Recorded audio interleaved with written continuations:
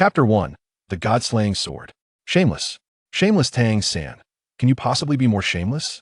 Lying on his bed, Su Ran gazed at the novel in his hands, savoring the vividly depicted scenes within. Tang San, the protagonist of Douluo Continent, a figure akin to a heavenly prodigy, had once again been thoroughly overshadowed by another. Upon reaching this point, Su Ran did not hesitate. He directly recharged 1 million Qilin coins and casually bestowed a reward of Silver Alliance. Alas, even though I have read over 100 fanfictions, I could do nothing if only I could traverse the Douluo Continent and possess exceptional talents. What would a mere protagonist matter? Sigh. Unfortunately, I am powerless to act, merely watching as Qian Rinxue and Bibi Dong are bullied by Tang San and his companions. Moreover, Douluo Continent is rife with captivating girls, such as Yi Lingling, Shuai Binger, and Shui Wu, all of whom remain alone and desolate. Ding! Congratulations, host! You have obtained the qualification to traverse the Douluo Continent. The task system is now binding. Ding! The host can enhance their strength by completing tasks assigned by the system for rewards. A soft, melodious female voice echoed, and Su Ran's vision was suddenly enveloped in darkness. In this void, he felt his body becoming weightless. The sounds of rushing air whistling past his ears. It seemed he was undergoing a temporal and spatial transition. Could it be? Su Ran's spirit jolted. Had he truly crossed over? And to Douluo Continent, no less. System, dear sister, what is happening? Su Ran's eyes sparkled with excitement as he suddenly recalled that his system had the voice of a charming young lady. Upon system assessment, the host's thoughts aligned perfectly with the requirements of this system, thus qualifying you to become its host, the system explained. Ah, I see. Su Ran nodded, gaining some understanding. Yet, what aspirations could he have after traversing to Douluo Continent? To show off and woo girls like Tang San? It appeared the system's lady was somewhat dissatisfied with Tang San as well. System, dear sister, could you expedite the process? Is it really necessary for the traversal to take so long? Are you incapable? Su Ran urged, his eagerness to reach Douluo Continent palpable. Before him lay an expanse of pitch darkness, and Su Ran suspected this was what experts referred to as a black hole. Crossing through it would lead him to the realm of Douluo Continent. Host brother, this system is merely a girl. How could I possibly be incapable? Only boys might falter. Boys are all inept in a space unseen by Su Ran. The system's lady, clad in a floral-long dress, sat upon a fragrant bed, resting her chin on her delicate hand, her enchanting gaze peering through the void at Su Ran, smiling gently. Su Ran, system, dear sister, you mustn't speak so carelessly. This host is quite capable. Su Ran quickly refuted. As the chosen host, how could he possibly be weak? If he were too feeble, how could he have been selected as a traveler? That would be nothing short of slander. He, Su Ran, harbored grand ambitions. If he were weak, how could he ever charm the ladies? How would I know? I have never seen it, the system's lady replied teasingly, her voice laced with a hint of seduction, causing Su Ran to entertain a bold notion. The system's lady must be stunning. How delightful it would be. This system is merely a virtual entity. The host must not harbor such improper thoughts, the system's lady admonished softly, sensing Su Ran's intentions. Naturally, this host is of the utmost integrity, akin to a refined gentleman, and would never entertain base thoughts. Su Ran chuckled. Even if the system's lady were exceptionally beautiful, she remained a virtual character, whereas the Douluo Continent was populated with countless breathtaking girls, all awaiting his exploration. By the way, system, please do not transform me into a child. If that were to happen, it would be better to let me perish, Su Ran suddenly cautioned, recalling the numerous fanfictions where countless travelers had to acknowledge a father figure upon arriving, which was utterly ridiculous. As a traveler, to have to acknowledge a father figure before even showcasing his prowess was devoid of any dignity. Most importantly, if he were to arrive as a mere child, or even as an embryo, starting from a fertilized egg, what would be the point? How could he woo girls then? Would he merely be playing house with children? Host brother is indeed that kind of person, but if host brother does not follow the timeline, it could lead to significant troubles. Should host brother adhere to the storyline, perhaps he could seize the opportunity to eliminate Tang San and become the protagonist himself, the system cautioned. That is of little concern with the system's lady by my side. I surely won't fare too poorly, right? I only need to arrive at the age of 12 or 13, parentless also. Remember, I must arrive before Tang San and his companions reach Shrek Academy. Su Ran instructed the timeline concerning Shrek Academy was of utmost importance. If he arrived too late, the girls would already be courted by others, and that simply could not stand. Ding, identity assignment in progress. Ding, congratulations, host. You become a collateral descendant of the Zhu family in the Star Luo Empire, now 12 years old, with both parents deceased. Ding, The system has detected the genius standard for 12-year-old boys in Douluo Continent. The host currently possesses a cultivation level of 31. Congratulations, host. You have received a novice gift package. Would you like to open it? The system continued. Open it, Su Ran stated decisively. Ding, congratulations, host. You have received the system's equipped martial soul, the God-slaying sword. God-slaying sword. An ancient, unparalleled divine sword, possessing immense power, granting a 100% damage bonus against divine beings. Ding, congratulations, host. You have acquired the first soul skill of 100 years, blood slaughter. Blood slaughter. Emitting a powerful aura of massacre. The user transforms into a deity of slaughter, wielding the sword imbued with a dense atmosphere of bloodshed, possessing terrifying lethality. Ding, congratulations, host. You have acquired the second soul skill of 100 years, star concealment. Ding, congratulations, host. You have acquired the third soul skill of 1,000 years, sword aura traversing. As the system's voice resonated, waves of profound information flooded Su Ran's mind. Star Luo Empire, Zhu family, parents deceased, God-slaying sword. Su Ran smiled, pleasantly surprised by his auspicious beginning. The Star Luo Empire was dominated by the Dai and Zhu families, and now he had become a disciple of the Zhu family, quite favorable indeed. Moreover, this martial soul, Su Ran gazed at the abruptly manifested long sword in his hand.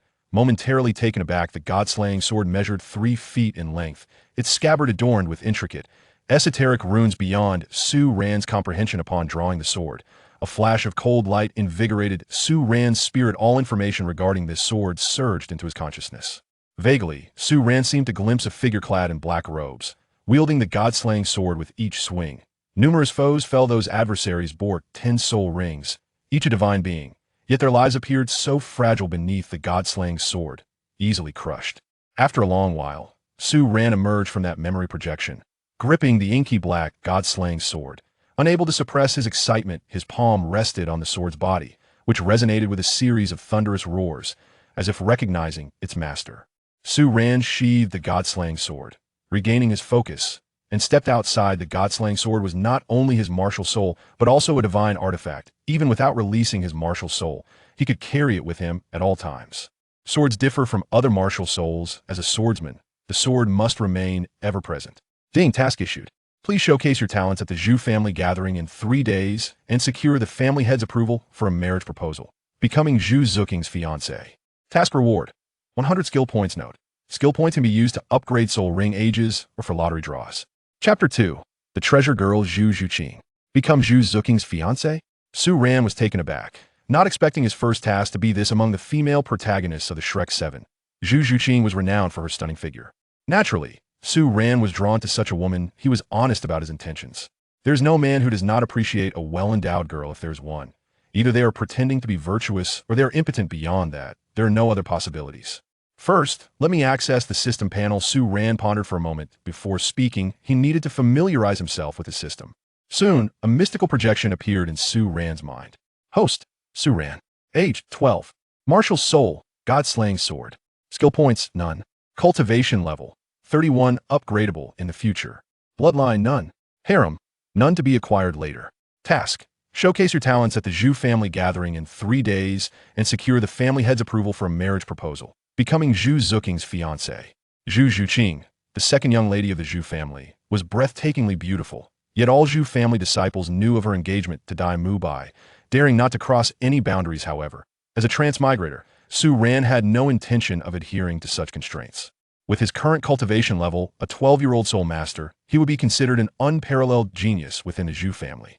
The Zhu family held immense power within the Star Luo Empire, unmatched in influence. However, in terms of cultivation, they could not compare to the pure cultivation families of the Heaven Do Empire. A 12-year-old soul master, even in the Spirit Hall, would be regarded as an extraordinary talent, and even more so within the Zhu family. With his talents, should they be revealed, the Zhu family would undoubtedly strive to win him over. At that point, he could propose altering Zhu Zhuqing's engagement with Dai Mu Bai.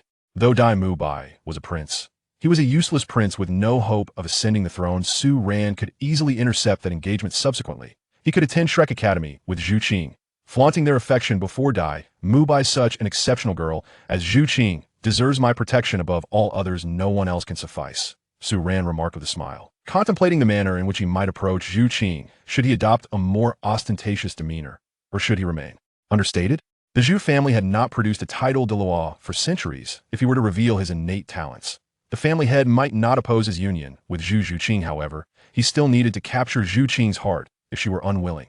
What use would it be to possess her? Moreover, Mu Bai had cast her aside. Disregarding her safety as he fled alone to the Heaven Do Empire, she was already in deep sorrow in her world. Her sister harbored no affection for her, and her fiancé had succumbed to debauchery. Even fearing that she might be a burden during his escape under such circumstances, how could he bear to inflict further pain upon her heart? He would pursue Zhu Qing openly and protect her with all his might with him beside her in the future. All she needed to do was to remain joyful. In Xingluo City, within the Zhu family estate, the Zhu family was undoubtedly a prominent clan on the Douluo Continent. However, due to their long-standing political ties with the Dai family, their dedication to governance had led to a laxity in cultivation, making it exceedingly rare for the Zhu family to produce a strong contender on the continent. At that moment in the plaza, numerous disciples were diligently honing their skills. Many of the Zhu family's young women were strikingly beautiful, possessing slender figures, fair skin, and long legs. Each of them could rival the most celebrated beauties of the earth. The local environment nurtures its inhabitants living in the Douluo Continent. One would not expect a lack of allure amongst its people. Su Ran surveyed his surroundings, feeling an anticipation for Zhu Qing's beauty if the passers-by were already so enchanting. Zhu Qing would surely be even more stunning, and then there was Zhu Zhuqing, whose figure was even more exaggerated than Zhu Qing's. Soon, Su Ran's gaze was captured by a young girl clad in black. Form-fitting leather, her alluring curves were accentuated, rendering the perfect silhouette that would overshadow countless girls in the plaza. Her beauty was extraordinary. Her long, graceful legs, highlighted by the leather pants, appeared both delicate and inviting, exuding an irresistible charm that drew the gazes of many young men. The throngs of youth gazed upon her with admiration, fantasizing about what it would be like to win her affection if they could win her over. Their status within the Zhu family would undoubtedly soar. As for Mu Bai, in their eyes, he was merely a cowardly waste, one who dared not confront Davis directly and chose to flee. Instead, such a weakling was hardly deserving of respect. However, they could only harbor such thoughts in silence while they looked down upon Mu Bai. They would never dare to underestimate imperial authority. After a moment, all eyes averted, not daring to entertain any thoughts regarding Zhu Zhuqing except for one Su Ran. Could this be Zhu Zhuqing? Su Ran mused, taken aback by her beauty indeed. She was one of the protagonists from the Shrek 7 monsters, with an exquisite visage, a slender waist, and long legs, her chest gently rising and falling, presumably a D-cup. Such a girl could only be described as a rare beauty.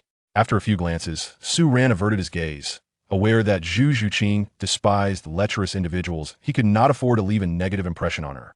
"Who are you?" Zhu Zhuqing inquired, peering at the young man before her with a hint of curiosity.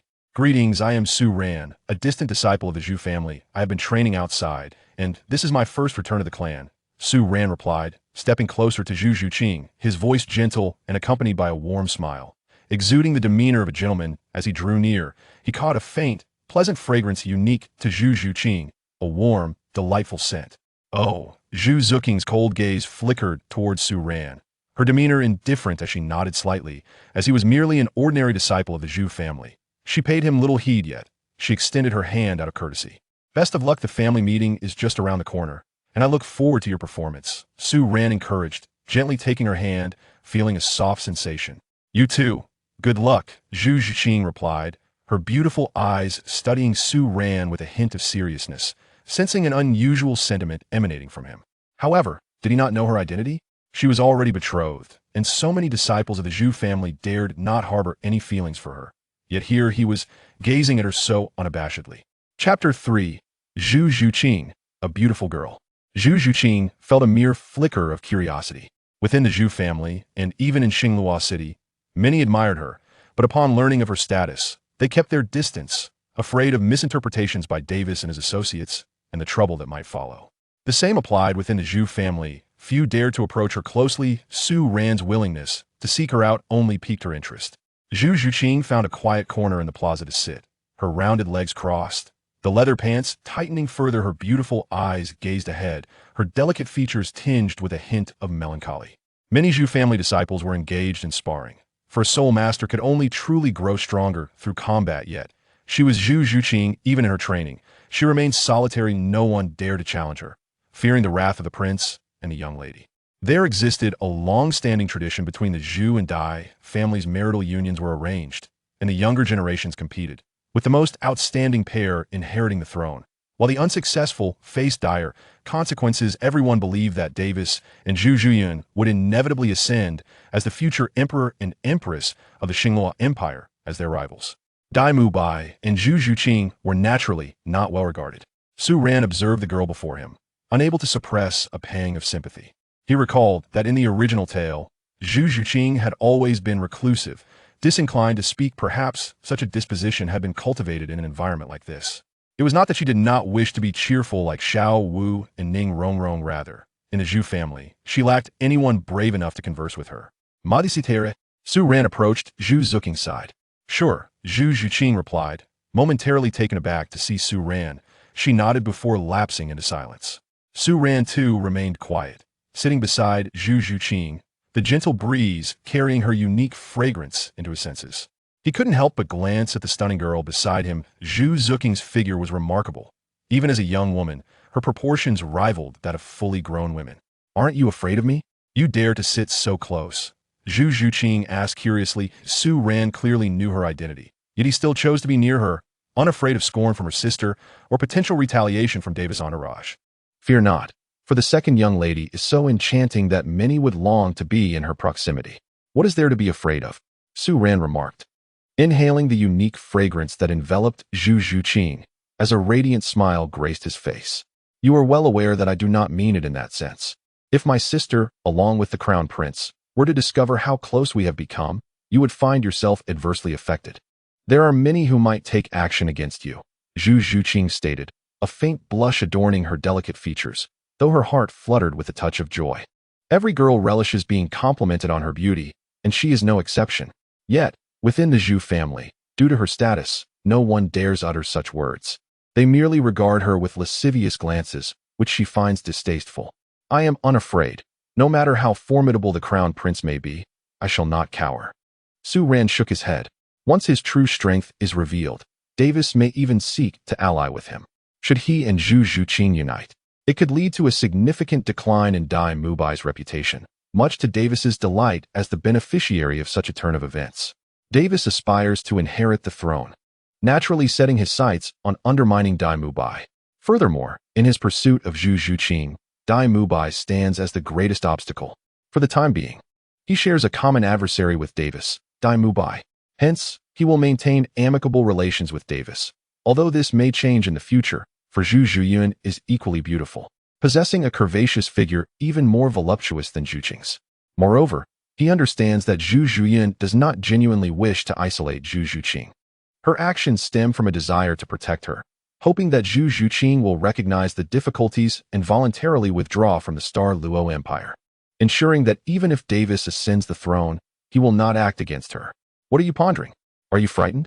Zhu Zhuqing inquired with curiosity. The average person would likely be rendered speechless upon hearing the crown prince's name, and Su Ran might be no different. "I was not contemplating anything. Second young lady, did you not come to the square to cultivate? I can accompany you in sparring and practice combat," Su Ran replied. "You wish to train with me? My strength is considerable. Are you certain? What is your cultivation level?" Zhu Zhuqing asked. As a side disciple of the Zhu family, Su Ran's lineage is evident in his name. His father is of foreign descent, which implies that he may not have even inherited the family's martial soul. How could he possibly be strong? "My cultivation level? I am a 31st level soul master," Su Ran stated. "You must be exaggerating. How could you be a soul master when even I am only at 25? Zhu Zhuqing expressed her skepticism. Her current level of a 25 soul master already signifies remarkable talent. Within the Zhu family, even her sister does not possess greater innate abilities. Even if Su Ran is formidable, he cannot possibly surpass her in innate talent. If you doubt it, so be it. Do you still wish for my company during practice? If not, I shall take my leave." "Of course I do," Zhu Zhuqing replied, unaware that her typically reserved nature had led her to speak more freely in Su Ran's presence than usual. "I am about to make my move," she declared, her beautiful eyes suddenly growing serious. Standing there in her form-fitting black leather attire, her perfect curves were accentuated. A gentle breeze tousled her long black hair, drawing the attention of many onlookers. Her gaze was filled with earnest determination. She would exert her full strength against any opponent, especially considering that she believed Su Ran's prowess would not be lacking At the very least, he must be a great soul master. Quietly, her martial spirit emerged, revealing a colossal black cat shadow behind her. From her flowing black hair sprouted a pair of soft, adorable black cat ears, while a phantom black cat tail materialized behind her. Beneath her, 2 yellow soul rings pulsated, releasing a wave of dark energy. Numerous disciples of the Zhu family turned their attention towards her in astonishment. What? Su Ran actually wishes to spar with Zhu Zhuqing? Has he lost his mind? Does he not realize the consequences of getting too close to the second miss? Perhaps he merely seeks to draw attention and capture her notice. Humph. Zhu Zhuqing is already betrothed to Mu Bai. What more could Su Ran desire? Moreover, he is merely a side branch of the family. Even if he has garnered the second miss's attention, it amounts to little. It is your turn, Zhu Zhuqing said, her martial spirit fully unleashed. Her captivating eyes fixated on Su Ran. She was eager to ascertain his level of cultivation. While she did not believe Su Ran to be a soul sovereign, he should at least possess the strength of a great soul master. Zhu Zhuqing felt a flicker of anticipation. She hoped Su Ran's power was substantial enough to attract the family's attention. Otherwise, with their close association, he would inevitably become a target. Many disciples of the Zhu family also watched Su Ran, curious to determine his level of strength. If Su Ran's capabilities were lacking, there would be no place for him in the Zhu family in the future. How could he stand his ground while being so closely associated with Zhu Zhuqing without adequate strength? Su Ran immersed himself in concentration, channeling the essence of his martial soul. With his current talent, a soul master at the tender age of 12, if he were to visit the martial soul hall, even Bai Dong would personally attend to him. In the Zhu family and throughout the entire Star Luo Empire, none possessed a talent that could rival his.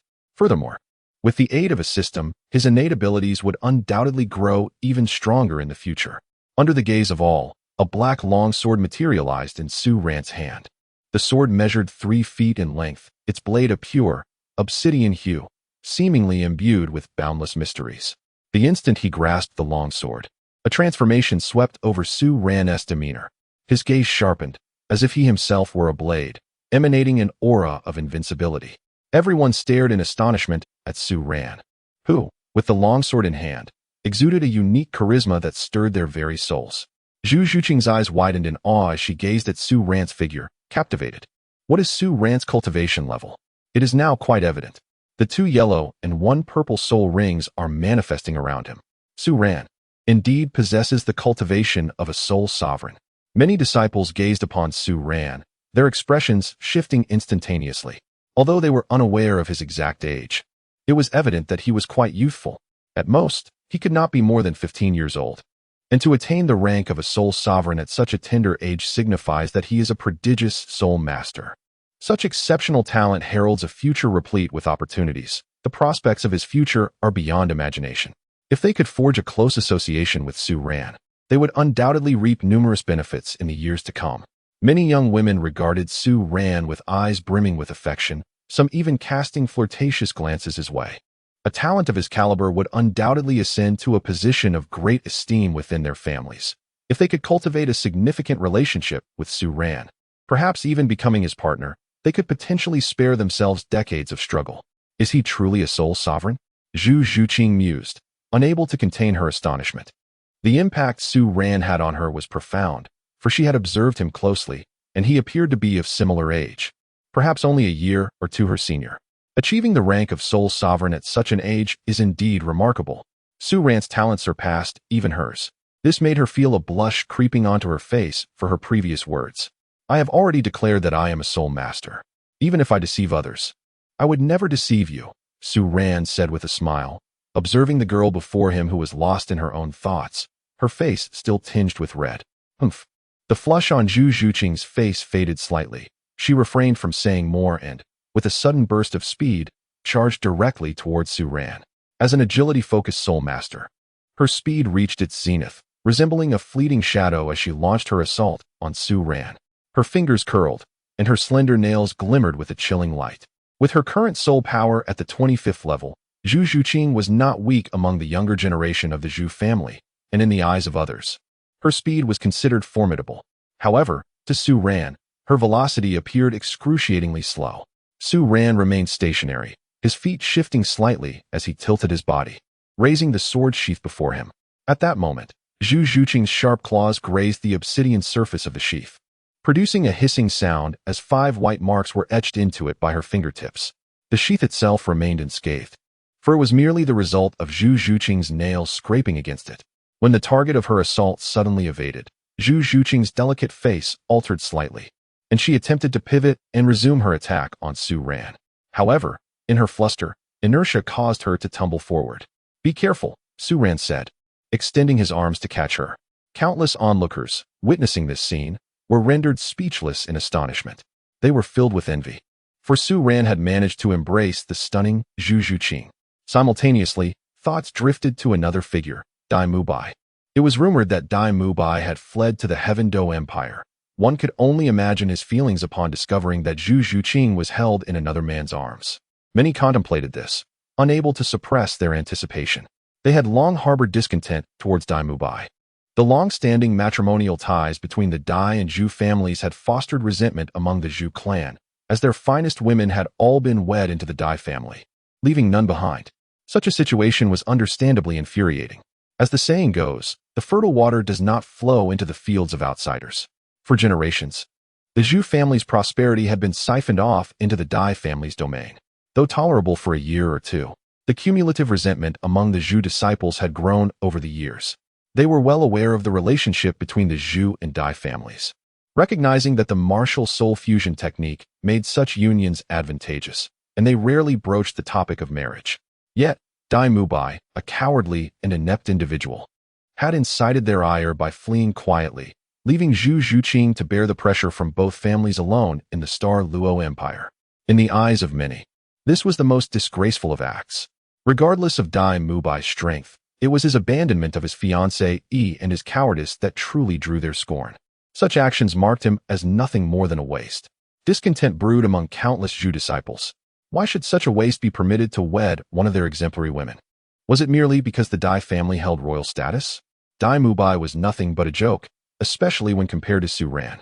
A man who abandoned his fiancée and fled could hardly be deemed worthy of the second lady. Yet, one could only wonder what Su Ran's thoughts were. Previously, he had not heard of this man within the family, and it remained uncertain whether he genuinely harbored feelings for the second lady. Should Su Ran's affections be sincere, it would certainly complicate matters. One was a prodigious genius of the family, while the other was a useless prince of royal descent. It was unclear what decisions the family head would ultimately make. A multitude of discussions erupted. Should Su Ran and Zhu Zhuqing find themselves together, there would be little objection. After all, Su Ran was a member of the Zhu family, and such internal unions posed no issue. However, if Zhu Zhuqing were to be with Su Ran, would that not signify Mu Bai's embarrassment? In the 5th chapter, I Can Help You, Zhu Zhuqing, cradled in Su Ran's embrace, felt a blush sweep across her typically frosty visage, her heart fluttering uncontrollably. Throughout her life, she had seldom interacted with boys, let alone experienced such an intimate hold.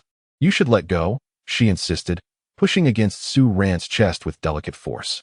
When her efforts proved futile, her cheeks grew even warmer, and the whispers of those around her filled her with a desire to vanish into the ground. After today, the Zhu family would likely be rife with rumors regarding her relationship with Su Ran. Regrettably, they were not yet in such a position, but once he had successfully courted her, he would embrace her without reservation. At that moment, he would not only be able to hold Zhu Zhuqing, but would also be free to act as he wished. Though she appeared cold, her heart was warm, and she was fiercely loyal. Winning her affections meant gaining her entire being. Next time, be more cautious. Had I not been here, you might have fallen today, Su Ran remarked with a gentle smile, releasing his hold on her slender waist. It seems you lack practical combat experience. Surely, you have a training instructor at home? He inquired, noting her inadequacy in mastering even the most basic techniques of force absorption. In the original narrative, Zhu Zhuqing had risen through continuous training at Shrek Academy. "I do have practical instructors, but they are rather fierce," Zhu Zhuqing confessed, her gaze fixed on her exquisite legs, her voice barely above a whisper. She felt averse to meeting Su Ran's eyes, still acutely aware of his masculine scent lingering on her, which left her feeling flushed. With her head lowered, her dainty toes tapped nervously on the ground. A gentle breeze tousled her raven hair. As her unique status in the Zhu family meant that even her instructors maintained a certain distance, striving to uphold decorum. Reflecting on these matters, Su Ran felt a pang of sorrow. Zhu Zhuqing had silently endured much injustice within her family, and he had witnessed it all.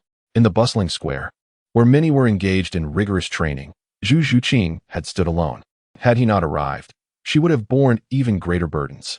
Meanwhile, Mu Bai reveled at Shrek Academy, having fled and betrayed Zhu Zhuqing, indulging with the twin beauties. Such a person, who could ultimately redeem himself, was nothing short of absurd. If becoming a powerful figure meant rewriting history, then from this moment onward, Su Ran would take it upon himself to pen that history. In the original tale, Zhu Zhuqing ultimately accepted her fate and was united with Mu Bai. However, having arrived in this world, he would not allow such a fate to unfold. Zhu Zhuqing would henceforth be under his protection. Su Ran stepped forward at a measured pace, gazing at the girl before him, yearning to touch Zhu Qing's silken hair. "With me around, no one will dare to bully you," he proclaimed, sincerity resonating in his voice. In a few days, he intended to petition the family head to annul the engagement between Zhu Zhuqing and Mu Bai. Such a treasure of a girl could only belong to him, Su Ran. Zhu Zhuqing took a step aside, preventing Su Ran's hand from resting upon her. Listening to his audacious words, a sense of unease stirred within her. No girl could remain composed in such a situation. Even she, Zhu Zhuqing, was merely an ordinary girl. "I can protect myself without your interference," she asserted, still unable to meet Su Ran's gaze, though her tone softened slightly. "I already have a fiancé. It would be best if we kept our distance from now on." With that, she retracted her martial soul, her beautiful eyes drifting toward the horizon. A wave of resentment surged within her.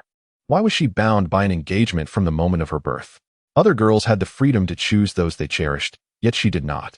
Her fiancé had been predetermined since her arrival into this world. Why was that? Furthermore, Mu Bai's character was so flawed, a notorious rake who had even abandoned her to flee alone. What justified her marriage to such a man? Yet, what alternatives existed? The long-standing alliance between the Zhu and Dai families would not be swayed by her personal sentiments. Moreover, Mu Bai was a prince. His marriage represented the dignity of the royal family, and how could she dare to resist?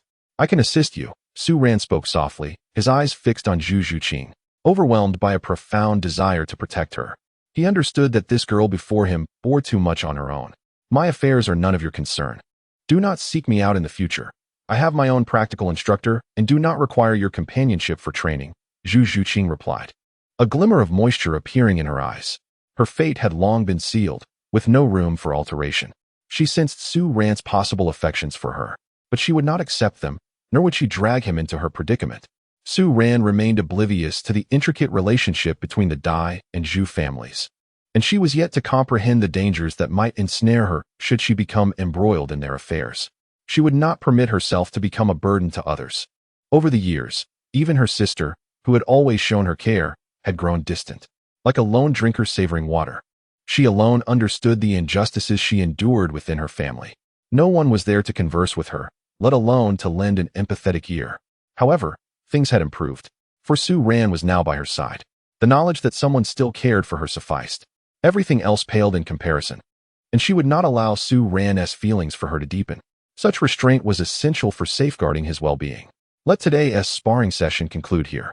I shall take my leave now, and please do not seek me out again, Zhu Zhuqing declared, as she sprinted into the distance, tears welling in her eyes. In the Zhu household, she had always been solitary. Even if there were those who wished to treat her kindly, she would instinctively maintain her distance, unwilling to let anyone who cared for her suffer harm, not even a fraction. Su Ran gazed at the receding silhouette of Zhu Zhuqing, unable to suppress a sigh.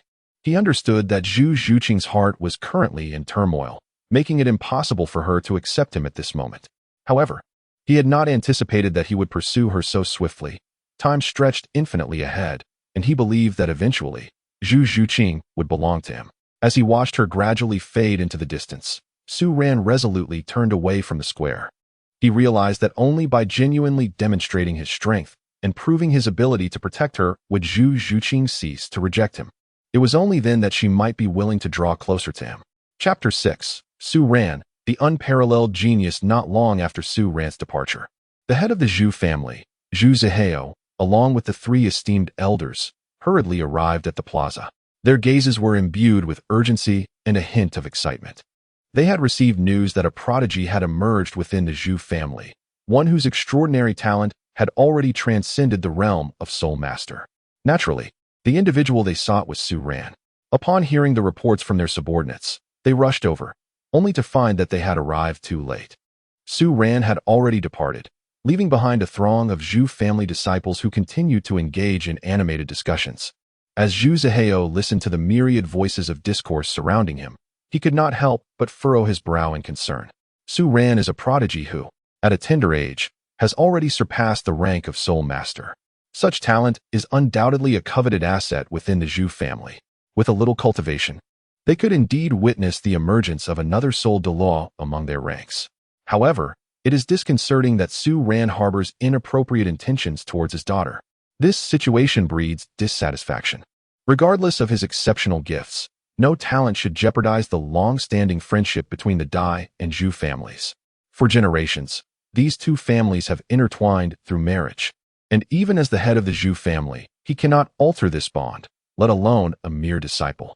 If Su Ran wishes to be with Zhu Zhuqing, only an extraordinarily gifted individual could be deemed worthy. In order to preserve such a remarkable talent, he would find ways to navigate this delicate situation. Other levels of talent do not possess such privilege. The fact that Su Ran is entangled with Zhu Zhuqing raises concerns. Should this reach the ears of the Dai family, what repercussions might ensue? Though Su Ran's aptitude is commendable, his character still requires refinement. At the very least, he must avoid any further entanglements with the second Mississippi. The second elder remarked, his gaze growing icy as he absorbed the surrounding murmurs. The alliance between the Zhu and Dai families is mutually beneficial. Separation would only bring harm to both.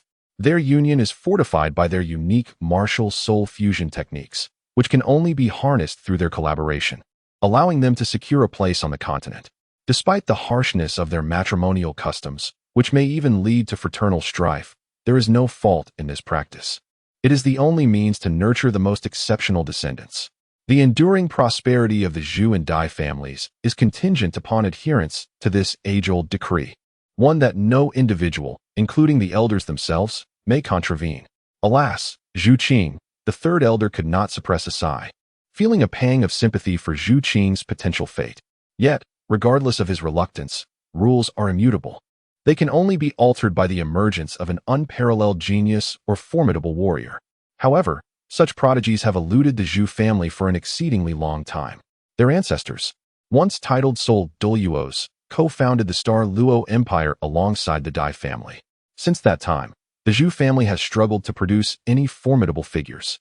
As a family steeped in military and political affairs, they inevitably lag behind the purely cultivation-focused families of the Tiando Empire. Given their political engagements, a degree of neglect in cultivation is to be expected. Although Su Ran is undoubtedly a prodigy who has garnered their attention, he remains merely an ordinary genius, a distant relative who may lack even a formidable martial soul. How could one reasonably expect him to excel beyond measure? Even the main lineage of the Zhu family has yet to produce an unparalleled talent. How could the collateral branches possibly do so? Ji Rao, I am aware that you harbor grievances. Witnessing the fratricidal struggles within your own kin must weigh heavily on your heart. Yet, this is the nature of the Zhu family. Not even we can escape the constraints of these rules. The second elder remarked, gently patting Zhu Zhirao's shoulder. Every generation of Zhu family heads has confronted these challenges, but ultimately, they come to understand that the interests of the family take precedence. Indeed, I am well aware, Zhu Zhirao replied with a bitter smile. And in that moment, his silhouette appeared aged beyond his years. Seated in his position, no one could fathom the depth of his helplessness and anguish. There are certain things he wishes to avoid, yet finds himself compelled to confront. By the way, elder, how old is Su Ran? Zhu Zhirao suddenly inquired. Only by knowing Su Ran's age, in conjunction with his cultivation and prowess, can one ascertain the extent of his innate talent. Su Ran had never returned to his family before, and they were unaware of his circumstances. At this moment, the Grand Elder was perusing the family genealogy, searching for Su Ran's information. Zhu Zihai felt a sense of confusion. The Grand Elder had been standing there for quite some time, seemingly frozen in place. His expression was peculiar, as if he had encountered something astonishing. The other two elders, hearing Zhu Zihai's voice, also looked at the Grand Elder in bewilderment. With a deep sigh, the Grand Elder exhaled, a hint of excitement illuminating his aged features. From this day forth, All shadow guards shall be mobilized to ensure Su Ran's safety. If he suffers even the slightest harm, we will undoubtedly fail our ancestors, the Grand Elder proclaimed, his voice trembling with emotion. How many years had it been? How long had the Zhu family been without a peerless genius? Despite being one of the 7 major sects, the Zhu family had long been overshadowed by the 4 lesser sects in the realm of soul masters. However, from this day forward, the Zhu family would undoubtedly rise, perhaps even surpassing the Dai family, for they had given birth to a true dragon, Su Ran. Shadow guards? Zhu Zihai and the 2 elders exclaimed in unison. The Zhu family's shadow guards numbered over 10, each possessing the strength of a soul emperor or even a soul sage. These shadow guards were tasked with executing various operations and discreetly safeguarding the family's key figures. The shadow guards held a prestigious position within the Zhu family. Even the family head, Zhu Zihai, was protected by 2 powerful members from their ranks. But what had the Grand Elder just said? Mobilizing all shadow guards solely to protect Su Ran? Surely, this was no jest. Grand Elder, what do you mean? Is Su Ran truly gifted? Zhu Zihai respectfully inquired, glancing at the elder beside him. The Grand Elder was the strongest in the Zhu family, a formidable soul Douluo at level 89. A figure who had weathered countless storms in his lifetime. Yet, why now did he exhibit such an unusual demeanor? Could it be that Su Ran was indeed a prodigious talent? Examine for yourselves, and then decide, the Grand Elder replied with a smile, handing the genealogy to Zhu Zihai. He could not help but shed tears of joy. The Zhu family, as the second in command of the Star Luo Empire, had never produced a titled Douluo. But that would change. A 12-year-old soul master of such talent had been born into their family. Zhu Zihai and the 2 elders, upon reviewing the genealogy, soon displayed expressions akin to that of the Grand Elder. Reassign the shadow guards who remain with me to ensure Su Ran's safety, Zhu Zihai declared resolutely. Taking a deep breath, without a hint of hesitation, the moment he comprehended Su Ran's talent, all previous thoughts dissipated. He knew that such a genius must be wholeheartedly courted. We must never offend Su Ran, although he is a distant relative and has spent most of his time cultivating outside the family. His ties to us are not particularly strong, the 2 elders remarked, exchanging glances as they simultaneously recalled Su Ran's relationship with Zhu Zhuqing. It would not be impossible for Su Ran and Zhuqing to be together. If such a talent could belong to the Zhu family, it would be far better than remaining dependent on others, the Grand Elder wisely pointed out, regardless of how strong the relationship between the Dai and Zhu families was. The martial soul fusion technique would always be led by the Dai family. The Zhu family's daughters, despite their remarkable talents, would become members of the Dai family upon marriage, resulting in perpetual losses for the Zhu family. The only daughters of the Zhu family were sent away, while not a single prince from the Dai family came to join them. The Zhu family's talents had always been exploited by the Dai family, a one-sided transaction. In his youth, the Grand Elder had harbored feelings for the Zhu family's eldest daughter, who reciprocated his affections. Yet, he could only watch helplessly as the prince held her close, treating her poorly. His life had already been a tragedy, and he wished to prevent history from repeating itself. Furthermore, with Su Ran's talents, should he ascend to the rank of a titled Douluo, the Zhu family's status on the continent would soar. Unlike the Ning, Tang, and Yu families of the Heaven Do Empire, the Zhu family, alongside the Dai family, wielded control over the Star Luo Empire. They possessed a formidable military and political resources that other families lacked. Should the Zhu family produce a title Douluo, their powerful military and connections with various officials would elevate their influence, placing them on equal footing with the Dai family. This was their utmost concern. Su Ran could bring immeasurable benefits to the Zhu family, thus they would spare no effort to cultivate a bond with him, even at the expense of the cherished alliance between the Dai and Zhu families. In family dynamics, there are no eternal friends, only eternal interests. When the benefits Su Ran could offer outweigh the advantages of the Daiju relationship, they would not hesitate to disregard it. Chapter 7. What? 100,000 skill points to transform? Sigh, training is so dull, especially with no beautiful ladies around. Su Ran lamented. Practicing his soul skills on the outskirts of Star Luo City, he had now mastered the application of his soul skills. His second soul skill, Star Concealment, allowed him to obscure his presence, merging seamlessly with the surrounding void for a brief period. Under the starry night, its effects were even more pronounced.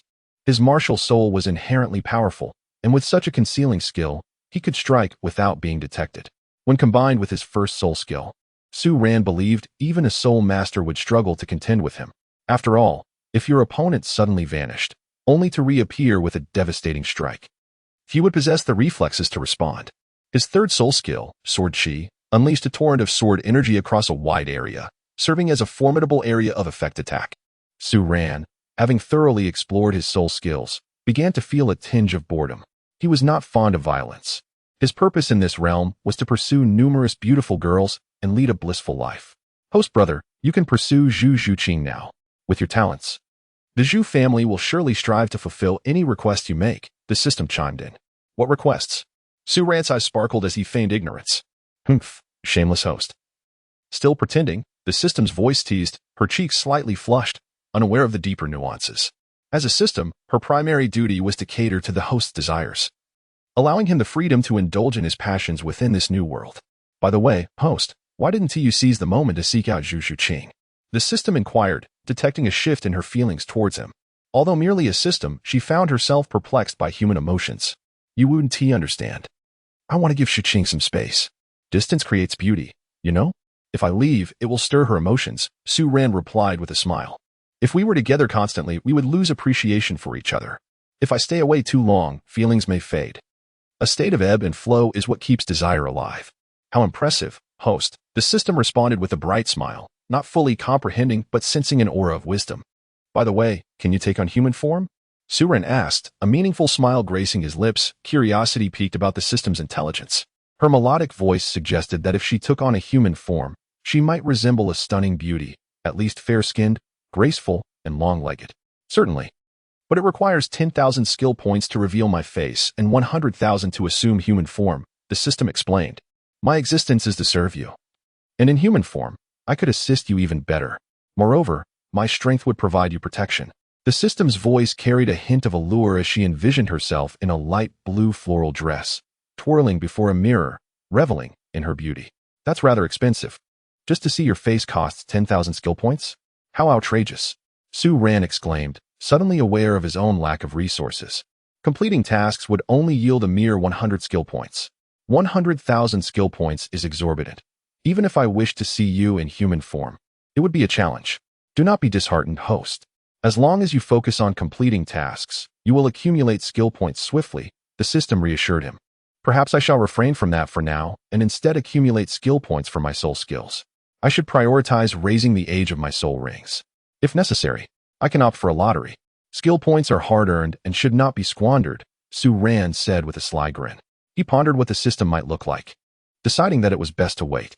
What if, upon transformation, you resemble someone like Xiao? A pleasing voice does not guarantee anything. After all, Xiao is known for her strength and determination, Su Ran mused. Host brother, you must not be so unkind. The system responded, a hint of indignation in her tone. I am quite beautiful, with perfect curves and long legs. How can you think such things of me? Once I have accumulated enough skill points, I will consider your transformation.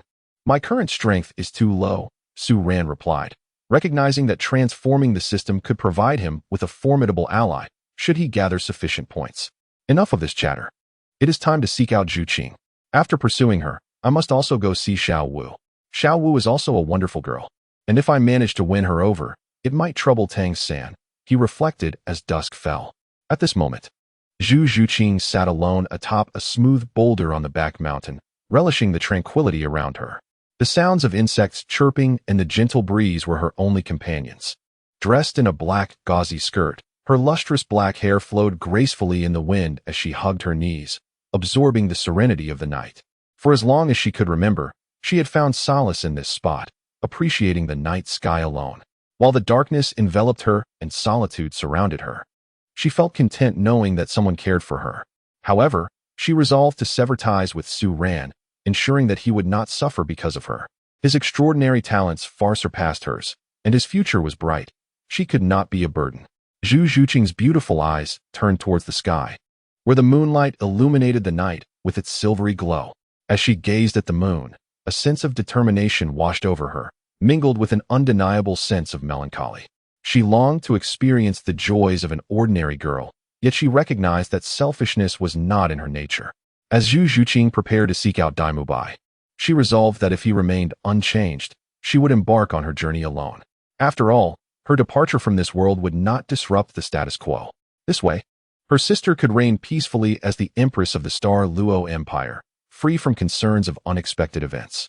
Meanwhile, Su Ran would continue his life, seeking a beautiful girl to marry and start a family. Chapter 8. Do you remember Su Ran from 6 years ago by the shores of Daming Lake? Su Ran appeared silently behind Zhu Zhuqing, gazing at the girl before him.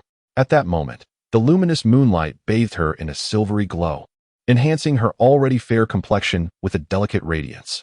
Her curvaceous figure appeared even more voluptuous under the gentle amber halo. Her lustrous black hair shimmered with an ethereal glow, rendering her beauty seemingly unattainable, as though this exquisite allure would vanish upon contact. Witnessing this scene, Su Ran felt a pang in his heart. All lascivious thoughts regarding Zhu Zhuqing dissipated, replaced by an overwhelming desire to protect her from harm. Although he was captivated by her physical form, he was not the type to treat her as merely a fleeting indulgence. He yearned for her heart, for it was that which would render her whole. A mere shell, no matter how beautiful, loses its significance without a soul. What are you thinking about here alone? Su Ran approached Zhu Zhuqing and sat beside her. Su Ran, why are you here? Zhu Zhuqing was startled by the sudden voice, but she exhaled in relief upon recognizing him. I went to your room and saw you weren't there. I became somewhat worried, so I came here to find you. Oh, Zhu Zhuqing felt warmth in her heart. It turned out Su Ran cared for her well-being. Yet, they were destined to remain strangers, and a promising future between them seemed impossible. It would be best to maintain some distance. Su Ran, please don't come looking for me again, and do not develop feelings for me. Your talents are remarkable, and you will encounter many beautiful girls in the future, so do not waste your time on me. It is not worth it. Zhu Zhuqing lowered her head, speaking softly. Worth it or not, that's for me to decide, not you. Su Ran regarded the girl beside him. Her dress appeared rather thin, leaving her delicate, fair legs exposed. A chilly breeze swept over her, causing her to shiver. Without hesitation, Su Ran removed his outer garment and draped it over her bare legs.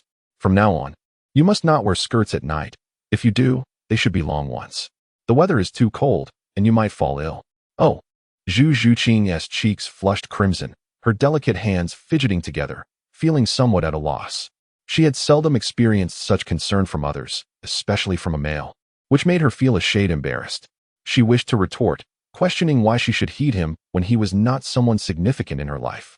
Yet, the words faltered on her lips, unable to be voiced. Su Ran cared for her deeply, and she equally relished the warmth of such affection. Su Ran, you are so good to me. What is it that you desire? The things you seek may be beyond my capability to provide, Zhu Zhuqing said, raising her beautiful eyes to meet Su Ran's gaze. Could Su Ran truly be one of those lecherous individuals? The very type she has always despised the most, those shameless scoundrels. Could Su Ran possibly embody such a character? Yet, if he does not, what could explain his extraordinary kindness towards her? She, the second young lady of the Zhu family, regarded by countless individuals as a mere victim in the familial strife, destined to become just another casualty. How could someone of her standing ever capture Su Ran's attention? All she possesses at present is merely this physical form. Su Ran's visit to her may merely be a reflection of his admiration for her visage. He is no different from the men outside, judging solely by appearances. Zhu Zhuqing let out a self-deprecating smile, pondering who in this world truly cares for her. Perhaps no one does. I just want to see you a little happier. I don't want anyone to bully you. That's all, Su Ran stated, his gaze imbued with a subtle determination. However, there remained an unspoken sentiment lingering in his heart. Only he had the right to tease her. After all, a husband playfully teasing his wife would never truly inflict pain. He could never bear to do so. Is that so? Upon hearing Su Ran's words, Zhu Zhuqing's eyes reddened, and she turned her head away, discreetly wiping away her tears when Su Ran was not looking. She could hardly suppress the urge to weep. For so many years, since awakening her martial soul at the age of 6, even her elder sister had begun to loathe her. Her father, preoccupied with political affairs, and the household staff treated her as if she were a harbinger of misfortune. Even her instructors in cultivation shunned any semblance of a relationship with her. As the second young lady of the Zhu family, she held a prestigious position, yet what did that truly matter? No one believed in her potential. She was destined to be a pawn in the family's power struggles, devoid of any worth. The respect she commanded was merely a reverence for her lineage and status. Had it not been for her noble birth, she would have likely been cast aside like a worn-out shoe. Initially, she had thought Su Ran to be nothing more than a lecher, but she realized now that she had been utterly mistaken. Her assumptions were profoundly misguided. Su Ran is not such a person. Su Ran desired nothing more than her happiness, harboring no other demands. Yet, I am unworthy of such treatment, Zhu Zhuqing softly uttered, turning once more to wipe away the tears glistening in her eyes. You must understand, though I am a disciple of the Zhu family, I am merely a collateral branch. Having cultivated alone outside since childhood, I possess little emotional attachment to the Zhu family. With my current talent, even if I do not return to the Zhu family, I could acquire numerous resources at the Spirit Hall, perhaps even more than there. Nevertheless, I chose to return, because I know there is someone in the Zhu family waiting for me. If I do not return to seek her, I shall never forgive myself. I cannot allow the one I cherish to become another's fiancé, Su Ran declared, gazing at the moonlit sky, his eyes reflecting a bittersweet, yet resolute essence. His demeanor was so genuine that even the system's assistant was rendered speechless. Had she not been aware of the circumstances, she would certainly have believed Su Ran's words to be true. Zhu Zhuqing was equally astonished. Was Su Ran's return to the Zhu family truly for her? Had he harbored feelings for her all along? However, her mind was devoid of any memories of Su Ran from before. I still recall 6 years ago, when you were bullied on the streets of Xingluo City, and you called me Brother Su Ran. From that moment, I began to develop feelings for you. Yet back then, I was too weak to protect you. Although my strength is still lacking now, I can no longer afford to wait. If I delay further, I fear I may lose my chance. Su Ran's gaze fell upon Zhu Zhuqing, filled with purity and determination. In that instant, his eyes seemed to radiate a brilliant light, rendering everything else in the world dim by comparison.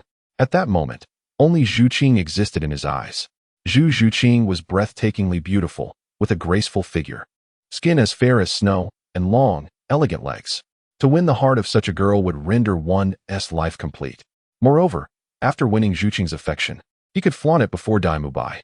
That scoundrel Mu Bai allowed Zhuqing to suffer alone while he gallivanted with Ma Hongjun. The grievances Zhuqing endured would be repaid in kind. Chapter 9. Brother Su Ran, please don't go. Brother Su Ran? Zhu Zhuqing was taken aback, blinking her beautiful eyes in surprise. She tilted her head, gazing at Su Ran with some skepticism, wondering when she had ever referred to him in such a manner. How could she not remember? You don't recall? By the shores of Daming Lake in Xingluo City, I once saved you. At that time, you called me Brother Su Ran. However, given how long ago it was, it's only natural you don't remember, Su Ran hurriedly explained, eager to conclude the topic. He felt that continuing this discussion would surely expose him. Oh, Zhu Zhuqing nodded, though a look of confusion remained on her delicate face. However, she refrained from probing further. After all, she had been just a child 6 years ago, and who could remember such distant events? Furthermore, she was not a simple-minded woman. She possessed her own discernment. From Su Ran's eyes, she saw nothing but sincerity. What he said was true. He was not deceiving her. Otherwise, why would he return to the Zhu family for her? Realizing this, Zhu Zhuqing felt a twinge of guilt. Su Ran had rescued her, and yet she had forgotten him. Was that not a bit unfair? If Su Ran were to find out, would he not be deeply disappointed? Then may I hear you call me Brother Su Ran once more? It has been quite some time since you last addressed me so. Su Ran smiled slightly, his gaze fixed on Zhu Zhuqing. He felt a flicker of anticipation at the thought of her calling him that. Even Mu Bai, as Zhu Zhuqing's fiancé, had not received such an honor. In the original narrative, the relationship between Zhu Zhuqing and Mu Bai had always been strained. Su Ran recalled that things began to improve between them only when Tang San distributed the divine herbs to the 7 monsters. At that time, Zhu Zhuqing was worried about Mu Bai potentially encountering problems while absorbing the herbs. It was then that their strength significantly increased, giving Zhu Zhuqing a sense of hope. Mu Bai eventually emerged from his despondency, defeating Davis and beginning his redemption. Even a useless individual can gain strength from a treasured herb. Yet a useless person remains a useless person. In this lifetime, he shall never lay his hands on a single divine herb. Moreover, once he won Zhuqing's heart, he would ensure Mu Bai felt the sting of having his fiancée cherished by another. At that moment, he would discreetly inform Davis of Mu Bai's whereabouts, allowing Davis to confront him. While Davis was unaware of Mu Bai's presence in Sotuo City, Su Ran was well aware. Mu Bai had fled to the Heaven Do Empire to evade Davis, and should his location be disclosed, the consequences would be dire.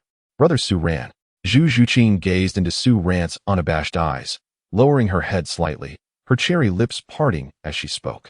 She was uncertain if she had ever possessed a brother Su Ran, but if Su Ran claimed so, then so be it. Su Ran was admirable. Although his gaze sometimes wandered to inappropriate places, she found it impossible to harbor any disdain for him, especially knowing he had come to the Zhu family for her. Even risking danger, her fondness for him deepened considerably. In a few days, I will approach the family head to request the annulment of your engagement with Mu Bai. He is unworthy of you. I will not stand idly by as the girl I cherish leaps into the flames. You are free to like whomever you wish. But that useless Mu Bai is out of the question. Su Ran proclaimed firmly, rising to his feet and gently brushing Zhu Zhuqing's long hair. Su Ran, no. Zhu Zhuqing's complexion paled slightly as she clutched his arm. If Su Ran were to make such a request to her father, he might very well be met with wrath. I cannot bear to see the girl I care for plunge into danger. Even if she does not reciprocate my feelings. That is unacceptable, Su Ran insisted, his gaze drawn to Zhu Zhuqing as she clung to him. You must not gaze so indiscriminately. You must not approach my father. I forbid you to do so. Zhu Zhuqing's cheeks flushed as she felt Su Ran's gaze upon her, a mix of embarrassment and annoyance washing over her. At her age, she understood well where Su Ran's eyes wandered. Yet, she dared not release him. What if Su Ran acted foolishly and endangered himself?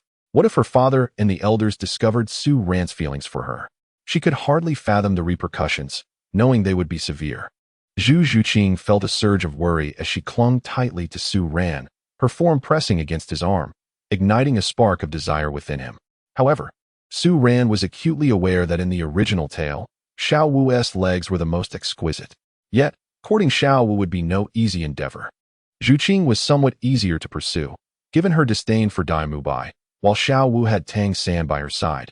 If one did not possess sufficient charm, success would be elusive. Brother Su Ran, I beg you, do not go. I cannot bear the thought of you being hurt, Zhu Zhuqing implored when Su Ran remained silent. She was uncertain whether her feelings for Su Ran extended beyond friendship, but she understood she could not allow him to suffer for her sake. Very well, for now. I shall refrain from going. Su Ran nodded, wrapping his arms around Zhu Zhuqing. She felt soft in his embrace, her fragrant scent enveloping him. Zhu Zhuqing flushed, realizing Su Ran had begun to take liberties, pulling her close. Did he not know that a girl could not be embraced so casually? It is getting late. I shall take my leave now. Su Ran, you should also return and rest. Zhu Zhuqing broke free from Su Ran's embrace. Her cheeks flushed with embarrassment as she hurried away. Her heart raced uncontrollably. She could not fathom why she felt no aversion towards Su Ran, even in his arms. She experienced no discomfort.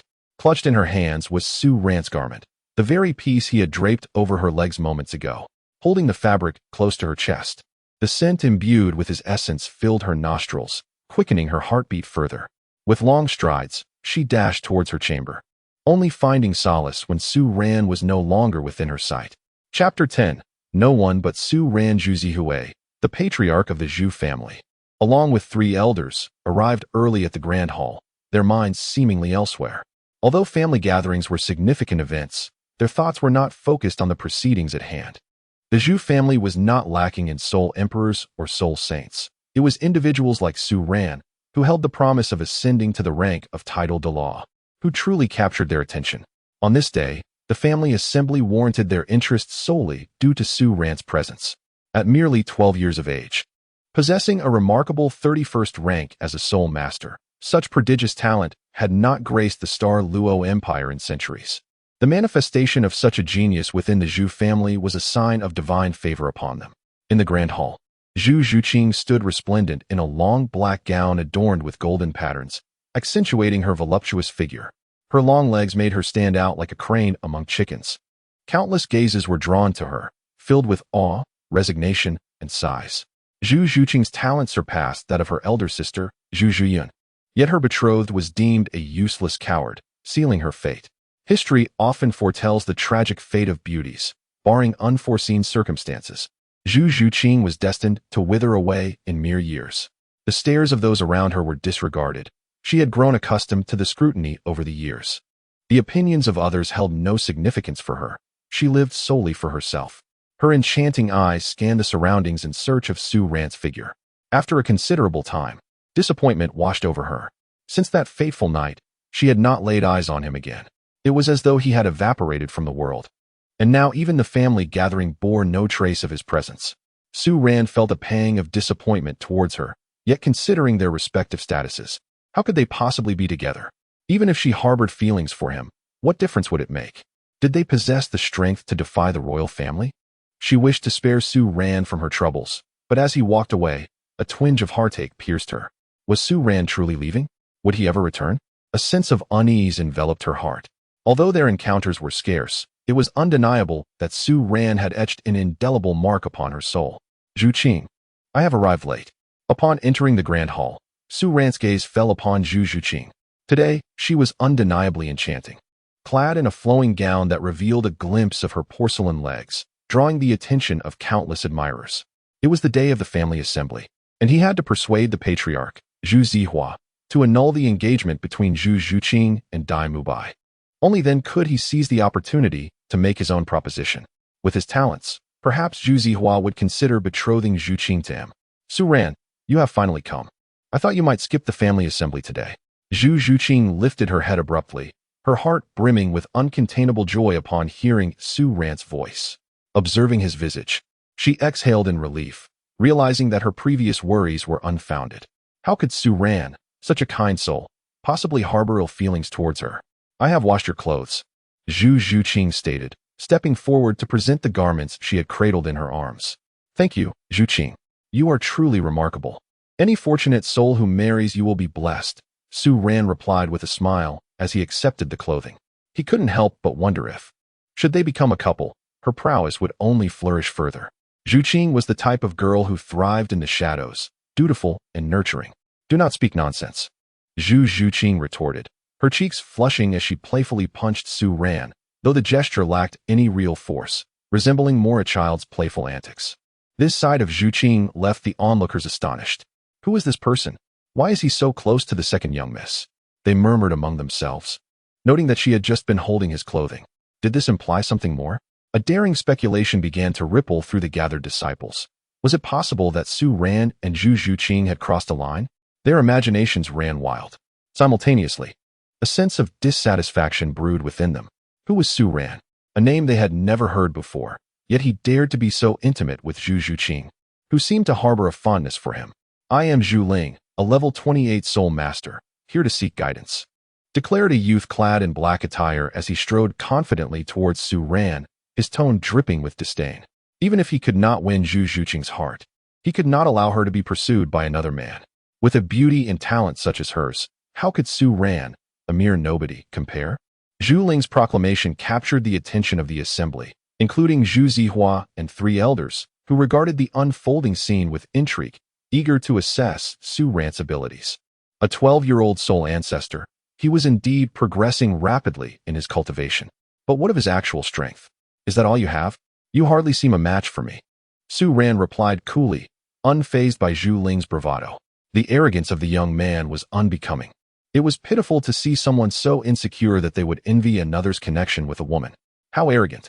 Should you fail, keep your distance from Miss Zhuqing, Zhu Ling retorted, summoning his martial spirit, the spectral spirit cat. The aura of his level 28 soul power resonated throughout the hall, prompting nods of approval from several disciples. After all, Zhu Ling was only 16, and his strength was fairly respectable among the younger generation. Despite Zhu Ling's display of power, Su Ran remained composed, an air of nonchalance enveloping him. This indifference incensed Zhu Ling, who perceived a hint of scorn and disregard in Su Ran's gaze, igniting a fury within him. How dare a branch family member disregard him? Laughter erupted among the Zhu family members witnessing Su Ran's demeanor. Who did he think he was? Su Ran, with his bravado, would surely be no match for Zhu Ling. He dared to flaunt his prowess before the second young miss without even releasing his martial spirit? Many disciples speculated that if Su Ran could best Zhu Ling, they would consider him a worthy opponent. The discussions grew louder, with some boasting harshly about their own prowess. However, those who had previously witnessed Su Ran's abilities remained silent, watching with keen interest. Emboldened by the chatter, Zhu Ling charged towards Su Ran with a mocking laugh, unleashing his second soul skill, eager to demonstrate the might of a main family disciple. How audacious for a branch family member to pursue Zhu Zhuqing without possessing the family martial spirit. Yet, in an instant, Zhu Ling's fantasy shattered. A resounding crash echoed through the hall as Zhu Ling was sent sprawling several meters back before he could even reach Su Ran, who had not even released his martial spirit. Su Ran's actions were limited to two: drawing his sword and sheathing it. These movements were executed with remarkable precision, completed within a mere second, devoid of any hesitation or superfluousness. This scene rendered the disciples present utterly astonished. Even the clan leader, Zhu Zhuqing, and the three elders appeared momentarily dazed, their eyes wide with disbelief as they gazed at Su Ran. A formidable 28th level soul master had been defeated in an instant. And that too without Su Ran having unleashed his martial soul. Was this for real? At that moment, Zhu Ling lay on the ground, curled up in agony, his heart racing with astonishment. He had never anticipated Su Ran's overwhelming strength. The might of that single sword strike was terrifying. It was a power that not only he but anyone below the rank of sole sovereign within the hall would surely be unable to withstand. Just how formidable was Su Ran? Was he a soul sect master? Otherwise, how could he exhibit such prowess without summoning his martial soul? Are you convinced? Su Ran inquired, casting a calm glance at Zhu Ling. This marked his inaugural practical combat experience, and it was evident that the martial soul bestowed upon him by the system was genuinely invincible. He had a premonition that, despite being merely a soul sovereign, he might contend against even a soul king under full exertion. Convinced, utterly convinced. Zhu Ling fervently nodded, his gaze transfixed on the obsidian longsword in Su Ran's hand, a shiver coursing through him. Had Su Ran unleashed his martial soul, he would have likely been cleaved in two by that very strike. The other disciples surrounding them, witnessing this spectacle, also felt a chill run down their spines, their gazes towards Su Ran now imbued with a newfound respect. In this world, the strong command respect and, indeed, everything else. Su Ran is incredibly powerful, far exceeding my expectations, Zhu Zhuqing remarked in astonishment, a faint smile breaking through her typically cool demeanor. Su Ran's strength far surpasses her expectations. With such prowess, Su Ran's true abilities can be compared to those of the Soul Sect. At such a young age, this youth must undoubtedly be considered one of the continent's most exceptional talents. Su Ran's future appears boundless. He may even have the potential to attain the esteemed title of Douluo. Chapter 11. The Marriage Contract. Patriarch, Su Ran's strength surpasses our expectations by a considerable margin, the Grand Elder exclaimed, visibly excited. At such a young age, Su Ran has already reached this level of combat prowess, a feat that could only be achieved by the eccentric talents of the Spirit Hall. He recalled a certain young lady from the Chen family, Qian, who possessed an innate soul power of level 20. By the age of 12, she had already demonstrated such combat abilities. As the daughter of the Pope, endowed with a six-winged angel spirit, her access to the resources of the Spirit Hall facilitated her extraordinary achievements. However, Su Ran has attained this level without any substantial resources. He has not even benefited from the cultivation resources of the Zhu family. The most frightening aspect of Su Ran is that he has accomplished so much as a soul master despite the scarcity of resources. Does this not suggest that Su Ran's natural talent may surpass that of the legendary Qian? If Su Ran continues on this trajectory, his future may well rival that of a sword Douluo, the second elder remarked, reflecting on how he once considered reprimanding Su Ran for his closeness to Zhu Zhuqing. In hindsight, that notion now seems utterly absurd. How could they possibly punish a genius like Su Ran?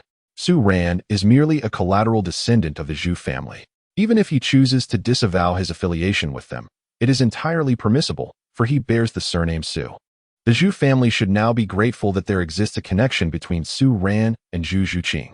The Zhu family still possesses something that can entice Su Ran, otherwise, one cannot fathom what could possibly retain him. Were it not for Zhu Zhuqing, Su Ran could seek refuge in the Spirit Hall or align himself with the Seven Treasures Glazed Tile School, where he could attain the rank of Sword Douluo.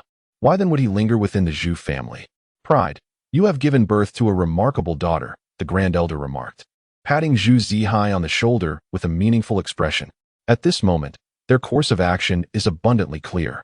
Mu Bai, a worthless individual, is likely to lead Zhu Zhuqing to her demise. Su Ran is an unparalleled genius, destined to become a top powerhouse in the future continent. Moreover, Zhu Zhuqing is also a prodigy. Should they both succeed in breaking through to the title of Douluo, the Zhu family's influence will ascend to unprecedented heights. At that moment, even the Dai family would be compelled to regard them with utmost seriousness. Zhu Zhuqing understands what must be done, filled with excitement. He gazes at Su Ran as if beholding a priceless treasure. With Zhu Zhuqing by Su Ran's side, he feels that he has no regrets as a father. Who would wish to witness the tragic scene of Zhu Zhuqing and Zhu Yun turning against one another, if not forced by circumstance? The clan meeting continued until the afternoon. The so-called family assembly merely served to document the strength of the younger generation within the clan and to reward those who exhibited remarkable abilities and significant progress. Nothing more than that. As the family meeting neared its conclusion, Zhu Zhuqing strode directly to the center of the grand hall, his gaze sweeping over the youthful faces below before finally resting upon Su Ran. Today's family assembly concludes here. Su Ran possesses extraordinary strength and exceptional talent. Henceforth, Su Ran shall be the core disciple of the Zhu family, receiving a monthly stipend of 3,000 gold soul coins. All resources of the clan shall be made accessible to Su Ran. Every disciple of the Zhu family must look up to Su Ran, aspiring to become a formidable force that will ensure the everlasting prosperity of our clan. Zhu Zhuqing spoke solemnly, his voice resonating with a sense of awe. As soon as his words fell, everyone in the hall turned their attention to Su Ran, etching his name firmly in their memories. They understood that Su Ran would receive the full support of the Zhu family, and his future was boundless. Patriarch, may I propose an alternative reward? Su Ran said, looking towards Zhu Zhuqing. At that moment, a playful smile graced her lips, her exquisite black gown accentuating her graceful curves, evoking an irresistible desire to cherish her tenderly. However, upon hearing Su Ran's words, her smile abruptly vanished. Zhu Zhuqing stood there, frozen, her mind replaying the words Su Ran had spoken that night. Surely, he does not intend to have their father annul her engagement to Mu Bai? Su Ran, please don't, Zhu Zhuqing implored, her face paling with anxiety. She hurried to Su Ran's side, grasping his sleeve with urgency. Why is Su Ran so impatient? Is he disregarding his own life? Even if he desires her, they could elope in secrecy. Seeking out her father is akin to courting death, is it not? I cannot bear to wait any longer. If this continues, I fear someone else may take you away. Therefore, I wish to take a chance, even if it leads me through mountains of blades and seas of fire.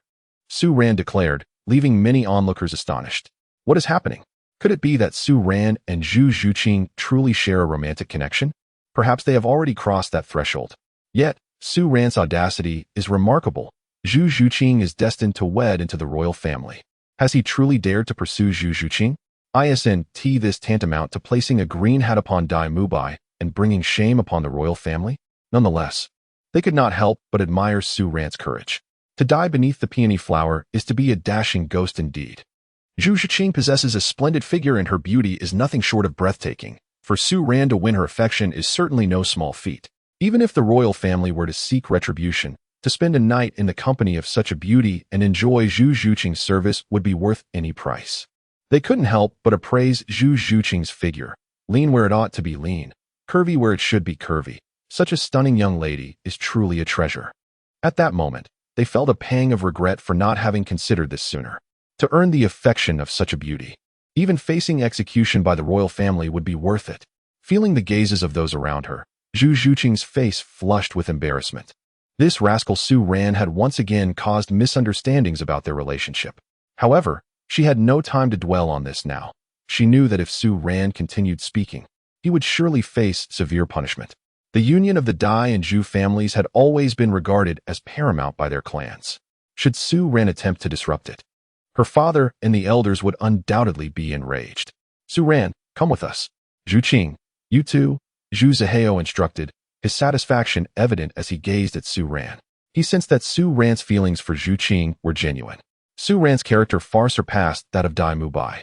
Providing Zhuqing with a worthy match while securing an extraordinary talent for the family is undoubtedly a tremendous gain. In the study, Zhu Zhuqing and three elders stood above, observing Su Ran and Zhu Zhuqing below. Su Ran, what did your earlier statement mean? What reward do you seek? With your talent, we shall strive to fulfill any wish you have, Zhu Zhuqing said, his eyes holding a mysterious glimmer. In the Zhu family, I seek nothing for myself. All I desire is the dissolution of Zhuqing's engagement to Mu Bai. That fool is unworthy of Zhuqing. If the head of the family insists on marrying Zhuqing to such a waste, I shall regard the Zhu family as my lifelong enemy. If I survive, I will exact my revenge, Su Ran asserted, standing tall, as if his sword resonated with its master's resolve. Do not speak in such a manner. Zhu Zhuqing exclaimed, Father. Su Ran is merely too agitated and spoke out of anger. He did not mean it. Please, do not punish him. Zhu Zhuqing felt an overwhelming sense of gratitude for Su Ran's willingness to risk everything for her freedom. But she was also deeply afraid that he might face punishment or even death.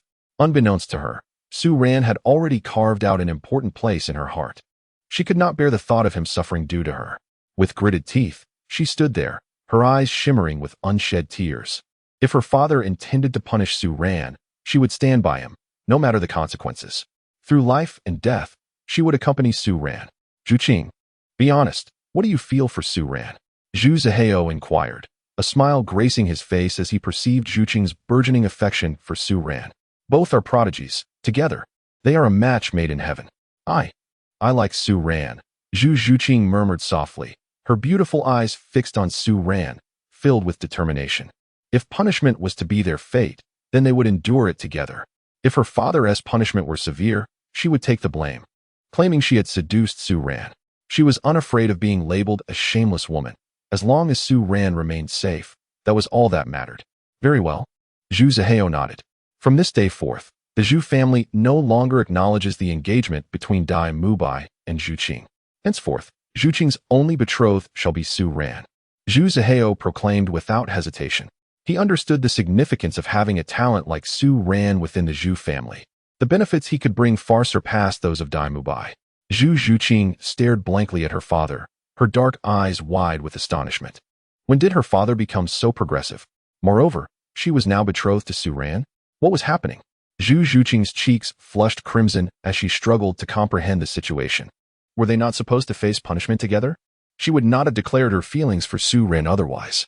Uncle, here is the marriage certificate, Su Ran said with a smile, promptly producing the prepared marriage certificate and addressing Zhu Zhuqing as uncle. Beside them, Zhu Zhuqing watched in stupefied silence. Her face flushed with embarrassment and annoyance. She now understood what had transpired. Her engagement to Mu Bai had been annulled, and she would henceforth be Su Ran's fiancée. Yet, had Su Ran anticipated this moment, preparing the marriage certificate in advance? Zhu Zhuqing, what is your stance? If you agree, then your relationship with Su Ran shall be solidified, Zhu Zhuqing said with a smile, glancing at his precious daughter.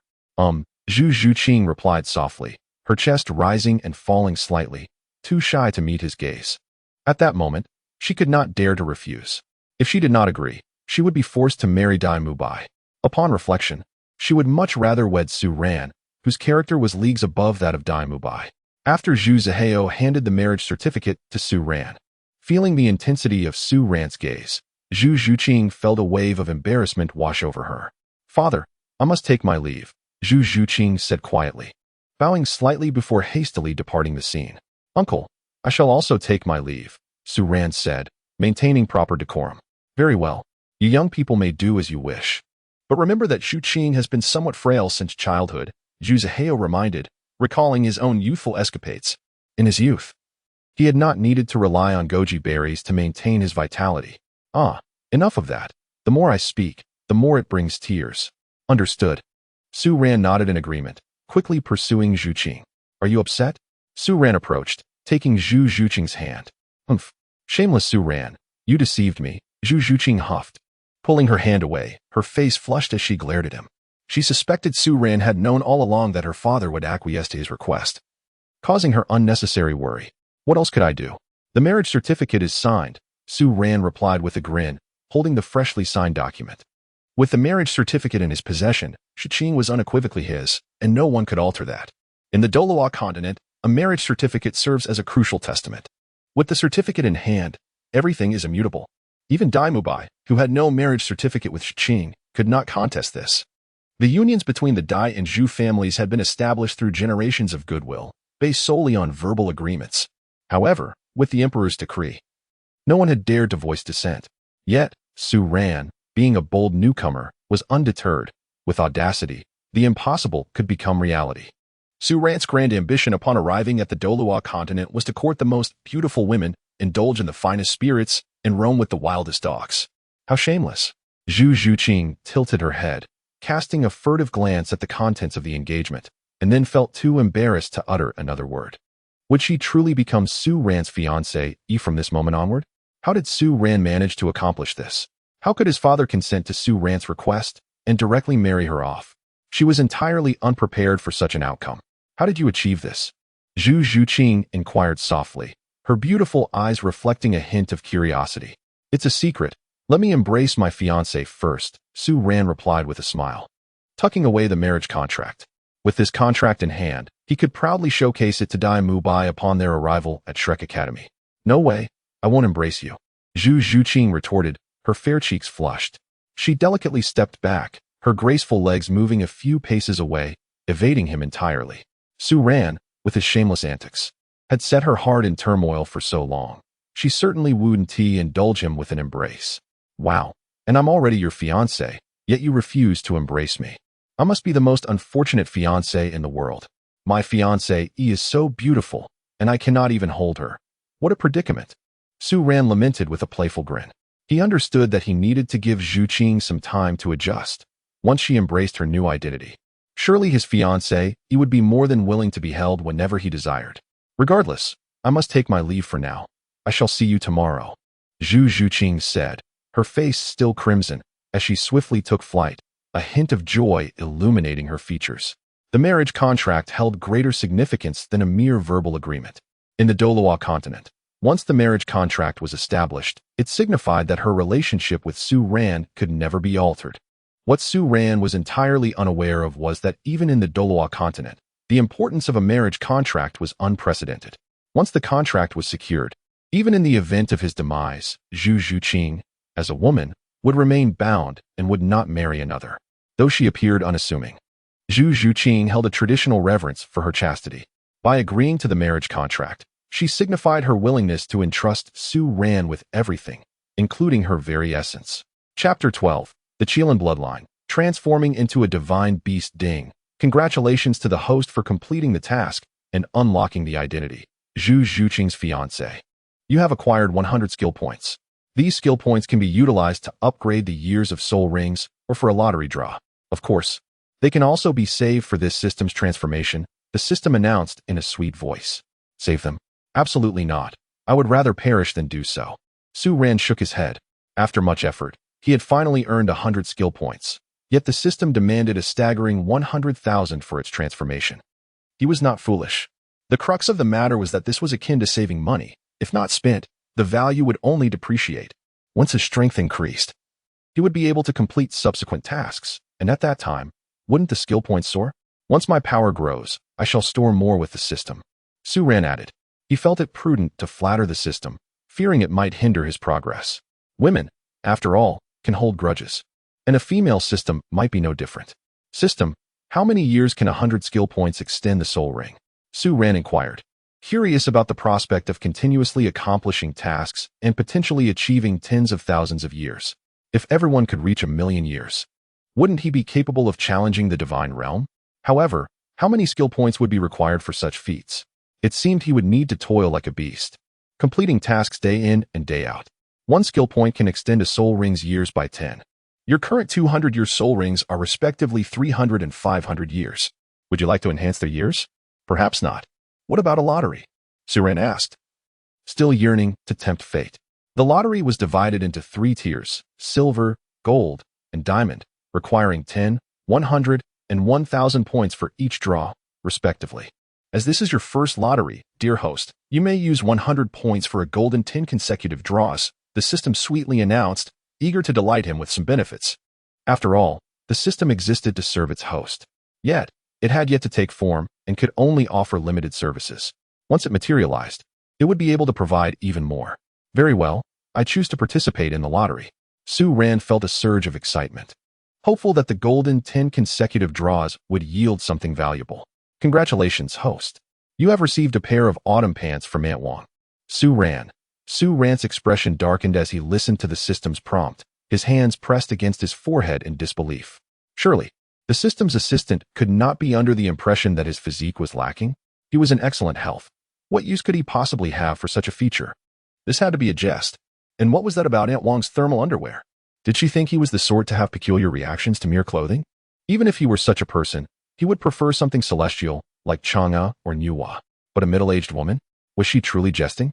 Su Ran felt an overwhelming sense of loss, a sentiment he had never experienced to such a degree. 100 skill points had been allocated to the Soul Ring, resulting in an entire set of 1,000-year level rings. At that moment, his strength would undoubtedly surge. Was this lottery not a grievous loss? Meanwhile, Su Ran patiently awaited the results of the subsequent draws. Even with a streak of bad luck in 10 consecutive draws, there must be some form of assurance. Ding! Congratulations. Host, you have obtained the supreme bloodline, the Qilin bloodline. With the Qilin bloodline, the host can embody the form of a Qilin beast. The current age is 100 years. Given that this is the host's initial awakening of the bloodline, they have been granted a one-time experience card to wield the power of a 10,000-year Qilin. The Qilin is a creature of auspiciousness in its form. All soul beasts within a radius of 300 miles will be blessed by this auspicious creature, doubling their growth rate. Even soul beasts that have undergone human reincarnation will benefit from the protection of the auspicious creature, experiencing a twofold increase in their cultivation speed. Additionally, the auspicious creature possesses dual attributes of light and flame, with secondary attributes including mental strength and divinity. The sweet voice of the system's assistant resonated, leaving Su Ran stunned in place. After a considerable duration, he emerged from the shock of this astonishing revelation. At that moment, he completely forgot his earlier grievances.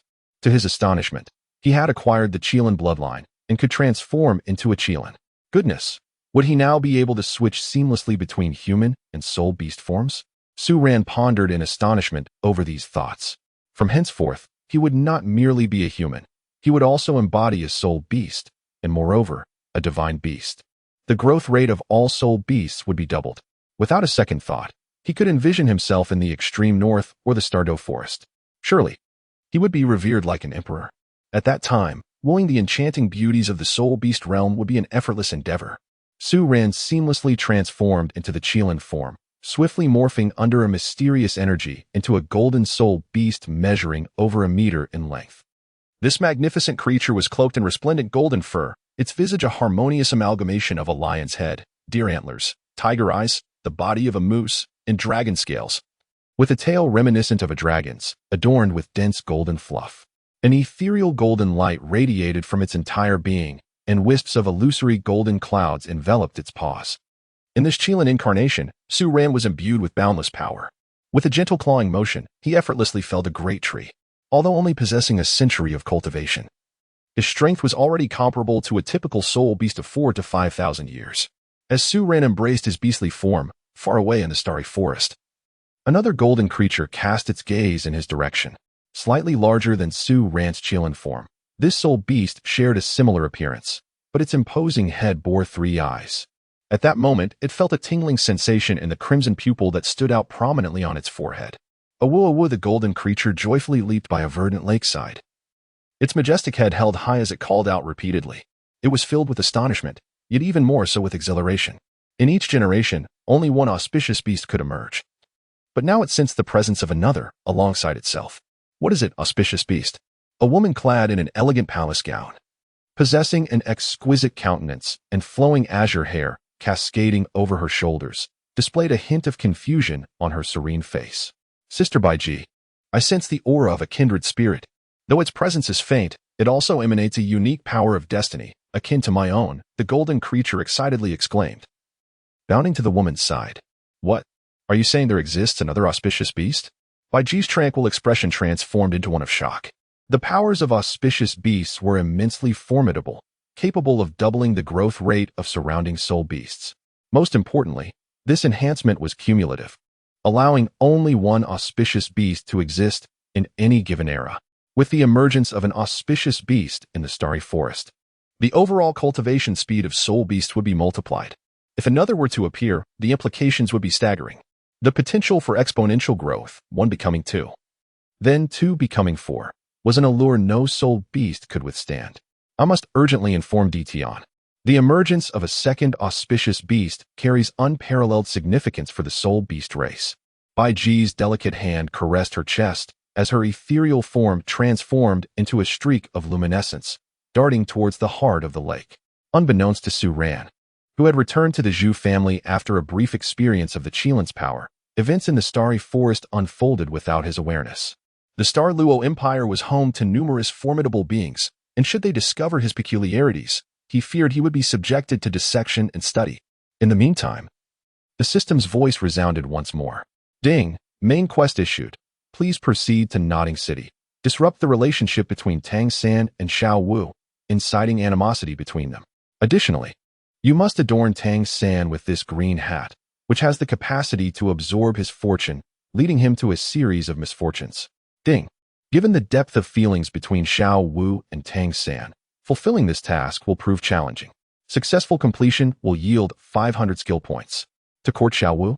That seems quite manageable. Su Ran smiled, jesting, who do you think I am? How could this be difficult? If I can't achieve this, what is the point of being a host? I am well versed in various strategies, and how could Tang San possibly rival me? Brother host.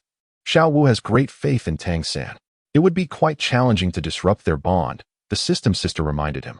Xiao Wu's feelings for Tang San were profound, making her far less susceptible to seduction than Zhu Zhuqing. Mu Bai had already lost his standing in Zhu Zhuqing's eyes, thereby making him easier to pursue. However, the connection between Tang San and Xiao Wu is deep. 6 years of companionship had fostered immense trust in Xiao Wu. Even if it's difficult, I must try. Otherwise, how about I ask the system sister for a backdoor pass? I could just muddle through the task. Su Ran's eyes brightened. Given his close rapport with the system sister, surely a backdoor pass wouldn't be an issue. Shameless host. This system is principled, even in service to the host. I cannot simply grant favors without reason, the system sister replied, her cheeks flushing with embarrassment. How can you be so shameless? I'm just a system. Yet you already think of such things. But what if, in the future, I take form and you make such a request? Never mind, I shall devise my own schemes. Su Ran declared, making his way toward Zhu Zhuqing's chamber. He couldn't help but shrug. Surely the system sister was thinking in that direction about him. Was she? However, should he accumulate enough skill points, transforming the system sister into a human form would be an excellent choice. At that point, no matter how impressive Ning Kaichen or Su Xian might be, could they ever compare to him? Chapter 13. Tang San, I am here to impress you. Outside Zhu Zhuqing's chamber, in the courtyard, she sat on a stone chair, her long, beautiful legs extended upon the stone table, her gaze lost in the distant sky. She had just clarified everything with her father, and only now did she truly comprehend the extent of Su Ran's genius. A sole master at the age of 12. He was among the few in the history of the Star Luo Empire. Such a prodigy was someone even the Zhu family sought to cultivate. Hence the decision to arrange her marriage to Su Ran. At this moment, memories of their time together flooded her mind, leaving her uncertain of her true feelings for him. As a young girl, she was still naive about love and questioned whether what she felt for Su Ran was indeed love. And then there was Mu Bai. Although she wished to avoid mentioning his name, she had to acknowledge that he was the third prince of the Star Luo Empire, and his marriage represented royal authority. Even if her family consented, the path for her and Su Ran to be together would still be fraught with challenges. Those in high positions of power would not want to see the royal family shamed. Forget it. No matter what happens, I will stand by your side. Su Ran quietly approached Zhu Zhuqing from behind, enveloping her in his embrace, relishing the warmth of the girl in his arms. Don't move. I just want to hold you. I want to do anything more. Sensing the girl's thoughts, Su Ran tightened his grip, pressing her delicate form against his chest. His face nestled in her soft black hair, inhaling the unique fragrance that belonged exclusively to her. Zhu Qing was truly beautiful, at least for now. She was the most exquisite girl he had encountered in the Zhu family. Moreover, she was now his fiancée, bound by a marriage certificate that made her solely his. Should anyone dare to harm her, he would not hesitate to eliminate them. Zhu Zhuqing felt a bit stiff, her heart racing as she was held in Su Ran's embrace. Too afraid to breathe. She had initially wanted to escape his grasp, but she could feel his deep affection and care for her, something she had long yearned for. Thus, she found it hard to part from him. Su Ran, will you protect me? Will you always protect me? Zhu Zhuqing whispered, uncertain of what the future held. All she knew was that being with Su Ran would be challenging. Of course, unless I am dead, Su Ran replied without hesitation, his gaze resolute. Though he desired Zhuqing, his intentions were far from fleeting. The girl he cherished deserved nothing less than to rest peacefully in his arms. If he could not safeguard his woman, what purpose would his existence serve? Don't say such things, Zhu Zhuqing said, covering Su Ran's lips with her delicate hand, unwilling to let him continue. She did not want any misfortune to befall him. All right, I won't say it anymore. Su Ran chuckled, his gaze wandering. Zhuqing, you are truly magnificent. From his vantage point, he gazed down her snowy shoulder, and even more. Don't look around. The breath of Su Ran brushed against her skin, and as she turned her head, she caught sight of his gaze, causing her to feel both flustered and annoyed. You shameless Su Ran. And you claim not to be a lecher, yet you steal glances at me. A graceful lady deserves a gentleman's pursuit. I am not intentionally lecherous. It is merely in my nature, one that I cannot alter. Besides, I am only looking at my dear Zhuqing, not anyone else, Su Ran replied with a chuckle. Zhuqing was truly adorable. It was just that no one in the Zhu family had cared for her, leading her to gradually shut herself off and become cold. However, no matter how frigid she was, he would warm her heart. Who is your dear? Zhu Zhuqing's cheeks flushed red. How had she not noticed before how shameless Su Ran was, calling her his dear? Moreover, he seemed to have an eye for certain areas. Who else could it be but my fiancée? We have the marriage certificate in hand. If you are not my dear, then who is? Su Ran laughed lightly, his fingers gently twirling Zhuqing's long hair, savoring its smooth texture. I haven't even won you over yet. If you treat me poorly, I won't marry you. Zhu Zhuqing said, a mix of indignation and pride in her tone. Rest assured, I will treat you well. One day you will willingly lie in my embrace and be my beloved. By the way, I must leave tomorrow. I have matters to attend to. Su Ran added, casting his gaze toward the distance.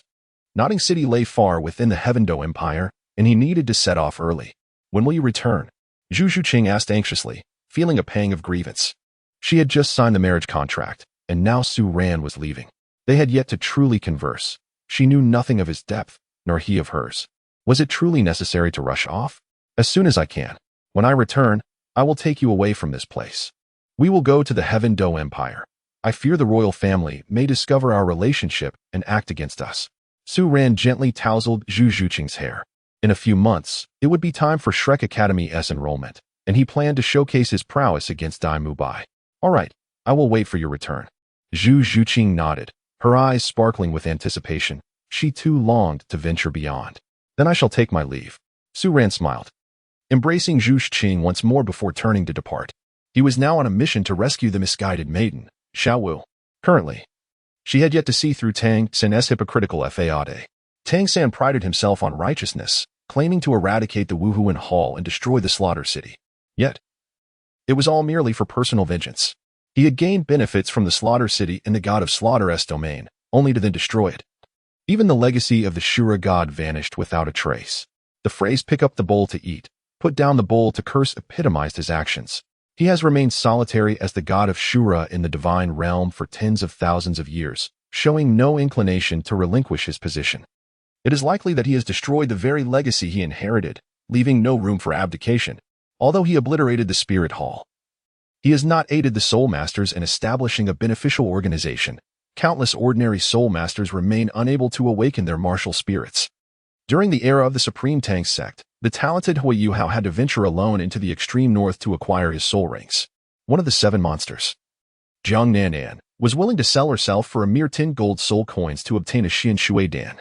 Indeed, the subsidies provided by the Spirit Hall to Soul Masters were extorted from the 2 great empires. Yet, without the Spirit Hall, would the empires have ever been inclined to provide such funds? As rulers, they would prefer their subjects to be incompetent, ensuring their reign remains unchallenged. Why would they allow forces they cannot fully control to grow stronger? If the situation were as favorable as claimed, there would be no instances of book burning and the suppression of various schools of thought. Moreover, what benevolent deeds has Tang San accomplished?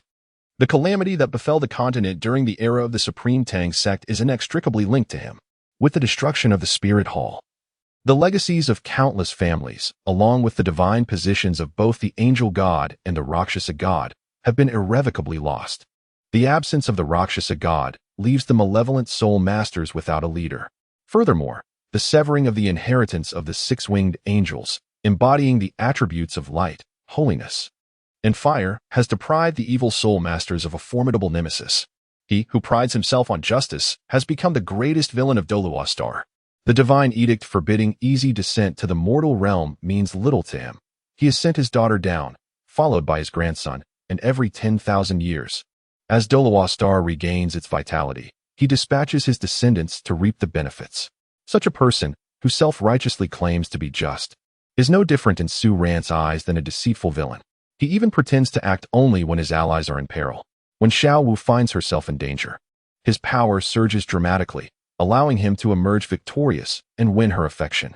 However, with his appearance, Tang San's fate is already sealed. He is destined for mediocrity and betrayal. He seeks to take away Xiao Wu, teaching him the meaning of cruelty.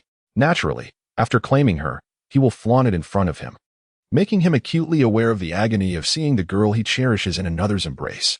Chapter 14. The Injury of the Auspicious Beast, Xiao Wu's Fury in Notting City.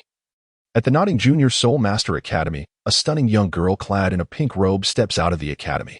Her slender waist and exquisite features captivate attention. But what draws the eye most is her pair of long, shapely legs encased in tight-fitting trousers, straight and alluring. One could say that these legs alone would leave countless women feeling overshadowed. At this moment, Xiao Wu's face appears somewhat youthful. Yet hints of her future enchanting beauty are already discernible. Everyone knows that given a little more time, she is destined to become an extraordinary beauty. However, her charming visage has turned pale as she senses the aura of the auspicious beast, igniting an urgent fire within her. How could there be the presence of an auspicious beast in the human world? Xiao Wu murmurs, her petite frame trembling slightly. The auspicious beast, the emperor of soul beasts, bestows blessings upon all surrounding soul beasts, doubling their growth rate and significantly increasing their chances of overcoming tribulations. The auspicious beast, known formally as the Emperor Auspicious Beast, holds a terrifying influence in the realm of soul beasts. Its existence is vital to the survival of the soul beast lineage. Luck is intangible and elusive, yet profoundly significant. 100,000-year soul beast, with the aid of an auspicious beast, would possess formidable fortune during tribulation, thereby enhancing its success rate by a substantial margin. The value of an auspicious beast extends far beyond mere strength. Even the mightiest of soul beasts would seek to curry favor with it, hoping for assistance during their tribulations. Yet, such a creature now appears in the realm of humanity. But has the auspicious beast been captured? The thought sends a chill down Xiao Wu's spine. She cannot bear to imagine the fury that would ensue among the powerful soul beasts should any misfortune befall the auspicious beast. Humans, not only have you slain my mother, but now you dare to harm the auspicious beast? Do you not understand its significance? The Emperor of Soul Beasts is not to be trifled with. Her delicate face hardens into an icy glare. She is transformed to avenge her mother. Though she is now regarded as human, she has never forgotten her responsibilities as a soul beast. When encountering the auspicious beast, all soul beasts are compelled to protect it with unwavering resolve, a bond etched into their very blood since birth. Xiao Wu stands still, sensing the faint and weakening aura of the auspicious beast, her entire being turning cold as the essence of the 10,000-year soft-boned rabbit within her begins to stir. She can feel the auspicious beast's energy fading, fueling her rage.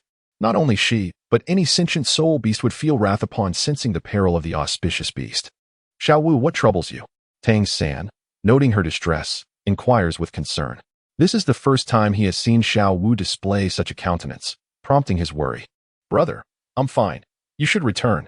I have matters to attend to. Xiao Wu's voice softens. Although Tang San is human, he is unlike the average person. Over the years, she has come to trust his character deeply. Xiao Wu, what is happening? Whatever it is, we can face it together. Tang San persists, still uneasy about her well-being. Suddenly, a pang of anguish strikes him. He cannot shake the feeling that something is slipping away from him. This sensation is strange yet undeniably real, causing a sense of restlessness. His gaze drifts back to Xiao Wu, and he unwittingly realizes how beautiful she has become, her chest rising and falling slightly. Her youthful features beginning to reveal the contours of an extraordinary beauty. In the future, Xiao Wu is destined to be a stunning beauty. Yet he is grateful to have kept this flower close, unwilling to believe she could escape his grasp. Brother, please return. My matters do not concern you.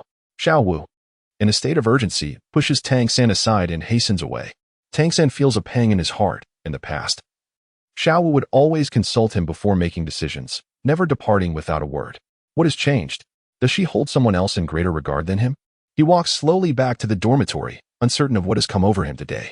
A sudden tingling sensation envelopes his scalp, and a sense of dread washes over him. As if Xiao Wu's departure might be permanent. Such thoughts seem absurd. How could Xiao Wu ever leave him? Outside Notting City, Su Ran sits beneath a large tree, exuding the aura of the auspicious beast. This energy can only be detected by soul beasts or humans who have undergone rebirth as soul beasts. He orchestrates this to entice, no, to compel Xiao to meet him. By revealing the aura of the auspicious beast, he aims to cultivate her trust. Host, Xiao will arrive in 1 minute. The system alerts him. He cannot help but feel curious about how the host plans to ensnare Xiao Wu. All right, Su Ran nods. With the system's assistance, the golden light radiating from him gradually dims, and the unique power of fate belonging to the auspicious beast becomes increasingly unstable, flickering in and out, weak and tenuous.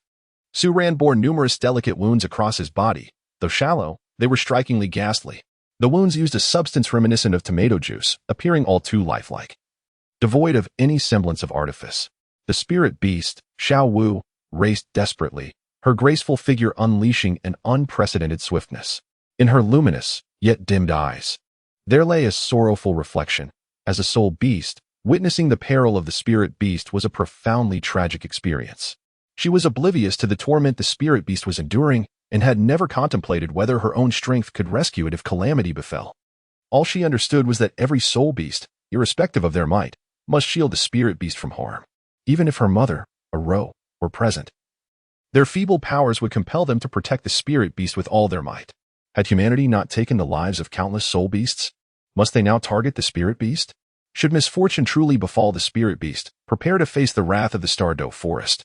Xiao murmured, her pupils filled with a murderous intent. After such a prolonged silence in the human realm, she had nearly convinced herself of being an ordinary person. Yet, she was a soul beast, and her presence in the human world was driven by a thirst for vengeance. The peril faced by the spirit beast rekindled the long-dormant emotions within her. 6 years had almost led her to forget her true identity. 10,000 years of the soft bone rabbit, Xiao Wu. By the time Xiao Wu arrived, Su Ran's complexion was already ashen, trembling uncontrollably. He shimmered with a golden light. Yet that radiance was exceedingly translucent, weaker than even the sun's glow, indicating his energy was severely depleted. Soft bone rabbit clan. Xiao Wu pays her respects to the spirit beast. How are you faring? Xiao Wu knelt on one knee, performing the requisite homage of a subordinate to their sovereign. Her anxious gaze fixed upon Su Ran. Relieved to find no human powerhouses nearby, she exhaled softly. Had there been human strength surrounding the spirit beast, she would have been at a loss for what to do. Simultaneously, a bitter resentment brewed within her. Blood continued to seep from the vibrant crimson wounds of the spirit beast. 10,000 years of soft bone rabbit? You must be one of those 2 rabbits from the Douluo forest. Xiao Wu. I never anticipated you had undergone a rebirth, Su Ran murmured, his voice frail, as though he were on the precipice of departing this world. Even the system's sister looked on in astonishment at Su Ran. Brother host is quite the actor, isn't he? Had I not known the truth, I might have been deceived. Xiao Wu's rebirth was fueled by revenge. The slaughter of her mother was an unforgivable grievance, yet she would never forget her identity as a soul beast. I am a soul beast, and that will never change, Xiao Wu declared respectfully. I understand. Today, you saved me. Your vendetta, I shall assist you with in the future. Su Ran replied, abruptly spitting out a mouthful of reverse blood that cascaded onto Xiao Wu. So soft. Su Ran's head rested upon Xiao Wu's jade-like legs. Spirit beast. How do you feel now? Xiao Wu's heart was a mix of shyness and concern as her long legs spread apart, allowing Su Ran to recline comfortably. Initially, she believed her quest for vengeance was futile, but with the spirit beast's assistance, everything changed. With the spirit beast's influence in the spirit beast realm, it could summon countless formidable beings. I mean, spirit beast, how's your body now?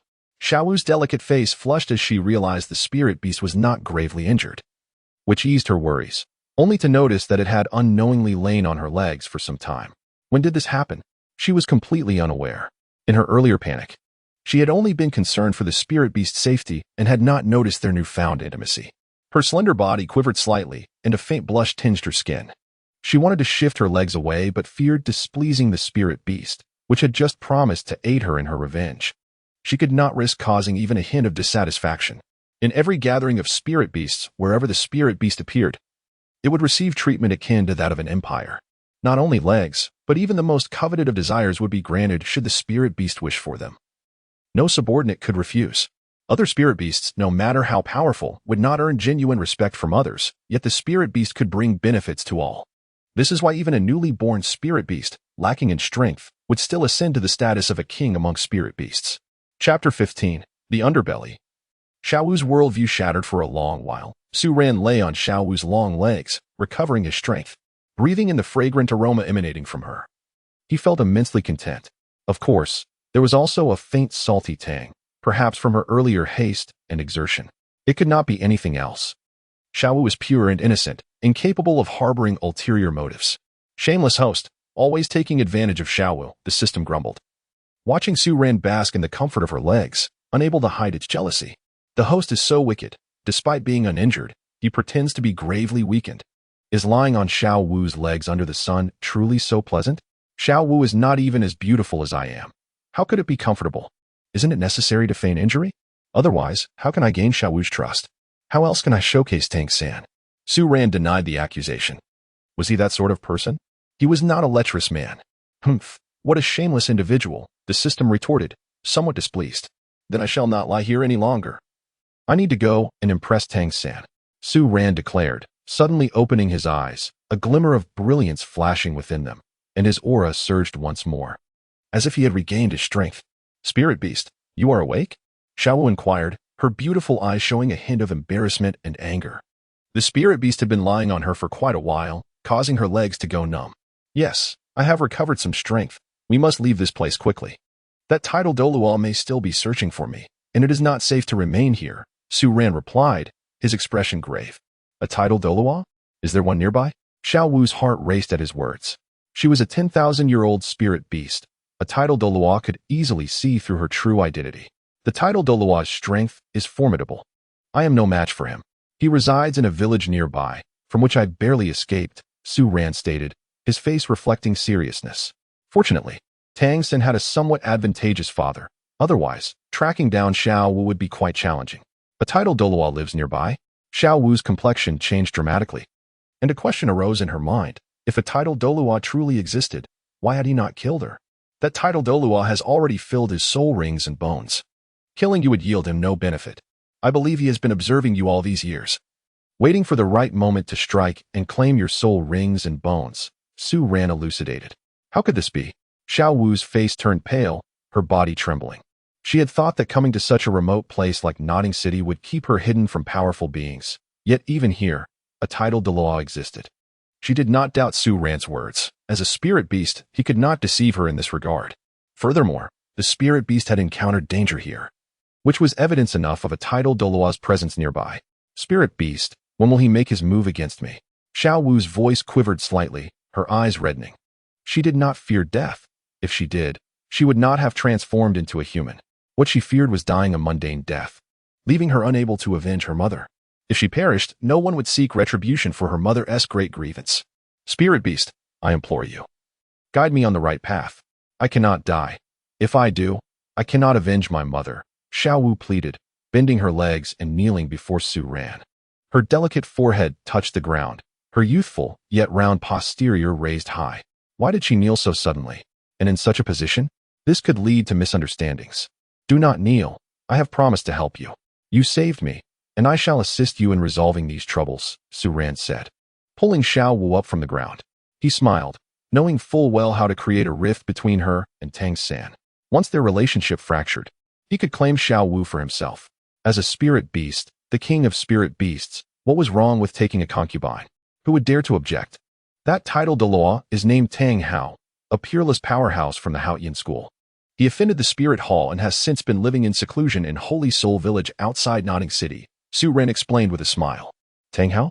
Xiao Wu could not help but feel astonished. As a 10,000-year-old spirit beast, she was not ignorant. Tang Hao had vanished from the continent long ago, and no one knew his whereabouts. So he had been hiding in such a remote place. It was no wonder the Spirit Hall could not locate him. But I heard that Tang Hao was a good man. His relationship with Sister Ain was so profound, their love was inspiring, Xiao Wu pressed. Unable to contain her curiosity, as a spirit beast, she had been deeply moved when she first heard their love story, even feeling like crying. Her impression of Tang Hao was quite favorable. Such a powerful being, with a wife like Ain, could he genuinely turn against her and the spirit beast? Xiao Wu's heart was in turmoil. She felt as though her faith was crumbling. Tang Hao is a good man. Su Ran smirked, dismissing the notion. Is there truly so much love in the world? Only naive girls would believe in such things. Do you truly believe that such a perfect reality exists? You should know about Ain's sacrifice for Tang Hao. Even if a spirit beast wishes to offer a sacrifice to a spirit master, certain critical conditions must be met, such as the spirit master reaching level 90, precisely requiring a soul ring. But how can such coincidences exist? Tang Hao does not possess twin martial souls. How could he have spare soul rings? If he truly broke through to level 90, why did he not hunt for a soul ring immediately? Su Ran scoffed, disbelieving that such coincidences could occur. Moreover, Tang Hao was not ignorant of a Yin's identity. He had allowed her to be exposed before the spirit hall. Even if it were unintentional, he must have known Xiao Wu was a 10,000-year-old spirit beast. He had not stopped Xiao Wu from going to Spirit City. After the conclusion of the competition, all powerful soul masters across the world became aware of a 10,000-year soul beast named Xiao Wu. However, her current strength was exceedingly feeble. Even in the absence of the spirit hall, there would still be formidable adversaries harboring murderous intentions towards her. Hunting a 10,000-year soul beast is no simple task.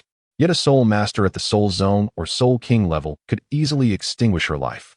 Tang Hao disguised himself better than anyone, and the exposure of Ain and Xiao Wu's identities was meticulously monitored by him. Nevertheless, in the original narrative, his deeply affectionate and righteous persona remained unblemished, with no one daring to unveil the truth. The strong often don masks of hypocrisy. They are no different from ordinary individuals, merely more accustomed to flaunting their FA-aids. Su Ran remarked that while he too was devoid of shame, he would never inflict harm upon those he cherished. His malice was reserved solely for his enemies, while his kindness was bestowed upon those he held dear. Is it truly so? How could this be? How could Douluo be such a person? Xiao Wu felt dazed, grappling with the revelations Su Ran shared, which nearly shattered her worldview. The love story she had trusted for so many years harbored such dark undertones? However, she argued that Douluo had only broken through while fleeing with Sister Ain. She seized upon a flaw in Su Ran's discourse, clinging to a glimmer of hope that perhaps the predictions of the divine beast had been erroneous. With Douluo's prowess, it was entirely plausible for him to manage his cultivation, enabling him to break through at will. Achieving a breakthrough while escaping would lend credence to his innocence regarding any intent to harm Ain. Moreover, the one who had pursued Tang Hao, Chen Xuanji, was now deceased, and the others had vanished. Thus, whatever Tang Hao claimed would be taken at face value. Su Ran, however, shattered the last vestige of hope in Xiao Wu's heart. Tang Hao had contemplated leveraging the pressure from the spirit hall to compel Ain to willingly sacrifice herself as his soul ring, thereby ascending to the rank of title Douluo. At that point, the strength of the Htn sect would soar, having absorbed the 10,000-year soul ring, leaving the spirit hall with no recourse. Yet, he was utterly unprepared for Bibi Dong to murder the injured Chen Xuanji and frame him for the act. The accusation of assassinating the Pope placed both the spirit hall and himself, along with the Htn sect, in an irreconcilable conflict. All his aspirations were buried by Bibi Dong's machinations. It can be said that evil begets evil. Tang Hao's daily intoxication was not solely due to his infatuation. He was, in fact, the hidden orchestrator behind a Yin's demise. Fear, regret, despair, and anguish consumed him. It is often said that one only learns to cherish what they have lost. Following Ain's departure, he found himself bereft of everything he desired. And due to Bibi Dong's slander, he was now forced to confront the relentless pursuit of the spirit hall. This filled him with immense regret. Had he not plotted those schemes, he might have been the revered leader of the Htn sect, with a beloved wife, standing tall in status and reputation, rather than reduced to a fugitive seeking refuge. Before meeting Tang San to visit Ain, Tang Hao had even returned to the sect, self-mutilating an arm and a leg, not as restitution to the sect, but as a form of self-punishment for Ain's sake. Such intricate truths could not have been deduced by Su Ran. He had no time to concern himself with such trivialities. These revelations were imparted to him by the system's assistant, thus devoid of any falsehood. Chapter 16. With Tang San's arrival. How could there be a man in Xiao Wu's boudoir?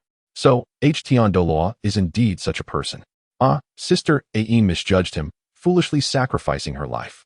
Xiao Wu's eyes brimmed with tears. As a 10,000-year soul beast, particularly of the rabbit kind, she was intimately familiar with Ain, the 10,000-year blue-silver emperor. Although they were natural enemies from a species perspective, their relationship was exceptionally close.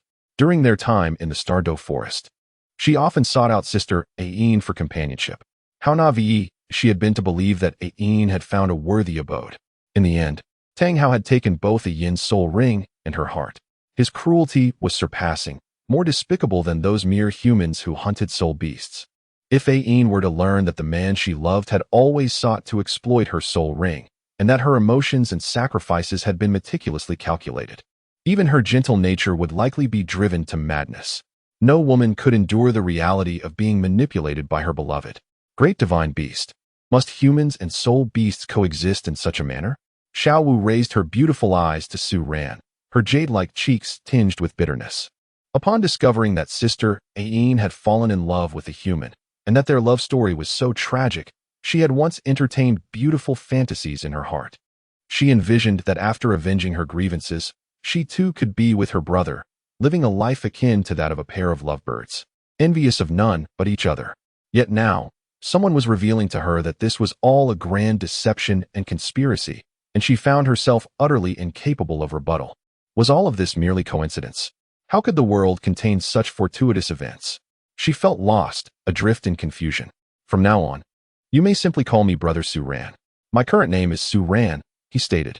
The world is fraught with peril, as both humans and soul beasts harbor both virtuous souls and malevolent ones. Now, we must take our leave, Su Ran remarked, perceiving Xiao Wu's innocence, which persisted whether she stood beside Tang San or in his company. Yet, perhaps this was fortuitous. It afforded him the opportunity to enter her heart unchallenged. With someone as beautiful as Xiao Wu, once he won her affection, a life of happiness awaited him. In the fragrant chambers of Nodding Academy, Xiao Wu found herself lost in thought. Su Ran lay upon Xiao Wu's delicate pink bed, resting. His injuries were quite severe, necessitating several days of recuperation. Despite his claims of being unhurt, the reality was not solely his to dictate. Xiao Wu, ever so obedient, instinctively attended to him. Even a piece of wood would know to remain in bed, let alone himself. Moreover, the faint fragrance of her fragrant bed made it all the more tempting to stay. Naturally, the foremost concern was the potential fury of Tang San upon discovering him lying on Xiao Wu's bed. In that moment, he could seize the chance to flaunt his situation to Tang San. Presently, Tang Hao had become the most detestable figure in Xiao Wu's eyes. As Tang San was Tang Hao's son, the implications were evident. Xiao Wu's previous expressions clearly indicated her ignorance of the relationship between Tang San and Tang Hao. What would happen when Xiao Wu learned of Tang San's lineage? Even if she held complete trust in him, she might still worry that Tang Hao had deliberately sent Tang San to approach her. Oh, the exquisite advantage of being a transmigrator lies in knowing the plot and being well-versed in various schemes. How could Tang San possibly be his rival? No matter how clever Tang San might be, confronted with his intricate stratagems, he would likely be left dumbfounded. Brother Su Ran, how fares your health? Xiao Wu inquired, holding a pink handkerchief, dampened and neatly folded, which she placed upon Su Ran's forehead. Her concern grew as she noticed that although the spirit beast had appeared fine moments ago, he now seemed to be burning with fever. The innocent Xiao Wu was oblivious to Su Ran's cunning methods. She only perceived the heat radiating from his body, beads of sweat forming on his brow. Who would have thought that I, as a spirit beast, would become so fragile? Xiao Wu, I fear I shall trouble you for care during these days. Su Ran gazed at Xiao Wu's graceful form, unable to suppress a surge of admiration. Such duties are mine to fulfill. Each soul beast must protect the spirit beast. Xiao Wu replied, nodding with a profound sense of duty. By the way, Xiao Wu, you do not have a boyfriend, do you? If you do, I shall take my leave so as not to interfere, Su Ran queried, wishing to ascertain Xiao Wu's feelings towards Tang San. At this juncture, she should not yet have developed romantic feelings for Tang San, as they had not yet embarked on their journey to Shrek Academy, nor had they faced trials of life and death. Their bond was likely limited to 6 years of companionship. No, I could never develop feelings for a human, Xiao Wu murmured, her heart betraying a hint of turmoil as she recalled the relationship between Tang Hao and Sister Ain. Brother, could it be the same for her? Unbeknownst to her, a wave of fear washed over her. She did not wish for her brother to be akin to such a man. Over these 6 years, she had perceived Tang San clearly, believing he could never be like that. Moreover, her brother was merely an ordinary human, ignorant of her identity as a spirit beast. How could he possibly be as despicable as Tang Hao? Only someone as shameless as Tang Hao would resort to such actions. Brother would never be that kind of person. The time Tang Hao spent with sister Yin shall not repeat itself between Tang San and me. She could not allow the actions of the despicable Tang Hao to taint her view of Tang San, for there was no connection between them. That is good. Su Ran exchanged a knowing glance with Xiao Wu, coming to a realization. Their 6 years of shared experiences had forged a deep bond between Xiao Wu and Tang San. Although, as a spirit beast, he had certain expectations from ordinary soul beasts like her, she must comply. He could even assist Xiao Wu in avenging her mother, thus compelling her to offer something in return. Even now, if he were to take what he desired by force, Xiao Wu would dare not protest. Yet, Su Ran was not so base or shameless. Even the most unscrupulous should first win someone's affection before acting. Ding. Host, Tang San is currently heading towards Xiao Wu's dormitory. Concerned for her well-being, the system's voice alerted Su Ran. Brother Su Ran, what occupies your thoughts? Xiao Wu's beautiful eyes turned towards him, pondering the potential danger posed by the spirit beast's presence. What if Tang Hao were to come looking? Nothing of consequence, merely some lingering pain, Su Ran replied, feigning discomfort while rubbing his back, hoping to draw Xiao Wu into his scheme. Is it here that it hurts? Xiao Wu inquired, sitting at the edge of the bed. Placing her hand upon Su Ran's chest, her brow furrowed in concern. Yes, indeed. Then allow me to ease your pain, she declared earnestly, her small hands beginning to knead gently. Ah, that feels truly delightful. Whoever marries Xiao Wu will be most fortunate, Su Ran remarked, a smile gracing his lips. As Xiao Wu diligently massaged Su Ran, Tang San stealthily approached the entrance of her chamber, his heart racing with unease. Xiao Wu seemed out of sorts today. Perhaps she had encountered some trouble. Regardless of the nature of her plight, he was determined to aid her. Xiao Wu was exceptionally beautiful, her slender figure captivating even him. In all the days they had spent together, he had failed to notice her allure. Yet today, when he truly focused, he realized just how stunning she was. As Tang San raised his hand to knock, he heard an incongruous sound, a man's voice. Xiao Wu, how could this be? He thought, disbelief washing over him. How could there be a man in Xiao Wu's room? Standing at the door, he sensed the commotion within, his face a mixture of confusion, anger, and anxiety. He could hardly fathom the scene unfolding before him. Xiao Wu was pure and virtuous, surely not the type to entertain a man so casually. After receiving his monthly allowance from the Martial Soul Hall, Xiao Wu had rented a room alone. Since then, even he, Tang San, had seldom entered her private sanctuary, despite their closeness. Yet now, everything had changed. A man he did not recognize was so intimately close to Xiao Wu. Tang San's body trembled slightly, grappling with an overwhelming sense of betrayal. It had been years since he had stepped into her chamber, that sacred space permeated with her fragrance. Chapter 17. Tang San spits blood, Xiao Wu? Tang San's mood darkened. Over the years, he had failed to recognize the significant place Xiao Wu held in his heart. His eyes burned with fury, pressing himself against the door to listen to the sounds within. Regardless of who it was, indeed, any man in his position would find it impossible to remain calm. Who could tolerate the knowledge that the girl they cherished was in the company of another man? How delightful, Su Ran stated, fully aware that Tang San was eavesdropping, intentionally provoking a response. Brother Su Ran, as long as you enjoy it, Xiao Wu nodded, noticing the color returning to Su Ran's pale face. Her concern growing as she continued her massage. In her heart, Su Ran was not merely a spirit beast, but her beacon of hope for vengeance against her mother's foes. The moment he promised to assist her, his life had become infinitely more valuable to her than her own. Her purpose in seeking power was solely for revenge. For that vengeance, she would willingly pay any price. However, in this moment, Xiao Wu remained blissfully unaware of the impropriety of her words, oblivious to Tang San's presence just outside the door.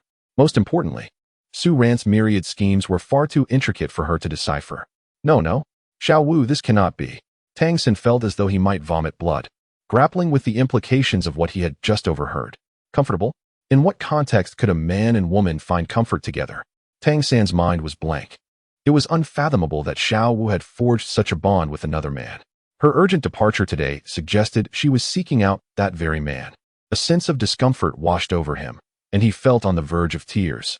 After spending so many years together, he had only just begun to recognize the depth of his feelings for Xiao Wu, feelings that had quietly blossomed into something profound. 6 years of mutual support had led to what, he wondered? Now that he realized how deeply he cherished Xiao Wu, was it too late? She had already thrown herself into another's embrace. A bitter smile crossed Tang San's lips, his heart aching as memories of Xiao Wu's frantic demeanor from mere hours ago flooded his thoughts. She had been so desperate to meet that man, even going so far as to push him away to pursue him. In her heart, that man must hold great significance. She cherished every fleeting moment spent with him, clearly valuing him more than she did Tang San. With eyes reddened and teeth biting into his lip, he let the blood flow, yet felt no pain. For the anguish within him was far more profound. Xiao Wu, how could you make such a choice? Am I truly so unworthy? What does 6 years of love amount to? Tang San felt as if his heart had turned to ash. What could he possibly do to reverse the situation? Xiao Wu was currently with that man, and he could not bring himself to utter the words that haunted him. Should he burst in unannounced? That would only cause Xiao Wu distress, and perhaps they would never be able to remain friends afterward. What would be the point in that? Observing Tang San's turmoil from a distance, Su Ran nearly burst into laughter. He hadn't anticipated Tang San's vivid imagination could conjure such elaborate scenarios from just a few words. Initially, he thought Tang San might storm in, only to realize his misunderstanding, even if he felt a twinge of dissatisfaction at Xiao Wu's concern for him. However, Tang San's departure was surprisingly swift and decisive. Did he truly believe Xiao Wu was involved with him in such a manner? That seemed improbable, even if he were shameless. Xiao Wu was not that kind of person. Yet, it was understandable for Tang San, encountering such an unprecedented situation, to struggle with acceptance. After all, in his previous life, he had been a lonely soul, faced with the melodrama of his beloved girl in a room with another man. It was natural for him to lose control of his emotions and the ability to think rationally.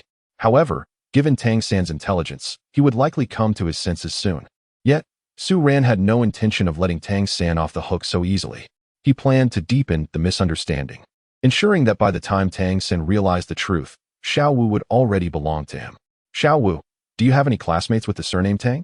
Su Ran inquired. What would Xiao Wu think if she realized Tang San was related to Tang Hao?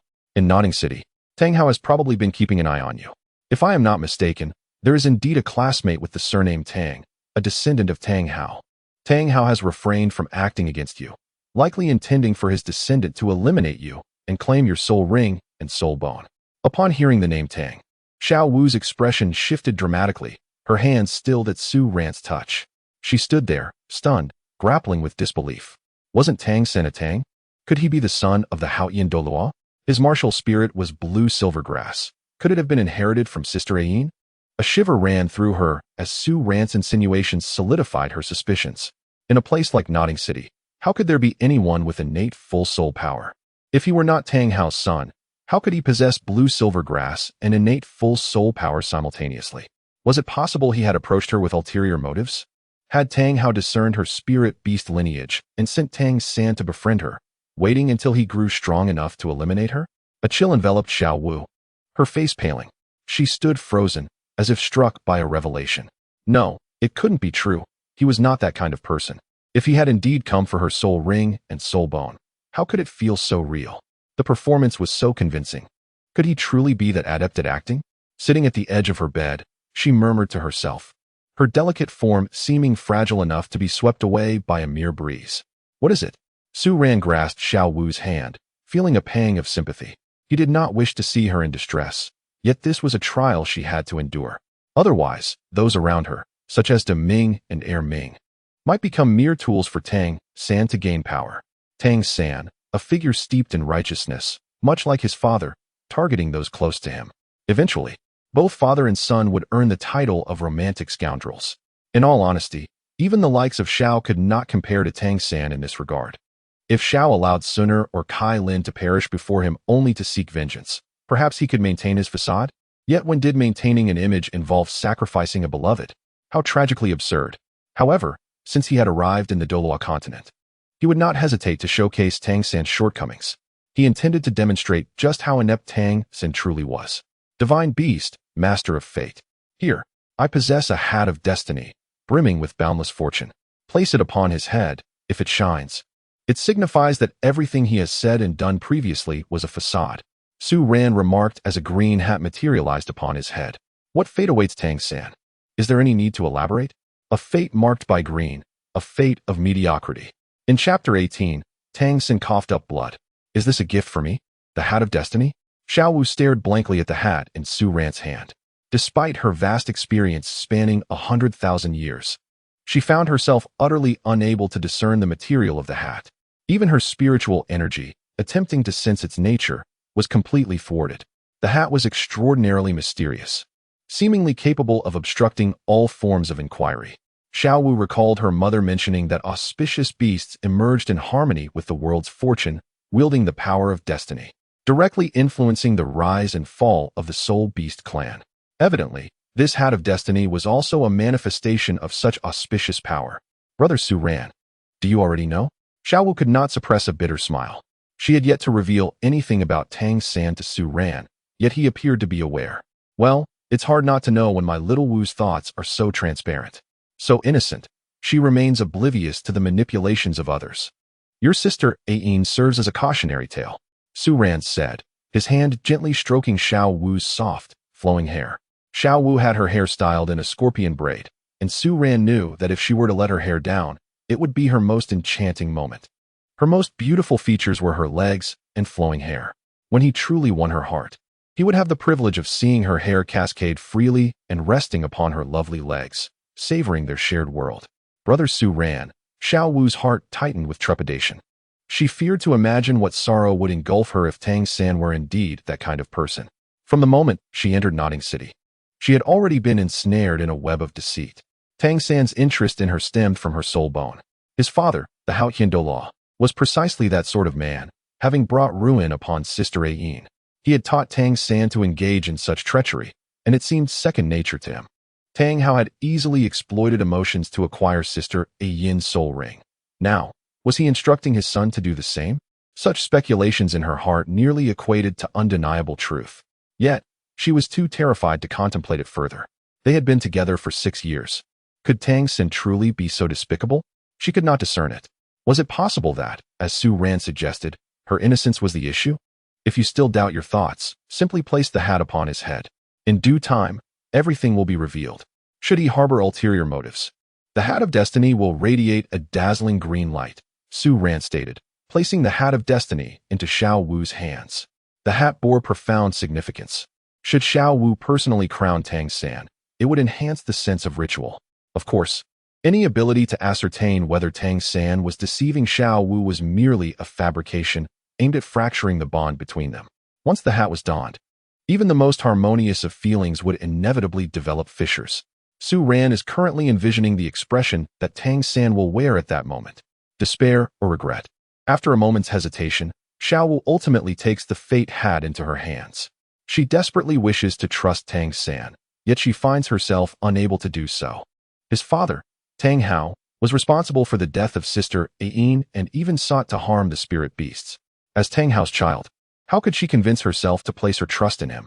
Furthermore, with his innate full soul power, as the son of Tang Hao, a peerless genius, how could he possibly end up residing with her in the 7th dormitory? The son of a titled Douluo, would he truly lack money to the extent of becoming a work-study student? There are far too many bizarre coincidences between Xiao Wu and Tang San. These coincidences seem to be celestial arrangements, utterly devoid of relevance to Tang San. However, under Su Ran's influence, these coincidences appear to morph into conspiracies, as though they were meticulously orchestrated by Tang San himself. It is not surprising that Xiao Wu harbors doubts about Tang San. It is merely a consequence of Su Ran's profound schemes. One stratagem follows another, making it exceedingly difficult for Xiao Wu to refrain from suspicion. Unless one is utterly blinded by love, how could there be no seeds of doubt? Could it be that the illustrious spirit beast would engage in such shameless deceit? In Xiao Wu's mind, Su Ran embodies the spirit beast, the sovereign of spirit beasts, and would never stoop to such actions. Brother Su Ran, I shall take my leave for now, Xiao Wu said, clutching the hat tightly, rising to step outside. At this moment, her mind was somewhat disoriented. Bah, shameless host.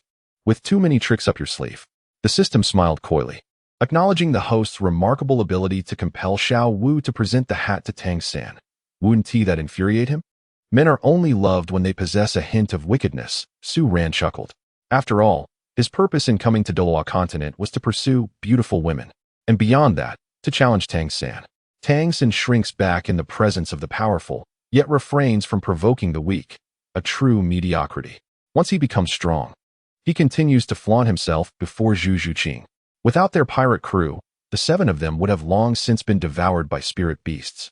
What audacity do they possess to show her disdain? Furthermore, he threatens a newly birthed orange with a child barely a month old. What kind of person would resort to such tactics? Does he even remember he is an enforcer of the divine realm? Is he enforcing his own laws? Such an inept individual deserves nothing less than torment. And the more wretched his suffering, the better. The following day, after school, Xiao Wu and Tang San walked together in silence, each lost in their own thoughts. Tang San recalled the scene he had witnessed the previous day, and after returning home to reflect, he discerned numerous points of suspicion. How could a girl as pure as Xiao Wu, even if she truly liked another, so easily surrender herself? This possibility is nearly non-existent. Moreover, Xiao Wu had always been by his side, in school and out. When would she have had the opportunity to meet others? He hadn't witnessed anything firsthand yesterday. Merely hearing some words that led him to misinterpret Xiao Wu. Wasn't he that a bit unjust? That individual could very well be a relative of Xiao Wu, not necessarily a lover. Contemplating these thoughts, Tang San felt a wave of relief wash over him. Xiao Wu, Tang San turned, wishing to express something, but the words caught in his throat. He stood there, utterly dumbfounded, as Xiao Wu held a vibrant green hat in her hands, its vivid hue reflecting glimmers of green light under the sun. This hat was undeniably the greenest of greens. But how had such a hat come to be in Xiao Wu's possession?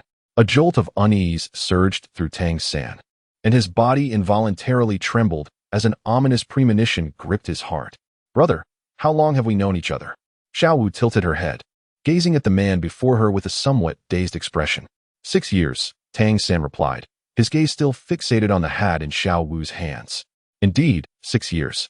I must admit, I have yet to gift you anything. It has always been you providing me with gold soul coins. This time, I wish to present you with a gift. Xiao Wu's beautiful eyes fell upon the fate hat.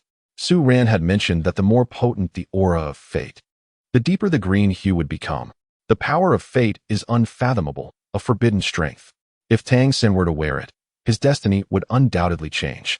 This was also the reason she ultimately decided to place it upon his head.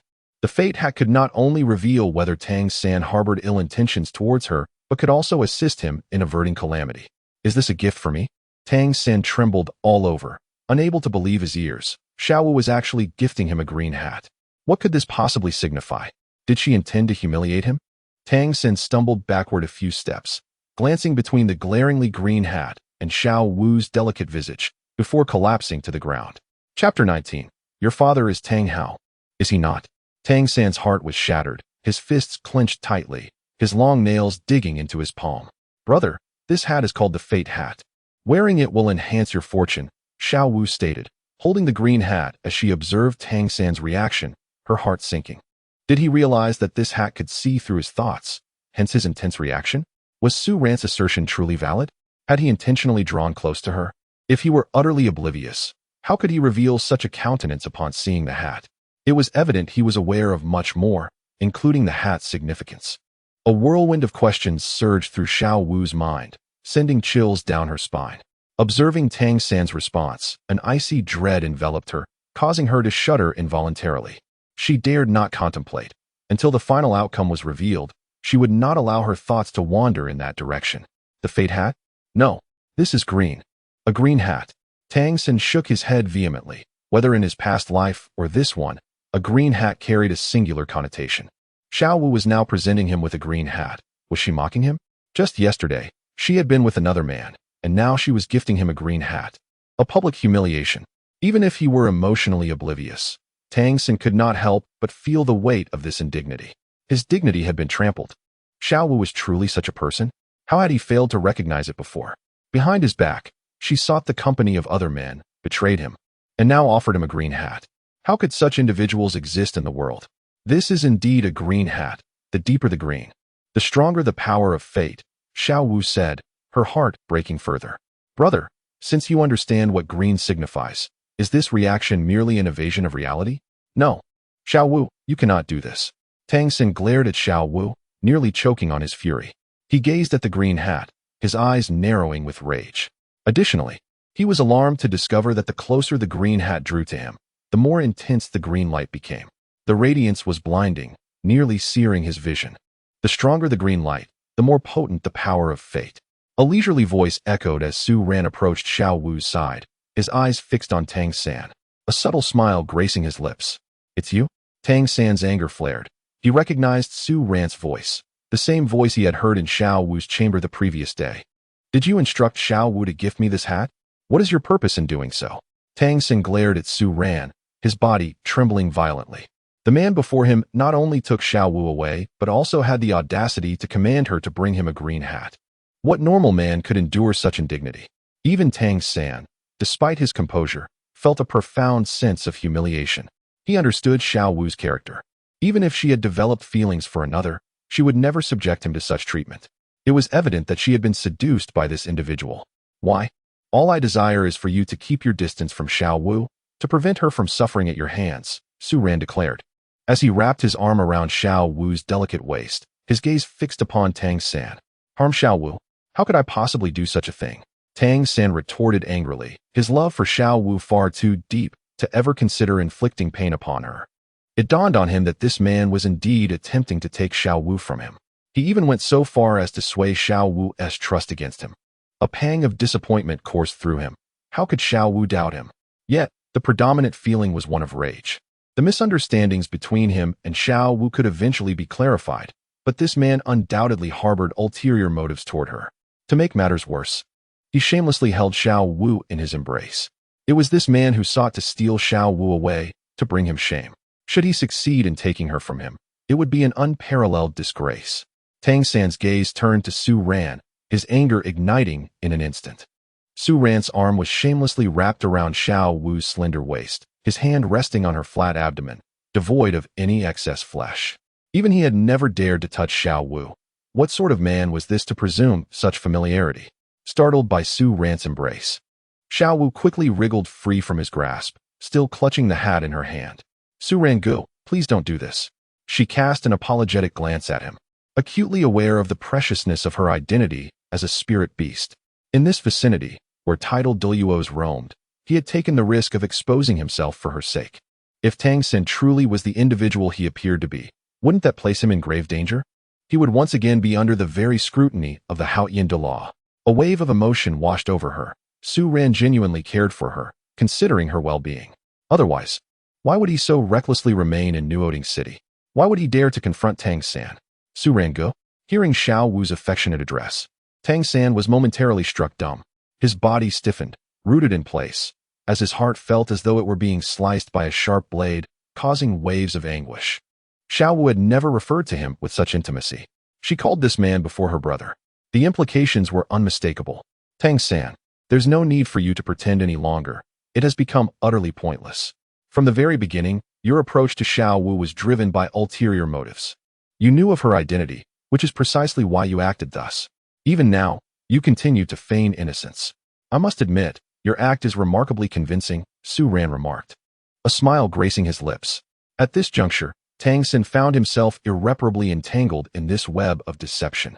While feelings may be ephemeral and elusive, Xiao Wu's identity as a spirit beast was a veritable truth. Which would she choose to believe? Tang San stood there, bewildered, his expression one of utter confusion. Upon hearing Su Ran's words, he suddenly sensed a dissonance. What did it mean that he approached Xiao Wu with ulterior motives? His gaze shifted to Xiao Wu, who was now on the verge of tears. She seemed so fragile. Why was she so vulnerable? If she were truly heartless, she would be elated at this moment, not displaying such a look of despair. Her evident suffering was clearly due to him. As Tang San observed this scene, a realization dawned upon him. He understood. Xiao Wu had neither betrayed him nor caused him any grief. Su Ran and Xiao Wu share a profound bond, yet it is not of a romantic nature. However, the despicable Su Ran, in his treachery, schemes behind her back, exploiting Xiao Wu's trust to tarnish her perception of herself, making her believe she is the deceiver. The true villain, in fact, is Su Ran, this contemptible wretch. "Xiao Wu, allow me to explain," Tang San implores, seeking to unveil Su Ran's true character to her. Yet, Su Ran is determined to thwart Tang San's intentions, relentlessly pressuring him. "Are you still pretending, Tang San? If my memory serves me right, you hail from Holy Soul Village. And your father's name is Tang Hao, correct?" Su Ran taunts. At this moment, Tang San remains oblivious to the implications of his father's existence. Tang Hao's presence will only deepen Xiao Wu's misconceptions about Tang San. Chapter 20. A web of deceit. Tang San furrows his brow, scrutinizing Su Ran. He has begun to grasp the intricacies of the relationship between Su Ran and Xiao Wu. It appears that Xiao Wu may originate from a formidable power, possessing an extraordinary identity, while Su Ran is entwined with this same force. This explains Xiao Wu's unwavering trust in him. Most critically, Su Ran harbors ulterior motives toward Xiao Wu. Su Ran even schemed against him, leading him to misunderstand Xiao Wu, and even went so far as to have Xiao Wu deliver a green hat to undermine their relationship. Upon realizing this, Tang San revealed a faint smile. Fortunately, he had awakened to the truth early. Otherwise, he might have fallen victim to Su Ran's machinations. At that point, any rift between himself and Xiao Wu would have allowed Su Ran to exploit the situation. However, now Su Ran was questioning him about his father, Tang Hao. Tang San once again plunged into deep contemplation. Su Ran's schemes were numerous, and he had almost misjudged Xiao Wu on several occasions. Now, with inquiries about his father, was he attempting to ensnare him once more? Su Ran, what exactly are you plotting? Tang San furrowed his brows, glancing at Xiao Wu, unable to suppress his concern. He yearned to confront Su Ran with a fist of wrath. Their bond was so profound, yet Su Ran sought to disrupt their affection. Is he even human? There are countless beautiful girls in the world. Must he resort to such underhanded tactics against him? He felt no negative emotions toward Xiao Wu. If he himself had nearly fallen for Su Ran's tricks, how could Xiao Wu possibly evade deception? This was their first encounter, and he was already ensnared in Su Ran's web. Given Xiao Wu's familiarity with Su Ran, it was only natural for her to be swayed by his words. Your father is a mere incompetent, hiding in the Holy Soul village, toiling away for a lifetime. And you, even more so, dare not acknowledge your own origins. Su Ran remarked, clearly perceiving the anger reflected in Tang San's gaze. Origins? Tang San was momentarily taken aback, swiftly grasping Su Ran's intentions. He sought to reveal to Xiao Wu the ordinariness and mediocrity of his background, hoping to incite her disdain and drive her away. With this thought, Tang San smiled, amused by Su Ran's ignorance of Xiao Wu. Su Ran, no matter how many schemes and tricks he possesses, what purpose do they serve? He fails to understand Xiao Wu. During these 6 years, it has always been Tang San by her side. Su Ran cannot even decipher Xiao Wu's thoughts. How could she possibly be that kind of person? If Xiao Wu were someone who craved fame and fortune, she would not have forsaken the resources of great powers to attend a small place like Notting Academy. Indeed, my father is Tang Hao. Although I come from humble beginnings and a poor family, what of it? I will exert every effort to grow stronger. And when I become powerful, those things will naturally come to me. 30 years in the east of the river, 30 years in the west. Do not underestimate the youth in poverty. Tang San raised his gaze to Su Ran. His posture was erect, and as he uttered the phrase, do not underestimate the youth in poverty, his eyes sparkled with fervor. Xiao Wu values a person's character over their background or status. Despite his modest origins, Tang San's remarkable qualities captivate Xiao Wu's attention. Su Ran's attempts to snatch Xiao Wu away from him through deceit are nothing but a fool's dream. For Xiao Wu despises those who resort to underhanded tactics. Such individuals are utterly shameless. How could Xiao Wu ever hold them in esteem? Tang San mused, a smile gracing his face, entirely oblivious to the dimness in Xiao Wu's gaze at that moment. Su Ran nearly burst into laughter at his expense. Did Tang San really think he was Xiao Yin next door, trying to act impressive? Although Su Ran considered himself a villain, could Tang San defeat him? That was merely a fantasy. Su Ran, have you deceived me again? Tang San felt somewhat bewildered as he suddenly noticed a change in Xiao Wu's gaze towards him. It was no longer gentle and affectionate, but rather akin to that of a stranger. His heart raced, replaced by a surge of fury. He could not comprehend which part had gone awry. What had this shameless Su Ran said to Xiao Wu? Why had she changed so drastically? Tang San could not help but grip Su Ran's sleeve tightly, his aura pressing down on Su Ran. A dragon has its reverse scales. To touch them is to court death. Xiao Wu was Tang San's reverse scale. Su Ran's manipulation of Xiao Wu and the disruption of their bond had already crossed Tang San's bottom line. How have I deceived you? If your heart is clear, how could I possibly deceive you? Su Ran replied coolly, kicking Tang San aside. Tang San's strength was still beneath that of a soul ancestor. How could he be a match for Su Ran? Especially after acquiring the Qilin bloodline, his physical capabilities had significantly increased. Mere physical strength was already comparable to that of a soul ancestor. Meanwhile, Tang San's martial soul was merely blue-silver grass. Even with the bloodline of the blue-silver emperor, he remained pitifully weak. How could your power be so formidable? Tang San gasped, staring at Su Ran in disbelief. Su Ran appeared to be of similar age, yet his strength was unfathomable. Neither had released their martial souls, yet Su Ran possessed the unique skills of the Tang sect. And still, he was sent flying by a single kick. He had no time to react. The speed of that kick was astonishing. The blue-silver grass martial soul was inherently useless. Could I not be your opponent? Su Ran scoffed, finding Tang San's predicament laughable. In this world, Tang San was no longer the one with the most advantages. What of the Tang sect's unique skills? What of dual martial souls? Before Su Ran, they were merely a joke. Tang San's heart brimmed with anger. He was a genius with dual martial souls, and yet faced such disdain. Blue-silver grass was merely a facade. What did Su Ran know? Once he broke through to title Douluo and filled his Haotian hammer's spirit rings, he would stand atop the entire continent. Enough of your bickering. Xiao Wu interjected, her heart heavy with despair. Yet when Tang San mentioned that his father was Tang Hao, her heart sank once more. Previously, she had harbored doubts about Tang Hao being Tang San's father, as he had never shared details about his family, and she had refrained from probing. However, now that Tang San had revealed it himself, how could there be any doubt? Perhaps Tang San had come to Notting City as a work-study student at his father's behest.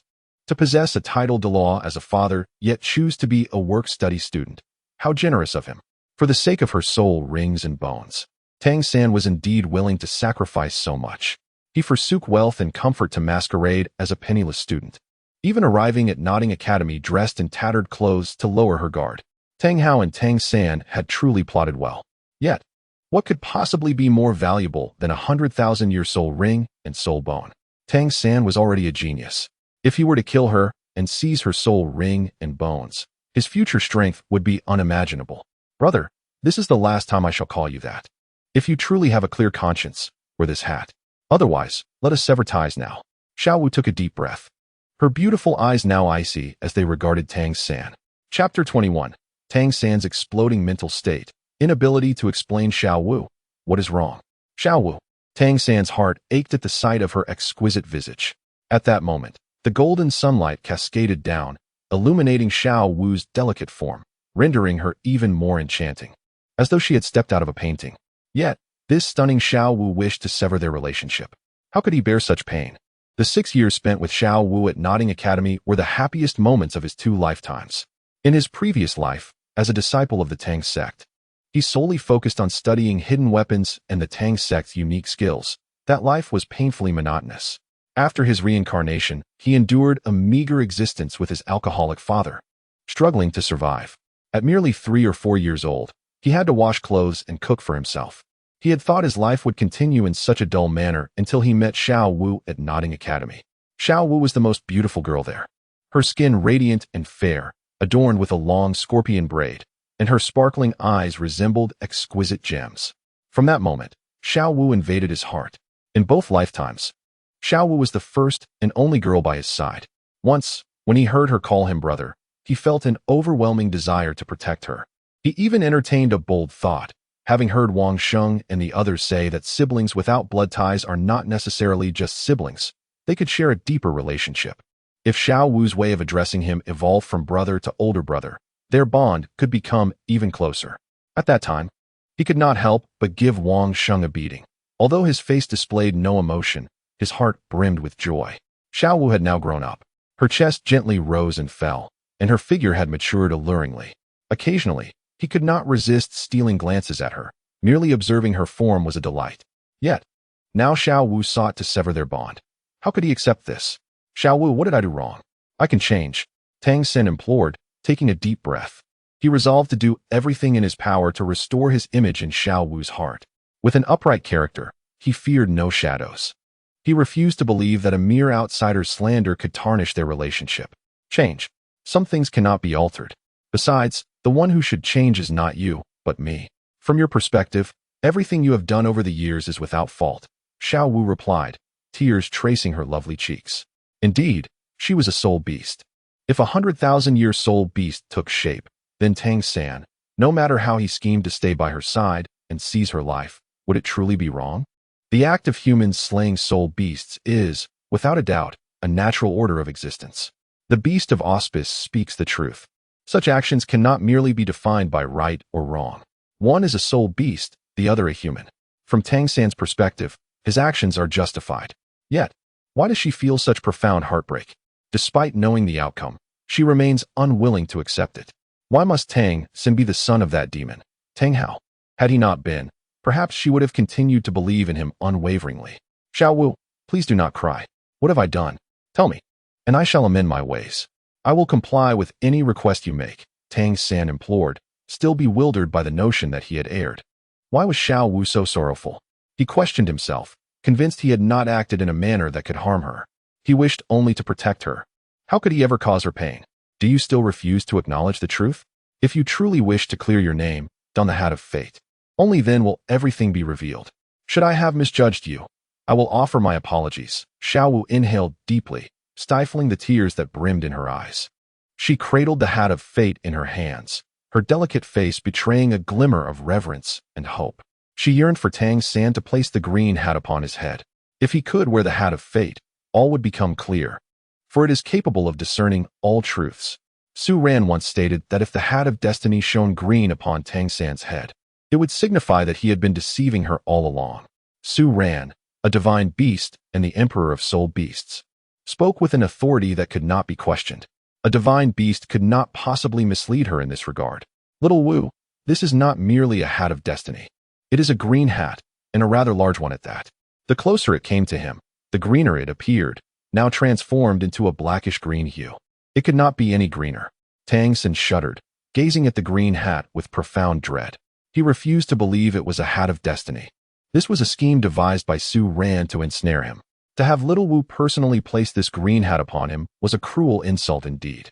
Tang San's heart boiled with rage, his face turning a shade of green. Were it not for Little Wu's presence, he would have drawn his concealed weapon and unleashed a barrage upon Su Ran, ensuring he would meet a fate worse than death. Tang San had never felt such fury. Yet Su Ran had completely unhinged him. If he did not kill Su Ran, he swore he would not be human. For someone he cherished to personally humiliate him by placing such a hat upon his head was a desecration of his dignity. Still unwilling to wear it? I suppose you know what this green signifies. You certainly will not don it. Little Wu, seeing Tang San's refusal to wear the hat of destiny, felt her heart plunge into despair.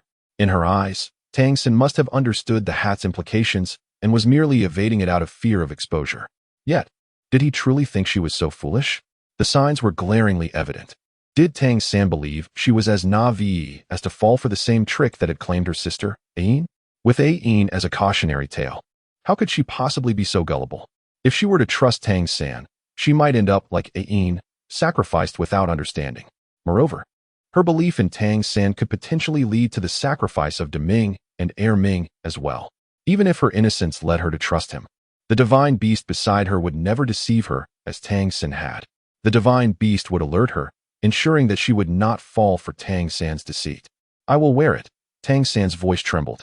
When he caught sight of Little Wu looking at him as if he were a stranger, fear gripped his heart. He feared that Little Wu would abandon him. He was uncertain of the hat's true significance and what Su Ran had whispered into Little Wu's ear. All he knew was that if he refused to wear the green hat, he would truly lose her. Chapter 22. Tang San's Madness. A desire to kill Su Ran. Tang San's heart was filled with loathing. Why had it come to this? To be adorned with a green hat was an utter humiliation. Yet, not wearing it would mean severing ties with Little Wu. But donning it would mean falling into Su Ran's trap, allowing him to revel in Tang San's disgrace. His heart harbored resentment. Though he did not blame Little Wu, she too was a victim of Su Ran's deception. His ire was solely directed at Su Ran, that despicable scoundrel who sought to steal Little Wu from him while placing such a hat of shame upon his head. Though he was unclear about the events that had transpired, he recognized that Su Ran was the orchestrator of this entire charade. Tang San, stop wearing that wretched expression and smile. This hat is green, imbued with potent destiny energy. The greener it is, the stronger the energy, Su Ran said as he approached Tang San, patting him on the shoulder.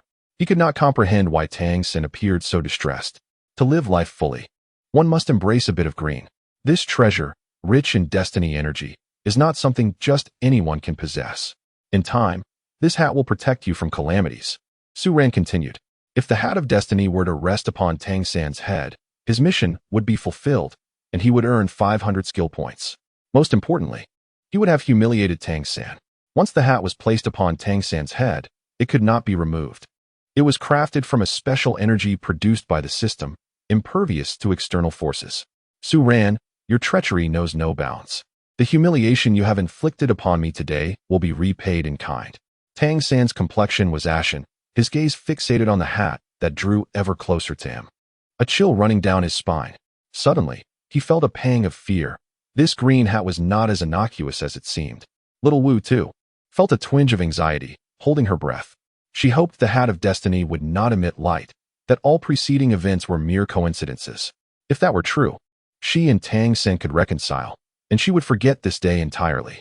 The atmosphere around them turned eerily silent. Little Wu inhaled deeply, cradling the Hat of Destiny, and placed it firmly upon Tang San's head. With a click, it seemed as if a clasp had locked into place, and simultaneously, a brilliant green light erupted from Tang San's head. This radiant green was so intense that even in daylight, it enveloped the surrounding area. How vibrant! Tang San trembled at the sight of the overwhelming green light. What did this green hat signify? What had Su Ran told Little Wu? Now that he wore the green hat, surely Little Wu would believe him. Taking a deep breath, he resolved that if it meant clearing the misunderstandings between them, he would endure this humiliation for Little Wu's sake. Little Wu, the Hat of Destiny is now upon my head. You must believe me, he implored, his head aglow, looking towards her. At that moment, he remained oblivious to what the green light represented in Little Wu's heart. It glows. The Hat of Destiny is glowing, Little Wu murmured, her face paling, her body trembling slightly as she instinctively took a step back, overwhelmed by emotion. Even though she had anticipated this outcome, witnessing it unfold shattered her heart. She never imagined that Tang San would truly wish to harm her. Over the past 6 years, he had concealed his intentions, plotting to seize her soul rings and bones. It must be said that Tang San had hidden his motives well, for she had been completely unaware.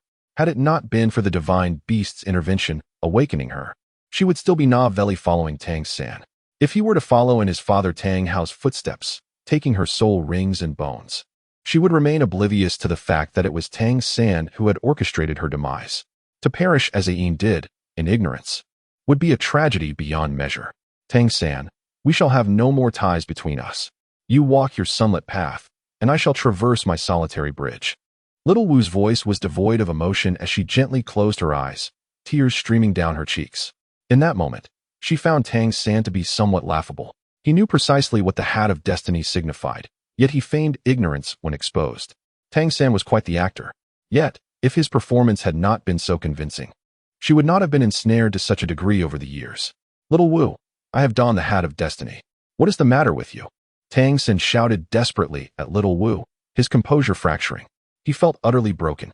He had worn the green hat as she had requested, believing that by complying with her wishes, she would no longer be angry. Yet, why did she seem even more resolute in her disdain? What does this green hat truly signify? What is wrong with me? For 6 long years, you have deceived me entirely. What is wrong with me, you ask? Tang San, do you wish to continue this charade? Xiao Wu exclaimed fiercely, her voice cold and unyielding. She had never encountered Tang San in such a manner.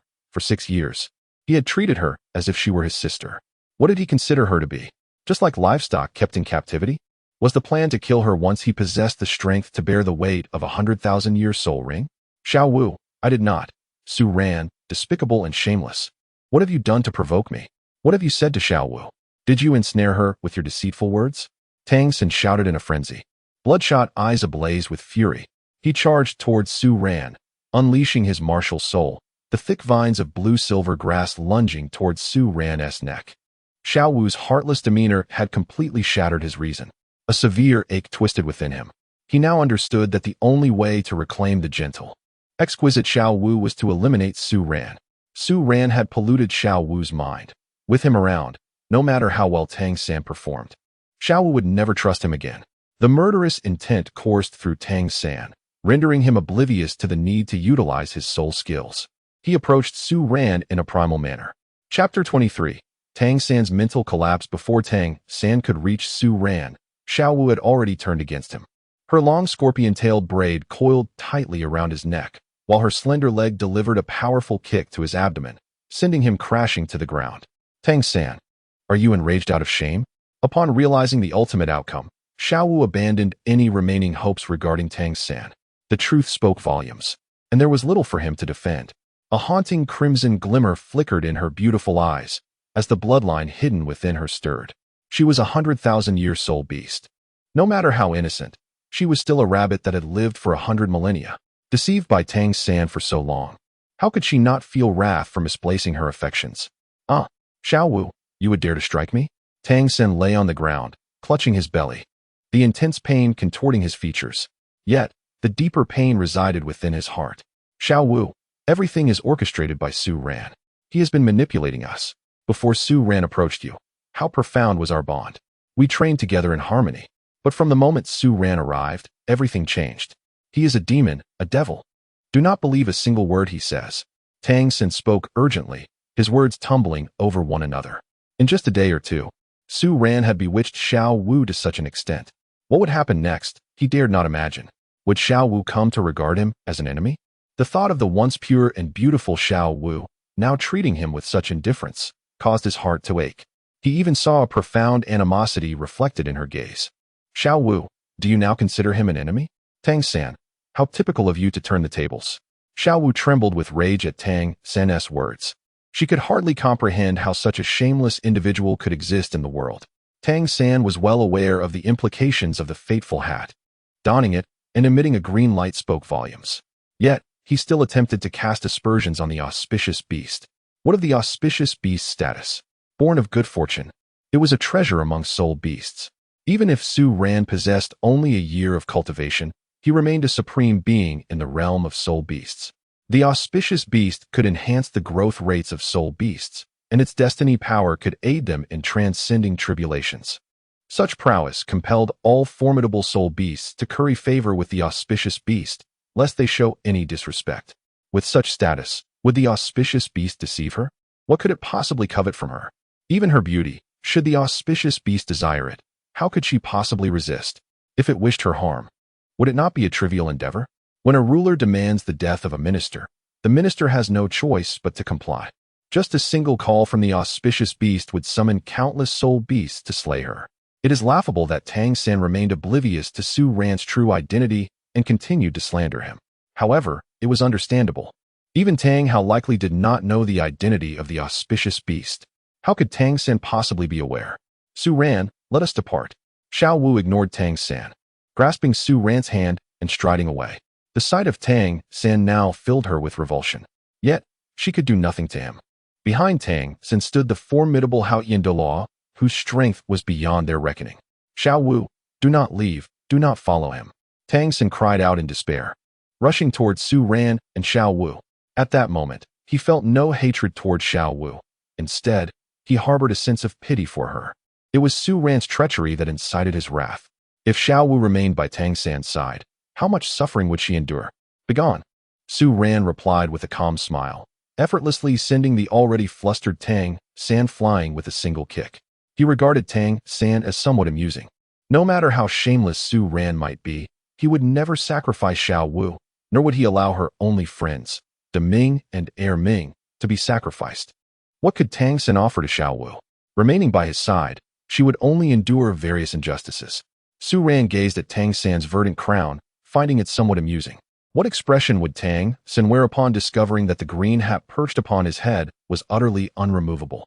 For the rest of his days, he would bear the weight of this ill-fated gift, a constant reminder of misfortune. As for the emerald hat presented by the system's fair maiden, its future implications remained a mystery even to him. However, Su Ran was aware that the depth of its hue intensified with the growing intimacy between him and Xiao Wu. Most notably, when he embraced Xiao Wu, the hat would emit a glow, perpetually reminding him of his identity. What identity, you may ask? Undoubtedly, the identity of one who had been wronged. Ding. Congratulations, host, on completing the task. You have earned 500 skill points. The voice of the system echoed, tinged with astonishment. She had never anticipated Su Ran's swift success. Given the steadfast bond between Tang San and Xiao Wu, it was shocking that the host had managed to turn them into adversaries. Yet, who could blame him? Tang San's father, Tang Hao, was of remarkable lineage. Despite his extraordinary background, Tang San chose the path of a working student to forge a friendship with her, a choice that naturally bred suspicion. Moreover, Tang Hao's established persona had long since crumbled in Xiao Wu's eyes. A soul beast over 100,000 years old, had befriended Tang Hao, ultimately becoming a part of his soul rings. The similarities between this and her relationship with Tang San were too striking to ignore. Such coincidences left even Tang San's silver tongue at a loss for words. How simple it all seemed. Xiao Wu had lost her trust in Tang San. Winning her heart would now be considerably easier. Su Ran mused, taking in the sight of the radiant girl before him, exuding the essence of youthful femininity. Her long, shapely legs glided gracefully, while her lengthy scorpion tail braid swayed alluringly against her jade-like back, embodying a unique charm. As Tang San observed Xiao Wu and Su Ran walking hand in hand, they appeared as a couple, eliciting a cascade of agonizing tears from his eyes. A man may shed tears, but only when his heart is truly wounded. The events of the day had nearly shattered his composure. Su Ran was despicable, brazenly casting glances at Xiao Wu's long legs and ample bosom. There was no need for speculation. Su Ran desired Xiao Wu, and it was precisely this jealousy that had driven a wedge between their affections. Now, Xiao Wu harbored animosity towards him for reasons he could not fathom, all orchestrated by Su Ran's scheming. Chapter 24. The despicable Su Ran. Su Ran, you are truly insidious, Tang San seethed. Ordinary individuals might find themselves at a loss against your machinations, but you fail to realize one crucial fact. I am not a native of Douluo Continent. I am a traveler, and my strength cannot be merely assessed by cultivation level alone. When my hidden weapons are unleashed, your demise is inevitable. Clenching his fists, he rose from the ground, brandishing a 1-foot-long black weapon case. If he resorted to using these hidden weapons, what could Su Ran possibly do? In his fury, he had not even unleashed his martial spirit. In a full-force confrontation, there was no way Su Ran could match him. Tang San stood tall and surveyed his surroundings, feeling a wave of relief wash over him. Fortunately, the street was relatively quiet, sparing him the embarrassment of his recent disgrace. Had it been a bustling thoroughfare, news of his humiliation would have spread like wildfire, leaving him with no face to show in Nodding City. Regardless of the setting, it was an immense shame for a man to be cuckolded. Even a titled Douluo, at level 99, would be subject to ridicule if faced with such disgrace. Su Ran, once Xiao Wu's spirits have lifted, I shall seek you out. Then you will learn the true meaning of cruelty. Some individuals are not to be trifled with. Taking a deep breath, Tang San grasped the green hat atop his head, attempting to tear it off in a fit of rage. However, no matter how he struggled, the hat seemed inexplicably affixed to him, refusing to budge. Oh no. A wave of dread washed over him. He could accept being cuckolded as long as no one else witnessed it, but should it prove impossible to remove, his fate would be sealed. Was he to endure a lifetime adorned with this green hat? The mere thought sent shivers down his spine, and his complexion paled. He could not fathom such a life. If he were to appear on the streets, all eyes would be drawn to him, and soon everyone would know of his plight. No, it cannot be. This is merely an ordinary hat. There is no way it cannot be removed. Tang San shivered deeply, unwillingly unleashing his martial spirit in a desperate attempt to rid himself of the hat. Thick strands of blue-silver grass sprouted from his hands, reaching for the offending hat with all their might. Yet, as before, there was no reaction, only a profound pain. After what felt like an eternity, he sensed his scalp being pulled taut, yet the hat remained stubbornly fixed in place, as if it were a part of him. It would take the tearing away of his own scalp to remove it. Why can't I take it off? It's as if it's glued to my head. Su Ran, what have you done to me? Tang San's legs buckled, collapsing onto the ground as he howled in rage. His face was ashen, and he could envision the grim days ahead. Su Ran had shattered his bond with Xiao Wu, and while he sought to claim her for himself, he had cursed him with this permanent green hat. This was an affront to his very being. Yes, my teacher. Surely, my teacher can assist me. Tang San's voice trembled with hope. His only recourse lay with his mentor. If even the teacher could not help, he would be utterly lost. Stripping off his inner garments, he tightly wrapped his head, ensuring no trace of green could be seen. Then, he dashed towards the dormitory of Xiao Gang. In Xiao Gang's dormitory, he was deeply engrossed in a tome, savoring its contents. The delicate characters on the pages were annotated with insights that stirred memories of a breathtaking figure in his mind. She was a woman of unparalleled beauty, adorned in a luxurious robe of black trimmed with gold, a 9-curved golden crown atop her head, and wielding a staff encrusted with an array of precious gems. Her visage was nearly flawless, exuding an aura of nobility and sanctity that evoked a sense of reverence, compelling one to kneel before her flowing gown. As he recalled this vision, a look of infatuation crossed Xiao Gang's face. Such a woman, radiant and enchanting, with a figure as ripe as a peach, stirred within him a desire to hold her close and cherish her. Moreover, she was a pope, a figure of the highest status, even more exalted than the emperors of the two great empires. Embracing such a woman would yield an unparalleled sense of accomplishment. Donger, do not hold my detachment against me. As soon as I learned of the death of that scoundrel Qiang Sunji, I hastened to sever ties with Erlong.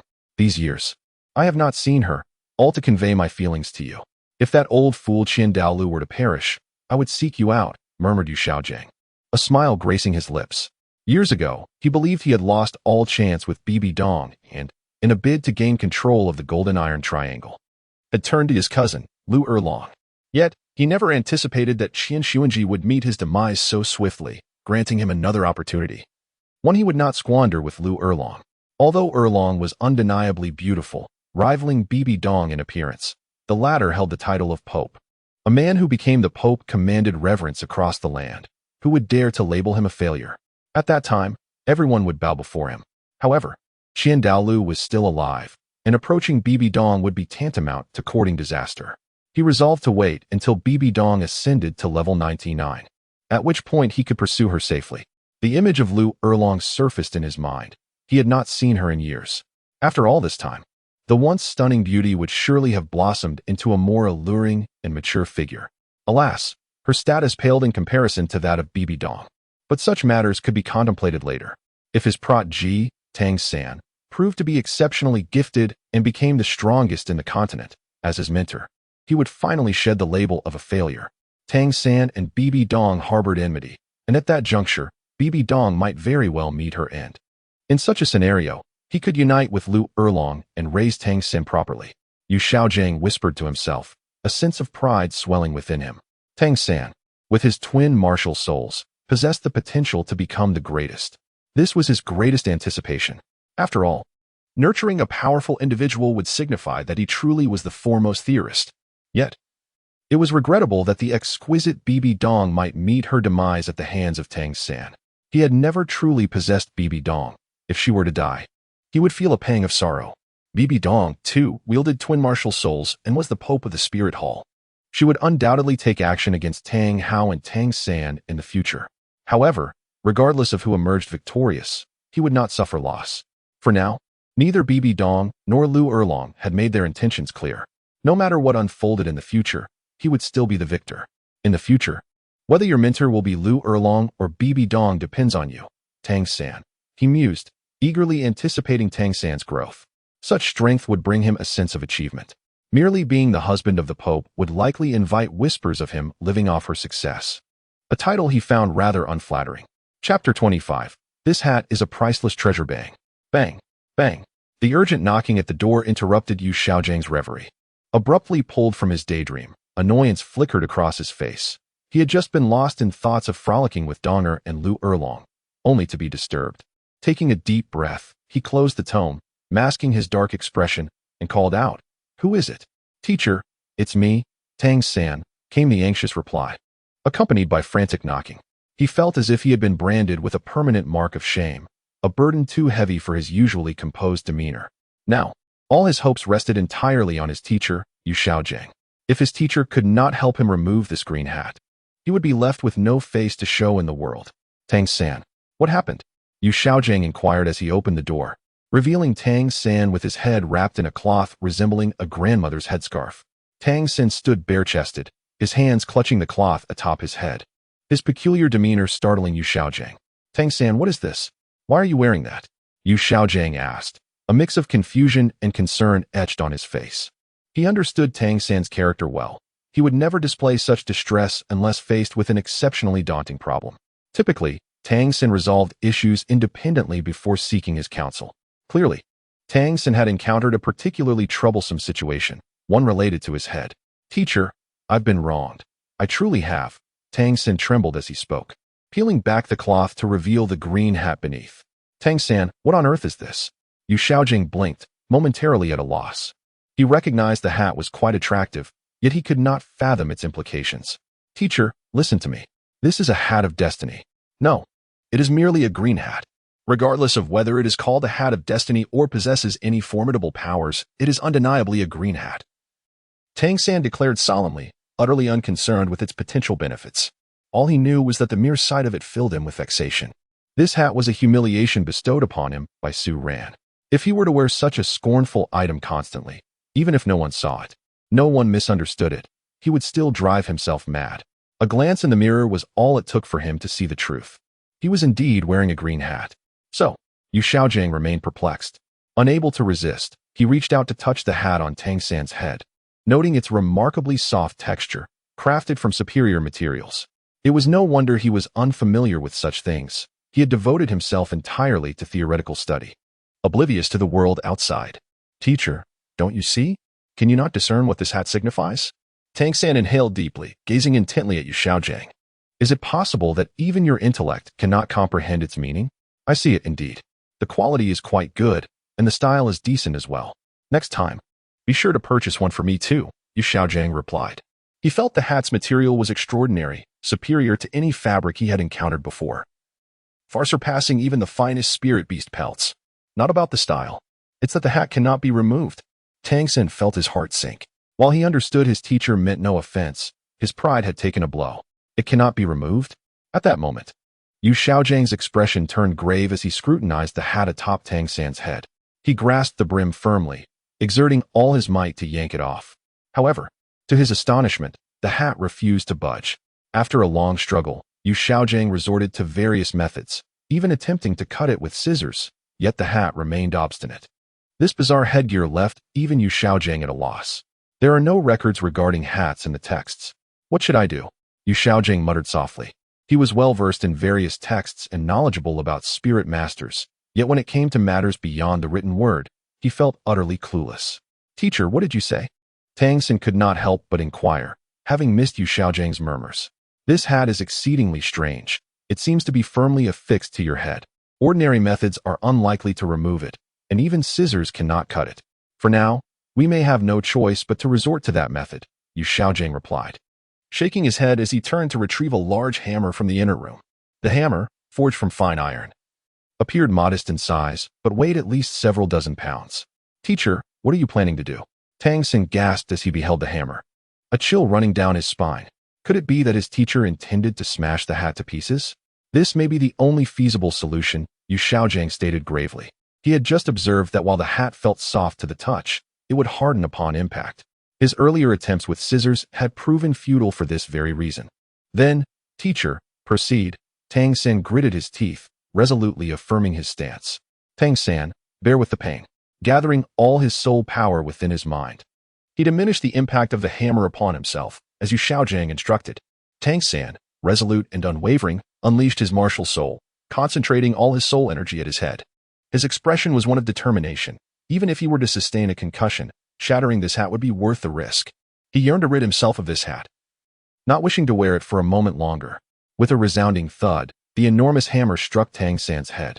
Yu Xiaojing wielded his strength as a normal human, while Tang San, having released his martial soul, faced no significant threat of injury. Yet, neither Yu Xiaojing nor Tang San anticipated the unexpected occurrence when the hammer neared Tang San's crown. The originally soft hat transformed instantaneously into an indestructible barrier. Sustaining no damage from the hammer's blow, Yu Xiaojing's arm trembled violently from the recoil. Indeed, there was something amiss. Taking a deep breath, Yu Xiaojing struck again with renewed vigor. The sound echoed, yet the hat remained unscathed. After several more strikes, Yu Xiaojing's eyes gleamed with a strange light, as tumultuous waves of excitement surged within him. This was undoubtedly a treasure. It was clear that this small fellow had stumbled upon something extraordinary.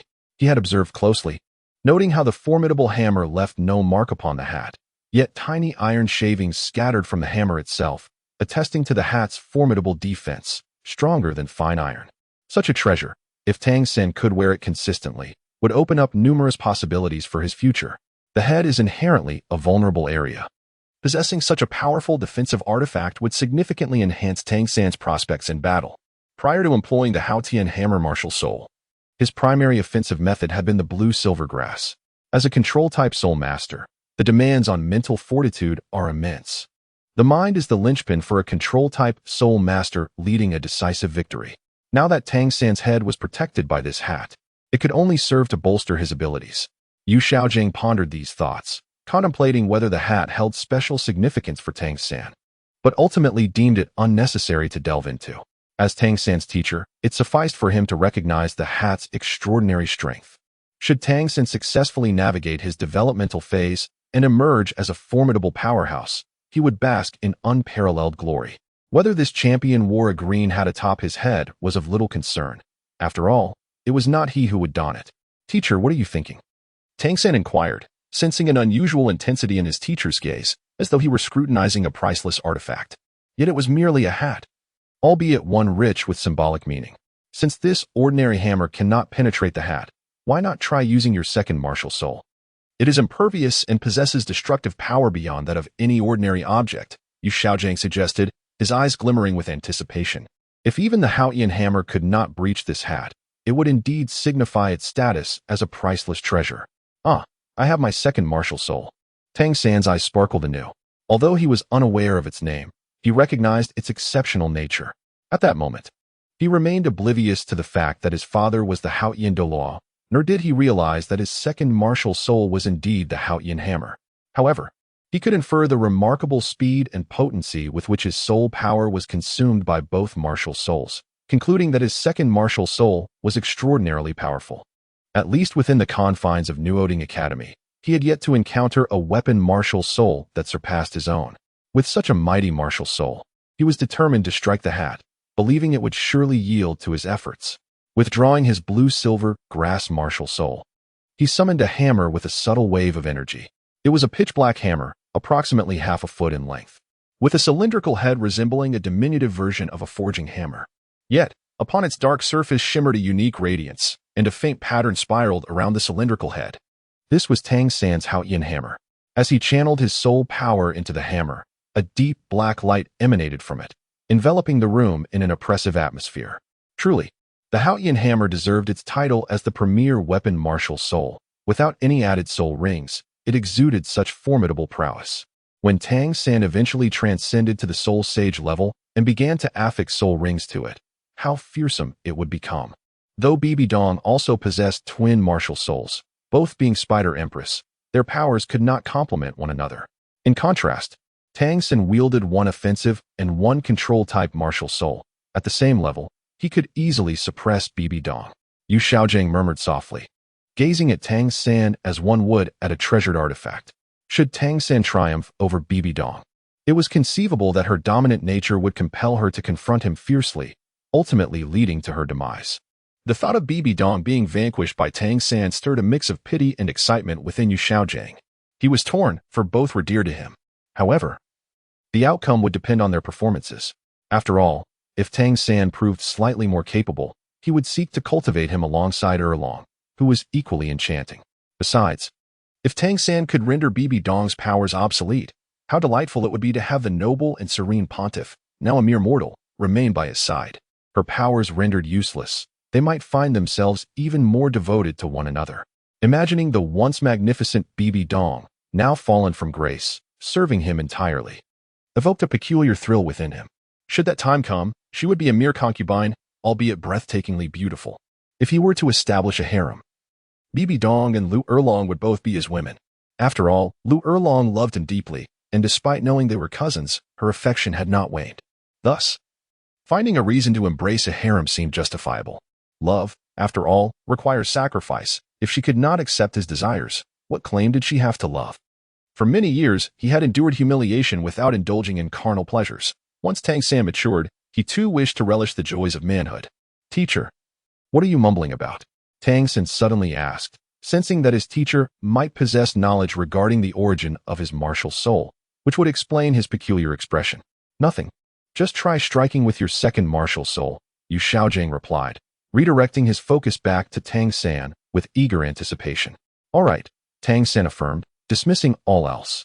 Removing this hat was his utmost priority. With a resounding impact, Tang San summoned all his soul power to strike at the hat atop his head, yet it remained undamaged. only causing him acute pain. Ouch, that hurts. Tang San clutched his head, involuntarily inhaling sharply as tears streamed down his cheeks uncontrollably. The force of the Haoyan hammer was unmatched by any ordinary hammer. One strike nearly left him dazed. Yet the hat remained unblemished, showing no signs of having been struck. Staring into the mirror at his emerald-tinted head, he felt a sense of despair wash over him. What material was this hat made of? So remarkably resilient. When struck, it hardened, yet when untouched, it remained soft. Was this truly an ordinary hat? It seemed almost sentient. Surely, this was no jest? Tang San's legs gave way, and he collapsed to the ground. He had exhausted every possible means, yet the question remained. What more could he do to remove this hat? It seemed there was no further recourse. It was an unbearable humiliation. Tang San could no longer endure such indignity. Throughout his life, he had prided himself on his unwavering spirit, yet here he was, subjected to such disgrace. Why? He was Tang San, endowed with memories of a past life. The unparalleled skills of the Tang sect, mastery of hidden weapons, the Xiantian treasure record, and even possessing twin martial spirits. With such an abundance of gifts, why did he find himself in such a dire predicament? Su Ran, despite his youthful appearance, possesses formidable strength. Xiao Gang remarked that ordinary methods cannot remove the hat. This merely indicates that your own power is insufficient to take it off. However, once your cultivation reaches the rank of a title de law, you will undoubtedly be able to remove it. Although he was unaware of Tang San's suffering, it would be a tremendous boon if this pain could transform into motivation, urging Tang San to train with even greater diligence. The thought of enhancing his power ignited a fire within Tang San, his fists clenched, veins bulging in his arms. He was resolute in his determination to become the strongest in the world and to trample Su Ran beneath his feet. He also yearned to reclaim Xiao Wu, proving to Su Ran that she truly loved him.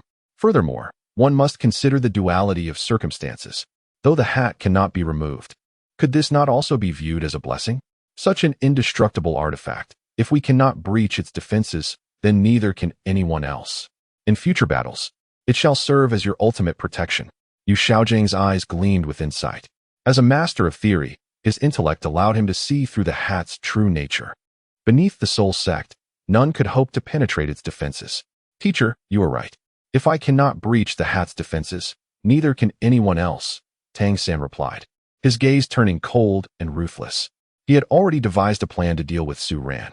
Though Su Ran's strength surpassed his own, Tang San deduced that Su Ran's martial soul was likely sword-related. No matter how powerful Su Ran's sword might be, it could not breach the hat's defenses.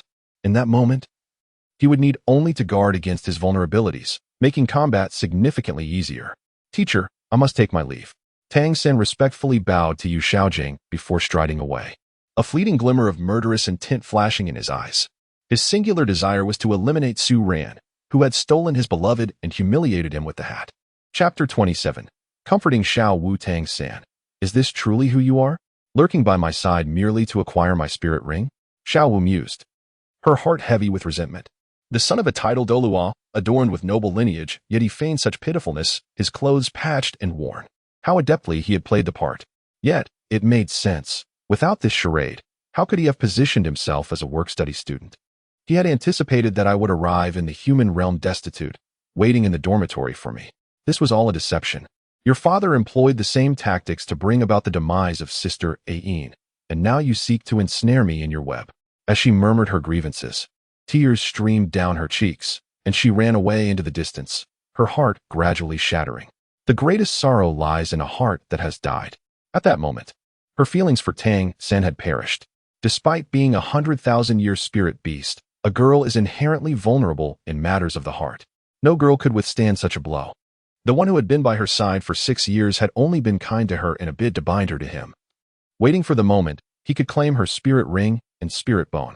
The heavens seemed to echo Xiao Wu's despair as thunder rumbled and dark clouds gathered, casting the world into shadow.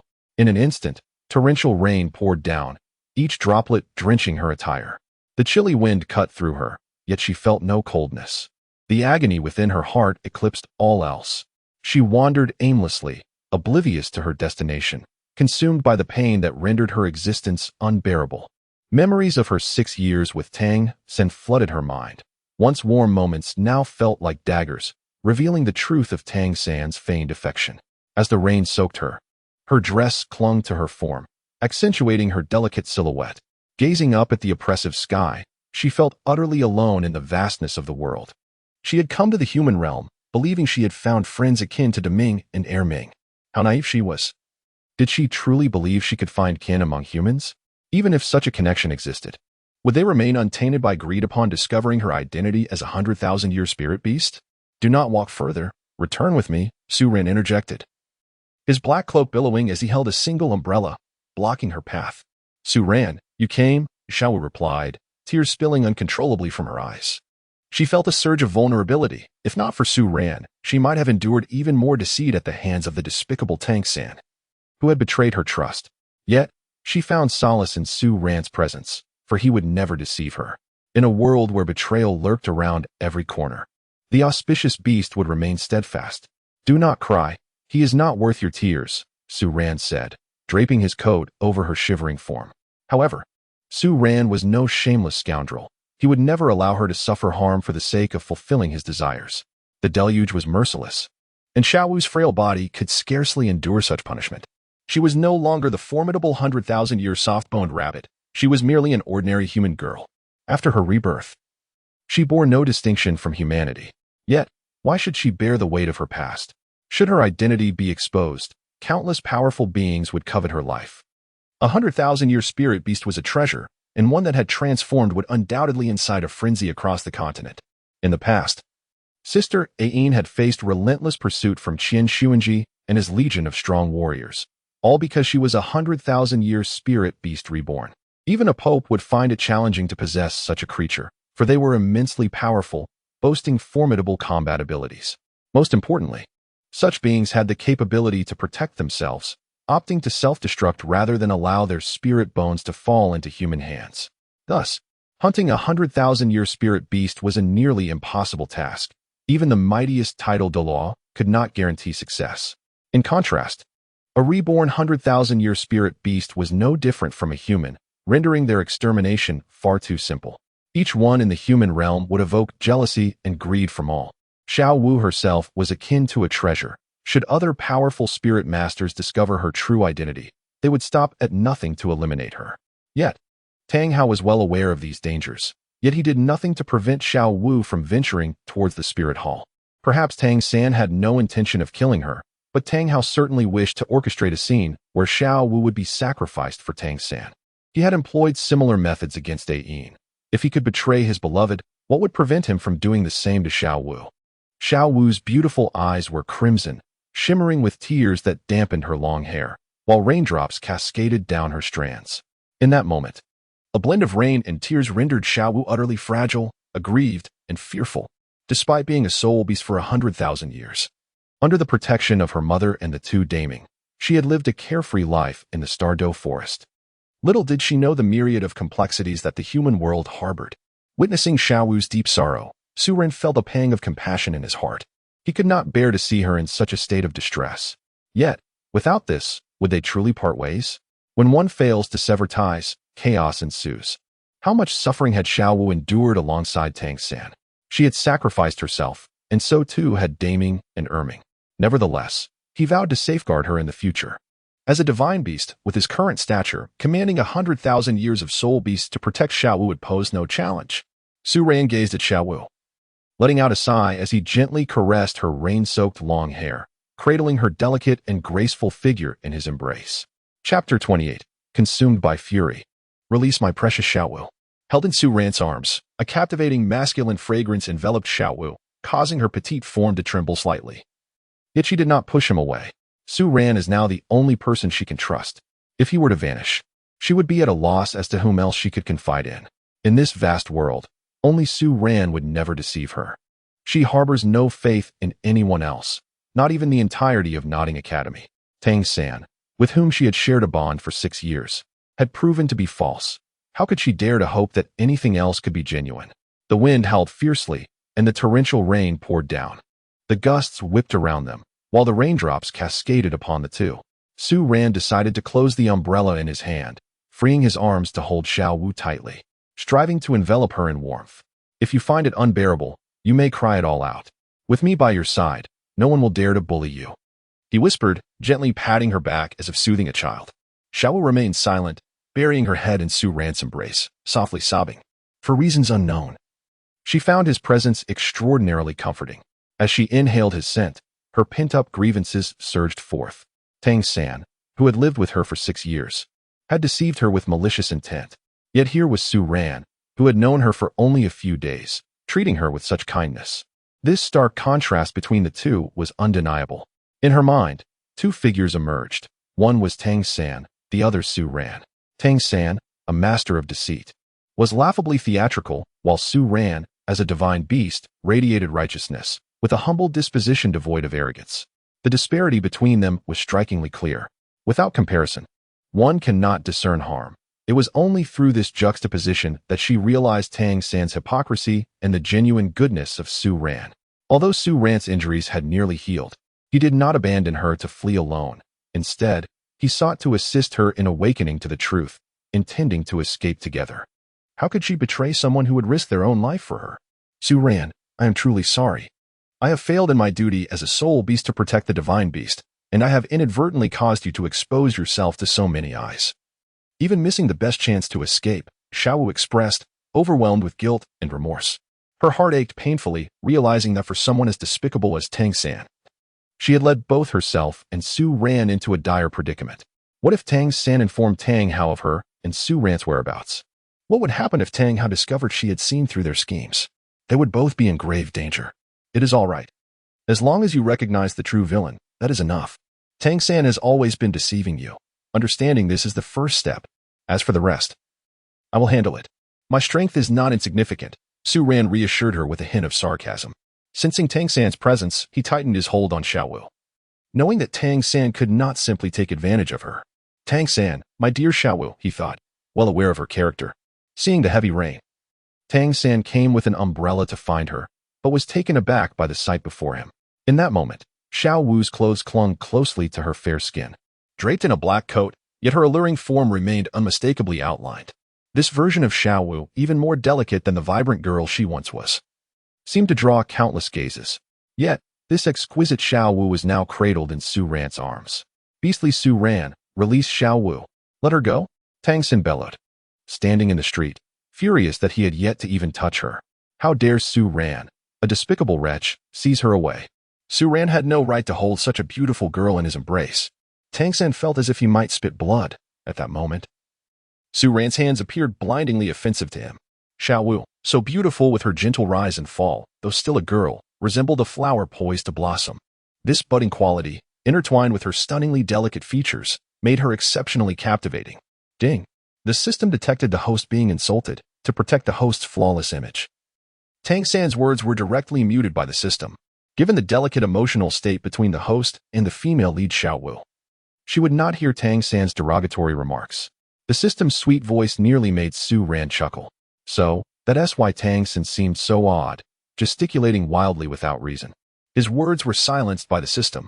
The system's operation was indeed sophisticated. Tang San, go ahead and scold me. It matters not, for you are unheard. Su Ran could not help but ponder. Who in this vast world could rival the capabilities of the system's sister? Not only did the system possess formidable service functions, but it could also take on a human form to further assist its host in the future. He recalled the system's sister mentioning that once she transformed into human shape, she would be able to serve the host more effectively. Although he did not fully grasp the meaning behind this statement, he was certain that the system's sister would be immensely powerful in her transformed state. Be Su Ran, I command you to release Xiao Wu. Can you not hear me? Tang San's voice was filled with fury as he confronted Su Ran, who seemed to be taking advantage of Xiao Wu. In reality, Su Ran's hand was still a centimeter away from Xiao Wu's delicate figure, never having made contact with her. However, it was a stormy night, shrouded in darkness, and Tang San was at a distance, unable to see clearly. In his heart, Su Ran had become an irredeemable devil. To Tang San, Su Ran's methods were utterly despicable. How could someone like him treat a girl in such a manner? If he dared to act so brazenly now, one could only imagine the horrors that awaited once he fully pursued her. He had heard tales of girls led astray, manipulated by men who held leverage over them, forcing them into unwelcome situations. Clearly, Su Ran fit this description. Chapter 29, The Depths of Urban Deception. Tang San once again outshone. Tang San leaned against the wall, gasping for fresh air after venting his frustrations. After such lengthy tirades, he found himself exhausted. Confusion clouded his mind. Why did neither Xiao Wu nor Su Ran respond to his shouts? This was abnormal. Perhaps Su Ran, that contemptible scoundrel, was so shameless that he was indifferent to it all.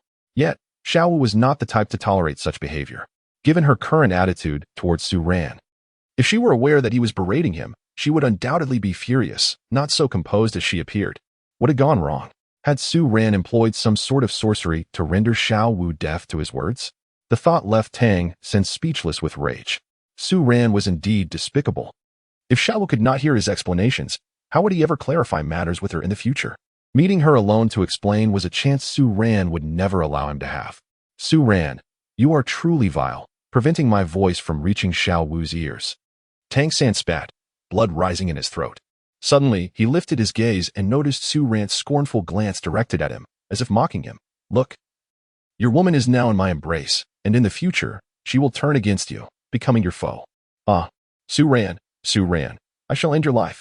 Tang San was thoroughly enraged by Su Ran's gaze. No matter how calm his demeanor, the series of events within the past couple of days had pushed him to his limits. His beloved Xiao Wu had severed ties with him. He had been falsely accused. And now Su Ran flaunted his hold over her. Each incident incited a fury within him that was impossible to contain. Yet, he directed none of his ire towards Xiao Wu. All his hatred was reserved for Su Ran, for stealing Xiao Wu away and treating her so callously thereafter. Once you are gone, everything will cease, Tang San said coldly, his eyes blazing with crimson rage. No man could bear to watch the girl he cherished held by another, especially when that man was the notorious Su Ran. A dark, 1-foot-long hidden weapon pouch materialized in Tang San's hands. This was a contraption he had crafted days prior. Although he was merely a great soul master at present, this weapon could even slay a soul sect member. Ding. No derogatory remarks detected in the vicinity, disabling shielding status. The system's voice echoed. Simultaneously, Xiao Wu's delicate form trembled, for she had heard Tang San's words. Everything he had just said resonated within her. When had he arrived? Did he intend to ambush and kill Su Ran? Xiao Wu's complexion paled as she was held in Su Ran's embrace, and she abruptly turned to face Tang San. A single glance caused her expression to darken. Was Tang San now enraged and humiliated? Su Ran had exposed his shameful actions, and now he sought to covertly strike at Su Ran. Su Ran merely unveiled his true nature without provoking him. Yet he now intends to strike Su Ran with lethal force. Be cautious, Xiao Wu urged, her heart racing as she witnessed Tang San brandishing his concealed weapons. She had previously seen the formidable nature of Tang San's projectiles, which could potentially overpower even a soul sect. Die. Just as Xiao Wu warned Su Ran, Tang San bellowed, abruptly triggering the mechanism of his hidden weapon. Instantly, a dozen sharp projectiles surged towards Su Ran, piercing the air with a cacophony of whistling sounds, their velocity reaching an extraordinary peak. Tang San, are you bringing me another set of tricks? Su Ran smiled, appreciating Tang San's efforts. Just when Tang San's tactics seemed to be running low, he arrived to present yet another strategy. Without hesitation, Su Ran unleashed his martial spirit, revealing 3 soul rings, 2 yellow and 1 purple, upon his hand. Simultaneously, a jet-black longsword materialized in his grasp. As he observed the incoming projectiles hurtling towards him, he resolutely activated his 3rd soul skill, Sword Qi Unleashed.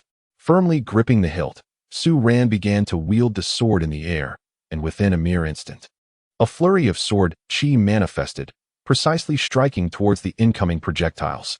The sounds of impact echoed, bang, bang, bang, as the sword Qi effortlessly deflected all the weapons aimed at him. However, Su Ran deliberately allowed 1 arrow to remain, intending to impress Tang San and, in the process, win a modicum of favor from Xiao Wu. As Su Ran executed his 3rd soul skill, he subtly shifted his position while cradling Xiao Wu, unknowingly guiding her to the spot he had just vacated. At that moment, an arrow was hurtling towards her. Xiao Wu, clearly aware of the danger, was on the verge of activating her martial spirit when Su Ran swiftly tightened his embrace, pivoting 180 degrees to shield her with his back, holding her securely in his arms. Concurrently, he wielded the long sword once more, unleashing a gentle wave of sword Qi that slowed the arrow's flight considerably. By the time the projectile reached Su Ran's back, his body, nurtured by the bloodline of the Qilin, sustained only minor injuries. Exercise caution. With a resounding shout, Su Ran's body trembled violently, becoming rigid in an instant. Blood trickled from the corner of his mouth, cascading onto the exquisite visage of Xiao Wu. Su Ran, what has happened to you? Xiao Wu inquired, her voice trembling. Held in Su Ran's embrace, she could distinctly sense his body growing increasingly stiff. Suddenly, she lifted her gaze to his face, and there, she beheld a haunting sight. Su Ran's lips were stained with crimson blood, which dripped incessantly, falling upon her face. The droplets that landed on her skin still bore a hint of warmth. Numerous drops also cascaded onto her lips, allowing her to taste the blood's briny yet subtly sweet flavor. Xiao Wu took a deep breath, her delicate form trembling slightly. 2 streams of glistening tears traced down her tender cheeks, mingling with the rainwater below. With a flash of lightning and a rumble of thunder, the sky momentarily illuminated. And those 2 teardrops sparkled like exquisite gems, radiating sheer beauty. Xiao Wu lay in Su Ran's embrace, her enchanting eyes fixed unwaveringly upon him. While Su Ran returned her gaze, his eyes slightly dimmed yet still remarkably bright. Su Ran ultimately succumbed to exhaustion, his hand no longer able to grasp the umbrella's handle. The shelter that had shielded them from the storm fell to the ground, and the torrential rain cascaded upon them, mingling with the blood that dripped from Su Ran's back and lips. Under the relentless downpour, his garments became utterly soaked in crimson, presenting a sight that was nothing short of harrowing. The earth beneath their feet swiftly transformed into a pool of blood and water. At this moment, Su Ran's injuries appeared quite severe, yet he continued to hold the girl in his arms with unwavering strength. As long as I am by your side, no one shall harm you in the slightest. Remember, I will always stand behind you, supporting you, he said in a hoarse voice, opening his mouth as rainwater flooded in, causing more crimson blood to spill forth. Chapter 30. Xiao Wu wept. Tang San fumed. Su Ran was merely playing his part. But you're injured. If something were to happen to you, how could you protect me in the future? Tears streamed down Xiao Wu's beautiful eyes as she gazed at Su Ran with a sorrowful smile. Her smile was so enchanting that it nearly melted Su Ran's heart. This was Xiao Wu, the heroine of the Douluo Continent. Even as a girl, she was already breathtakingly beautiful. How magnificent would she be when her hair, as resplendent as the stars in the sky, cascaded down her shoulders in the years to come? Yet, by then, Xiao Wu would truly be his girl. He would accompany her as she grew, training together, engaging in all the tender pursuits of a couple. At that time, he would even join her in confronting Tang San. Presently, Tang San was merely a vile, repugnant figure in Xiao Wu's heart, a master of deception. 6 years of insincerity had led her to believe that whatever Tang San said henceforth would merely be an act. Feasting, resting, and charming Xiao Wu while humiliating Tang San. Naturally, Su Ran could not bear the burden alone. Xiao Wu would assist him. After all, how could Tang San covet Xiao Wu's soul rings and bones? Regardless of his intentions, Xiao Wu had already resolved that Tang San approached her solely for her soul rings and bones. Do not cry. I cannot bear to see a girl weep before me, Su Ran said, gently caressing Xiao Wu's delicate cheek. He could feel her skin's softness, which could be described as fragile and tender. The traces of tears on her cheeks stirred profound compassion within him. All right, I won't cry, Xiao Wu responded. Her voice tinged with sobs as she wiped away her tears, striving to appear strong before Su Ran. The concealed weapon had nearly struck her, given its speed. Evasion would have been nearly impossible. Had it not been for Su Ran, she might have perished just moments ago. Her heart swelled with gratitude. She recognized that from this day forth, aside from her mother and the 2 Ming brothers, she had gained another person she could genuinely trust, Su Ran. He had unflinchingly revealed Tang San's true nature, risking exposure for her sake, even shielding her with his own body from the hidden weapon. She recalled her mother's words. If she ever encountered a man willing to fight for her life, she must cherish him dearly. For such men are the rarest treasures in the world. Was her mother referring to a man like Su Ran? Su Ran, the Emperor's divine beast, possessed the virtues of a gentleman. Su Ran, how are you faring? Please, do not move. I shall inspect your back. Xiao Wu took a deep breath, observing Su Ran's back, now stained crimson with blood. In that moment, where the weapon had pierced, Su Ran's skin had turned dark. Poison. The thought surged within Xiao Wu's mind.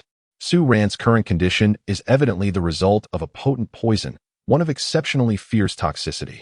Otherwise, given Su Ran's physique as a Ruisho, it would be utterly impossible for him to sustain such injury. The Ruisho is shielded by auspicious energy, rendering ordinary toxins ineffective against him. This poison could very well be the concoction of Tang Hao. Just imagine the potency of a poison crafted by a tidal Douluo. Xiao Wu felt her heart sink into despair. She was uncertain whether the Ruisho could withstand such a terrifying toxin. At this moment, Tang San was utterly bewildered.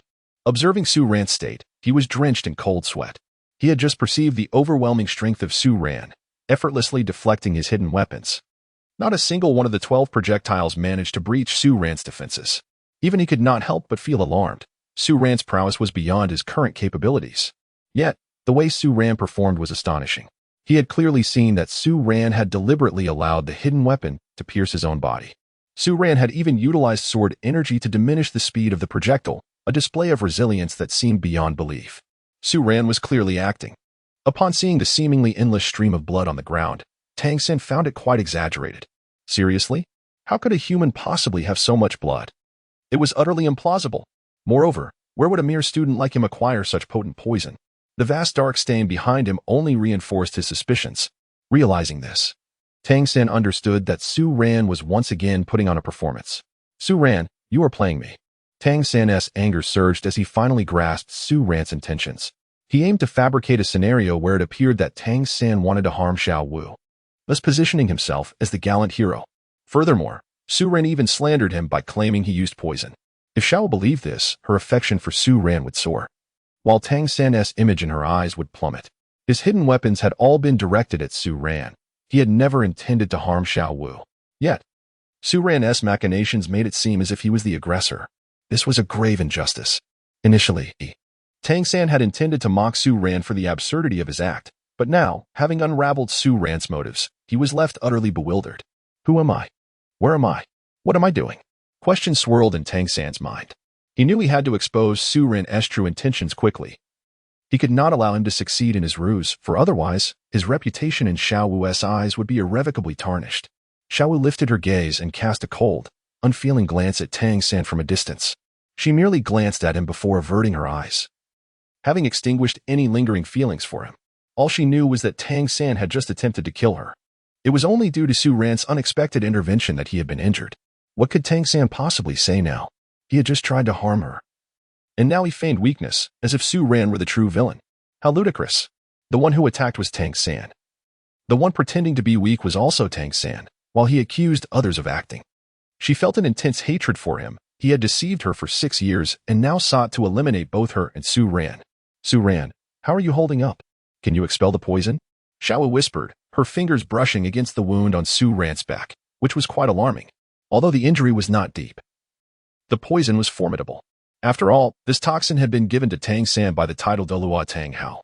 Tang San had been able to create hidden weapons at the age of 6, which had once left her in disbelief. But now that she knew his father was Tang Hao, it all made sense. These hidden weapons were prepared by Tang Hao for her. If she had ever sensed Tang San's intentions, he would have used them to kill her. Unable to obtain her spirit ring, he could at least take her spirit bones. Otherwise, how could a mere 6-year-old child craft such intricate devices? This was the only plausible explanation. Chapter 31. Su Ran. You are acting me the divine beast, shielded by auspicious energy, was immune to common poisons. However, this toxin presented a challenge. Its potency was likely bestowed upon Tang San by Tang Hao. Fortunately, my strength is formidable enough to expel this poison, Su Ran murmured softly, audible only to himself and Xiao Wu. For now, he did not wish for Tang San to learn of his father's identity as a title Douluo. What shall we do now? Xiao Wu asked, relieved yet still anxious upon hearing Su Ran's assurance. I will first expel the poison, Su Ran replied. Finding a sheltered spot from the rain and sitting cross-legged, feigning the motion of cultivating his internal energy. Soon, Xiao Wu observed vapor rising from Su Ran's body, as black gas seemed to be expelled from within him. Tang San, why are you still here? Do you intend to attack us again? Xiao Wu queried warily, her gaze fixed on Tang San, wary of his intentions.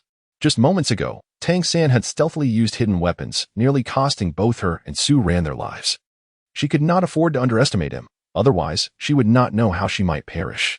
Xiao Wu, Su Ran is merely acting. I never intended to harm you. It is Su Ran who is manipulating us to fracture our bond, Tang San stated, heartbroken as he observed the defensive look on Xiao Wu's face. The Xiao Wu who had once been inseparable from him now regarded him as a potential threat, causing him immense anguish. Acting? Huh. Tang San. Do you think I would still believe your fabrications? Were those hidden weapons you wielded also a ploy devised by Su Ran? I knew it. How could someone so extraordinarily talented, crafting such intricate mechanisms at the age of 6, not be up to something? Did you really think I would naively trust you? Xiao Wu retorted coldly, her voice laced with disdain. Those hidden weapons were gifts from Tang Hao to Tang San, intended for emergencies, allowing him the means to kill her if necessary. Unable to obtain her spirit ring, he could take her spirit bones instead. Today, Su Ran had unveiled Tang San's true nature, and Tang San feared they would escape, leaving him with nothing.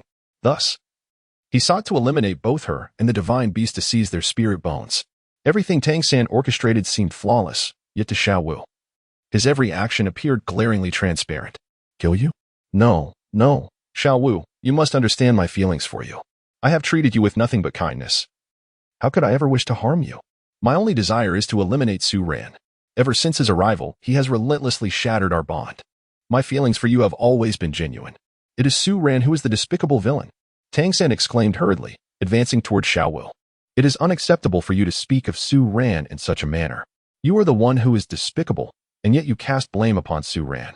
To be exposed for your true nature, and still act, how can there be such a person in this world? Xiao Wu exclaimed angrily, her voice rising. Su Ran was the man willing to risk everything for her. He was the one she valued most. Tang San did not deserve to be mentioned in the same breath as Su Ran. Her eyes blazed with fury as she unleashed her martial spirit. 2 yellow spirit rings swirling around her. In an instant, she propelled herself toward Tang San, raising her slender leg to kick at his head. Ah! Tang San cried out in pain, caught off guard as he was sent flying by Xiao Wu's kick. Xiao Wu, what are you doing? You would dare to strike me? Tang San fell to the ground, clutching his face where her leg had made contact, feeling a burning pain. Xiao Wu had shown him no mercy. Strike you? Ah! If it were not for my reservations, I would truly want to kill you right here and now. Xiao Wu responded coldly, her gaze filled with deep-seated hatred as she regarded the familiar figure before her. If not for her concern for Tang Hao, killing Tang San would incite his wrath. Had she known the truth earlier, she would have eliminated him without hesitation. Tang San, there must be some misunderstanding between us, Su Ran said, alarmed as he looked at Xiao Wu, wishing to explain. However, Xiao Wu placed her foot on Tang San's face, silencing him. Tang San's eyes widened, his face flushed as he struggled, but Xiao Wu pinned his hands down with her foot, gazing at the familiar figure. Her cold expression radiated an intent to kill. He felt heartbroken. Just days ago, the gentle and kind Xiao Wu had transformed into this. She showed no mercy, forcefully trampling on his cheek with her toes. In the gaze of Xiao Wu, he discerned hatred. Has Xiao Wu begun to despise him? Merely because he had harmed Su Ran, has she now turned her animosity towards herself? Enduring such treatment from Xiao Wu, Tang San could no longer bear it. Tears of anguish streamed from his eyes. In this world, there exists no greater torment than this. To be assaulted by one's beloved truly shattered Tang San's heart. He yearned to reveal the truth to Xiao Wu, yet he found himself at a loss for words. He was bewildered as to why Xiao Wu had transformed in such a manner. What was her true identity? How could she so resolutely claim that he had come to approach and harm her? For approximately an hour, Tang San remained beneath Xiao Wu's foot, his body growing rigid against the cold ground. He stared vacantly at Xiao Wu, his eyes devoid of any color, resembling a neutered cat. He possessed the strength to rise.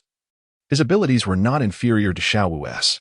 However, at this moment, he felt utterly hopeless, his body drenched by the rain, which brought him a modicum of solace. Meanwhile, Su Ran had expelled the toxins from his body and approached Xiao Wu, looking down at Tang San with a condescending gaze. Tang San, I anticipated that once your vulnerabilities were exposed, you would resort to violence against us. I have always been wary of you. However, I did not expect you to lay a hand on Xiao Wu. Had I not intervened in time, she might have been killed by you. You truly possess a heart of malice, Su Ran remarked, disdain evident in his eyes as he regarded Tang San.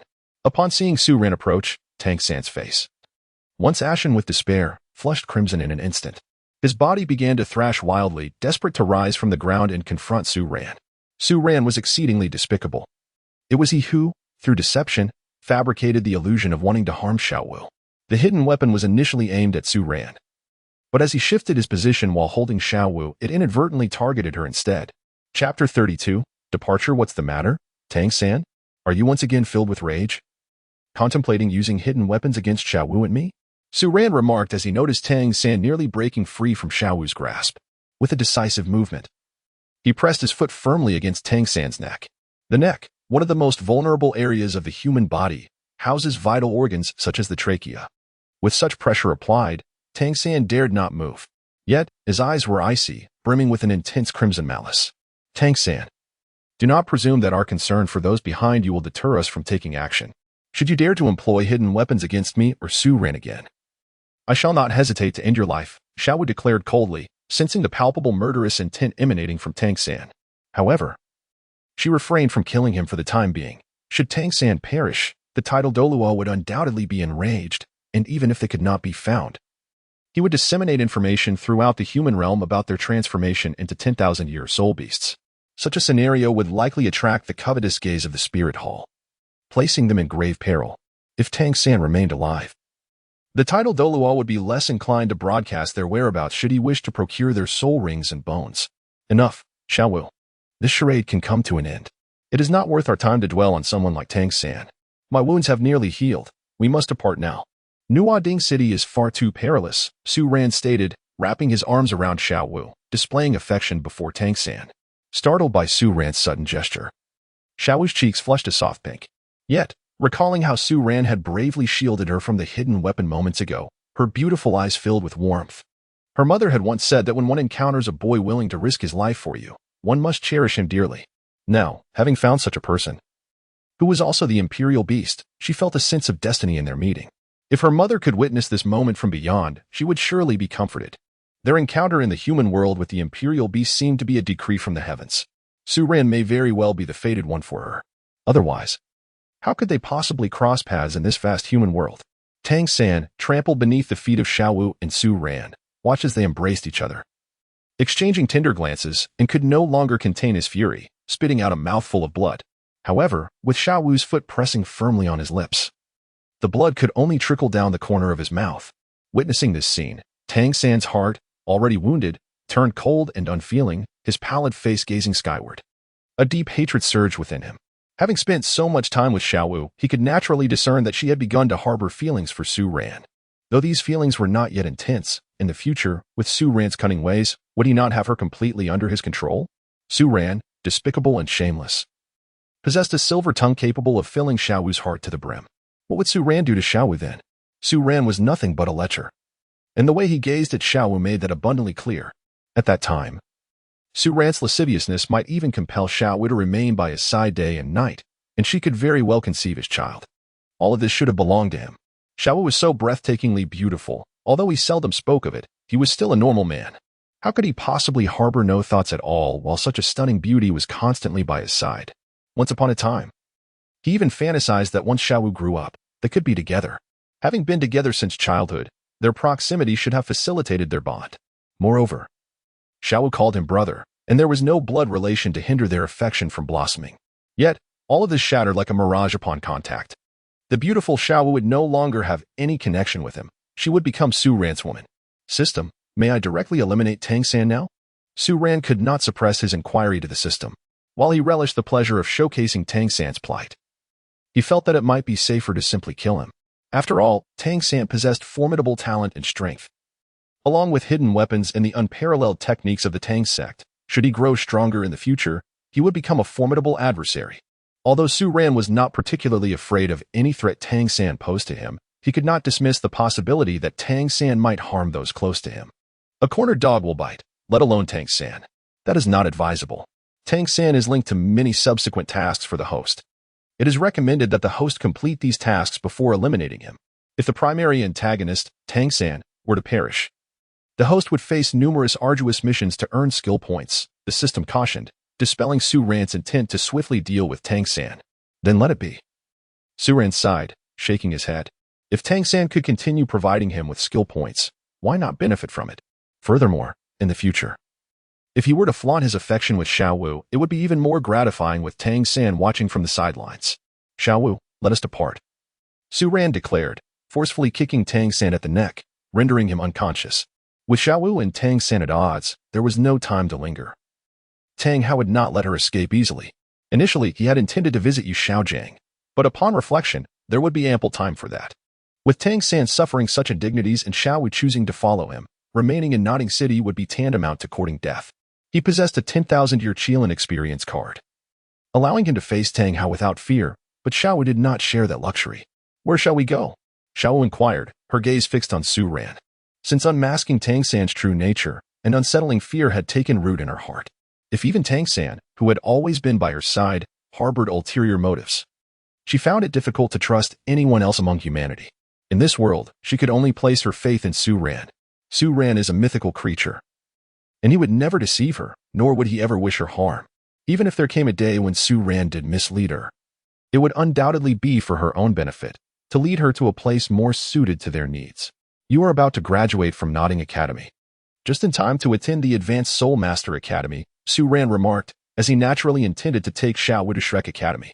Apart from Shrek Academy, he could not find another advanced institution where Xiao could remain concealed. The renowned institutions such as the Water Academy and the Blaze Academy, along with the Royal Academy of Tiando, were situated in overly bustling regions, and Su Ran could not guarantee that there would not be formidable individuals lurking about. After much contemplation, he concluded that Shrek Academy would be the most suitable option, nestled in a village on the outskirts of Soto City. Shrek Academy is devoid of a hodgepodge of students. In contrast, other advanced Soul Master Academies are rife with a mix of characters, such as the Royal Academy of Tiando, whose student Du Guyin is the granddaughter of the title Douluo de Gabo. If those powerful figures were to visit their grandchildren and discover Xiao, it could spell disaster. Chapter 33. The Taste of the Sea in Advanced Soul Master Academy? However, if we attend such an institution, it is highly likely that our identities will be exposed. Xiao expressed her concerns. In the modest Nodding Soul Master Academy, they had already encountered the descendants of titled Douluos. Attending an advanced academy would undoubtedly be fraught with greater peril. Rest assured, I am well aware of this. The Advanced Soul Master Academy we are heading to currently has only 3 students, and its location is quite remote. If you study there, no one will discover your presence. Su Ran explained. Of course, in the future, Tang San and Xiao Gang would also arrive at Shrek Academy. What would Xiao think then? She might even suspect that Tang San had learned of their whereabouts and deliberately sought them out. Tang Hao posed a bit of a dilemma. However, he possessed a card granting the experience of a 10,000-year Qilin's power, which would certainly provide him with a means of self-defense. The Qilin, like the three-eyed golden lion, is a mythical beast embodying the attributes of light, holiness, and flame, with both light and flame being supreme qualities. Even in its 10,000-year state, it would possess combat prowess comparable to that of an ordinary 100,000-year soul beast. Furthermore, the Qilin is shielded by auspicious protection, making it a formidable opponent in battle, as it is exceedingly difficult to defeat. Even an ordinary 100,000-year soul beast is not easily vanquished. Otherwise, the scarcity of 100,000-year soul rings and bones would be inexplicable. Back in the day, Ayin and Tang Hao were pursued. Ayin even invoked her realm of immortality. Wildfires cannot be extinguished. They return with the spring breeze. Had she not been concerned for Tang Hao's safety, it would have been possible for Ayin to escape at a cost. Yet, with Ayin's escape, Tang Hao could not flee, thus he was forced to sacrifice himself. In retrospect, Tang Hao's actions do seem somewhat despicable. At the peak of his level, he sought to expose Ayin, thereby obtaining a 100,000-year soul ring. This was indeed a significant temptation for soul masters. Yet, to manipulate the woman who could bear his children is utterly unthinkable, a display of madness. Over the course of several days, Su Ran and Xiao journeyed swiftly. After hastily leaving Nodding City, they arrived at a nearby town, hired a carriage, and cautiously navigated several circuits through the town before departing. Even if Tang Hao were to discover their trail, he would struggle to pursue them without a clear direction. As for the aura of the 100,000-year soul beast emanating from Xiao, if they were to distance themselves, Tang Hao would be unable to sense it. Tang Hao's failure to pursue them brought Su Ran a sigh of relief. After all, with Xiao by his side, even if he transformed into a 10,000-year Qilin, it would be challenging to ensure her safety. He was aware that in a few days, Tang San and Xiao Gang would arrive at Shrek Academy, and Tang Hao would inevitably return as well. However, if Su Ran were afforded several months to mature and arrange his plans, he would not necessarily fear Tang Hao. At this moment, on the path to Soto City, an ancient carriage was in motion. Within the carriage, Xiao Wu donned a powder blue gown, complemented by shimmering silver liquid stockings, while delicate crystal heels adorned her petite feet. Knowing that Tang Hao would not be pursuing them, Su Ran accompanied Xiao Wu to a nearby town to shop, acquiring numerous items that delighted her, along with a few of his own preferences. For instance, the liquid stockings that seemed to emit a faint glow and the crystal shoes were selections made by Su Ran for her. Previously, Xiao Wu had relied solely on the monthly subsidies from the Spirit Hall to sustain herself, rendering it impossible for her to indulge in personal adornment. However, now that he was by her side, Xiao Wu no longer needed to worry about such matters. Su Ran currently enjoys a monthly allowance of 3,000 from the Zhu family, along with various family benefits. It is evident that he is not in want of money. The Zhu family, Being a prominent military and political lineage may not boast a multitude of formidable individuals, yet they are certainly never short of wealth. After several rounds of dressing up, Xiao Wu's stunning beauty was truly unveiled. At this moment, Su Ran sat closely beside her, the exquisite fabric of her stockings evoking a stir within him. Xiao Wu truly looks enchanting in stockings, Su Ran mused. Such beautiful legs can only radiate brilliance when adorned in silk. Although Zhu Zhuqing's legs may not be as long as Xiao Wu's, they possess a delightful allure, appearing more voluptuous. In contrast, Xiao Wu embodies a delicate elegance. Brother Su Ran, what are you doing? Are you up to no good? Xiao Wu asked, her cheeks flushed. She had an inkling that Su Ran was harboring impure thoughts, though she remained oblivious to his true contemplations. I simply wish to take a nap. I am quite weary, Su Ran replied, stifling a yawn. In recent days, he had been resting on Xiao Wu's long legs, a truly comforting experience. With her gentle and considerate nature, who wouldn't he be enamored? You're not allowed to sleep. You are shameless, Brother Su Ran, Xiao Wu retorted, tilting her head. A blush reminiscent of fine porcelain graced her face. Unable to suppress her playful pout, she feigned irritation. She had never realized until now that Su Ran was, in fact, a man of lecherous tendencies. Humph, pretending to be tired in front of me. I am genuinely tired. I have been on guard against Tang Hao and haven't rested well, Su Ran shamelessly responded, saying little more before reclining against Xiao Wu's long legs. To seize power and revel in the embrace of beauty is Su Ran's singular ambition in traversing the Douluo Continent. As a man, one must take initiative when the moment is ripe. The three essential elements of finding love: audacity, meticulousness, and a thick skin. Witnessing Su Ran collapse onto her legs directly was quite the sight. Su Ran's brother is rather shameless, only knowing how to bully her. Chapter 34, New Channels for Acquiring Skill Points. Xiao Wu, what is the matter? Su Ran yawned, gazing at Xiao Wu with a hint of confusion. At this moment, Xiao Wu's eyes were glazed over, and her delicate cheeks had turned a rosy hue. Brother Su Ran, could you possibly change your direction? Su Ran, if he falls asleep, it will be for several hours. Such a duration is truly hard to endure. Oh, very well. Su Ran nodded and turned his head away, presenting his back to Xiao Wu. Though he usually enjoyed teasing her, he was remarkably gentlemanly at this moment. Su Ran was not oblivious.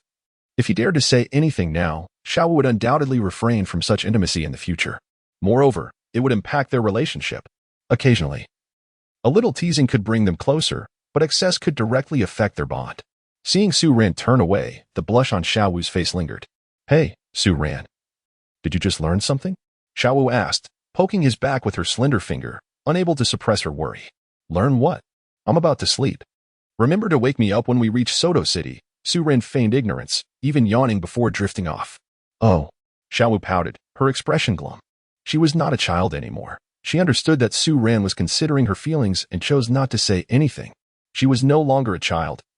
She grasped what she needed to know. Gently caressing Su Ran's face, she gazed at his peaceful visage resting on her lap, lost in a whirlwind of thoughts. Meanwhile, Su Ran accessed the system panel. Host, Su Ran age, 12 martial soul, god-slaying sword skill points, 500 cultivation level, 31 bloodline, Qilin, 100 years, harem, none, to be developed in the future, tasks, none system. How can I increase the lifespan of my soul beast? How many years can one skill point enhance? Su Ran inquired. One skill point can increase lifespan by 1 year. Once the fierce beast's lifespan reaches 10,000 years, one skill point can extend it by 10 years. Soul beasts differ from humans, for example. A Qilin with a cultivation level of 10,000 can rival an ordinary soul beast of 100,000 years and can compete with a tidal Douluo of level 95 in the human realm. However, even if its cultivation reaches 999,000 years, its power will still lie between tidal Douluo and god level. Therefore, increasing the lifespan of soul beasts under 10,000 years requires more skill points, the system explained. Then, to become a million-year soul beast, would it not require nearly 100,000 skill points? Su Ran could not help but swallow hard. His current 500 skill points were utterly insignificant in comparison. Barely a fraction. When would he earn enough skill points? He would require 100,000 skill points to enable the system mesh transformation, as well as for upgrading the lifespan of his soul ranks. My goodness, would he not be exhausted in the future? Host need not worry. As your strength increases, the number of skill points earned from tasks will gradually rise. Moreover, you can obtain skill points through other channels, whenever you have a goddess-level member in your harem. The system will reward you with between 1,000 to 10,000 skill points, the system continued. Wow, is this compelling me to build a harem? Su Ran's eyes brightened, excitement bubbling within him. He mused that he would be far better off pursuing romance than laboring tirelessly on tasks. Pursuing romance and leveling up simultaneously, what a delightful prospect. A goddess-level harem could yield thousands of skill points, potentially even reaching 10,000. But what does goddess level mean? Su Ran couldn't resist asking. Goddess level is a special ranking derived from a woman's beauty, figure, talent, strength, and other comprehensive attributes. This is to prevent the host from recklessly seeking out dubious girls for skill points, the system clarified. So, a girl like Suehua wouldn't yield any rewards. While someone like Qin would, Su Ran quickly grasped the system's intent. This goddess-level requirement was designed to prevent Su Ran from exploiting the system. Correct, the system affirmed. Then why does my harem still remain empty? I am already Zhu Qing's fiancé. Is she not part of my harem? However, Su Ran soon pondered. Glancing at the prompts on the system panel, which illuminated the situation. Then please allocate those 500 skill points to the lifespan of my soul rings, Su Ran instructed. 3,000 years for the first soul ring, 1,000 years for the second, and 1,000 years for the third. Ding! The lifespans of your first, second, and third soul rings are now 300 years, 600 years, and 2,000 years respectively. After using the skill points, they transform into 3,300 years, 1,600 years, and 3,000 years. As the system's voice resonated, Su Ran distinctly felt a subtle stirring deep within his soul. And his soul power surged considerably, indicating that the lifespan upgrades for his soul rings had been successfully applied. 3,000-year soul rings, if unleashed, they would surely astonish many. Su Ran murmured, unable to suppress a smile. He eagerly anticipated the day when he could elevate all his soul rings to 10,000 or even 1,000,000 years. At that moment, no one would be able to impede his path. Chapter 35, Xiao Wu's Thoughts That Night. Su Ran and Xiao Wu arrived at Soto City. They found a hotel to rest for the night before exiting Soto City through the southern gate, continuing their journey southward. Soto City is located in the Baloch Kingdom, a realm bordering the Star Luo Empire and the Heaven Do Empire. Whenever the two nations engaged in battle, the Baloch Kingdom became the front line for the Heaven Do Empire. As the second largest city in the Baloch Kingdom, Soto City is of moderate size. For Su Ran, the most crucial aspect is that it is not too distant from Xing Luo City, Tian Do City, and the Star Do Forest. In this region, traveling between the three locations is quite feasible. After all, he is currently affiliated with the Zhu family, and he will inevitably need to visit them. Moreover, the bustling Tian Do City will become a frequent destination for him. Additionally, once the true identity of his divine beast is revealed, he will undoubtedly need to traverse the Star Do Forest several times. Most importantly, as a divine beast, the difficulty of establishing a harem in the Star Do will be significantly reduced. Guyuna, Bai Ji, ZG, and the three-eyed golden lion all are living embodiments of skill points. Moreover, if he were to pursue Guyuna, he would undoubtedly secure a minimum of 10,000 skill points. The three-eyed golden lion, also a divine beast, would not be too difficult to court. Su Ran, where is the Shrek Academy we are headed to? Isn't it in Soto City? Xiao Wu complained. After leaving Soto City, they had been walking for quite some time amidst vast stretches of farmland, devoid of any buildings. She could not believe there would be an advanced Soul Master Academy in such a rural area. You are not mistaken, Shrek Academy is indeed in the countryside. It is precisely because it is in the countryside that I dared to send you here. It wouldn't be safe in a bustling city. Encountering a powerful individual could lead to trouble. However, the area around Shrek Academy is entirely secure, Su Ran reassured her. Noting that the instructors at Shrek Academy were generally amiable, anyone who could establish an academy in the countryside, despite holding the title of Soul Sage or Soul Emperor, would likely possess commendable character. What do you mean by sending me here? Su Ran, are you not coming to Shrek Academy to study? Xiao Wu asked, her irritation palpable. She was worried that Su Ran would leave her behind after dropping her off at Shrek Academy. I will also attend Shrek Academy, but I will arrive a little later. I have some matters to attend to. In truth, you should know that I am not much different from you. I have my own human identity as well. Moreover, I have a fiancée. She is about your age and currently resides in the Star Luo Empire, named Zhu Zhuqing. Su Ran stated directly, revealing his relationship with Zhu Zhuqing. A fiancée? Xiao Wu's expression changed, and she stood there in shock, her beautiful eyes fixated on Su Ran. She never expected that Su Ran already had a fiancée. Su Ran, you are so mean, Xiao Wu pouted, gazing at him. her eyes brimming with unshed tears of grievance, her unhappiness clearly written on her face. Throughout the days spent with Su Ran, she had come to regard him as her closest companion. Yet now, the person she held dear in her heart had a fiancé, which left her feeling utterly vexed. She had silently acquiesced to certain behaviors of Su Ran, effectively acknowledging his status. "Why are you crying?" Su Ran asked gently, wiping away the tears at the corners of Xiaowu's eyes. "What is the matter? Isn't it because you bullied me?" Xiaowu replied, her voice tinged with irritation. "You already have a fiancé outside. Why must you be so kind to me?" She glared at Su Ran, her fingers digging into the soft flesh at his waist. Upon seeing the pained expression on his face, she felt a sense of relief. "I feel so wronged. Is it a crime to treat you well?" Su Ran protested, feeling unjustly accused. He had been quite restrained during this period, having done nothing inappropriate towards Xiaowu. No need to quibble," Xiaowu declared, her expression still somewhat displeased. "Su Ran, you are truly shameless.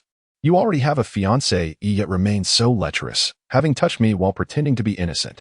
Now that she found herself in this predicament, he seemed unwilling to take responsibility. "I am tired. I don't want to walk anymore." "Carry me," she insisted, stamping her foot in a haughty manner. "All right," Su Ran nodded, slightly bending forward as Xiaowu leapt onto his back. Her form was light, posing no burden to him. "Su Ran, don't entertain any impure thoughts," Xiaowu said regretfully as she settled on his back. They had not yet reached such a level of intimacy, and her previous actions could be construed as playful. However, the thought of Su Ran having a fiancé ignited her anger, prompting her to raise her delicate fist and lightly pound his back. Su Ran traversed southward with Xiaowu trailing behind him. Xiaowu, her cheeks flushed, remained silent, tacitly acquiescing to Su Ran's actions. It was unclear whether this urgency stemmed from her awareness of Su Ran's engagement or from some other matter.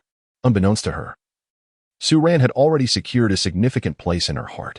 Su Ran helped her unveil the true nature of Tang San. He is a divine beast and will aid her in seeking vengeance in the future.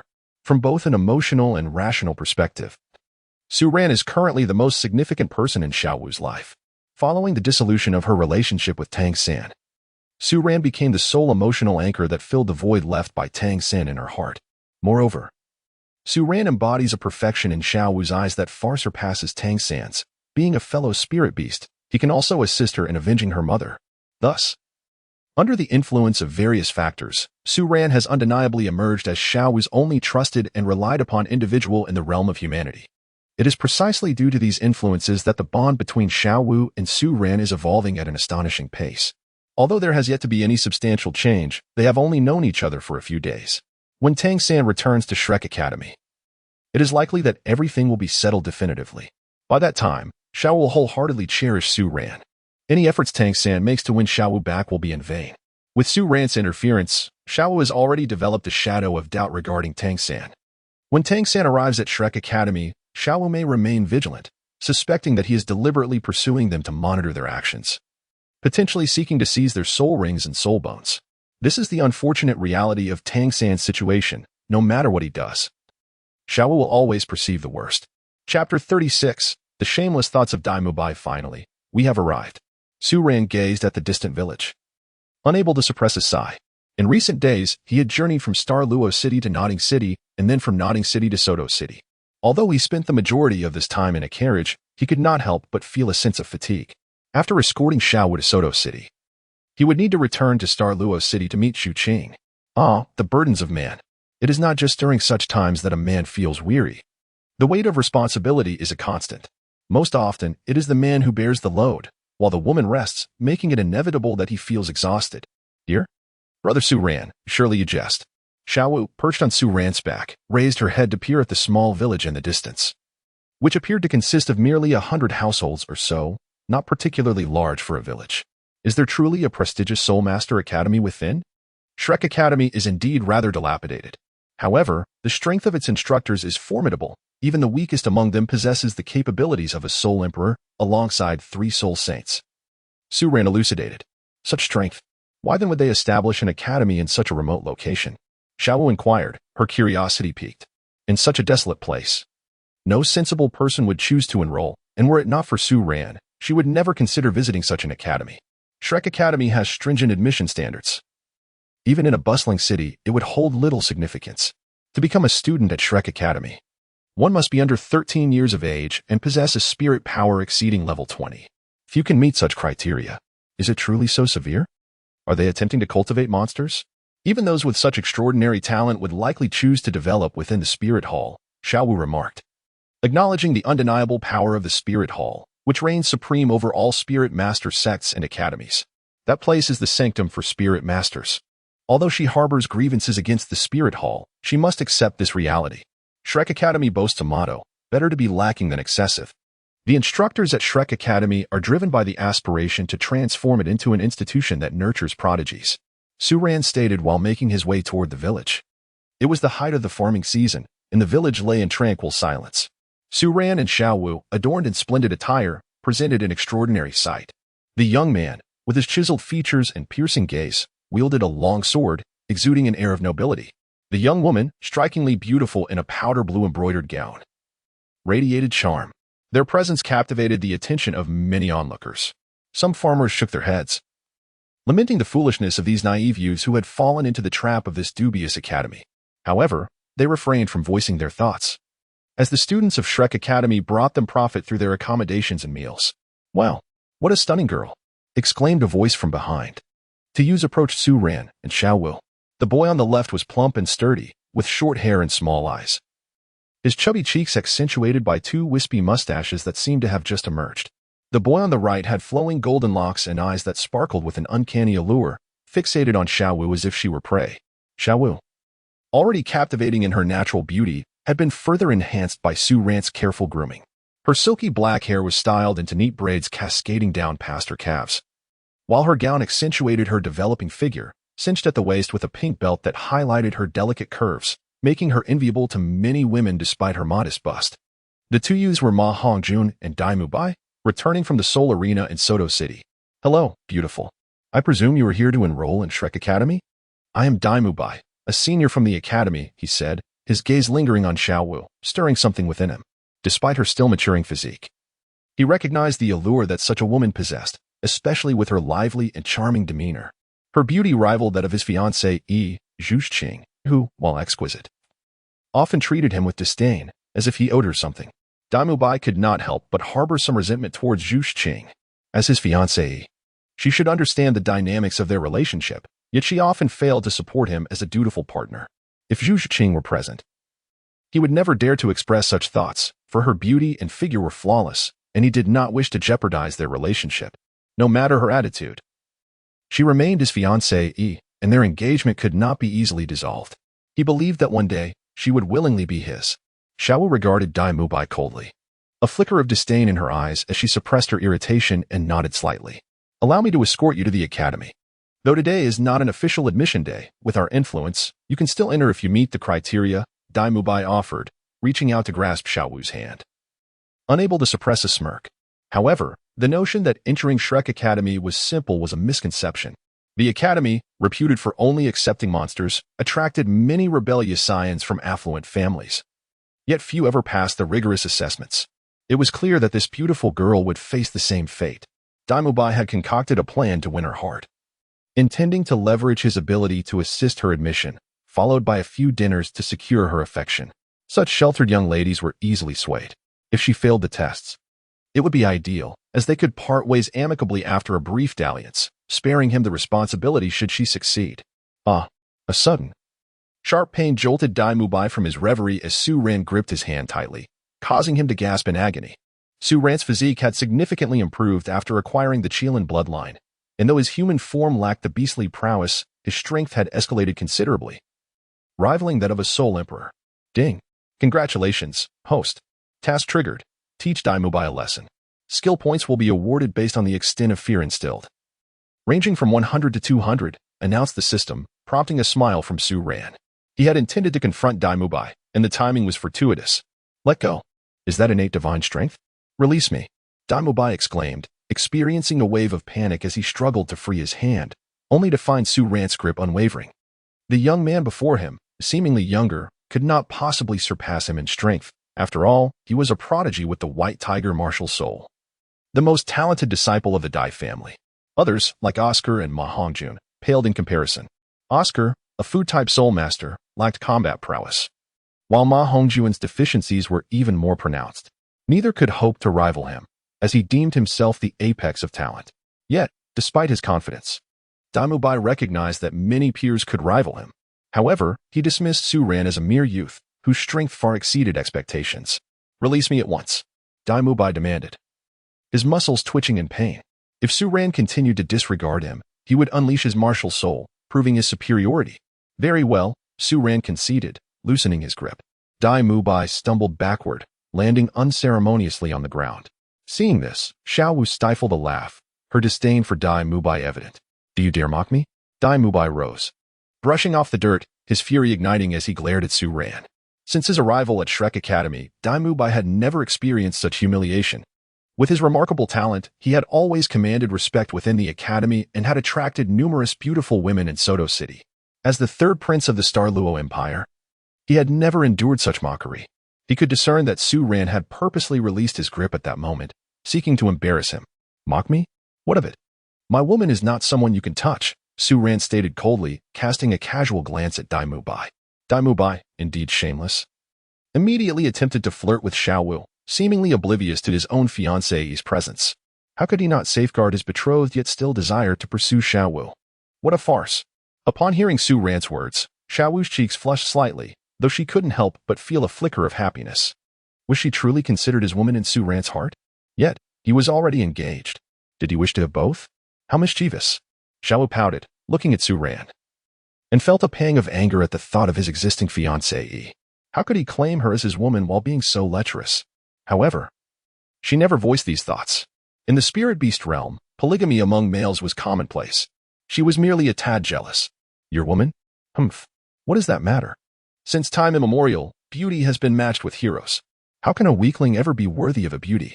Mu Bai retorted, having already deemed Su Ran as someone with innate strength but lacking true ability, hence his disdainful tone. "A brute's strength is of little use." "Oh?"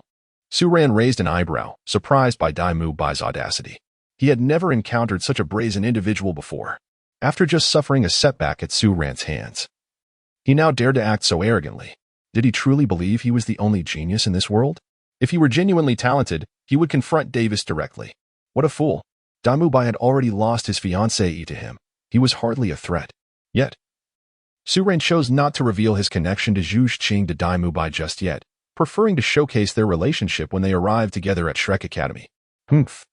A newborn calf is not afraid of tigers." Mu Bai, incensed by Su Ran's scornful gaze, erupted in anger. He glared at Su Ran and unleashed his martial spirit. "White tiger, manifest!" he bellowed, a blindingly bright white light bursting forth from him. His arms spread wide, chest puffed out, as his bones crackled and muscle swelled, straining against his ropes. Beneath him, 3 soul rings, 2 yellow and 1 purple, rose, revealing his undeniable strength as a soul master at level 37. Mu Bai, what are you doing? They are here to join Shrek Academy. Ma Hongjun interjected, unable to contain himself as the situation escalated. Mu Bai's power was formidable. As a level 37 soul master with the battle-hardened white tiger martial spirit, any disruption could have dire consequences. Come to apply for Shrek Academy? Every year, countless individuals attempt to join, but how many succeed? Today, I shall assess their strength on behalf of the teachers. If they are lacking, they might as well return home. Even if they are fortunate enough to join Shrek Academy, they must adhere to the rules. Respect for seniors is mandatory, Mu Bai said darkly, as a flicker of resentment crossed his gaze. After losing face in front of Su Ran, he was determined to reclaim his dignity.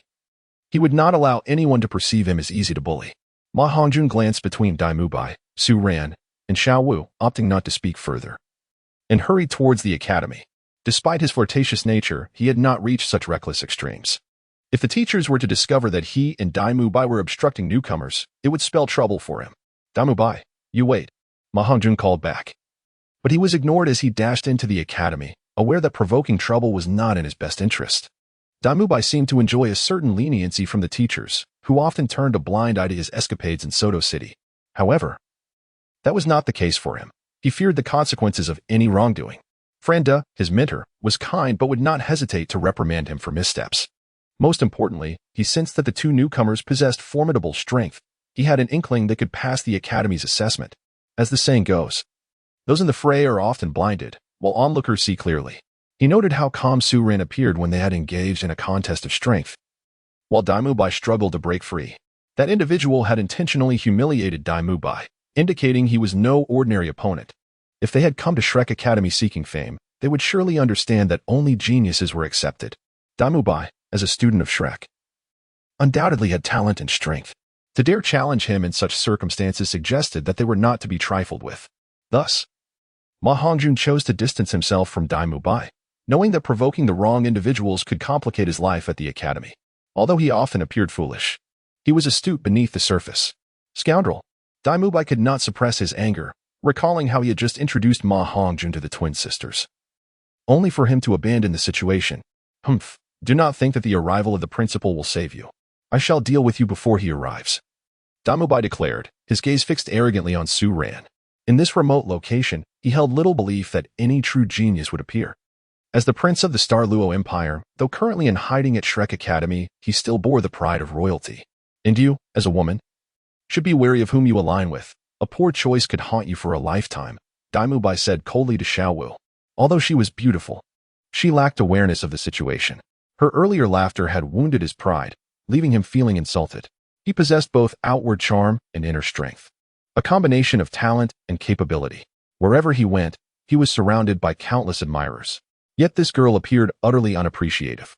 He intended to ensure she understood the consequences of offending a genius. Once he defeated her boyfriend, she would likely regret provoking him, perhaps even pleading for his favor. He had witnessed such scenarios unfold countless times. This situation would surely follow the same pattern.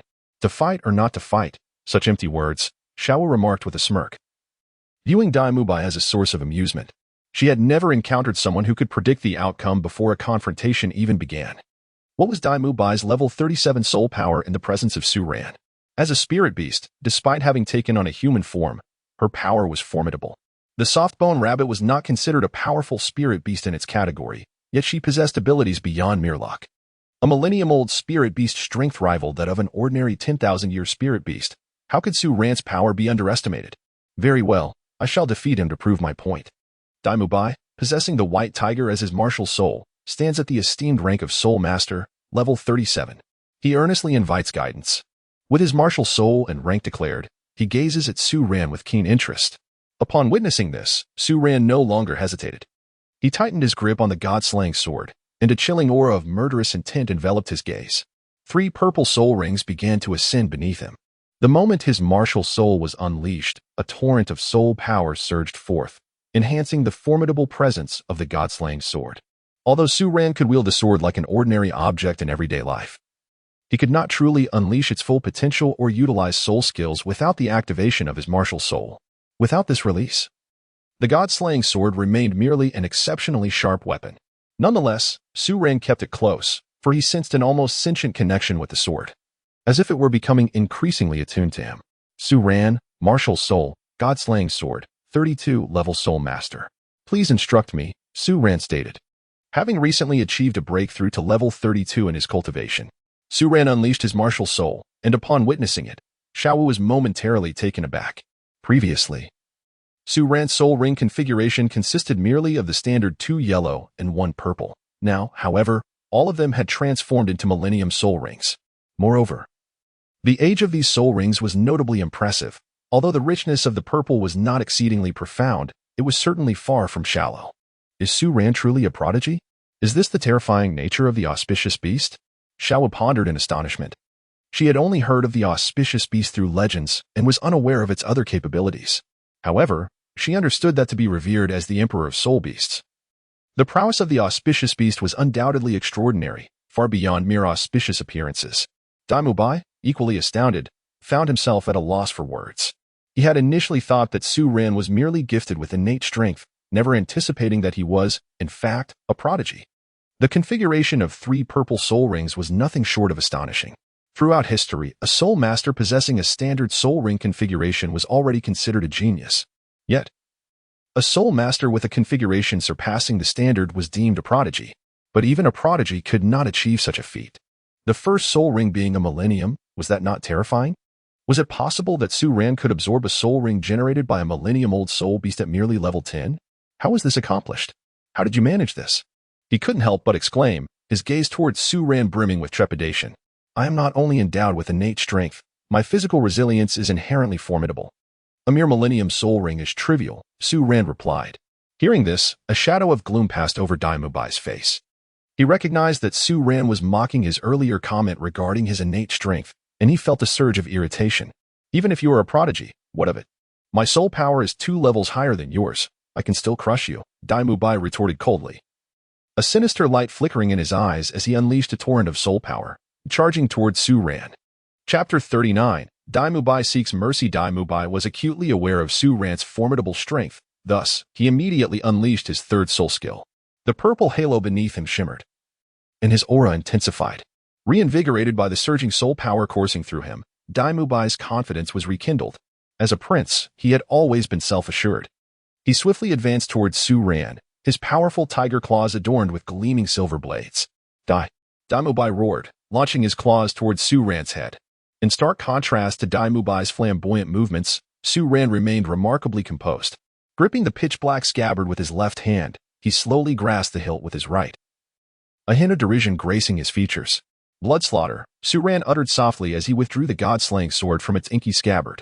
As Su Ran's first soul ring shimmered, a palpable scent of blood enveloped him, and the ebony blade of the god-slaying sword transformed into a deep crimson hue at the very moment the soul ring illuminated. Almost simultaneously, as the sword was drawn, Mu Bai and Xiao Wu experienced a chilling sensation at the nape of their necks. Xiao Wu, astonished, turned her gaze towards Su Ran, who, with striking eyebrows and starry eyes, appeared exceptionally handsome. Yet, at that moment, his eyes had turned blood-red, exuding a malevolent, bloodthirsty gleam. In that instant, Su Ran resembled the deity of death emerging from the depths of hell. The overwhelming aura of bloodlust emanating from him evoked a visceral reaction akin to facing a venomous serpent. If Xiao Wu felt such trepidation, Mu Bai, directly confronting Su Ran, was engulfed by an inexplicable chill that coursed through his body, causing him to shudder involuntarily. Before Mu Bai could react, the crimson sword light, imbued with a fierce bloodthirst, sliced towards the tiger paw he had transformed into. The speed of that sword light was blinding, accompanied by a sinister aura that seemed to seek out its prey. With a swift motion, the sword light cleaved through Mu Bai's paw, severing the silvery, sharp claws with a clean, mirror-like cut. A cry of agony escaped Mu Bai's lips as a wave of intense pain surged within him. In horror, he gazed at his hand. The formidable claws granted by his white tiger spirit had been effortlessly severed, though his white tiger soul relied on the strength of his palm. Those claws had significantly augmented his power. Yet now, they lay broken. Mu Bai's eyes widened as he inspected his hand, realizing that a substantial portion of the flesh at his fingertips had been sheared away.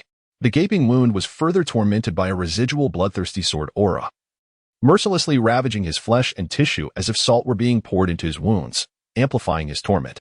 With a sharp intake of breath, Mu Bai stared in disbelief at the gash on his hand, his scalp tingling with dread. The sword strike had effortlessly severed the 5 most robust claws of his palm, and he feared that severing his arm would be a trivial task for Su Ran. I concede. Consider this my defeat, Mu Bai declared resolutely. In his current form, having transformed into the strongest state of the white tiger, he found himself unable to withstand Su Ran's blade. He gazed coldly at Su Ran, acknowledging him as a senior from Shrek Academy, and resolved that should Su Ran wish to join the academy, he would inevitably relent, with no alternative in sight. It was hardly commendable for a newcomer to assault a senior on their very first day. In the world of survival, debts must be repaid. My woman is not someone you can covet, Su Ran retorted coldly. Mu Bai, a man of such base desires, had abandoned Zhu Zhuqing, and now, faced with a formidable opponent, he crumbled, yet feigned bravado against the weak. Just moments prior, he had cast his eyes on Xiao Wu. Had it been anyone else, this beautiful girl might have already fallen victim to Mu Bai's deceit. Su Ran paid no heed to Mu Bai and, with a single stroke of his sword, unleashed a crimson arc that grazed Mu Bai's arm. Instantly, the fabric of his garment was severed, and a considerable expanse of skin, accompanied by a trace of flesh, was ruthlessly sliced away. Ah, it hurts.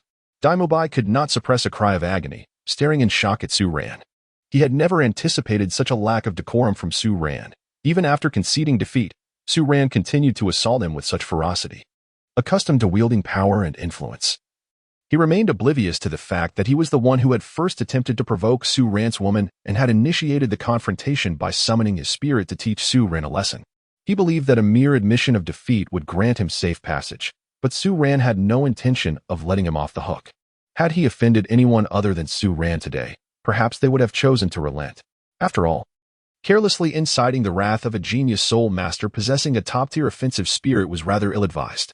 However, Su Ran harbored no such reservations. Mu Bai's status was inconsequential in his eyes. In fact, should he divulge Mu Bai's whereabouts to Davis, the latter would undoubtedly take action to eliminate him. In the Heavendo Empire, the death of Mu Bai would go unnoticed. Davis would likely revel in the knowledge that Mu Bai had concealed himself in such an obscure location. After all, what issue could arise from the demise of an unidentified individual in a secluded valley? Yet, had Mu Bai been in Heavendo City, the situation would have been considerably more complicated, as it would easily expose him as the orchestrator of Mu Bai's death. Su Ran, must I concede? I promise I will never again provoke your woman. I won't even dare to glance her way, Mu Bai pleaded, as he beheld Su Ran's frigid gaze. As though he were merely observing a lifeless corpse, a wave of fear washed over him. Su Ran's strength far surpassed his own. If the battle with Su Ran continued, he might even lose his life. Thus, he set aside his dignity as a prince and directly pleaded for mercy. It was too late. Su Ran spoke coldly, showing no sympathy for Mu Bai, and with another swing of his sword, a piece of flesh was severed from his unscathed arm. XRN harbored an intense aversion to anyone who took an interest in his beloved, although he and Xiao W had yet to formalize their relationship. In his heart, she was already regarded as his. The object of his affection would solely belong to him. His disposition was not so magnanimous. The sight of the woman he cherished in another's embrace, destined to bear another's child, was utterly intolerable to him. His perspective on love was one of selfish possession. If he could not possess, then what was love but mere nonsense? Chapter 40. Who is your precious Xiao W? Mbi activated his first and third soul rings simultaneously, once again transforming into the white tiger Vidra form. Concurrently, a protective white light shield enveloped him. Soon after, his second soul ring illuminated, and a vast expanse of white light coalesced, accompanied by Mbi's mighty tiger roar. As a pearlescent sphere of light erupted from his mouth. In a brief span, he unleashed 3 soul techniques: White Tiger Guardian Barrier, White Tiger Radiant Wave, and White Tiger Vidra Transformation. It must be acknowledged that Mbi was not entirely without merit. His innate talent was indeed commendable. To release 3 soul techniques in quick succession was no small feat, even among those of the Soul Sovereign rank. Though Su Ran holds disdain for Mu Bai's character, he cannot help but acknowledge his talent. However, Mu Bai's gift, while remarkable in comparison to the average individual, appears rather feeble in Su Ran's eyes. Indeed, it seems pitifully inadequate. With a forceful stamp of his foot, Su Ran did not flinch, charging directly towards Mu Bai with his sword drawn. In the face of Mu Bai's aggressive style, Su Ran possessed the instinct to employ a more agile strategy to easily defeat him. However, he scorned such tactics. He aimed to demonstrate the vast chasm that lay between them. Slash! Su Ran called out sharply, and a beam of sword light cleaved through the white tiger's fierce light wave unleashed by Mu Bai. Boom! The terrifying sound of an explosion erupted as the white tiger's light wave was severed, and Su Ran had already closed the distance, standing before Mu Bai. Upon seeing Su Ran's figure, Mu Bai's heart raced with terror, for he beheld an incredibly fearsome sword light. Before he could react, it had already consumed his consciousness. Bang! Mu Bai collapsed, a shallow sword mark etched across his face, stretching from his brow to the center of his legs. A thin line of blood rapidly flowed forth, staining his body crimson. Ding! Congratulations, host, for completing the task. You have earned 200 skill points. Brother Su Ran. Upon witnessing Mu Bai's fall, Xiao Wu hurriedly approached Su Ran, grasping his sleeve with concern etched upon her delicate face. Fear not. I have exercised restraint and left him a breath. Su Ran replied coolly, sheathing his god-slaying sword and retracting his martial soul, his expression finally returning to normal. Brother Su Ran, your aura was terrifying just now. As if you were a demon emerging from hell, Xiao Wu remarked, her grip on his sleeve tightening out of instinctive fear, only relaxing when she recognized the familiar Su Ran was back at her side. It's all because of you. Who told someone to harbor ill intentions towards my precious Xiao Wu? Had it been anyone else, I would have undoubtedly killed him, Su Ran stated, acknowledging the formidable power granted by the system through his soul rings. The intense murderous aura of his first soul skill, Blood Kill, had even influenced him. Yet, in the state of a god of slaughter, the potency of Blood Kill would amplify significantly. Brother Su Ran, you're talking nonsense again. Who is your precious Xiao? Xiao's cheeks flushed, her previous concerns dissipating as she recalled Su Ran's earlier declaration to Mu Bai. His audacity to claim her as his woman was shameless. She had not yet agreed. Moreover, he forbade others from harboring affections for her, who then would dare to love her. How could she ever marry? What can be done? I am a divine beast. If I say you cannot marry another, then you shall not, Su Ran teased, enjoying the banter with Xiao.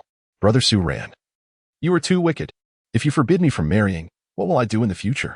Xiao couldn't help but exclaim, her face turning crimson as she averted her gaze, fixating instead on her sparkling crystal shoes glimmering in the sunlight. Her feet, adorned in tights, trembled restlessly, and her heart raced uncontrollably. Su Ran was not mistaken. The desire for A to reproduce would indeed cause an uproar throughout the entire spirit beast realm. His mother had once informed him that if a were to take a mate, all female spirit beasts of 100,000 years would eagerly comply. Even those who were reluctant would have no choice but to accept, provided they showed interest in them. This was due to the paramount importance of to the spirit beast species, as it could significantly enhance growth rates and increase the chances of transcending tribulations, abilities that would drive all spirit beasts to madness. The scarcity of meant that if one were to perish, it could take countless years for another to emerge, as they were born from the very essence of heaven and earth. However, should a reproduce, the likelihood of giving birth to another would be greatly increased, especially if two were to unite. This notion was not without merit. It was grounded in scientific reasoning, having been validated by powerful spirit beasts over many years. The status of was elevated, and their reproduction was naturally regarded with utmost seriousness. Regrettably, held themselves in high esteem, showing little interest even in the most illustrious female spirit beasts. Furthermore, they were notoriously indifferent to matters of procreation.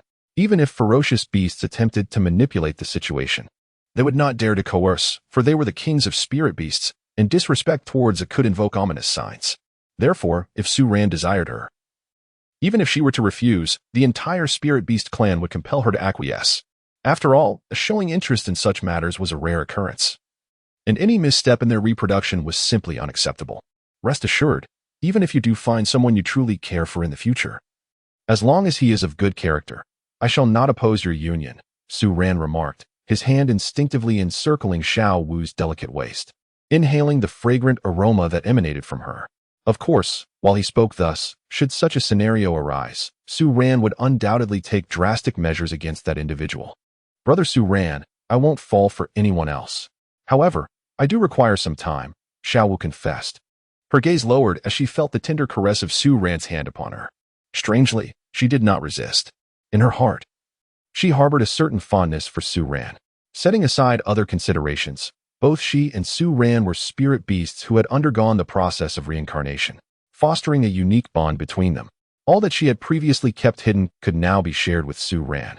Additionally, as the king of spirit beasts, the influence of within the realm was immense. Should Su Ran genuinely harbor feelings for her, her eventual marriage to him and the bearing of his offspring would also serve as a responsibility to her kind. Nonetheless, she needed time to process these thoughts. No matter how profound her feelings for Su Ran, she could not readily agree, especially not to initiate such a commitment herself. As Mu Bai awakened from his stupor, he was acutely aware of the excruciating pain coursing through his body. His head swam, and though he wished to call for help, he lacked the strength even to speak. Upon opening his eyes, he was met with the sight of Su Ran and Xiao Wu engrossed in their romantic display, causing him to faint once more in a fit of anger. His injuries were severe, leaving him feeling as though death was imminent, yet they remained at ease, oblivious to his plight, which only fueled his rage and led him to lose consciousness again. Chapter 41. The confrontation with Flinder when Ma Hongjun arrived once more. He was accompanied by a middle-aged man. This man, in his 50s, was robustly built, possessing distinctive facial features. His chin protruded slightly, his cheekbones were wide, and his face was somewhat flat, complemented by an aquiline nose. He wore black-framed, square crystal glasses that imparted a rather cunning impression. This individual was Flinder, the headmaster of Shrek Academy, and also Ma Hongjun's mentor. At that moment, Flinder and Ma Hongjun stood in stunned silence, taken aback by the scene unfolding before them. They were both astounded. They were well aware of Mu Bai's talent and strength, a soul master of level 37, wielding the formidable White Tiger martial soul, making him no weakling among soul masters. Yet, he now lay in a pitiful state, bloodied and battered, with several areas of flesh even torn away. Seeing this, their composure shattered. It was known that Mu Bai possessed considerable combat experience, having fought extensively in the Great Soul Arena. He was no ordinary opponent. The individual who inflicted such grievous injuries must be extraordinarily fearsome. Flender cast a deep glance towards Su Ran. Recognizing that the wounds on Mu Bai were evidently inflicted by a remarkably sharp weapon, and Su Ran, at that moment, wielded a pitch-black longsword. Piecing together the information Ma Hongjun had relayed, Flender began to comprehend the events that had transpired. Take Mu Bai to find Zhao Wuzhe and have his wounds treated. Flender instructed, his gaze lingering on Mu Bai. Although the injuries appeared alarming, he was not overly concerned for Mu Bai's well-being, as the wounds were not as deep as they seemed. Understood, teacher, Ma Hongjun nodded, his eyes darting between Mu Bai's wounds and Su Ran, shivering involuntarily. He felt fortunate for his earlier wisdom in refraining from joining Mu Bai and bullying newcomers. Otherwise, he might have found himself in an even worse situation. With Mu Bai so gravely injured, and he merely a great soul master, provoking Su Ran would leave him utterly defenseless. These thoughts elevated Su Ran and Xiao Wu standing in Ma Hongjun's mind. He realized that these two were not individuals he could afford to cross. Particularly the woman, no matter how lecherous he might be, he dared not entertain thoughts of her. It was precisely Mu Bai's flippant attitude that had led to his current predicament, attempting to provoke the girl.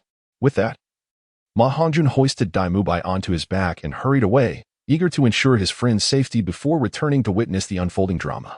Flender, meanwhile, fixed his gaze steadily on Su Ran and Xiao Wu, ultimately settling his attention on Su Ran, his eyes gleaming with intrigue and astonishment. Flender could sense Su Ran's cultivation level was 32, and yet he appeared remarkably youthful. How could a person of such a level defeat Mu Bai, who was 37 and possessed considerable combat experience? Flender mused to himself. Suddenly, a powerful aura emanated from Flender, enveloping Su Ran. The air around Flender shimmered with his 7 soul rings, 2 yellow, 2 purple, and 3 black, indicating his status as a soul sage of level 78. Conquer me with your strength, and you shall gain entry into Shrek Academy, Flender declared, his gaze fixed on Su Ran, his eyes ablaze with unmasked fervor. He understood that he had stumbled upon a rare gem, perhaps he had encountered a true prodigy. A level 32 individual vanquishing a level 37 opponent, such a feat could only be achieved by an extraordinary talent. Flender had observed closely. The sword wounds on Mu Bai were precise, smooth, and devoid of any deviation. If Mu Bai had possessed even a modicum of resistance, it would have been impossible for his opponent to inflict such injuries. All of this indicated that Mu Bai had been utterly defenseless before Su Ran. Mere plaything in the face of his might. Flender unleashed his martial spirit, his gaze unwaveringly fixed on Su Ran. He was not in a hurry to engage, for his intention was merely to assess Su Ran's abilities, not to defeat him. After all, what motivation would a soul sage have to contest with a soul master? Su Ran nodded, his right hand once again grasping the hilt of his sword. He recalled that in the original narrative, the Shrek's 7 monsters were required to endure under Zhao Wujia's supervision for the duration of a single incense sticks burning upon their entry into the academy. Thus, the admission standards of Shrek Academy were considerably more stringent compared to those of other institutions. He did not necessarily have to defeat Flender to gain entry. He merely needed to showcase his utmost prowess before him. That alone would suffice. Su Ran stood resolutely, gripping the hilt of his sword. Meanwhile, Flender awaited Su Ran's move with bated breath. Curiosity piqued. Su Ran's sword martial spirit appeared to be extraordinary. With proper cultivation, he might very well become a figure akin to the sword Douluo within their Shrek Academy. A gust of wind swept through, rustling the garments of both individuals. It was at this moment that Su Ran made his move. Su Ran directly unleashed his martial spirit, 3 resplendent purple soul rings swirling around him. Simultaneously, the first and second soul rings beneath Su Ran shone brightly, causing him to vanish from his original position in an instant. With the ability of star concealment, he temporarily became invisible, blending seamlessly with his surroundings while significantly enhancing his speed. Blood Kill represented Su Ran's most formidable single-target attack soul skill. The combination of these 2 abilities might yield an unexpectedly powerful effect. All 3 soul rings were of 1,000 years age, a remarkable rarity in the world. Flender murmured in astonishment. However, the moment Su Ran unleashed his martial spirit, Flender had already made up his mind about him. Such a prodigy deserved a place in the academy, or else Shrek Academy would have no reason to continue its existence. Renowned as an institution that only accepted monsters, in reality, its students like Oscar, Ma Hongjun, and Mu Bai were merely individuals with slightly superior talents, not true monsters. Yet today, Flender was witnessing a genuine marvel.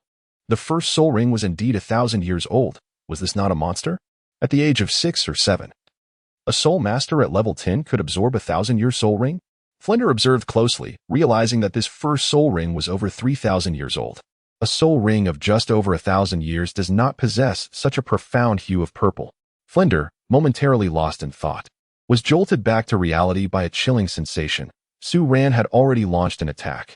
His heart raced as he scanned the surroundings for Su Ran's figure, only to be horrified by the fact that he could not sense Su Ran's presence. Flinder understood that Su Ran had likely employed some form of cloaking soul skill. Without hesitation, he unleashed waves of soul power, spreading them outward in an effort to locate Su Ran's position. Chapter 42. Wounding Flinder, Power Approaching Soul Emperor Too Late. A deep voice resonated from behind Flinder, causing him to startle. Before he could react, a scarlet blade of light sliced toward his back. So fast, Flinder gasped in disbelief. He had merely been momentarily distracted by the peculiarities of Su Ran's soul rings, and in that brief interval, Su Ran had managed to position himself directly behind him. The force of the strike exceeded Flinder's expectations, leaving him astounded. Su Ran's strength surpassed his own expectations by a considerable margin. With such formidable power and an astute approach to combat, even an average soul emperor would risk defeat in this context. Such fighting prowess ought not to belong to a mere soul venerable. Unbeknownst to Su Ran, his abilities extended far beyond his self-assessment of being at the Soul King level. His true combat strength was not significantly inferior to that of a freshly advanced soul emperor, having only just arrived on the continent. Su Ran remained unaware of the combat capabilities expected at each rank. He underestimated his own power while overestimating that of the Soul Kings. His most potent single-target attack, the Blood Kill Soul skill, had seen its power escalate dramatically after the age of his soul rings reached over 3,000 years. The lethality of Blood Kill was undoubtedly sufficient to rival that of a Soul Emperor's assault. Such a formidable offensive capability, appearing so abruptly, left Flinder wary and vigilant. In an instant, Flinder activated his second soul skill, Flicker, transforming his arm into a pair of wings, which catapulted his speed to extraordinary levels. His martial soul. The four-eyed cat eagle was a powerful agility-based martial spirit, and as a soul sage, his speed was indeed fearsome. However, in such a short distance, the flash of crimson sword light inevitably grazed his arm, leaving a fine line of blood that he swiftly concealed. Flinder's gaze towards Su Ran shifted dramatically. He fully comprehended the level of genius standing before him. A 32-rank soul venerable had managed to injure him, who had unleashed his martial soul. How could he not be astonished?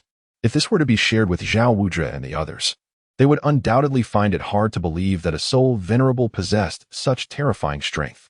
While several factors contributed to Su Ran's ability to wound him, namely, their proximity of less than 10 meters, and Flinder's momentary daze from Su Ran's 3 purple soul rings, it remained undeniable that Su Ran's true combat capability was indeed comparable to that of a soul emperor. Without such formidable prowess, even with distractions and a short distance between them, it would have been impossible for Su Ran to inflict harm upon him. Su Ran, a prodigious talent, is poised to achieve accomplishments that may far surpass those of Douluo, provided no unforeseen circumstances arise. In his youth, Douluo did not possess such formidable strength. During his time as a soul master, he could only hope to defeat a few soul elders with a stroke of good fortune. How could he possibly compare to the terrifying prowess of Su Ran? Su Ran now possesses combat strength nearly equivalent to that of a soul emperor. Such potential in the younger generation is truly formidable, Flinder remarked, struggling to find adequate words to describe Su Ran. His talent is unparalleled in this world. Even the prodigies of the Spirit Hall cannot rival Su Ran's exceptional gifts. With a 1,000-year first soul ring, who else could achieve such a feat? Likely, no one.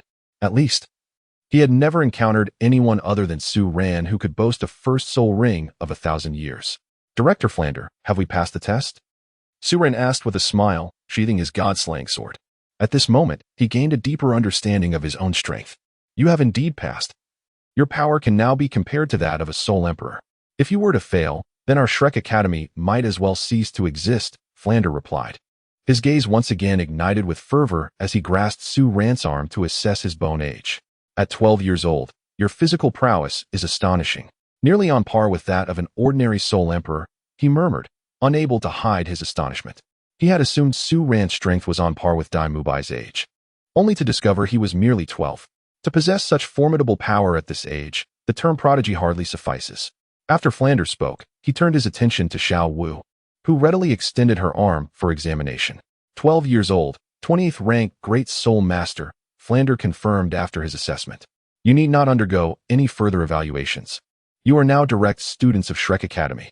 By the way, please share your martial spirits so I can register you, Flanders said excitedly, for in his eyes, Su Ran's worth surpassed that of the entire faculty and student body combined. Under such circumstances, he saw no reason for unnecessary tests. Such a genius, wherever he may go, would undoubtedly attract global attention. It was already a remarkable feat for him to join Shrek Academy. If he were to be further tested, it might drive him away. Su Ran, 12 years old, 32nd rank Soul Scholar, Martial Spirit God-Slaying Sword. Xiao Wu, 12 years old, 20th rank Great Soul Master, Martial Spirit Gentle Bone Rabbit. The pair provided their information for Flanders' records. At this moment, Ma Hongjun approached with a broad smile. Greeting, Ran Gu, Xiao Wu Jia. Welcome to Shrek Academy. If you encounter any trouble here, feel free to seek my assistance. Although my strength may be lacking, I am quite familiar with the surroundings. He had just tossed Mu Bai to Xiao Wu Jia and hurried back, eager to witness the earlier spectacle. His mentor, Flanders, a soul sage, had been bested before Su Ran. He noticed Flanders' injured hand, though the latter concealed it well. Moreover, the teacher had mentioned that Su Ran's combat power was nearing that of a soul emperor. Such strength was already comparable to that of the faculty. Given Su Ran's youth, it would be a mere formality for him to eventually break through to title Douluo. Such a prodigious talent should be cherished, Ma Hongjun thought. Who do you think you are calling Xiao Wu Jia? You were not so respectful just now, Xiao Wu retorted playfully, recalling how Ma Hongjun had previously called her girl. Xiao Wu Jia, I only appear older, but I too am but 12 years old. Though I may seem slightly older, in the realm of soul masters, strength reigns supreme. You and Ran Gu are extraordinary talents. And it is only fitting I address you as such, Ma Hongjun stated earnestly, his gaze towards Xiao Wu devoid of any ulterior motives. While he appreciated beauty, he would never dare to provoke someone like Xiao Wu. Angering Su Ran would certainly lead to dire consequences. Some women, no matter how enchanting, are better left untouched. Otherwise, one may find themselves embroiled in unnecessary troubles. Xiao Wu was evidently one such woman. Chapter 43.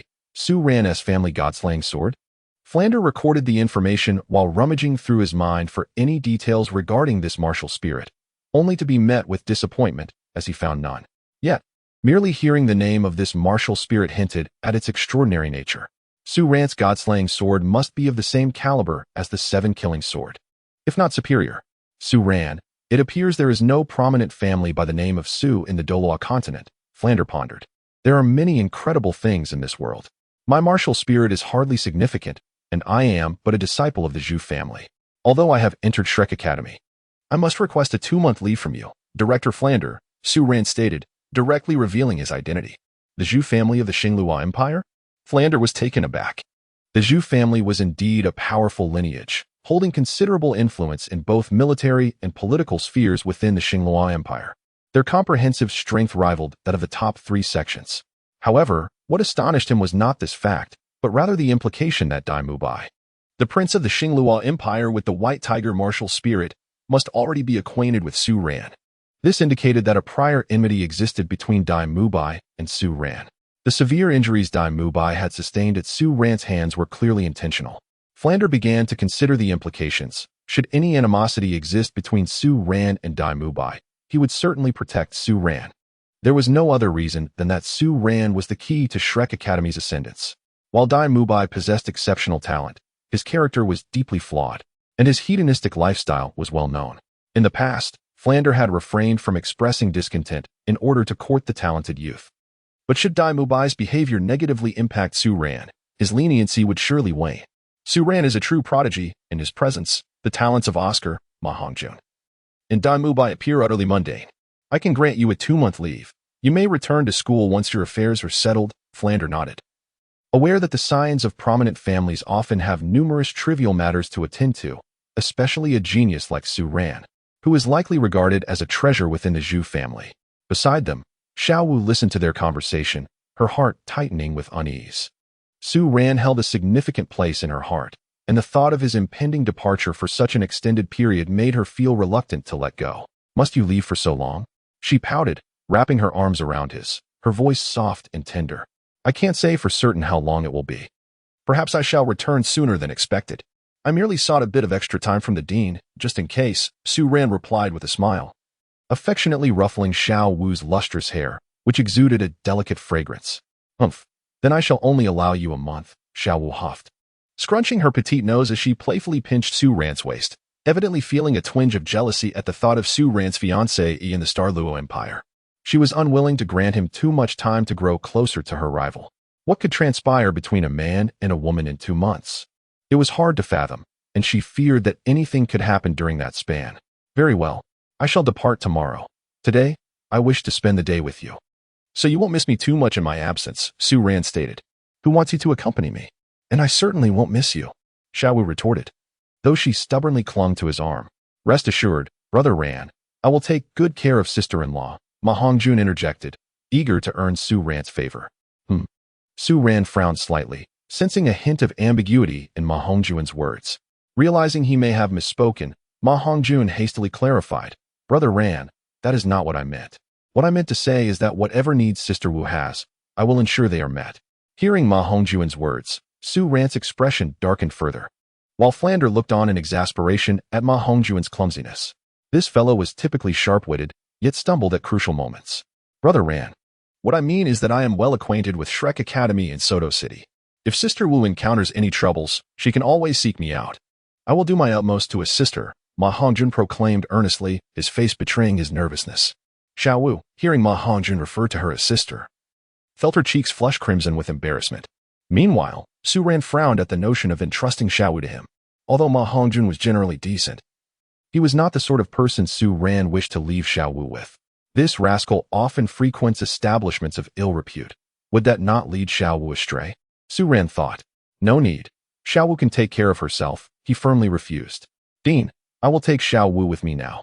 After all, we won't have classes today, Su Ran said, wrapping his arm around Xiao Wu's slender waist. Indeed, there are no classes today. You young ones should enjoy yourselves. But remember to exercise restraint, Flander advised earnestly, aware that many talented individuals had squandered their potential due to distractions, ultimately fading into mediocrity. Temptations can lead to ruin. I hope Su Ran comprehends this, he mused, oblivious to the fact that Su Ran's pursuits were not merely distractions, but rather avenues to gain substantial rewards. Had he known, Flander would have eagerly sought to arrange matches for Su Ran, seeking out beautiful women from various factions. However, the existence of the system was fundamental to Su Ran's standing in the Douluo Continent, and he would never divulge this secret to anyone, including Flander and the others. They would only attribute the transformation of Su Ran's soul rings from purple to black and then to red to his extraordinary talent. All they could do was mutter, Su Ran is truly a monster. Oh, Dean, you worry too much, Su Ran chuckled as he led Xiao Wu outside, nearly stumbling upon hearing Flander's voice. Xiao Wu, in turn, felt a wave of embarrassment wash over her. Their relationship, for now, remained uncomplicated. They were merely friends, or perhaps acquaintances, not yet having crossed into the realm of romance. This insufferable Dean. How vexing. There is nothing between us, Xiao Wu murmured, her lovely eyes glancing nervously at Su Ran as she patted her slightly heaving chest. Who says there is nothing between us? Perhaps one day, there will be. Su Ran replied playfully, savoring the softness in his embrace as they walked forward. Though Shrek Academy was somewhat remote, it exuded an aura of tranquility, allowing one's spirit to find peace. Su Ran and Xiao Wu walked along the rural path, observing the farmers harvesting their crops. Su Ran harbored a grand vision. Once he had conquered the world and achieved success, he envisioned retreating with his wives to live a simple life, akin to this serene existence. At times, farming is indeed one of the most wondrous and magnificent endeavors in this world. For after diligent cultivation, one soon senses the breath of life blossoming forth, much like the golden rice fields surrounding them. Moreover, he understood that with persistent effort in farming, a bountiful harvest is assured. Chapter 44, A New Mission, Intercepting Ain. All right. I must take my leave. Su Ran gently patted the fragrant shoulder of the girl nestled in his arms, rousing her from her slumber. Are we leaving now? Xiao Wu murmured, her drowsy eyes fluttering open. In truth, she had been awake for quite some time, merely pretending to sleep, for she knew that once she awakened, Su Ran would depart. Yes, the sooner we leave, the sooner we shall return, Su Ran replied, for he still had numerous tasks to attend to. He needed to return to Shrek Academy before Tang San and Xiao Gang's arrival to complete these urgent matters. He was acutely aware that with Tang San's arrival, Tang Hao would also follow, and at that moment, he must possess something capable of restraining Tang Hao. Otherwise, Xiao Wu would be in grave danger. Su Ran was perfectly fine on his own, although he possessed the Qilin form, as long as he refrained from transforming into a Qilin. None aside from soul beasts that had taken human form would notice anything unusual about him. The distinction between him and the 10,000-year soul beast Xiao Wu, who had also taken human form, was indeed substantial. Remember to return early.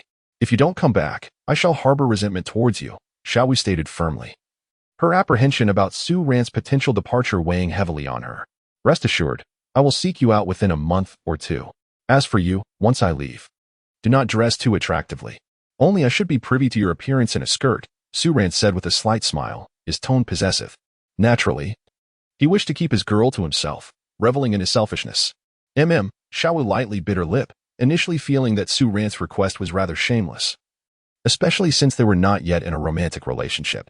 However, the thought of Su Ran leaving soon overshadowed her reservations, and she merely murmured in agreement. Then I shall take my leave, Su Ran said, smiling as he pressed a gentle kiss to Xiao Wu's forehead before turning to depart. Ding! Congratulations, host. You have received a new task. Venture into the depths of the forest to excavate the sapling of the blue silver grass, transformed from the 10,000-year soul beast Ayin. Note: after a yin sacrifice, a seed was left behind, which has now taken root and sprouted, indistinguishable from ordinary blue silver grass. Considering that this task was relatively simple, yet given a yin significance in Douluo Continent, a reward of 400 skill points would be granted. Additionally, the host would receive a plant cultivation liquid produced by the system, along with several tomes on plant cultivation. As long as the host held Ayin in hand and nourished it with the system's awarded sapling cultivation liquid day and night, Ayin would flourish rapidly. How long will it take for Ayin to regain her strength and transform back into a 10,000-year soul beast? Su Ran inquired, unable to contain his curiosity. Approximately 10 years, the system replied. The quality of the system's products was assured. 10 years for Ayin to transform was a treasure that would drive all plant-type beings to madness, especially the immensely powerful plant-type soul beast, the king of all demons. In Stardew Forest, should it learn of such a treasure, it would undoubtedly come seeking Su Ran, eager to curry favor. However, Su Ran was not inclined to wait for such an extended period. 10 years felt too distant. If the host finds this duration too slow, there are enhanced versions of the plant cultivation liquid now included in the golden and diamond level lottery pools. Utilizing the enhanced liquid would allow Ayin to restore her 10,000-year cultivation in just 1 year. The odds of winning the golden lottery are 1 in 10,000. While the diamond lottery boasts a 1% chance, the system explained with a charming smile. Of course, if the host truly wishes to win these, the odds won't be as low. After all, I am the host's treasured system, and it wouldn't do to let the host suffer continuously. The odds seem to require tens of thousands of skill points, and if luck is not on my side, it could be disastrous, Su Ran remarked, his expression darkening. Never mind, I'll focus on finding Ayin first. He dismissed any further thoughts, recognizing that he currently possessed few skill points, rendering further contemplation futile. By the way, system, what are Tang Hao's current feelings toward Ayin? Su Ran suddenly asked, sensing that he may have discovered a vulnerability in Tang Hao, though uncertainty lingered. After all, Tang Hao had once wronged Ayin, and his true feelings were shrouded in mystery. Tang Hao deeply regretted his past actions. Even though no one was aware of his plot against Ayin, he was tormented by guilt. For years, he had drowned himself in alcohol, attempting to numb the pain of having caused Ayin's demise. Therefore, if the host were to use Ayin as leverage against him, it would indeed be effective. Human emotions are perpetually dynamic. Tang Hao's love for Ayin was marred by guilt, leading him to devise a scheme to kill her for a soul bone.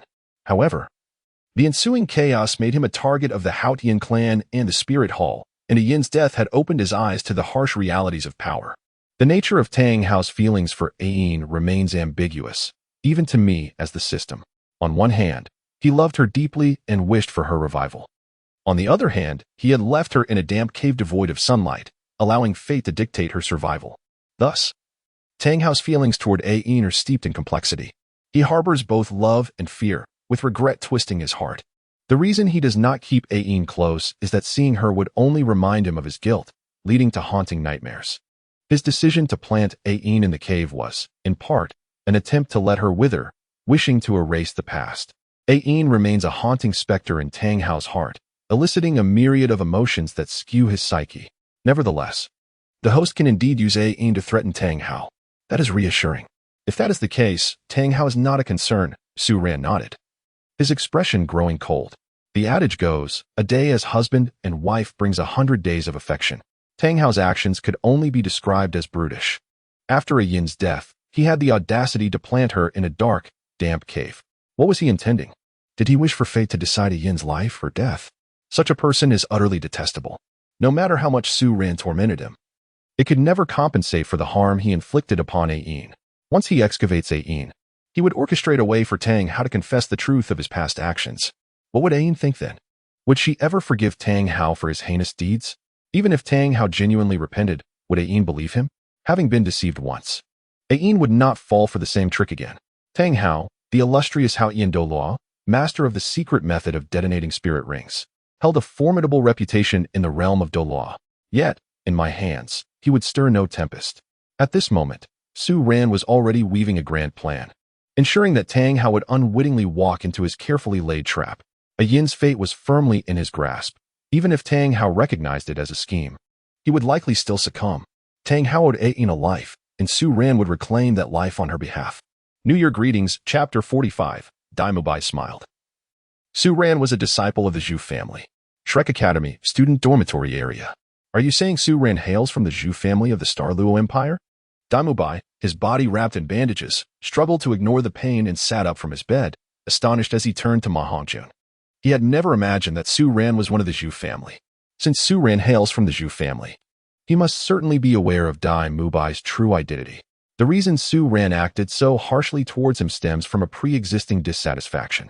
This discontent primarily arises from Zhu Zhuqing, as Su Ran harbors feelings for her. Being the fiancé of Zhu Zhuqing, Mu Bai inevitably draws Su Ran's ire upon their encounters. It is only natural for Su Ran to be infatuated with Zhu Zhuqing. Given her exquisite beauty and perfect figure, any heart would be swayed by such a captivating girl. Indeed, it is as the teacher has stated. The Zhu family of the Star Luo Empire. I have heard it clearly, Ma Hongjun remarked, nodding in acknowledgement. He was perplexed as to why Mu Bai displayed such agitation upon discovering Su Ran's lineage. Could it be that Mu Bai is also aware of the Zhu family's prominence? It all makes sense now. I wondered why Su Ran was so relentless in his pursuit against me. Now I understand, Mu Bai mused, a laugh escaping his lips despite the pain coursing through his bandaged body. Even amidst the intense agony, he found himself unable to suppress a chuckle. Regardless of Su Ran's extraordinary talents, what does it matter? Even if his cultivation is 5 levels inferior, he still manages to inflict suffering upon him. The reason he has been so mercilessly beaten is merely because the woman he cherishes is none other than Mu Bai's fiancée. Upon this realization, a peculiar sense of satisfaction surged within Mu Bai. He now comprehends why Su Ran's gaze towards him was so frigid. It stemmed from an early discontent with himself. Their unexpected encounter at Shrek Academy prompted Su Ran to take action against him. Su Ran, even if you are a peerless genius in the realm of love, you are but a younger brother. Zhu Qing is my fiancée. What connection do you have with her? When my beloved Zhu Qing arrives, I shall ensure you truly understand the meaning of suffering. Engaging in affectionate displays with my fiancée is surely permissible. However, these utterly mundane gestures will undoubtedly strike at your pride, Mu Bai said, unable to suppress a smile within. He had already devised a plan. Once Su Ran returned to Shrek Academy, he would bring Zhu Zhuqing with him. At that moment, he would make Su Ran fully aware of humiliation. Su Ran harbored a deep affection for Zhu Zhuqing. In those moments when he witnessed Zhu Zhuqing in intimate embraces, he could only imagine the rage it would incite within him. Moreover, Su Ran, bearing the surname Su, was a collateral descendant of the Zhu family, while Zhu Zhuqing was the second young lady of that esteemed lineage. As her betrothed, his status slightly eclipsed that of Su Ran. Even if Su Ran could not tolerate Mu Bai, he would have no choice but to heed the words of Zhu Zhuqing, the second young lady of the Zhu family. Ultimately, he envisioned a scenario where Zhu Zhuqing would publicly reject him, perhaps even humiliate him, thereby striking a devastating blow to Su Ran's pride. Although he was vastly inferior to Su Ran in strength, he had already triumphed in matters of the heart. Regardless of Zhu Zhuqing's feelings towards him, she had to acknowledge her position as his fiancée. In this regard, she would undoubtedly stand by his side, for Su Ran was merely an outsider. Be mindful, Mu Bai, Su Ran possesses formidable strength and is highly esteemed by our instructors. He is not someone we can afford to provoke, Ma Hongjun cautioned seriously. Although he did not fully grasp the implications of Mu Bai's comment, he felt the need to warn him. Su Ran's prowess rivaled that of a Soul Emperor, marking him as an extraordinary talent destined to stand at the pinnacle of the continent. Therefore, Ma Hongjun had no intention of instigating Su Ran. His sole desire was to align himself with him. Of course, he refrained from disclosing Su Ran's true strength or the fact that Su Ran had even injured Flanders. He had already issued his warning. Any subsequent entanglement with Su Ran would be entirely upon Mu Bai, a matter beyond his concern. There are things you do not yet comprehend, Mu Bai replied, shaking his head and smiling enigmatically. In his mind, the image of Zhu Zhuqing's beauty lingered. In a few days, he would journey to fetch her to Shrek Academy. Though Xiao was undeniably lovely, her figure paled in comparison to that of his fiancée. In his heart, Zhu Zhuqing was the most exquisite girl in the world. Following the map provided by the system, Su Ran made his way towards a mountain range. This very range concealed the location where Tang Hao had hidden the seeds of Ain, marking the destination of Su Ran's journey. Is this where Ain resides? Su Ran mused, surveying his surroundings with a sigh. According to the map, Ain was located just behind the waterfall before him. Had he not been holding the map, he would never have suspected that a hidden world lay beyond the cascading waters. Su Ran skillfully maneuvered his soul power to divert the flowing water, then swiftly entered a damp cavern. The cave was profound and replete with moisture. It was evident that this sanctuary had been meticulously excavated by Tang Hao for Ain. Su Ran ventured into the cave and was immediately greeted by a delicate sprout of blue-silver grass.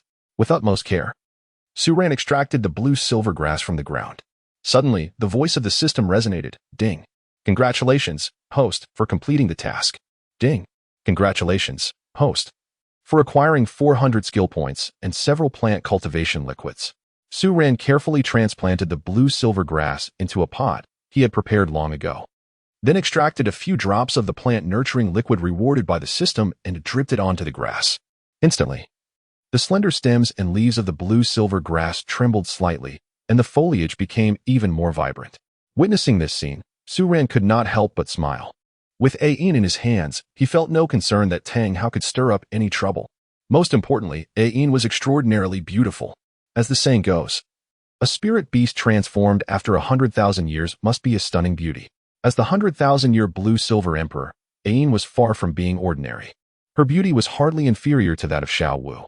Furthermore, Yin's demeanor was gentle and soft, embodying the essence of a refined lady.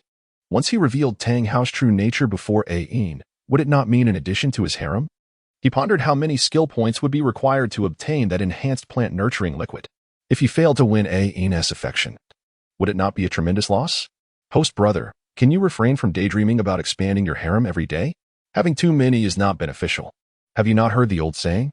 A heart devoid of women draws the sword with divine speed. Women can affect your swordsmanship, the system's sister reminded him. Her concern for her host evident. Who said that? I have only heard that embracing a sister doubles the damage. What you are saying is merely the misguided teachings of old swordsmen, devoid of any real value, Su Ran retorted, outright dismissing the system's sister's suggestion. What is the point of traversing worlds if not to pursue women? Should I become a eunuch instead? Chapter 46. A new task. The grass reveals its divinity. Ding. Task issued. The grass reveals its divinity. Make Tang Hao confess the truth of the past and leave Ain disappointed. Note, this task can be assisted by the system. Task rewards 1,000 skill points and a true understanding of basic swordsmanship. Basic swordsmanship true understanding. Derived from a powerful swordsmanship dimension, this foundational technique encompasses innumerable mysteries. Countless swordmasters revere it as a classic, and many formidable warriors have gleaned unparalleled sword techniques from it, thus embarking on a path to invincibility. The essence of simplicity prevails. The basic swordsmanship elucidates various sword actions such as slashing, parrying, thrusting, and cleaving in the most straightforward manner, making it exceedingly suitable for the protagonist. Wow, 1,000 skill points. Along with other rewards. The bounty for this task is unexpectedly generous, Su Ran gasped in awe. Should he accomplish this task, he would amass a total of 1,600 skill points, equivalent to an impressive 16,000 years of Soul Ring lifespan. Naturally, he could also opt for a lottery draw, where even bad luck would guarantee a 10-draw safety net. Of course, who says our host brother is not deserving of such fortune? The system sister chimed in cheerfully, openly granting her host a boost. She merely enhanced the rewards a bit, Otherwise, if he failed to gather enough skill points, how would she ever transform? How could she continue to serve him better in the future? Moreover, once she transformed, she could experience life like a normal person, shopping, dining, and spending time with her host brother. She knew no one else in this world and had no interest in others. After her transformation, she could wear beautiful dresses for her host brother to admire. In the system space, no one cared about her attire, but once transformed, she would only dress to delight her host brother. The system is truly wonderful. Once I gather enough skill points, I must ensure it transforms so I can discover whether the system sister is as beautiful as I imagine, Su Ran remarked. His curiosity piqued about how many skill points he might earn by including the system sister in his harem. Would it not be an endless source of strength? Host brother, you must not entertain such thoughts. Even if this system transforms, it will adhere to the rules and not grant you any unfair advantages, the system sister stated. Donning a black short skirt and black stockings that hugged her perfect legs, sitting on a fragrant bed, she gently swayed her feet wrapped in silk. Sensing Su Ran's thoughts, she could not help but smile sweetly. That is quite a dilemma. Su Ran dispelled the impractical notion in his mind. Initially, he had contemplated winning over the system, envisioning not only free access to the system sister but also countless skill points. At that moment, he would be invincible. However, this idea was clearly unrealistic. If the system sister were to grant him such privileges, perhaps the system itself would incur some form of punishment, something he wished to avoid. Never mind. I shall earn skill points through hard work. There is nothing wrong with being a diligent worker, he resolved. As the saying goes, a working person embodies the spirit of labor, and every laborer is superior. I shall quietly toil away, surprising everyone in due time. As long as I develop steadily, accumulating skill points will lead me to the pinnacle of life, unrivaled across the continent, and surrounded by countless beauties.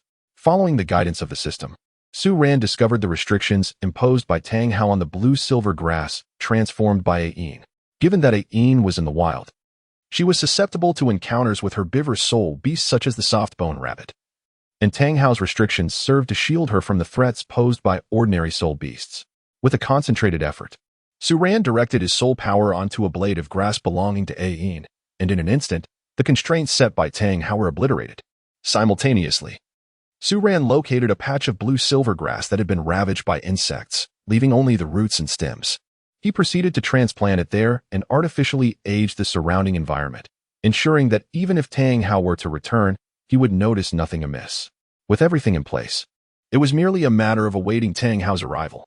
Once he arrived, a fierce battle might ensue. However, with the 10,000-year Qilin experience card in hand, there was no need for excessive concern. After Su Ran completed his tasks, he discreetly departed and sought refuge in a hidden locale. Without further ado, he began orchestrating how to showcase Tang Hao to the system assistant later on, for this mission could benefit from the system's assistance. In the Sacred Soul Village, Tang Hao lay in bed, clad in tattered garments, his attire disheveled, hair in disarray, and dark circles enveloping his eyes. No one could fathom that this was once the unparalleled powerhouse who had stirred the continent, the Haoyan Douluo. Upon attaining the title of Douluo, he single-handedly repelled several titled Douluo. Legends whispered that the previous pope, Qian Xuanji, had met his demise at Tang Hao's hands. Yet, Tang Hao could only curse and bear this burden, for he alone knew that he had merely wounded Qian Xuanji. The latter's strength was formidable. Possessing the six-winged angel martial soul, how could he ever hope to slay Qian Xuanji? His display of power was merely a result of a ring explosion, a strength that could not be sustained. Inflicting injury upon Qian Xuanji was a feat in itself. He understood well that Bibi Dong had slain Qian Xuanji and framed him for it. Yet now, he found himself without recourse, for Qian Xuanji had perished while pursuing him and Ain. How could he defend himself? Bibi Dong was now the pope, and those who had once hunted him alongside Qian Xuanji, like Ghost Douluo and Zhu Douluo, had long pledged their allegiance to her. The others had perished. With only his voice to declare that Bibi Dong was responsible for Qian Xuanji's death, who would believe him? How pitiful it was for the Haoyan Douluo to descend to such depths. Was this the essence of karmic retribution? Tang Hao murmured, a bitter taste lingering in his heart. He reminisced about Ain, whose beauty was ethereal, her celestial-like eyes and gentle demeanor evoking a sense of profound fortune for any man who won her favor. Yet he had committed an unforgivable transgression against her. As his cultivation approached the level of a titled Douluo, an insidious thought had inevitably taken root in his mind. Only a titled Douluo with a 100,000-year spirit ring could truly be deemed powerful, with the opportunity to cultivate to the pinnacle of a 99-level spirit master. However, hunting such ancient soul beasts was exceedingly arduous. Even if he could defeat one, slaying it was another matter entirely. Thus, to possess 100,000-year soul ring and ascend to the titled Douluo realm in the most glorious manner, he saw only one choice, Ayin. When Ayin passed away, regret consumed him, and he finally comprehended the paramount significance she held in his heart. Strength was meant to protect those one cherished. Without them, all power was rendered meaningless. Alas, he grasped this truth far too late. Ayin was gone, and any chance of redemption had slipped through his fingers. If fate granted him an opportunity to return to the past, he would certainly shun the path that led to Ayin's harm. All he desired was a tranquil life with her. Chapter 47. Tang Hao's dual personality. Ayin's thoughts. Ayin, I am deeply sorry for you. In this lifetime, I shall never repay the debt I owe you. Tang Hao lamented, abruptly downing the entirety of the liquor from his flask. Only the fiery spirits could numb him, allowing him to temporarily forget the grievous errors of his past. The transgressions he committed were ones he could not forgive himself for. How could he then dare to hope for forgiveness from others? He was destined to live a life steeped in repentance. This was his just punishment. Suddenly, Tang Hao sprang to his feet, the despondency in his eyes vanishing entirely. A fierce crimson intent for vengeance ignited within him as he sensed the breaking of the seal he had placed on Ayin. A grave realization struck him. Ayin was in peril. Tang Hao hastily retrieved an ancient black box from his person. As the box emerged into the open air, it trembled, as if responding to Ayin's rapidly strengthening life force. When the box was unveiled, a crystal-clear, blue-gold soul bone radiated a brilliant azure light. Witnessing this anomaly heightened Tang Hao's anxiety. He could not discern whether the transformation of Ayin's soul bone signified good or ill, but he understood that she was undoubtedly in trouble. Currently, Ayin's transformation into blue-silver grass bore no distinction from ordinary blue-silver grass. To break the seal he had placed, it would require at least 1,000-year soul beast or a soul master of higher caliber. Ayin, in her current form, possessed no means of resistance against such a formidable presence. Should that entity, whether beast or human, wish to do her harm, the outcome was uncertain. If it were a human, there might be hope, but what if a plant-type soul beast sought to consume her? As these thoughts coursed through him, an overwhelming aura of dread erupted from Tang Hao, his emotions spiraling. Ayin was now but a seed. As long as that blue-silver grass continued to grow, there remained a chance for her revival.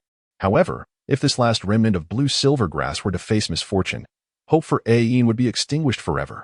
Ayin, wait for me. Just a little longer, and I shall be there.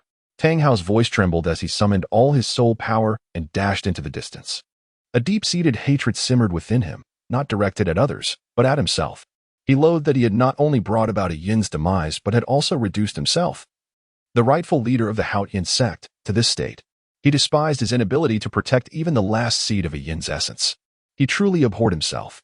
Ayin was so beautiful, so gentle. How could he have ever entertained such despicable thoughts? Why had he not planted the seed she left him close by? Why had he not safeguarded her?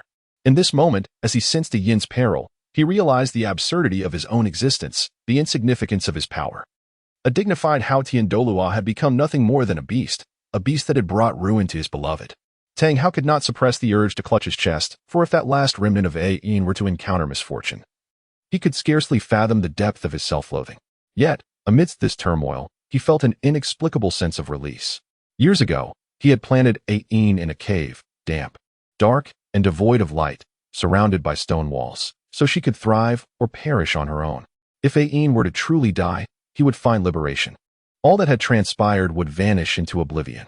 This conflicting desire for Ayin's complete demise and the urgency of her potential danger clashed within him, causing an excruciating headache. Over the past 12 years since Ayin's tragic end, two voices had echoed in his mind. One voice condemned him. You are a demon. You have killed your own wife. You are no longer human. This voice kept him entrenched in remorse, fostering a deeper appreciation for the memories he held of Ayin. The other voice beckoned. Since you have already committed the act, nothing can be undone. Why not see it through to the end? Annihilate the seed that Ayin transformed into. If she is utterly gone, the past will become irrelevant. No one will know what you have done, and you shall bear no further psychological burdens. Death can resolve all your troubles. Her complete passing will free you from this suffering. These two opposing voices reverberated in his mind, inflicting profound anguish upon him. His indecision had led him to plant Ayin in a remote location, providing her no nourishment, allowing her to fend for herself. In doing so, he could avoid making the painful choice, leaving everything to fate. Ayin, I am truly sorry, he vowed. If you survive this time, I shall cherish you as you deserve. If, this time, you perish at the hands of the soul beast, then do not ever seek to entangle yourself with me again.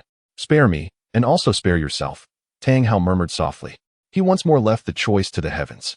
Should Ain survive this calamity, he would, by all means, ensure her safe return and subsequently accept responsibility for all his past transgressions, sincerely repent, and endeavor to atone for his actions. Conversely, if Ain were to perish, then he would embrace the darkness of his choices. Throughout this lifetime, no one would ever discover that it was he who orchestrated her downfall from behind the scenes. Tang Hao hastened towards Yin's location. Meanwhile, Su Ran had already made all necessary arrangements. With the assistance of the system's gentle guide, every trace had been concealed. Su Ran had repeatedly nourished Ain with the plant cultivation liquid bestowed by the system. To the naked eye, the blue-silver grass that Ain had transformed into appeared revitalized, its leaves more lush and vibrant. Su Ran learned from the system that Ain still retained a flicker of consciousness. Wildfires may consume all, yet the spring breeze brings forth new life. The seed of life left by Ain, though lacking in strength, encapsulates her memories and consciousness entirely. Thus, while Ain may not exhibit any outward reactions, she is nonetheless able to perceive the events unfolding in the external world with vivid clarity. She can also sense that Su Ran is a divine beast. For since his arrival, her growth has accelerated significantly, a capability unique to such celestial beings. Su Ran was both astonished and apprehensive about the nutrient solution he had bestowed upon her, for it had remarkably accelerated her growth by several hundredfold. How could this be possible? Even with her limited understanding, she realized that this liquid was undeniably a treasure, perhaps even the essence of life itself. For only such a potent substance could yield such formidable effects. The sheer extravagance of this treasure being so lavishly applied to her elicited a bittersweet mixture of joy and deep remorse. By taking on a human form, she had effectively betrayed her own race. In the presence of the imperial beast, how could she not feel guilt? Chapter 48. A Yin's doubts, a Yin's mental collapse nonetheless. She harbored numerous questions. Why had the imperial beast appeared here? Why had it taken on a humanoid form? Could it be that the divine beast had also undergone a transformation into human? Her heart was laden with confusion, yet she found herself unable to articulate her thoughts. Gently wrapping the leaves of the blue-silver grass around Su Ran's fingers, signifying her attachment and submission. Even if a soul beast were to undergo rebirth, it would naturally seek the protection of the divine beast and would regard it as its sovereign. I know you possess your own consciousness now and are aware of my presence. If you can comprehend my words, please nod your leaves, Su Ran said. Attempting to communicate with Ain, the blue-silver grass contained a Yin's complete consciousness and was undoubtedly capable of understanding him. This was precisely why he had chosen to showcase Tang Hao before Ain. Should Tang Hao reveal the truth of the past, his image in a Yin's heart would be utterly shattered. The betrayal of a lover, Tang Hao's deliberate design to harm her, while she had foolishly sacrificed for his survival. If Ain were to discover these truths, Tang Hao would become her enemy rather than her beloved. Indeed, after Su Ran finished speaking, the leaves of Ain trembled slightly, indicating that she still retained her complete consciousness. As a 100,000-year soul beast, to foolishly fall in love with a human, what punishment should you bear? Su Ran stated firmly, disregarding Ain's current predicament. Upon hearing his words, Ain felt an even deeper sense of guilt and confusion. What could she say in response to such a profound query from the imperial beast? However, what she yearned for was simply absent in the realm of soul beasts. Moreover, her love for Tang Hao remained unwavering, devoid of any regret. Their love was so pure, so perfect, and so unique. It transcended races and genders. How magnificent it was. They were perhaps the first couple to demonstrate that true love could blossom between humans and soul beasts. Even now, she felt no remorse whatsoever. In fact, when she willingly made sacrifices, she was moved by her own devotion. Noticing Yin's silence, Su Ran couldn't help but smile. Oh, poor child. Sold yet counting the coins for others. In Su Ran's eyes, such grand love was a rarity in this world. At least, he believed that love built over time held more validity. The notion of love at first sight, in his view, was merely a fleeting desire, an attraction to one's physical form. Who could truly know if the silk stockings of the object of their affection had not been washed for 10 days, or if they bore an unpleasant odor? Was this realistic? Love at first sight often devolved into mere physical liaisons, while lasting affection could only be nurtured over time. Moreover, even love that matured gradually could not withstand trials. The kind of pure, untainted love could only be found in Su Ran. For he possessed such qualities, he would never engage in betrayal. Do you believe your feelings are exquisite and deserving of respect? Su Ran remarked, preparing to enlighten the blue-silver grass before him. Why choose to love anyone at all? If you had chosen Tang Xiao back then, your fate would not have been so dire. After all, Tang Xiao is a man of integrity. He would never commit such acts. Since you hold Tang Hao in such high esteem, why did he choose to plant you in this dismal place? Su Ran continued, lifting his gaze. In this cavern, only a small hole, carved by Tang Hao, allowed a sliver of sunlight to penetrate. Anyone with a modicum of geographical knowledge would understand that the sun's position is ever-changing. The sunlight streaming through this small opening also shifts in real time. Thus, only at noon, when the sun is directly overhead, could its rays illuminate Ain. At other times, the light would be skewed. In essence, Ain had less than an hour each day to engage in photosynthesis. For a plant-type soul beast, this could be a form of torment. Furthermore, the cave was damp and the soil was hard. When Su Ran first removed Ain, he noticed that her roots had turned white from the moisture. Had this blue-silver grass not been Ain, endowed with formidable vitality, it would have withered long ago. He could hardly believe that the renowned Tang Hao, the peerless Douluo, lacked such basic knowledge. Moreover, he was well aware that his wife was a plant-type soul beast, so he should have had some understanding of her needs. Even if you believe Tang Hao is fleeing and unable to take you with him, you are merely an ordinary blue-silver grass now. There would be no issue in bringing you along. After all, blue-silver grass is the most common plant. No one would pay you any mind, Su Ran stated bluntly. When Ain transformed into a 100,000-year soul beast, Tang Hao dared to take her on the run. Now that she is just an ordinary blue-silver grass, would he truly be so concerned about her safety to plant her in such a place? Moreover, I can tell you that Tang Hao has been living incognito for years in a holy soul village, hidden and anonymous. No one knows his true identity. So why hasn't he chosen to plant you in the holy soul village, where he could care for you directly? Isn't that preferable to leaving you to fend for yourself here? Su Ran continued, scrutinizing Ain's reaction. With each pointed question from Su Ran, Yin's emotions began to shift. The leaves of the blue-silver grass quivered violently. Deep down, she too had her own doubts. Why had Tang Hao chosen to plant her here? When she was alive, she had imparted extensive gardening knowledge to Tang Hao. Why had he committed such a grave error? She could only attribute it to Tang Hao's lack of attention. He was a man, after all, and perhaps he did not grasp how to care for plants.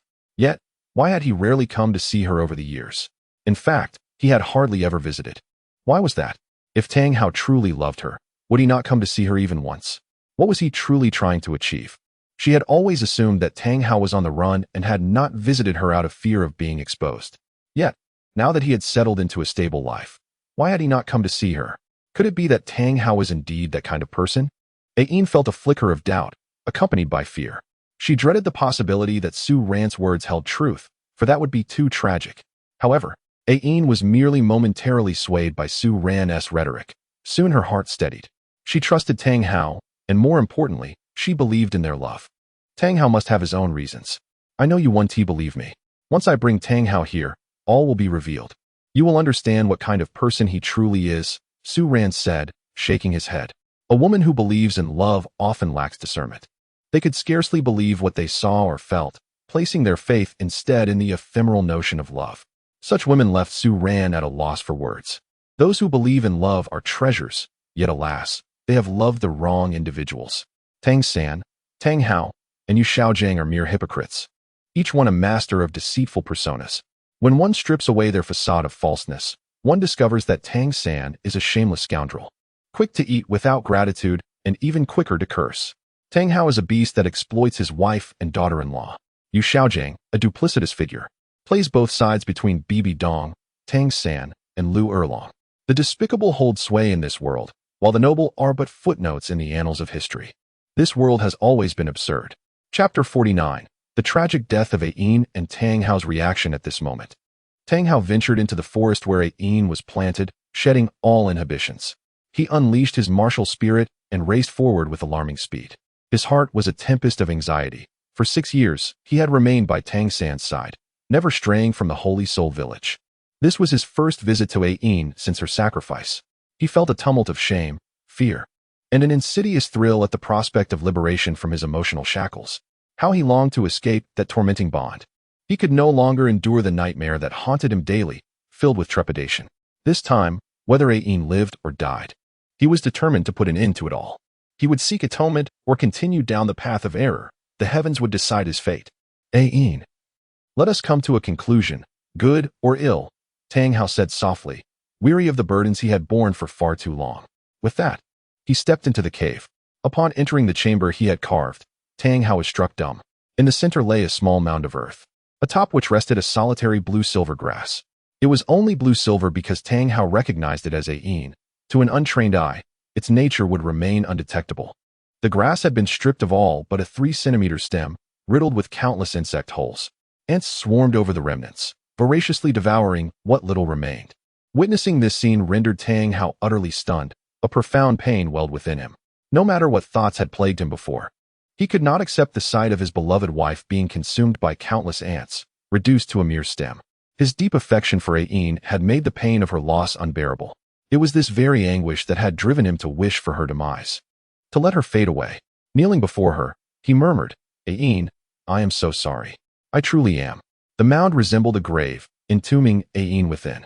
The sight was blindingly painful, transforming all his past grievances into a torrent of love and regret.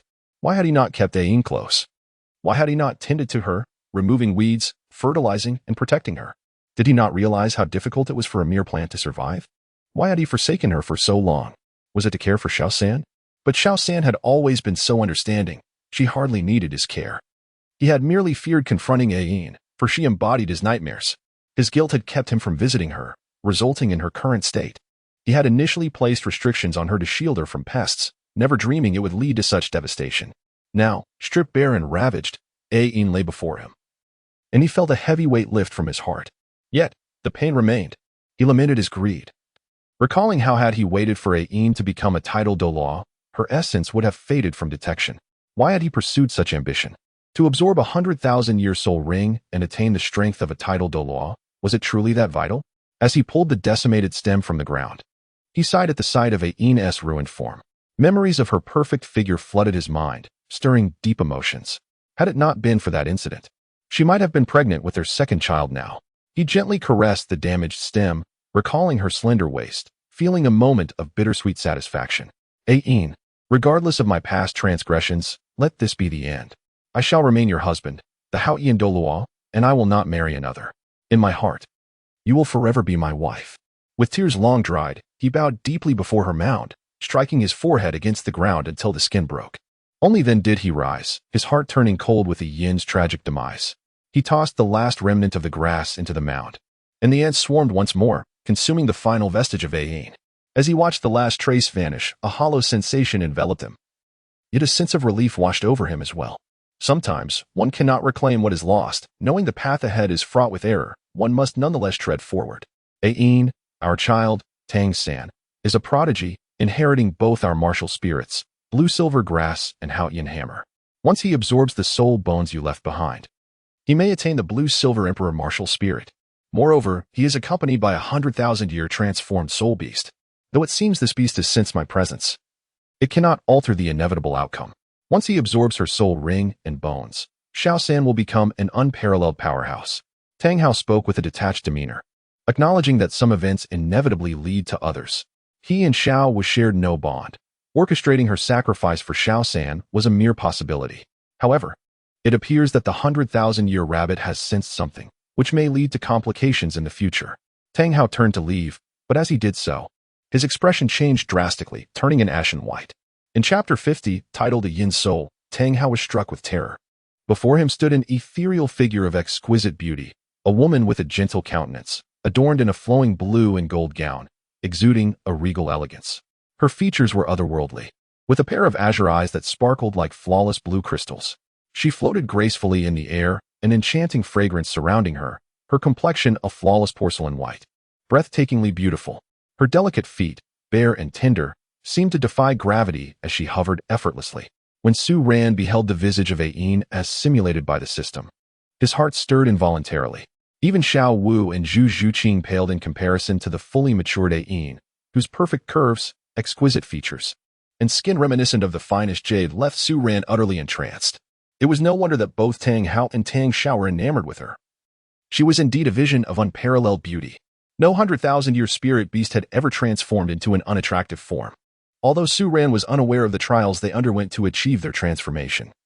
He surmised from the legendary three-eyed golden lion's transformation into Wang Chou'er during the era of the Supreme Tang sect that these beings could sculpt their own appearance, naturally opting for beauty rather than the grotesque. Furthermore, their formidable power would have refined their bodies and skin, rendering them far superior to ordinary humans. If Su Ran was captivated by Yin's arrival, Tang Hao was gripped by sheer terror. Yin, what brings you here? How can you still be alive? He stumbled back, collapsing to the ground, his heart racing with dread. Seeing Yin's stunning visage again filled him with fear. Hadn't she been devoured by insects? Who was this before him? Could it be an illusion? Yet, the unique aura of nobility and grace that Yin possessed was unmistakable. As the saying goes, those with nothing to hide need not fear a knock at the door. Were it anyone else standing before him, he would have dismissed it as mere trickery. But in the presence of Yin, his composure shattered. The memories of his past transgressions toward her flooded his mind, igniting a sense of guilt and fear within him. He was powerful, yet how could he dare to act against Yin? Brother Hao, what are you saying? Do you not wish to see me? Yin's gentle voice floated towards him. No, of course not. I have thought of you every day these past years, Tang Hao stammered, shaking his head. After a moment of turmoil, he managed to calm his racing heart. As he gazed upon Yin, he noticed her form appeared somewhat ethereal, not entirely corporeal. As she floated without the constraints of gravity. Was this Yin's spirit? His heart tightened at the thought. Lowering his gaze, when he looked up again, he was taken aback. Yin now wore a pale white gown, her lower half seemingly vanished, her beautiful face devoid of color, utterly lifeless. Brother Hao, is my death somehow related to you? Yin's eyes widened as she confronted him, closing the distance until her face was mere centimeters from his. Her gaze piercing with fury, resentment, and unyielding sorrow. No. Yin, you sacrificed yourself then. I failed to protect you. Tang Hao's heart raced with terror, his mind reeling at the sight of Yin's ghostly visage. Yin was his deepest secret, his haunting nightmare. Faced with her, he dared not entertain any other thoughts, especially as she laid bare the guilt he had long concealed. Why did the Spirit Hall learn of my existence when you were about to break through? Why did you not let me hide in the Star Doe forest when the Spirit Hall pursued me? If I had hidden there, I could have activated the immortal domain, transforming into a vast sea of blue-silver grass, evading detection by the tidal Douluos. She pressed, her voice rising with bitterness. Did you intentionally leave a trace to lure the tidal Douluos? Did you wish to claim my spirit ring? Were you on the verge of breaking through to tidal Douluo, scheming to have me killed? Did you purposely abandon me in this dark abyss to fend for myself? With each question, Yin advanced toward him, her eyes wide and bloodshot, instilling profound dread in Tang Hao. Overwhelmed with fear, he retreated until his back hit the stone wall. Steeling himself, he gritted his teeth. It was me. I did it all. Are you satisfied now? Tang Hao shouted, unable to endure the weight of her ghostly presence any longer. Everything that transpired was indeed my doing. I have wronged you, and the harm I caused can never be undone. As he collapsed to the ground, facing Yin, he felt a sudden release. In voicing the burden he had carried for 12 long years, of guilt, regret, and fear, he finally found a measure of solace. For over a decade, he had wallowed in self-reproach, only finding peace in drunken stupors. He dared not confide in anyone, suffering in silence. But now, as he spoke these long-buried truths to Yin, he felt a profound lightness in his heart. After expressing the sentiments he had kept hidden, he looked upon Yin once more, no longer plagued by the same terror as before. Chapter 51. Tang Hao severing his own limbs, having spoken his truth. Tang Hao's gaze hardened with determination. The torment that had long haunted him, the nightmares that had ensnared his heart, were laid bare, bringing with them both guilt and a sense of liberation. With the conversation reaching its climax, he resolved to confront the past, acknowledging his wrongs to Yin. If given the chance to start anew, he would never make that fateful decision again. Yet, here they were, and what could be done now? Unbelievably, all of this is true. You truly did this. Yin said, her eyes reddening. Tang Hao felt a pang of discomfort upon witnessing this scene. Seeing his once exquisite wife now viewing him as an enemy due to his own mistakes, how could he not feel anguish? Yin, I am deeply sorry. I have wronged you in every way. If only you could find it in your heart to forgive me, I would willingly pay any price, Tang Hao lamented. His gaze vacant, his face pallid, as if he had aged several years in an instant. Very well, then you shall die. Come to the underworld and accompany me. Oin retorted, her gaze turning fierce. Ain, I cannot perish just yet. Our child has yet to grow. I must protect him, Tang Hao insisted, shaking his head vigorously. Then you must first sever one of your arms and one of your legs to atone for my suffering, Su Ran suggested slyly. He felt a flicker of apprehension. He intended to seize this opportunity to eliminate Tang Hao, who seemed foolish enough to destroy himself. However, compelling him to maim himself should pose no challenge. In the original tale, when Tang Hao and Tang San met Ain, he had already sacrificed a limb. Now, with Ain pressing him, he would likely do the same. To unleash the full potential of his Haotian hammer, Tang Hao relied on the strength of his arms. If he were to relinquish one, his prowess would undoubtedly diminish significantly. Very well, this is all I owe you, he gritted his teeth, fiercely gripping his left arm with his right hand, twisting with all his might until his left arm was severed. Crimson blood gushed forth from the wound. Tang Hao could not suppress a pained scream. The agony of self-inflicted injury was beyond what most could endure. Even he could not help but convulse in torment. At that moment, the true Ain, embedded in a flower pot, witnessed this harrowing scene alongside Su Ran. The blue-silver grass she had transformed into trembled violently upon realizing the truth. A blade seemed to carve mercilessly at her heart, an unrelenting anguish causing her unbearable suffering. Is this truly the truth? The one who wished for her demise was not only from the spirit hall, but also the man who had been by her side for so many years. He had always coveted the spirit ring that belonged to her. During their escape, no matter where they fled, the forces of the spirit hall seemed to arrive with uncanny precision. It was not that the spirit hall was too powerful, rather, there had been a traitor among them, guiding their pursuers. He had accompanied her in her flight not to safeguard her, but to leave a trail for the spirit hall's elite to follow. His act of confining her in a dark, damp cave was not due to negligence, but rather a deliberate attempt to ensure her demise. How ironic is love. For such a despicable person, she had foolishly made sacrifices. Perhaps she was the most naive woman in the world. Ain was overwhelmed with regret. Why had she been so foolish? Why had she placed her trust in a human? Those who are not of my kind will inevitably harbor different intentions. How could she not grasp such a simple truth? For 100,000 years, spirit beasts are treasures to humans. Why did she steadfastly believe that Tang Hao was genuinely benevolent? Do not mourn any longer. It is sufficient to see Tang Hao's true face. He has always been this way. You simply failed to notice, Su Ran said gently, caressing the blue-silver grass in the flower pot with a touch of pity.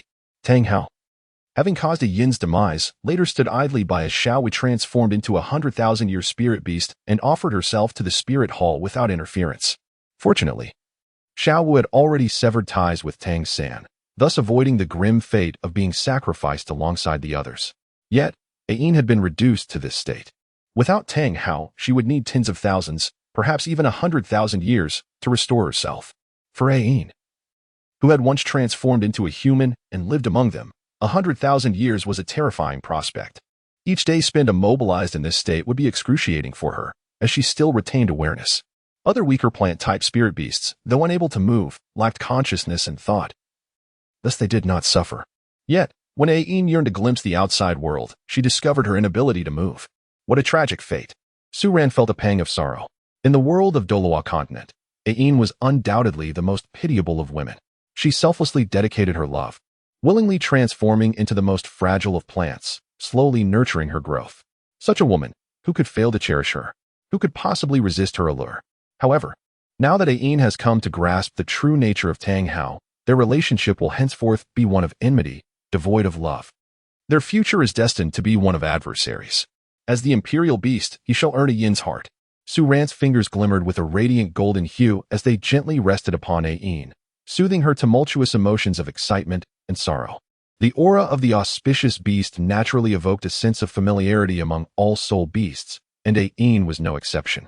The blue-silver grass leaves delicately entwined around Su Ran's fingers, prompting a wry self-reflection within her. In this vast world, the one who truly cared for her was not the man who feigned affection for over a decade, but rather the Emperor Auspicious Beast she had only known for a few days. The Emperor Auspicious Beast, of noble lineage, had sought her out directly and bestowed upon her the immensely precious nectar, accelerating her growth by several hundredfold. This realization left her in a daze, reminding her of the old adage, one can paint a person in their skin, yet cannot depict their bones. One can know a person's face but not their heart. Tang Hao epitomized this duality of appearance and essence. Ding. Congratulations, host, for helping Ain discern Tang Hao's true nature, successfully completing the task. Congratulations, host. On receiving a task reward, 1,000 skill points, and a foundational swordsmanship manual. A reminder for the host, as the task has been completed. The system will no longer assist the host nor provide any protective measures. The voice of the system's assistant resonated, and she felt a pang of grievance. She wished to continue aiding the host in concealing her aura, enabling her swift escape from this place. However, according to regulations, she could not act independently to assist the host until transformation was achieved.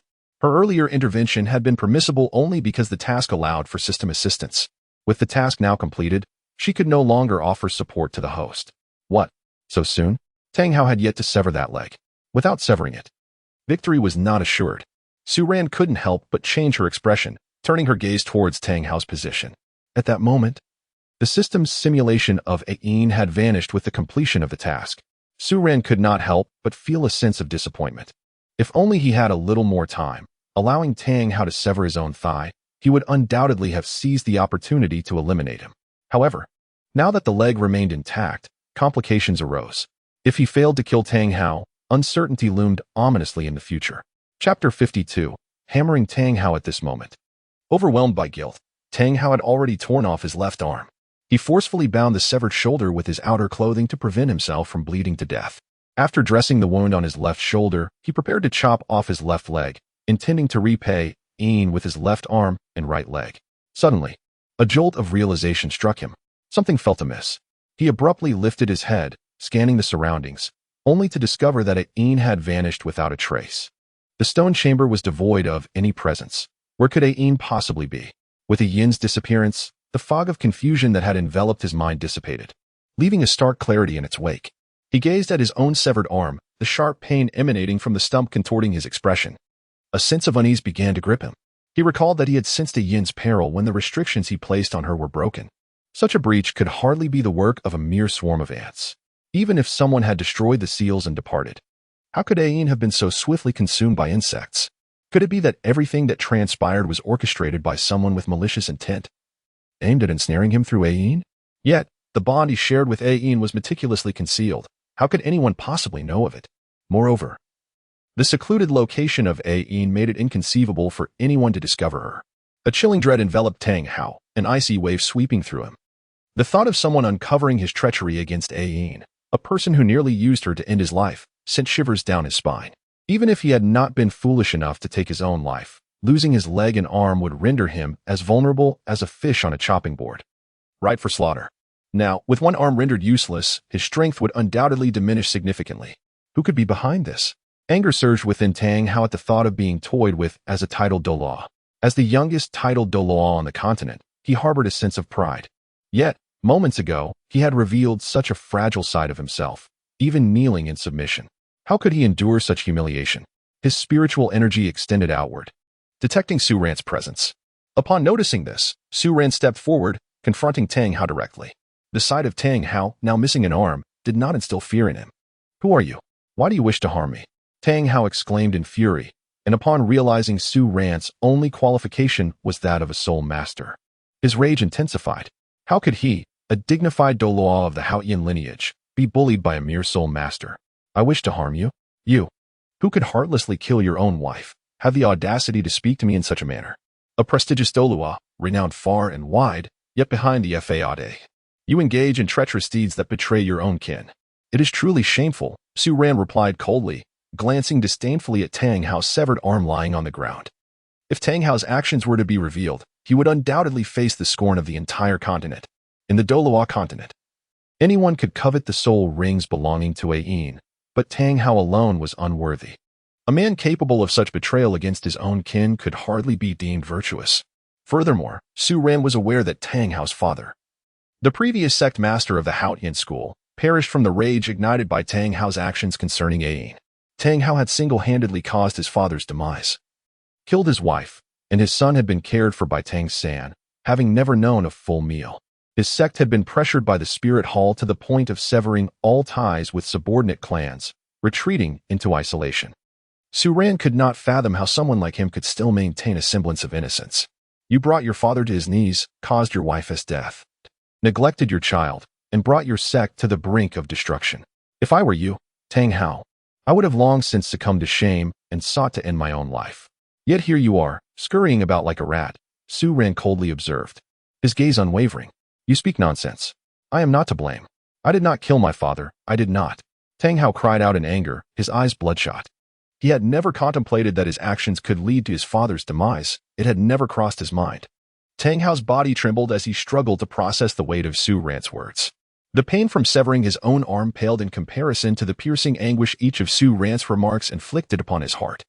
Everything Su Ran spoke of is rooted in reality, a source of profound guilt that has long plagued him. His insatiable greed, driven by the desire to acquire Ain's soul ring, has unleashed a cascade of consequences that far exceed the limits of his conscience. The origins of his anguish lie in his wife, his father, his children, and his sect. All of it stems from him. How could a mere soul sovereign possess such extensive knowledge? Today, I shall shatter your body into countless pieces, subjecting you to unspeakable torment. Once you are dead, no one will ever know these truths. Tang Hao roared, charging towards Su Ran with a speed befitting a titled Douluo, leaving Su Ran momentarily awestruck. Qilin form activated. 10,000-year Qilin experience card in use. Su Ran silently recited a phrase in his heart, and in an instant, his form transformed into a magnificent Qilin, measuring an impressive 5 meters in length and 3 meters in height. A terrifying surge of power emanated from his being. Su Ran cast a cold glance at Tang Hao, heedlessly charging toward him. The formidable presence of the ancient Qilin was comparable to that of a typical 100,000-year soul beast. As he surged forward, the entire cavern trembled, and numerous fragments of rock tumbled down. However, astonishingly, the trajectory of these falling stones seemed to miraculously veer away, as if intentionally avoiding Su Ran. This was the manifestation of Su Ran's destiny power, subtly altering the descent of the stones. Are you a soul beast? Tang Hao's expression changed dramatically as he abruptly halted in his advance towards Su Ran. A sense of horror gripped his heart. He could not comprehend how Su Ran, who had just been a soul master of mere soul sovereign rank, had transformed into such a terrifying soul beast. The overwhelming might he exuded was nearly on par with that of a 100,000-year soul beast. How can your aura be so potent? Tang Hao had no time to ponder further as he instantly unleashed his martial soul.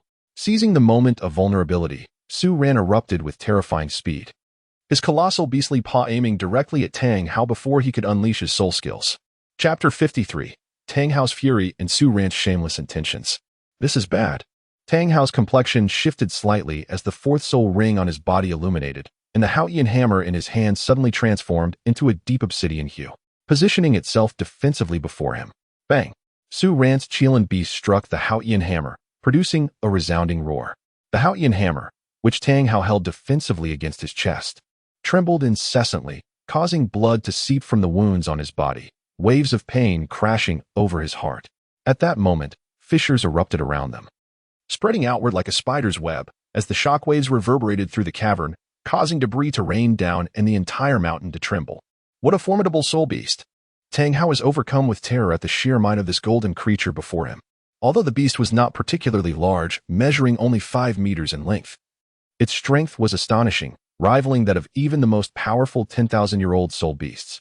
When had he inadvertently provoked such a powerful soul beast? He could not help but question this, as his only acquaintance with soul beasts had been with Ain. He was unfamiliar with any others.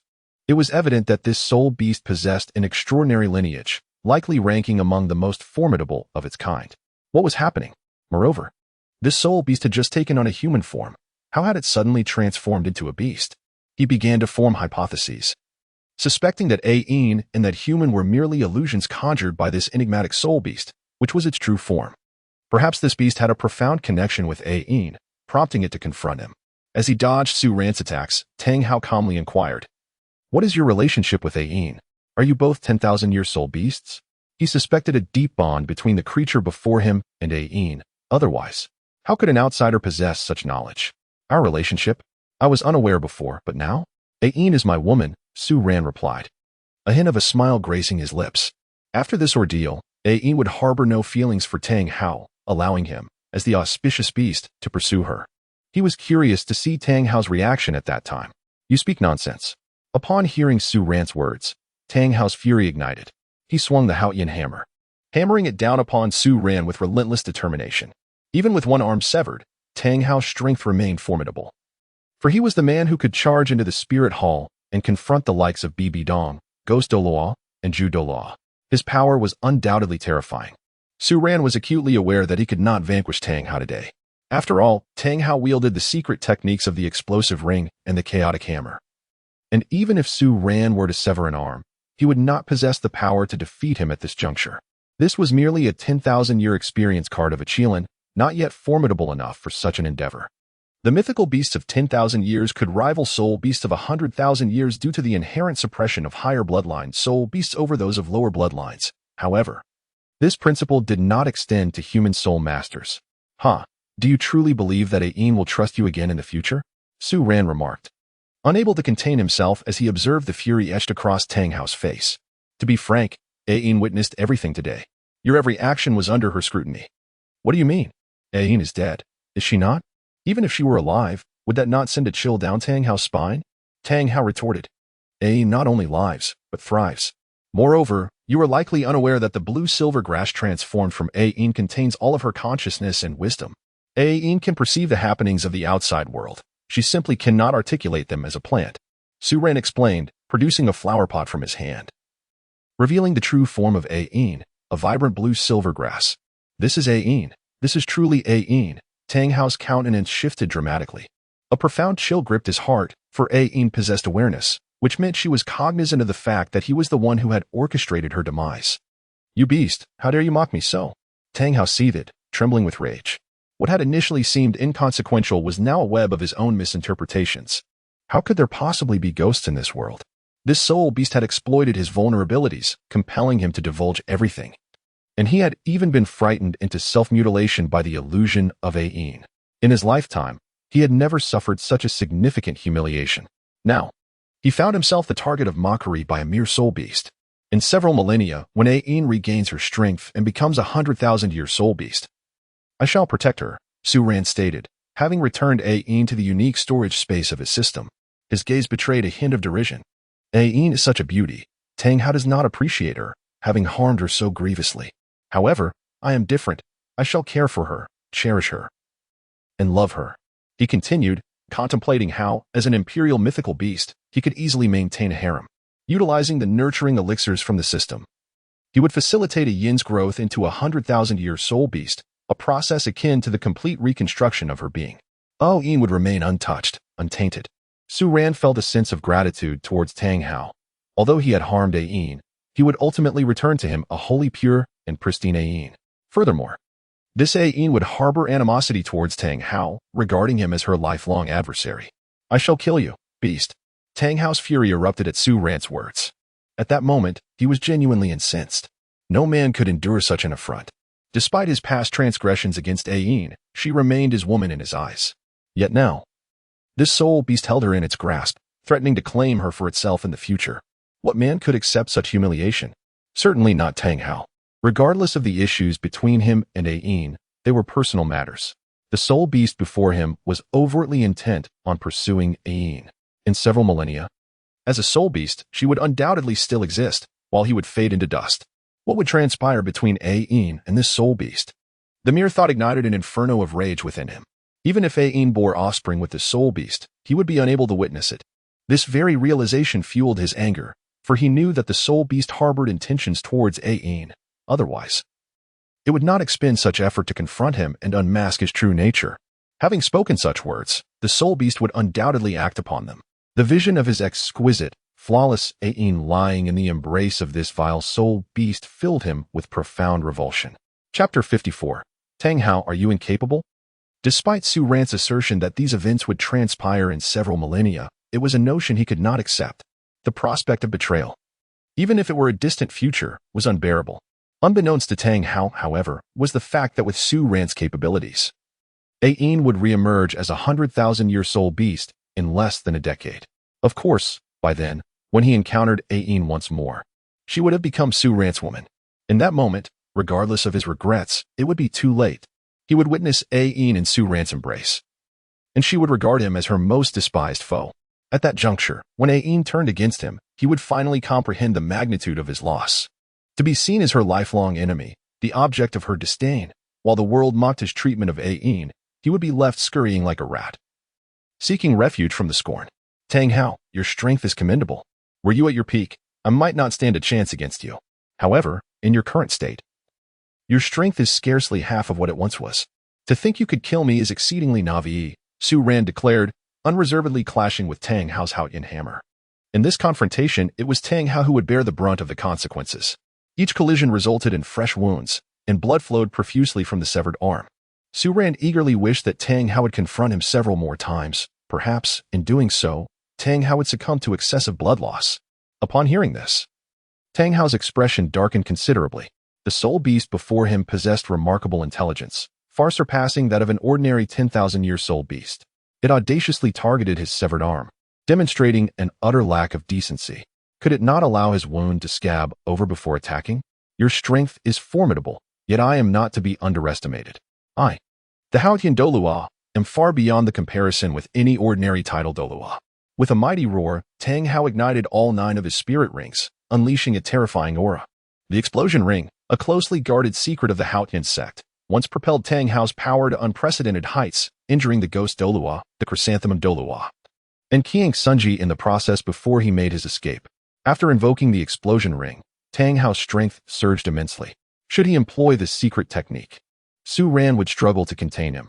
If Tang Hao chose to flee, he would be utterly uncontainable.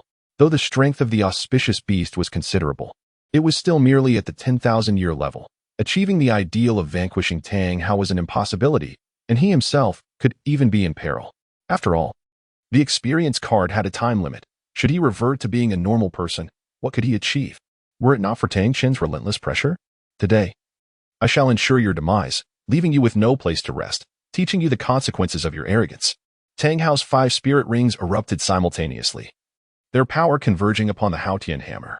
The spectacle was awe-inspiring, even causing Su Ran to feel a surge of trepidation. Guardian of Fate, Guardian of Light. Su Ran unleashed the 2 most formidable defensive skills unique to the spirit beast, manifesting energy shields of radiant gold and pure white before him. With a thunderous crash, Tang Hao's colossal Haotian hammer struck against the dual layers of energy shields, producing a resounding roar. The shields trembled momentarily before shattering spectacularly.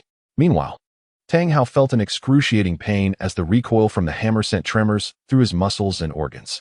The already torn muscles at the side of his severed arm were further ravaged, eliciting an involuntary cry of agony from him.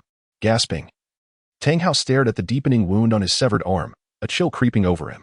Tang Hao, you're faltering, Su Ran remarked.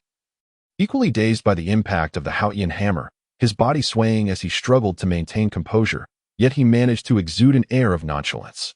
Since you are unable to prevail, allow me to take care of Ain from now on, Su Ran continued.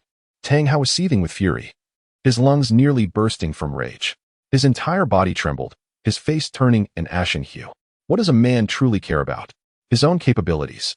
Being so brazenly challenged by a spirit beast was a blow to his pride that he could hardly endure. You are too weak. Su Ran could not restrain his disdainful words. You audacious spirit beast, how dare you insult me? I shall retaliate.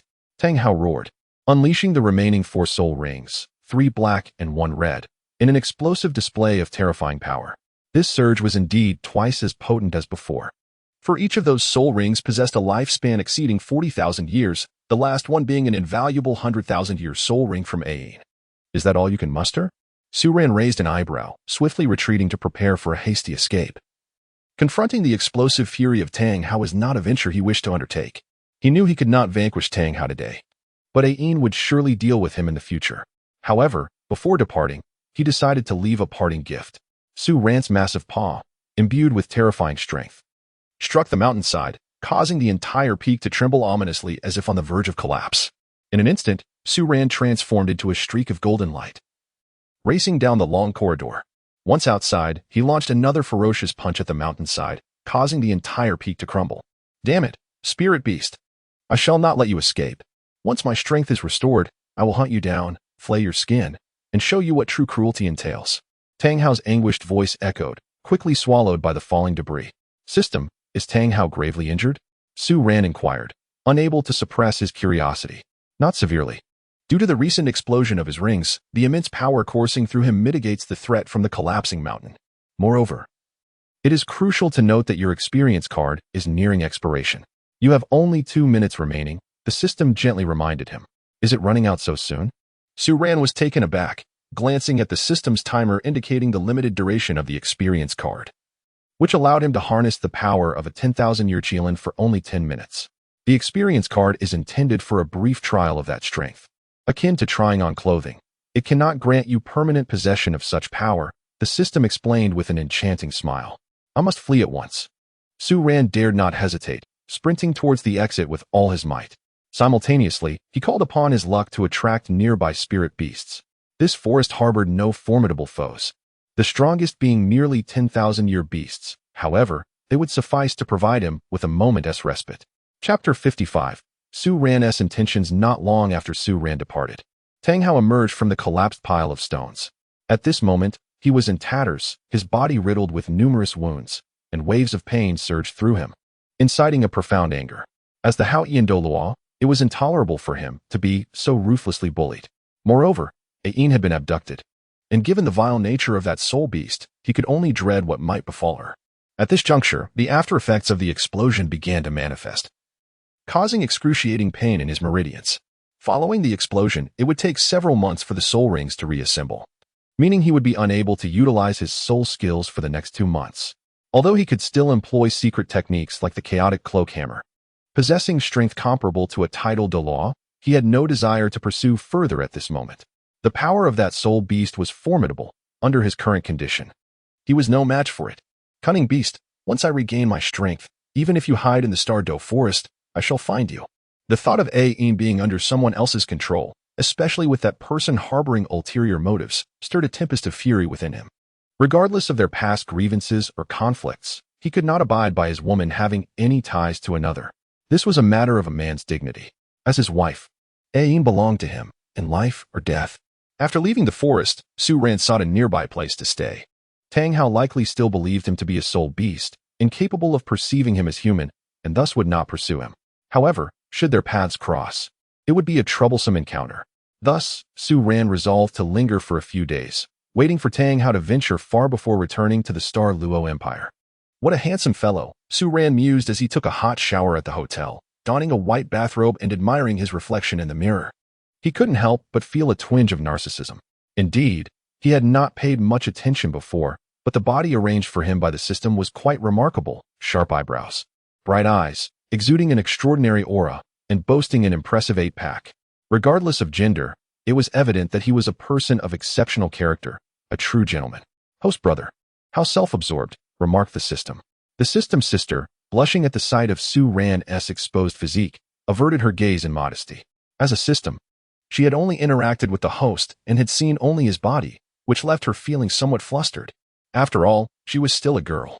What do you mean by self-absorbed? Don't you like it, system sister? Su Ran teased. I do not, she replied.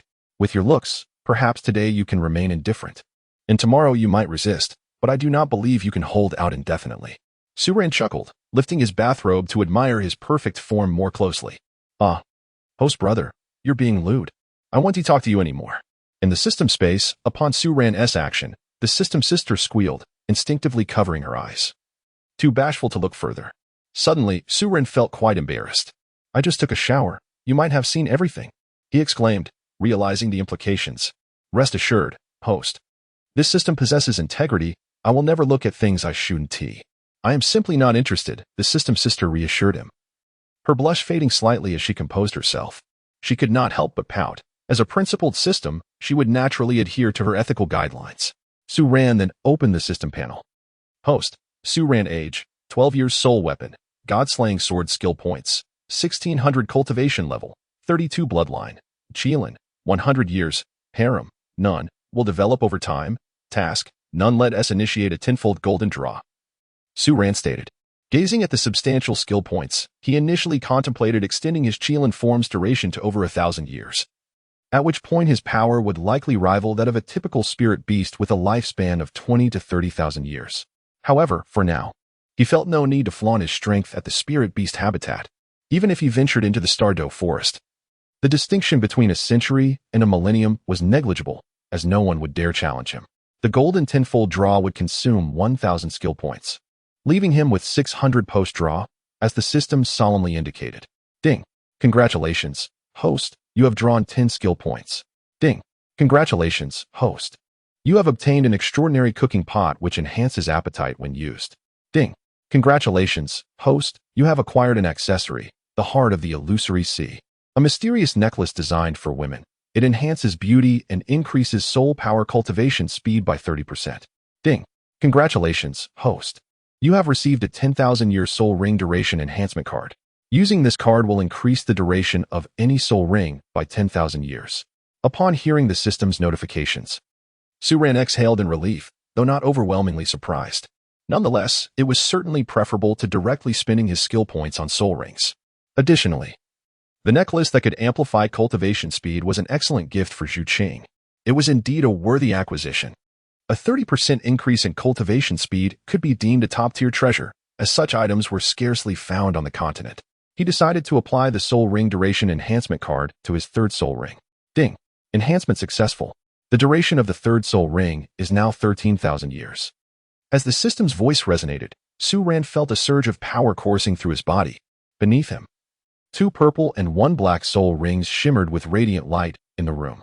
In the Douluo Continent, possessing the standard configuration of 2 yellow, 2 purple, and 5 black rings marked one as a genius. Su Ran's configuration of 2 purple and 1 black would likely astonish even the Pope Bibi Dong. If he were to appear at the Spirit Hall, Bibi Dong might very well take him as her disciple, grooming him to become the Holy Son of the Spirit Hall.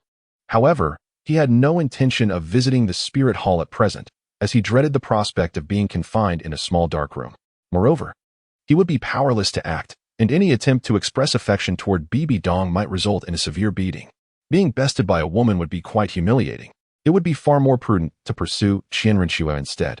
Qianrenxue had now transformed into Shueqinghe, a distinguished figure in the Tiando Empire.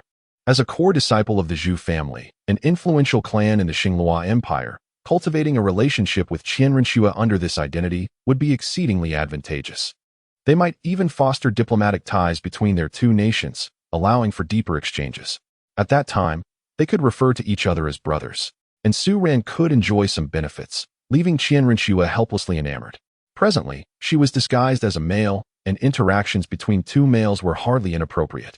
The system, sensing Su Ran's thoughts, could not help but scold him internally for his shamelessness. With no harem to his name, he dared to entertain such lofty aspirations. Truly, he was one who feasted from the bowl while gazing longingly at the pot. Shameless indeed. Chapter 56. Returning to the Zhu family, reunion with Zhu Qing in the Xinglua Empire. The Zhu family. Zhu Zhuqing, clad in a form-fitting black leather outfit, enveloped her flawless figure snugly. She stood silently by the window, gazing out at the scenery, unable to suppress her feelings of melancholy.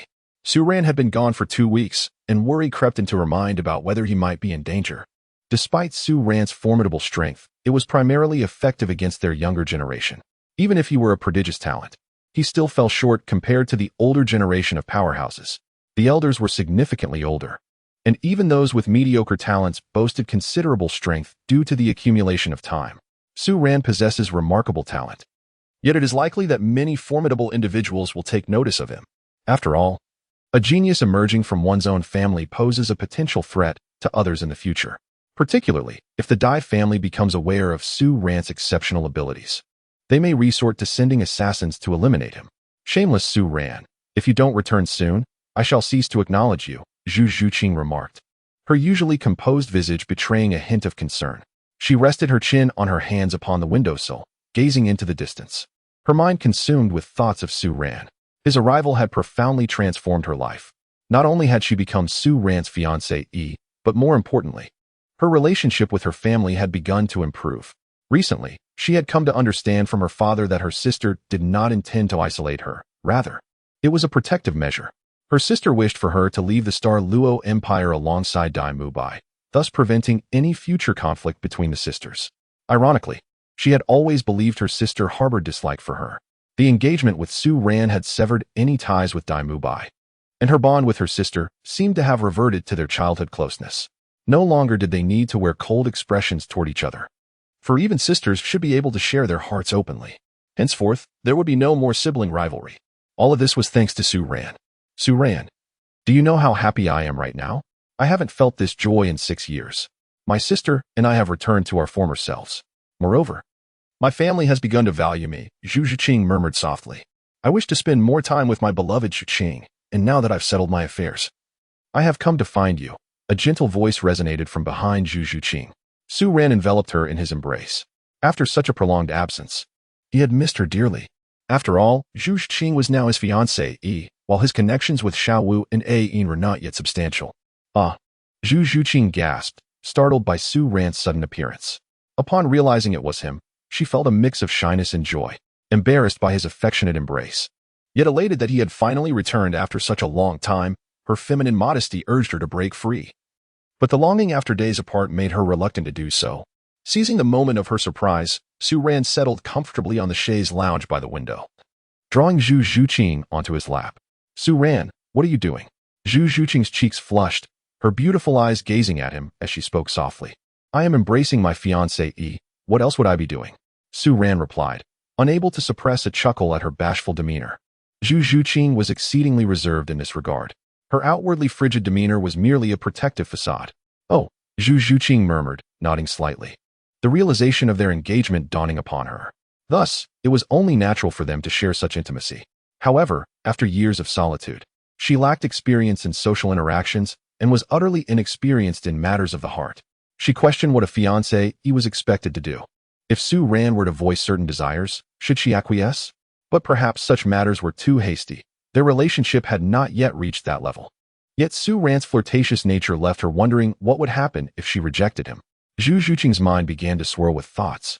Young girls, upon awakening to love, often find themselves lost in fanciful musings. What are you thinking about? Su Ran inquired, wrapping his arm around her slender yet slightly curvaceous waist, burying his nose in her lustrous black hair, inhaling her delicate fragrance. Nothing. By the way, I have good news to share. My sister doesn't actually dislike me. She simply wishes to avoid any conflict between us, Zhu Zhuqing said, her heart lifting at the thought of her relationship with Zhu Zhuqing improving. Since childhood, she and her sister had shared an unbreakable bond, and now that connection had been rekindled. That's wonderful. Speaking of which, I haven't seen Sister Zhuqing since returning to the Zhu family, Su Ran remarked, recalling Zhu Zhuqing. In the original tale, Zhu Zhuqing's figure was notably more voluptuous than Zhu Zhuqing's. If Zhuqing was already so stunning, one could only imagine how breathtaking Zhuqing must be. Sister is studying at the Star Luo Advanced Soul Master Academy. During the last clan meeting, she went out to train with the faculty and students. Upon her return, she was eager to see you, but since you were away, she had to postpone. Now that you're back, I shall go to the academy tomorrow to share the news with her, Zhu Zhuqing said, her eyes glimmering with warmth. If not for Su Ran, the misunderstanding between her and her sister might have remained unresolved for a lifetime. It's good that the misunderstanding can be cleared. From now on, you won't have to misinterpret each other as before, Su Ran smiled. Enough of that. Where have you been these past few days? Zhu Zhuqing inquired. Seated on Su Ran's lap, her beautiful gaze fixed on him. Her feminine intuition suggested that he might have been with other girls. I've been dealing with some trivial matters. Su Ran replied directly, noticing her sudden skepticism. How could she doubt him? He had spent these days rescuing lost girls, without engaging in any wrongdoing. I don't believe you. Tell me, were you with other girls? Zhu Zhuqing retorted, her keen mind discerning the truth, as she playfully poked his side. Ouch, that hurts. Su Ran feigned pain, tightening his embrace around her waist. He could sense the subtle shift in Zhu Zhuqing's attitude towards him, especially after his 2-week absence, as she seemed to be opening her heart to him. Previously, she would have resisted his advances. Now, she allowed him such closeness. Indeed, the art of wooing lies in the balance of retreat and advance, allowing absence to kindle longing. Did I hurt you? Upon seeing Su Ran's feigned discomfort, Zhu Zhuqing immediately halted her playful assault, her expression shifting to one of concern. No, I was just teasing you. My beloved Zhuqing didn't apply any real pressure. It doesn't hurt at all, Su Ran replied, lifting her into his arms as they both reclined on the chaise. Ah, Zhu Zhuqing gasped, feeling her cheeks flush at their proximity. Su Ran held her tightly, one leg draped over her, as they lay together on the chaise, which tilted at a 30-degree angle. It resembled the tender intimacy shared by a devoted couple, as she felt the robust physique, exuding a distinctly masculine aura, which contrasted starkly with her own. A flush of crimson spread across Zhu Zhuqing's cheeks, and a faint blush enveloped her form. Her heart raced uncontrollably. Su Ran's audacity was unparalleled. Upon returning home after such a prolonged absence, he had the audacity to embrace her. Observing Zhu Zhuqing lying docilely beside him, frozen in place, Su Ran discerned that the moment had arrived. In Su Ran's hand appeared a delicate pink necklace, known as the Heart of the Illusory Sea. This exquisite piece had the remarkable ability to enhance the wearer's cultivation speed by 30%, and it was intended as a gift for Zhu Zhuqing. The moment the necklace was unveiled, the entire room transformed into a vibrant sea of pink. Against the pristine white walls, it resembled a playful dance of pink whales, creating an overwhelming visual spectacle. Even Su Ran couldn't help but feel a twinge of astonishment. This was indeed a must-have for wooing women. If he could acquire more such treasures, wouldn't he be destined for a life of bliss? Day after day, toiling in battles held little appeal. The pursuit of romance was of paramount importance. At that moment, Zhu Zhuqing stood entranced, her beautiful eyes fixated on the necklace in Su Ran's grasp. As it radiated a soft pink luminescence, a spark of wonder ignited within her. Being the second daughter of the Zhu family, she had encountered her fair share of worldly treasures, yet this was her first encounter with such a breathtaking ornament. Instantly, she found herself captivated by it. Could it be that this was the gift Su Ran had prepared for her? Her heart raced, and her gaze softened as she looked at him. So, all those days of Su Ran's absence were devoted to selecting a present for her. How foolish she had been to suspect he was pursuing another woman. How utterly absurd. She had been mistaken, grievously so. Su Ran is certainly not the kind of person one might expect. At that moment, he noticed the eager gleam in Zhu Zhuqing's eyes and decided to speak up, delivering a revelation of considerable significance. Recently, I learned that the Tiando Royal Auction House was hosting an extraordinary auction featuring numerous treasures. Upon receiving the auction list, one particular necklace immediately captured my attention. Su Ran recounted, a hint of affection evident in his voice. Over the past half-month, he had journeyed back and forth from Tiando City, yet he felt no fatigue. For when love resides in one's heart, what can weariness signify? Su Ran, thank you. Zhu Zhuqing felt a profound surge of emotion, momentarily at a loss for words. It dawned on her that Su Ran had been absent for so long solely for her sake. The necklace, however, bore a tale of its own. Once, there was a man surrounded by many women, yet his heart belonged solely to his wife. Unbeknownst to her, she believed her husband had betrayed her, leading her to the sea, where she was swept away by the tides and vanished. Day after day, her husband waited by the shore, clutching the necklace his beloved treasured, hoping for her return. Such a love story is both poignant and magnificent, Su Ran remarked, moved by the beauty of such devotion.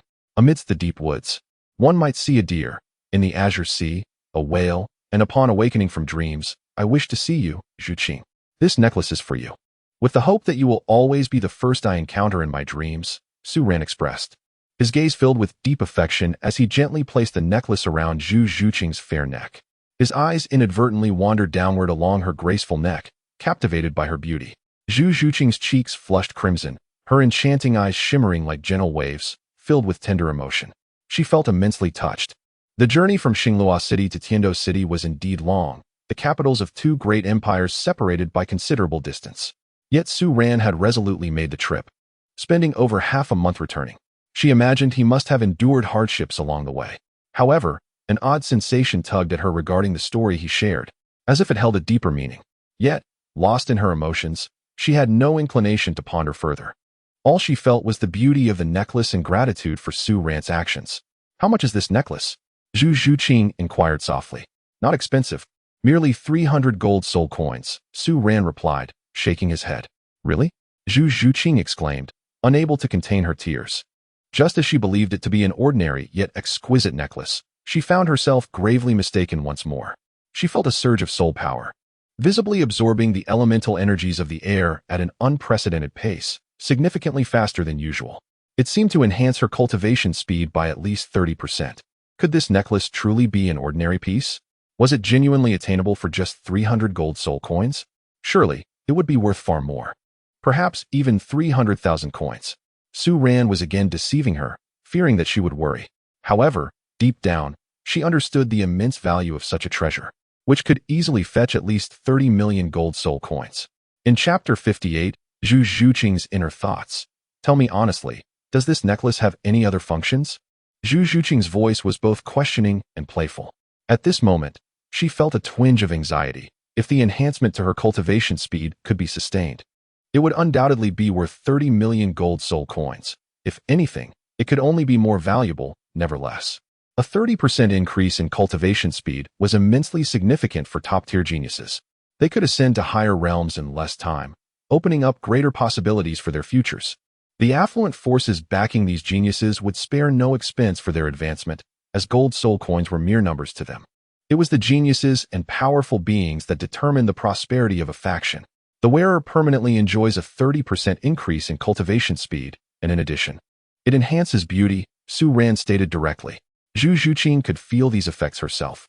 Indeed, the most remarkable treasure she had drawn during the last 10 consecutive pulls could be none other than this necklace. Although it was likely more suited for women, it would still be a splendid gift for his wife. After all, a happy wife would lead to a content husband. Indeed, then why did you deceive me into believing that this necklace was worth only 300 gold soul coins? Zhu Zhuqing felt elated, fiddling with the necklace around her neck. After a while, she said with a hint of melancholy, I was just trying to spare you the pressure. Su Ran confessed, actually, I purchased this necklace for 30,000 gold soul coins. He dared not conceal any further truths. The air grew tense, and Zhu Zhuqing's beautiful eyes remained fixed on Su Ran, hoping for honesty. All right, I shall lay my cards on the table. 300,000 gold soul coins, Su Ran responded. Somewhat exasperated. Did she truly need him to divulge the reality? The atmosphere remained heavy, as Zhu Zhuqing continued to stare intently at him. She felt a wave of dissatisfaction. How could Su Ran still be deceiving her? Did he truly think her an ignorant little girl? A priceless treasure was being spoken of so dismissively. Then name your price. Su Ran shrugged. 30 million? Zhu Zhuqing whispered. Although she was unsure where Su Ran had acquired such wealth, the necklace was indeed worth that amount. At an auction house, numerous powerful factions would compete for it, and its price could only escalate, never diminish. Even at the Star Luo auction house, it would fetch no less than 30 million gold soul coins, and in the talent-rich city of Tiando, its value would be even greater. I initially intended to conceal it, but was unexpectedly exposed by you, Su Ran admitted, startled by Zhu Zhuqing's figure. Quickly regaining his composure, he gently stroked her back and lamented, 30 million gold soul coins. Those are tangible assets. However, spending for his beloved wife? To elicit a smile from her, he would not hesitate to part with 3 million or even 3 billion without a second thought. Thank you, Su Ran, Zhu Zhuqing said, her body quivering slightly, unable to suppress her emotions. 30 million gold soul coins. Her father would never splurge this amount on her. As the family head, he could not afford to spend frivolously. Even if he did, he would prioritize her elder sister, Zhu Zhuqing, for she was destined to become the future queen, and her strength would bring greater benefits to the Zhu family. Let us never speak of gratitude between us. In my heart, you are an invaluable treasure.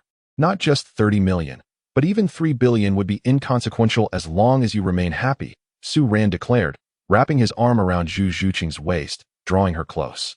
Embracing her, who felt as soft and fragrant as jade, brought him a sense of serenity and contentment. He couldn't help but reminisce about his recent life on Earth. Working tirelessly from 9 to 5, staring at his computer with its hundreds of gigabytes, leading a dreary existence.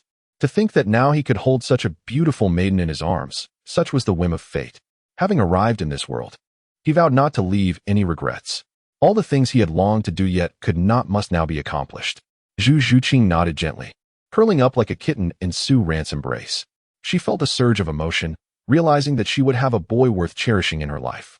Actually, I do not oppose you having relations with other girls. I simply hope they are not of questionable character, Zhu Zhuqing spoke in a soft tone. Coming from a prominent family, she understood that powerful men often had multiple wives.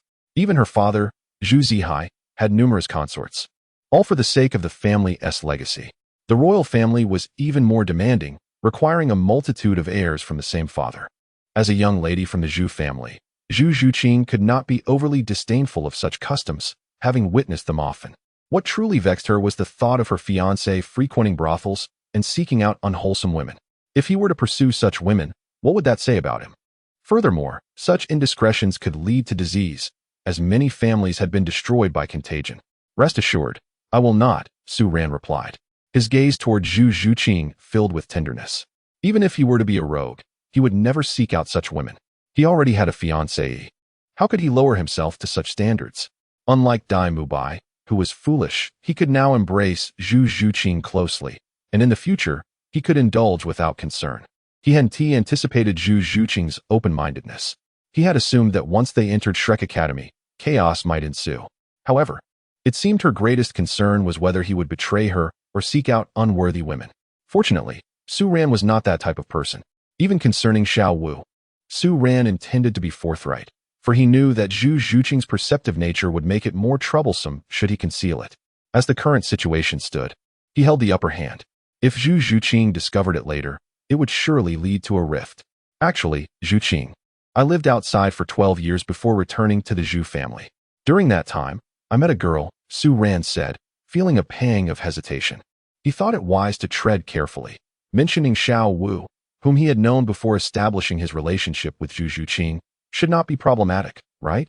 However, the system expressed concern, sensing that one day, the host might find himself in a precarious situation.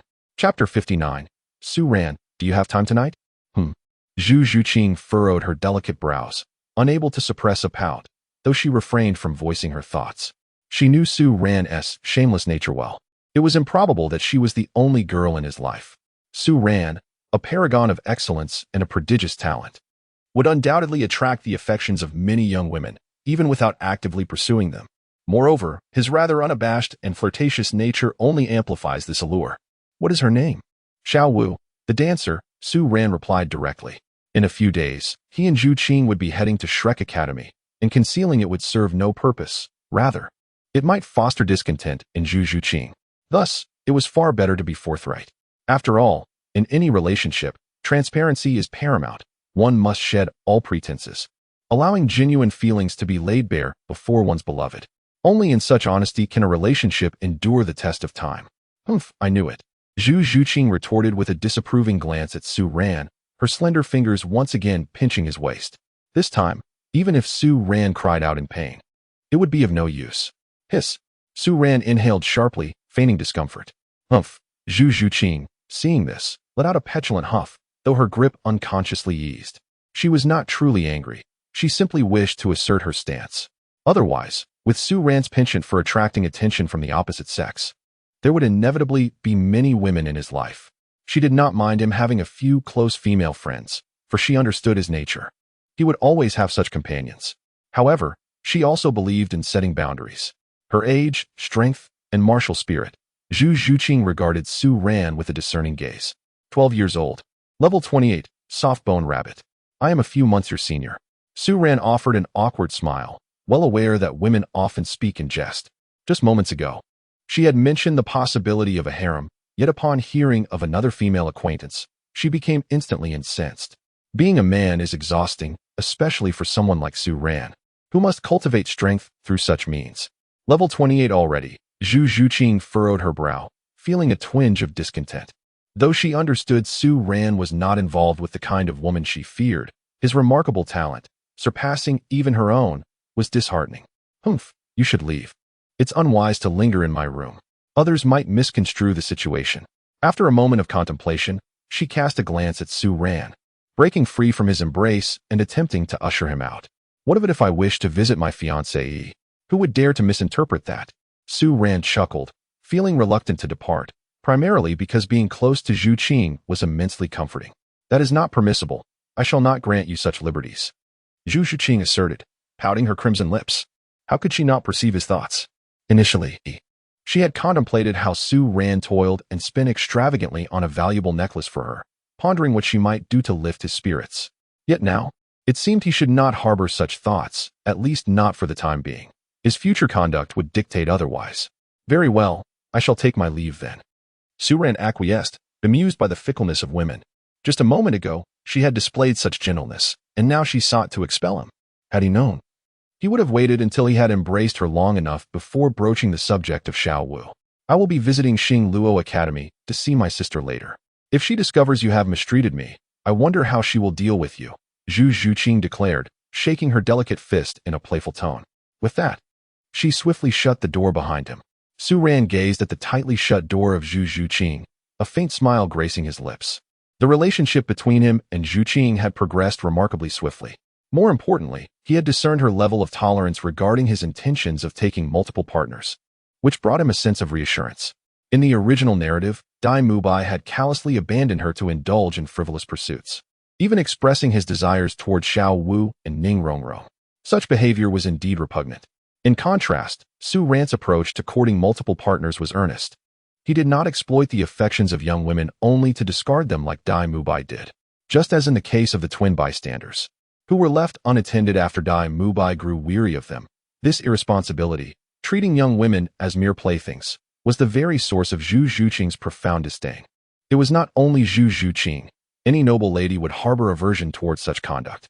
Bai Qinxiang, upon her first encounter with Ma Hongjun, felt nothing but loathing. Much like in ancient China, noble women were not particularly opposed to their husbands taking concubines, yet they were exceedingly concerned about their husbands frequenting unsavory establishments. In the unique realm of Douluo Continent, where families operated as sects, which family did not expand its influence through the acquisition of numerous wives and concubines. With these thoughts crystallizing in his mind, Su Ran found his spirits lifted as he made his way towards the Zhu family's training grounds. Countless young maidens from the Zhu family greeted him warmly, while several young men regarded him with admiration. Su Ran cast his gaze around, observing the multitude of beautiful young maidens. Indeed, one could not help but notice that, perhaps due to genetic factors, the women of the Zhu family possessed remarkable figures. And it was certainly not just Zhu Qing who exemplified this trait. There were other young girls, quite youthful yet astonishingly alluring. Shameless host. All you do is admire beautiful women. The system's voice conveyed a hint of dissatisfaction. What do you understand?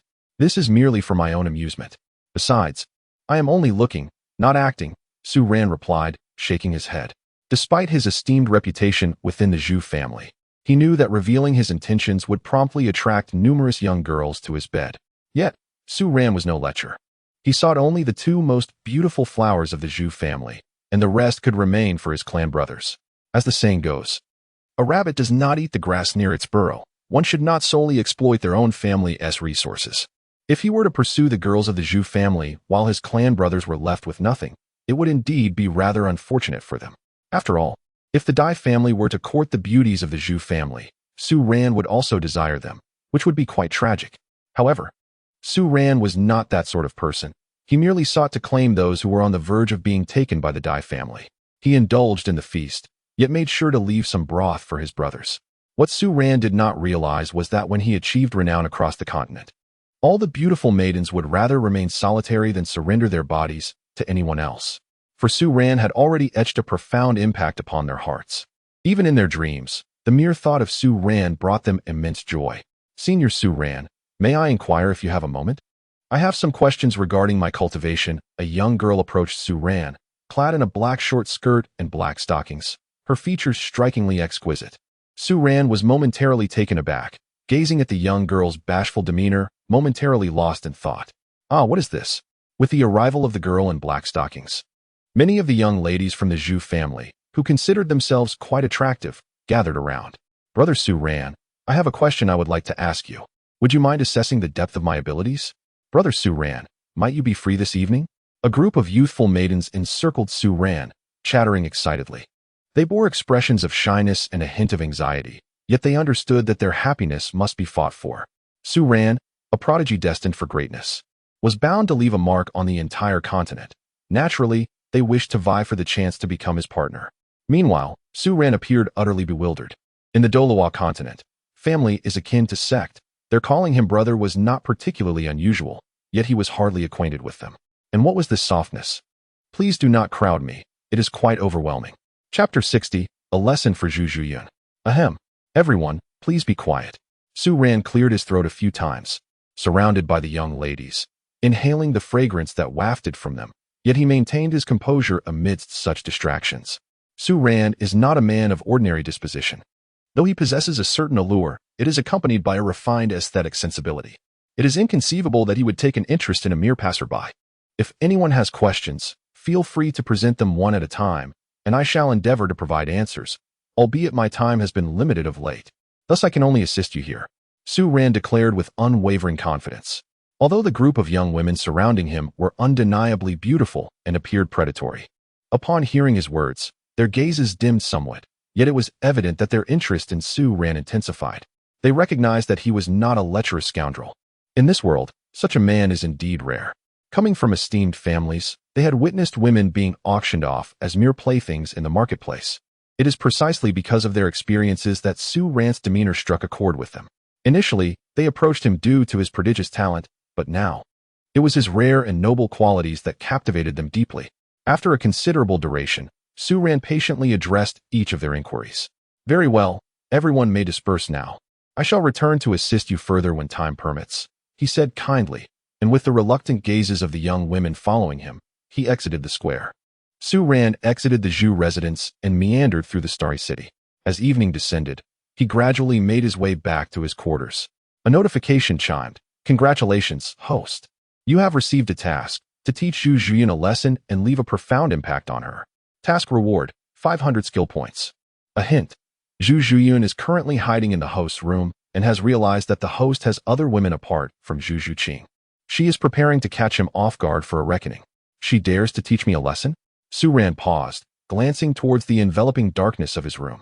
At this very moment, Zhu Zhuqing lay in wait within. He extended his mental energy to probe the surroundings and, as expected, detected a concealed presence, a formidable aura corresponding to a level 38 soul master. Zhu Zhuqing appeared to be 6 or 7 years older than Zhu Zhuqing, yet her talent was comparatively inferior. In the original narrative, after consuming a divine herb, Zhu Zhuqing's abilities had already reached a similar level to hers. However, Zhu Zhuqing's aptitude was not to be deemed weak. She remained quite exceptional across the continent, albeit with somewhat unfavorable circumstances. How audacious to challenge me at level 38. Su Ran mused, a smile gracing his lips. It was night, shrouded in darkness. Should anything transpire, it would be inconsequential. After all, there were no lights in the room. And with limited visibility, taking action in a moment of urgency seemed entirely justifiable. At this juncture, Zhu Zhuqing had just returned from the Starry Academy. Upon learning that her younger sister had been bullied by Su Ran, she was filled with righteous indignation. The relationship between her and her sister had only recently begun to mend, and recalling the grievances Zhu Zhuqing had suffered at home stirred her heart with pain. She had once hoped that Zhu Zhuqing would lead a blissful life after marrying the family's unparalleled genius, only to find that beneath Su Ran's facade of talent lay a wayward spirit. Thus, upon discovering Su Ran's mistreatment of Zhu Zhuqing, she had hastily returned from the academy, concealing herself in Su Ran's abode, intent on delivering an unexpected blow. Su Ran is a peerless genius. It is said that although his cultivation is merely at the soul master level, his strength far surpasses that of the soul sect. Hence, she dared not confront Su Ran head-on. However, now that she had launched a surprise attack, she could hardly believe that Su Ran could evade it. Indeed, he was the sort of person who, at such a late hour, could be engaged in some shameless activity. Zhu Zhuqing could not help but stamp her foot in annoyance, scolding him. Having just returned from the academy, she was clad in a black long dress, complemented by black tights and knee-high boots. Her figure was undeniably perfect. Even in a relatively loose gown, it still exuded a striking visual impact. Her form was more voluptuous than Zhu Zhuqing's. Yet, despite her ample curves, her slender waist was incredibly delicate, able to be grasped with a single hand. Her long legs, tightly encased in black stockings, possessed a certain softness that added an alluring charm, surpassing the slenderness of other young ladies. At that moment, the chill in her beautiful eyes deepened. In her view, men who did not return home at night were seldom virtuous. She had heard that Su Ran had been training outside for an extended period and had only recently returned to the family, indicating that he had few friends in Star Luo City. What could he possibly be doing out so late? As time passed and the night grew darker, Zhu Zhuqing's expression darkened further. Even though Su Ran was an extraordinary talent and held considerable value for the Zhu family, she would not permit him to act recklessly. Particularly as Su Ran was her brother-in-law, she felt an even greater responsibility to keep him in check. She understood her sister's character, while she appeared aloof and guarded. She was, in fact, rather soft-hearted. Zhu Qing was easily swayed, and typically, if Su Ran suggested something, she would agree. However, as the elder sister, it was her duty to discipline Su Ran. Creak. With the sound of footsteps, the door swung open, bathed in the moonlight filtering through the doorway. Zhu Zhuqing instantly caught sight of Su Ran's figure.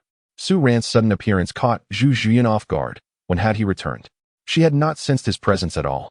However, she could not afford to dwell on this now. Without hesitation, she unleashed her martial soul. 3 soul rings, 2 yellow and 1 purple, rising around her as she swiftly lunged at Su Ran. Her slender hands transformed into sharp claws, fiercely swiping towards him. Yet, Su ran. Having been prepared, was not to be ambushed by Zhu Zhuqing. Without uttering a word, he swiftly closed the door with a decisive kick, plunging the room into darkness once more, where only a faint silhouette could be discerned. Slightly tilted his body, effortlessly evading Zhu Zhuqing's attack. He swiftly maneuvered behind her, seizing her delicate shoulder with one hand while entangling his legs around her graceful limbs, effectively immobilizing her. With a powerful twist, the two fell backward, landing heavily on the nearby bed. Chapter 61. Seizing the initiative, Thief accuses the thief. Her pure and pristine form was firmly ensnared by Su Ran, who pressed his robust physique against her. Zhu Zhuqing could not suppress a soft gasp, utterly astonished by Su Ran's formidable strength. In her attempt to ambush him, she found herself completely outmatched. His immense power rendered her incapable of breaking free. As Zhu Zhuqing struggled fervently beneath Su Ran, her voluptuous figure brushed against him, leaving him rather overwhelmed. However, given the circumstances, he knew he must dissociate himself from any wrongdoing and turn the tables on Zhu Zhuqing. Otherwise, being labeled a lecherous man to the ears of Zhu Qing would spell disaster. How audacious of this shameless thief to invade my room. Now that I have caught her red-handed, she dares to scream, summoning my family to witness her predicament. With a swift flick of his eyes, Su Ran devised a fitting retort. Simultaneously, he raised his hand and delivered a sharp slap to Zhu Zhuqing's pert backside. The sound echoed, and a ripple of softness emanated from the impact, causing Su Ran's palm to linger amidst the gentle waves. Su Ran felt a peculiar sensation in his hands, a lightheadedness accompanied by a flicker of contemplation regarding whether this was slightly excessive. If he bullied Zhu Zhuqing on the very first day, would she not give him a cold shoulder in the future? Moreover, what if Davis found out? Yet, Davis was an acquaintance he hardly knew. He dismissed the thought, thinking that if she dared to show him disdain, he would seize his throne and see how she would continue to act haughtily. Zhu Zhuqing, experiencing a tingling sensation in her lower back, was rendered utterly stunned. Her delicate form lay rigid, her gaze vacuous. She never anticipated that her immaculate and pristine body would fall prey to Su Ran's advances. However, she was burdened with an unspoken grief. Su Ran perceived her merely as a thief, not intentionally. At least from his current perspective, he was wholly unaware of her true identity. Otherwise, how could he dare to commit such an act? Su Ran, you are in grave peril. Regardless of whether he was cognizant of her status, his shameless behavior was intolerable. She had always held her purity in the highest regard, maintaining a distance even with Davis. Until now, there had been no overly intimate gestures between them. Yet, Su Ran had audaciously sullied her sacred form. Zhu Zhuqing could not help but grit her teeth, silently lamenting her predicament. If only she had acted during the day. Even if her ambush had failed, it would not have led to such an awkward situation. Thief, you dare to raise your voice? It seems your audacity knows no bounds. Su Ran declared, feigning seriousness as he tightened his grip around Zhu Zhuqing's form, the soft touch and her unique fragrance enveloping him. Upon hearing his voice, Zhu Zhuqing's heart raced with anxiety. If her family members, especially Zhu Zhuqing, were to arrive, it would truly spell disaster. Not only would her purity be compromised, but the nature of her relationship with Su Ran would also be misconstrued. Release me at once, Zhu Zhuqing softly admonished, unable to restrain herself from biting her silver teeth. She had never encountered someone as shameless as Su Ran. Even a thief ought not to treat a young woman in such a manner, especially to violate her most intimate areas. Such behavior was the epitome of disgrace. Furthermore, a nagging thought lingered in her mind. Perhaps Su Ran was indeed aware of her identity and sought to take advantage of her. However, she quickly dismissed that notion. She had concealed herself so cleverly in the darkened room. How could he possibly recognize her? Moreover, Su Ran had only recently returned to the family and likely did not know her at all. Why should I let go of you? What brings a thief like you to my chamber? Are you after wealth or pleasure? Su Ran inquired, his hand unconsciously caressing Zhu Zhuqing's body. To pass up an opportunity would be foolish, especially when it was Zhu Zhuqing who had presented herself so conveniently. He feigned ignorance, taking advantage of her, knowing she would have to swallow this humiliation in silence. Su Ran, with tears welling in her eyes, had managed to gain an advantage. I, Zhu Zhuqing, felt an intense agitation in my chest, my whole body trembling with indignation. How could Su Ran possibly be that kind of infatuated woman, lusting after him? Bah! It was she who had her limbs bound by Su Ran, thoroughly taken advantage of. Truly shameless, to profit and then play the victim. What? Did I hit the nail on the head? Su Ran raised an eyebrow, continuing to gaze at Zhu Zhuqing. Feeling the warmth and softness in his embrace, Su Ran sensed a flicker of heat within him, though he quickly suppressed it. What nonsense! Let me go. I am Zhu Zhuqing, Zhu Zhuqing exclaimed, wishing to put an end to this suggestive scene, revealing her identity directly. If this continued, a lone man and woman, with kindling passions in a small dark room. She could scarcely imagine the consequences. Zhu Zhuqing? Is that true? Su Ran feigned disbelief, pretending to be oblivious. Indeed, just look at my cultivation level. You can sense my martial soul, the nether spirit cat, Zhu Zhuqing retorted through gritted teeth, her voice trembling with anger. So it is truly Sister Zhuqing. My apologies for the misunderstanding, Su Ran said, as he continued to explore Zhu Zhuqing's presence, finally realizing it was indeed her, and quickly released her before turning on the wall light. The room was instantly illuminated. At that moment, Zhu Zhuqing, clad in a black gown, appeared somewhat disheveled due to their earlier fierce battle. The black stockings were torn, with a large hole at her left thigh, exposing a significant expanse of her fair skin. This sight caused Su Ran to swallow hard. In the previous darkness, he could only discern her rough outline, unable to clearly see her features. But now, he was left in awe. Truly, Zhu Zhuqing, one of the exquisite beauties of the Zhu family, was remarkable. Her figure was even more splendid than Zhu Zhuqing's. Slender yet curvaceous. Both her physique and beauty were exceptional, exuding an aura akin to ripening fruit, ready for harvest. Shameless. Do not stare. Zhu Zhuqing lay on the bed, feeling flustered under Su Ran's gaze. Following his eyes to her disheveled attire, her face flushed, and she hurriedly attempted to adjust her dress. She stood up, but the hem of her skirt slipped down, failing to conceal the large oval tear in her stockings. Chapter 62. Zhuqing arrives, Su Ran, Zhu Yun in a fluster system. My task is complete, correct? Su Ran mused internally. Host, how unscrupulous of you to bully a girl in such a manner. However, the task is complete, and the 500 points have been allocated. The system's face flushed, as it had not anticipated the host would resort to such tactics against Zhu Zhuqing. After all, she was still Davis's fiancée. Due to Zhu Zhuqing's virtuous nature, Davis had scarcely touched her, let alone anything more intimate. Yet the host had audaciously ambushed Zhu Zhuqing. Sister Zhuqing, what brings you to my room? I thought a thief had entered. Su Ran interjected before Zhu Zhuqing could speak, effectively silencing her and shifting the blame entirely onto her. Zhu Zhuqing, seething with indignation, pointed a delicate finger at Su Ran but could not utter a word.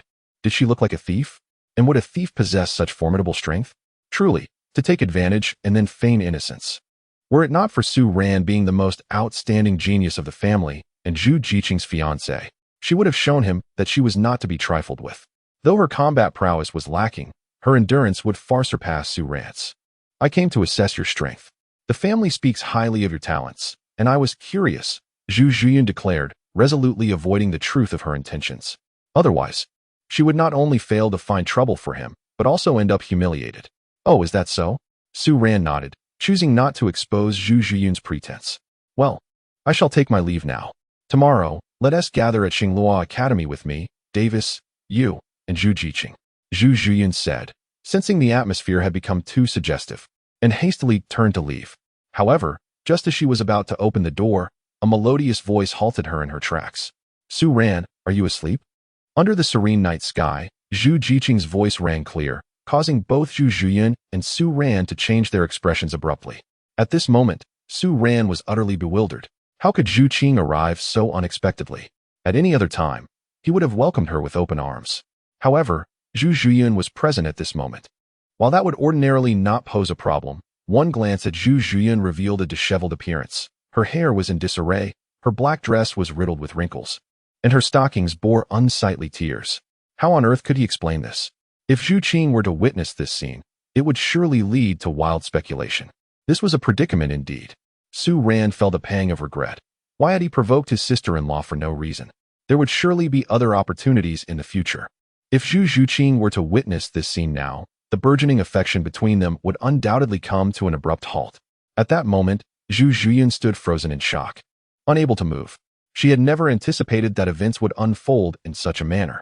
Her heart raced even more than Su Ran's. As a young woman, being alone with a man in the darkness of night could lead to countless misunderstandings.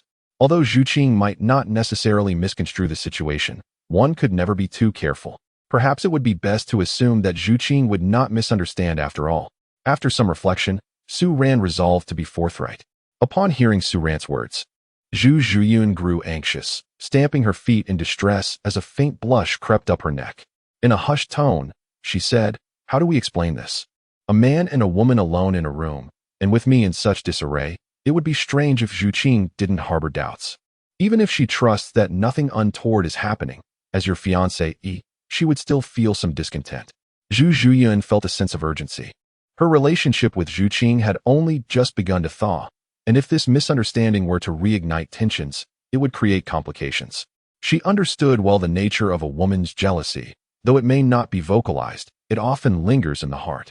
"Then you must hide quickly," Su Ran whispered. Glancing around the sparsely furnished room, feeling a wave of embarrassment wash over him. It was not entirely his fault. Previously, he had been a distant relative of the Zhu family, and having a place to stay at the main house was already a privilege, let alone having any decor. By the time he became a core disciple and was valued, he had long departed Xinglua City in search of Xiao Wu. Zhu Zhuqing, after searching for a hiding place for what felt like eternity, finally decided to act without further thought. Her face flushed as she bit her silver teeth and lay down on Su Ran's bed, covering herself with the quilt. It must be said that Su Ran's bed was made of a material that sank upon one's weight, and for a moment, Zhu Zhuqing found herself comfortably nestled within it. Yet, her alluring figure caused the quilt to form two prominent mounds, undeniably drawing attention. Su Ran appeared utterly perplexed. His sister-in-law seemed intent on pushing him into a veritable inferno. The implication was so glaringly obvious that he mused it would have been far more prudent to simply exit the situation altogether. Had he known, he would have refrained from flirting with her. Now he found himself in an undeniably awkward predicament. However, there was no time to dwell on his discomfort. For Zhu Zhuqing's voice resonated once more. "Su Ran, what are you doing?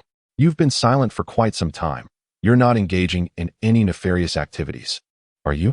Zhu Zhuqing's voice echoed from outside, and she had heard that single men often indulged in peculiar behaviors before sleep, activities that, once completed, allowed them to unwind sufficiently for a restful slumber. Could it be that Su Ran was engaged in such antics? Otherwise, why would he remain so silent? A frown creased her brow in concern. While she had merely heard whispers of such matters, she was acutely aware of their detrimental effects on one's health. Though Su Ran was not technically single, their relationship lacked any substantial depth. It was not entirely surprising that he might resort to unusual behaviors during sleepless nights. This thought caused her to bite her lip, a wave of guilt washing over her. Had she been overly conservative? While their current circumstances precluded a more intimate relationship, there existed alternative avenues for connection. At that moment, Su Ran had already opened the door, now clad in a comfortable robe, having just emerged from a refreshing shower, his hair dampened by water. "Apologies for keeping you waiting." Su Ran revealed a radiant smile. "Really?" Zhu Zhuqing blinked her beautiful eyes, gazing at Su Ran with skepticism. As she spoke, she walked into the room. A lingering sense of doubt accompanied her, as she felt that Su Ran might be deceiving her. Observing Su Ran's somewhat unnatural demeanor only solidified her suspicions, leading her to feel even more remorseful within. Su Ran felt unwell and pondered whether to confide in her. Regardless of her reserved nature, she was still his fiancée. Why should he inflict such harm upon his own body? Indeed, Su Ran nodded, quickening his pace to walk ahead of Zhu Zhuqing, shielding her from the sight of the undulating bed. Meanwhile, Zhu Zhuqing dared not utter a single word. Her face flushed from holding her breath, and a sense of unease crept into her heart. Had she merely explained the situation to Zhuqing moments ago, perhaps it would not have been a significant issue. However, if Zhuqing were to discover her hiding beneath Su Ran's covers, with her long dress in disarray and her stockings torn, it would be utterly impossible to clarify. Su Ran felt a surge of frustration. Originally, there was nothing amiss. He could have faced Zhuqing openly alongside Zhu Yun, yet now, if Zhuqing were to perceive anything unusual, it would spell disaster. He could only imagine how Zhuqing would regard him afterward. How could he explain their position on the bed? Although Zhu Zhuqing was destined to be part of his strategic pursuits, he could not afford to tread too recklessly. It had taken considerable effort for Zhuqing to accept Xiao Wu's presence. Discovering his interest in Zhu Zhuqing might lead to turmoil within his harem. Chapter 63, The Provocation. Zhuqing's kissed brother Su Ran. "You aren't hiding in the room engaged in mischief, are you?" Zhuqing remarked, her observations only reinforcing her suspicions and amplifying her guilt. Su Ran already had a fiancée.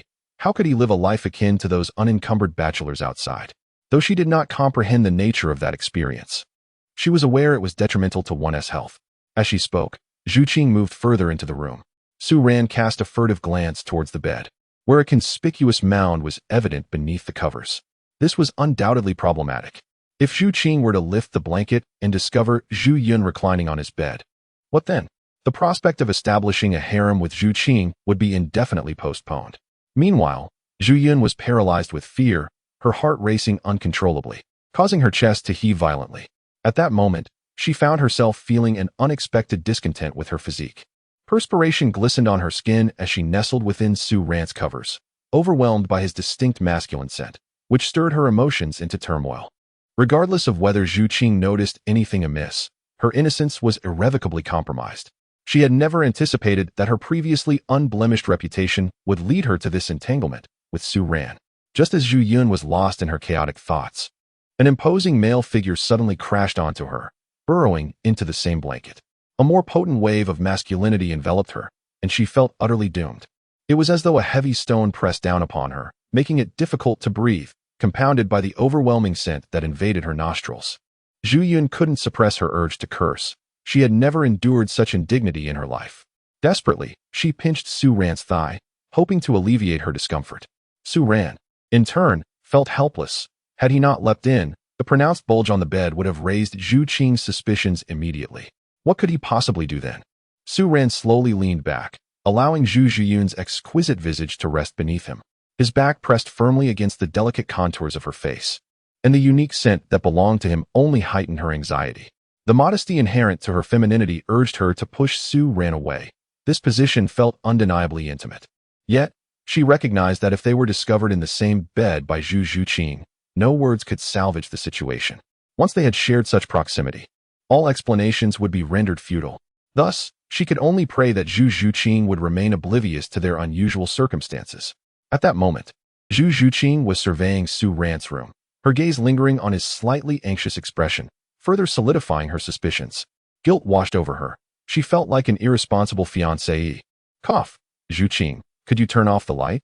I've been traveling for the past half-month and am rather fatigued. My eyes can hardly bear the brightness. Su Ran awkwardly suggested, rubbing his nose. With the lights extinguished, the room descended into darkness. Surely, nothing would be discovered now. Yet, amid the discomfort, a peculiar thrill coursed through him as he sensed the warmth and softness beneath him, igniting a rush of exhilaration. All right, Zhu Zhuqing replied, biting her lip as she drew the curtains and closed the door, leaving only a faint glow of moonlight to dimly illuminate the space. Tears glistened in her eyes. She had heard that when a man indulged in mischief at night, his gaze often became unfocused. Zhu Qing, what troubles you? Su Ran asked, unable to restrain himself upon seeing her tearful expression. It's nothing, she replied, shaking her head, aware that men were often sensitive about their pride. Revealing her thoughts might bruise his ego. Is there a reason for your visit today? Su Ran inquired, attempting to maintain a casual tone while looking at Zhu Zhuqing with sincerity, as if the sister beneath him had vanished entirely. In such moments, a man must remain composed and unflustered. I went to see my sister today. She has arranged for us to meet tomorrow to become acquainted, Zhu Zhuqing softly conveyed. All right, I shall remember, Su Ran nodded, maintaining his calm demeanor. Additionally, this is a sachet I embroidered for you over the past few days, Zhu Zhuqing said, approaching the bedside. Bathed in moonlight, her cheeks bore a delicate blush as she extended the sachet towards him. Just as Su Ran reached to accept the gift, Zhu Zhuqing's palm suddenly pressed against his shoulder, and he found her enchanting face drawing nearer, her luscious lips brushing against his. In that fleeting moment, time seemed to freeze. As he savored Zhu Zhuqing's kiss, the unique fragrance that was hers alone enveloped him, and he seized her slender waist with one hand while the other caressed the silky strands of her hair. In that instant, all other thoughts faded. He could only ponder how to cherish the woman in his embrace. Meanwhile, Zhu Zhiyun was seething with indignation. With Su Ran's weight upon her, she felt overwhelmed. And now with Zhu Qing's sudden arrival, the burden became unbearable. Despair gnawed at her, and she turned her head, catching a glimpse of Zhu Zhuqing passionately kissing Su Ran. The sight was too much for her to bear, rendering her weak and helpless. Though engaged to Davis, she had never crossed any boundaries. Witnessing this scene struck her deeply, awakening an unprecedented thrill that left her languidly reclined. Everyone harbors a desire for excitement, buried deep within their hearts. At that moment, hidden beneath Su Ran, Zhu Zhuqing observed the affectionate exchange between Zhu Qing and Su Ran, a tumult of conflicting emotions stirring within her, a mixture of unease and fear that left her agitated. With Zhu Zhuqing's presence, Su Ran's body pressed against her more firmly, overwhelming her senses with his masculine aura. She gritted her teeth, closed her eyes, and anxiously awaited Zhu Zhuqing's departure. After what felt like an eternity, their lips parted, and Zhu Zhuqing gazed at Su Ran with tearful clarity. "Promise me, will you? Never hurt yourself again," she implored softly, her heart aching at the thought of his continued self-harm, especially since he had never once made demands of her. This revelation profoundly touched her heart. Su Ran is precisely such an individual. Although he possesses a slight inclination towards sensuality, his imperfections do not overshadow his virtues. While some may indulge in mere lust, there are those, like Su Ran, who, despite their appreciation for beauty, still embody the qualities of a true gentleman. Although Su Ran is indeed quite shameless, he traveled thousands of miles to Heavendo City to spend a considerable fortune on a treasure worth 30 million gold soul coins for her. While she remains unaware of the source of Su Ran's wealth, she can easily surmise that this must constitute his entire savings. In her name, Su Ran has expended everything. Moreover, over the course of more than half a month, the journey from Xinglua City to Tiando City and back again has likely consumed all of Su Ran's time. During these days, it is even conceivable that Su Ran has traveled ceaselessly, day and night, solely to ensure that the gift reaches her hands as swiftly as possible. Otherwise, it would be impossible for Su Ran to return so promptly. Su Ran stared blankly at Zhu Zhuqing, noticing the profound emotion and slight guilt reflected in her eyes. He felt somewhat perplexed. Had something untoward occurred? What mischief could he possibly have committed? Surely Zhuqing couldn't think he was engaging in activities typical of a perennial bachelor in solitude. Was he truly that sort of person? He had a fiancée, and he was surrounded by Xiao Wu and the others. Did he really need to resort to such antics? It was absurd. Nevertheless, Su Ran decided he must acquiesce to Zhuqing's sentiments. If she was under the impression he had erred, it was preferable to her discovering Zhu Yun beneath him. Such a revelation would be disastrous. If his sister-in-law were to be found out, the day would be irrevocably ruined. All right, I shall refrain from such actions in the future. Should a similar situation arise, I will come to you, Su Ran declared suddenly, his eyes lighting up.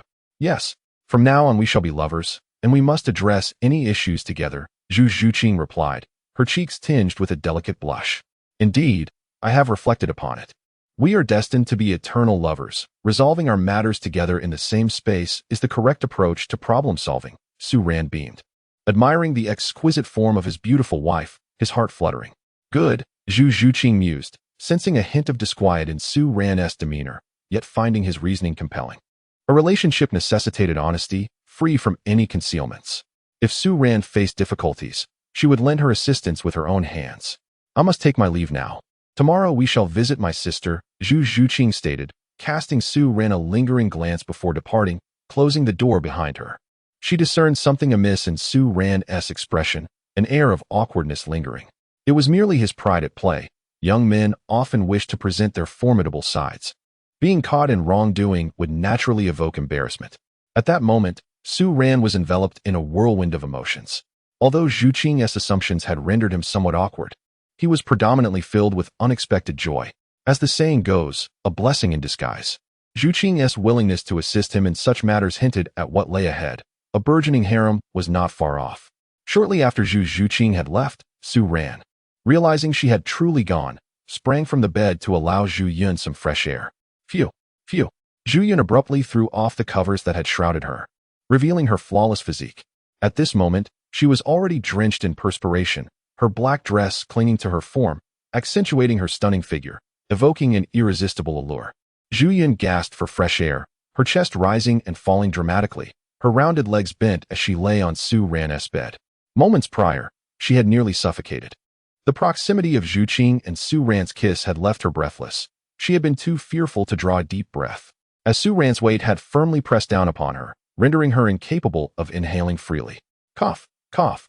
Zhu Yun patted her ample bosom, waves of pain coursing through her, causing her to frown.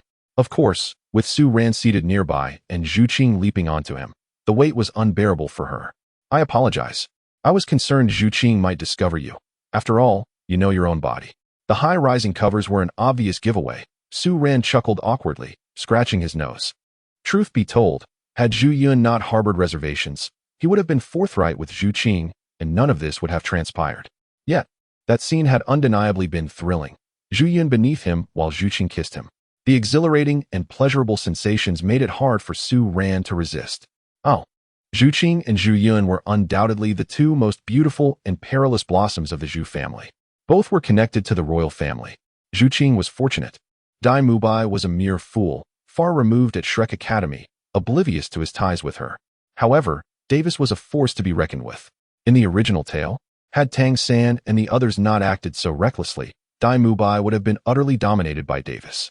Moreover, nearly everyone in the Star Luo Empire regarded Davis as the future emperor. His influence was formidable. Attempting to seize his wife seemed to pose considerable challenges. Yet, Su Ran was undaunted, for life and death were but trifles to him. With the system at his side, what was there to fear? If worse came to worst, he could always have the system's assistance for a revival. Host brother, this system does not offer such a service. The system's gentle voice interrupted Su Ran's thoughts. Her eyes sparkling. Ahem. If that is the case, I fear nothing. One life is inconsequential, Su Ran scoffed, shrugging nonchalantly. What did it matter if he enjoyed Zhu Yun's company? What could Davis possibly say about it? Hey, focus, you've strayed.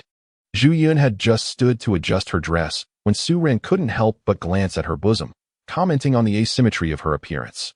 The white fabric peeking from the neckline of her dress revealed the truth of her situation. After all, Zhu Yun possessed an exquisite figure, one that was simply unparalleled. For Su Ran, it was a marvel, yet for Zhu Yun, it was a source of torment. Thus, she would bind her form tightly with a wrap, concealing her beauty. Alas, not every man would treat a woman with the tenderness she deserved.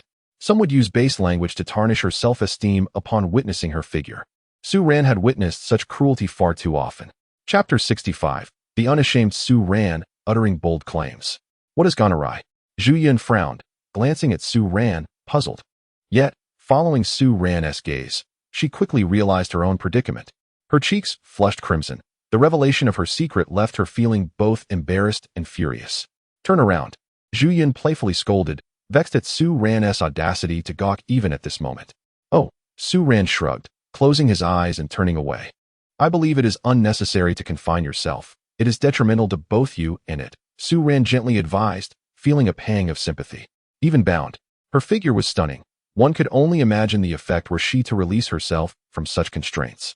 The mere thought of her beauty being unveiled would surely captivate countless hearts.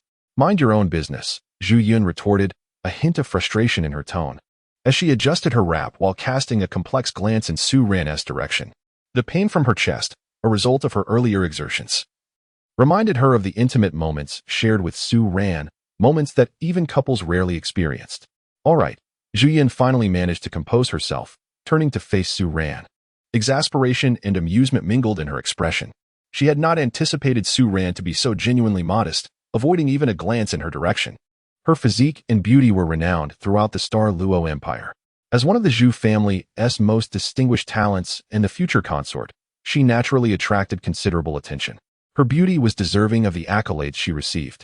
At this juncture, having just come of age, she could rightly be considered the most beautiful woman in the Star Luo Empire. After all, Qing, the lovely, lacked the mature charm that Zhu Yun possessed.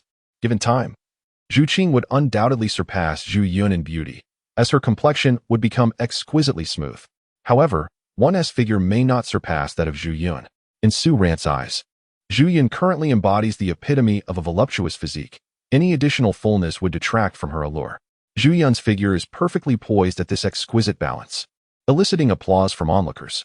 Even Su Ran is perplexed by Zhu Yun's maintenance of such a substantial form, despite the constraints she endures daily. Look, Zhu Yun cast Su Ran a sardonic glance. Moments ago, she had praised his commendable character, yet within a minute, he revealed his true nature. Being as beautiful as she is fundamentally for the gaze of others. Su Ran muttered to himself, is it a crime to admire beauty? How can one achieve longevity and happiness without appreciating beauty? This is Su Ran. If he doesn't gaze upon lovely women each day, his spirits remain low. Where did you learn such nonsense? Zhu Yun's cheeks flushed crimson, her breath quickening, yet within her heart, there lingered a tinge of delight. For no girl is impervious to compliments about her beauty. Su Ran's words softened her previous disdain for him. All right, Sister Zhu Yun. Let us consider today's events merely a misunderstanding. Shall we pretend nothing has transpired? Misunderstanding? You have taken full advantage of me. And you think a mere misunderstanding will suffice to dismiss me? Zhu Yun retorted, her enchanting visage darkening with vexation. Su Ran's audacity was utterly shameless, and within her heart lingered an unsettling hypothesis. From the very beginning, she suspected that Su Ran was aware of her true identity and seized the opportunity to exploit her. Though she couldn't quite fathom why such thoughts plagued her, an instinctive sixth sense whispered to her that perhaps this was indeed the reality. Then, Sister Zhu Yun, what do you propose we do? Of course, one must take responsibility, Zhu Zhuqing replied through clenched teeth, striding purposefully until she stood directly before Su Ran. And how do you intend to take responsibility? Is this your idea of it? Su Ran inquired, her gaze lingering on the disheveled beauty before her. Her hand involuntarily gliding over Zhu Zhuqing's slender waist, pulling her into an embrace. Remarkably, despite Zhu Zhuqing's ample curves, her figure was perfectly proportioned. The delicate waist fitting snugly within Su Ran's grasp. You are shameless. Do you not know my identity? Zhu Zhuqing forcefully pushed Su Ran's hand away, stepping back in surprise. She had not anticipated Su Ran's brazen boldness. While the previous encounters could be overlooked, this flagrant teasing was intolerable. Did you not insist that I take responsibility? Sister Zhu Yun? Enough. What I meant was, regardless of how this day unfolds, I have been the one at a loss. You must agree to my request in the future, although I have not yet decided what that request will be. Zhu Zhuqing's beautiful eyes fixed on Su Ran, torn between the urge to storm out and the realization that departing now would be an utter loss. Having been accosted by Su Ran through various fortuitous circumstances, and with Su Ran privy to her secrets, she felt thoroughly at a disadvantage. This, rest assured, the request will certainly be within your capacity, and it shall not place you in a particularly difficult position, Zhu Zhuqing clarified. Very well. I trust that Zhu Yun will not betray me, Su Ran replied, her eyes still appraising Zhu Zhuqing's figure. I shall take my leave for today. We shall meet again tomorrow. Agreed. Next time. Remember my advice. Binding your chest is detrimental to your body and will affect its form, Su Ran cautioned as she watched Zhu Zhuqing's retreating silhouette. Shameless, Zhu Zhuqing exclaimed, nearly stumbling in her haste.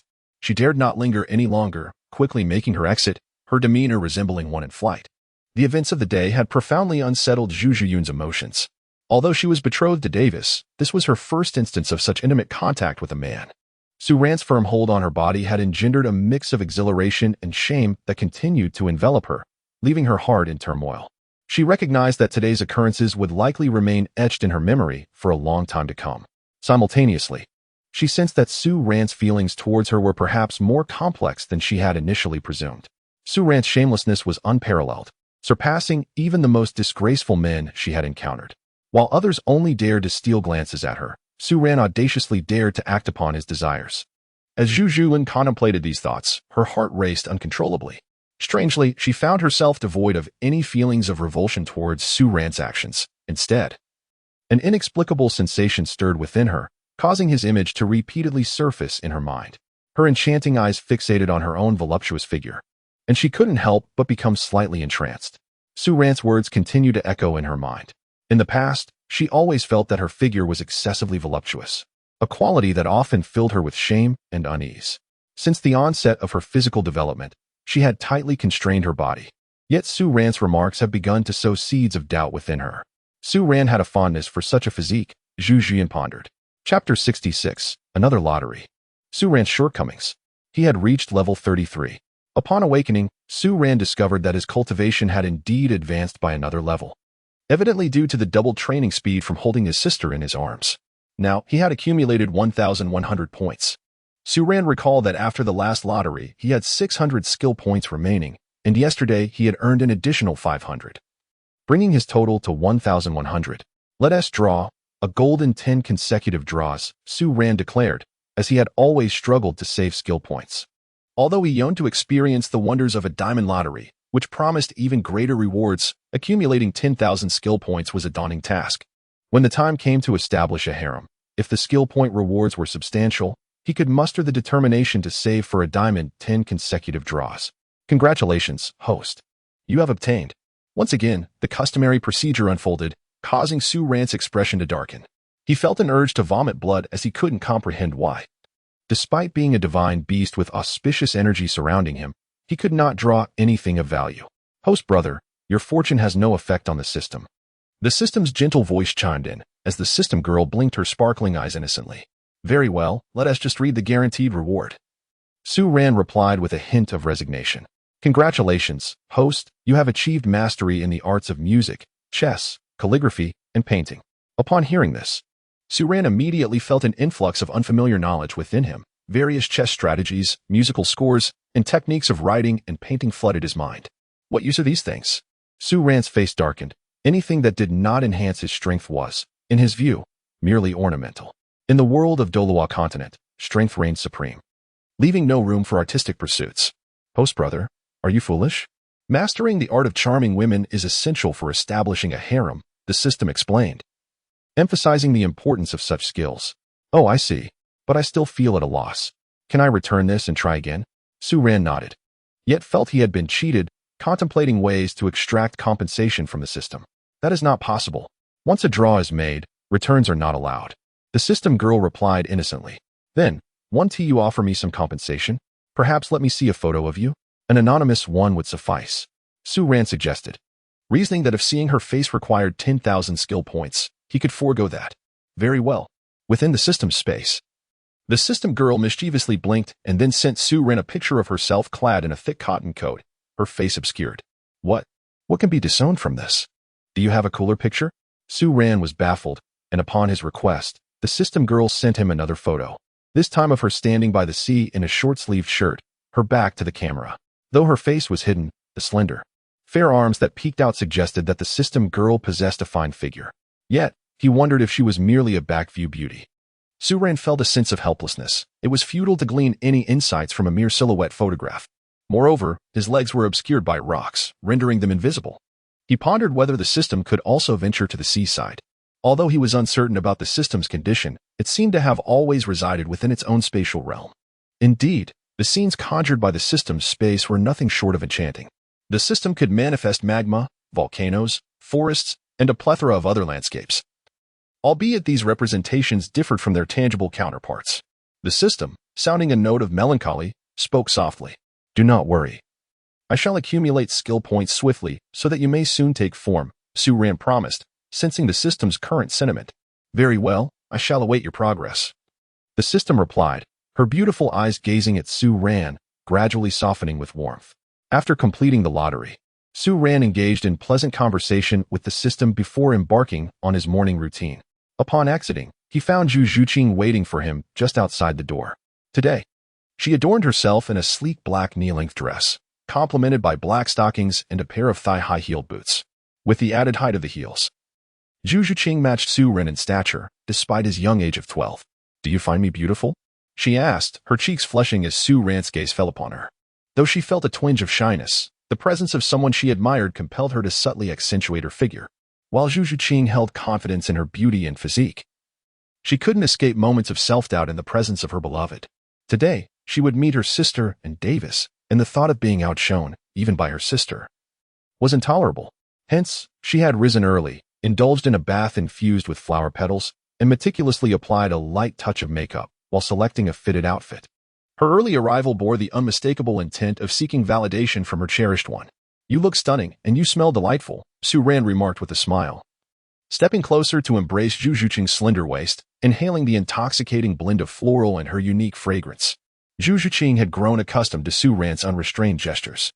Since discovering his acquaintance with a girl named Xiao Wu and witnessing his indiscretions the previous day, she felt less resistance to his advances.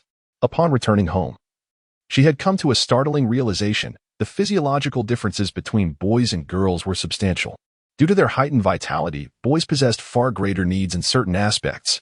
If she maintained her reticence, would it not be cruel to allow Su Ran to suffer alone each night? He had already done so much for her. Could she not reciprocate in some measure? As his fiancée, bound by a promise of marriage, she resolved to wed no one but Su Ran. Given these truths, why prolong the pretense?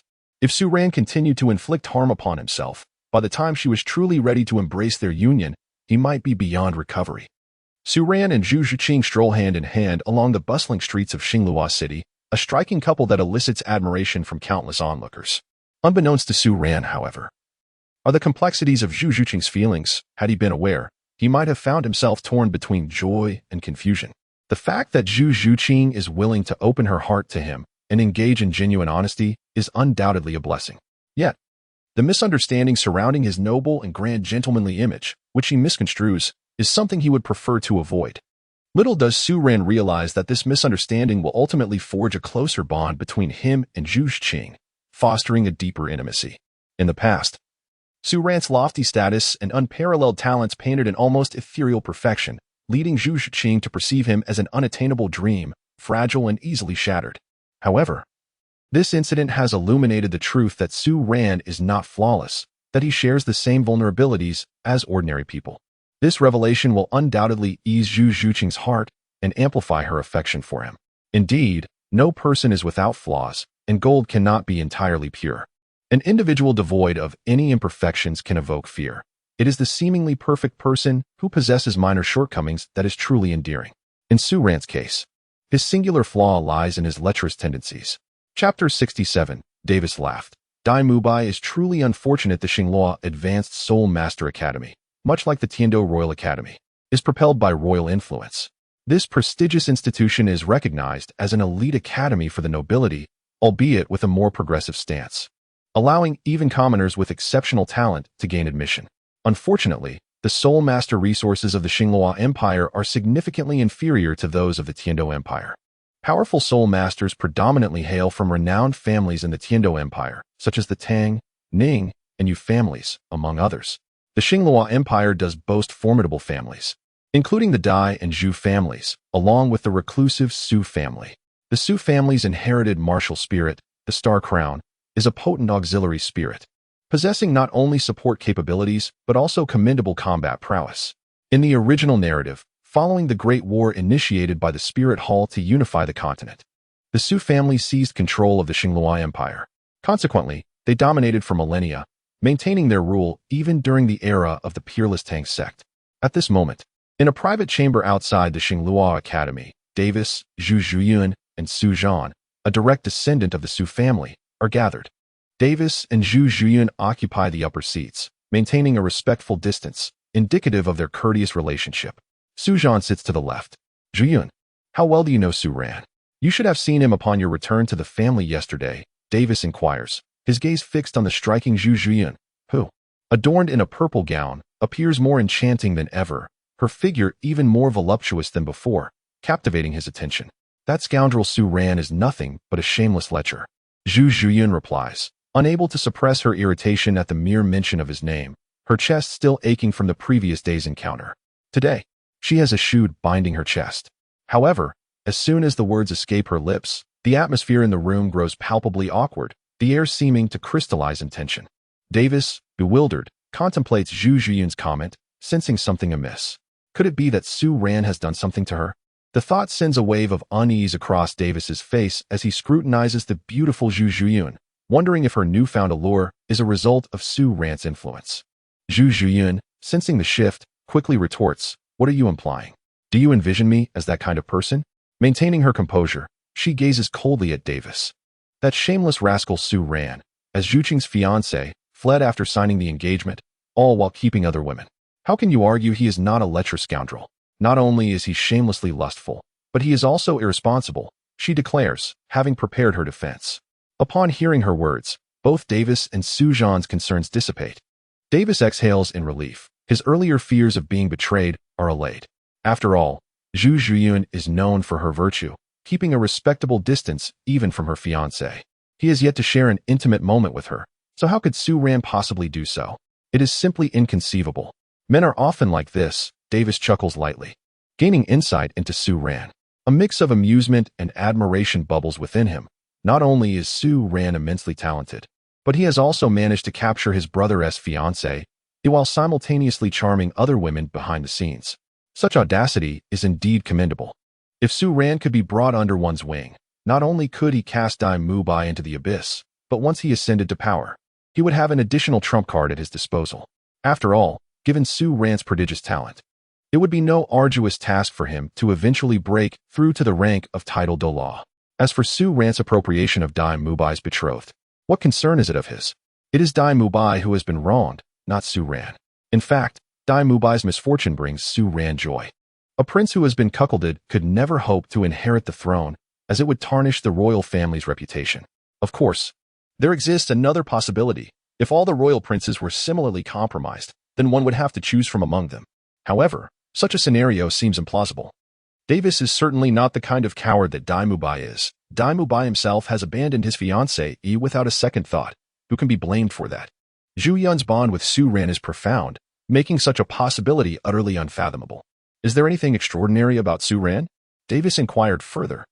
His strength appears to surpass the information we previously acquired.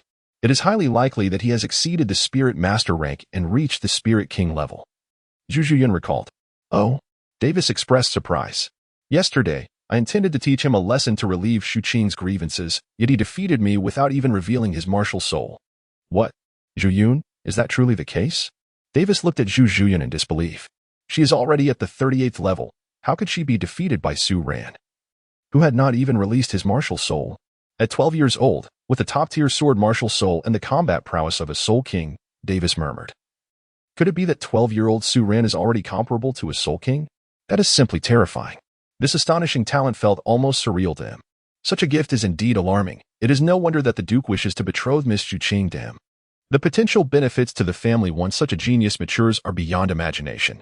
Beside them, Su Zhan spoke up, a glimmer of battle intent in his eyes. He had accompanied Davis on this occasion to familiarize himself with the genius named Su Ran. At 20 years old, he had already attained the 51st level of Soul King. Yet, at merely 12 years old, Su Ran's combat prowess already rivals his own. Brother Su, when Su Ran arrives, you should engage him in a friendly spar, Davis suggested. Agreed. Su Zhan nodded as he settled into a chair to cultivate and prepare himself. Before long, Su Ran and Zhu Qing entered the private room, hand in hand. Upon witnessing the intimate demeanor between Zhu Qing and Su Ran, a smile of delight spread across Davis's face. Mu Bai's plight is truly tragic. He fled to the Heaven Do Empire, utterly unaware that his fiancée has been courted by another. Moreover, it appears that Zhu Qing has genuine feelings for Su Ran. If it were merely a matter of a betrothal, she would not display such affection. It can be said that Mu Bai is thoroughly cuckolded. He finds himself eager to inform Mu Bai of this news. Should he inadvertently discover that his fiancée has become another's betrothed, it would surely drive him to despair. Chapter 68. Swift Defeat of Su Zhan, the Astonishment of the Crowd. Sister, Your Highness the Crown Prince. Zhu Yun, Brother Dai. As Su Ran and Zhu Zhuqing entered the room, they immediately exchanged greetings. Su Ran, known for his amiable nature, felt no sense of unfamiliarity despite meeting Davis for the first time. After all, he had already had intimate interactions with Davis's wife. What was there to be strange about? Men, after all, are quite alike, drawn to the wives of others while cherishing their own children. Su Xiandi, you have finally arrived. We have been waiting for quite some time, Davis exclaimed, his heart swelling with a hint of joy upon hearing Su Ran address him as Dai Xiong. This indicated Su Ran's willingness to draw closer, suggesting that he would likely become a significant presence by his side in the future. How could Davis not feel elated by this? With a prodigious talent like Su Ran joining him, was it not a mere formality for Davis to seize the throne? Su Ran's talent deserves the utmost attention from everyone, even his father, the emperor.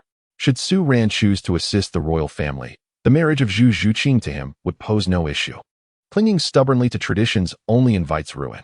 Presently, the Spirit Hall wields immense power, overshadowing 2 great empires and 3 major sections. Although it may seem inconspicuous on the surface, turbulent currents swirl beneath. If one could exchange a woman for an unparalleled genius, one who could safeguard the empire in the future, this would undoubtedly be a lucrative trade. Moreover, utilizing the wife of a competitor in this exchange would render it a bloodless profit. In truth, the royal family has long been aware of the relationship between Su Ran and Zhu Zhuqing through various clandestine channels. However, they seek to ascertain Su Ran's attitude towards them. A prodigious talent, especially in the current unstable landscape of the continent, could serve as a deterrent against opposing forces. The royal family would hardly be willing to eliminate such a figure. Conversely, should Su Ran decline an alliance with the royal family, the Dai clan would not hesitate to act decisively. It can only be said that in this world, all actions are dictated by self-interest.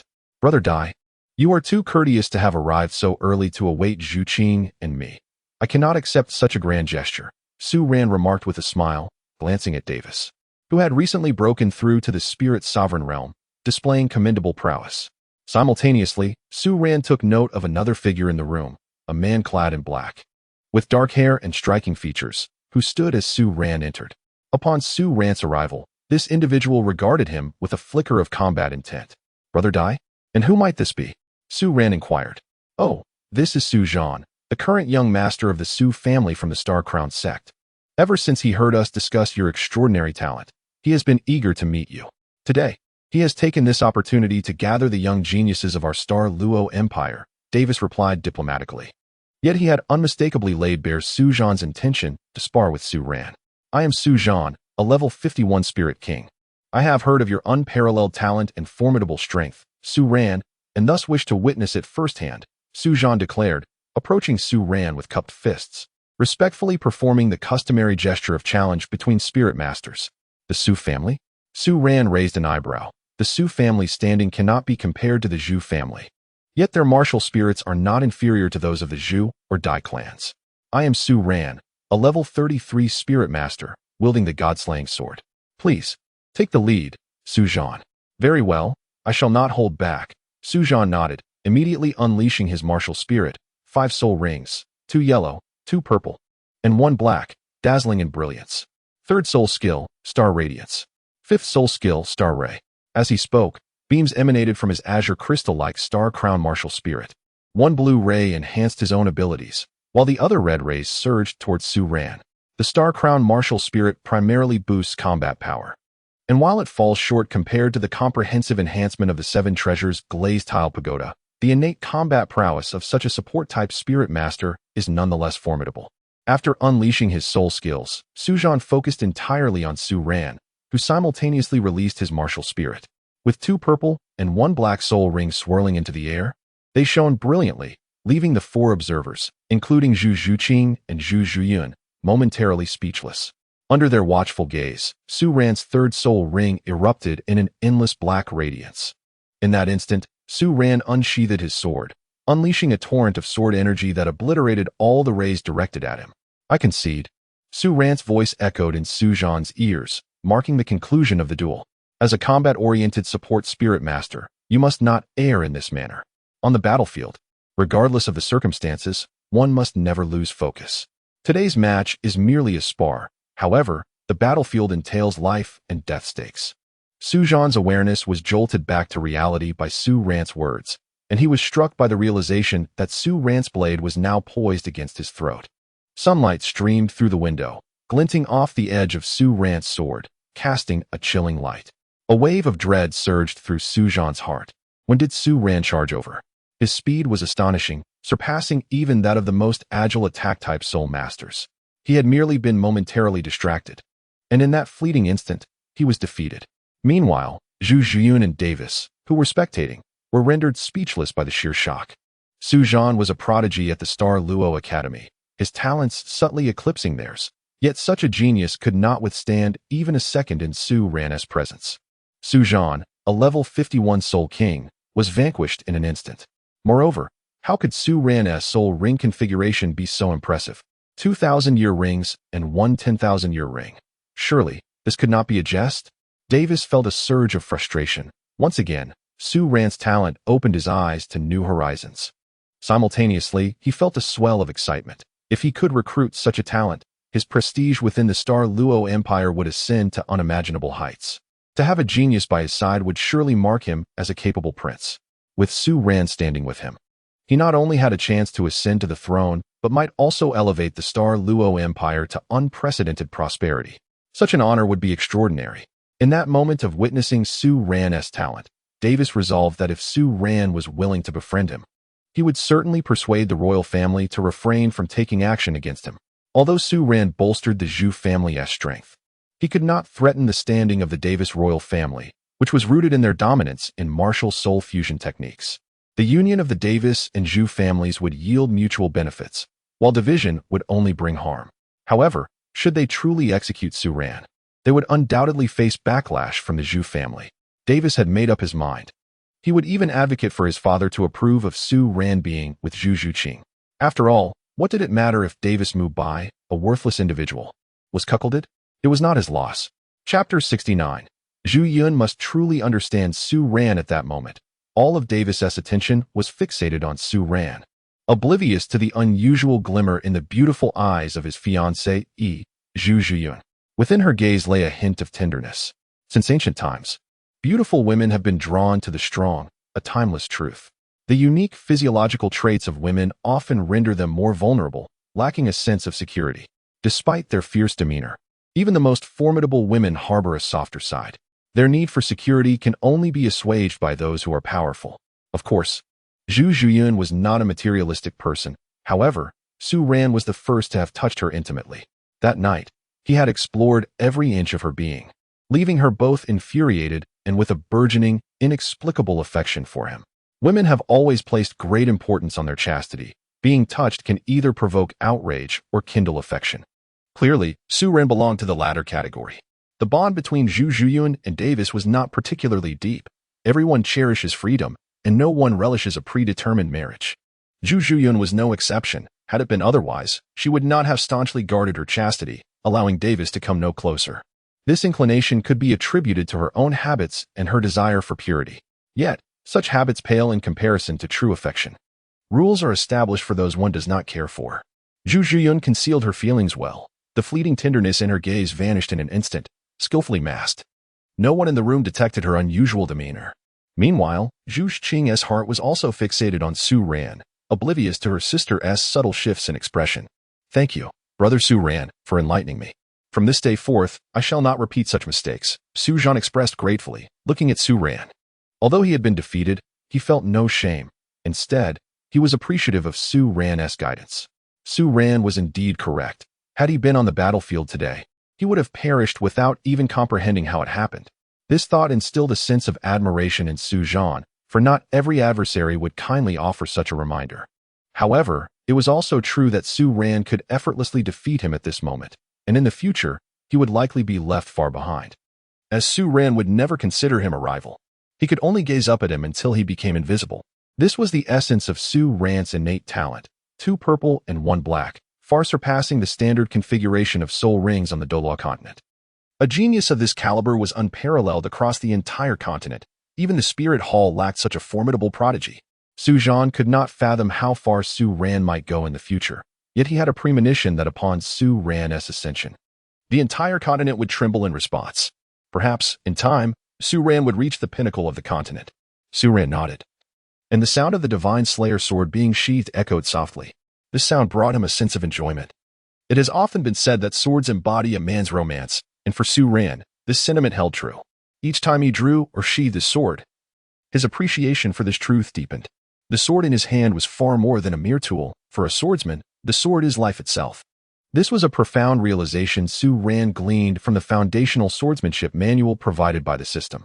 After the battle concluded, Zhu Zhuqing hurried to Su Ran's side, wrapping her arms tightly around his right arm, her face radiating joy.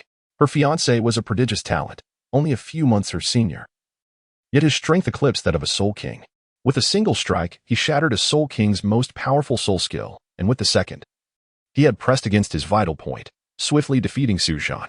The sheer, unembellished dominance displayed in the fight was akin to an exquisite art form unfolding before her eyes. Pride swelled within her for Su Ran. At that moment, her elation surpassed even her own breakthroughs in cultivation.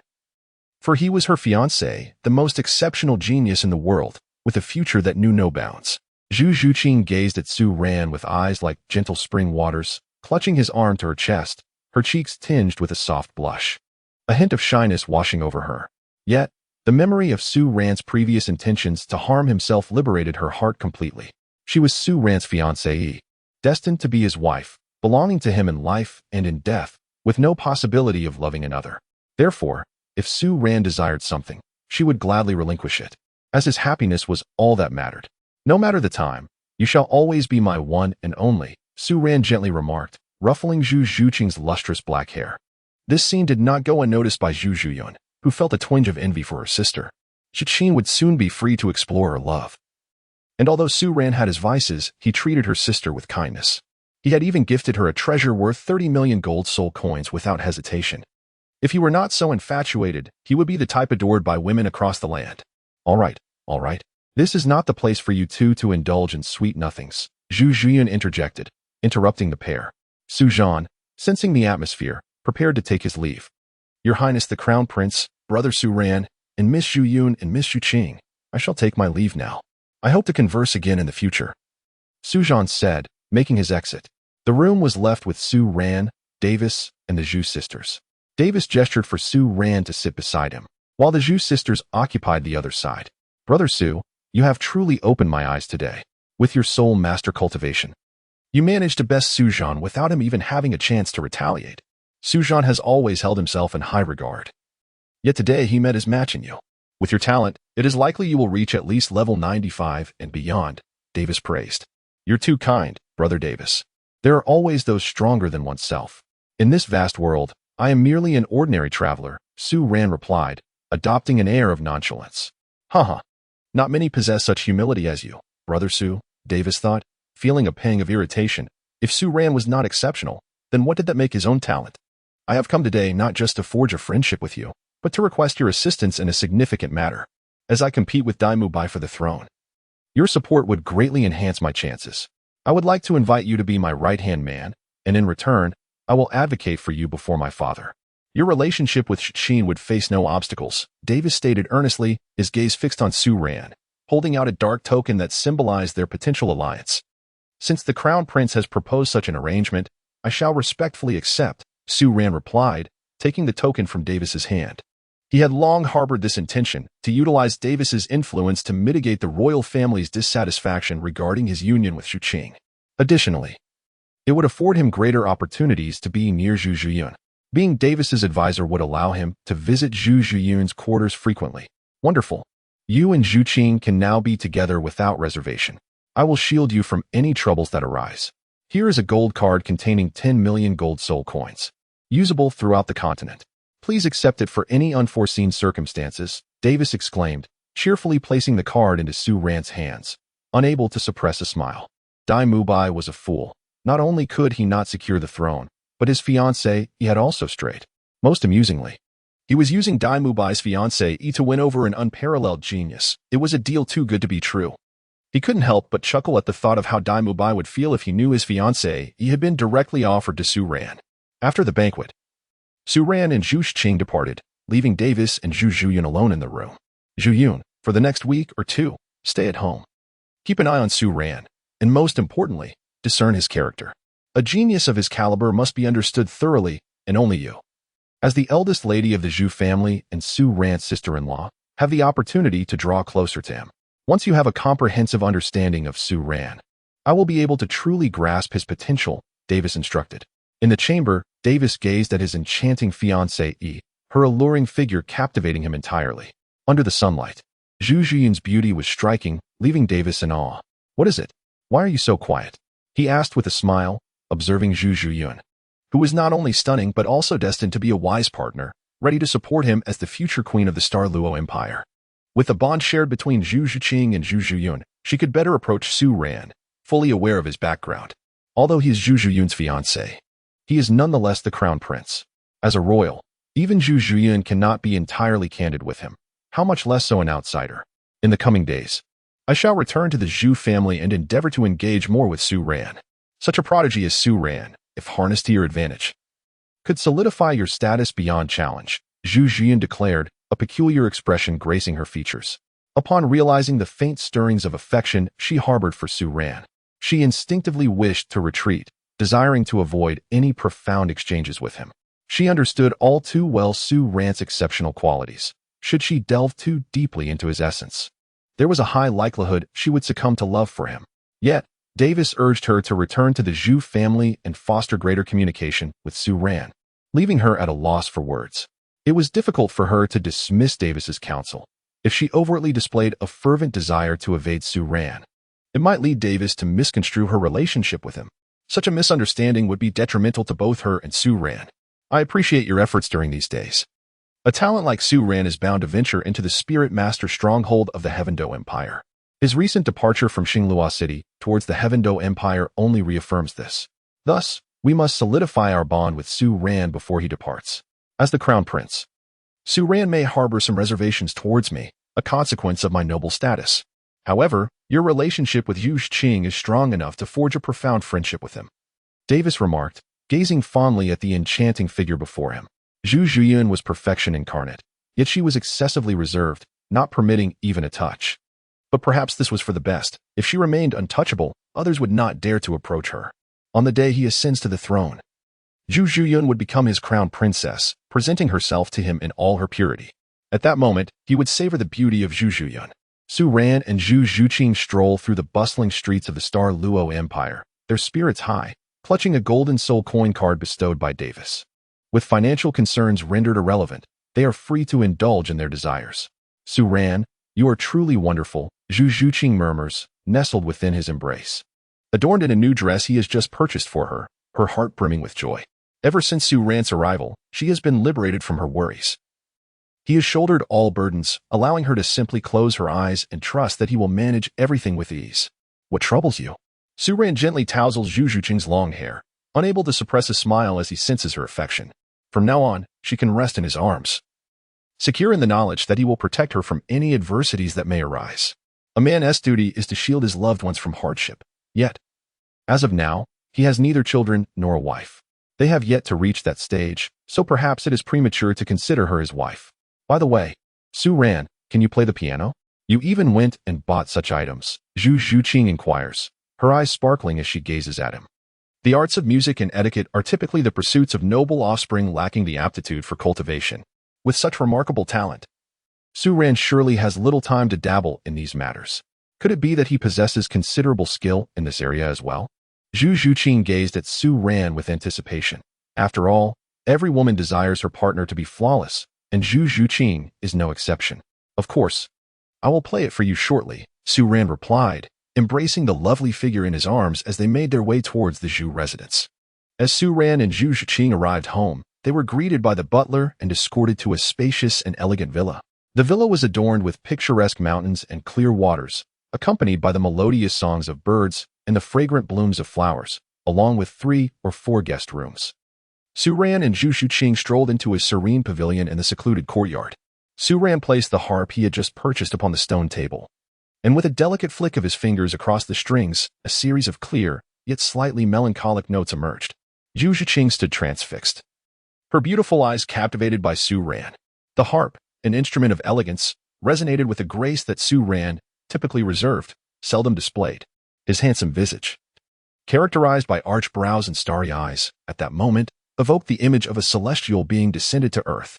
As the brief prelude came to an end, Su Ran gradually opened his mouth, articulating the lyrics. The sounds of prosperity fade into the void, leaving the world in despair, dreams grow cold, and a lifetime of emotional debts remain unfulfilled. The rain falls softly in my old hometown, where the foliage is dense.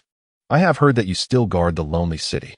The pastoral flute echoes in that remote village, where our fates took root. Su Ran contemplated for a moment, realizing that only this ancient melody, which had once captivated the world in a past life, could perhaps be rendered more beautifully on the guqin. The composition eloquently portrays the love between a man and a woman, making it perfectly suited for the occasion. Zhu Zhuqing quietly immersed herself in Su Ran's music, feeling a tender warmth stir within her heart, though she was not entirely certain of the song's narrative. She could discern that it surely recounted a love story both poignant and moving. This realization filled her with an unexpected sense of longing and uncertainty. She and Su Ran were not so different. Despite their engagement, they found themselves entangled in the interests of the Zhu and Dai families. If Su Ran could not bring significant benefits to their families, they would inevitably plunge into despair. She was not afraid of death, yet she did not wish to embrace it. She yearned to be with Su Ran every single day. As the final notes faded, Su Ran carefully set aside his guqin. Zhu Zhuqing gazed at him with deep affection, her eyes brimming with emotion. Su Ran, what do the lyrics convey? She softly inquired, nestled in his embrace, resting her head on his shoulder. Once, a general stationed at the border met a local woman by chance, and they quickly formed a deep bond. They privately pledged their lives to one another. However, when war broke out, the general was called to battle. As he took his leave, he grasped the woman's hand and promised to return for her once he had achieved victory. Tragically, he perished in combat and never returned. The woman, heartbroken, went to the nearby Jialan temple to pray for his safe return, but as days turned into years, she aged, and her beloved remained absent. Her sorrow was profound, for she had been too reserved, never gifting him her most precious virtue before he departed. Su Ran sighed softly, recounting the tale to Zhu Zhuqing, his own heart stirred by the story. Zhu Zhuqing listened intently, lost in thought, recognizing the striking similarity between the conservative woman in the tale and herself. Zhu Zhuqing entwined her arms around his neck, her beautiful eyes shimmering like a spring lake as she gazed into his. Claim me. I am yours. And will forever remain so, she declared, her cheeks flushed, uttering words of innocent yet resolute affection. Very well. Zhu Ran pulled Zhu Zhuqing to her feet, while she clung to him like an octopus, refusing to let go. Zhu Ran embraced Zhu Zhuqing as they proceeded towards the room ahead. The sky had just begun to darken, still adorned with the sun's final rays of twilight, casting a dim light that allowed everything to be seen yet not clearly discerned. This hazy ambience was most alluring. Chapter 71. The Shameless Zhu Ran. Not long after Zhu Ran and Zhu Zhuqing departed, Zhu Zhuqing stood dazed outside Zhu Ran's courtyard, her ample figure leaning against the wall, her heart restless and tumultuous. What manner of person is Zhu Ran? Possessing an extraordinary talent that transcends the ages, he excels in myriad other aspects as well. His mastery of the Qilin alone is sufficient to surpass any individual within the Starry Empire. Even the renowned court musicians, with their esteemed compositions, pale in comparison to Zhu Ran's artistry. As she became enraptured by the melancholic and haunting melodies emanating from his instrument, Zhu Zhuqing found herself utterly captivated. Zhu Ran, what truly are you? She murmured, unable to contain herself. Emotions are the most delicate and uncontrollable facets of human nature. Despite her rational mind admonishing her to remain indifferent to Zhu Ran, her heart was incessantly stirred by his every action. Her heart raced as memories of that fateful night resurfaced. She, Zhu Qing, and Zhu Ran, confined within the same room, an experience both awkward and exhilarating, leaving her cheeks flushed with a gentle hue. Even if she wished to suppress her feelings, she could not deny that she had indeed developed an affection for Zhu Ran. Moreover, this sentiment seemed to rebel against her intentions. The more she endeavored to calm her heart and distance herself from him, the more tumultuous her emotions became. Zhu Ran's figure seemed to be indelibly etched in her mind, compelling her to ponder incessantly. A moment of spring night is worth a fortune. Zhu Ran cherishes every moment of this night, unwilling to let a single second slip away. However, even as a master of time management, he cannot withstand the swift passage of time. When Zhu Ran awoke from his slumber, Zhu Zhuqing remained nestled in his embrace, her eyes still closed, breathing steadily. Zhu Ran, you are awake, she murmured, her drowsy gaze fluttering open, only to find Zhu Ran's unabashed stare fixated upon her, causing her cheeks to flush with a rosy hue. Her eyes darted away, unable to meet his gaze, as she instinctively pulled the covers tighter around her, feeling a wave of shyness wash over her. After all, it had been late into the night when their boldness had surged, but now that daylight broke, illuminating everything in clarity, the naivety of her earlier abandon felt like a distant memory. My dear Zhu Qing has grown into a young lady, yet still remains so bashful. Zhu Ran mused with a sense of amusement, playfully twirling his fingers through her silky long hair. It's not my fault. It's your mischievousness that led me here, Zhu Zhuqing pouted, curling up beneath the blankets like a timid kitten, her beautiful eyes blinking with a hint of grievance. She felt as though she had fallen into Zhu Ran's trap, surrendering not only her heart, but also her most precious virtue to him. Quickly get up and wash up. And while you're at it, fetch my clothes, she chided playfully, still reluctant to rise. She would wait until Zhu Ran had left the room before she dared to emerge. All right, I understand. I shall prepare warm water in the tub for you. Zhu Ran replied with a smile, rising to dress, his athletic physique on full display, prompting Zhu Zhuqing to hastily cover her eyes with her hands. Honestly, it's not as if you haven't seen it before. We have already laid everything bare between us, so what is there to fear? Zhu Ran muttered as he finished dressing and made his way towards the door. He was aware of Zhu Zhuqing's delicate sensibilities. As long as he remained in the room, she would never muster the courage to rise and dress herself. Once Zhu Ran departed, tranquility enveloped the room once more, allowing Zhu Zhuqing's heart to finally settle in peace. Zhu Ran was exceedingly shameless last night, seemingly devoid of any compassion. Zhu Zhuqing pouted, glancing at the tranquil room, feeling somewhat aggrieved. Was Zhu Ran made of wood? He simply left when told to, without offering her any assistance. Just as Zhu Zhuqing's complaints began to surface in her mind, Zhu Ran opened the door. Chapter 72. 3,000 skill points. Zhu Ran's tenderness. Zhu Zhuqing gasped, her body trembling slightly as Zhu Ran appeared. At that moment, she had just put on half a pair of black stockings, her entire figure smooth and unadorned. Zhu Ran, why are you back? Zhu Zhuqing's cheeks flushed crimson as she used the blanket to cover part of her body, feeling a bit more at ease, though the blush on her face remained unabated. Although she had surrendered herself to Su Ran the previous night, it was now broad daylight, and her bashfulness could hardly withstand his gaze.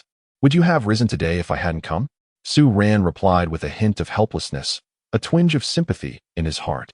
After all, yesterday marked his first successful escape from a certain identity in this realm. Zhu Zhuqing's exquisite figure and beauty made it difficult for him to restrain himself. Enduring such temptation from a delicate wife was indeed a significant torment. "Oh." Zhu Zhuqing cast a reproachful glance at Su Ran, feeling that he was the cause of her current state. "I'll hold you. You should go bathe. The water is ready, and I've tested the temperature," Su Ran said, wrapping a silk blanket around her delicate form to cover her fair skin before lifting her in a princess carry towards the bathroom. As Zhu Zhuqing lay in Su Ran's embrace, her heartbeat gradually steadied. She gazed at his chiseled features, feeling an overwhelming sweetness within. Although he had been fierce and impulsive like a starving wolf, he was usually gentle and considerate, attuned to a girl's heart. "Call me when you're done bathing. You should have clothes in your storage soul guide, right?" Su Ran inquired, noticing that Zhu Zhuqing was submerged in the bathtub, her shoulders concealed. "I have some. I can manage myself," Zhu Zhuqing replied quietly, her voice barely above a whisper. She was too shy to let Su Ran help her dress. That would be mortifying, especially with the stockings. She would rather perish than face such embarrassment. "All right then, I'll wait for you outside. Just call if you need anything." Su Ran nodded. He added some restorative herbs to the bathwater, knowing that after a while, Zhu Zhuqing would regain some strength sufficient for basic movement. "The host is too shameless. It was her first time, and you were so ruthless, showing no regard for her feelings." The system's voice chastised, glancing disapprovingly at Su Ran. "I wish to control myself, but it was beyond my capacity." Su Ran shrugged, feeling a bit helpless. Was it really something he could master? Who could resist when embraced so openly? Even a saint might succumb to temptation in such circumstances, let alone him. "Now, back to business. I have a harem now, right? What about the skill point rewards?" Su Ran asked directly, his heart racing with excitement. "The host has successfully acquired one member for the harem, awarding 3,000 skill points.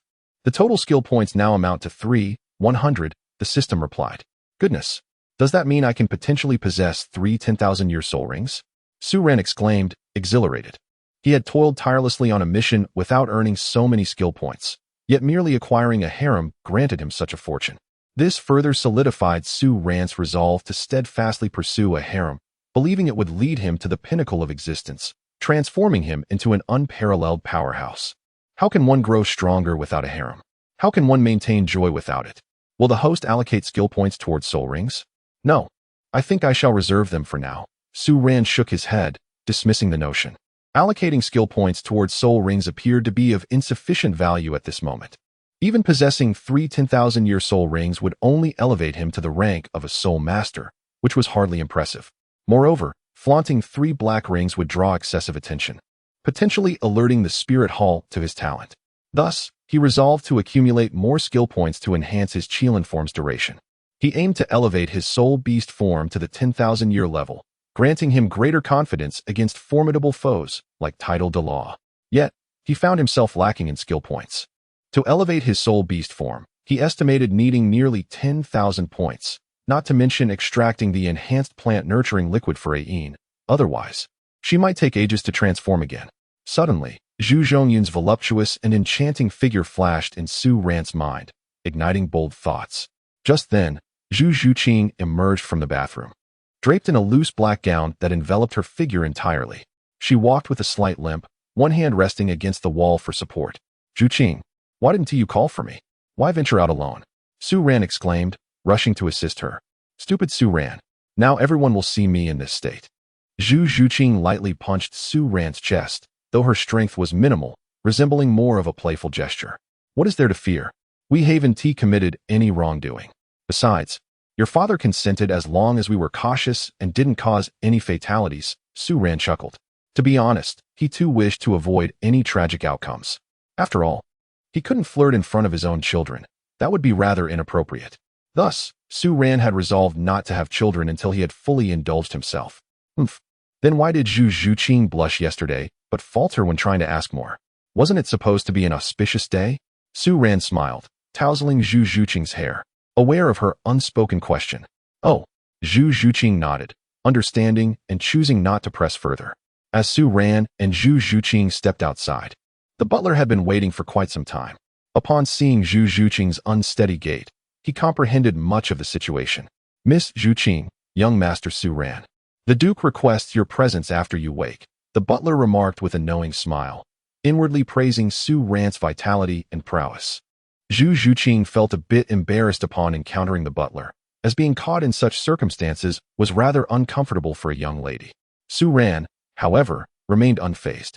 Understood, Zhuqing, and I will be there shortly.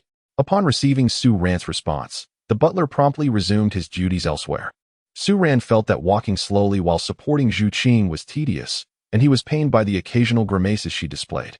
Without hesitation, he scooped Zhu Zhuqing into his arms and made his way toward the Zhu family hall. In the grand hall, the family head, Zhu Zhuqing, along with Zhu Zhuqing, was gathered around a table laden with an array of dishes, eagerly awaiting the arrival of Su ran and Zhuqing. As Su ran entered the hall, cradling Zhuqing in a princess carry, the eyes of both Zhu Zhuqing and Zhu Zhuqing were instantly drawn to the pair. Zhuqing, her eyes closed and head bowed, dared not meet the gaze of her father and sister. Initially, she felt a twinge of embarrassment. However, the thought of her limping state being witnessed by her father and sister made her feel even more self-conscious, prompting her to acquiesce to Su ran's embrace. Yet, this was merely a futile attempt to ignore the reality of the situation. As someone who had experienced similar circumstances, Zhu Zhuqing was not blind to the dynamics between Su ran and Zhuqing. At that moment, observing Zhuqing's frail demeanor, his facial muscles twitched with concern. Zhuqing, as a highly skilled soul master, had been afforded ample resources since childhood, possessing commendable physical prowess. Yet, despite this, she appeared so weakened. This could only indicate one thing. Su ran exhibited a remarkable charm reminiscent of his youth. Uncle, Sister Zhuqing, I apologize for keeping you waiting, Su ran said, gently placing Zhuqing in a chair beside him. It's quite all right. Rather, it is I who intruded upon your time, Zhu Zhuqing replied with a warm smile. Secretly pleased with the burgeoning relationship between Zhuqing and Su ran, relishing the current state of affairs. Su ran is merely a collateral disciple of the Zhu family. If there were no means to bind Su ran to him, he would find himself lamenting if Su ran were to align with another faction. He has heard from Zhuqing that Su ran's soul rings have unexpectedly transformed into 2 purple and 1 black, whereas previously they were merely 2 yellow and 1 purple. He is filled with curiosity regarding the origin of this peculiar change, yet he refrains from inquiring further.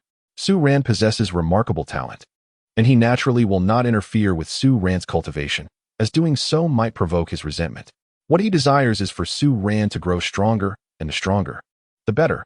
As Su ran grows stronger, so too does the Zhu family, and consequently, the Xinghua Empire flourishes as well. Zhu Zhuqing, seated upon her chair, could not help but kick Su ran playfully beneath the table in response to her father's teasing laughter. Had she foreseen the pain that would ensue from her actions, rendering her unable to walk normally, she would undoubtedly have refrained from making such a decision. Su ran felt the gentle nudges of Zhu Zhuqing's small foot beneath the table, unable to suppress a chuckle. However, at the dining table, he refrained from teasing Zhu Zhuqing and instead turned his attention to Zhu Zihua to discuss serious matters. Uncle, what brings you to seek me today? Oh, during this morning's court session, His Majesty specifically mentioned you. You have become a prodigy of our Xinghua Empire, the chosen one. With an immeasurable future ahead, Zhu Zihua replied cheerfully, a broad smile gracing his face. Initially, he had worried that the Dai family would create complications upon learning of Su ran's association with Zhu Zhuqing. He was determined to protect Su ran at all costs, regardless of the turmoil with the Dai family. Yet, he was pleasantly surprised by Su ran's own cleverness. After all, the enemy of my enemy is my friend. Su ran directed his attention towards Davis, skillfully utilizing Davis's influence to navigate the intricacies of the royal court. This maneuver was indeed astute. As the crown prince and future sovereign, Davis's counsel holds significant weight, even warranting the attention of His Majesty. Moreover, Su ran's willingness to support Davis presents a compelling consideration for the royal family, prompting them to deliberate the associated advantages and disadvantages. If nothing unexpected occurs, Su ran's future achievements may even surpass those of the most renowned title Douluo, the youngest in history, the Haoyan Douluo. Such a prodigy holds immense significance for the Star Luo Empire, which is currently grappling with a scarcity of high-level soul master resources. This is a matter the royal family must contemplate. After thorough deliberation, it is evident that the royal family cannot afford to take action against Su Ran, as the benefits he brings are far too substantial. In stark contrast, the negative repercussions of his association with Zhu Zhuqing pale in comparison. Moreover, the royal family could even craft a narrative of genuine affection between Su Ran and Zhu Zhuqing, presenting a facade of royal benevolence to the world. "Uncle, what do you mean by that?" Su Ran inquired, raising an eyebrow at Zhu Zihua. "His Majesty does not oppose your relationship with Zhuqing, however, while in Star Luo City. You must exercise caution to avoid provoking gossip among the townsfolk." Beyond that, Zhu Zihua gazed deeply at Su Ran and continued. "His Majesty and the ministers have resolved to bestow upon you the title of Marquis, with the designation of Fate. From this moment forth, you shall be known as the Marquis of Fate in the Star Luo Empire, theoretically ranking just below me, the Duke, and the other 6 influential marquises of the empire." "What?" Su Ran, Zhu Zhuqing, and Zhu Zhuqing all looked at Zhu Zihua in astonishment, their expressions a mix of disbelief and awe. The rank of Marquis is only subordinate to that of a Duke. Do not be overly surprised. His Majesty merely grants Su Ran a title without conferring any substantial territory or official position. The title of Marquis sounds impressive, but it is primarily a tool for the royal family to garner public favor, Zhu Zihua chuckled. Nonetheless, even if Su Ran holds only a nominal title, the advantages it confers are considerable. It is indeed remarkable. Throughout the history of the Douluo Continent, no Marquis as young as Su Ran has ever existed, nor has there been a count of such tender years. Zhu Zhuqing could not help but exclaim, casting a complicated glance at Su Ran. If the news of Su Ran being granted the title of Marquis spreads, his reputation will be known far and wide. To be conferred a Marquis title at the age of 12 is an extraordinary honor. Both Zhu Zhuqing and Zhu Zhuqing blushed with excitement, anticipating that once the imperial decree was announced, Su Ran would achieve unparalleled fame. Indeed, this time the royal family has shown considerable sincerity in binding Su Ran to the empire, Zhu Zihua remarked. Yet, Su Ran's talent certainly warrants such an effort from the royal family.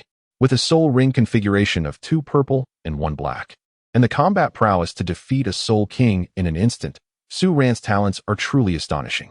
Su Ran received a token from Zhu Zihai, engraved with a prominent character for Su, and on the reverse, a fierce image of a leopard-shaped soul beast.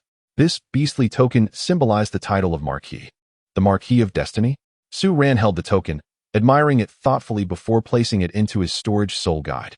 He felt no particular surprise at this title. It bore both advantages and disadvantages for him. Once the emperor announced it to the world, he would undoubtedly become a highly sought-after figure across the continent. A youthful Marquis was indeed a significant topic of discussion, enough to fuel countless conversations over tea and meals. However, it would likely also attract the attention of powerful factions prematurely.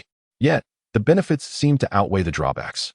As a Marquis, just below a Duke, this status meant he stood second only to Zhu Zihai in the Xinglua Empire. This identity would facilitate amicable exchanges with Qian Ruxue more effortlessly. After dinner, Su Ran escorted Zhu Zhuqing to rest, as she was not in a condition to roam around and needed ample rest. Upon returning to his courtyard, he encountered Zhu Zhuqing.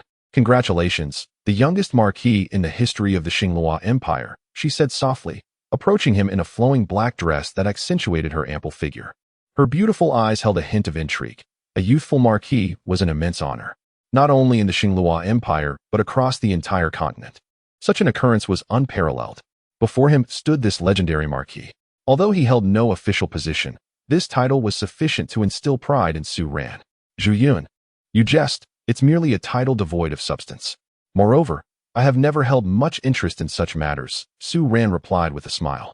Titles could be manufactured at the royal whim, and their value diminished with quantity. Even if it were a mere title, it was still formidable. And if you possess such a high title yet remain disinterested, then what do you find intriguing? Zhu Zhuqing shot him a playful glance, her charming demeanor evident. Being conferred a Marquis title would elate anyone, yet Su Ran appeared unperturbed.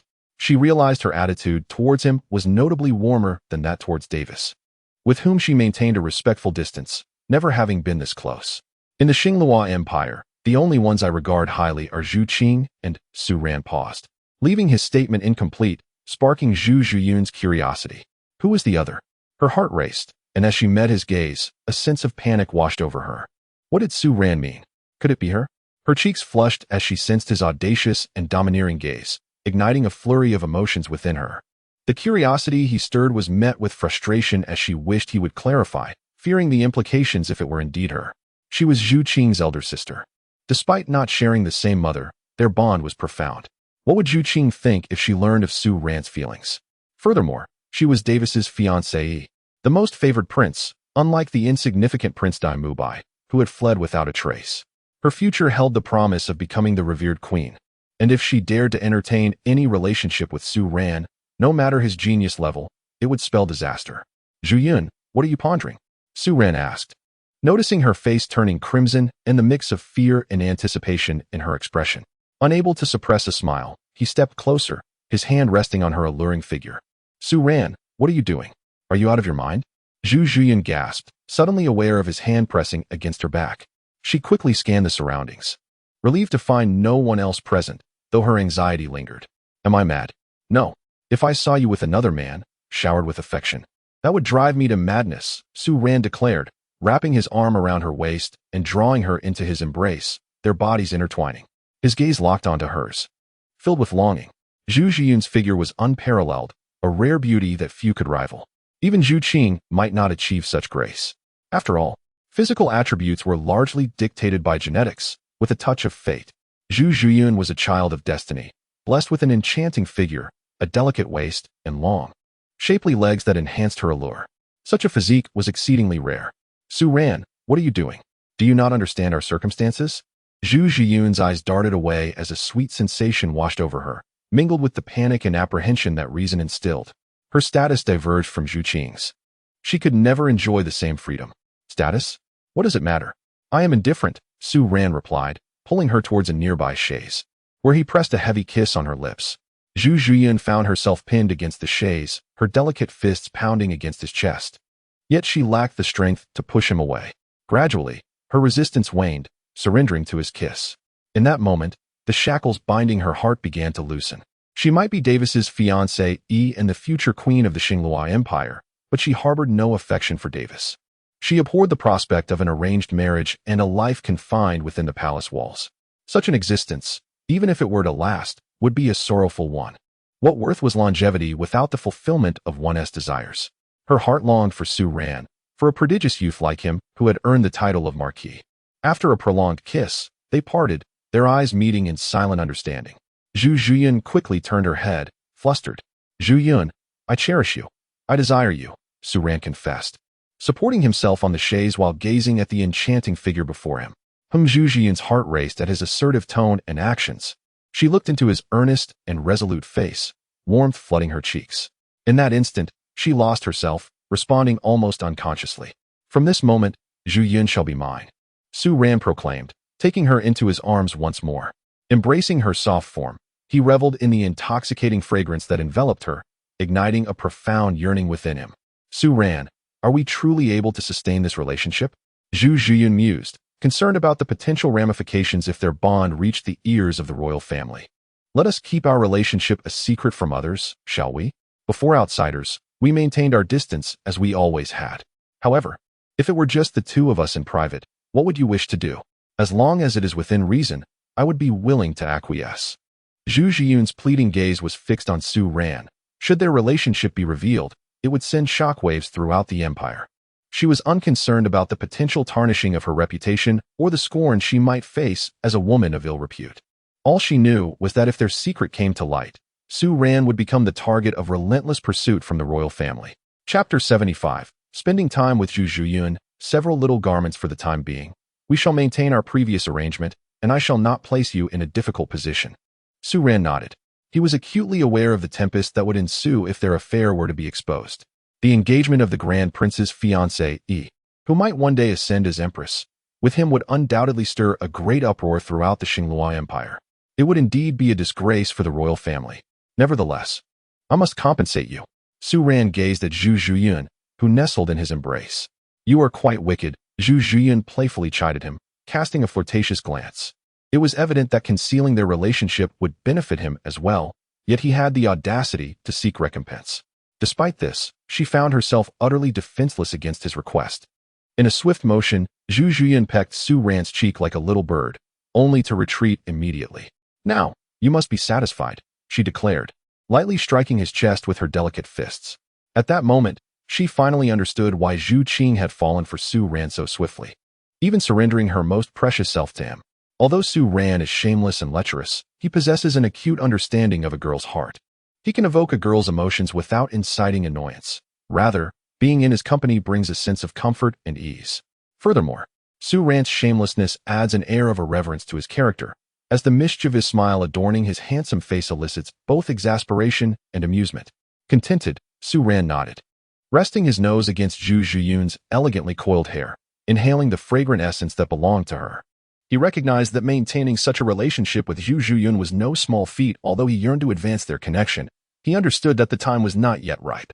The royal family had consented to his association with Zhu Zhuqing, believing that regardless of whether Zhu Zhuqing and Su Ran were together, she would ultimately fall victim to the fierce competition for the throne. Hence, they deemed it better to allow her to be exchanged for a prodigy.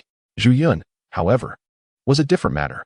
Without sufficient strength, he could only indulge in affectionate embraces with her for the time being.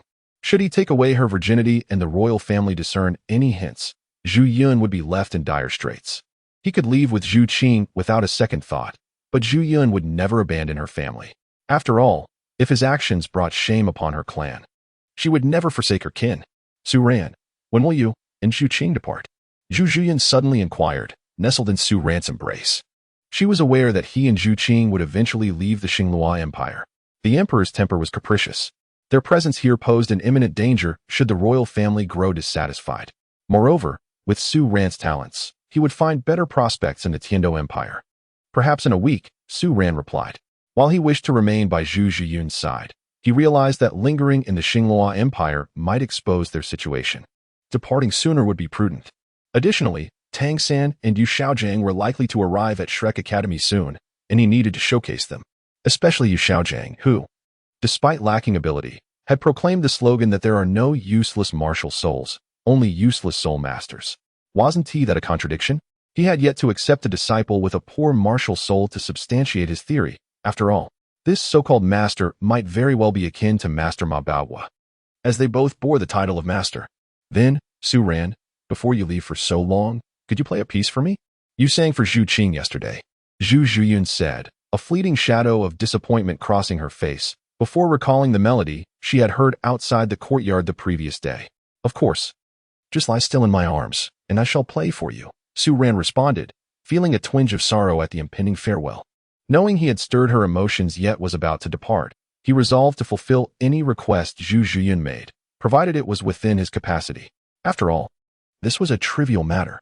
Su Ran straightened his posture while cradling Zhu Zhuqing, placing a harp upon the stone table before him, and began to play. At the horizon's edge lies the wind and sand. The tales of the mortal world evoke deep longing. With the sword drawn, enmities and affections intertwine. Who dares to smile? I seek only to embrace you in this moment. In the inn of the mortal realm, the wind cuts like a blade, and the sudden downpour heralds the relentless march of fate. Su Ran has now achieved mastery in the arts of music, chess, and painting, effortlessly performing ancient masterpieces. Yet, he finds himself captivated by the more vibrant melodies of contemporary ancient-style music. In the company of his beloved, there is no need for pretense. It suffices that he enjoys what he loves. "Randi, how is it that you possess such talent?" Zhu Zhuqing, nestled in Su Ran's embrace, was entranced by the sound of his music. With an extraordinary innate ability and remarkable talent, he is truly a rarity in this world. At that moment, Zhu Zhuqing felt a tinge of gratitude. Although their identities might forever prevent them from being together, the mere existence of such a feeling in her heart was enough. Having experienced it, she felt no remorse. It was simply her truth. From this day forth, she resolved to allow Davis no contact, not even a touch of his hand. She vowed to remain pure for Su Ran, and if, by the time of her wedding to Davis, Su Ran had not matured, she would rather take her own life than let Davis truly touch her. In just a few days, Su Ran had etched an indelible mark on her heart. It became impossible for her to make room for anyone else. Upon meeting Su Ran, she realized that everyone else in her life seemed utterly mundane in comparison. They paled in significance beside him, lacking any semblance of comparability. "Randi, I must take my leave now. Lest I attract undue gossip by lingering too long in your room, Zhu Zhuqing remarked. She had already spent a considerable amount of time in Su Ran's quarters, and staying longer might invite complications. All right. By the way, here are some undergarments I prepared for you. These are athletic styles, while the others are suitable for everyday wear, Su Ran said, retrieving several delicate garments from his storage soul guide. Upon learning that Zhu Zhuqing had been binding herself with cloth, he had requested these items from the system. Although he was unsure of her size, he opted for an E. What is this? You shameless. Zhu Zhuqing was momentarily taken aback by the sight of the garments Su Ran presented, perplexed at first, but soon understanding, she could only curse him for his audacity. Such embarrassing attire could be so readily produced. Yet, she felt a sense of novelty. The undergarments from the Douluo Continent were distinctly different from those on Earth. Zhu Zhuqing acknowledged that Su Ran's selections were evidently more fitting and would serve to secure her better. In the past, while engaged in combat, they often shifted awkwardly, causing her some vexation. Now, it seemed a solution was at hand. Zhu Zhuqing tucked Su Ran's offerings into her own storage soul guide and promptly departed, her heart fluttering with delight. She had not anticipated Su Ran's thoughtfulness in crafting such delicate garments for her. Chapter 76, A Gentle Embrace. The more the merrier. A week passed, and Su Ran's reputation began to resonate throughout the Star Luo Empire. By imperial decree, news spread across the realm, from Star Luo City to far-flung corners, heralding the remarkable tale of a 12-year-old prodigy who had been bestowed with a marquis title. In a fleeting moment, Su Ran found himself in the limelight, particularly in Xingluo City, where his companionship with Zhu Zhuqing during their outings often turned him into a subject of casual conversation among the locals. A terrifying prodigy who was conferred a marquis title at the mere age of 12, he captivated the attention of countless onlookers. It was said that the Tianming Marquis was granted such a prestigious title by the royal family due to his exceptional talent, a strategic move to win his favor. Consequently, many began to speculate about the extent of his abilities that warranted such royal regard. Meanwhile, in an elegant chamber of Xingluo City, Davis and Zhu Zhuqing had come to bid farewell to Su Ran and Zhu Zhuqing, for today marked the day they had decided to depart. The journey from Xingluo City to Shrek Academy would be lengthy, and Su Ran was keen to delay no further. Brother Su, why not accompany us to Xingluo Academy? With your status as a marquis, no one would dare to trouble you there, Davis urged. Davis, I appreciate your kindness, but I find that I am ill-suited for a life of too much comfort. Excessive ease can be detrimental for a soul master, Su Ran replied, patting Davis on the shoulder with a smile. In recent days, his newfound title had necessitated several visits to the royal palace, during which he developed a friendship with Davis. After all, Zhu Zhuqing, as Davis's fiancée, often had to frequent the palace, providing Su Ran with opportunities to meet her in secret. In perilous places, one often finds the greatest safety. Davis, however, could not have anticipated the depth of their connection. It is worth noting that Su Ran and Zhu Zhuqing had only crossed the boundary of a kiss. Nothing beyond that had transpired. The palace was home to skilled physicians and healing soul masters, and should they dare to indulge in forbidden fruits, the risk of discovering Zhu Zhuqing's compromised purity loomed large. Such an outcome was something Su Ran could not bear to witness, hence he refrained from taking any risks. Su Ran, take care of yourself, and Zhu Zhuqing. Remember to come home often, for our family will surely miss you, Zhu Zhuqing said, her expression complex. In that moment, a hint of envy surfaced as she regarded Zhu Zhuqing, who was free to embark on a life with Su Ran. Rest assured, Sister Xian, we aren't leaving for good. Even if Zhu Zhuqing and I attend the Soul Master Academy in Tiando, we'll have holidays every 6 months, during which we shall return to the Zhu family. Su Ran reassured her. As for you, Sister Zhuqing, remember that no matter what transpires, I will always support you from behind. And Davis, I will wholeheartedly stand by you in all endeavors. The younger generation of the Xingluo Empire will prosper with our combined efforts. Well said. Su, you are a rare talent for our Xingluo Empire. With your support, I shall have no worries for the future, Davis exclaimed, joyfully patting Su Ran's shoulder, unable to contain his excitement. Indeed, what a splendid sentiment, he added, having exerted considerable effort to curry favor with the royal family, even bestowing Su Ran with the title of Marquis to win him over. Now, all his efforts seemed worthwhile, as he saw sincerity and passion in Su Ran's eyes when he spoke. With his keen ability to discern character, he was certain that Su Ran was a man of his word, a potential pillar for the Xingluo Empire. All right, let us not linger any longer. It is time to set forth, Su Ran said, bowing respectfully as he and Zhu Zhuqing made their way downstairs, where a carriage awaited them on the street below. As Su Ran's figure receded from view, Zhu Zhiyun's eyes reflected a sense of reluctance, a sentiment that did not escape Davis's notice. He nodded to himself.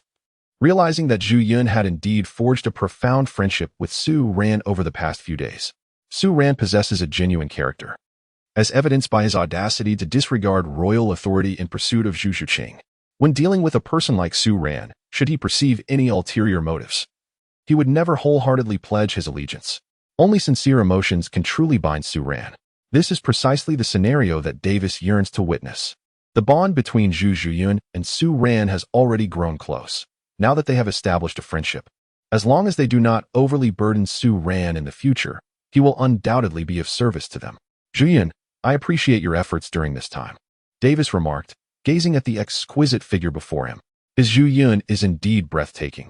Her form is unparalleled, even amidst the concubines of his father's palace.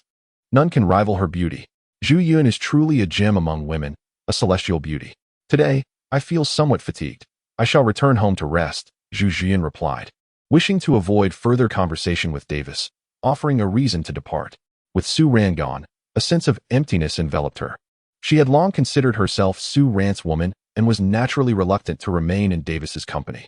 Outside Xinglua City, a carriage ambled towards Suatua City, dressed in leather attire. Zhu Zhuqing extended her legs, allowing Su Ran to rest his head upon her lap. Having frequently met with Davis and His Majesty the Emperor these days, Su Ran was indeed exhausted. Su Ran, shall I continue reading from where I left off yesterday? You can listen while you rest, Zhu Zhuqing suggested softly, feeling a bit bored in the carriage. That sounds good, Su Ran yawned, comfortably resting his head on Zhu Zhuqing's supple legs, readily agreeing. The previous journey from Suatua City had been solitary and tedious. Now, with his lovely wife by his side, he felt no boredom but rather a distinct delight. Oh, I had reached the second volume of Basic Sword Techniques last time. I will start from the beginning for you, Zhu Zhuqing announced, retrieving an ancient tome, the very foundational swordsmanship manual Su Ran had previously acquired. Volume 2, Chapter 1, The Thrusting Sword Technique.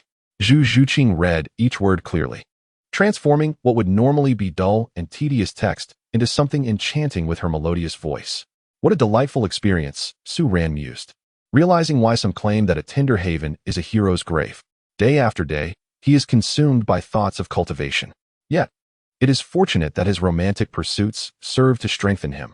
This tender haven is indeed his paradise. Su Ran merely wishes to express that the realm of tenderness is infinitely desirable. Chapter 77, Arriving at Shrek Academy, Encountering Flender. Upon arriving in Soto City, Su Ran and Zhu Zhuqing made their way directly to Shrek Academy. At this moment, Su Ran felt a surge of anticipation. Pondering how Dai Mu Bai would react upon their reunion, he was determined to impress Dai Mu Bai in that encounter. Where are we headed? Zhu Zhuqing inquired, her expression a mixture of confusion and curiosity. Weren't we supposed to go to the Advanced Soul Master Academy? Shouldn't we be heading to Tiando City, the true gathering place for geniuses and strong souls? Why come to this remote area? The academy we seek is right here. I trust you are familiar with it. It is called Shrek Academy, Su Ran replied. Naturally, Zhu Zhuqing was aware of Shrek Academy, although Dai Mu Bai had left her. He must have mentioned the academy's name to her. Otherwise, how could she have possibly sought him out? Shrek Academy? That's right, Soto City, Shrek Academy. Zhu Zhuqing's face paled slightly as the realization struck her. Dai Mu Bai was indeed associated with this institution. What is there to fear? You are now a free spirit, and your past ties with Dai Mu Bai are of no concern. No, you are mine, Su Ran's beloved. Do not allow thoughts of others to cloud your mind, Su Ran declared, pulling Zhu Zhuqing close. Are you aware that Dai Mu Bai is here? Zhu Zhuqing gazed at Su Ran with her beautiful eyes, pouting slightly. Was Su Ran intentionally bringing her to meet Dai Mu Bai? What was his intention? Did I not mention my encounter with Xiao Wu? When I brought her to this Advanced Soul Master Academy for her studies, I happened upon Dai Mu Bai and even had a little altercation with him. Oh. Xiao Wu is here as well? Zhu Zhuqing blinked, shooting Su Ran an annoyed glance, momentarily forgetting about Dai Mu Bai's presence. Although she was Su Ran's fiancée, Xiao Wu was also his close confidant, making her a rival in affection. Naturally, she would pay closer attention to Xiao Wu. Xiao Wu is quite amiable. Su Ran coughed lightly, uncertain of how Zhu Zhuqing would react when meeting Xiao Wu. In the original narrative, they had gotten along well. However, now they were rivals. And if a conflict arose, whom would he support? Of course, this was merely Su Ran's worst-case scenario. Zhu Zhuqing appeared cold but was, in truth, quite gentle. So such a confrontation seemed unlikely. Nevertheless, should a dispute arise between Xiao Wu and Zhu Zhuqing, he would undoubtedly lean toward Zhu Zhuqing due to her relatively weaker strength and their deeper bond. Rest assured, I am not that sort of person. I would never allow you to be embarrassed in public, Zhu Zhuqing pouted. Even though she was aware of Su Ran's connections to other girls, her feelings were tinged with a hint of jealousy. Given that matters had already unfolded as they had, what could she say? Moreover, she needed the presence of another girl in Su Ran's life to help her share the emotional burden. Otherwise, she would truly struggle. It had been nearly 10 days since that incident, yet the negative effects on her body had not fully dissipated. This realization left her somewhat fearful. Su Ran had made multiple advances since then, all of which she had firmly rejected, if they were to be out and about in the future. And she found herself in pain and unable to move. It would be utterly humiliating. That is good.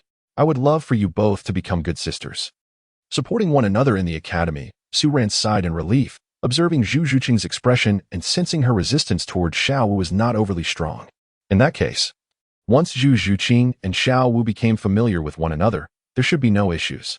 Both women possessed agreeable personalities, making conflict unlikely. However, there is one more thing, Su Ran said with a mischievous smile, leaning in to whisper in Zhu Zhuqing's ear. Su Ran, you are so mischievous. When did you become so wicked? Zhu Zhuqing playfully punched Su Ran's shoulder, her demeanor a mix of pride and surprise. She had never anticipated such playful intentions from him. Does Su Ran truly harbor such disdain for Mu Bai? If Mu Bai were to discover the nature of her relationship with Su Ran, and were to catch sight of their marriage certificate, would he not be utterly incensed? But what of it? Who compelled him to abandon her in favor of Shrek Academy? He has inflicted pain upon her, and now he must face the consequences. Furthermore, you are now my fiancée, and I must make it abundantly clear to him that he should keep his distance. Should he dare to entertain any thoughts of you, I shall break his 3 legs, Su Ran declared, his gaze glinting with a chilling intensity. Should Mu Bai truly have the audacity to provoke Su Ran's betrothed, he would show no mercy. Zhu Qing presently holds no connection to Mu Bai. Even the emperor has tacitly acknowledged her bond with Su Ran. What significance does Mu Bai possess? Very well. Your word is law. Zhu Zhuqing obediently nodded. She is now indeed Su Ran's fiancée, and one could even assert that she is already his woman, having taken that crucial step together. Moreover, she harbors no affection for Mu Bai. Her disinclination towards him is profound. As Su Ran's woman, his disdain for Mu Bai naturally amplifies her own contempt for him. She understands that a man's feelings for his woman are of paramount importance. And although she has never held any affection for Mu Bai, the existence of their prior engagement could sow seeds of discord. Under normal circumstances, any attempt on her part to speak favorably of Mu Bai would only serve to strain her relationship with Su Ran. Thus, regarding Mu Bai, whatever Su Ran chooses to do, she will acquiesce to his wishes. She would never jeopardize her bond with Su Ran for the sake of an outsider like Mu Bai. In a modest office within Shrek Academy, Su Ran accompanied Zhu Zhuqing to register with Flender. Flender, with his square glasses, observed Su Ran returning with a girl whose beauty rivaled even that of Xiao Wu. In fact, in terms of physique, the girl before him surpassed Xiao Wu by a considerable margin. Dean, I have brought back another promising talent, Su Ran greeted Flender. Zhu Zhuqing, class of 26. Martial soul, Nethercat, Zhu Zhuqing stated coldly. Apart from her emotional openness in front of Su Ran, she maintained an aloof demeanor towards others. Zhu family asked Zhu Zhuqing. Flender noted her name while jotting it down, and suddenly realized the implications. As a prince, Mu Bai surely had a betrothal with a member of the Zhu family. Could it possibly be this one? Su Ran and Zhu Zhuqing sparked numerous thoughts in Flender's mind. At that moment, he couldn't help but feel some sympathy for Mu Bai. After all, as a senior at Shrek Academy, he naturally held some teacher-student affection for Mu Bai. With such a situation unfolding, he found himself at a loss for words. He was uncertain whether Mu Bai could endure this blow. If what he suspected was true, and Zhu Zhuqing was indeed Mu Bai's fiancée, then Su Ran would be the interloper. When conflict erupted, whom should he support? Although Su Ran was a genius, it would be unreasonable to dismiss the situation. However, if he were to offend Su Ran, and the latter left Shrek Academy in anger, it would be a significant loss. Flender couldn't help but feel a headache coming on. At that moment, Flender was completely unaware that Su Ran and Zhu Zhuqing had already established a betrothal. complete with a marriage certificate. Chapter 78. Enrollment. Zhu Zhuqing and Xiao Wu share a room. The source of joy is gone. Dean, what's the matter? Su Ran inquired. Nothing much. Although you are still young, do take care of your health, Flinders said, patting Su Ran's shoulder, his words laden with meaning. He couldn't help but worry about Su Ran. After all, women can be a slow poison.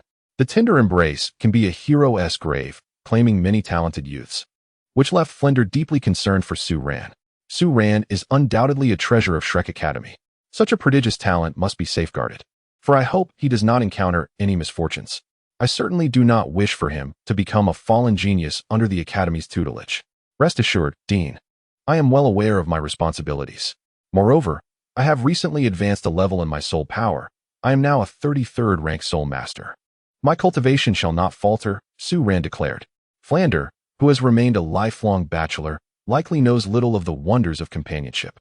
As a soul master, one of the paramount aspects of rapid cultivation is to maintain a state of joyful disposition, which allows for a more profound immersion in training. That is reassuring to hear. However, you young people, brimming with vigor and impetuousness, must not neglect your health, Flander admonished with a tone of earnest concern. Upon hearing Flander's words, Zhu Zhuqing's cheeks flushed, and she grasped Su Ran's hand, hesitating to voice any further thoughts. Su Ran nodded in acknowledgement, indicating that he understood. Director, does Zhu Zhuqing need to undergo testing? How would it be conducted? Su Ran inquired. No need for testing. I have complete confidence in the person you brought, Flander replied, casting a glance at Zhu Zhuqing. Given Zhu Zhuqing's distinguished lineage from the Zhu family and her exceptional talent, what further testing was necessary? Moreover, the most crucial factor was that Zhu Zhuqing was Su Ran's girlfriend. Would they really deny her admission if she didn't meet the testing criteria? If Su Ran were to leave, Shrek Academy would lose 3 prodigies in one fell swoop. In light of this, it was better to forego the testing altogether. Thank you. Director, Su Ran expressed with a respectful clasp of his fists. Very well, you may leave now. You are familiar with the student dormitory area. Go ahead and choose a suitable room for your girlfriend. Flander waved his hand dismissively. You are excused from classes today, but starting tomorrow, attendance at training sessions is mandatory. Su Ran, your situation is unique. You may arrange your training schedule independently, without adhering to our timetable, Flander called after them. Su Ran's unique prowess, comparable to that of a soul emperor despite being merely a soul master, warranted a personalized training plan. Forcing Su Ran to train alongside them might not yield favorable results. Understood, Su Ran replied, wrapping an arm around Zhu Zhuqing as they made their way outside.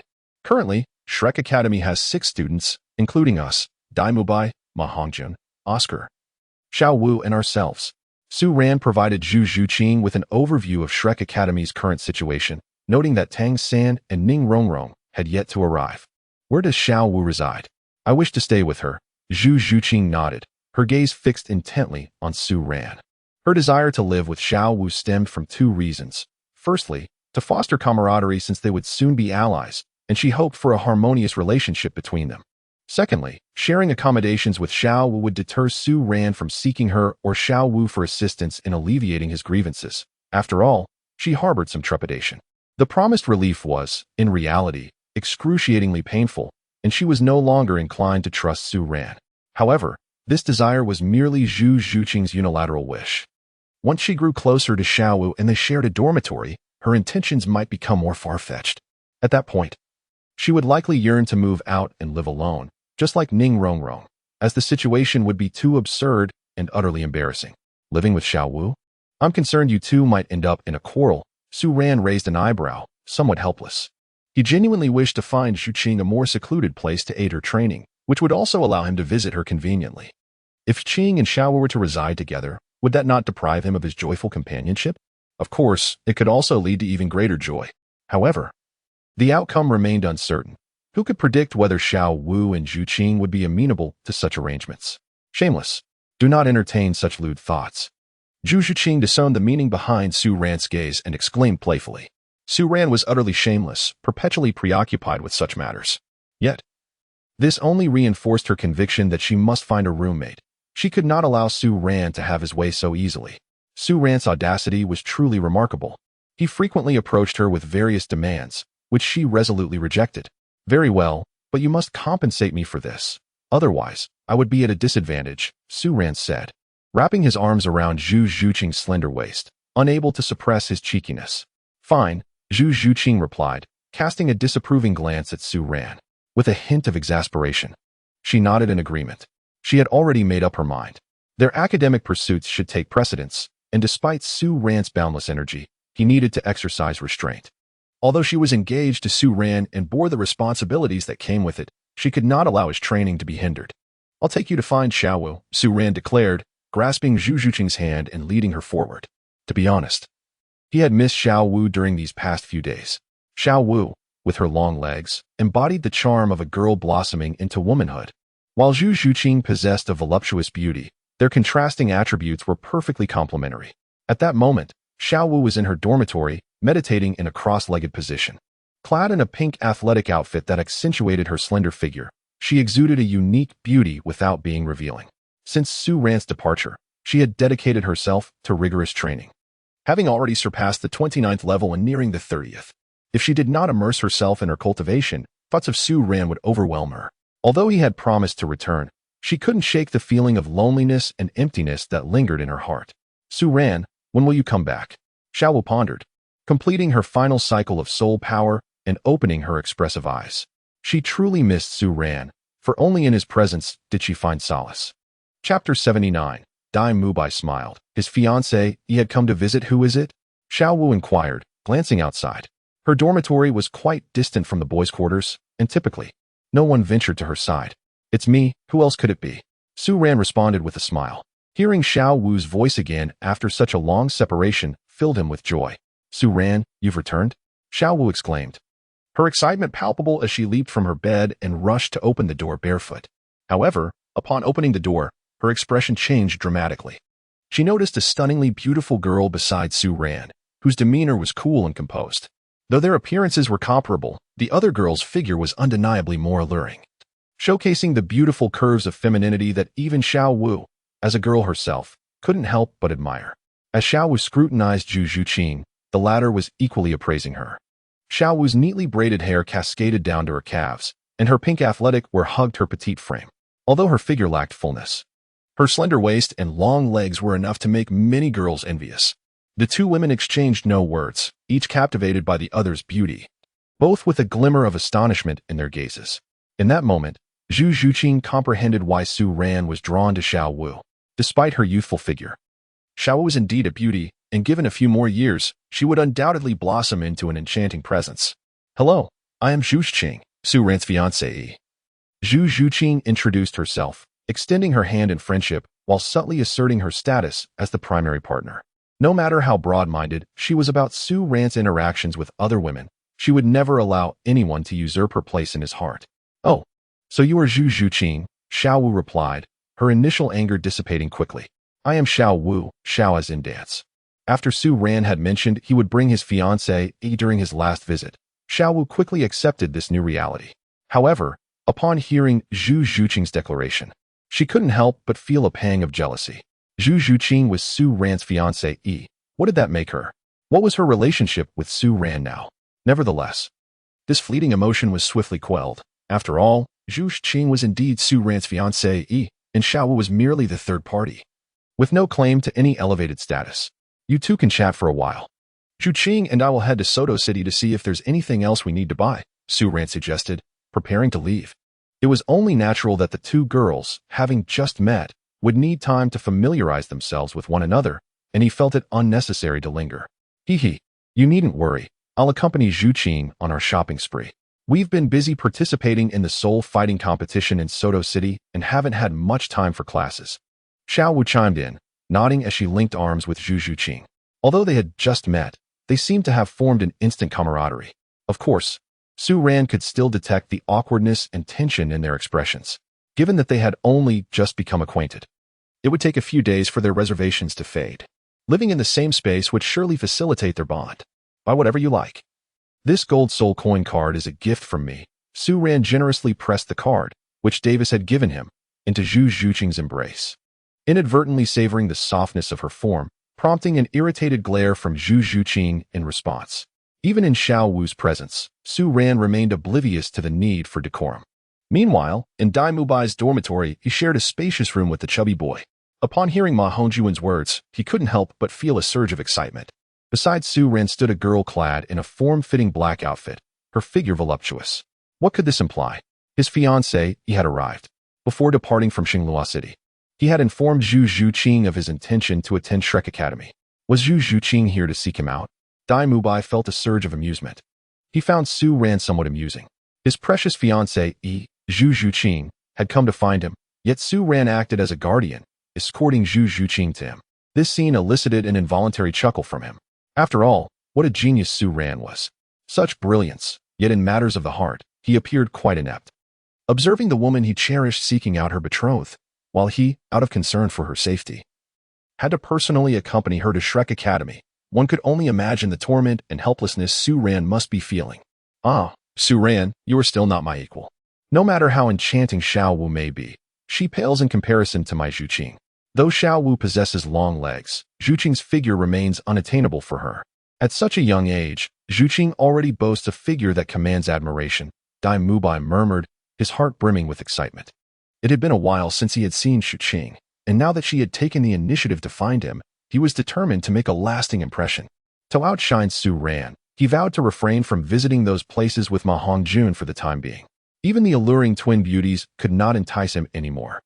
His fiancée was a paragon of beauty, unmatched by anyone else.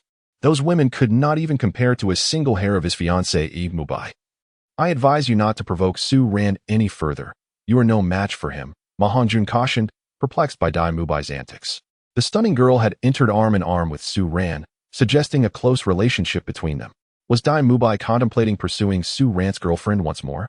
The last time, Su Ran had dealt him a severe blow. Now, with his wounds barely healed, was he truly considering irritating Su Ran again? What do you know? This time, I will ensure Su Ran suffers, Mu Bai retorted coldly. Sometimes, to confront an adversary, one need not resort to physical violence. Inflicting emotional pain can be far more excruciating.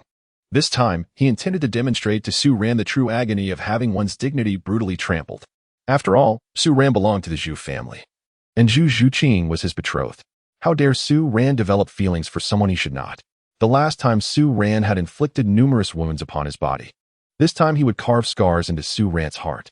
For a proud genius like Su Ran, it was evident that emotional torment would be far more agonizing than a mere physical beating.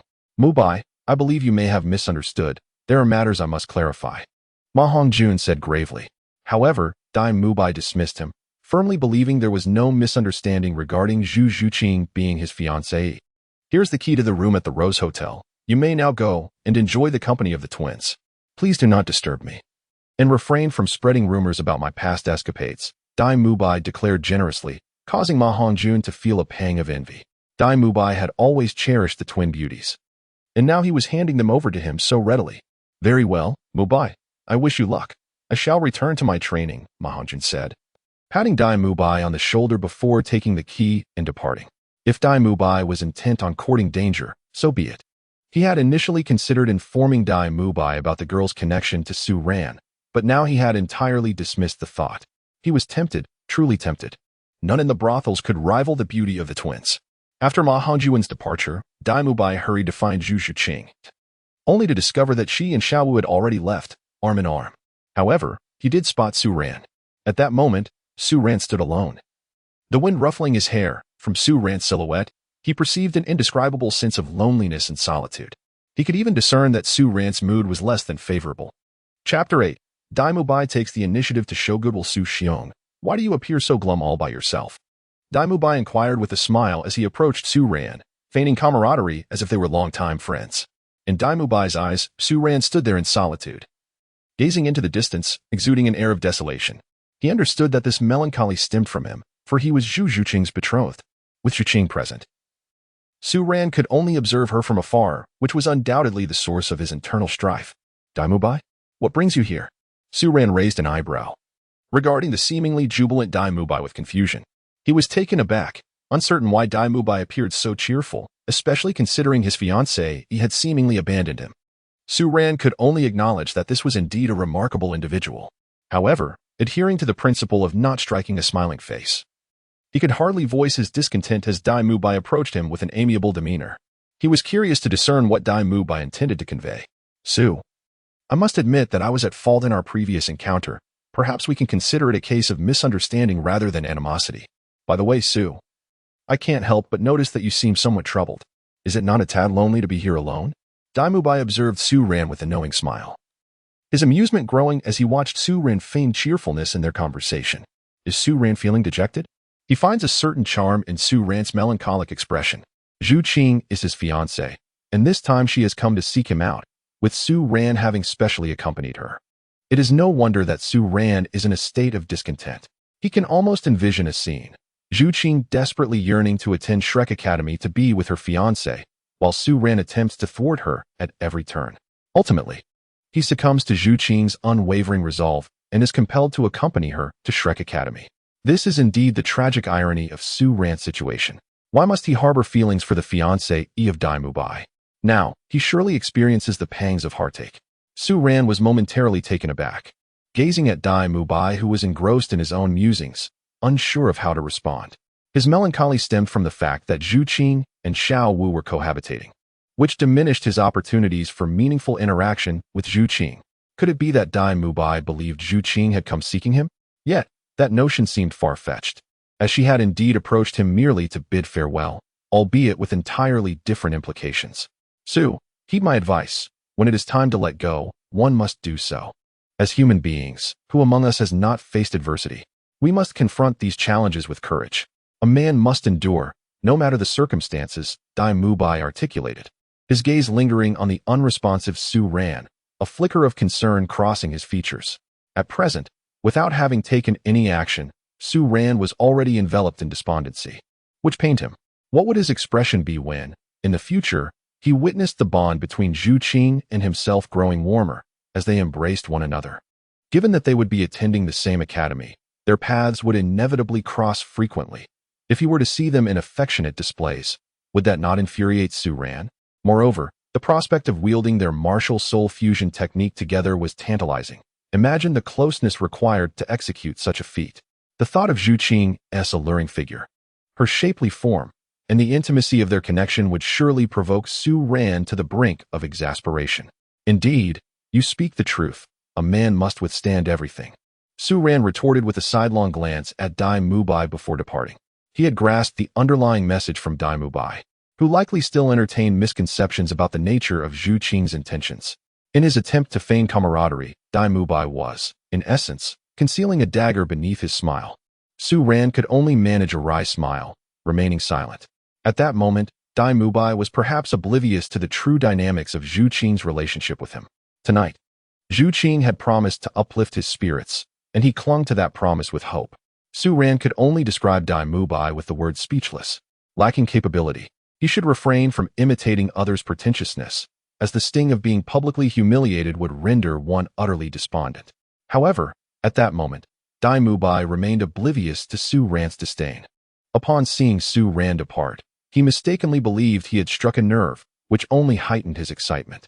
This evening, he intended to seek out Zhu Zhuqing, calling her name loudly, ensuring that Su Ran would overhear. Despite Su Ran's formidable strength, he is determined to make Su Ran's life uncomfortable. The humiliation he suffered at Su Ran's hands continues to echo in his mind, deeply piercing his dignity. Just as Su Ran treated him then, he intends to reciprocate in kind, bit by bit. When Zhu Zhuqing and Xiao Wu returned, the sky had darkened considerably. After all, girls do enjoy shopping. Those in the know understand that had it not been for the late hour, they might have continued their revelry. Zhuqing, your figure is truly admirable. Su Ran must surely appreciate it, Xiao Wu remarked, linking her arm with Zhu Zhuqing's. Xiao Wu, what nonsense are you spouting? Zhu Zhuqing retorted. Her face flushed as she shot a glare at Xiao Wu. However, their bond had strengthened over the course of their shopping spree, as shared interests foster camaraderie. Their mutual affection for Su Ran had drawn them closer. Xiao Wu was perplexed as to how Zhu Zhuqing had developed such an enviable physique, despite being a few months younger. Ah, Xiao Wu, you are quite the flirt, Zhu Zhuqing exclaimed, slightly annoyed. Yet your figure is also commendable, with those long legs. Zhu Zhuqing pouted, casting her gaze at Xiao Wu's long legs, tightly encased in sheer stockings. Xiao Wu's legs were indeed long, and at just over 1.60 meters. A significant portion of her height was comprised of her legs, an aspect that Zhu Zhuqing found somewhat enviable. She recognized that legs were indeed a part of one's figure. Having previously failed to notice Xiao Wu's perfect leg shape while she wore long pants, the stockings revealed them in all their glory, causing even Zhu Zhuqing to feel a tinge of envy. Hee, I can't let you have all the good fortune, Zhuqing. Besides, your legs are long and curvaceous too. Xiao Wu giggled, eyeing Zhu Zhuqing's shapely legs encased in tight leather. Zhu Zhuqing felt that her legs could hold their own against Xiao Wu's. Shoo, let's not speak of such things. We are almost at the academy, and it wouldn't be wise to let others overhear.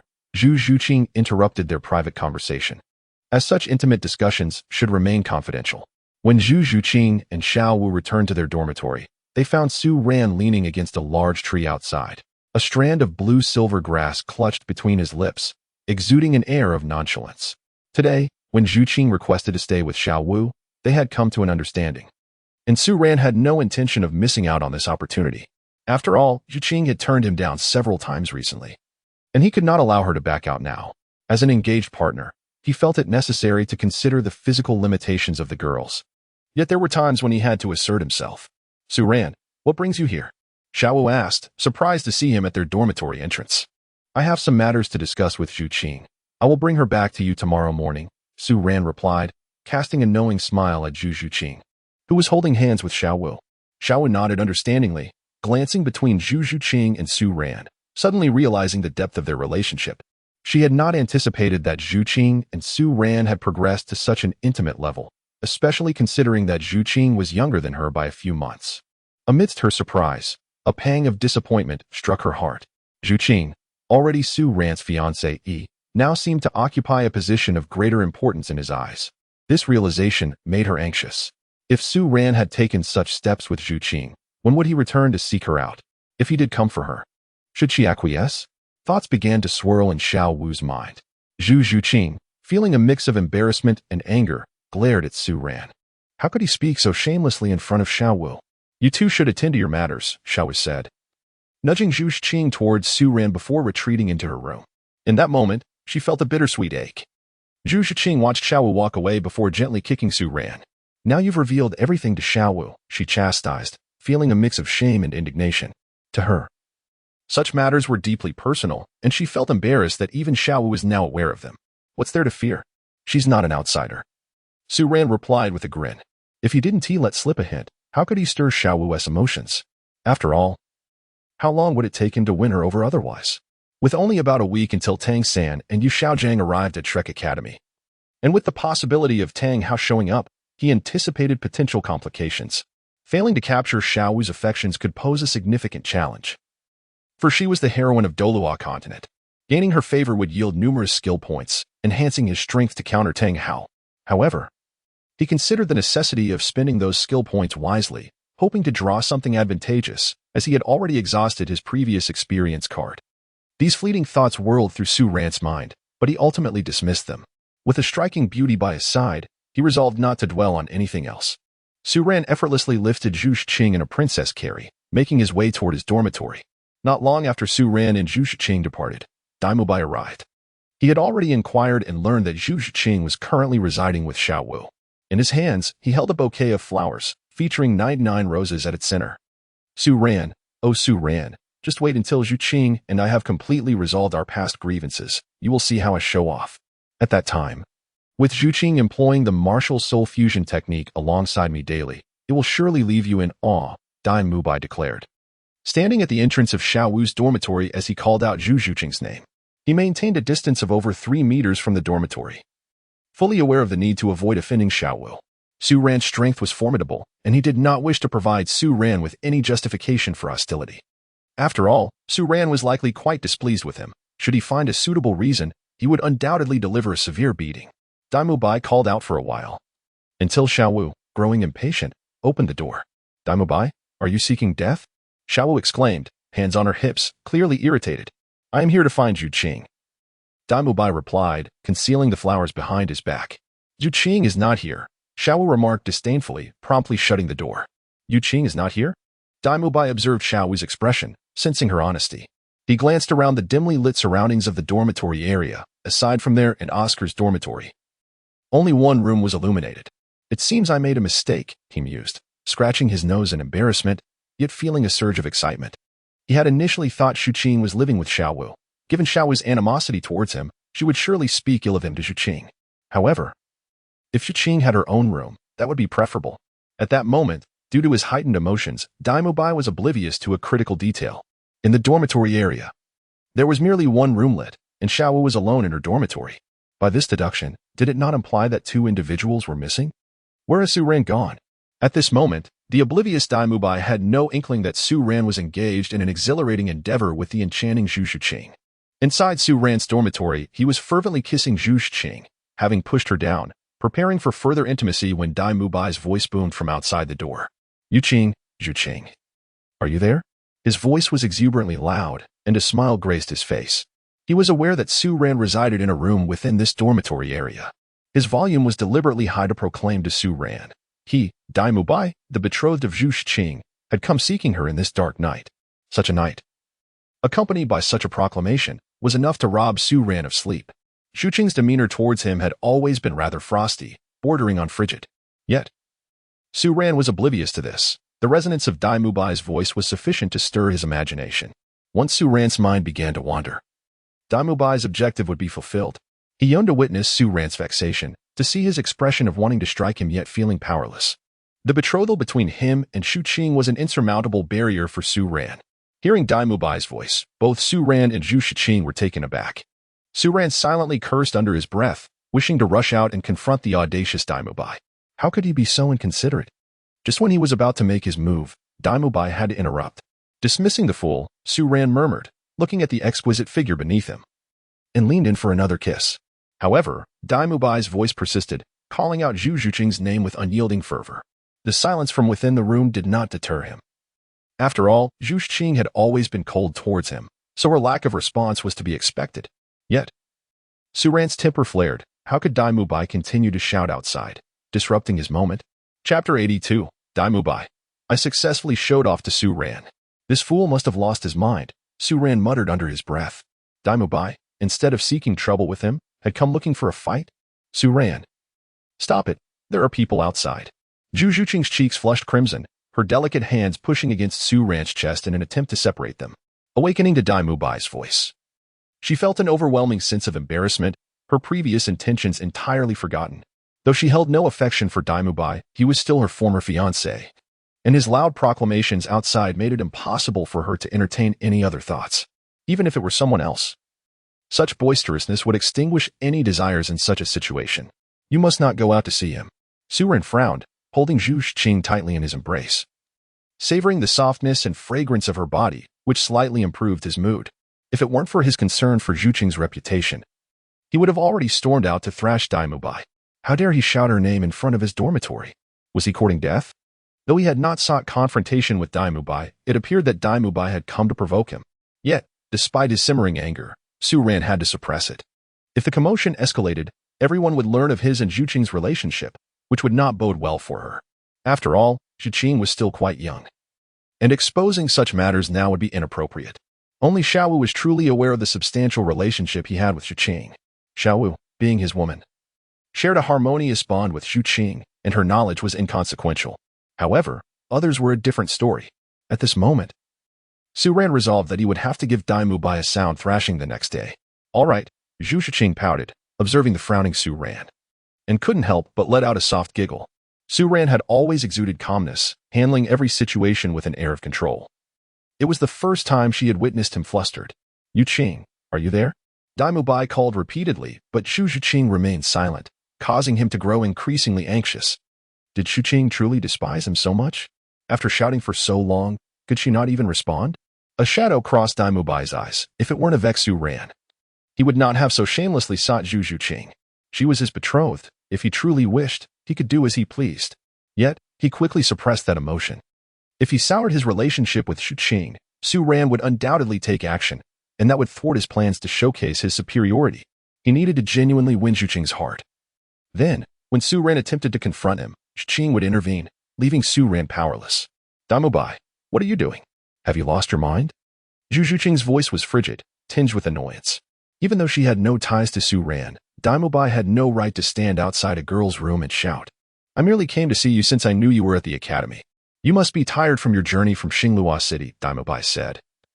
attempting to convey his concern. I'm not tired. You should leave, Zhu Zhuqing replied, unwilling to engage with Mu Bai. She was Su Ran's woman, and she understood her position well. But I wish to converse with you more. It has been so long since I last saw you. Since I left Xinglua City, I have not had the chance to meet you. You came to Shrek Academy today, yet I couldn't see you, Mu Bai continued. Believing Zhu Zhuqing had come to the academy for him. Yet, she was cold and unfeeling. Mu Bai thought her demeanor was merely a display of pride, as many girls exhibit such traits. Seeing Mu Bai's relentless persistence only heightened Su Ran's irritation. He couldn't help but give Zhu Zhuqing a gentle pat on her rear, signaling her to deal with Mu Bai quickly. Precious moments like this were far too valuable to waste.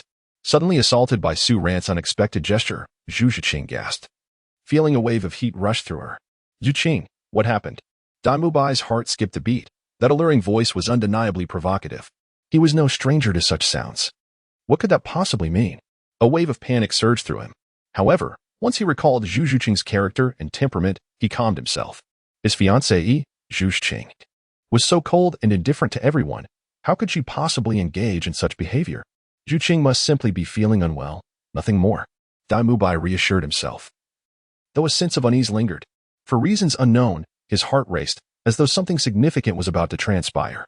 The last time he experienced such a reaction was when Davis prepared to send someone to kill him, prompting him to flee and ultimately save his own life. Did this reaction now signify something impending? Zhu Zhuqing, startled by her own voice, felt a wave of embarrassment at Mu Bai's inquiry and immediately pressed Su Ran's hands against her own to prevent any further mischief. I have been traveling and am quite fatigued. I will not engage with you further.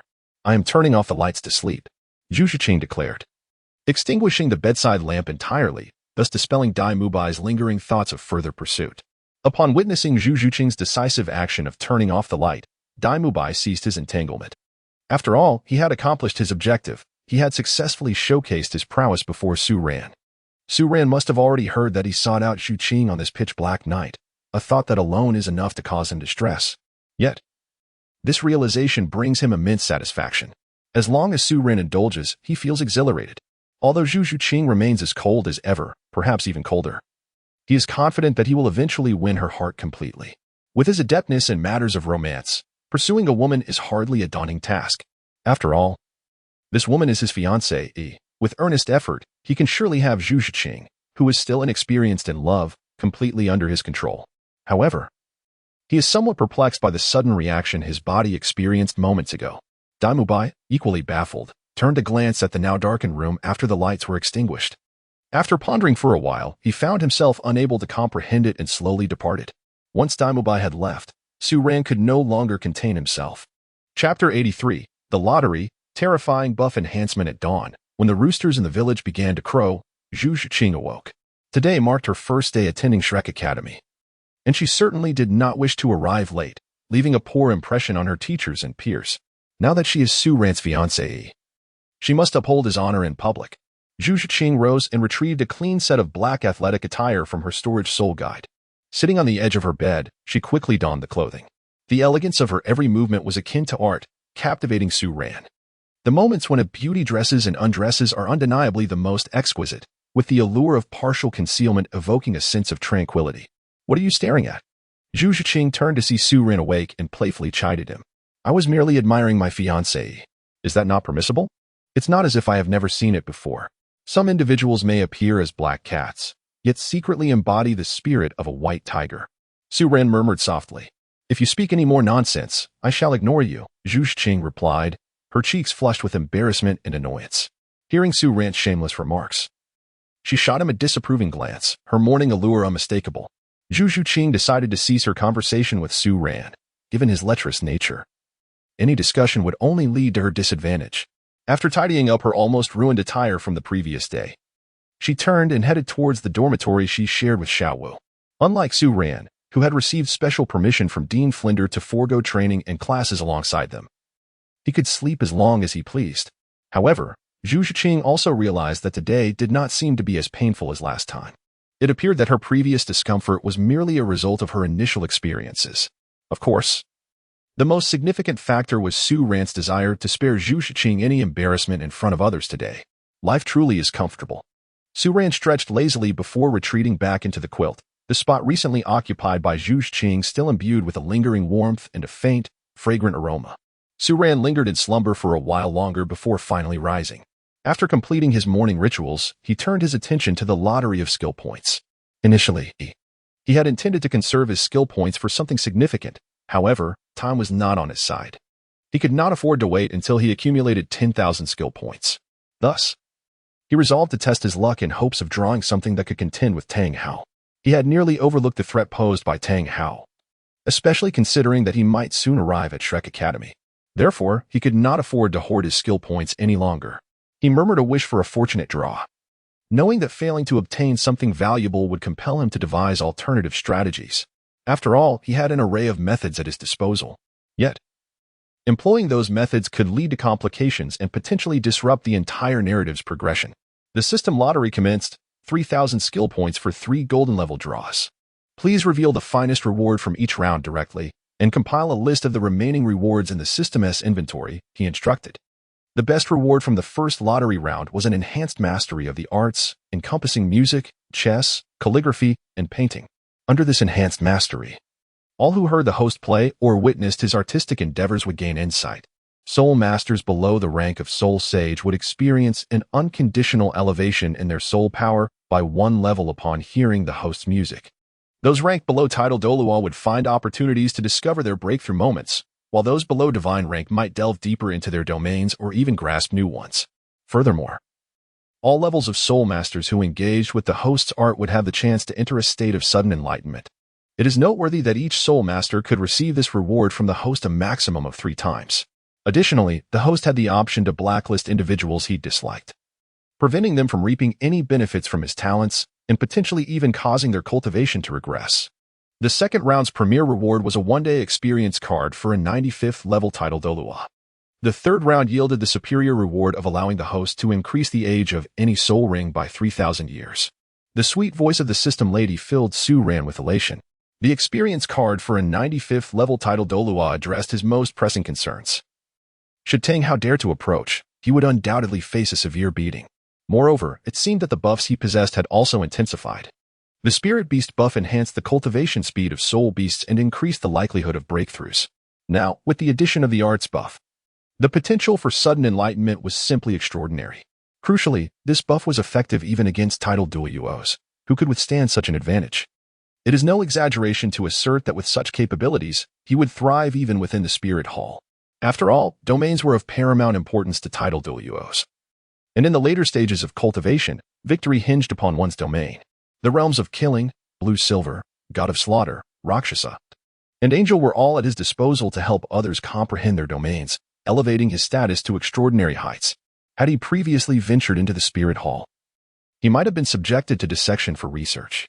However, with this newfound ability, Pope Bibi Dong would undoubtedly harbor no intent to harm him. Rather, she would treasure him as a gem, frequently seeking his insights to refine her own domain. The third round of the lottery, however, felt somewhat disappointing. Exchanging 1,000 skill points for 3,000 years of soul ring age seemed a loss. Nevertheless, the rewards from the preceding rounds were more than satisfactory.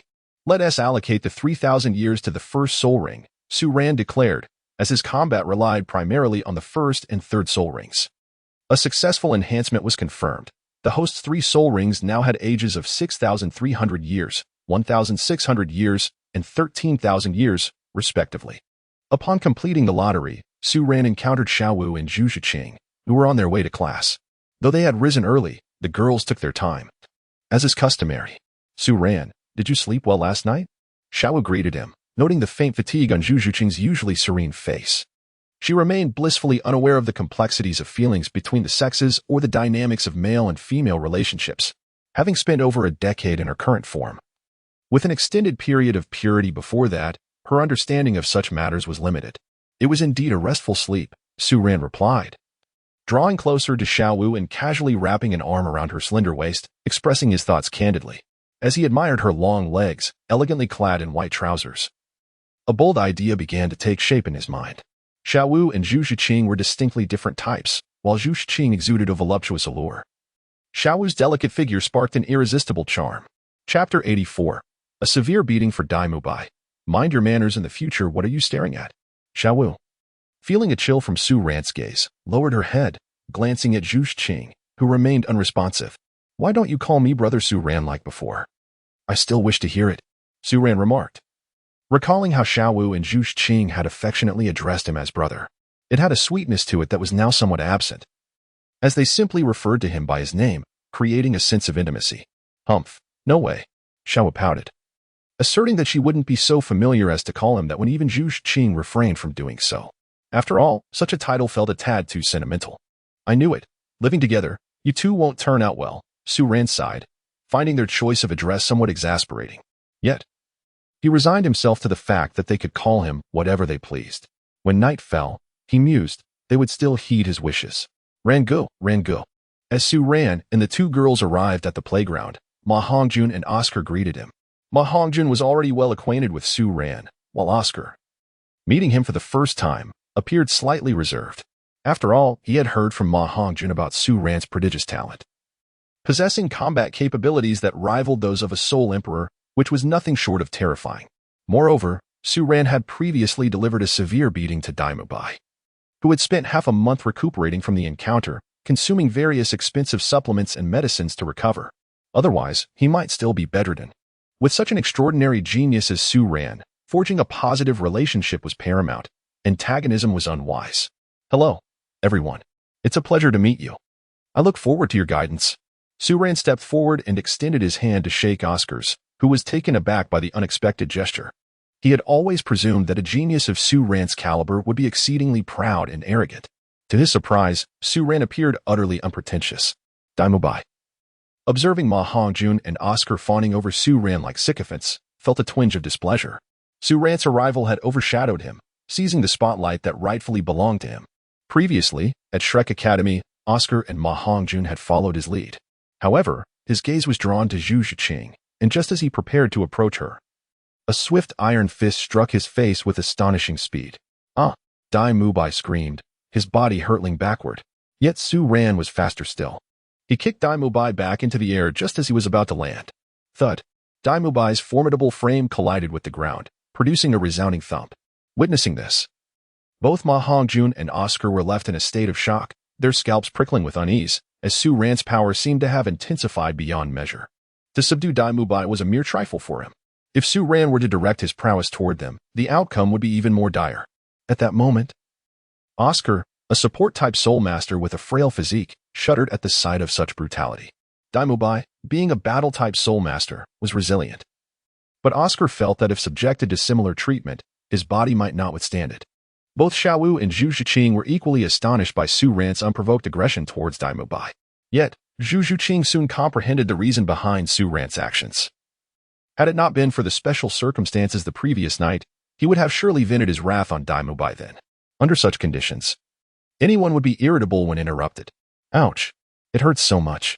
Su Ran, are you insane? Mu Bai cried out in agony.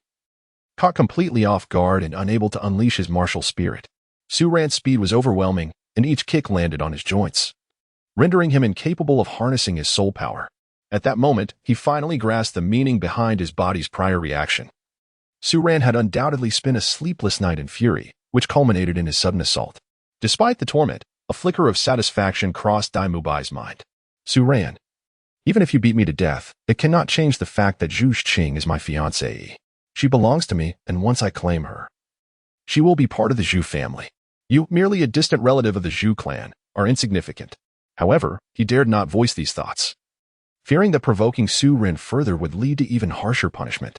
As Su Ran continued to pummel him, Mu Bai's gaze shifted to Zhu Zhuqing, who maintained a calm demeanor, seemingly indifferent to her fiancé's plight.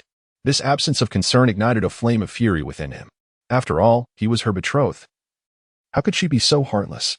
Regardless of her disposition, there should be some semblance of compassion. Curse it! Were it not for Zhu Zhuqing as potential to help me keep Su Ran in check, I would have certainly turned against her. A mere woman, unwilling to align with her fiancé, what worth could she possibly have? From now on, do not provoke me again, Mu Bai. I have already taught you a lesson once. Yet it seems you remain unrepentant. Your so-called pride and status hold no weight with me. Oh, I nearly forgot, at present, you possess no status at all. You are but a lost dog, too cowardly to return home, Su Ran scoffed. Indeed, Mu Bai was in a precarious position, had it not been for Tang San's intervention. His cowardly disposition would have cost him the throne of the Dai family. As a prince, there were countless virtuous women available to him. To be seen frequenting brothels would be utterly disgraceful. Such conduct, if exposed, would preclude any chance of ascension. Furthermore, Davis had entrenched himself in the Star Luo Empire for years, with numerous dignitaries placing their trust in him. Should Mu Bai dare to show his face in the empire, he would not require Davis's intervention. Those already aligned with Davis would swiftly eliminate him. Mu Bai seethed with rage, feeling his dignity trampled beneath Su Ran's disdainful gaze. Regardless of his failings, he remained a prince. What was Su Ran in comparison? The person Su Ran is fond of is his fiancée. What does he have to boast about? Mu Bai gritted his teeth in frustration.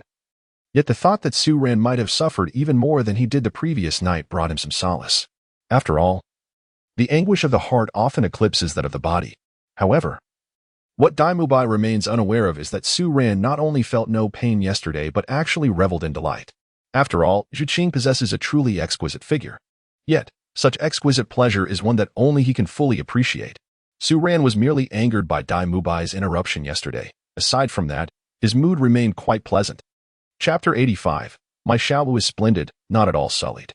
Curse Su Ran, you shall await your reckoning. Mu Bai clenched his fists. His gaze icy as he fixed it upon Su Ran. No matter how fiercely Su Ran confronted him, he could withstand it. After all, Mu Bai was a man. Such minor pain was inconsequential. The mere torment of the flesh could never truly break a man. A man would only crumble if he were utterly humiliated. Should his wife run off with another, only then would he taste true disgrace. Beyond that, no event could genuinely overpower a man. This notion was something Su Ran need not even contemplate. Even if he were deemed a failure, Zhu Zhuqing would still be bound to marry him. The union of the Dai and Zhu families had endured for a millennium, unshakable by any force. What is happening here? Su Ran and Mu Bai.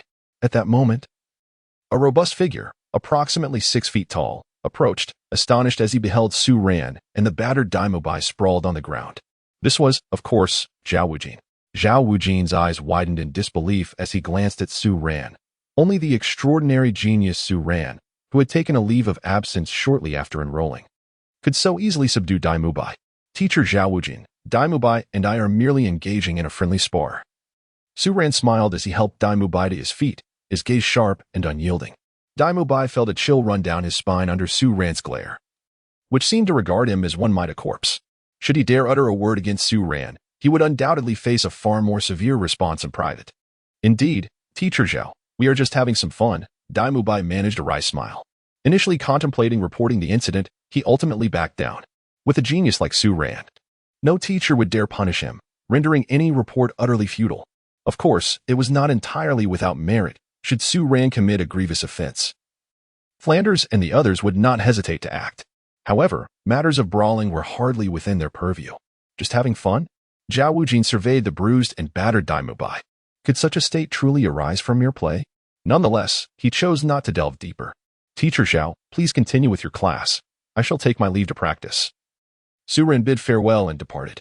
Su Ran enjoyed the freedom to manage his schedule, a privilege collectively agreed upon by the faculty of Shrek Academy upon recognizing his extraordinary talent. For no one could claim the role of Su Ran's instructor. Though they possessed their own pedagogical philosophies and methodologies, none were suited for a prodigy of Su Ran's caliber. Such an epic-making genius was beyond their teaching capabilities. Su Ran's ability to cultivate to this level undoubtedly stems from his own unique methods. Thus, they ultimately decided that Su Ran could disregard the rules and pursue his cultivation freely. Naturally, every couple of months, they would also come to assess Su Ran's strength.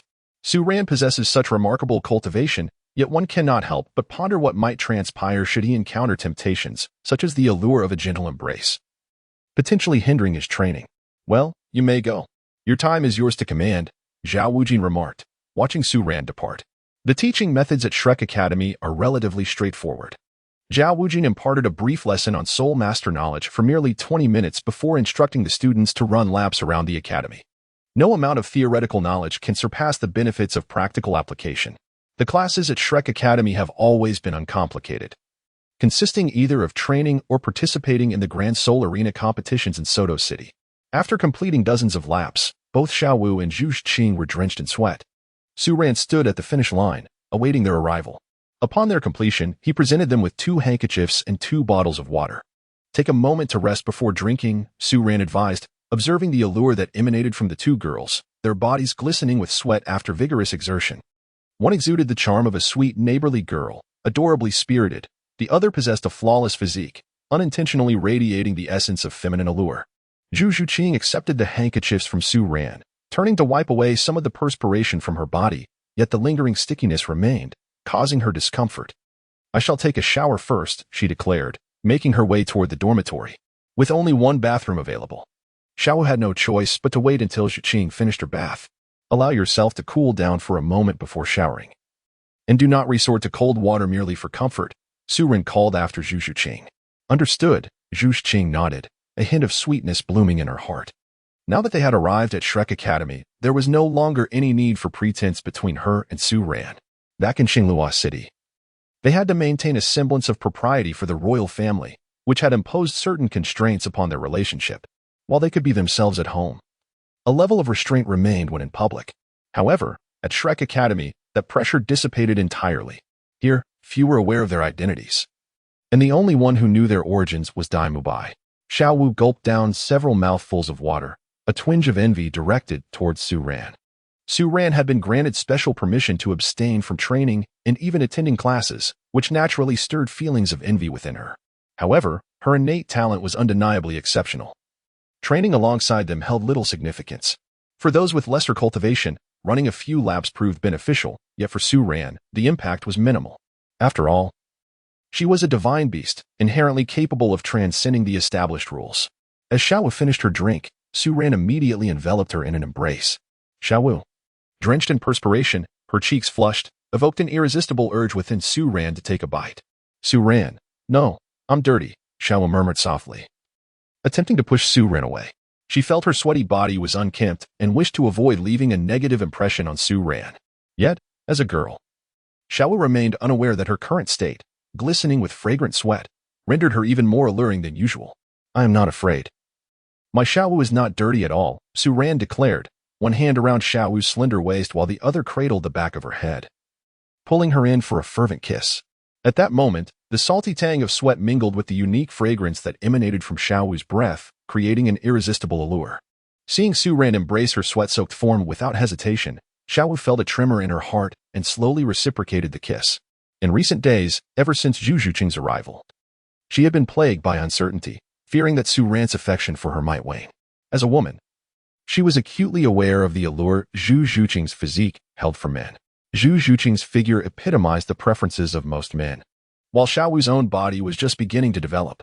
Although she believed she would eventually grow and not remain petite, in that moment, she felt overshadowed by Zhu Zhuqing. Chapter 86. Mu Bai was outraged creek. The door to Xiao Wu and her companion's dormitory swung open, revealing Zhu Zhuqing, her damp hair cascading down, interrupting the intimate moment between the two. "Go on, take a shower first." Su Ran gently smacked Xiao Wu's backside. "Oh." Xiao Wu shot Su Ran an embarrassed glare before hastily retreating into the dormitory. Su Ran swiftly embraced the freshly bathed Zhu Zhuqing in his arms. While their affection unfolded outdoors, Oscar and Mu Bai unexpectedly appeared outside Su Ran's door. Mu Bai, naturally, saw Zhu Zhuqing, having found her absent the previous night as she retired early. Today, he intended to engage her in conversation, yet before he could utter a word, Su Ran delivered a vigorous beating. To this day, he had not exchanged a proper conversation with Zhu Zhuqing, which left him feeling quite frustrated. As a distinguished prince, handsome and gifted, why was it so arduous to converse with his fiancée? Where was the justice in that? "Oscar, what are you doing standing there?" Mu Bai called out to Oscar, who was heading straight to Zhu Zhuqing's room while carrying a clay pot. This was indeed the chamber of his fiancée. What business did Oscar have there? Was he there to curry favor with Zhuqing? Surely, his betrothed was not someone to be trifled with by others.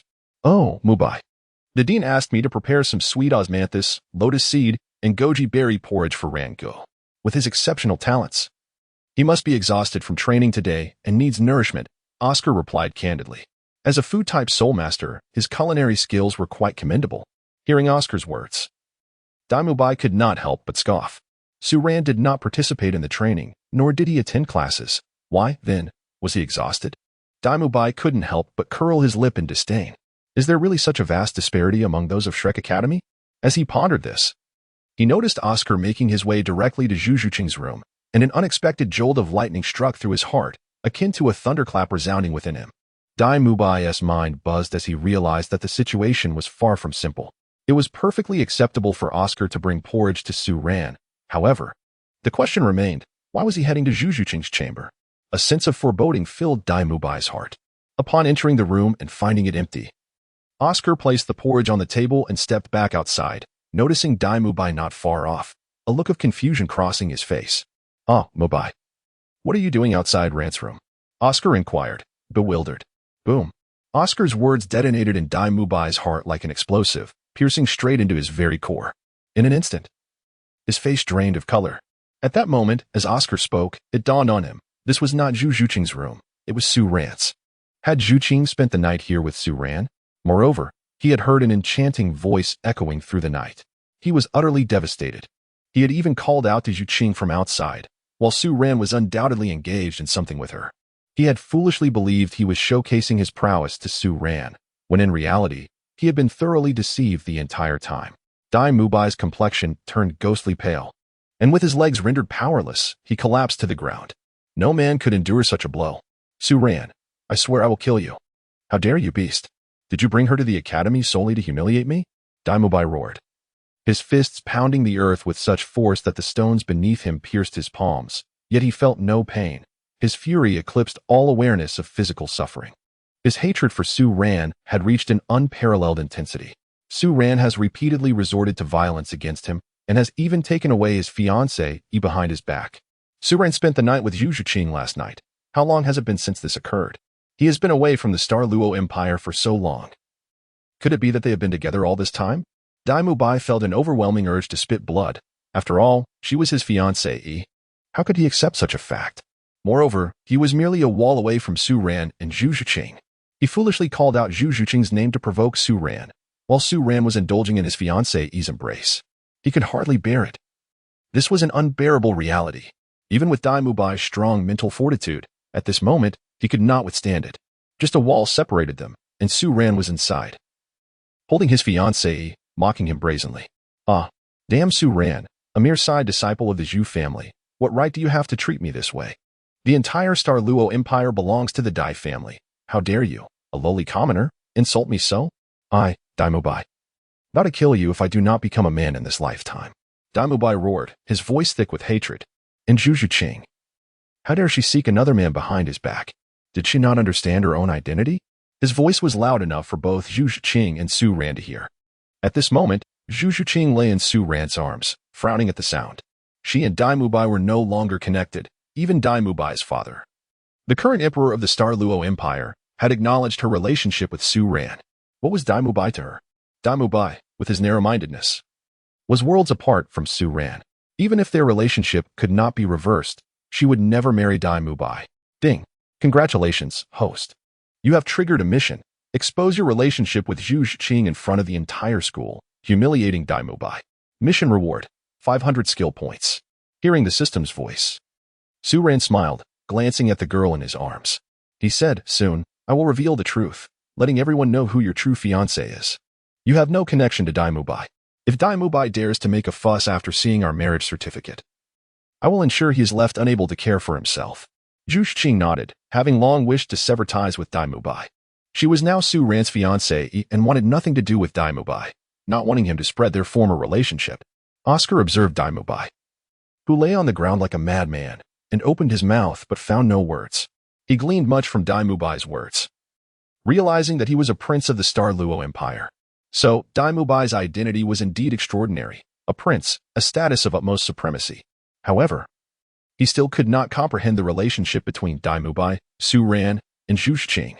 From appearances, it seemed that Mu Bai sought to leverage his princely status to pressure Su Ran and claim Zhu Zhuqing for himself.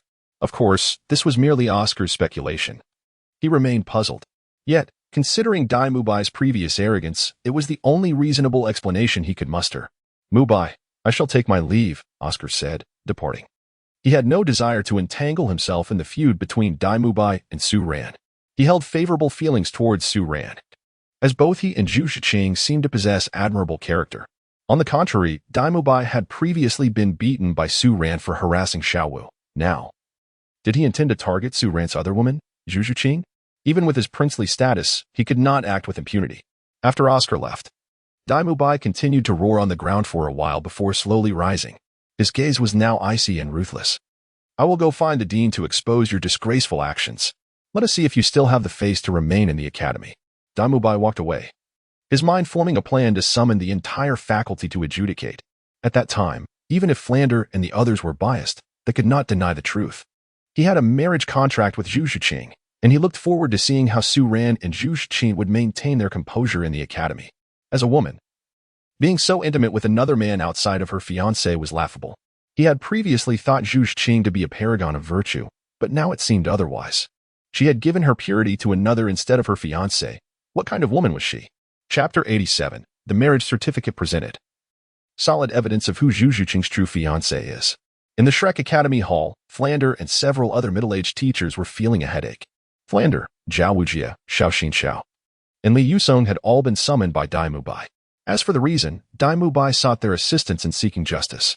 Just the thought of his stunning fiancée, who had remained indifferent to him, willing to share a bed with Su Ran, filled him with irritation. His fiancée, pure and untouched, was now in Su Ran's arms. A shameless act. Zhu Zhuqing was his fiancée, yet Su Ran embraced her intimately, and they had even engaged in a substantial relationship. This transgression of morality was unacceptable. He could hardly believe that Flander and the others would protect Su Ran in such a matter, even if Su Ran were an unparalleled genius. Flander would surely punish him for such deeds. Dean, Vice Dean, and esteemed teachers, you must stand up for me. Su Ran is a beast. That is my fiancée. Mu Bai knelt on the ground, weeping and imploring, filled with despair. He clutched Flander's trousers, vowing not to rise unless Flander assisted him. He had been grievously wronged by Su Ran, who had resorted to despicable means to win over his fiancée. If he could not express his grievances, he might as well perish. Mu Bai, is Zhu Zhuqing truly your fiancée? Flander inquired, feeling a pang of pain. He was aware of the relationship between the Dai and Zhu families, but sensed that the situation might not be as straightforward. He had observed Zhu Zhuqing over the past few days, noting that she did not strike him as a woman prone to infidelity. Moreover, Su Ran did not appear to be that kind of person, either. Dean, it is absolutely true. Zhu Zhuqing is my fiancée. Su Ran shamelessly consorts with my fiancée, and I hope the dean will expel him. Su Ran has a character issue, even if the academy nurtured him. Should he become strong, he will only be a menace, Mu Bai proclaimed, his emotions running high. Listening to Mu Bai's words, the other teachers looked at him with exasperation.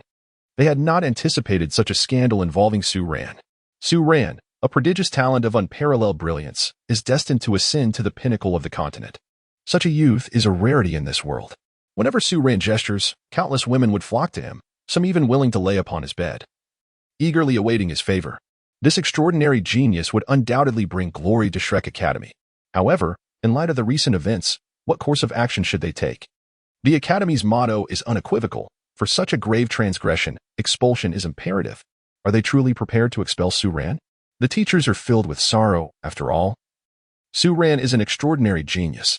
If it must be so, they have no choice but to adhere to the regulations. Flinder, too, is beset by anguish. For Su Ran was he who guided him into the school. He held high hopes for Su Ran, even granting him the unique privilege of skipping classes and managing his own schedule. In Flinder's eyes, Su Ran's worth transcended that of all others at Shrek Academy combined. Yet, having taken Mu Bai's fiancée, he must provide Mu Bai with an explanation.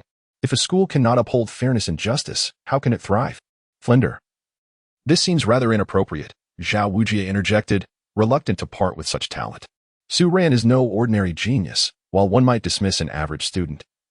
A prodigy of Su Ran's caliber, so rarely seen in a millennium, should not be cast aside lightly. Sighing, Flinder shook his head. He is a man of principle. Even if Su Ran is a genius, he must still be held accountable for his misdeeds. Principal, vice principal, esteemed teachers. Su Ran and Zhu Zhuqing entered the hall hand in hand. Su Ran, clad in a black robe, exuded elegance and charm, while Zhu Zhuqing, in a stunning black dress, radiated beauty. Together, they resembled a pair of celestial beings, evoking a sense of reluctance among the teachers. Setting aside the engagement between Zhu Zhuqing and Mu Bai, Su Ran and Zhu Zhuqing indeed make an exquisite match. Zhu Zhuqing, even in her youth, possesses an enchanting allure, and Su Ran is a singular talent. The pairing of beauty and genius is indeed fitting. Alas, Flinder sighed. Regardless of whether his words would wound Su Ran or provoke his departure from the academy. He felt compelled to speak. Su Ran, Zhu Zhuqing, how can you two brazenly hold hands in such a manner? Do you not regard your teachers? And what of my authority? Mu Bai, witnessing their intimate display, erupted in anger, his eyes reddening with fury. Even at this juncture, they dared to be so openly together. Su Ran struck directly, leaving a vivid crimson handprint on Mu Bai's cheek. Waves of excruciating pain radiated from his face, yet it was not the physical agony that struck deeper, but rather the profound humiliation that pierced Mu Bai's heart. Su Ran, that scoundrel, has not only taken his woman but has repeatedly assaulted him. Now, he has even dared to slap him directly across the face. The principle of not striking the face is a fundamental matter of dignity. Dean Flander, observe him. Su Ran has the audacity to strike me in your presence. Mu Bai clutched Flander's trousers, lamenting. At this moment, his heart was engulfed in despair, feeling as though the entire world had forsaken him. However, he found solace in the fact that he was in the right this time, and Su Ran would undoubtedly face repercussions for his actions. Yet, the next moment, Mu Bai was left utterly bewildered by Su Ran's words, rendered speechless in his rage. Dean, I accuse Mu Bai of harassing my fiancée, Zhu Zhuqing, Su Ran declared. Mu Bai has always possessed a wretched character. Previously, he harbored ill intentions toward Xiao Wu. After I punished him, I thought he would learn restraint, but to my astonishment, he now seeks to target my fiancée. Even more shocking is that Mu Bai audaciously claims my fiancée as his own. Such behavior is utterly despicable. You slanderer! You speak such shameless lies with open eyes. Does your conscience not ache? Mu Bai retorted, furious at Su Ran's disgraceful accusations. The union between him and Zhu Zhuqing has been a time-honored tradition for centuries. Zhu Zhuqing is his betrothed. How could there be any dispute over this? At that moment, Dean Flander and several teachers were equally taken aback. Did Mu Bai's assertion that Zhu Zhuqing was his fiancée hold any validity? He produced no evidence to substantiate his claim. However, Su Ran, all eyes in the hall turned toward him, maintaining his composure. Su Ran calmly retrieved a marriage certificate from his bosom and presented it to Flander. Dean, this is the marriage certificate between Zhuqing and me. This document serves to validate our relationship. Chapter 88. The bullying has gone too far. When Su Ran unveiled the marriage certificate, a profound silence enveloped the entire hall. Dean Flander and the teachers gazed at Su Ran in astonishment. Upon witnessing his composed demeanor, their anxiety dissipated. Clearly, they had misjudged Su Ran.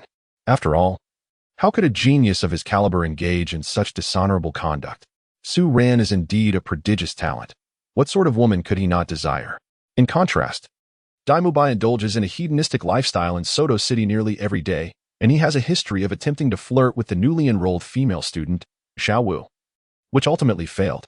Su Ran's assertion that Mu Bai intends to pursue Zhu Zhuqing is not entirely far-fetched. After all, a young woman of Zhu Zhuqing's caliber would surely captivate anyone, especially with her voluptuous figure and youthful, exquisite features, which can enchant countless men. Given Mu Bai's nature, his desire to pursue Zhu Zhuqing is quite understandable. Su Ran, you truly are despicable. The fact that you can forge a marriage certificate is appalling. How cunning of you. Su Ran, to come prepared. Dean, Su Ran is nothing short of a vile scoundrel, and his act of fabricating a marriage certificate is utterly reprehensible.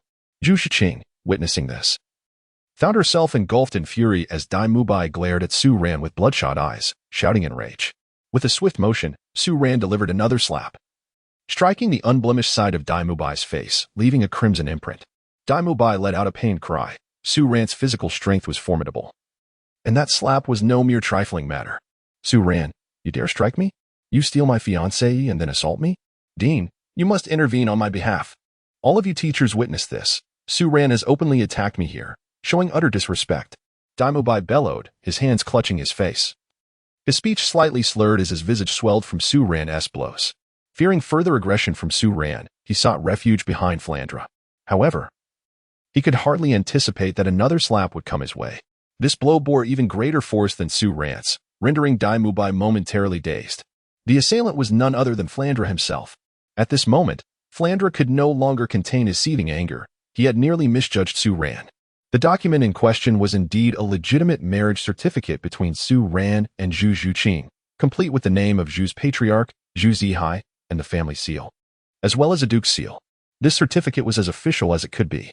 It was impossible for such a document to be counterfeit. The two seals representing immense prestige and authority could not be forged. If such documents could be faked, then the imperial seals would be scattered across the land. These seals were crafted from extraordinarily precious materials, rendering forgery impossible. Thus, it was evident that Su Ran and Zhu Zhuqing were genuinely engaged. Contemplating this, Flandre was incensed. Had Su Ran failed to produce the marriage certificate today, he might have indeed misjudged the relationship between Su Ran and Zhu Zhuqing. Su Ran is an unparalleled genius. To lose such a prodigy due to a misunderstanding would be a grievous loss. Zhu Zhuqing is also a pristine beauty, and for a woman, her reputation is of utmost importance. Yet, that scoundrel Mu Bai dares to declare Zhu Zhuqing his fiancée, thereby tarnishing her honor. Such behavior is utterly reprehensible. Dean. The marriage certificate Su Ran presented is a forgery. It is a fabrication. Esteemed teachers, I implore you to see clearly. Zhu Zhuqing is my betrothed, Mu Bai asserted. Refusing to believe that the marriage certificate between Su Ran and Zhu Zhuqing could be genuine. Zhu Zhuqing is his fiancée. How could that document possibly be authentic? Mu Bai's gaze shifted towards Su Ran and Zhu Zhuqing, where Su Ran had his arms wrapped around Zhu Zhuqing's slender waist. Her splendid figure and delicate waist were painfully striking to him. She was his fiancée, so stunning and uniquely shaped. Why was she in Su Ran's embrace? Moreover, Su Ran and Zhu Zhuqing were alone together, seemingly intimate. He didn't need to ponder what they might have done. Su Ran was shameless, a man of his ilk. And how could such an exquisite woman as Zhu Zhuqing escape his grasp? In the future, Su Ran would likely live an even more blissful life. Xiao and Zhu Zhuqing shared a dormitory, and what Su Ran might do next was all too clear. However, at least now he had unmasked Su Ran's foul facade. Perhaps Su Ran would think twice before becoming too familiar with Zhu Zhuqing. Eventually, he would win her back. His fiancée, he had been sullied by Su Ran. Yet her beauty remained exceptional. In the end, she would merely be a common plaything for him. He had no intention of harboring genuine feelings for her. All he desired was to see Su Ran and Zhu Zhuqing suffer as he had. They had humiliated him, and he would ensure they endured the same torment. How could our Shrek Academy harbor a student like you? Su Ran has presented evidence, yet you continue to slander him. Both Su Ran and Zhu Zhuqing are innocent. And you dare to defame them? Flandre struck Mu Bai across the face once more, interrupting his fantasies. The teachers behind Flandre had also examined the marriage certificate Su Ran provided. There was no hint of falsity in it. They glared at Mu Bai, whose actions had crossed all bounds. Still lying? Names can be forged, but that seal is undoubtedly authentic. At this juncture, you still think to argue? Flandre, seething with rage, picked up a nearby ruler and struck Mu Bai with it. They had nearly lost Su Ran, this brilliant student, because of Mu Bai's slander. They could have harmed both Su Ran and Zhu Zhuqing, and even Xiao, due to this defamation. Now that Mu Bai's lies had been exposed, he continued to argue, showing no remorse whatsoever. At this moment, instead of seeking to redeem himself, he was intent on tarnishing Su Ran's reputation further. Could Mu Bai still act like a decent human being? Flandre continued to lash out at Mu Bai, his anger leaving no room for restraint. While Mu Bai wailed in despair, appearing utterly pitiful, he could not fathom where things had gone awry. Did Flandre truly not see the falsehood of the marriage certificate? Meanwhile, Su Ran stood aside, watching with a satisfied smile as Mu Bai was mercilessly beaten, seizing the moment when no one was watching. Su Ran's hand gently caressed Zhu Zhuqing's perfectly rounded form, relishing the sensation. Amid Mu Bai's punishment, the intimacy he shared with Zhu Zhuqing felt exceedingly pleasing. Zhu Zhuqing's cheeks flushed slightly. She glanced around nervously, relieved to find no one had noticed Su Ran's actions. This scene went unnoticed by others. Yet Mu Bai saw it all. Despair washed over him. What had gone wrong? Why was he being punished while Su Ran and Zhu Zhuqing reveled in their affection? Why could Su Ran display such affection without consequence, while every attempt he made at showing his own seemed fraught with trouble? It was utterly illogical. He had never touched the soft, alluring form behind Zhu Zhuqing, never experienced such sensations, yet Su Ran was so brazen. And he did so in front of him, deliberately humiliating him. This was sheer bullying, an egregious offense. Chapter 89, Collapse, Departure from School, a gift for Davis teacher. You must have misunderstood. Today I am the one who brought you to punish Su Ran. Mu Bai continued to scream in anguish, still unable to comprehend how events had spiraled so out of control. Surely, if someone were to be punished, it should be Su Ran, the real perpetrator. Su Ran seized his fiancée, usurped his position at Shrek Academy, and even deliberately flaunted his affections for Zhu Zhuqing before him, intending to provoke him. Yet, why was Flandre punishing Su Ran and directing his wrath towards him instead? What had he done wrong? He had done nothing at all. It was Su Ran who had been tormenting him. Just moments ago, Su Ran had slapped him twice, and now Flander was administering such harsh treatment. What was happening in this world? Was it truly so tragic to be a prince? Since childhood, he had endured beatings from Davis, and later, he narrowly escaped an assassination attempt orchestrated by Davis's men. To save his own life, he had stealthily fled to the Tiando Empire, where he had finally found a few years of relative peace. However, his respite was short-lived, as Su Ran soon arrived. His fiancée had been taken from him by Su Ran, and he had been subjected to such humiliation. Surely he was the most unfortunate prince in history. Director, please show the marriage certificate to Mu Bai. I am curious to see how he will wriggle his way out of this, Su Ran declared, wrapping his arms around Zhu Qing's delicate waist, relishing the softness in his embrace. He aimed to demonstrate to Mu Bai just how utterly useless he was, abandoning Zhu Qing to indulge in a life of debauchery in Soto City, and yet he dared to wish for her? It was a foolish dream. A man like Mu Bai was devoid of responsibility. Without Tang San's celestial assistance, even 10 lives would not suffice against Davis. Zhu Qing felt the insistent caresses of Su Ran's hand on her waist, her cheeks flushed as she cast a glance at him. Su Ran was so mischievous. He intended to infuriate Mu Bai. Yet, she held no fondness for Mu Bai either, and regardless of Su Ran's actions, she would always stand by his side in unwavering support. For a relationship to endure, a girl must understand her place and fulfill her role as a devoted partner, lending support whenever Su Ran needed it. A girl who meddles too much, even if loved, will eventually become a source of annoyance. This wisdom had been imparted to her by her sister before she and Su Ran left Xinglua City. Flander restrained Mu Bai's hands and unfolded the marriage certificate before him. Upon reading its contents, Mu Bai's composure shattered. No, this cannot be. Zhu Qing should be my fiancée. How could Su Ran and Zhu Qing possibly share such a bond? The Dai and Zhu families had been united through marriage for generations. Why had it now devolved into this? Mu Bai's complexion turned ashen. Trembling with realization as he pieced together the truth, Zhu Qing had annulled their engagement and entered into a marriage pact with Su Ran. They were no longer connected, while Su Ran was now Zhu Qing's intended. Moreover, the certificate specified the date of their union, coinciding with Zhu Qing's coming-of-age ceremony. Currently, she was still a young girl, but in 6 years, she would transition into adulthood, and the allure of a blossoming woman would surely surpass her current charm. After all, Zhu Qing's figure was already remarkable at her youthful age. What might it become in the future? Yet, what connection would he have to Zhu Qing then? It would be Su Ran by her side. Zhu Qing loves me.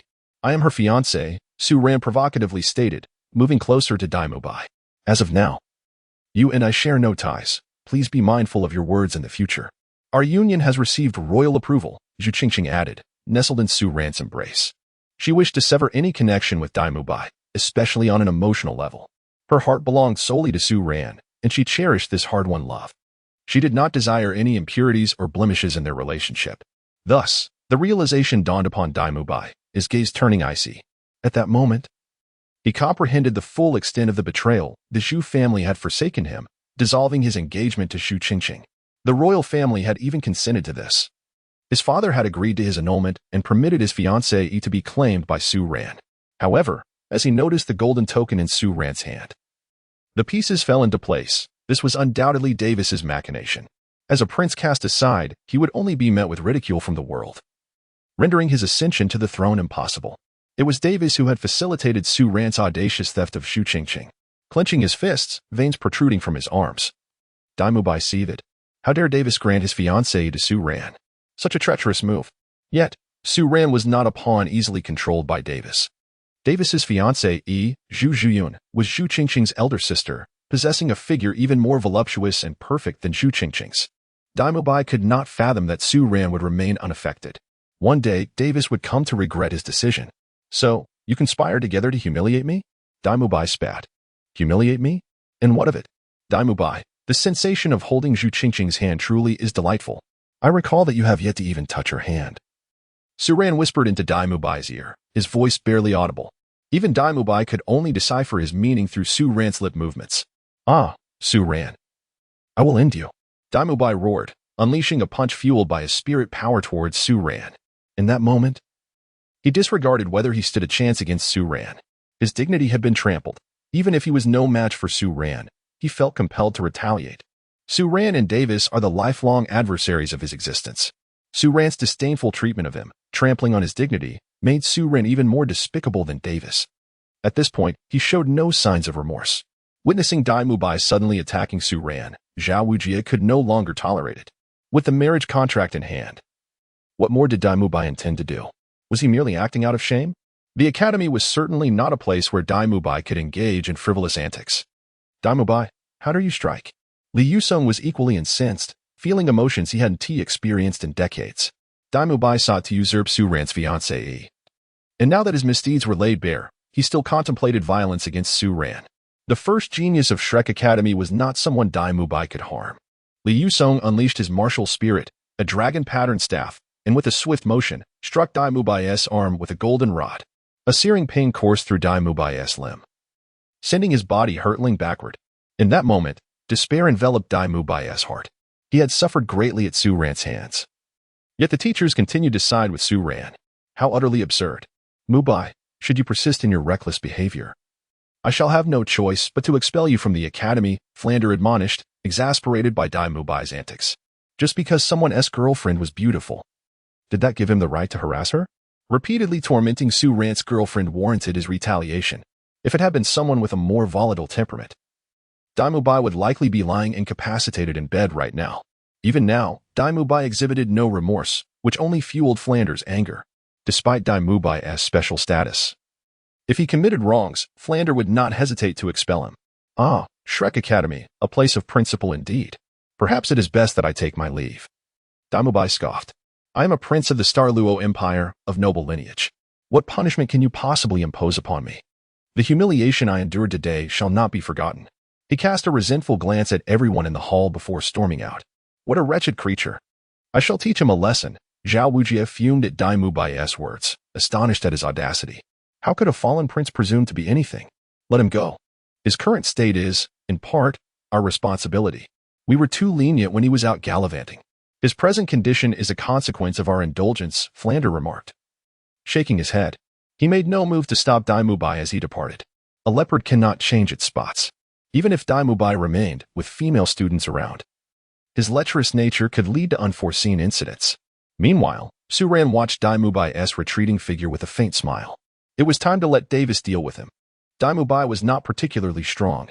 Any soul ancestor or soul king could easily extinguish him. Consider this a grand gift from me, Su Ran murmured.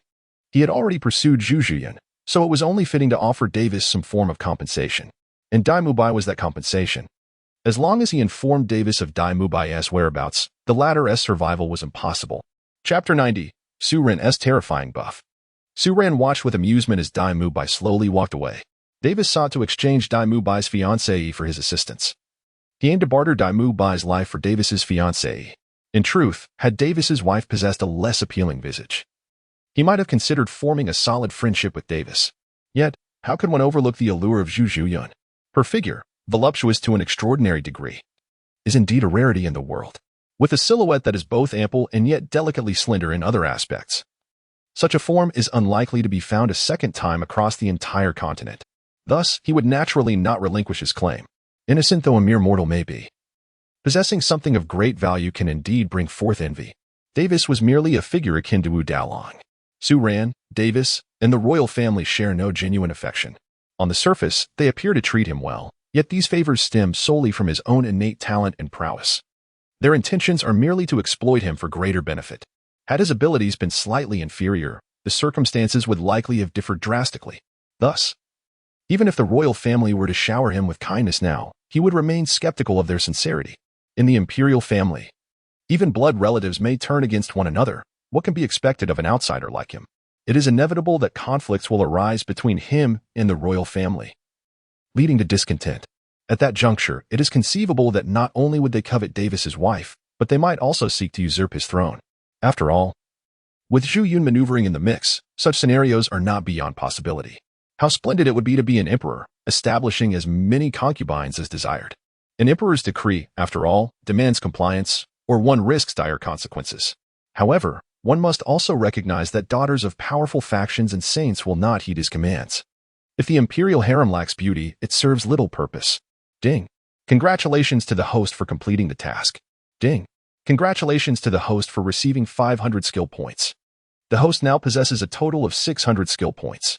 The system, observing that Su Ran had just secured Zhu Zhuqing and was already contemplating the expansion of his harem, could not help but roll her eyes. Host brother, you haven't even established a harem with Xiao yet, and you dare to dream so grandly? Su Ran, what are you looking at? At that moment, Zhu Zhuqing inquired, shaking Su Ran's arm in confusion. I'm watching Mu Bai. It is for the best that he has departed to avoid further disturbances, Su Ran replied, gently brushing Zhu Zhuqing's long black hair. There was, however, an unspoken thought lingering in his mind. Today might very well be the last time he sees Mu Bai. Once Davis receives word from him, the path for handling the matter would be devoid of any trace, and he understood this better than anyone. Davis commands a considerable number of advisors, for a man without poison is no man at all. One must be ruthless when dealing with adversaries. Su Ran, Zhuqing. Today's events nearly led to a misunderstanding regarding you two. Mu Bai claimed you were his fiancée and displayed such a woeful demeanor that we almost believed him. If you hadn't produced the marriage certificate, we might have fallen for it, Flander expressed, looking at Su Ran with remorse. They had placed too much trust in Mu Bai, mistaking Zhu Zhuqing for his betrothed due to his dramatic display. Had Su Ran not presented the marriage certificate, he and Zhu Zhuqing could have faced unjust accusations. Reflecting on this, Flander felt deep regret. The other instructors, recalling the prior scene, broke into a cold sweat. Had they truly believed Mu Bai's fabrications, it could have forced Su Ran away. Were Su Ran to leave, Zhu Zhuqing and Xiao would certainly follow suit. It is worth noting that the three of them represented nearly half of Shrek Academy's student body at present. With Mu Bai's departure, only Oscar and Ma Hongjun remained at Shrek Academy. Oscar, a food system soul master with innate full soul power, possesses commendable talent. Yet his role as a support-type soul master places him in a precarious position. While support-type soul masters garner respect, the absence of respect from others renders their status ineffective. Oscar's sausage martial spirit pales in comparison to the formidable martial spirits of the Ning family, which enhance combat prowess. Even the Pope would covet the augmentation provided by the 7 treasures glazed tile pagoda. If a 99th level soul master could be assisted by a soul sage wielding the 7 treasures glazed tile pagoda, their combat strength would reach terrifying heights. Only the 7 treasures glazed tile pagoda enjoys immense popularity among auxiliary martial spirits. Other support-type soul masters do not share such favor. While Ma Hongjuan's talent is commendable, the inherent limitations of his martial spirit cast uncertainty on his future. Even if he does not succumb early, his body may ultimately falter. There is no field that cannot be cultivated, only oxen that tire. No matter how diligent, an overworked ox will eventually falter. Meanwhile, the field grows richer and more fruitful with care. Dean, esteemed teachers, there is no need for such concern. Mu Bai's behavior is indeed reprehensible. Had he not sought to escalate the situation, I would have kept these matters to myself, as we are all classmates, Su Ran asserted. Well said. What Shrek Academy lacks is talent like yours, Flander exclaimed with a hearty laugh, patting Su Ran on the shoulder. It seems that Su Ran possesses not only remarkable talent, but also noble qualities worthy of emulation by his peers. Indeed, the future of Shrek Academy rests upon your shoulders, Zhao Wuji added. By the way, I intend to appoint you as an assistant teacher at Shrek Academy. What do you think?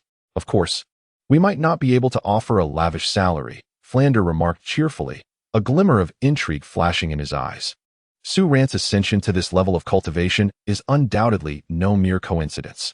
Su Ran must possess his own cultivation methods. Otherwise, how could he have reached such a remarkable level of mastery? At his age, Su Ran had reached the level of a genius soul master, an achievement undoubtedly attributed not only to his exceptional talent, but also to his unique cultivation methods. What is this? Su Ran was taken aback.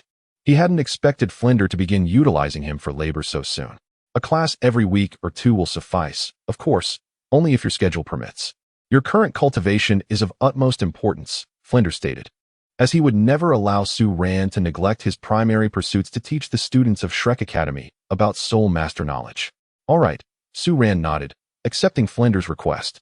Given his current state, he didn't need to teach much.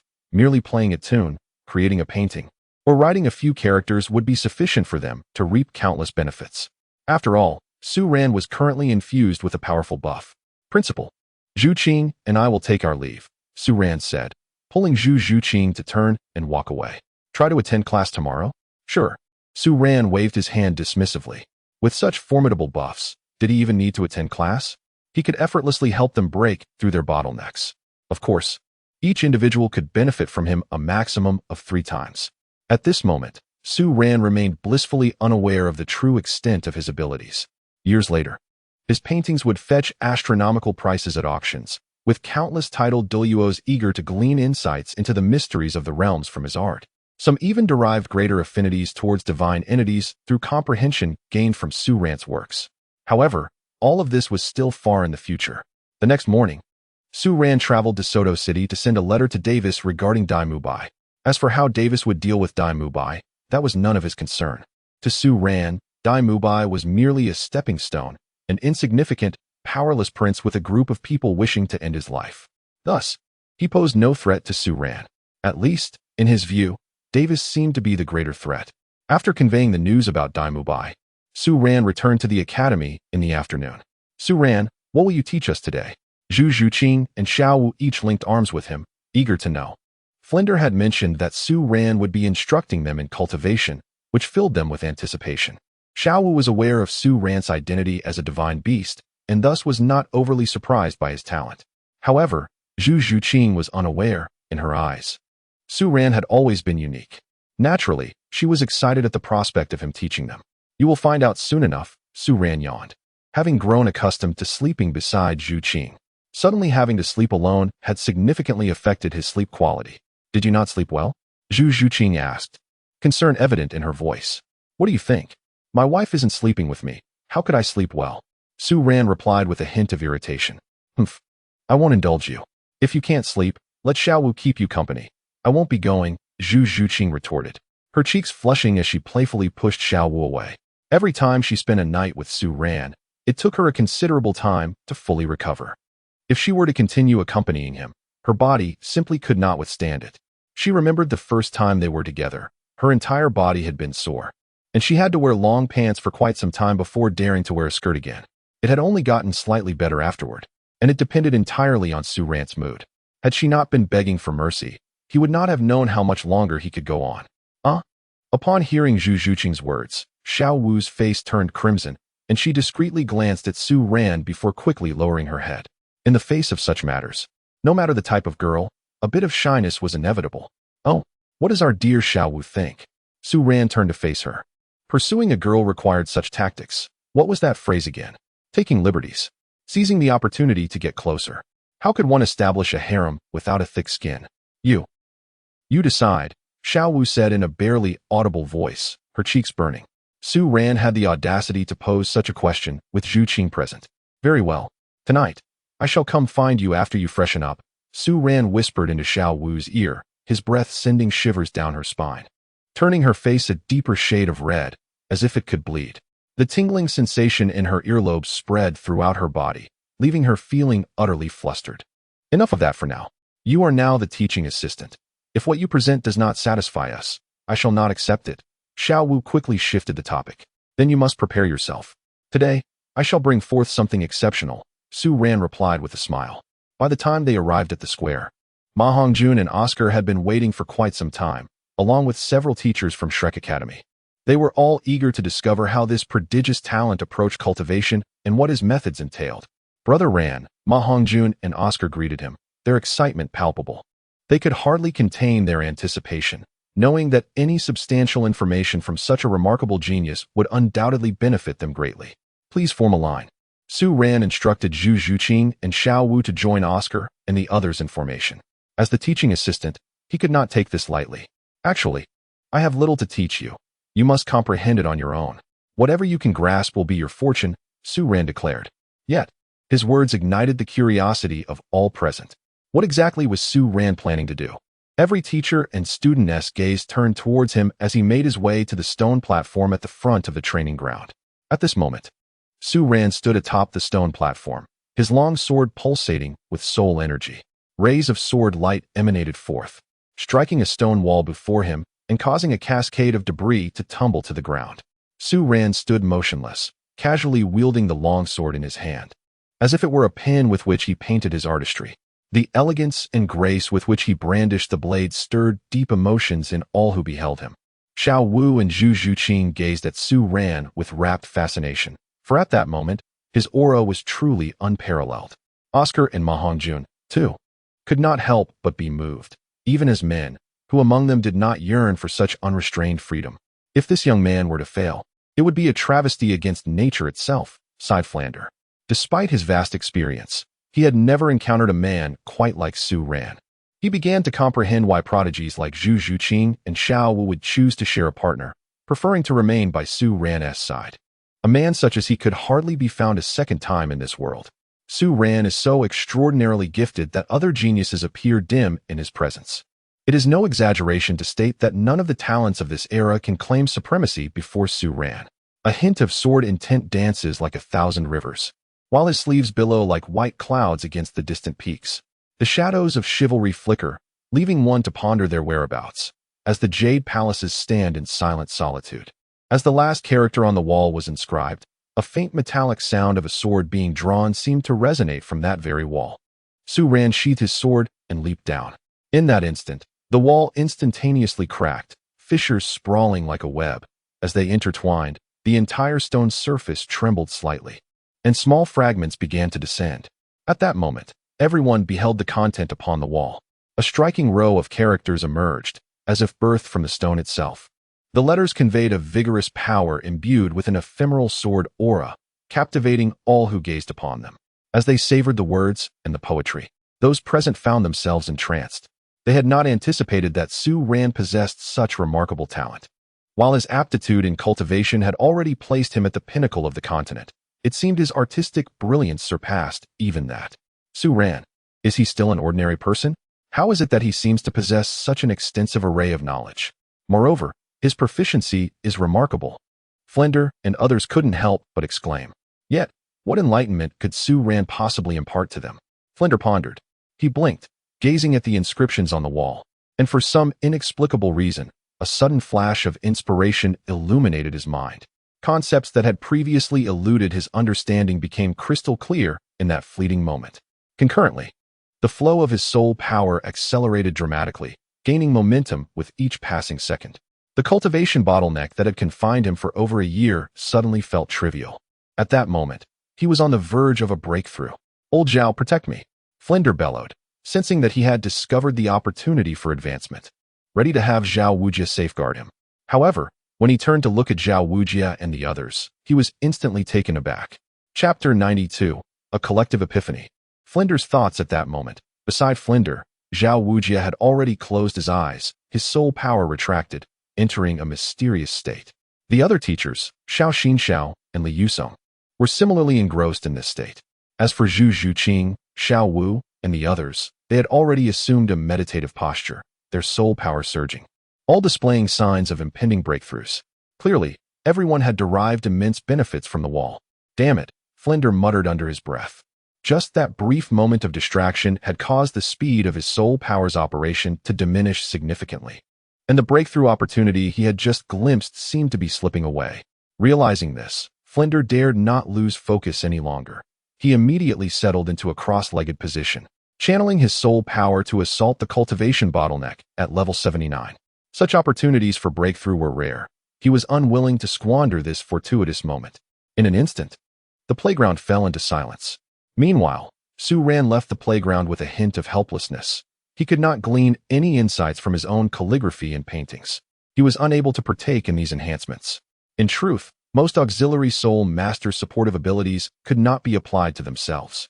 Su Ran returned to his dormitory and indulged in a slumber for the entire afternoon. This evening, he had resolutely decided to possess Xiao Wu. Thus he needed to conserve his energy. A sense of anticipation washed over him. Xiao Wu possessed a petite and slender figure, which, albeit not as ample as Zhu Qing's, ignited a deeper sense of possessiveness within a man. Each time he embraced her delicate form, he found himself unable to resist the temptation to envelop her entirely within his own being. Moreover, he was curious about the number of skill points Xiao Wu might bestow upon him.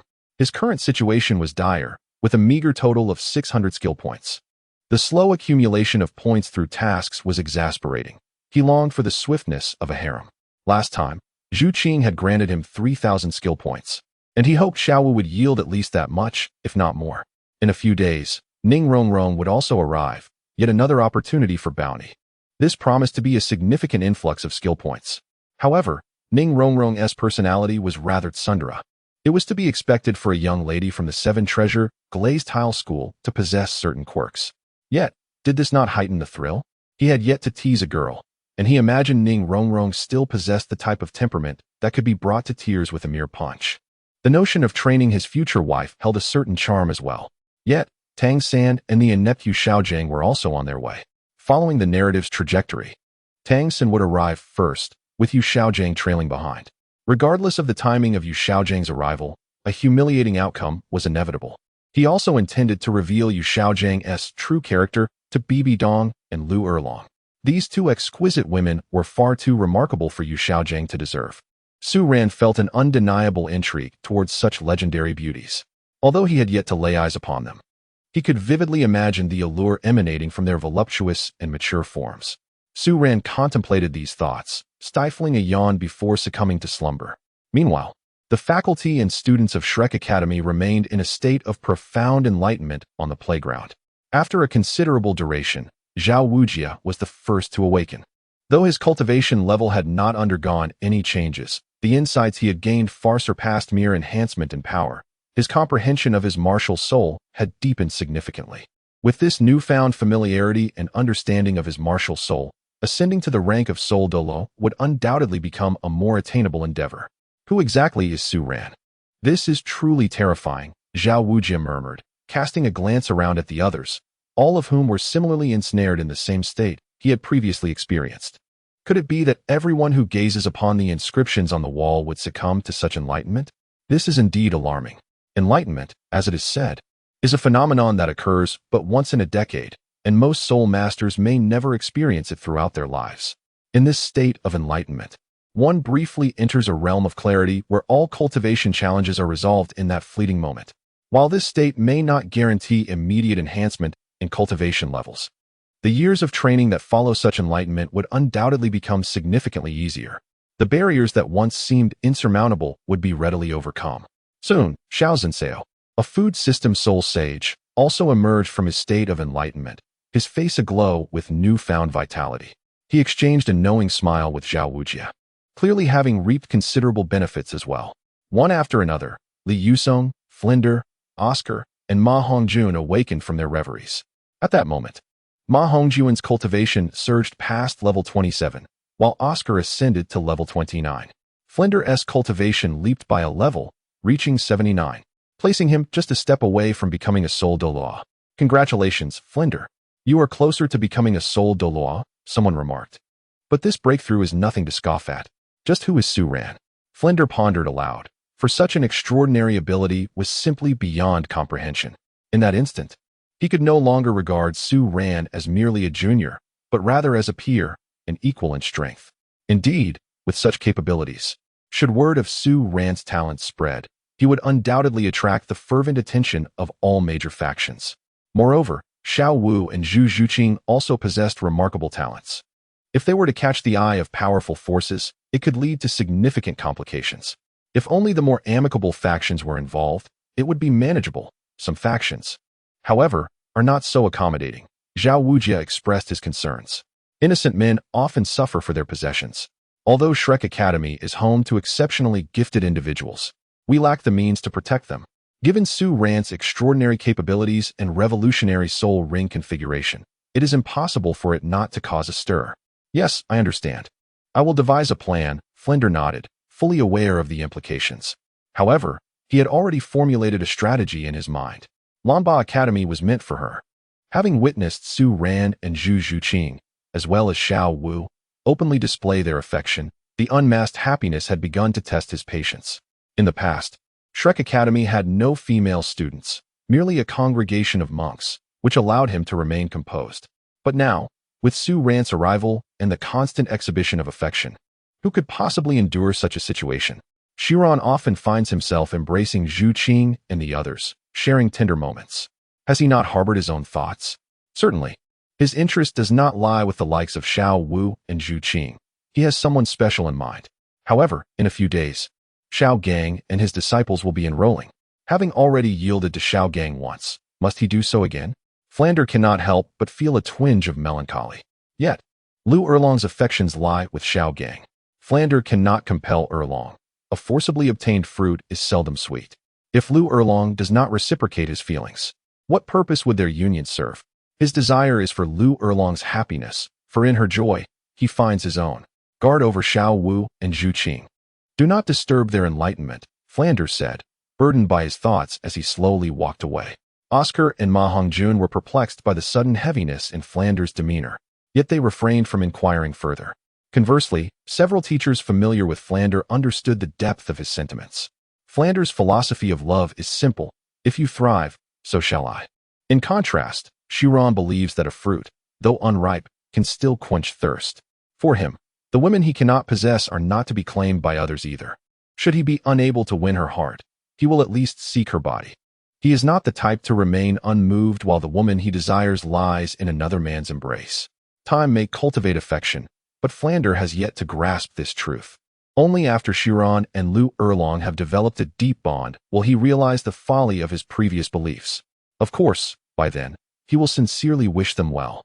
For witnessing Lu Erlong's future happiness will bring him solace. Chapter 93.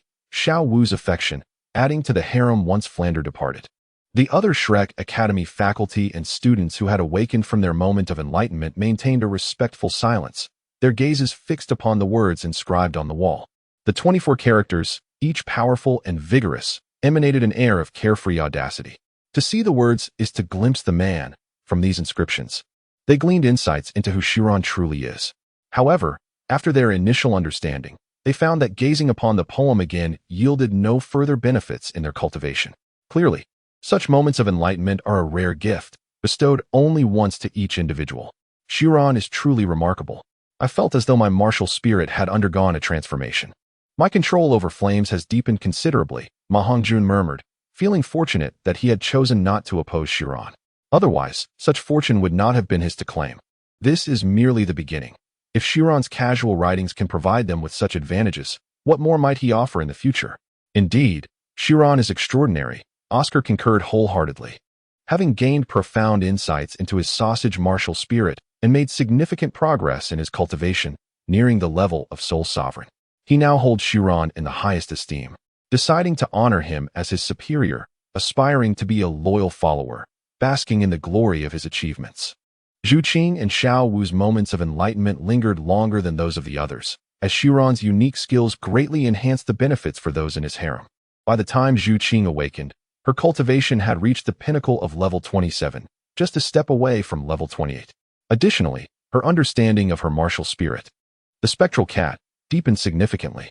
Xiao Wu's progress in strength was modest, yet the insights she gained regarding her soul beast's recultivation proved invaluable, far surpassing mere increases in power.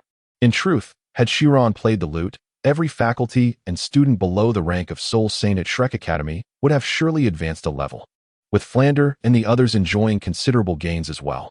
However, for a genius, a single level's advancement holds little significance. The true treasure lies in the comprehension of cultivation. Following such a moment of enlightenment, encountering a bottleneck in cultivation is nearly impossible for 1 to 2 years, making this far more critical than mere power increases. Of course, the ability to comprehend varies by individual. Those lacking insight may gain nothing at all. Yet, every student at Shrek Academy is a paragon of talent, naturally not deficient in understanding. Wow, Zhu Qing, you have broken through 2 levels. You're so close to 28. Xiao Wu exclaimed, a flicker of red light flashing in her eyes, unnoticed by the others. We're all in this together. You must have gained significant benefits as well. Zhu Qing replied with a knowing smile. Although her cultivation did not visibly change, she sensed a subtle shift in Xiao Wu, indicating she had indeed reaped considerable rewards.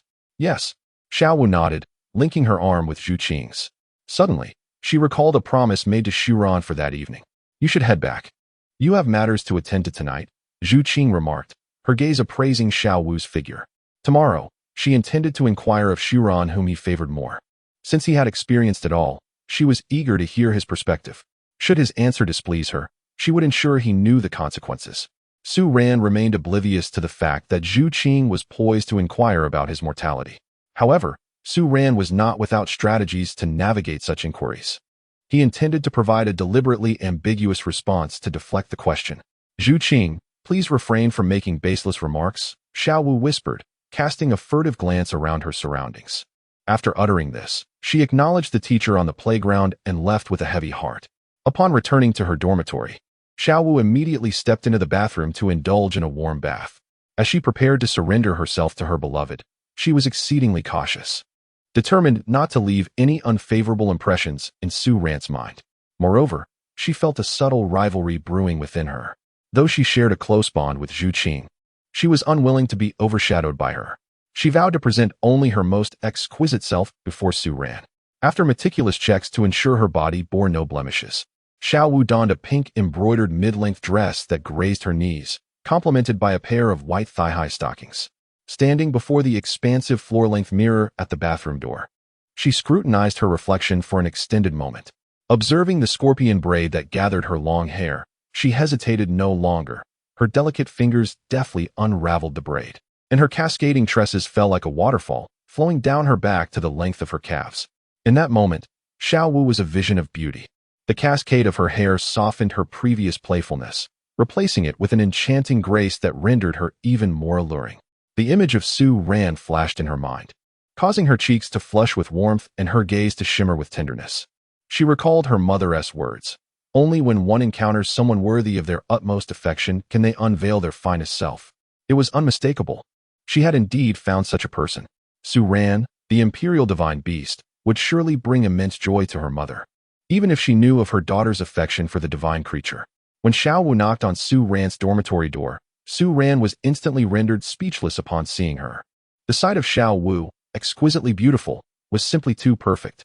It was only now that he comprehended why Xiao Wu, along with Qianren Xue and Bai Bai Dong, was regarded as the most exceptional presence in the first battle arena. Truly, she was breathtakingly beautiful, given a few more years for the youthful innocence to fade. Her beauty would undoubtedly reach even greater heights. "Brother Su Ran, what are you staring at?" Xiao Wu noticed the intense gaze Su Ran was casting upon her, and shyly lowered her head. She felt a mixture of nervousness and excitement about the impending moment. However, her heart brimmed with joy at being acknowledged by the one she loved. Observing the almost infatuated look in Su Ran's eyes, how could she not feel elated? "Xiao Wu, you are truly beautiful." Unable to contain himself any longer, Su Ran stepped forward and fervently kissed Xiao Wu. She closed her eyes, surrendering herself to his affections. This night, she belonged solely to him. Su Ran, regardless of her intentions, would always acquiesce. Of course, this was due to Xiao Wu's ignorance of Su Ran's brutality. Otherwise, she would inevitably lament her decision. With a swift motion, Su Ran kicked the door shut and secured it firmly. In an instant, she seized Xiao Wu, lifting her effortlessly and casting her onto the bed. At that moment, Su Ran transformed into a ravenous wolf. Chapter 94. I cannot allow you to be great. But I can. The morning sunlight streamed into the room. Su Ran gradually awoke, cradling the delicate and charming Xiao Wu, who was still peacefully asleep, showing no signs of stirring. Yet, Su Ran had no intention of rousing her, especially since she had been restless throughout the night. The vitality of youth is boundless, seemingly inexhaustible. While it is true that most youths might find their vigor waning when it is most needed, this does not apply to Su Ran. His physique, having been augmented by the bloodline of the Qilin, bestowed upon him a remarkable enhancement. There should be no doubt regarding his capabilities, in a certain sense. He now exists on a plane of life that surpasses that of ordinary humans. After all, possessing dual states is a feat beyond the reach of any mere mortal. When considering the spirit beast races, the auspicious beasts stand among the mightiest. Of course, dragon-type spirit beasts are even more formidable. Their essence is inherently noble, a truth not to be taken lightly. Even the most composed and serene dragon-type spirit beasts carry this genetic legacy, an indelible mark etched into their very bloodlines. Impervious to the will. Taking a deep breath, Su Ran inhaled the enchanting fragrance emanating from the girl in his arms, then exhaled a sigh of clarity. He proceeded to dress and wash his face, careful not to disturb the sleeping girl. Meanwhile, he examined the fluctuations in his skill points within the system. The display revealed a remarkable increase, with his skill points escalating from 600 to 4,600. Naturally, being the heroine of the Douluo Continent, Xiao Wu's presence yielded substantial rewards. Yet, Su Ran couldn't help but ponder a question. What kind of woman would bestow such an extravagant reward of 10,000 skill points? Was it Bibi Dong, Qianren Xue, Poseidon, or perhaps the goddess of life? Su Ran pondered for a while but could not reach a conclusion, so he decided to let it go. Overthinking would yield no benefit. When the time came, understanding would come naturally. After finishing his morning routine, Su Ran headed directly to find Zhu Zhuqing, and together they made their way to the dining hall. However, before they could reach their destination, they were met with dissonant voices. "Please, just let me go. I truly cannot endure this any longer. It will break me." A sharp female voice pierced the air, laden with agitation, fear, and resistance. "No, absolutely not. You cannot leave me. Even if we break up, you must grant me a few more chances." A male voice responded, equally fervent, surpassing the girl's emotional intensity. This was none other than Ma Hongjun and Suehua. Suehua, a girl of 17 or 18, was not exceptionally beautiful, yet her features were acceptable, and her figure was quite appealing, curvaceous, and capable of bearing children. Though her waist was slightly thick, it was still considered decent.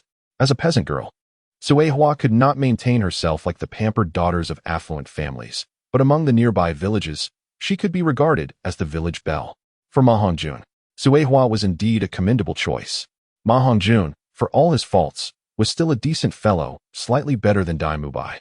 At the very least, he did not abandon his wife and children. However, for him, Suehua was sufficient. Ma Hongjun lacked ambition. Even the finest wife would be of no use to him. In the original story, he could have inherited the rank of a first-level deity, but squandered his potential, becoming a second-level deity instead. A second-level deity cannot bring others to the divine realm, leading to Bai Qinxiang's tragic demise.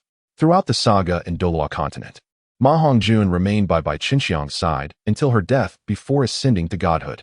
In this regard, Ma Hongjun displayed some merit, yet he could not safeguard his wife's well-being. Thus, Su Ran was naturally inclined to expand his harem. After all, he remembered that Bai Qinxiang had a penchant for high-waisted crop tops and long pants. And as a speed-type soul master, she maintained her physique impeccably. Clearing his throat, Su Ran interrupted the tugging match between Ma Hongjun and Suehua. "Brother Ran." Upon seeing Su Ran, Ma Hongjun hastily released Suehua and respectfully greeted him. In Ma Hongjun's eyes, Su Ran held a position of high esteem. "Quick, address him as Brother Ran," Ma Hongjun urged, shooting a glare at Suehua. "Brother Ran." Suehua, upon hearing this, respectfully bowed to Su Ran, her surprise evident. Ma Hongjun, a talented soul master, was typically proud. It was astonishing that he would show such deference to someone who appeared younger than himself. However, she was not well versed in the intricacies of the soul master realm. To her, each soul master was an exalted being. "What transpired?" Su Ran inquired. "Brother Ran, Suehua is my girlfriend. She hails from a nearby farm, and now she wishes to break up with me," Ma Hongjun explained, scratching his head in embarrassment. Su Ran turned his gaze towards Suehua, whose face had flushed red. "Brother Ran, I simply cannot bear it any longer. My ordinary human body is truly insufficient. I do not deserve him," Suehua said, her voice tinged with a sob. Hearing Suehua's candid confession, Zhu Zhuqing, empathizing as a woman, felt her own cheeks warm with sympathy. She could relate deeply. With Su Ran's overwhelming capabilities, an ordinary person or a frail support-type soul master could face life-threatening dangers. If even she, a combat-oriented soul master who regularly trained, was rendered incapacitated, one could only imagine the torment an ordinary person or support-type soul master would endure, likely requiring at least 10 days to recover. "Brother Ran, you should be aware that my body is beyond my control," Ma Hongjun awkwardly explained. "He too longed to live like an ordinary person. Could he be blamed for his overwhelming strength? Is it the malevolent fire?" Su Ran furrowed his brow in contemplation. Witnessing this moment, Ma Hongjun felt a surge of excitement. What kind of person is Su Ran? He is a divine being capable of providing benefits to all soul masters, even to formidable soul sage instructors. In his heart, Su Ran is a deity. Su Ran is enigmatic, and there is a considerable likelihood that he can assist in resolving the issue of the malevolent fire. Suddenly, a dull thud echoed as Ma Hongjun collapsed to his knees. In his heart, he felt that if Su Ran could not save him, then no one in the world could. "Ran Gu, please help me," he pleaded. "With your immense strength, you must have a way to aid me. If you refuse to help, I shall remain here on my knees." His desperate cries left both Su Ran and the two girls, Zhu Zhuqing and Suehua, utterly speechless. Su Ran was aware of a solution to the malevolent fire, which involved either the purest ice or the purest fire, requiring the assistance of spirit masters to enhance the purity of the flames. However, among the fire and ice spirit masters, Only Shui Binger and Huowu possessed any significant strength, but their martial spirits had not yet reached their ultimate form. Unless they ventured to the extreme northern regions to seek the Ice Emperor and Snow Emperor, Ma Hongjuan's malevolent fire would be nearly impossible to eradicate. I am currently unable to resolve the issue of the malevolent fire for you. I can only assist in addressing the root of the problem, Su Ran stated, retrieving a white potion vial from his storage soul guide. This was naturally the product of his first lottery draw. Unlike other enhancements, this potion would merely temper his desires, though Su Ran was uncertain of its potential side effects. Should the effects be too potent, he still had the kidney treasure to counterbalance. Yet, when Su Ran noticed Ma Hongjuan's beard gradually thinning, he could only regret having harmed him. Once broken, a mirror can never be entirely restored. Even if it is mended, it will still bear flaws. System, is this potion effective? Su Ran inquired, adopting a responsible attitude towards Ma Hongjun. He was concerned that if the effects were too severe, it would not bode well. After all, despite Ma Hongjuan's shortcomings, he still referred to Su Ran as Rangu. Host brother, how am I to answer you? This reward is intended for your use. Are you unaware of how you have treated the girls? The system responded with a hint of exasperation, casting a disapproving glance at Su Ran. From the moment Su Ran acquired the Qilin bloodline, the system anticipated his burgeoning strength, hence the reward was bestowed upon him. Now that the host had the Qilin bloodline, he had transcended the ordinary human realm, leaving Zhu Zhuqing and Huowu unable to keep pace. No, absolutely not. Su Ran adamantly shook his head. The system lacked the understanding of human sentiments. He would rather exercise restraint than indulge in such a substance. However, if given to Ma Hongjun, it might empower him to attain divinity. In the original narrative, Ma Hongjuan's inability to reach the first rank of godhood was closely linked to his body being drained of vitality. Should he consume this potion, Su Ran could nearly guarantee that Ma Hongjun would ascend to godhood. Thus, it seemed feasible. The potion was designed for the host and could not harm him. Nevertheless, Ma Hongjuan's physique was considerably more fragile, potentially rendering him more susceptible to its effects. Yet, it would not be entirely devoid of benefit. The system explained, her cheeks flushed, unwilling to delve further into the matter. Though she was a system, she was still a girl and felt bashful discussing such topics. Well then, if that is the case, there are no issues, Su Ran affirmed. At that moment, Ma Hongjun clutched the potion vial Su Ran had handed him, trembling with excitement. Astonished that Rangu truly possessed a means to assist him, I still cannot help you with the malevolent fire issue for the time being. But I will seek a solution in the future, Su Ran clarified, his mind racing with ideas. Under the guise of aiding his junior brother with the malevolent fire, perhaps he could arrange a rendezvous with Shui Binger and Huowu. How delightful that would be. At the Tian Shui Academy, every girl was remarkably beautiful. The academy had 3 criteria for accepting students: water attribute, beauty, and adequate talent. It could be said that the Tian Shui Academy was a haven for stunning young women, particularly Shui Binger, Shui Yuer, and Shui Wu. In contrast, the Qihua Academy had only Huowu standing out. Thank you, Rangu. From now on, you shall be my brother, my true brother, Ma Hongjun said, carefully stowing the potion. At that moment, he remained oblivious to Su Ran's intention of using him as a mere tool while he pursued romantic interests. When he eventually discovered the truth, he would be left waiting in the dormitory for Su Ran's return, his heart heavy with unspoken sorrow. Take 2 pills, twice a day, Su Ran instructed Ma Hongjun. The potency of the potion was already considerable. Should he consume it all at once, he might struggle to endure its effects. I understand, Rangu, Ma Hongjun replied absent-mindedly, his excitement palpable, seemingly oblivious to Su Ran's words. All he knew was that he would no longer be tormented by his previous afflictions. Suehua, surely you do not wish to break up with me now. Rangu will help us, Ma Hongjun said, gazing at the girl in the coarse cloth wrapping her exquisite form in the distance. He could not help but express his thoughts. He had been among the first to arrive at Shrek Academy. During his less powerful days, he often played in nearby villages. Suehua, being the beauty of her village, had imparted a sense of youthful allure during his adolescence. Though she might not be particularly stunning now, the innocent thrill he experienced while secretly admiring her could never be replicated by any other girl. Let us discuss it after you've taken the potion, Suehua replied, her heart softening at the sight of Ma Hongjun. As a noble spirit master, he represented an exalted status among the common folk. Were it not for her body being unable to withstand the strain, she would never consider parting ways with him. To have a spirit master as a husband was an unending honor, especially as Ma Hongjun was no ordinary spirit master. Rest assured, what Ran Gu has given will undoubtedly be effective. Ma Hongjun held unwavering trust in Su Ran. Just yesterday, Su Ran had casually penned a poem, and the entire Shrek Academy had experienced a moment of epiphany, reaping the benefits. Such a talent was nothing short of terrifying. Thus, Su Ran had become an omnipotent figure in Ma Hongjun's eyes. At least in his perception, Su Ran would surely aid him in overcoming this ailment.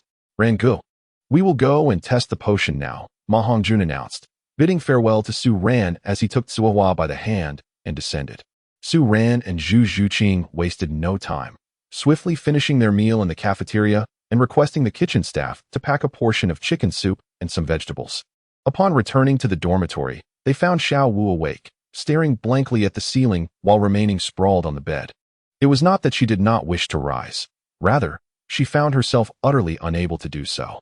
Last night, she had felt somewhat better, but after a brief slumber, her body was now riddled with aches, leaving her devoid of any strength. She felt a surge of irritation. Men's words were nothing but deceitful. Not a single promise was truthful. Xiao Wu, you're awake? Su Ran inquired with concern as he entered the room and noticed her alertness. Where have you been for so long? Xiao Wu huffed, turning her head away in annoyance as she glared at Su Ran. I want to get you food. I was worried you would be hungry when you woke up, so I had the kitchen prepare something delicious for you. Su Ran spoke as he placed the neatly packed food upon the table, then assisted Xiao Wu in rising. Xiao Wu let out a soft whimper, her face betraying a semblance of pain. Do not move me, she implored with her large, innocent eyes, laced with a sense of grievance. Is it very painful? Su Ran regarded her with a hint of sympathy, suddenly realizing that he might have been rather rough. It was no wonder the system had bestowed upon him such items during the lottery. What do you say? Xiao Wu teased playfully. What should we do now? Regret was futile at this point. It was impossible for Xiao Wu to abstain from eating entirely. Could she merely lie there? Su Ran, you should leave. I will take care of Xiao Wu. Zhu Zhuqing interjected as she appeared at the door, pulling Su Ran out forcefully and shutting the door behind them. She was intimately familiar with Xiao Wu's current state, having experienced it herself not long ago. However, she gradually grasped Su Ran's sentiments. If it became necessary, a touch of vulnerability could compel Su Ran to relent. Yet, Xiao Wu had yet to master this particular tactic. Chapter 96, Tang San, the master arrives. Zhuqing. What brings you here? Xiao Wu asked shyly, her gaze flitting toward Zhu Zhuqing, feeling embarrassed to require her assistance in such matters. What is there to be embarrassed about among girls? Zhu Zhuqing chuckled lightly as she shed her elegantly tailored outer garment, revealing her flawless form, before slipping beneath the covers. Xiao Wu let out another soft sound, her face contorting slightly in pain, though it was overshadowed by her shyness. Previously, she had often teased Zhuqing, and now the tables had turned. How outrageous of Su Ran to treat our Xiao Wu in such a manner. I shall ensure he pays for this folly. Zhu Zhuqing declared earnestly, her hands betraying a mischievous intent. In their dormitory, Xiao Wu had frequently teased her, and now it seemed it was Zhuqing's turn to retaliate. Especially as Xiao Wu was rendered immobile at present. Sister Zhuqing, I was wrong. I promise I won't do it again. Please spare me, Xiao Wu implored, blinking her large, sorrowful eyes, radiating helplessness. She regretted having teased Zhuqing upon her return from Su Ran's side. The wheel of fortune had turned. And now it was Zhuqing's turn to have her fun at Xiao Wu's expense. Oh, have you come to realize your mistake? Zhu Zhuqing remarked with a smile, observing Xiao Wu beside her. Yes, I truly understand my fault. Xiao Wu nodded earnestly, refraining from provoking Zhuqing as she had in the past. Otherwise, she would surely find herself in a mortifying predicament today. Very well then, I shall refrain from teasing you. After all, if Su Ran discovers that I am bullying his precious Xiao Wu, he might just become upset with me. With a smile, Zhuqing retrieved a bowl of warm porridge from the bedside table, blowing gently upon it before offering it to Xiao Wu. This meal was enriched with numerous precious herbs, and once Xiao Wu consumed it, her body would soon recover. The recovery capabilities of soul masters were notably robust, particularly for Xiao Wu, who was a soul beast reincarnation. As the days at Shrek Academy flowed by, a week had swiftly elapsed. Su Ran no longer needed to attend classes. His time was primarily devoted to cultivation or indulging in playful banter with Zhu Zhuqing and Xiao Wu, basking in their affectionate camaraderie. Each day, after a brief period of cultivation, Su Ran could be found on the playground or at the village entrance, savoring an apple while watching Xiao Wu and her companions engage in their training. Ever since the collective enlightenment incident, the faculty of the academy had largely ceased to concern themselves with Su Ran. They recognized that he was beyond their guidance. Excessive interference would only hinder his cultivation progress. Su Ran had dedicated seating arrangements at the playground and the entrance of the village. While enjoying his respite, he could also offer guidance to several students, much to the delight of the teachers. Frequently, even they found that conversing with Su Ran yielded immense insights. Su Ran, being an extraordinary traveler, perceives issues from an entirely distinct perspective compared to others. His insights naturally exert a certain influence on Flinder and his companions. On this particular day, 3 individuals made their way towards the Shrek Academy: Tang San, Xiao Gang, and Ning Rongrong. Initially, Xiao Gang had no intention of visiting Shrek Academy, planning instead to exchange pleasantries with Flinder before returning. However, he felt compelled to come, drawn by the genius Su Ran, whose remarkable talents he had learned about through Tang San, who mentioned that Xiao Wu had followed Su Ran. Furthermore, Su Ran was also a formidable rival of Tang San. Yet, these matters were of little concern to him. All he needed to grasp was that Su Ran was an unparalleled genius. Xiao Gang's original aspiration was to take on a disciple to validate his theories, which was the reason behind his decision to mentor Tang San. He believed that once Tang San flourished, his role as a revered teacher would garner him immense respect, a dream he yearned to fulfill. Xiao Gang was a prodigious talent. Although his cultivation was lacking, his theoretical prowess was unrivaled. His self-developed 10 competitive strengths for Soul Masters held epic-making significance. Before him, no one could claim the title of Master, and since then, none have been able to do so either. However, despite his unmatched intellect, his theories remained unacknowledged by others. Even with Bibi Dong, the Pope of the Spirit Hall, endorsing his theories, the mundane populace remained skeptical. After much contemplation, he realized he needed an individual to substantiate his theories, someone who could dispel the surrounding skepticism. If he could take Su Ran as his disciple, it would validate the brilliance of his theories. Given Su Ran's prodigious talent, he would likely flourish without much guidance. Thus, all he needed was to secure the title of Su Ran's mentor in advance. Once Su Ran achieved greatness, he could bask in the glory of being the master of a truly extraordinary individual. In that future, Su Ran, the true pride of the continent, would be Xiao Gang's disciple, allowing him to silence his critics. Additionally, with Su Ran's assistance, he could align himself with Bibi Dong and Lu Erlong. While Bibi Dong would never permit him to establish a harem, the rising power of Tang San, who harbored grievances against the Spirit Hall as Su Ran's senior brother, would ultimately diminish Bibi Dong's strength. This scenario would enable him to coexist with both women. Moreover, as the master of the continent's foremost powerhouse, he could exert authority over the former female pope, commanding her to serve him, a sense of accomplishment that would be profoundly gratifying. "Master, what are you pondering?" Tang San inquired. Puzzled, he wore a yellow hat and had finally discovered a way to remedy its appearance by dyeing it. Thus, who could discern the difference? "Oh, I was contemplating how to enhance your strength upon your arrival at Shrek Academy. You possess dual spirit souls, and your future is boundless," Xiao Gang replied, patting Tang San's shoulder while forcing a smile. At that moment, Tang San remained unaware that Su Ran was already at Shrek Academy, a fact he had gleaned from a letter exchanged with Flinder. Su Ran casually penned a few words, leading to an epiphany among all members of Shrek Academy. This time, in addition to accepting Su Ran as his disciple, he harbored another intention: to observe the inscriptions carved by Su Ran on the stone wall, for he might glean profound insights from them. Naturally, Tang San was also eager to attain enlightenment. Following this revelation, their master-disciple bond would likely experience significant enhancement. Should he enter a state of enlightenment, he might even have the opportunity to ascend to the rank of Soul Master. Unbeknownst to the daydreaming Xiao Gang, he and Tang San had already been blacklisted by Su Ran. While anyone else could benefit from the content on the stone wall, the two of them were excluded. Following their blacklisting, Xiao Gang and Tang San would only experience a regression in their cultivation when gazing upon the stone wall, with even a potential decline in their innate talents. After all, Su Ran's boon was not something everyone could enjoy. He wielded the authority to determine who could benefit from it. Chapter 97. Observing the Stone Wall Shrek Academy, Office of Instruction. The office of Shrek Academy was merely a larger room furnished with a few desks and little else. However, it bustled with activity at this moment, as all the teachers of Shrek Academy had gathered here.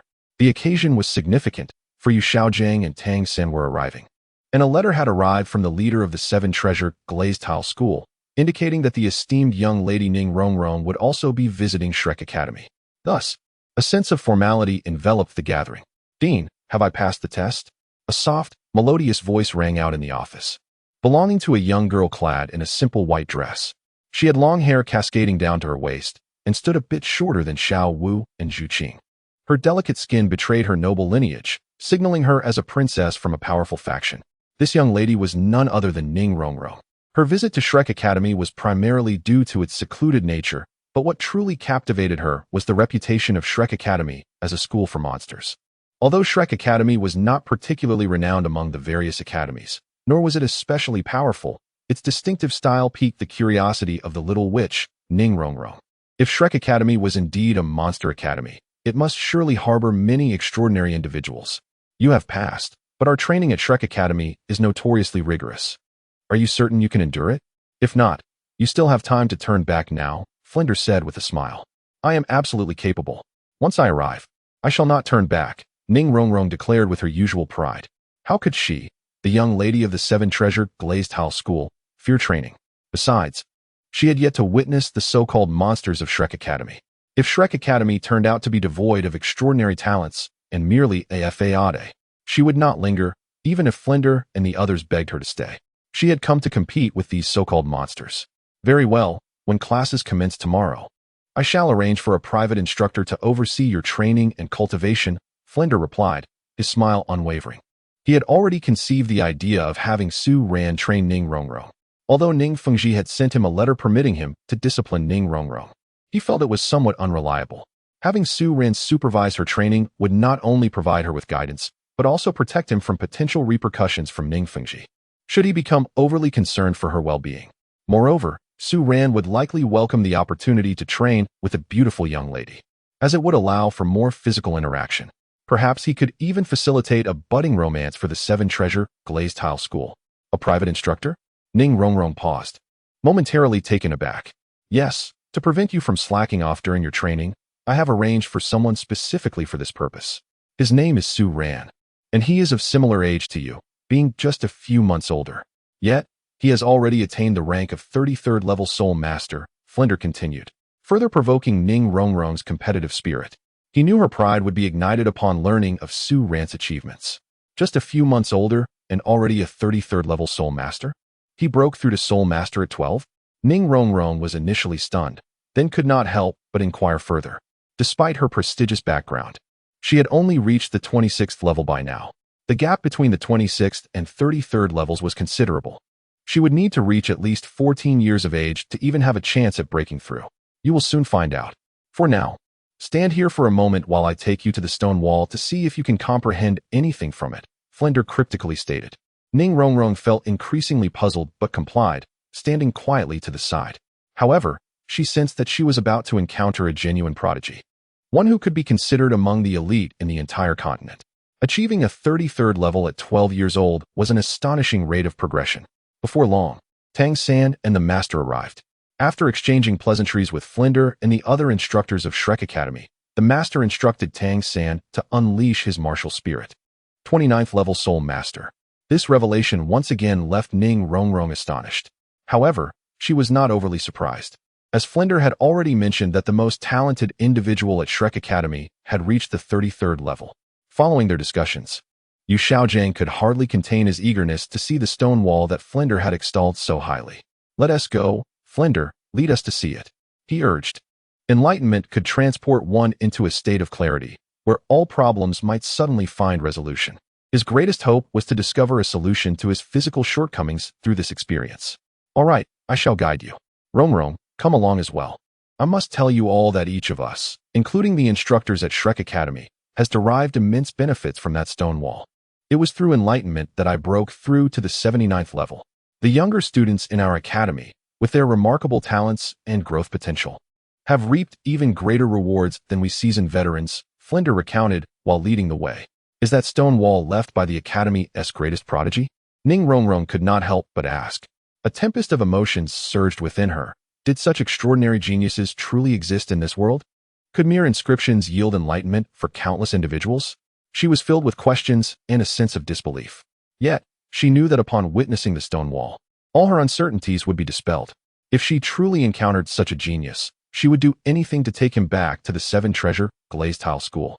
Tang San, too, felt a sense of anticipation, having gleaned much from the master and Flinder's conversation. Shrek Academy possessed a treasure that could facilitate enlightenment. Tang San understood the significance of such an experience. Beyond the accumulation of soul power, cultivation was fraught with various challenges. Unresolved issues could stifle a soul master's future. Enlightenment, on the other hand, could clear one's mind and allow for rapid cognitive processing, enabling all questions to be effortlessly resolved. It could even lead to a dramatic increase in cultivation. This treasure was something he greatly yearned for. Since he began cultivating, aside from mastering his Tang sect techniques, he had been unable to partake in any heavenly treasures due to financial constraints. Now that a chance to elevate himself had presented itself, he was determined not to let it slip away. We have arrived. Behold the stone wall ahead. I hope you all can gain something worthwhile from it. Indeed, this stone wall requires a person of profound comprehension to extract its benefits. Otherwise, a lack of understanding may even lead to a regression in cultivation and talent. Flinder suddenly recalled Su Ran's words and reminded them. However, such statements were naturally intended by Su Ran to deceive Flinder and the others. Upon hearing this, Tang San and Xiao Gang felt disheartened, though externally it was difficult to discern Su Ran's manipulations. Rest assured, with the comprehension abilities of Xiao San and myself, we shall be fine, Xiao Gang declared, patting his chest and fixing his gaze on the stone wall. Tang San and Ning Rongrong followed suit, their eyes drawn to the wall. The essence of the sword flowed like a river, and the sleeves billowed with clouds. Yet when Ning Rongrong beheld the verses etched upon the stone, she was irresistibly entranced. Chapter 98. Xiao Gang's cultivation mentality explodes. Flinder suddenly enlightened. Ning Rongrong savored the poem on the wall, finding it increasingly profound. In this world, literature did exist, but it was typically favored by those with poorer cultivation talents. Her father, having reached the pinnacle of level 79, indulged in such pursuits during his leisure. Yet, in her eyes, her father's writings paled in comparison to the eloquence of the verses before her. At this moment, a vision of a swordsman, sword in hand, emerged in her mind. As he drew his weapon, the surrounding scenery faded into oblivion. This brought to mind her grandfather, a man obsessed with the way of the sword. Surely, he would be thrilled to witness the content of this stone wall. Could it be that this unparalleled genius of Shrek Academy was also a master of the sword? Perhaps he possessed a sword-based martial spirit as well. Curiosity filled Ning Rongrong's heart, and the thought of him becoming her personal mentor stirred something within her. As she gazed at the contents of the stone wall, she gradually slipped into a peculiar state. Meanwhile, Xiao Gang and Tang San appeared bewildered. They regarded the poem as quite commendable and the calligraphy as exquisite, yet they found themselves lacking in enlightenment. Confused, they exchanged glances, struggling to comprehend. Flinder had once stated that only those with keen insight could reap immense benefits from this wall, while those less perceptive might suffer regression. Could it be that their comprehension was indeed lacking? This seemed impossible. After all, Tang San was a natural prodigy, and Xiao Gang was a master of unparalleled intellect. Was it conceivable that the stone wall held no significance? As Xiao Gang and Tang San pondered this dilemma, they were drawn to Ning Rongrong's sudden commotion. At that moment, a radiant light enveloped her, the seven treasures glazed tower held aloft in her hands, and two yellow soul rings ascended around her. In this instant, Ning Rongrong appeared enchanting, her soul power surging forth. With a soft sound resonating from the depths of the cosmos, Ning Rongrong's cultivation broke through to level 27. Even after this breakthrough, her soul power continued to accelerate, racing towards the threshold of level 28. Witnessing this spectacle, Xiao Gang was instantly exhilarated, and Tang San could not help but feel a surge of excitement. Tang San, currently at level 29, was still some distance from level 30. Yet, seeing a fellow soul master, once at 26, now poised to break through to 28, ignited a competitive spark within him. Could it be that his comprehension was lacking? Shaking his head, he redirected his focus to the stone wall, gradually becoming entranced by its mysteries, entering a wondrous state akin to Ning Rongrong's. Yet, what awaited them was not a surge in cultivation or the clarity born of enlightenment.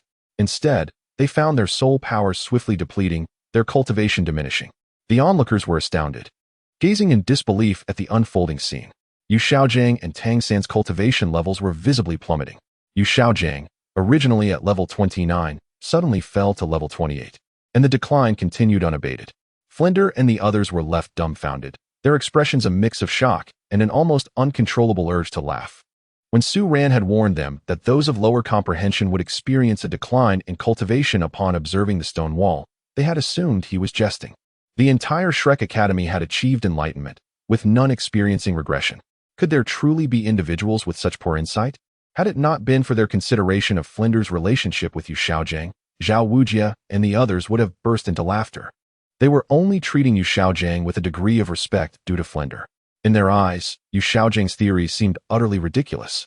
Summer insects do not speak of ice. Xiao Gang had never encountered formidable realms, yet he spoke so grandly, appearing as nothing more than a clown in their eyes. Previously, they had suspected Xiao Gang to be merely a name-dropper, his theories lacking substance. Now, witnessing this scene, their suspicions were only reinforced. A person whose cultivation could regress from 29 to 25 must surely possess a wooden intellect. Truly clever individuals would not behave as he did. Not long ago, a child from a neighboring village had visited the academy and benefited from the stone wall. Was it possible that this so-called master was less intelligent than a mere child? Zhao Wujia and the others stifled their laughter, and even Flinder felt a smile threatening to break free. In this moment, after many years, seeing Xiao Gang again, Flinder realized that he was not as formidable as he had once believed. If his theories were genuinely sound, how could he fail to resolve his own issues? Flinder reminisced about the time spent with Xiao Gang and Lu Erlong, suddenly recognizing a troubling pattern. It appeared that Xiao Gang had only ascended to a position of authority within their trio after becoming involved with Erlong, originally the leader among them. He had eventually come to defer to Xiao Gang's opinions due to Erlong's influence. In that moment, a chilling thought took root in Flinder's mind. He had long harbored a question. Did Xiao Gang truly remain unaware of Erlong's identity? After years of researching martial spirits, could he genuinely not discern that Erlong belonged to the Yu family? Even with the changes in her martial spirit, the essence of the blue lightning Tyrannosaurus Rex remained unmistakable. Flinder cast a deep gaze at Xiao Gang, standing before the stone wall, as if he had attained a state of clarity once more, this time grasping some terrifying truths. If this were indeed the case, it would be utterly alarming. Xiao Gang, I hope you have not been intentionally harming Erlong, for if so, I shall not spare you, he thought, looking toward the stone wall, beginning to grasp its significance. Typically, Su Ran's writings could only impart a single moment of enlightenment. Yet Flinder's current understanding transcended mere cultivation. No, my cultivation. Xiao Gang's face turned pale as he awakened from that state, realizing his level had plummeted to 25. The sudden drop of 4 levels left Xiao Gang in disbelief as he sensed the turmoil within his soul power. He could hardly fathom the reality of the situation. His cultivation had plummeted from the 29th to the 25th level. Once he could proudly claim to be a quasi-spirit sage. But now he found himself reduced to nothing more than a great spirit master, inferior even to the students of Shrek Academy. As his cultivation continued to decline, panic gripped him. Please, don't decrease any further, he implored, feeling his soul power fluctuate violently. It was as if a balloon had burst and everything had come crashing down. He could not comprehend why this was happening, especially after having seen the inscriptions on the stone wall. How could his cultivation still be falling? Just as he thought it had stabilized, it began to plummet once more, shattering his mental state. Overwhelmed by despair, Xiao Gang collapsed to the ground, his eyes vacant and his face pale. He coughed up blood, consumed by hopelessness as his cultivation dwindled to the 20th level. Had it not been for the restrictions of the soul rings, the fall would have been even more catastrophic. With his innate soul power barely half a level, reaching the 29th level had been an arduous journey that took him a decade. Was he now expected to endure another 10 years of grueling training? The culmination of 10 years of effort had been obliterated in an instant, and he could no longer contain his anguish as blood poured from his mouth. 10 years of relentless toil. Now, with a cultivation level of merely 20, he could only imagine the ridicule he would face. More importantly, did this regression signify a lack of talent on his part? Would he be subjected to even more mockery in the future? The very thought sent him spiraling deeper into despair, blood continuing to spill from his lips. Why? Why was he considered a failure? As the son of Yu Engine, the esteemed head of the Yu family, he held a noble status, yet this was his fate? With an innate soul power of just half a level, achieving the 29th level had already been a monumental challenge, and now he had fallen to the 20th. Was this divine retribution? What had he done wrong? From a young age, he had endured bullying at the Blue Lightning Tyrant Dragon sect, only to be targeted by Qin Xuanji and the Spirit Hall upon his arrival there. Just when he thought he had found hope in accepting a genius disciple, It seemed all had turned to ash. No, Tang San must not be in danger. Xiao Gang cried out frantically, turning his gaze to his treasured disciple, hoping to glimpse his condition. A flicker of hope ignited within him, but despair quickly extinguished it. Seeing Tang San's state deepened his hopelessness. Why was his beloved disciple's cultivation regressing as well? Was it a reflection of his own failure as a mentor? Tang San was a prodigy with twin martial souls, a rarity on the entire continent, alongside only Bibi Dong. How could such a genius lack comprehension? Xiao Gang dared not dwell on it, and impulsively kicked Tang San to rouse him from his stupor. Teacher? Tang San awoke, astonished to see his mentor.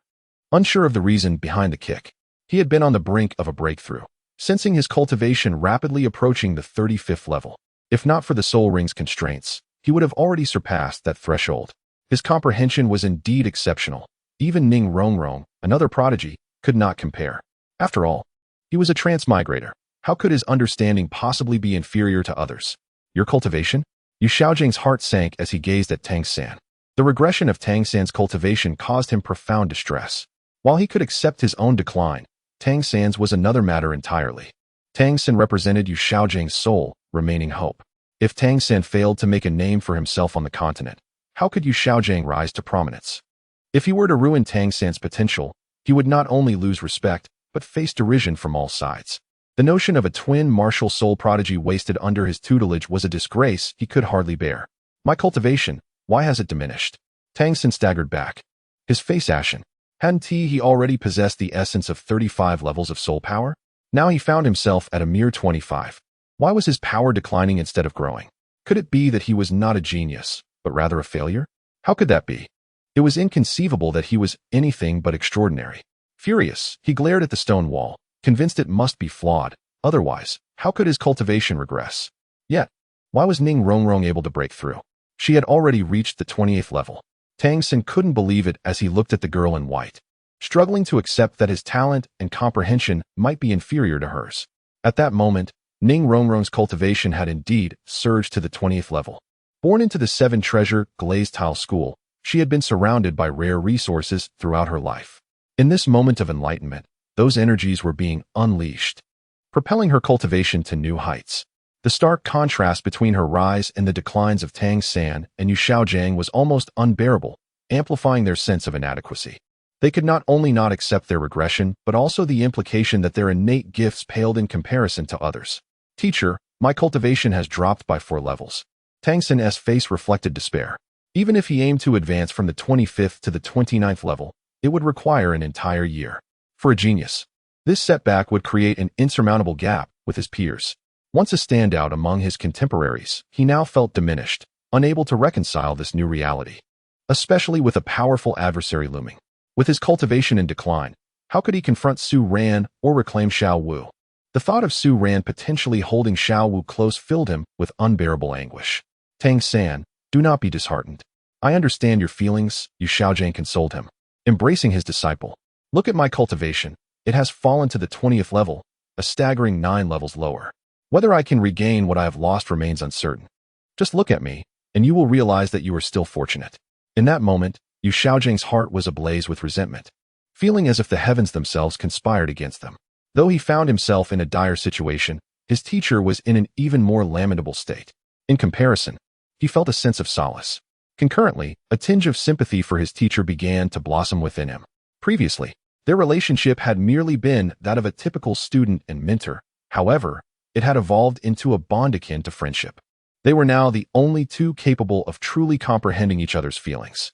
At that moment, Tang San and his master found comfort in each other's presence.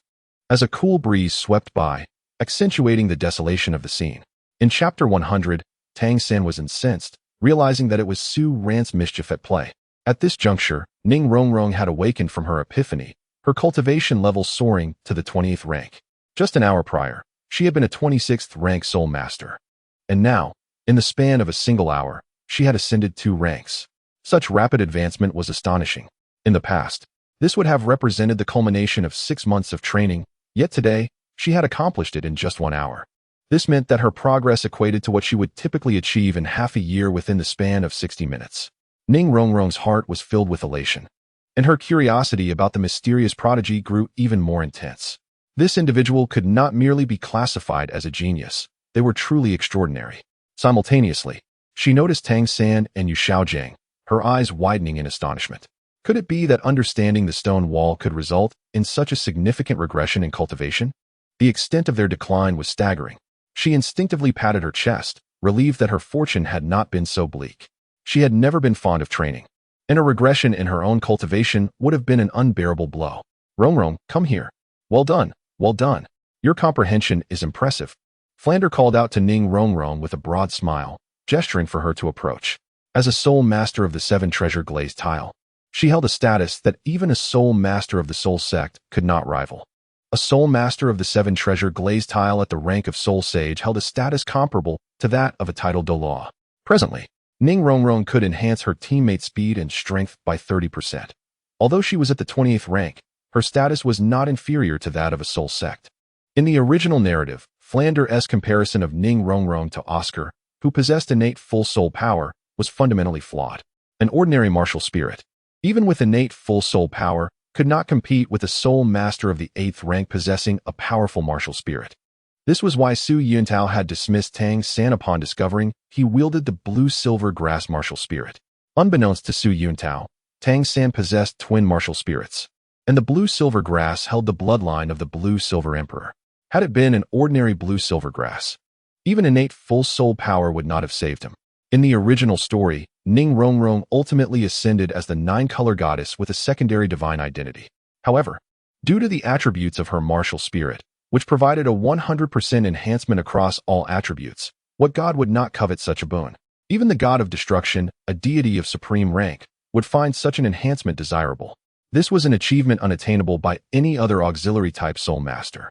This was the unique status conferred by Ning Rong's martial spirit. Dean Flander, might you introduce me to that prodigy? Ning Rong inquired, her exquisite blue eyes sparkling with curiosity. In her mind, she envisioned a dashing young man wielding a long sword, exuding elegance and charm. What girl does not dream of romance?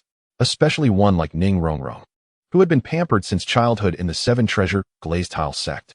At this stage of youthful rebellion, she was filled with aspirations of love, naturally fantasizing about a sweet romance. Moreover, having sneaked out, the idea of returning with a boyfriend of exceptional caliber filled her with pride. Even if things progressed further, it might surprise her father and her esteemed guardians. Certainly. However, you need not seek him out. He is already on his way, Flander replied with a grin, casting his gaze towards Su Ran, who was approaching the playground alongside Xiao Wu and Zhu Zhuqing. Upon seeing the disheveled states of Tang San and Xiao Gang, Su Ran could not help but burst into laughter. These two clowns are simply too amusing. If not for the need to maintain decorum, he might have been doubled over with laughter at that moment. The master and Tang San were truly a match made in heaven at that moment. Su Ran mused that if not for the constraints of age, they might have become great friends. Hello, Junior. I am Su Ran, he said, shifting his focus from Tang San and Xiao Gang to the lovely young lady beside Flander. Ning Rong embodied a delicate charm, her stature modest. Slightly shorter than Xiao Wu and Zhu Zhuqing, her figure modestly curvaceous. Her legs, though not long, were aesthetically pleasing, clad in pristine white stockings that were spotless, reflecting her fastidious nature. Among the trio of Shrek, Zhu Zhuqing's bust, Xiao Wu's legs, and Ning Rong's flawless skin were all exceptional. As an auxiliary-type soul master, Ning Rong's skin was far more delicate than that of her combat-oriented counterparts, appearing smooth and radiant. In the sunlight, she seemed even more ethereal, as though a mere touch could yield droplets of water. It has often been said that women are made of water, while others may not perceive this. Ning Rong undeniably evoked that sentiment visually. Su Ran, were those 4 lines of poetry on the stone wall your creation? Ning Rong blinked her beautiful eyes, gazing at Su Ran in astonishment. His image aligned closely with her expectations, though she felt a twinge of disappointment upon realizing he seemed to have more than one girlfriend. Indeed, Su Ran replied nonchalantly. Wow, that's impressive, senior. I am Ning Rong, she said, extending her hand to shake his. As Su Ran and Ning Rong engaged in conversation, Tang San felt a sudden shiver run through his body at the sound of Su Ran's voice. The deep-seated hatred from the depths of his soul compelled him to clench his fists tightly. This was indeed Su Ran's voice. It turned out that Su Ran was also at Shrek Academy. Could it be that he was the reason for the transformation in his teacher? He recalled that Dean Flander had mentioned the inscriptions on the stone wall were left by Su Ran. It was only natural that Su Ran would deceive them. With this thought, Tang San found it increasingly difficult to remain composed, as a surge of rage welled up within him. He abruptly turned to face Su Ran. At that moment, Su Ran held Zhu Zhuqing, clad in form-fitting attire, in his left arm, her alluring figure on full display. In his right arm, he cradled Xiao Wu, adorned in a pink gown and white stockings, equally enchanting. Embracing both beauties, Su Ran appeared to be engrossed in a lively conversation with Ning Rongrong. His demeanor was one of carefree ease and nonchalance, a sight that would undoubtedly evoke envy in all men. To wield power over the world and indulge in the embrace of beautiful women, this is the shared aspiration of all men. No man wishes for anything less than a multitude of wives and fair maidens scattered across the land. Su Ran epitomized this romantic ideal, inciting envy among all who beheld him. Yet, Tang San felt no envy towards Su Ran. Instead, he harbored nothing but profound hatred. Observing Xiao Wu and Su Ran's embrace, his eyes were filled with cold fury. How could Su Ran so brazenly mistreat Xiao Wu? It was one thing for him to have stolen her through despicable means, but even more egregious was his lack of appreciation for her. Su Ran, it was you all along. I had wondered why my teacher and I had suffered so grievously. Why my cultivation had plummeted so rapidly. It was all at your behest. Tang San spoke coldly, his voice laced with ice. Setting aside Xiao Wu for the moment, he was determined to seek justice from Su Ran regarding the precipitous decline of his own powers. Su Ran is despicable and shameless. Having taken away his beloved Xiao Wu is one thing, but now he even seeks to undermine him further. Is Su Ran still human? And his teacher is even worse off than him. Can Su Ran still manage some human affairs? Chapter 101. The Overzealous Protector, Xiao Wu. Tang San. What nonsense are you spouting? Did Su Ran ask you to come here? Upon seeing Tang San, Xiao Wu's mood soured. Now, with Tang San slandering Su Ran, her impression of him has plummeted even further. To her, Tang San is nothing but a shameless scoundrel. While she had her doubts about his unscrupulousness before, she is now completely convinced. Tang San's presence at Shrek Academy must be due to him following them. Otherwise, how could he have found this place? There are numerous prestigious Soul Master Academies throughout the world, yet he chooses to come to this remote location. It seems he has been tracking her and Su Ran's whereabouts all along. As soon as he discovered they were at Shrek Academy, he hastily made his way here. Tang San is truly cunning. However, she is no longer the naive girl she once was, having once been a soul beast for 100,000 years. Even if she is somewhat innocent, having been deceived by Tang San once, she would never fall for his tricks again. She is a 100,000-year-old rabbit, not a pig. How could she possibly be fooled by Tang San again? Xiao Wu declared, I won't argue with you. She cast a glance at Tang San, her heart pained. Xiao Wu is now far more beautiful than before. Previously, he didn't understand her well, nor did he know what gifts to buy or how to adorn her. Now, under Su Ran's care, she dons a lovely pink dress and white stockings, exuding charm and femininity. Yet, the more beautiful she becomes, the more it pains his heart, intensifying his hatred towards Su Ran. That scoundrel Su Ran has already crossed the line by stealing Xiao Wu from him, and now he dares to seek other women. To flirt in front of Xiao Wu is intolerable. I insist on saying this. You and the master come to see Su Ran's poetry. Did Su Ran give his consent? Just having the audacity to look is one thing, but to shamelessly criticize him when your own cultivation has regressed is utterly ridiculous. Tang San, do you think you deserve that? Su Ran's strength, status, talent, and brilliance far surpass Tang San's. Does he even need to resort to underhanded tactics against you? With a mere flick of his hand, you would crumble. Does he need to play dirty? Xiao Wu spoke passionately, as if transformed into a fierce protector, leaving Su Ran wide-eyed. Su Ran holds a revered position in Xiao Wu's heart, and after solidifying their relationship, he has ascended beyond all others in her esteem. Women are often partial to their husbands, no matter the conflicts between them. When facing outsiders, she cannot tolerate any disparagement against him. Upon hearing Tang San's slander against Su Ran, Zhu Zhuqing felt a surge of indignation. However, she recognized that Su Ran and Xiao Wu were familiar with this person, so she remained silent. Ning Rongrong also looked down on Tang San. Although she harbored no romantic feelings for Su Ran, he had significantly boosted her cultivation and was her benefactor. Yet here was Tang San, who had come along to observe Su Ran's poetry, having suffered a drastic drop in his own cultivation. To blame Su Ran for his own shortcomings was laughable. Observing Xiao Wu's fierce defense of Su Ran warmed his heart. He had not anticipated such an endearing side of her. Meanwhile, Tang San seethed with rage. How could he not be furious after being berated by Xiao Wu? Previously, she had always followed him, calling him brother. Now, she no longer utters that title and openly opposes him. However, he does not blame Xiao Wu. His ire is directed solely at Su Ran. Once he reveals Su Ran's true nature, he is confident that his relationship with Xiao Wu will be restored. In that moment, her guilt will only deepen her love for him. Yet, Tang San remains unaware that Xiao Wu has already seen through Su Ran. Otherwise, he would be infuriated. Perhaps even seeking vengeance against Su Ran, that beast. Su Ran, if you are capable, why not step out from behind the woman? Stand before me like a man. Tang San shouted at Su Ran, unable to suppress his frustration, as he wished to avoid conflict with Xiao Wu.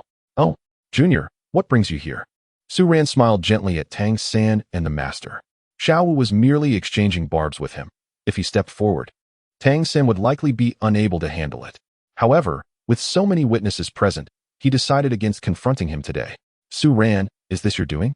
Are you the one scheming against me and the master? All of you have seen your cultivation rise, yet the master and I have plummeted. If you expect me to believe this is not a deliberate attack against us, I cannot. Tang San spoke coldly, his gaze piercing Su Ran. Even if others believe this to be mere coincidence or a reflection of their own lack of understanding, he refuses to accept it. He knows just how despicable Su Ran truly is, a wolf in sheep's clothing, appearing benign while harboring countless schemes, leading the unwary into his traps. It is evident that he and the master have once again fallen victim to Su Ran's machinations. Tang San, you must speak with a clear conscience. The adverse effects were clearly communicated to you by the dean from the outset. Now that your cultivation has declined, you come seeking me. Can you not play the game? Su Ran looked disdainfully at Tang San and the master. Regardless of their potential, it mattered little. He had long since blacklisted them. Their mere observation of the poetry inscribed on the stone wall would diminish their cultivation, and any future artistic endeavors of Su Ran would continue to negatively affect them. Indeed, Tang San, I informed you of the consequences from the very beginning. Should you be dissatisfied, come seek me out. It was I who led you here, Flander interjected. Somewhat displeased by Tang San's direct confrontation of Su Ran. How could Su Ran possibly target them? The consequences had already been foretold by Su Ran a week prior. At that time, neither Tang San nor Xiao Gang had yet arrived at the academy. He was the sole individual privy to their impending presence. So how could Su Ran have been in a position to target Tang San and the others? Su Ran was entirely unaware of their impending arrival. How could he possibly prepare? Could it be that Su Ran possessed the extraordinary gift of foresight? Such a notion is utterly absurd. If Su Ran truly had such an ability, he would have long since abandoned his current path to become a fortune teller. Dean, I, Tang San, found myself at a loss for words, unable to formulate a rebuttal. He recognized that he had fallen into a trap, yet what could he do? The others believed Su Ran was in the right. What could he possibly say? To be the sole individual awake amidst a world of intoxicated minds is sometimes a lamentable fate, when everyone perceives you as mistaken, leaving one to suffer in silence. It is indeed a profoundly sorrowful circumstance. Little San, it is truly our own lack of insight that we must contend with. We cannot place the blame on others. Xiao Gang placed a reassuring hand on Tang San's shoulder and spoke. He understood well that both he and Tang San had been ensnared by Su Ran, but they could not find grounds for argument or justification. Moreover, if they had not harbored greedy intentions, how could they have been so easily deceived by Su Ran? In his view, Su Ran's deception stemmed evidently from the enmity between him and his disciple, Tang San. He was merely caught in the crossfire. Contemplating these thoughts, Xiao Gang found his resentment towards Su Ran diminishing considerably. If he could accept Su Ran as his disciple, it might offset his losses. Su Ran, a peerless genius, possesses a future even brighter than that of Tang San. Should he take Su Ran as his disciple, Xiao Gang would undoubtedly achieve fame across the continent. Chapter 102. Want to take Su Ran as a disciple? Dream on. Teacher Tang San clenched his teeth, his gaze icy as he fixed it upon Su Ran. He was not oblivious to this reality. Su Ran's methods are despicable, yet he consistently manages to handle matters with such finesse that his insidiousness goes unnoticed. Engaging in a protracted struggle with Su Ran here would yield no fruitful outcome. Nevertheless, he cannot suppress his resentment. The mere thought of how that wretched Su Ran has brought him to such a lowly state fills him with discontent. Had his own comprehension faltered or his cultivation diminished due to his own shortcomings, he might find solace in that. However, the fact that his current plight is a direct result of Su Ran's actions ignites a fury within him. Su Ran has not only taken away his Xiao Wu, but has now come to trouble him again. His cultivation level has plummeted to merely 25. And a year's worth of hard-earned progress has been utterly destroyed by Su Ran. How could he not harbor resentment? However, he realized that his own inadequacies were to blame. Xiao Gang maintained a facade of tranquility, though inwardly he was seething with anger. He needed to uphold the image of an unshakable sage. This visit to Shrek Academy had a purpose. He wished to take Su Ran as his disciple. Xiao San, please proceed to tidy up the dormitory. I have matters to attend to here, Xiao Gang instructed. Very well, teacher, I shall take my leave, Tang San replied, ever respectful of his elders and unwilling to refuse Xiao Gang's request. He cast a resentful glance at Su Ran before turning towards the dormitory area. In his current state, he was far from being Su Ran's match. Su Ran's methods were exceedingly cunning, filled with traps, and conventional tactics would be of little consequence against him. However, he reminded himself that he possessed the Tang sect's hidden weapons. Once he mastered the Yin Wang Tai and Guanyin tears, Su Ran would truly understand the meaning of cruelty. The top 3 hidden weapons of the Tang sect, elusive even to the most talented of his predecessors, were skills he must acquire. With these in his arsenal, Su Ran's demise would be assured. Su Ran, our paths will intertwine for a long time. The one who ultimately triumphs shall be me, Tang San mused internally. Little did he know that Xiao Wu's body bore the marks of Su Ran. Had he been aware, he would not only have doubted his victory, but perhaps would have been unable to muster a smile at all. As Tang San gradually distanced himself, Xiao Gang's gaze shifted to Su Ran. Observing Su Ran, who was surrounded by admirers, exuding an air of carefree elegance, he could not help but admire him. What a dashing young man. One cannot be youthful without charm, with talent, strength, status, identity, wealth, and beauty. Su Ran embodied an enviable existence. This scene inevitably reminded Xiao Gang of Lu Erlong and Bibi Dong. How he wished to embrace such a lure himself. Both Donger and Erlong possessed a mature charm that was unparalleled. You must be the prodigious Su Ran that I have heard so much about, Xiao Gang remarked, taking a deep breath as he approached Su Ran, forcing a smile while maintaining an unwavering gaze upon him. Su Ran undoubtedly surpasses Tang San in numerous aspects, not solely in talent, but also in temperament and strategy. Greetings, esteemed master. I have long heard of your illustrious reputation, Su Ran remarked, observing the master who bore the semblance of a wandering sorcerer. Suddenly, he recalled how, in his previous life, he had been deceived out of a considerable sum by a blind fortune teller. Haha, so you are aware of me, Xiao Gang exclaimed with delight. He was astonished to discover that his reputation had reached such heights, garnering the respect of a prodigy like Su Ran. Indeed, your scholarly contributions are renowned far and wide. Particularly, your assertion that there are no worthless martial souls, only incompetent soul masters, has truly inspired my admiration, Su Ran replied with a smile. In the original narrative, Xiao Gang was known for his grandiose claims. Among notable figures in the Douluo Continent, who could truly be deemed as possessing a worthless martial soul, the Shrek's 7 devils, the 7 maidens of the Water Academy, the formidable beings of the Spirit Hall, and the various sects have never showcased an example of a weak martial soul ascending to greatness. His boastful declarations, though thunderous, were ultimately a farce. Nonetheless, should the moment arise, Su Ran would extend his assistance to him. He has always been inclined to help others and would allow Xiao Gang to embody this principle. Su Ran was eager to witness how Tang San would transform his primary martial soul into the ordinary blue-silver grass, and how he would elevate himself to become a competent soul master. Ahem. Upon hearing Su Ran's words, Xiao Gang's expression turned ashen. This statement was the most criticized aspect within the martial soul community, as there had never been a case of a worthless martial soul breaking through to the titled Douluo rank. In fact, there had not even been a case of a worthless martial soul reaching the soul sage level. Thus, Su Ran's words pierced his heart like a dagger, striking a blow to his pride. However, it was evident that Su Ran meant no harm. Su Ran was well aware of his esteemed reputation, and thus, it was hardly surprising that he would be accepted as a disciple. Su Ran, I shall not indulge in idle chatter. Do you wish to take me as your mentor? Xiao Gang aimed to cut straight to the heart of the matter. Even the master's cultivation does not surpass mine, remarked Ma Hongjun, who stood beside Flender, unable to restrain a quiet murmur. In his eyes, Su Ran was a figure of divine prowess, while Xiao Gang was merely inconsequential. How could someone who failed to comprehend Ranji's verses, possessing a level of understanding inferior to that of a child, presume to teach him? Such aspirations were nothing short of a fantasy. Indeed, echoed Oscar and the others, their gazes towards Xiao Gang tinged with disdain. In a world where strength dictated respect, what legitimacy did a weakling have to boast? Had they previously held a modicum of respect for this renowned master on the continent? That sentiment dissipated upon witnessing his earlier conduct alongside Tang San. The doubts regarding the master's capabilities loomed large. How could someone with such poor comprehension possibly cultivate 10 formidable talents? Desist from your foolishness. The master's reputation across the continent is unparalleled, something you could scarcely comprehend. Flinder chastised, though he harbored a subtle satisfaction within.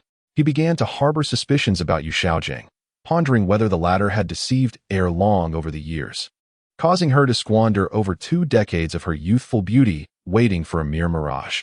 Yet, he chose to withhold his conclusions for the moment, deciding to hear Su Ran's perspective, for the young prodigy possessed a unique insight that might illuminate the truth. Ma Hongjun and Oscar's whispered criticisms deeply unsettled Xiao Gang, and upon hearing Su Ran's words, he felt a piercing disappointment. Master, I hold your theories in high regard. However, I believe you ought to seek a truly suitable individual to implement your theories. There are no worthless martial souls, only inept soul masters. If you could accept a soul master with a seemingly worthless martial soul as your disciple, it would exemplify your theory, which is something I yearn to witness. Su Ran remarked with a smile. He was fully aware of Xiao Gang's intentions, which merely sought to leverage Su Ran's potential to elevate his own status as a mentor to the strong. A genius, barring unforeseen circumstances, was destined to become formidable, rendering the question of teaching irrelevant. In the original narrative, anyone associated with Tang San either ascended to divinity or became a titled Douluo. Clearly, Xiao Gang aimed to profit from Su Ran's brilliance, as his so-called theories held negligible value. If a genius were to take a mere swine as a mentor and subsequently achieve greatness, that swine would also bask in the glory of being recognized as a teacher of the strong. Evidently, Xiao Gang embodied that swine, lacking in ability yet incessantly seeking to exploit unsuspecting prodigies. Tang San, being naive to the intricacies of the soul master world and ignorant of the levels of soul masters, had foolishly accepted him as a mentor. Who else would be so gullible? Chapter 103. Why do the 2 senior sisters seem odd? The vast data Xiao Gang procured from the Spirit Hall was only marginally applicable to ordinary soul masters, as it primarily reflected the collective data of the majority, which was largely irrelevant to geniuses. In the original story, Tang San repeatedly exposed Xiao Gang's fallacies. Had they adhered strictly to Xiao Gang's prescriptions, one might even question Tang San's potential for divinity. Thus, in a certain sense, Xiao Gang was only capable of nurturing mediocrity. You refuse my offer? Xiao Gang's face drained of color as he instinctively recoiled a few steps, and upon seeing the ambiguous smile on Su Ran's face, he immediately comprehended the gravity of the situation. Su Ran, this is an affront to his dignity. Su Ran had never truly respected him. Rather, he looked down upon him. The words he uttered were intended to humiliate. Master, I speak for your benefit, to embody your theories. You must select a disciple of lesser talent. Moreover, he felt that at present, he no longer required a teacher. His own cultivation was proving sufficient. Su Ran smiled faintly and outright rejected the notion. If it were a beautiful female teacher, there might be a glimmer of possibility. After all, developing a poignant romance between teacher and student could indeed be an enticing venture, perhaps affording Su Ran a novel sensation. The idea of a man aspiring to be his teacher was nothing more than a fanciful delusion. When it comes to understanding martial souls, who could surpass the prowess of the system's charming assistant? With a treasured system at his disposal, what need had he for a teacher? Why not consult the system when faced with dilemmas? With this in mind, he decided not to press the issue further. Xiao Gang's pallid cheeks broke into a smile, yet he could only respond to Su Ran's remarks with a hollow laugh. If he could truly transform a waste into a genius, he would have long since achieved his own cultivation. A waste remains a waste. Only a genius stands a chance of becoming powerful. He was no deity. How could he possibly cultivate a waste into a genius? In that moment, Xiao Gang was enveloped by a profound sense of shame and defeat. He was acutely aware that Su Ran was mocking him, yet he found himself unable to retort, for those words were indeed his own. Nevertheless, Su Ran's lack of awareness would ultimately lead to consequences in the future. Su Ran's considerable regression in cultivation had already stirred his ire. Initially, he contemplated granting Su Ran a chance. If Su Ran were to acknowledge him as a master, he could assist him in becoming stronger. However, now that Su Ran had made his decision, their relationship had irreparably soured. No matter how exceptional Su Ran's talent, it could not rival Tang San's dual martial souls. Once Tang San cultivated to the level of a titled Douluo and completed the 9 soul rings of the Haoyan hammer, his power would soar. At that point, no one would stand a chance against him. Moreover, it seemed that little San possessed a hidden trump card that even he could not fathom, making it merely a matter of time before Su Ran would find himself beneath Tang San's heel. Xiao Gang, enough of this. Let us old fellows indulge in a few drinks, Flander remarked, sensing the awkwardness of the situation and promptly ushered Xiao Gang away. The other teachers of Shrek Academy followed suit, departing as well. Once the educators had left, Su Ran felt the delicate grip of Zhu Zhuqing and Xiao Wu tighten around his waist. Earlier, with others present, they had been willing to give Su Ran some leeway, allowing him to engage in light banter with Ning Rongrong without losing face, but now, that was no longer permissible. Su Ran winced, a twinge of helplessness flickering across his face. Ning Rongrong, too, felt the tension, having noticed the peculiar demeanor of the two girls. I am Su Ran. This is Xiao Wu and Zhu Zhuqing. We have only recently arrived at the academy, Su Ran introduced, releasing Zhu Zhuqing and Xiao Wu from his embrace. Zhu Zhuqing and Xiao Wu nodded at Ning Rongrong, their curiosity evident. I am Ning Rongrong, she replied, her voice soft and melodic, her beautiful eyes blinking as they turned towards the three. Yet, the trace of her initial discomfort lingered, as Su Ran's companions remained on high alert around her, amplifying her embarrassment. All right, enough chatter. You two accompany Rongrong to find a dormitory and make her bed. I shall not join, Su Ran smiled, realizing that there was no need to rush, as they had plenty of time ahead of them. Even if he wished to engage Ning Rongrong in deeper conversation, the presence of Zhu Zhuqing and Xiao Wu made it nearly impossible. After all, he was now considered a semi-teacher at Shrek Academy. Any future interaction with Ning Rongrong would be effortlessly achievable. He could even teach her methods to enhance her physical flexibility and stamina during class, which was quite delightful. Moreover, he had his own pursuits to attend to, training with his sword, which must be executed with precision. As a swordsman, he was determined to strike down foes with unwavering resolve. Then we shall take our leave, Zhu Zhuqing and Xiao Wu said, their earlier annoyance dissipating as they led Ning Rongrong towards the dormitory area. Rongrong, you bear the surname Ning. Are you from the Ning family of the Seven Treasure Glazed Tile School? Zhu Zhuqing inquired, her demeanor greatly improved and more cheerful due to Su Ran's influence. At this moment, she felt a spark of curiosity. The renowned Ning family of soul masters was scarce on the continent, with the Seven Treasure Glazed Tile School being the most illustrious among them. Observing Ning Rongrong's delicate appearance, which exuded an air of fragility indicative of a support-type soul master, Zhu Zhuqing immediately connected her to this legendary lineage. The Seven Treasure Glazed Tile School? Xiao Wu echoed, surprised. The top 3 and bottom 4 sects were highly esteemed across the land, and the Seven Treasure Glazed Tile School was among the former. Indeed, I am from the Seven Treasure Glazed Tile School. You need not look at me with such astonishment. Now that I am at Shrek Academy, I am but an ordinary student. Moreover, your presence here suggests that you hold some standing as well, Ning Rongrong replied playfully, sticking out her pink tongue. Having undergone previous experiences, she no longer underestimated the individuals associated with Shrek Academy. Xiao Wu and Zhu Zhuqing, being Su Ran's girlfriends and living closely with him, were undoubtedly talented. If she, an outsider, could glean insights from a poem left casually by Su Ran and achieve a breakthrough, then Xiao Wu and Zhuqing, as Su Ran's most intimate companions, would surely benefit even more from him and could not possibly be weak. By the way, Rongrong, your skin is exquisite, Xiao Wu remarked, playfully touching Ning Rongrong's arm and feeling the soft, smooth texture that was utterly captivating. Even she found it difficult to resist, let alone any man. Zhu Zhuqing gazed at Ning Rongrong with envy. As combat-type soul masters, they could not hope to possess skin as flawless as hers. Such a complexion was enviable even to Zhuqing as a woman. With a new junior like her in their midst, it was inevitable that Su Ran would be drawn to her charm. Although Su Ran is a genuinely good person, his penchant for lust remains unalterable. In recent days, he and Xiao Wu have been nearly overwhelmed with their tasks. However, Rongrong, with her delicate skin and gentle demeanor as a support-type soul master, possesses stamina akin to that of an ordinary person. What could this possibly imply? Xiao Wu and Zhu Qing, what are your thoughts? After a brief period of familiarity, Ning Rongrong gradually relaxed. Yet, she felt a tinge of shyness as she observed the playful banter of the two girls her age. There was something distinctly different about these two seniors. Never mind, let us go. We shall find you a quieter dormitory, Xiao Wu chuckled, ceasing her teasing of Ning Rongrong as the two girls led her towards a small dark room. Chapter 104. How deep is Yu Xiaojing's intellect? As night descended, a serene stillness enveloped the surroundings, with the gentle sound of insects filling the air. Shrek Academy is nestled within a village, exuding a tranquil and leisurely ambience by night. However, Su Ran has never possessed the ability to appreciate such beauty. For him, nighttime is of utmost value. No matter how splendid the scenery may be, it pales in comparison to the allure of a beloved. Furthermore, being in the prime of his youth, brimming with vigor, he naturally prefers engaging in physical activities.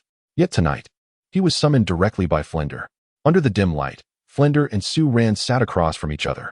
After a brief exchange, Flender let out a deep sigh. You should now understand. The once inseparable golden triangle seemed to share a strong bond, yet it was riddled with conflicts behind the scenes. Both Xiao Gang and I were enamored with Lu Erlong. In the end, I chose to withdraw. I had thought that my departure would grant Erlong happiness, but I never anticipated that circumstances would unfold in such a manner. Erlong has been left alone in an empty house, and neither Xiao Gang nor I have visited her over the years, Flender lamented. He now regretted that at the moment Yu Xiaojing left Lu Erlong, he should have reached out to her.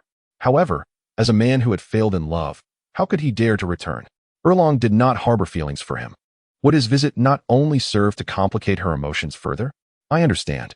However, Dean, you did not summon me merely for a heart-to-heart, did you?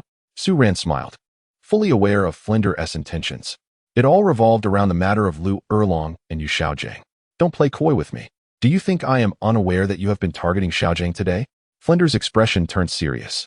He had realized that Su Ran was not being forthright. Despite sharing the past of their golden triangle candidly, Su Ran continued to feign ignorance. Today, Su Ran is clearly targeting Xiao Gang. How could he possibly be oblivious to this? Moreover, he is well aware that Su Ran has known Yu Xiao Gang for some time and is quite familiar with him. The disdain that Su Ran harbors towards Yu Xiao Gang, a contempt that emanates from the depths of his soul, is unmistakably genuine. Su Ran must possess some knowledge. Perhaps those are the answers he seeks. Dean, you cannot unjustly accuse me. I have done nothing. How could I possibly target him? Su Ran asserted. All right. Let us not dwell on this matter. I merely wish for you to assist me in discerning whether Xiao Gang is indeed that type of person. I have long harbored suspicions that Xiao Gang deliberately ended his relationship with Erlong, Flandre remarked, clenching his fists. For the sake of Erlong's happiness, he was willing to step aside, but he could not tolerate anyone causing her harm. According to my conjecture, Dean, the catalyst for Yu Xiao Gang's separation from Lu Yi was a significant event that had recently transpired, Su Ran said leisurely, taking a sip of tea. What significant event? Flandre's heart skipped a beat as he nervously inquired. He had not anticipated that Su Ran might possess genuine insights. Former Pope Qian Sunji has passed away. Qian Sunji? What does his death have to do with Xiao Gang and Erlong's breakup? Flandre questioned, still somewhat perplexed. In truth, exceptional soul masters seldom concern themselves with trivial matters and are rarely versed in such convoluted affairs. Only with a clear mind can one ascend to the highest realm. Thus, even with Su Ran's hint, Flandre was momentarily unable to comprehend. Yu Xiao Gang had a more legendary romantic history before encountering you all. Has the Dean forgotten? Su Ran continued to prod.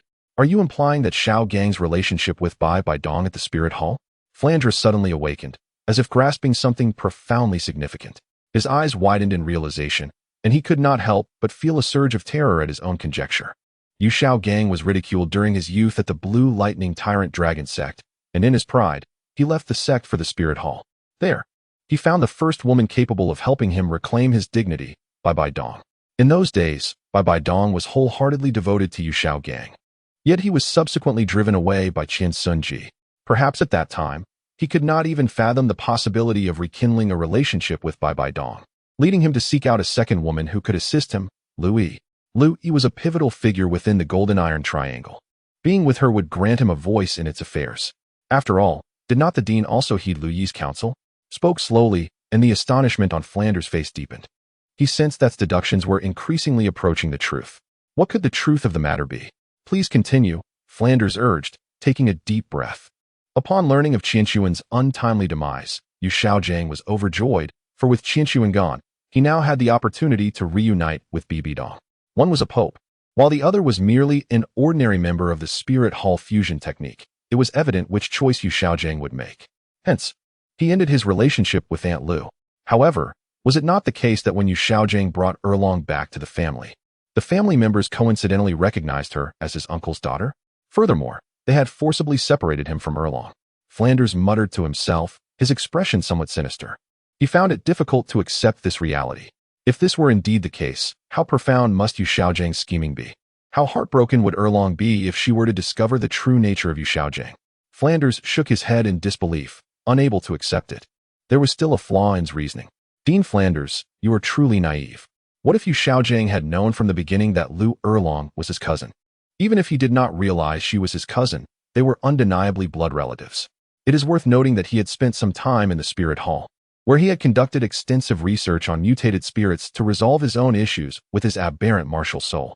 Do you think he would fail to recognize that Lu Erlong shared the same mutated lineage of the blue lightning tyrant dragon? Su Ran's words struck Flandra like a thunderclap, reverberating in his heart. Indeed, if Xiao Gang had known Lu Erlong's true identity from the very beginning and had deliberately brought her back to the family, allowing them to separate her from him, then he would bear no responsibility whatsoever. I shall confront that scoundrel Xiao Gang and demand clarification, Flanders seethed, his soul power fluctuating wildly, the formidable aura of a soul saint causing the very walls of the room to creak. How despicable Xiao Gang truly is. Poor Erlong has spent all these years in solitude, yet Xiao Gang remains so heartless. Alas, perhaps it is best to let the dean be. Without witnesses, we cannot compel him to admit anything. If you seek trouble with Xiao Gang, it may only serve to alert him. The dean must remain composed. Yes, my heart nearly faltered. What shall I do now? How can I unveil his true nature before Erlong? Without evidence, Erlong will undoubtedly dismiss our claims, Flandra exclaimed in desperation. Upon discovering Xiao Gang's true character, he was solely focused on exposing him to Lu Erlong, ensuring she recognizes who has genuinely stood by her side. The one she has cared for, Xiao Gang, has perpetually deceived her. In today's world, only the Yu family is privy to this matter.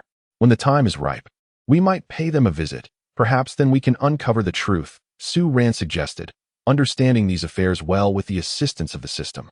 The reason Xiao Gang has not returned to the Blue Lightning Tyrant Dragon sect over the years is undoubtedly due to his intentions towards his cousin, which led to his furious expulsion from the family by Yu Engine. That would be ideal. However, I have one more question for you. Is love about possession, or is it sufficient to quietly witness her happiness? Flandra could not refrain from asking, knowing Su Ran's deep understanding of matters of the heart. The greatest love is that which allows for release. As long as the one you cherish finds joy and fulfillment, what is the sacrifice of oneself in comparison? Sometimes, seeing the woman you love in another man's embrace can bring immense happiness. When she smiles, you too find joy, Su Ran thought, startled, and hastily endeavored to enlighten Flandra on the concept of profound love. Boundless love cannot merely be equated with possession. Chapter 105, teaching the three girls yoga. As night passed into day, the sun rose high in the sky. Outside the door of Su Ran, three young ladies stood together, each adorned in form-fitting attire that accentuated their unique figures. Zhu Zhuqing, Xiao Wu, has Su Ran always been like this? Ning Rongrong, noticing that Su Ran remained ensconced in his dormitory, still lost in slumber, inquired with astonishment. In her recollection, prodigies are notoriously diligent, rising early and maintaining a disciplined routine, devoted to their cultivation. Given Su Ran's exceptional talent, she presumed he would be an ardent practitioner. Yet, why was he still asleep? He appeared to be even lazier than she. Su Ran has always been this way, Zhu Zhuqing remarked with exasperation. Since the moment she met him, he had consistently embodied this state of indolence. He even justifies it by claiming that a joyful mind and body are essential for effective cultivation. She was not inclined to believe Su Ran's fabrications. He was simply lazy. Please wait a moment. I shall rouse Su Ran, Zhu Zhuqing stated, pushing the door open. Su Ran, it's time to wake up. You still need to instruct us in our cultivation. As she spoke, she prepared to lift Su Ran's blanket. Just as her hand was about to graze the edge of the bedding, a strong hand swiftly emerged, pulling Zhu Zhuqing onto the bed. Ah! Zhu Zhuqing gasped, suddenly drawn onto the bed by Su Ran. Su Ran, Xiao Wu and Rongrong are still outside, she exclaimed in panic, pushing against his chest to maintain distance. She was wary of any intimate contact with Su Ran, especially with Xiao Wu and Rongrong waiting outside. What if she inadvertently ignited Su Ran's temper? Sweetheart, what do you suggest we do?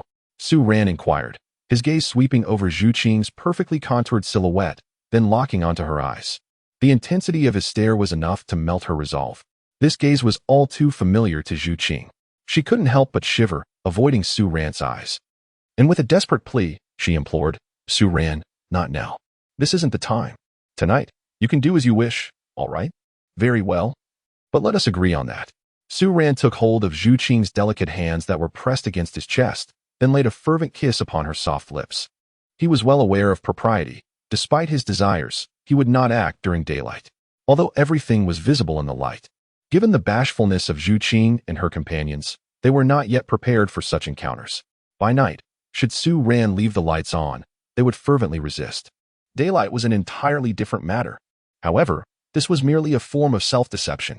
With Su Ran's current vision, there was no distinction between night and day. He could see everything with clarity. He was acutely aware of the few beauty spots on Zhu Zhuqing's body. The darkness of night merely provided a psychological comfort for them. Su Ran pulled Zhu Zhuqing into a lingering kiss, only releasing her after he had savored the moment to his satisfaction. Zhu Zhuqing, what is the matter? Outside the dormitory, Xiao Wu noticed Zhu Zhuqing rushing out in a fluster, her face flushed with a vibrant hue that was becoming less surprising to her. Having frequently entered Su Ran's dormitory, she had grown accustomed to his playful nature. However, a peculiar sentiment arose within Ning Rongrong. Though she was an innocent maiden, she was no child and understood perfectly well what had transpired in Su Ran's room during those 3 minutes. The thought of Zhu Zhuqing being intimate with Su Ran behind that door left her feeling parched and restless. Su Ran soon emerged, instructing them to run 5 laps around the village before waiting for him on the playground. Zhu Zhuqing took a moment to steady her nerves and feigned calmness as she responded. The dean had mentioned earlier that Su Ran would now be responsible for their training and supervision. This news brought them a certain joy, as exercising alongside someone they admired was undeniably delightful. Moreover, with Su Ran's strength, his training methods would surely be both rational and effective. I shall run ahead, Xiao Wu declared, nodding and dashing off first, followed closely by Zhu Zhuqing and Ning Rongrong. Running 5 laps around the village was not a daunting task. Even for Ning Rongrong, a support-type spirit master, Su Ran intended merely to warm them up, allowing their bodies to loosen up for the rigorous training to follow. By the time Zhu Zhuqing and the others reached the playground, Su Ran was leisurely seated, enjoying an apple. Observing the 3 young women, glistening with perspiration from their exertions, he couldn't help but relish the sight. Flander knows how to enjoy life, he mused, grateful not to have been assigned the company of Ma Hongjun and Oscar. His interests lay not with men. Training his beloved while indulging in a delightful experience was far more appealing. 3 stunning beauties were certainly a feast for the eyes. Su Ran, aren't you supposed to be training us? Zhu Zhuqing's irritation flared as she saw him lounging comfortably. She felt a twinge of injustice. Hadn't they all been in need of training? Although Su Ran was her boyfriend, she couldn't suppress her annoyance. Previously, it hadn't bothered her. But now, witnessing his leisurely sunbathing while she trained made her pout in displeasure. How shameless of you, Su Ran. Nonetheless, she was quite curious about the training regimen Su Ran had in store for them. Today, I will teach you a practice known as yoga, Su Ran announced. Recalling the benefits of yoga from his previous life, yoga is designed specifically for women.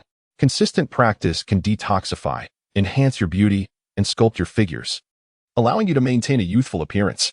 He was confident that yoga would not detract from their femininity, as its very purpose was to accentuate the curves of the chest, waist, hips, and legs. Moreover, observing Zhu Zhuqing and the others practicing yoga would undoubtedly be a visual delight. For women, beauty and physique are timeless concerns, second only to their pursuit of cultivation. Thus, when Su Ran spoke of yoga's benefits, he captured the attention of the 3 young women instantly. There are numerous yoga poses. We will practice them one by one. Who will go first? Su Ran asked directly. I will. Ning Rongrong volunteered eagerly, having witnessed Su Ran's extraordinary capabilities the previous day. The allure of the miraculous yoga poses he spoke of piqued her curiosity, especially since they promised to enhance beauty. Stand straight and lift your right leg, Su Ran instructed, moving in front of Ning Rongrong to guide her through the yoga pose. Following his directions, She balanced on one foot with the other leg raised, forming a perfect line. This position showcased Ning Rongrong's curvaceous figure and long, elegant legs. As she held the pose, a deep blush spread across her cheeks. Feeling rather exposed and embarrassed by such a posture. Maintain your balance, do not move, Su Ran encouraged, and as he held her elevated foot. He couldn't help but feel a rush of warmth at the sight of her alluring pose. Despite being aware of how enticing the yoga poses would appear, witnessing the reality left him momentarily stunned. Dressed in snug, white leggings that had become damp with perspiration from their earlier run, Ning Rongrong's shapely form was fully revealed before Su Ran's gaze, overwhelming him. Caught in such a compromising position, Ning Rongrong felt an intense wave of embarrassment. Though she was known for her boldness within the Seven Treasure glazed tile school, she found this moment to be rather overwhelming. Su Ran, are you truly teaching me yoga? She asked, her voice barely audible, tinged with disbelief. She couldn't shake the feeling that he might be taking advantage of her in this situation. Do not overthink it. Just hold the pose. I will assist you with your alignment, Su Ran replied. Just as Ning Rongrong's mind began to wander, an unexpected sharp sensation coursed through her. Accompanied by a distinct sound, Su Ran abruptly roused Ning Rongrong from her daydreams with a sharp slap. Startled, she instinctively covered her rear with both hands. A wave of embarrassment and indignation washing over her. Her heart raced as she never anticipated Su Ran would act with such boldness. Did he not realize that a girl's rear should not be casually touched by a boy? Yet, amidst her shame and anger, there lingered a peculiar sensation within her. The tingling warmth radiating from her backside coursed through her entire body, causing her delicate form to tremble slightly. It was her first experience of such intimate contact with a boy, naturally stirring an array of unfamiliar feelings within her. Especially considering that the boy in question was Su Ran. Su Ran, with his innate talent, striking appearance, and remarkable abilities, possesses an air of nonchalance and effortless charm that captivates young maidens like Ning Rongrong. While all young women may profess a desire to marry a sincere man, the moment they encounter those with a hint of mischief, they often throw caution to the wind. Although honest men provide stability, it is the rogue who offers excitement and an unparalleled sense of novelty. This explains why, in reality, the steadfast man often pales in comparison to the scoundrel. With his chest out, hips elevated, and spine straightened, Su Ran gradually lowered the hand that had been lifting Ning Rongrong's foot, then moved behind her to correct her posture. At that moment, his intentions were genuinely to assist her, and he had no desire to take advantage of her. Nonetheless, he found himself indulging thoroughly. Meanwhile, Ning Rongrong, under Su Ran's manipulation, felt a wave of embarrassment so overwhelming that she nearly fainted. Her cheeks flushed crimson as she sensed the pure masculinity behind her, causing her heart to race and her body to weaken, as if drained of all strength. Ning Rongrong loathed her own frailty, gritting her teeth and summoning her willpower to resist her body's overwhelming sensations. She was drenched in perspiration, her entire being soaked. If given a choice, she would prefer to run laps around the village rather than endure the indignity of being handled by Su Ran. It was utterly mortifying. Especially with Zhu Zhuqing and Xiao, Su Ran's official girlfriends, watching closely. This scene, scrutinized intently by Xiao and Zhu Zhuqing, heightened her humiliation. Su Ran, is it done? Ning Rongrong inquired, her voice tinged with shyness, breathlessness, and a hint of tears. It's fine now. Just grasp the heel of that leg with both hands and gradually apply pressure downwards, Su Ran replied, refraining from taking undue advantage of her. After all, there was still a boundary between them that had yet to be crossed, and it wouldn't be appropriate to become too carried away at this stage.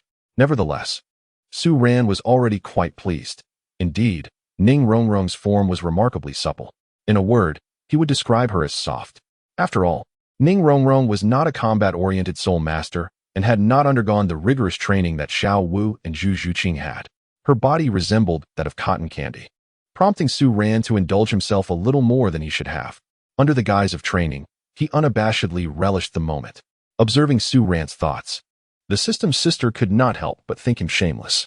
Such an embarrassing pose was displayed before him, and even in the world where the host once lived, a girl practicing yoga was not something boys could casually intrude upon. The host was truly incorrigible. Yet, she was a system, and her own yoga poses would surpass theirs in elegance. She wondered what expression the host would have when she eventually took form. The system's sister glanced down at her own figure, full and rounded bosom, a taut abdomen devoid of excess, and long, graceful legs. She eagerly anticipated the day she could successfully take form and stand by the host's side to protect him. What about you all? Upon witnessing Ning Rongrong poised and utterly still, Su Ran shifted his gaze toward Xiao Wu and Zhu Zhuqing. At that moment, Xiao Wu and Zhu Zhuqing were momentarily taken aback, casting a shy yet reproachful glance at Su Ran with their enchanting eyes. Su Ran was not merely training.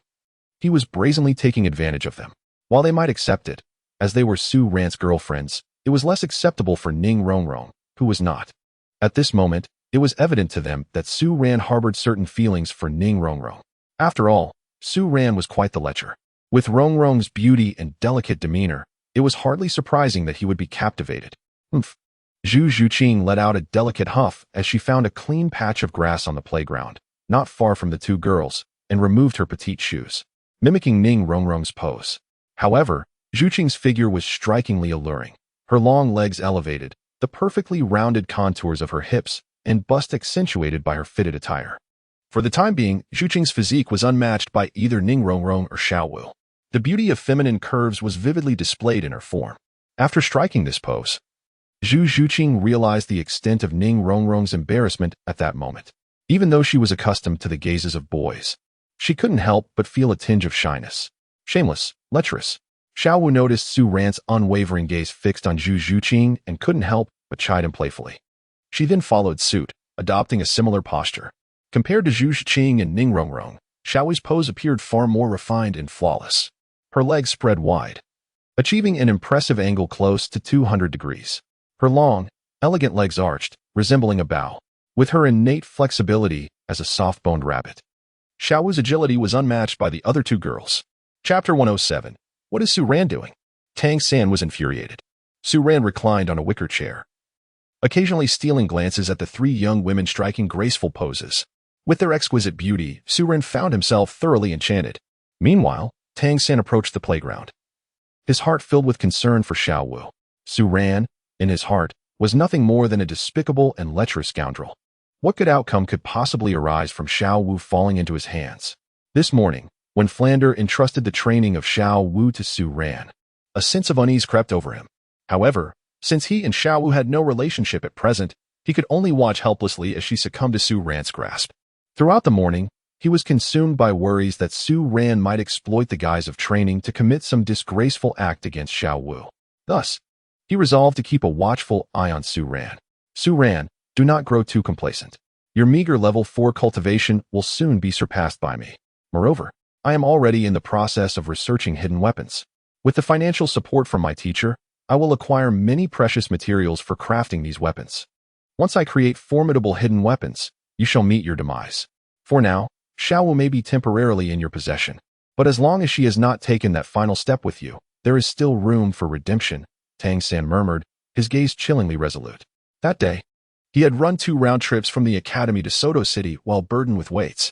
Originally, his training plan involved carrying a 50-pound stone for 1 round trip, but he had decided to increase the difficulty severfold. The training was arduous and grueling. Yet the thought of Xiao Wu suffering under Su Ran's control dulled any sense of his own hardship. No matter how physically exhausting it was, it paled in comparison to the heartache of losing Xiao Wu to Su Ran. He must reclaim her from Su Ran's clutches. Though he was powerless at present, it did not signify eternal impotence. His twin martial souls and Tang Sek's hidden weapons would only unleash their true power with formidable strength. The hidden weapons he was currently crafting were merely ordinary tools. However, the top 3 hidden weapons of the Tang sect transcended mere objects. Those weapons could seamlessly integrate with one's body and soul power. For example, by continuously refining his soul power, he could release the terrifying hidden weapon known as Guanyin Tears. In that moment, he would be truly invincible, and even Su Ran, no matter how cunning, would find himself beneath his feet. Su Ran, despite his crafty nature, could never anticipate that Tang San was not of this world. He was unlike the indigenous inhabitants. He possessed the wisdom of another realm. Armed with such knowledge, what could Su Ran possibly use to contend against him? Host brother, Tang San is approaching the training ground. The voice of the system echoed in Su Ran's mind, alerting him. Oh, Tang San has arrived? Su Ran raised an eyebrow, extending his mental energy to sense the surroundings, soon detecting Tang San's presence. Since he is here, let me showcase my prowess. A sly smile crept across Zhu Ran's face as he glanced at the stunning young woman diligently practicing yoga not far away. At that moment, Ning Rongrong, Zhu Zhuqing, and Xiao Wu were all deeply engrossed in their training. Initially, they believed Zhu Ran was taking advantage of them. However, after practicing for a while, they began to realize the benefits of these yoga poses. Despite being drenched in fragrant sweat, they felt an extraordinary sense of comfort, as if impurities were being expelled from their bodies along with the perspiration. Their bodies seemed to become considerably lighter amidst this transformation. After all, yoga was an exercise method distilled over countless years in another world, specifically designed for young women. Even though they were not on Earth but rather the Douluo Continent, these practices remained applicable. At least from Zhu Ran's perspective, 3 hours of yoga training was undoubtedly far more efficient than running for 3 hours. More importantly, yoga could sculpt beautiful curves. For instance, the positions Zhu Ran had just taught them were aimed at enhancing the curves of the hips and legs, as well as improving the flexibility of their limbs. All right, you may stop for now. Zhuqing, Rongrong, take a seat and rest while I teach Xiao Wu the next movement. Zhu Ran instructed. Upon hearing this, the 3 women ceased their movements. Their bodies glistened with sweat, and a gentle breeze brushed against them, providing a refreshing sensation. They were somewhat astonished, having discovered the remarkable effects on their bodies. After practicing yoga for a while, they felt unusually comfortable, which relieved them as they realized that Zhu Ran had no intention of taking advantage of them.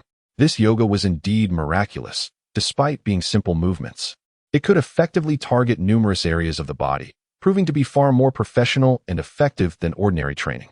This realization quelled any lingering unease within them. After all, Zhu Ran had mentioned that this yoga could detoxify and maintain youthful beauty, so they naturally did not wish to slack off. Beauty was a concern for every woman. Moreover, the 3 beauties of Shrek Academy were all exceptionally attractive, and they certainly did not want to fall behind. Zhu Ran, what should I do?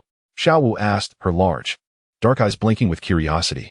They had only practiced one movement so far, and while it was not difficult for her, it inevitably became a bit monotonous. First, kneel on the ground, Zhu Ran instructed, recalling a more suggestive pose. If Tang San were to witness Xiao Wu in such a position before him, he would undoubtedly be infuriated. Oh, Xiao Wu, without a second thought, knelt down. After all, Zhu Ran was her boyfriend, and being on her knees before him posed no issue.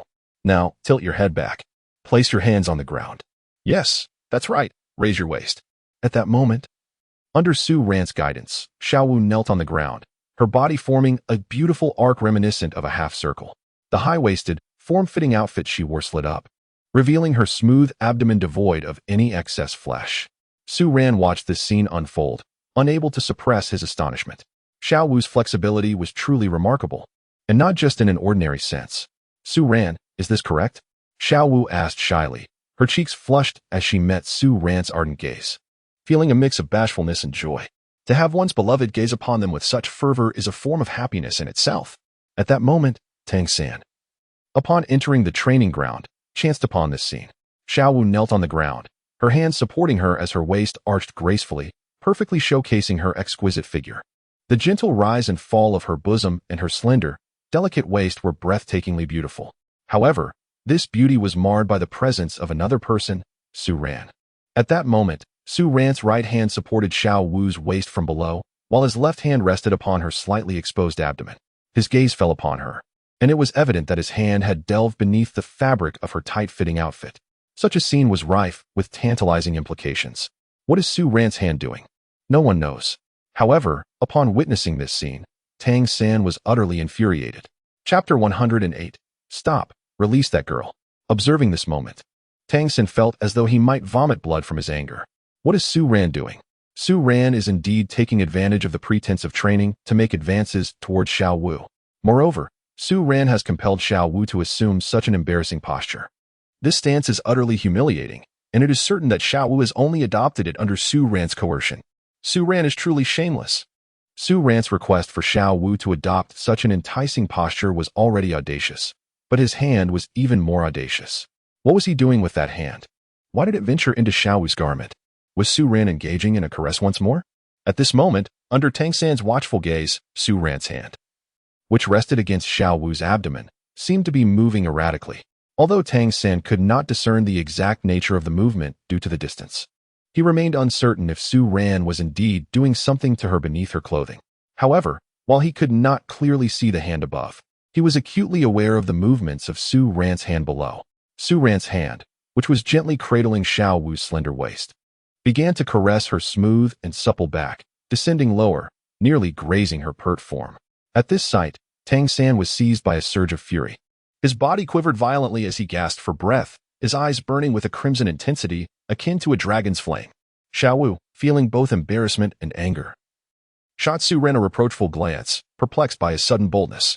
Previously, when Su Ran assisted Ning Rongrong with her yoga postures, it was all quite innocent.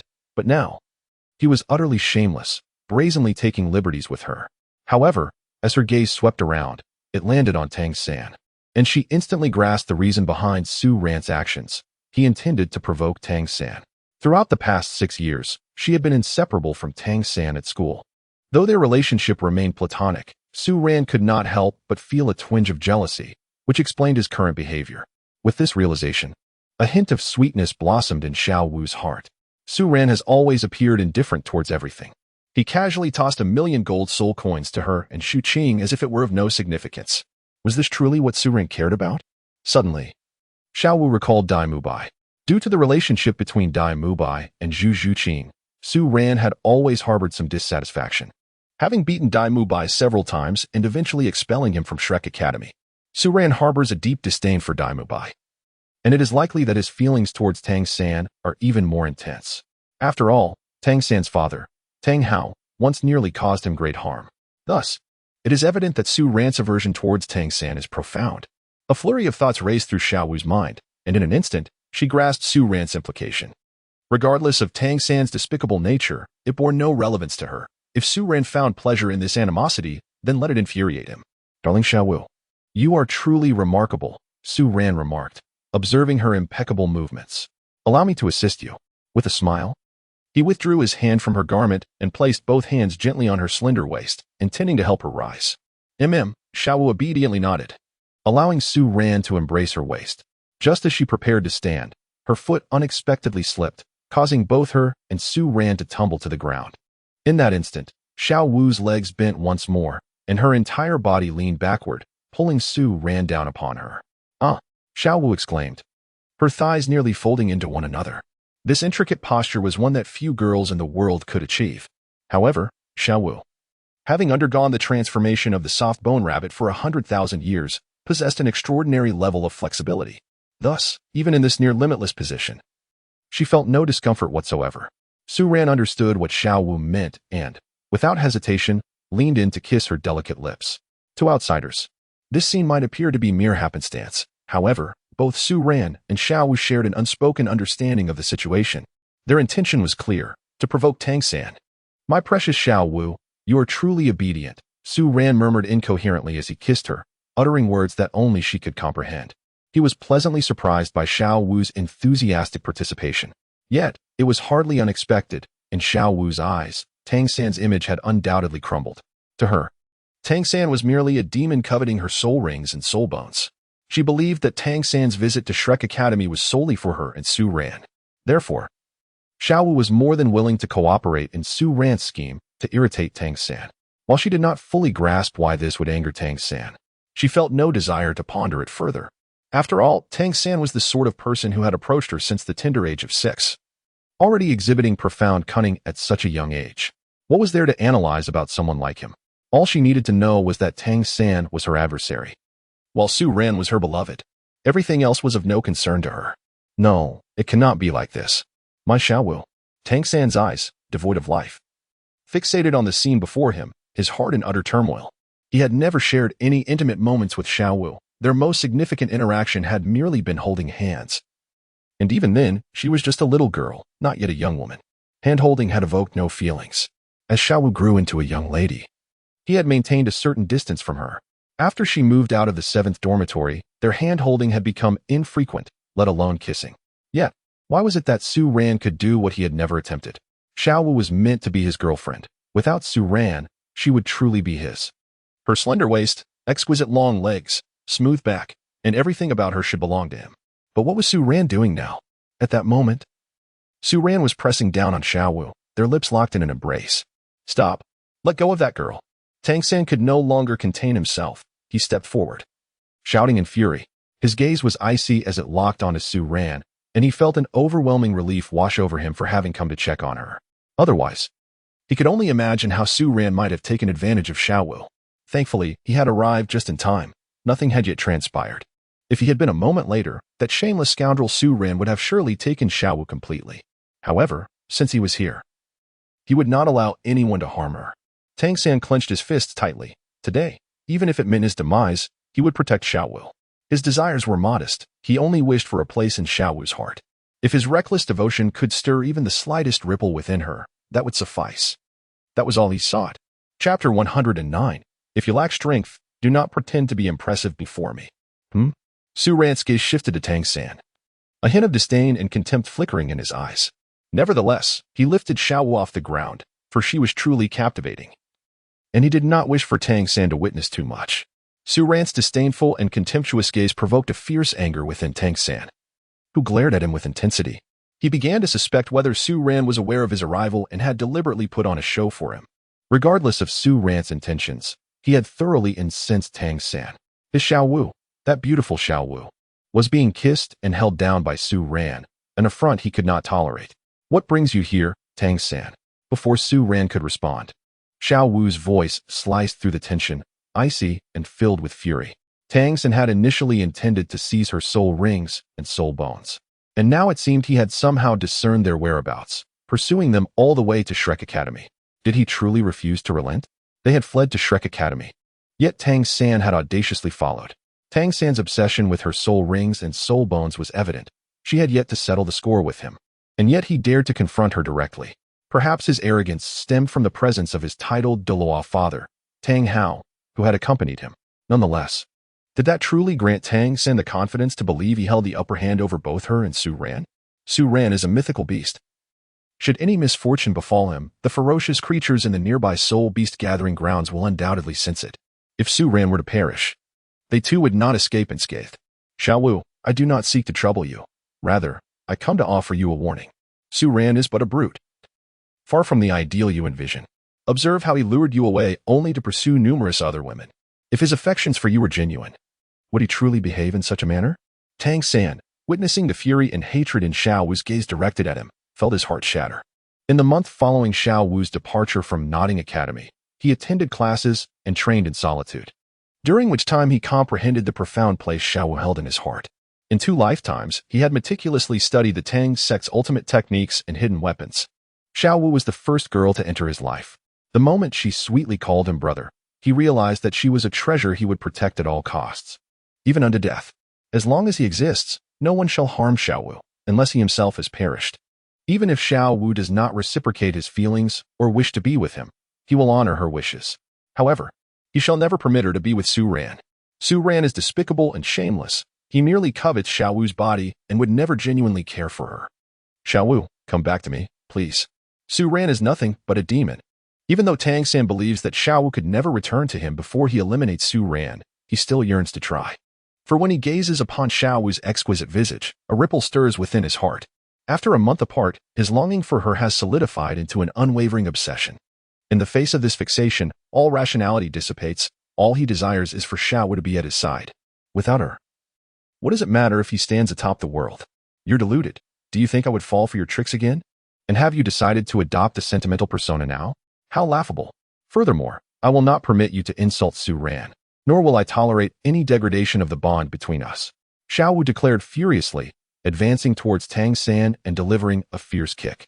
She could hardly fathom that Tang San's methods had sunk even lower, plotting to sabotage her relationship with Su Ran. Could it be that he intends to wait for her to break up with Su Ran before picking them off one by one? How absurd. Su Ran is a royal beast. Even if he harbors no feelings for her, or even turns against her, what of it? A sovereign commands their subjects. They must comply. Moreover, her feelings for Su Ran remain strong. Tang San is naively mistaken if he believes he can dismantle her relationship with Su Ran through such vile tactics. Yet, despite finding Tang San's antics laughable, she is disgusted by him. She can tolerate his other despicable actions, but she cannot abide by his attempts to ruin her relationship with Su Ran. That crosses a line. Tang San gritted his teeth, refusing to evade. and was sent stumbling back several meters from Xiao Wu's kick. His obstinate demeanor only deepened Xiao Wu's fury. How dare he feign innocence? After deliberately attempting to destroy her relationship with Su Ran, he still pretends to maintain a facade? Xiao Wu, I have no desire to fight you. Tang San forced a smile, his pale face betraying the pain he felt upon seeing her animosity towards him. I could not care less. Today, I must teach you a lesson. Xiao Wu glared coldly at Tang San, preparing to strike when Su Ran pulled her back. Su Ran has never been one to hide behind a woman. Do not be angry. He is not worth your ire. He embraced Xiao Wu and regarded Tang San with icy disdain. Oh, Xiao Wu pouted, tempering her fury as she nestled against Su Ran like a docile kitten. Su Ran, you better behave. If Xiao Wu suffers any injustice while with you, I will not let you off easily, Tang San warned coldly. Watching the once furious Xiao Wu now compliant in Su Ran's arms stirred a sense of agitation within Tang San. Her contrasting attitudes towards them both cut him deeply. Tang San, I observe you're exceedingly meddlesome. Do you require me to report my decisions regarding my girlfriend to you? What authority do you possess? Su Ran cast a dispassionate glance at Tang San, advancing toward him while holding Xiao Wu. It had been some time since he last engaged in a physical confrontation. He rather missed that aspect of life, and it was fortuitous that Tang San had appeared. Su Ran, you. Tang San felt a jolt of fear and unleashed his martial soul. 2 yellow soul rings shimmered as numerous strands of blue-silver grass surged toward Su Ran. A useless martial soul was simply that, even with royal blood. You remain a waste, Su Ran muttered, charging at Tang San without releasing his own martial soul. The oncoming blue-silver grass was effortlessly torn apart by Su Ran's sheer strength. Strength conquers all. In the face of true power, all else is mere illusion. Su Ran's fist crashed into Tang San's cheek. Bang! A muffled grunt escaped as Tang San was sent hurtling backward. Regardless of Tang San's current soul power level of 25. Even if their cultivation was equal, he could never match Su Ran's prowess. Tang San, I am not interested in your pretenses. If you wish to show off, you must possess the strength to back it up. Su Ran loomed over Tang San, who lay on the ground clutching his aching face, and spoke coldly. Without waiting for a response, Su Ran delivered another kick, sending Tang San flying several meters away. Tang San grasped his face and abdomen, unable to suppress a cry of anguish. At that moment, he felt utterly powerless. Su Ran's strength had grown exponentially, rendering him no match. Yet even knowing he was outmatched, he could not stand idly by and watch Xiao Wu fall into danger. He was a man, and he possessed his own dignity. Su Ran, you will pay for this. Tang San clenched his fists, biting his lip as he glared at Su Ran's retreating figure. His lower lip was bitten through, blood trickling down. Yet he seemed oblivious to the pain. He merely fixated on Su Ran's silhouette, consumed by hatred. He loathed his own weakness, resenting his inability to defeat Su Ran and reclaim Xiao Wu. Simultaneously, he felt a sense of despair. Xiao Wu's attitude towards him had deteriorated further. Perhaps it was all Su Ran's influence. The longer she remained by Su Ran's side, the more deeply she would be tainted, and her disdain for him would only intensify. Chapter 110, Tang San, I wonder how you will address me in the future? Su Ran, one day I will have you beneath my feet. Tang San clenched his fists tightly, preparing himself for rigorous training. He would devote day and night to honing his abilities until he could rival Su Ran. Then he would forcefully trample him into the ground. He would also reclaim Xiao Wu, no matter how poor her feelings towards him might be now. It was merely a result of Su Ran's deceit. When Xiao Wu awakens to the truth, she will regret her choices. With that thought, Tang San's spirits lifted slightly. The faint bitterness he held for Xiao Wu dissipated. None of this was her fault. Once she learns the truth, she too would suffer in anguish and regret. As he trudged back to the dormitory, his earlier calm was once again pierced by sharp pain. Su Ran, are you all right? Does your hand hurt?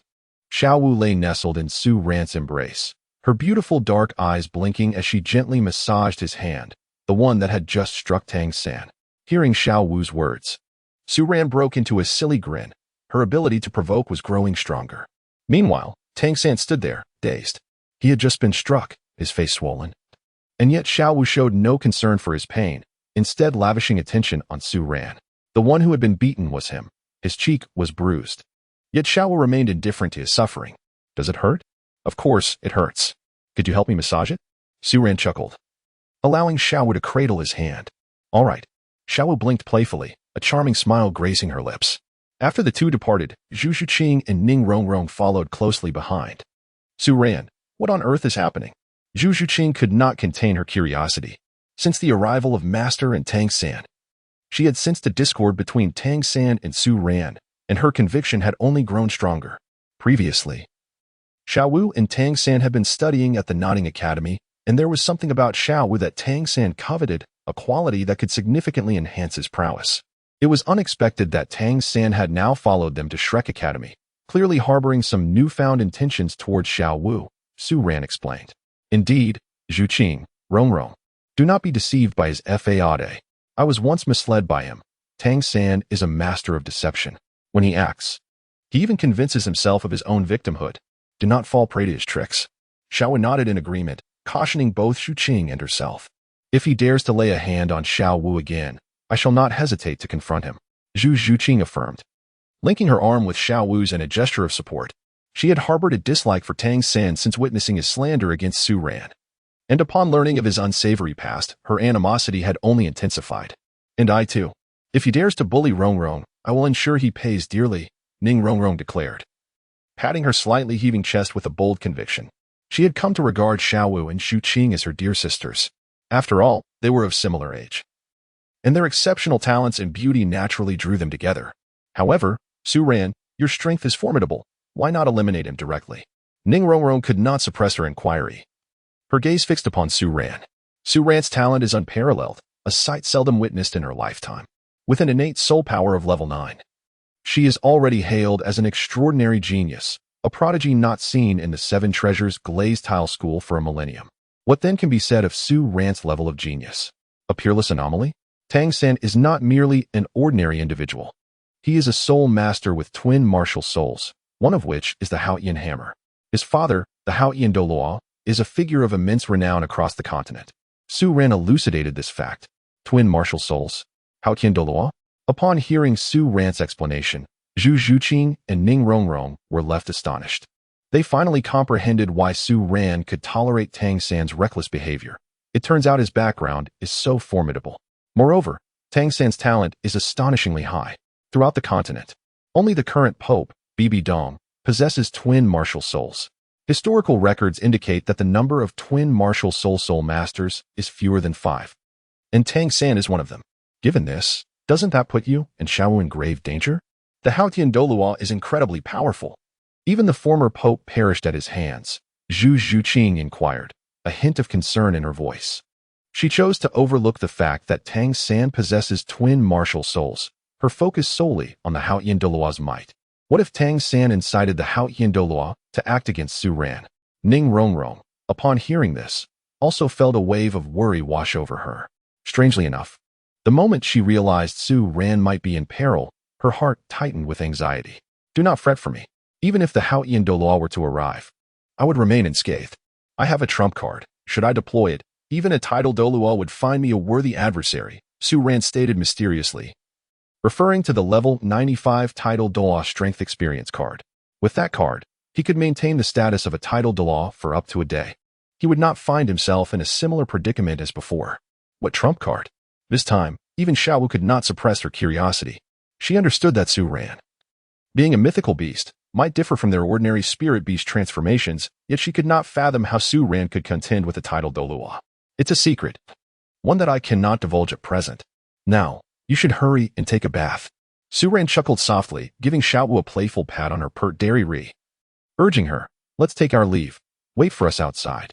Xiao Wu's cheeks flushed crimson as she shot Su Ran an exasperated glance before skipping back towards the dormitory. Ning Rong and Zhu Zhuqing followed suit, only then realizing the alluring state they were in. Their garments, drenched in perspiration, clung tightly to their forms, accentuating the enchanting curves of their youthful figures. Once the three departed, Su Ran returned to the dormitory, where on the balcony, a vibrant and robust blue silvergrass was flourishing. This particular specimen was distinct from the ordinary blue silvergrass, its leaves adorned with golden edges. This exquisite plant was none other than Ayin. Su Ran, adhering to tradition, dripped several drops of plant essence cultivation liquid onto Ayin, who immediately radiated a brilliant blue-gold light. Tang San, oh Tang San, if only you knew that your blue-silver grass martial spirit originated from here. I wonder how you would feel. Ayin is now in my grasp, destined to become my woman. I can only imagine how you will refer to me in the future. Su Ran's fingers gently caressed the leaves of the blue-silver grass. sending a peculiar sensation coursing through a yin's entire being, invoking an unusual feeling within her.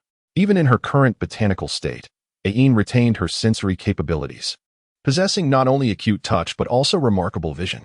Unbeknownst to Su Ran, a yin had witnessed all his absurd antics over the past few days. Chapter 111. Little Wu in a spaghetti strap dress having absorbed the nutrient solution completely, the golden luminescence emanating from a yin's leaves began to wane. At that moment, she appeared no different from an ordinary blue-silver grass. Externally, there was little distinction between a yin and the common blue-silver grass found by the roadside, save for the faint golden patterns along the edges of the leaves, indicating her royal lineage. Without superior plant cultivation liquid, it would take a yin another decade to restore herself, Su Ran murmured. After beholding a yin's unparalleled beauty, he resolved to ensure her revival. With his current status as once a yin returned to life, she could be included in his harem. A yin harbored deep animosity towards Tang Hao. Should a yin recover, she would seek retribution against him without any need for Su Ran's intervention. Of course, a yin was no match for Tang Hao, but she could expose his vile deeds to the world, thereby stripping him of his faade and tarnishing his reputation. A man who utilizes his wife to gain strength could hardly expect respect from others. In such a scenario, Tang Xiao would also take action against Tang Hao. After all, Tang Xiao had a fondness for a yin. In the past, both Tang Xiao and Tang Hao had been enamored with a yin, ultimately leading Tang Xiao to withdraw voluntarily.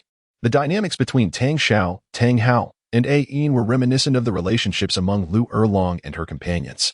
However, how would Tang Xiao react upon learning the extent of a yin's suffering at Tang Hao's hands? If a yin were to incite him further, it was likely that a fratricidal conflict would ensue. A yin, the outcome now rests upon you. Su Ran cradled the pot containing a yin and made his way to the rooms of Xiao Wu and Zhu Zhuqing. Being a rough man, he felt ill-suited to care for a yin. He feared forgetting to water her and letting her wither. A yin had already become his predetermined consort, and he could not afford any mishap. Xiao Wu and Zhu Zhuqing's dormitory was far more exquisite than Su Ran's. The room, adorned with a myriad of feminine trinkets, was meticulously organized, devoid of any disarray. At that moment, Xiao Wu emerged from the bathroom, clad in a delicate white spaghetti strap dress, her long legs and slender, fair arms fully exposed.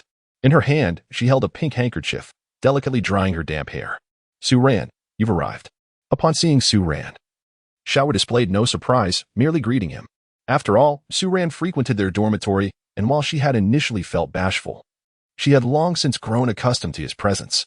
However, after several encounters where she had inadvertently crossed paths with him post-bath, they refrained from dressing too scantily in the daytime, lest Su Ran take liberties. Though they were indeed a couple, they maintained a sense of decorum in the presence of others. Where is Qing? Su Ran inquired casually as he pulled a chair from Zhu Zhuqing's desk to sit. Taking a shower. Why? Do you intend to join her? Xiao Wu teased, a playful smile gracing her face, her large, captivating eyes glancing toward the bathroom enticingly. Oh? Su Ran turned his gaze toward the direction of the bathroom, where several pink and black garments hung on the drying rack. Zhuqing favored black attire, while Xiao Wu was partial to pink. The sound of running water from the bathroom sparked the imagination. Nonetheless, I believe my Xiao Wu possesses a touch more allure. Su Ran chuckled, playfully pushing Xiao Wu onto her pink bed. At that moment, the strap of her dress slipped from her shoulder, revealing more of her delicate form. Su Ran gently grasped the delicate, snowy shoulder of Xiao Wu, momentarily lost in a whirlwind of emotions. As the sound of water from the bathroom diminished, Xiao Wu, startled, quickly regained her clarity. Su Ran, stop. Zhuqing is about to come out. Summoning her remaining strength, she forcefully pushed Su Ran away and continued, you shameless lecher. Zhuqing is still in the room. What if Zhuqing comes? You both are my treasures, after all. And since you all share a dormitory, haven't you seen everything between you? Su Ran brazenly retorted. Fresh from her bath, Xiao Wu exuded a faint, milky fragrance reminiscent of young children. A scent uniquely hers that Su Ran found utterly enchanting. Enough. If you continue this way, I shall be angry. Xiao Wu pouted, casting an annoyed glance at Su Ran. She was well aware of his intentions. However, the moment she sensed his shameless thoughts, she and Zhuqing would resolutely resist, denying him any opportunity. In recent days, she had come to understand that one indulgence would inevitably lead to another. If she were to relent even once, both she and Zhuqing would be in dire straits. Su Ran, you wicked man. You wish for us to be together? Dream on. She was determined that neither she nor Zhuqing would acquiesce to his desires. Well then, Su Ran conceded, recognizing her stance. He had always respected the wishes of women, never intending to coerce Zhu Zhuqing or Xiao Wu into anything. Love may harbor a sense of possessiveness, yet it must not stray into selfishness. Su Ran cradled the delicate figure of Xiao Wu upon his lap, allowing her to rest peacefully in his embrace. He rested his chin upon her fragrant shoulder, his fingers gliding gently across her exquisite collarbone. Su Ran, did you come here for something? And why do you have a pot of grass? You can't possibly think I still consume grass, Xiao Wu remarked, glancing discontentedly at the pot of blue-silver grass placed on the ground. There was an abundance of blue-silver grass everywhere. Surely Su Ran did not intend to use this as a potted plant. Of course not. Do you notice anything unusual about this blue-silver grass? Su Ran smiled. Is there something different about this blue-silver grass? Xiao Wu asked, somewhat astonished, as she perched on Su Ran's knee, her legs swinging playfully in the air. Wait, this isn't ordinary blue-silver grass. This is the blue-silver emperor, she exclaimed in surprise. Having lived for 100,000 years as a soft-boned rabbit in the Douluo forest, she was profoundly familiar with this plant and its spirit beast. Although she could not comprehend why the golden hue, representing the blue-silver emperor, appeared on such a modest specimen of blue-silver grass, she recognized its significance without a doubt.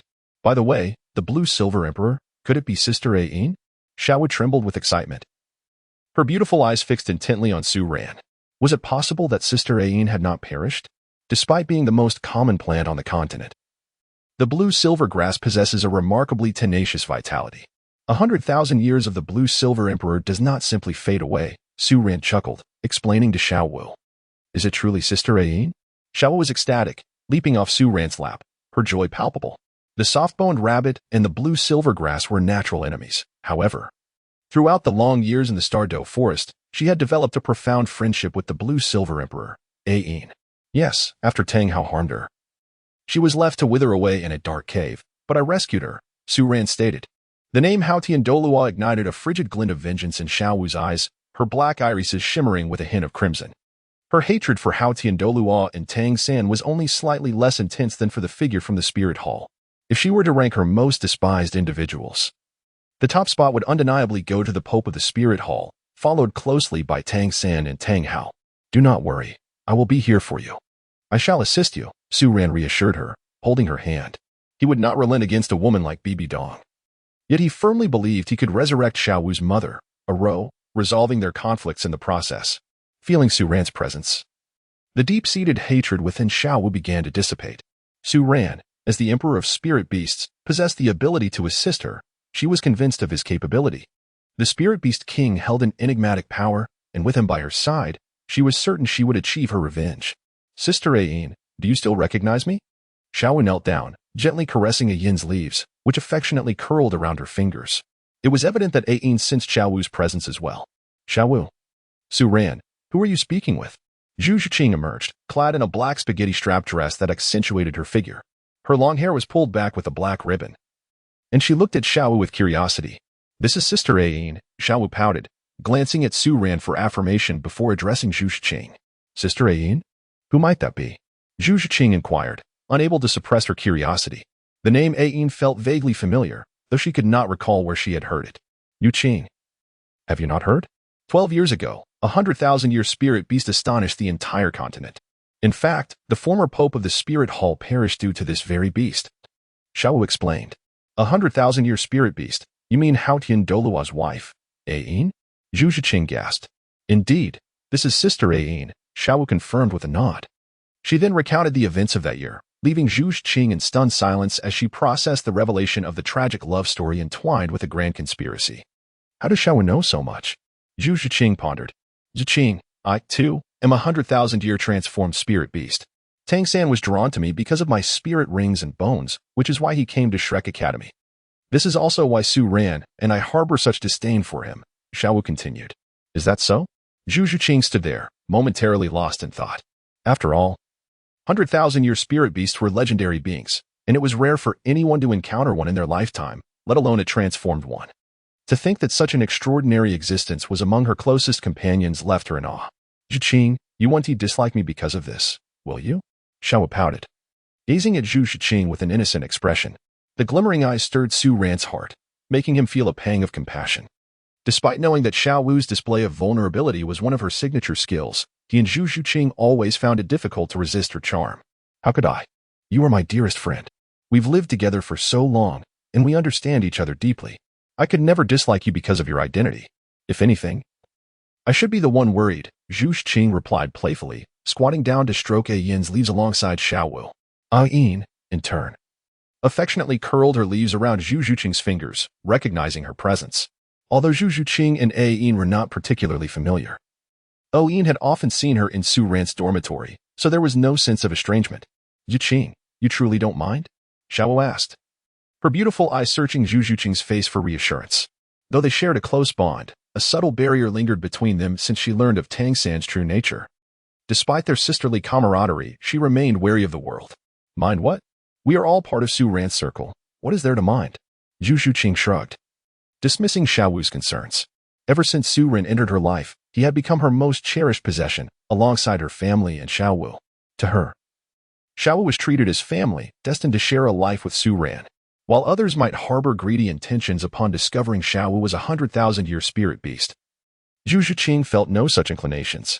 To her, the moments spent with Su Ran were far more precious than any ambitions of power or status. Nevertheless, she would not cling to Su Ran every day. She often declined his invitations to maintain a semblance of independence. Su Ran is an unparalleled genius destined to ascend to the pinnacle of the entire continent. Naturally, she would not permit anything to hinder Su Ran's cultivation or inflict harm upon his body due to her presence. Her innate talent pales in comparison to Su Ran's, and it is foreordained that she cannot stand by his side or engage in battle alongside him in the future. All she can do is strive to minimize her impact on Su Ran. Enough of such talk. It is quite late now. Just then, Su Ran interrupted the two and reached out to embrace their waists. His gaze lingered on Xiao Wu and Zhu Zhuqing, both adorned in loose-fitting, strapless dresses. Their skirts swaying enticingly with their movements, stirring a sense of longing within Su Ran. How shameless. Ah, Su Ran, the two exclaimed in unison, as their cries echoed. Su Ran had already pulled them into his embrace. Instantly, a flurry of delicate fists rained down upon him. What is there to be embarrassed about? I am here to help dissolve the barriers between sisters. Chapter 113. Ning Rongrong's heart awakened several hours later. Su Ran found himself expelled from the dormitory by the combined efforts of Xiao Wu and Zhu Zhuqing. However, he had emerged only after satisfying his hunger. After all, with Su Ran's stubborn disposition akin to that of a bull, no matter how much Qing and Xiao Wu protested or resisted, he would ultimately do what he deemed necessary. Su Ran is not the kind of indecisive person. When the moment is crucial, he will certainly not heed the opinions of women, while he may indulge them at times. Is it appropriate to discuss such matters after the trousers have been removed? At this moment, as the night deepens, the starry sky adorns the earth with a veil of silver frost. Although the hour is late, under the resplendent moonlight, the surroundings still resemble broad daylight. Su Ran stretched his arms wide and indulged in a languorous yawn. Having just completed an intense workout, he felt no trace of drowsiness. Beneath the starlit sky, the night was as bright as day. Su Ran, adorned in a sleek black attire, wielded the god-slaying sword with an elegance that seemed to transcend the ordinary. His blade shimmering brilliantly.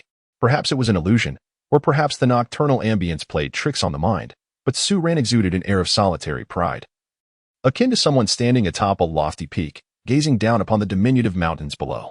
Though he stood directly before one, he felt as if he were perched high above, creating a tantalizing distance that bordered on maddening. As Su Ran devoted himself entirely to the art of swordplay, a stunning maiden clad in a delicate blue gown entered the scene. She wore light crystal earrings that dangled daintily, her long, smooth hair intricately woven into delicate braids cascading down her back. The exquisite blue dress, complemented by form-fitting white stockings, accentuated her graceful figure. While not voluptuous, the girl's refinement and a hint of ethereal charm were striking. Ning Rongrong, the pampered heiress of the wealthy seven-treasure glazed tile school, embodied a grace and allure that surpassed both Zhu Zhuqing and Xiao Wu. This innate nobility could not be feigned. It was evident that should Ning Rongrong don a more elaborate attire, even in Soto City, others would instantly recognize her as a scion of a prominent family. At that moment, sleep eluded Ning Rongrong. Earlier, during training under Su Ran's guidance, she felt as though she had lost her very essence, presenting herself in an uncharacteristic manner, allowing Su Ran to manipulate her form without protest. What had come over her? Her thoughts were a tumultuous blend of emotions. She had always been willful and self-indulgent, yet had maintained a pristine reputation. Since her earliest memories, aside from her father and two grandfathers, Her body had never been touched by another male. Yet today, she had allowed Su Ran to explore her form completely, and the most perplexing part was that she felt no anger whatsoever. This absence of indignation troubled her deeply. Why was she not incensed by Su Ran's actions? In fact, when he touched her, she had caught fleeting glances of Zhu Zhuqing and Xiao Wu observing her, which ignited an inexplicable thrill within her. This exhilarating sensation quickened her heartbeat, as a mingling of shame and excitement coursed through her, leaving an indelible impression. As these thoughts swirled in her mind, her delicate blue crystal shoes playfully kicked at the pebbles along the path. Suddenly, a sound pierced the air, an unmistakable whoosh.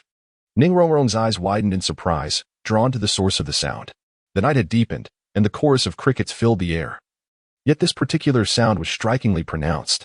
Leaning against a grand tree, she watched Su Ran, whose every movement suggested a harmonious unity of body and spirit. As if he had transcended the fundamentals of swordsmanship. Was this the true essence of Su Ran? His extraordinary swordplay and fluid motion shone with an unearthly brilliance that captivated Ning Rongrong. His looks had always been striking, but in this moment of sword dancing, he radiated a unique charisma. It was not merely Ning Rongrong who felt this way. Even a man would feel dwarfed in comparison to Su Ran's prowess. His techniques, appearing unstructured, were in fact profoundly intricate. Each strike was a masterclass in simplicity: slashes, cuts, thrusts, and jabs, devoid of superfluous movements, yet together they formed a breathtaking display of skill. The foundational sword techniques he practiced were the culmination of countless years of wisdom from a legendary swordsman of a distant mystical realm. A reward Su Ran had received on his quest to intercept Ayin. He understood the principle that simplicity is the ultimate sophistication. These fundamental moves, while basic, were the cornerstone of countless formidable sword techniques.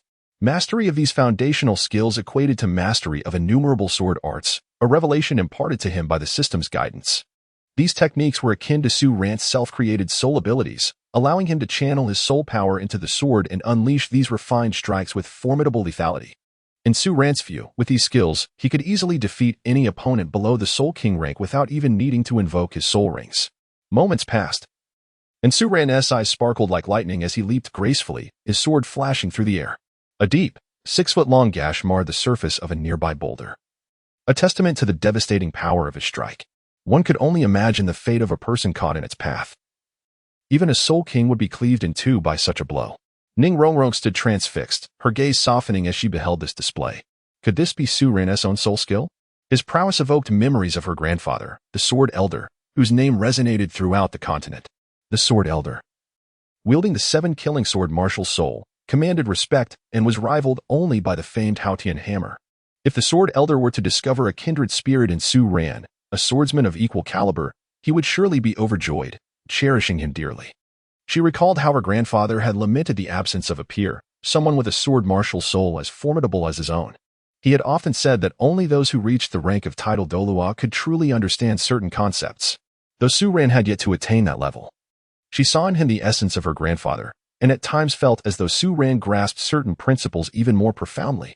Whether it was his carefree swordplay or the aloofness he exhibited while performing, there was an undeniable aura that belonged uniquely to a swordsman. Chapter 114. Su Ran. You scoundrel. Ning Rongrong suddenly recalled that Su Ran had not yet joined any sect. What would happen if he were to join the 7-treasure glazed tile school? Surely her father and the Sword Elder would commend her for it.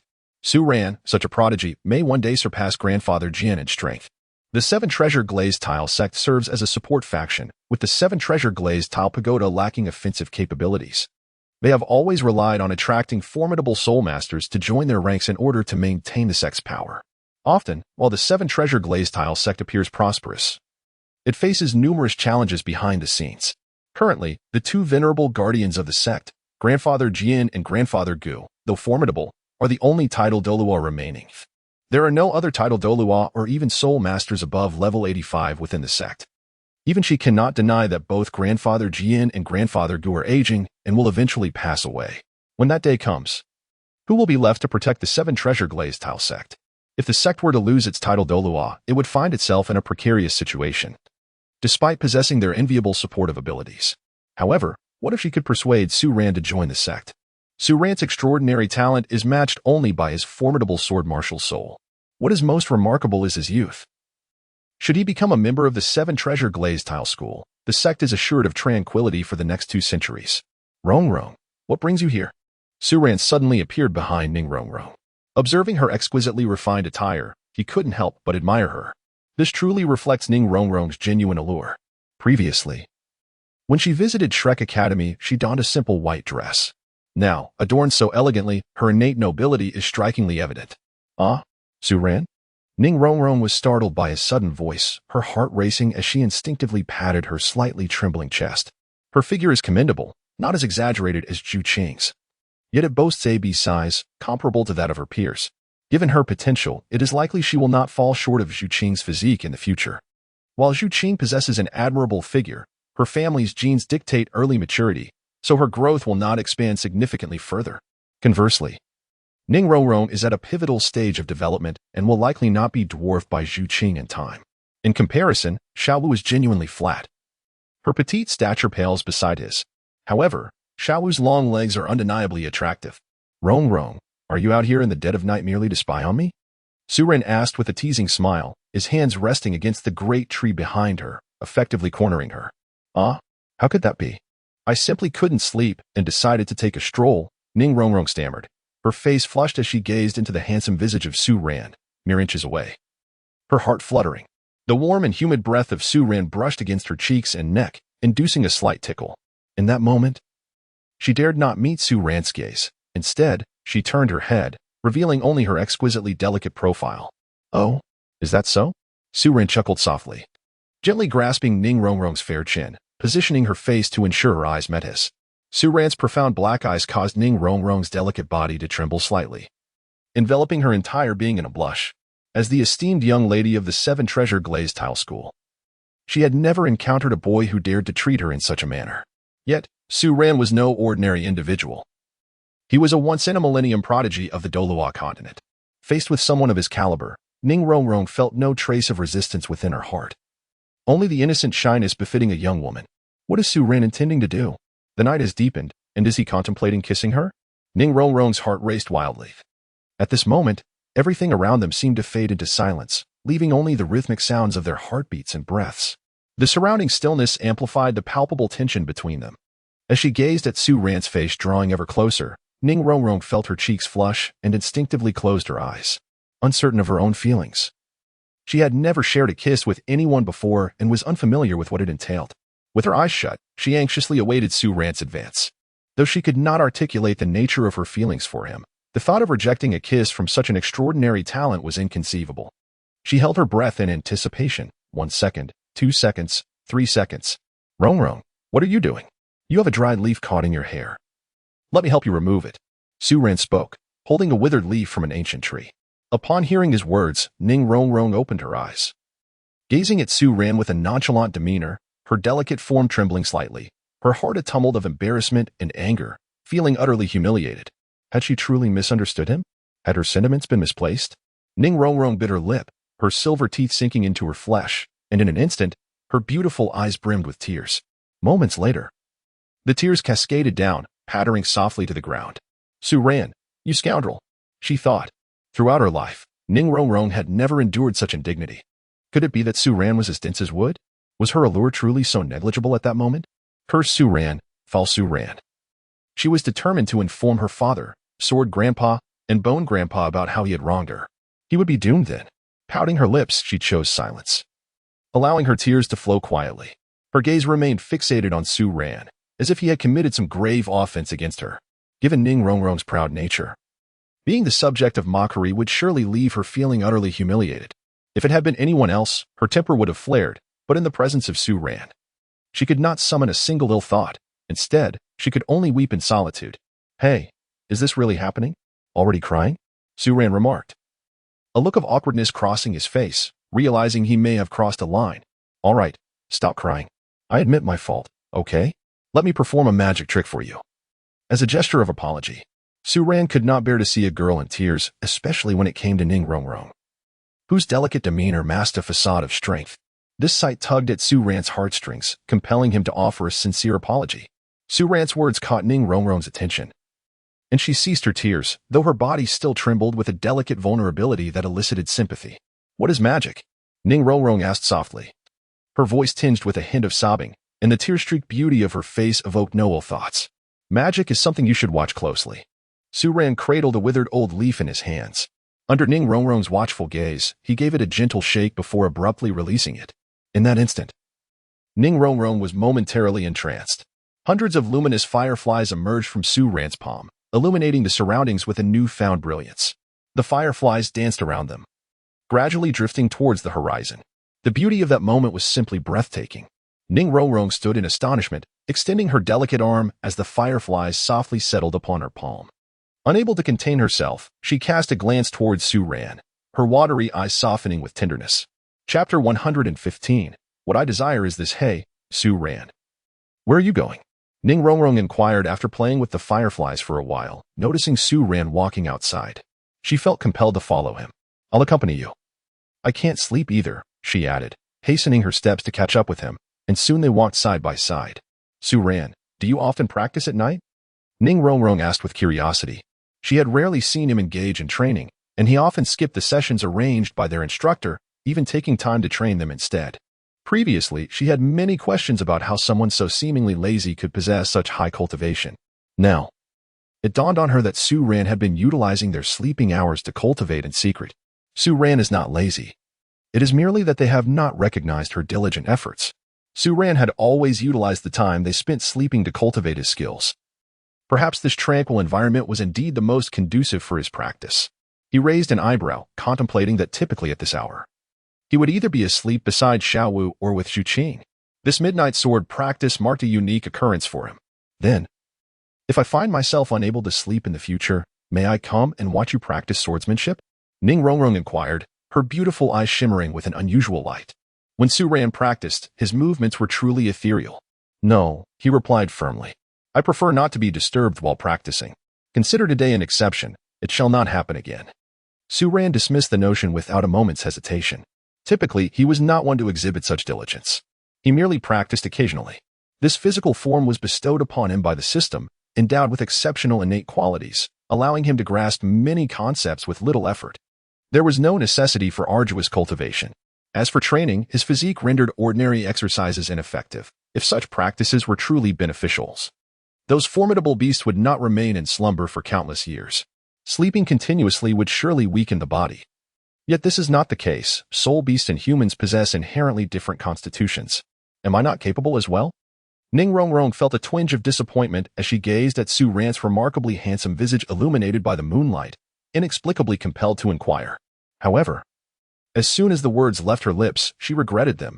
It seemed that Su Ran now bore no significant connection to her, despite the intimate familiarity they had shared. They appeared to be merely ordinary friends at present.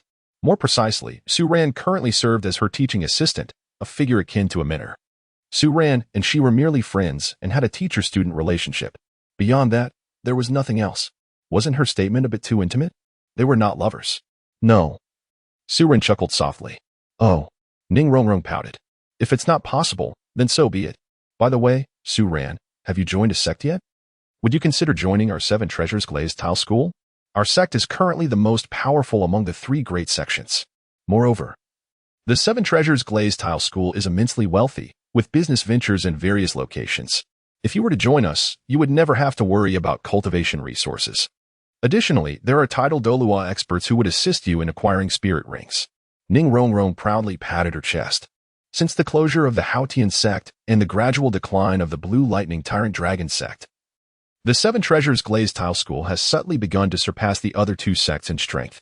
In terms of financial power, the Seven Treasures Glazed Tile School stands unrivaled, rightfully claiming the title of the richest sect in the world. Even in a place like Soto City, they have industries under the Ning family's name.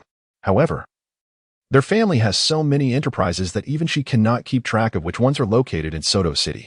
After all, she is still quite young and not yet at the stage of managing the family business. Nevertheless, the wealth of the Seven Treasures Glazed Tile School is acknowledged by both empires. Forget it. I am accustomed to my freedom and do not wish to join any sect. Su Ran looked at Ning Rongrong's exuberance and doused her enthusiasm with a cold splash of reality. No matter how rich the Seven Treasures Glazed Tile School is, it has nothing to do with him. In Su Ran's eyes, wealth holds little value, at least for him. Many things he needs cannot be purchased with money. However, even if you join a sect, you can still enjoy your freedom. Our Seven Treasures Glazed Tile School will not impose upon you too much. Ning Rongrong took Su Ren's hand and embraced him tightly, determined not to let him leave so easily. Having reached this point in the conversation, she was resolute in her decision. As the young lady of the Seven Treasures Glazed Tile School, she felt it was her duty to contribute to its prosperity. Su Ren was determined to win over such a genius at any cost. His gaze fell upon Ning Rongrong's well-developed figure, and as she held his hand tightly, he could not help but notice her physique. Although Ning Rongrong's form did not rival Zhu Zhuqing's, it was still quite admirable, considering she was merely a young girl. Joining the Seven Treasure Glazed Tile School was indeed a possibility, but he had his own stipulations. Su Ren looked at Ning Rongrong with a smile, pondering the prospect of establishing a harem with her, which would bring him an influx of skill points. "What are your demands?" Ning Rongrong eagerly inquired. "As long as you are willing to join the Seven Treasure Glazed Tile School, I can grant you anything you desire." At that moment, she remained oblivious to the predatory glint in Su Ren's eyes. Otherwise, she might have reconsidered her words. "Really?" she asked, her curiosity piqued. "Of course, it is true. Although our school has strict regulations, you are a peerless talent and will undoubtedly enjoy certain privileges. Within the Seven Treasure Glazed Tile School, you may do as you please," she replied sweetly. "And what about you, my lady Ning Rongrong?" Su Ren asked, his gaze locked onto her. The faint scent of her perfume, mingled with her unique fragrance, enveloped him. "Next time, please refrain from wearing perfume. I find this scent unappealing," he stated, his intense gaze rendering Ning Rongrong momentarily speechless. She had not anticipated such a request from Su Ren. What did he mean by wanting her? Did he harbor feelings for her? Her heart raced, and her mind blanked, rendering her unable to process his words. At that moment, Su Ren tilted his head and pressed his lips forcefully against Ning Rongrong's smooth neck and delicate collarbone. The warmth of his breath against her skin made her body feel weak, draining her of all strength. "What I desire is this." Chapter 116. Ning Rongrong's heart surrendered. Su Ren gently caressed Ning Rongrong's neck with one hand while resting the other on her smooth back, passionately kissing her neck and cheek. A soft whimper escaped Ning Rongrong's throat. At that moment, her mind was a blank slate. She had never encountered such a situation before and was unsure how to react. Should she reject Su Ren? Yet, she found herself unwilling to do so. Even if she hesitated to admit it, it was evident that she had developed feelings for this rogue who already had 2 girlfriends. Su Ren's extraordinary talent and character far surpassed those of his peers, and the fact that he was of a similar age only deepened her intrigue. In truth, the very first time she learned of Su Ren's abilities from Flinder, she could scarcely contain her burgeoning feelings. However, upon discovering that Su Ren had girlfriends, she buried those thoughts deep within her heart. Yet, with each of Su Ren's playful provocations, the feelings she had hidden began to ignite once more. After all, Ning Rongrong was still merely a young girl. Even though she was known for her wildness in the Seven Treasure Glazed Tile School, she had always maintained a respectful distance from the opposite sex. How could she have ever encountered someone like Su Ren before? It was a wonder that she had managed to endure his relentless teasing. "Ning Rongrong," she murmured softly, calling out his name. As Su Ren held her in his arms, her entire being melted into a state of surrender, her delicate waist yielding to his embrace. "Don't speak," he interjected before she could finish her thought, sealing her words with a kiss upon her tender lips. After what felt like an eternity, they finally drew apart. At that moment, Ning Rongrong gazed at Su Ren with a look of bewilderment. "Su Ren, what did that kiss mean?" she asked, her cheeks flushed with embarrassment. "I mean, if you wish for me to join the Seven Treasure Glazed Tile School, it is quite possible," Su Ren replied, holding her close and lightly tracing her porcelain chin with his fingers. "However, the condition is that you must be mine, without any tangible benefits." He had no desire to join the Seven Treasure Glazed Tile School. While it was indeed powerful, he did not require a support system, especially given its current precarious position. Ever since the Haotian school had closed its doors, the movements of the Spirit Hall across the continent had intensified. Presently, the Blue Lightning Tyrant Dragon sect had only Yu Engine as its formidable force, while the Seven Treasure Glazed Tile School relied solely on the Bone Douluo and Sword Douluo for strength, rendering them insignificant against the 20 or so title Douluo of the Spirit Hall. The Spirit Hall had several title Douluo of level 95, including the formidable Qian Daolu at level 99 and the Golden Crocodile Douluo at level 98. If he were truly seeking a powerful ally, he would not choose the Seven Treasure Glazed Tile School. The Zhu family would serve him much better. While they lacked individual strength, they commanded an army. Unless facing a top-tier powerhouse, one would be overwhelmed and exhausted by countless soldiers. Hence, the only aspect of the Seven Treasure Glazed Tile School that held any allure for him was Ning Rongrong. Moreover, Adding another to his harem would grant him numerous skill points, which he desperately needed. So, what will it be? Do you refuse? Su Ran inquired, noticing Ning Rongrong's prolonged silence as he playfully squeezed her slender waist. Though phrased as a question, the unmasked dominance in his tone left her with no room to decline. The one Su Ran set his sights on were destined to be his and his alone. He had always been selfish, even if the person he desired fell for another. He would not relinquish her, for he would seek to possess her body regardless of her heart.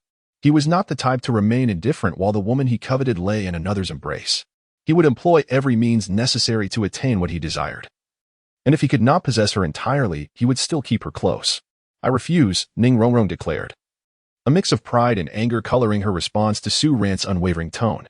Very well, I shall commence right here, and it matters not if anyone sees. Su Ran replied, placing his hand on Ning Rongrong's shoulder and feigning an advance toward her. Su Ran's words startled Ning Rongrong, causing her to jump in surprise. And she couldn't help but silently curse his shamelessness. Su Ran is undoubtedly a prodigious talent, a paragon of brilliance. Yet, one cannot help but ponder why he exhibits such shamelessness, surpassing all the men she has encountered in his lasciviousness. Su Ran appeared as though he had never truly satiated his hunger, despite already having two girlfriends, Zhu Zhuqing and Xiao Wu. His insatiable greed was striking. This cannot be, she thought. If you dare to lay a hand on me here, I shall genuinely be angered. Should you pursue this further, I will cease to acknowledge you henceforth. Ning Rongrong's delicate visage flushed crimson as she retreated a few steps, creating distance between herself and Su Ran.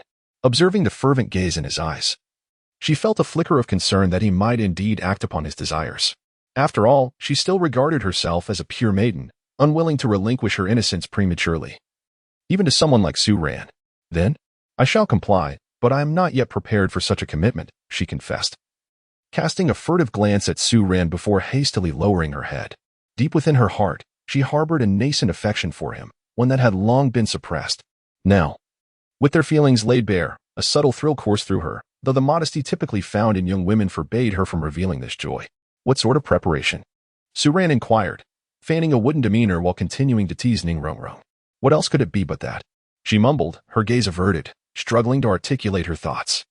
In frustration, she resorted to pinching Su Ran's arm with considerable force as an outlet for her pent-up emotions. Su Ran, despite his apparent understanding, had just moments ago contemplated engaging in an act of shame, yet now he feigned innocence. What cunning strategy have you women learned? Why does every one of you employ the same tactics? Su Ran's face twitched. Zhu Zhuqing and Xiao Wu, too, would pinch him in moments of anger, albeit without excessive force. However, what intrigued him was from whom these women had acquired such methods. A pinch, a scratch, a kick to the groin. Thankfully, Zhu Zhuqing and the others merely opted for the pinch. Were it to escalate to a kick, their future happiness would undoubtedly face significant challenges. Everyone, tell me, how many women do you have outside?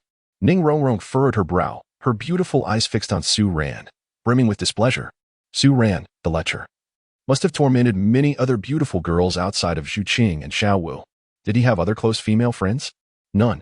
For now, it is only you, Zhu Zhuqing and Xiao Wu, Su Ran clarified. Having traversed to the Douluo Continent for merely a month or two, he indeed wished to engage deeply with figures such as Shui Bing'er, Yilingling, and Qianren Xue. However, even as a master of time management, he could not carve out sufficient time for such pursuits. Yet, the days ahead stretched long. He would take it slow, advancing steadily to acquire everything he desired. He had always been a steadfast supporter of the harem concept and was determined to establish a grand harem on the Douluo Continent. Only by cultivating a harem could he amass abundant skill points, grow stronger, and elevate his spirits. Currently, he had only 3. A far cry from the 3,000 beauties of a harem. Chapter 117. Only upon reaching the 7 treasure glazed tile school could one truly engage in such endeavors. Temporarily? Ning Rongrong scrutinized Su Ran, instantly seizing upon the critical word in his statement. If there were only 3 for now, did that not imply there would be many more in the future? Perhaps there will not be others, Su Ran replied with a cheerful smile. A man's words are often deceitful. One must grow accustomed to it. A fickle heart. Ning Rongrong shot Su Ran a disapproving glance. She had come to see Su Ran for what he was, a man of many affections. This realization left her at a loss for words. Had Su Ran been faithful, they might not have found themselves together. Yet, with his penchant for pursuit, it was inevitable that women would surround him. Enough of such musings. We must focus on the present, Su Ran smiled, deftly shifting the topic.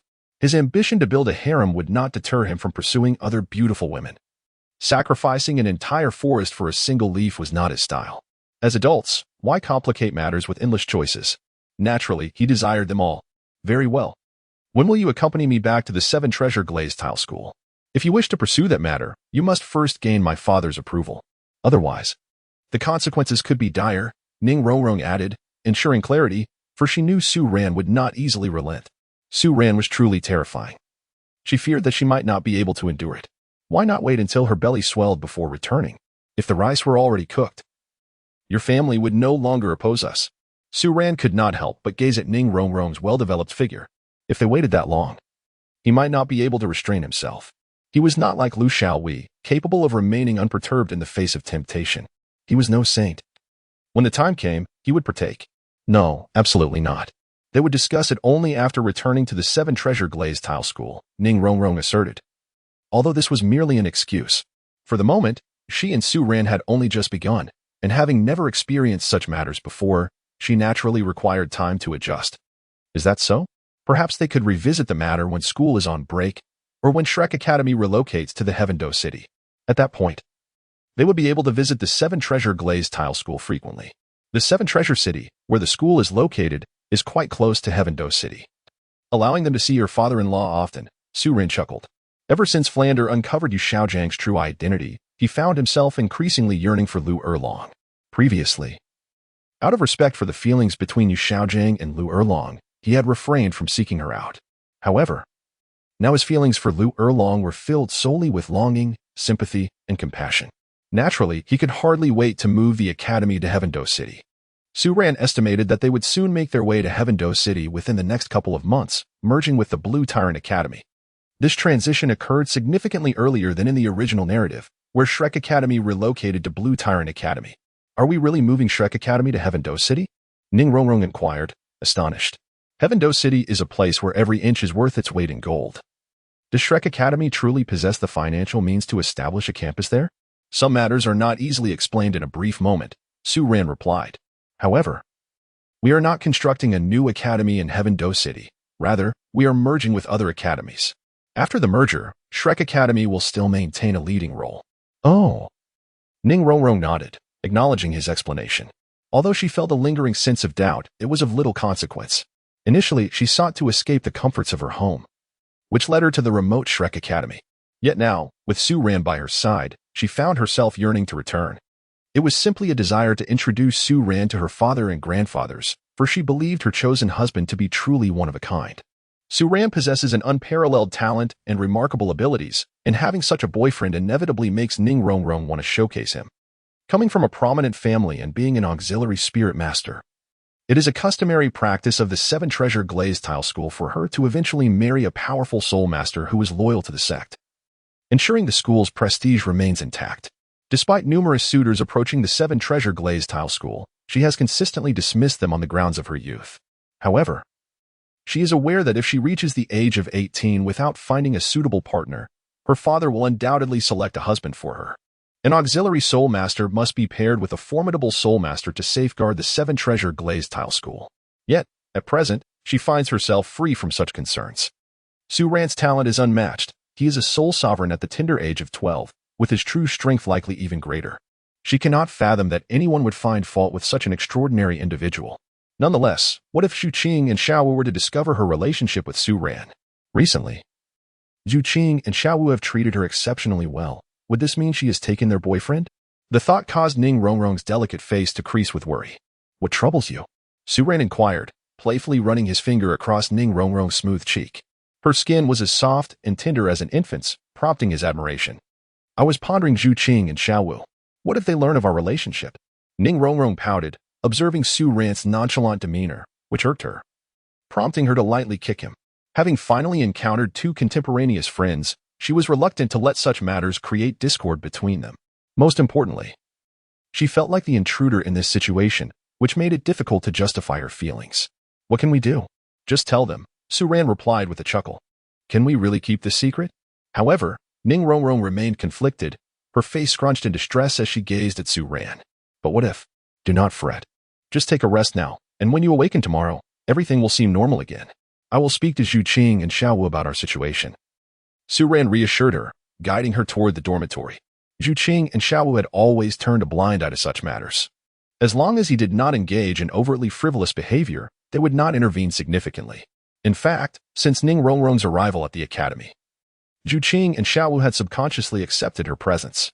"I shall retire for the night," Ning Rongrong declared, standing at her dormitory door. She lifted herself on tiptoe to bestow a kiss upon Su Ran before retreating inside and shutting the door. The events of these past few days felt dreamlike, leaving Ning Rongrong both exhilarated and somewhat lost. From the moment she stepped through the gates of Shrek Academy, her experiences had unfolded as if in a dream. Surrounded by a gathering of prodigies, the enigmatic Su Ran had now become her boyfriend, and the rapid development of their relationship took her by surprise. Yet, she understood that the moment she became a student of Shrek Academy, her life had irrevocably changed. She would no longer be alone. She had Su Ran and two dear friends by her side. Chapter 118. The arrival of Tang Hao and his killing intent after escorting Ning Rongrong back to her dormitory. Su Ran departed and unleashed his martial spirit, 3 soul rings, 2 purple and 1 black, flashing as he propelled himself outward. The reason he had urged Ning Rongrong to sleep rather than continue their intimate conversation was that he sensed a dreadful aura approaching. This presence was chillingly ominous. Imbued with a palpable sense of hatred that immediately confirmed to Su Ran the identity of the incoming individual, it was Tang Hao. Since obtaining the bloodline of the Qilin, Su Ran's perceptive abilities had grown remarkably sharp, although he was still uncertain of the full extent of his sensitivity to powerful soul masters. He understood that his spiritual perception could rival that of a soul Douluo. Thanks to the unique nature of the auspicious beast, his awareness of danger was exceptionally acute, allowing him to sense Tang Hao's arrival instantly. As Su Ran sped towards the exit, Tang Hao's gaze turned increasingly frigid. Xiao San was currently present at the academy, and he did not wish for him to discover his identity just yet. He also sought to keep his own identity concealed from the faculty and students of Shrek Academy. Despite his formidable strength, which would enable him to eliminate any potential witnesses with ease, the students of Shrek Academy were inherently dangerous. The Zhu and Ning families were both illustrious and powerful clans. Should any direct descendants from these families fall victim to violence, it would undoubtedly create a significant uproar. If it were discovered that he was responsible, the repercussions would be severe, although he was unconcerned about gaining more formidable enemies while fleeing. The current state of the Haotian school was precarious, and he could not afford to make new adversaries. The foundation of the Haotian school, built over a millennium, would crumble if he continued to attract hostility, something he wished to avoid. Thus, witnessing Su Ran's departure from Shrek Academy, Tang Hao's smile grew increasingly sinister. Upon arriving at Shrek Academy, he realized that the 100,000-year-old soft bone rabbit, which he had chosen for Xiao San to be his 9th spirit ring, had been taken by Su Ran. Su Ran, being a soul beast, could easily persuade Xiao Wu to depart from Tang San. The unexpected turn of events surrounding his son's 10,000-year spirit ring deepened Tang Hao's animosity towards Su Ran, having stolen Xiao Wu and Ayin, causing him to lose an arm. This vendetta was one Tang Hao vowed to avenge. After a brief interval of approximately 15 minutes as he distanced himself from Shrek Academy, Su Ran finally paused, his gaze directed towards the horizon, where Tang Hao resided. "Surprising to see you again, Su Ran. I thought I would have to venture to Shrek Academy to find you." "Huh. I never imagined you would still dare to linger here," Tang Hao's voice resonated. Clad in a flowing black robe that enveloped his entire form, rendering him a mere shadow in the night. With that, Tang Hao unleashed his martial soul, 2 yellow, 2 purple, for black, and 1 red soul rings illuminating the darkness, exuding the formidable presence of a titled Douluo. "Su Ran, if I am not mistaken, your current form as a 10,000-year transformed soul beast renders you incapable of wielding your original powers. You are merely a soul master now, nothing more. I am uncertain how you previously managed to fight in your true form post-transformation. Perhaps it was a secret technique allowing you a fleeting glimpse of your former 10,000-year capabilities. Yet, such power cannot endure. Am I wrong, Su Ran?" Tang Hao spoke nonchalantly. Indeed, Su Ran's incarnation as a 10,000-year soul beast was formidable. Even Tang Hao had not emerged unscathed during their last encounter. However, he had long speculated that Su Ran could not sustain such abilities indefinitely. The last time he witnessed Su Ran's sudden transformation from human to beast form, he had found it perplexing. Initially believing Su Ran to be a powerful soul beast manifested through potent spiritual energy. Yet, recent reflections led him to dismiss that notion. Su Ran must be human. If it were merely an illusion, it could not have appeared so genuine. Thus, after a series of deductions, he reached a conclusive hypothesis. Su Ran was a reformed 10,000-year soul beast, temporarily reverting to his original state through a secret method. If Su Ran were indeed that formidable, he could have easily eliminated Tang Hao during his vulnerable state last time, so why spare him? The only plausible explanation was that Su Ran sensed his own secret method nearing its expiration, compelling him to flee in haste. A defeated general still dares to speak of valor? Who grants you such confidence? After our last encounter, where I bested you so thoroughly, you now audaciously challenge me again. Su Ran replied coolly. Though Tang Hao South's speculations were close, he had not discerned Su Ran's true identity. Currently, Su Ran could not summon the might of a 10,000-year unicorn, yet he still possessed a level 95 titled Douluo experience card. Once he ascended to that rank, what could Tang Hao possibly do but succumb beneath Su Ran's might? Su Ran, at this juncture, you still dare to be arrogant? Surrender Ain. And I may grant you your life. Tang Hao's eyes glinted with a chilling resolve. Ain was of utmost importance to him now, for she was fully aware of his past misdeeds and the schemes he had devised against her, which ignited within him a flicker of murderous intent. Should Ain survive, or if she were to expose the treacherous plot he devised to harm her, his reputation would be irrevocably tarnished. At this stage, power was no longer paramount. Unless he surpassed the leaders of the Spirit Hall, he would continue living a life of evasion. The only solace left to him was his reputation as the youngest titled Douluo in the continent.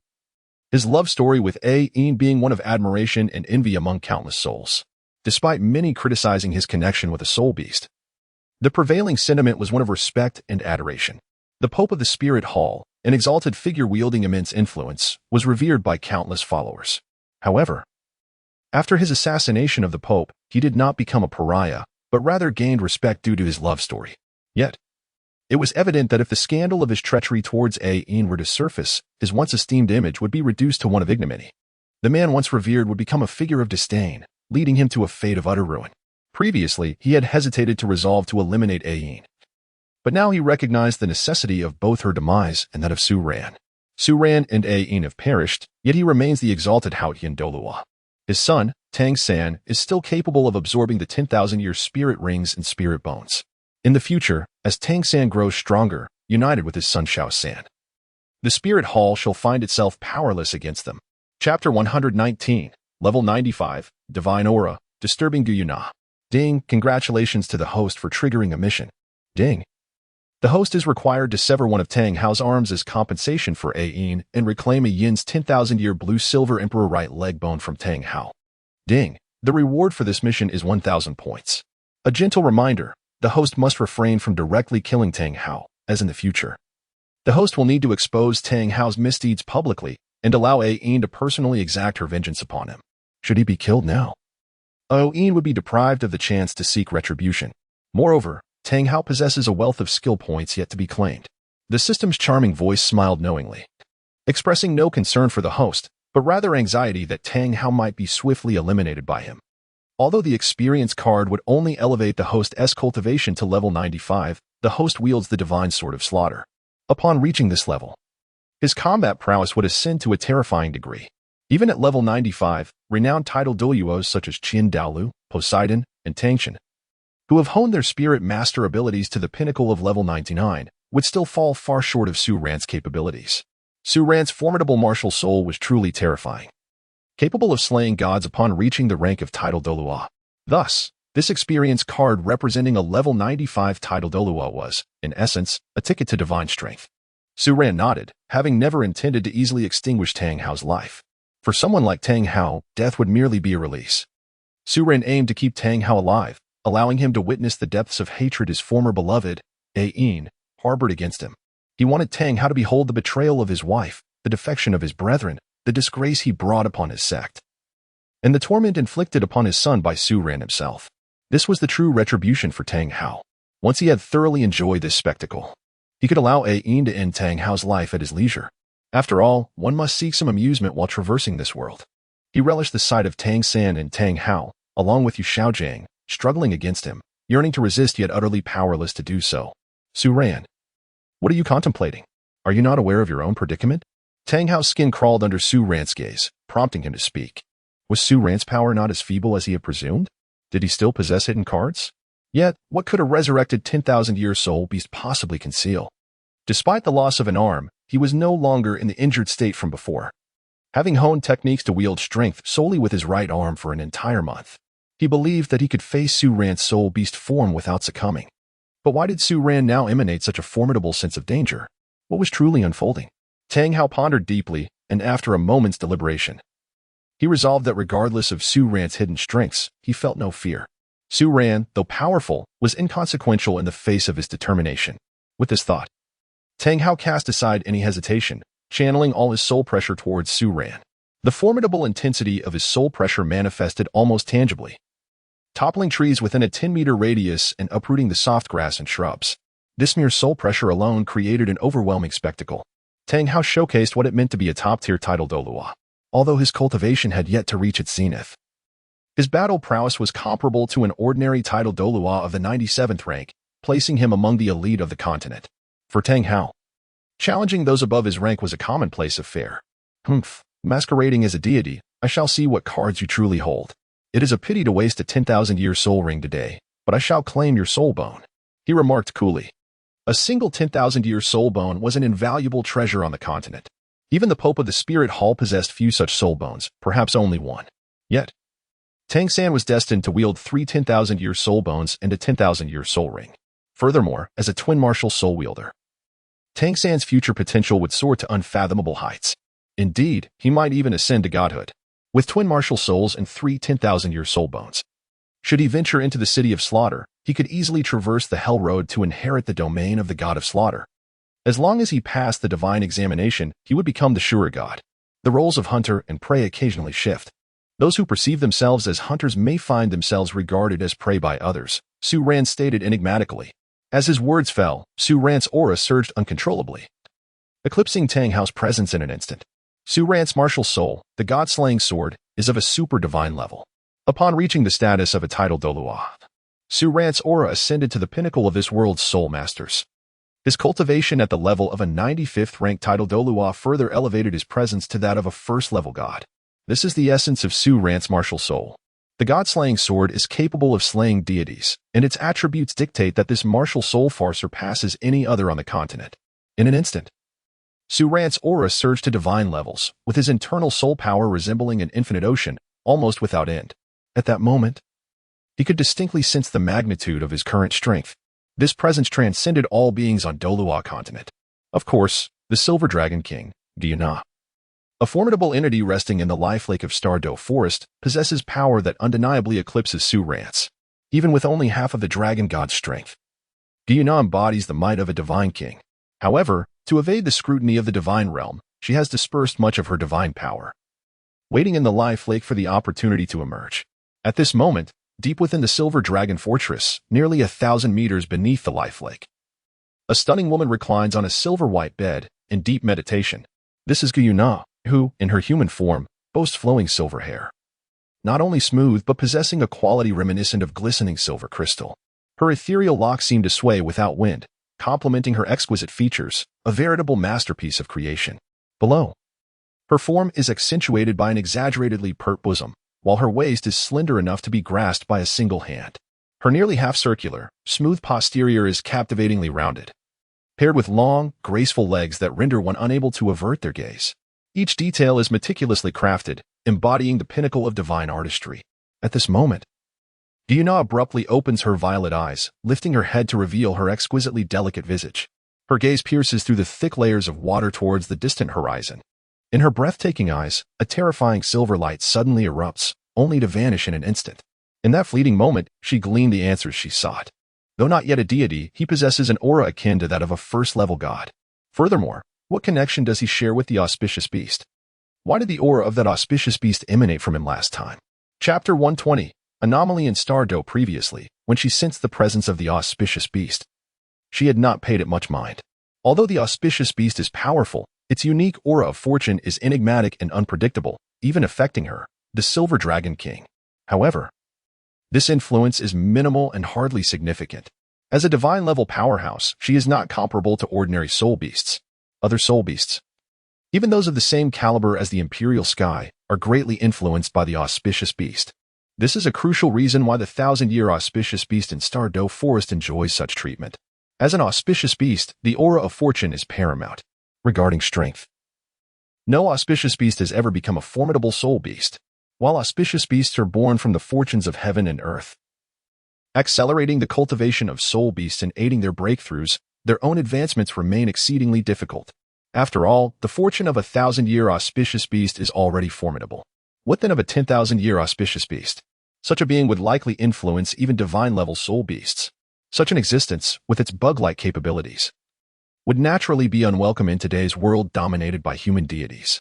Thus, while auspicious beasts are beneficial to soul beast populations, their influence on her remains limited. Could it truly be an auspicious beast?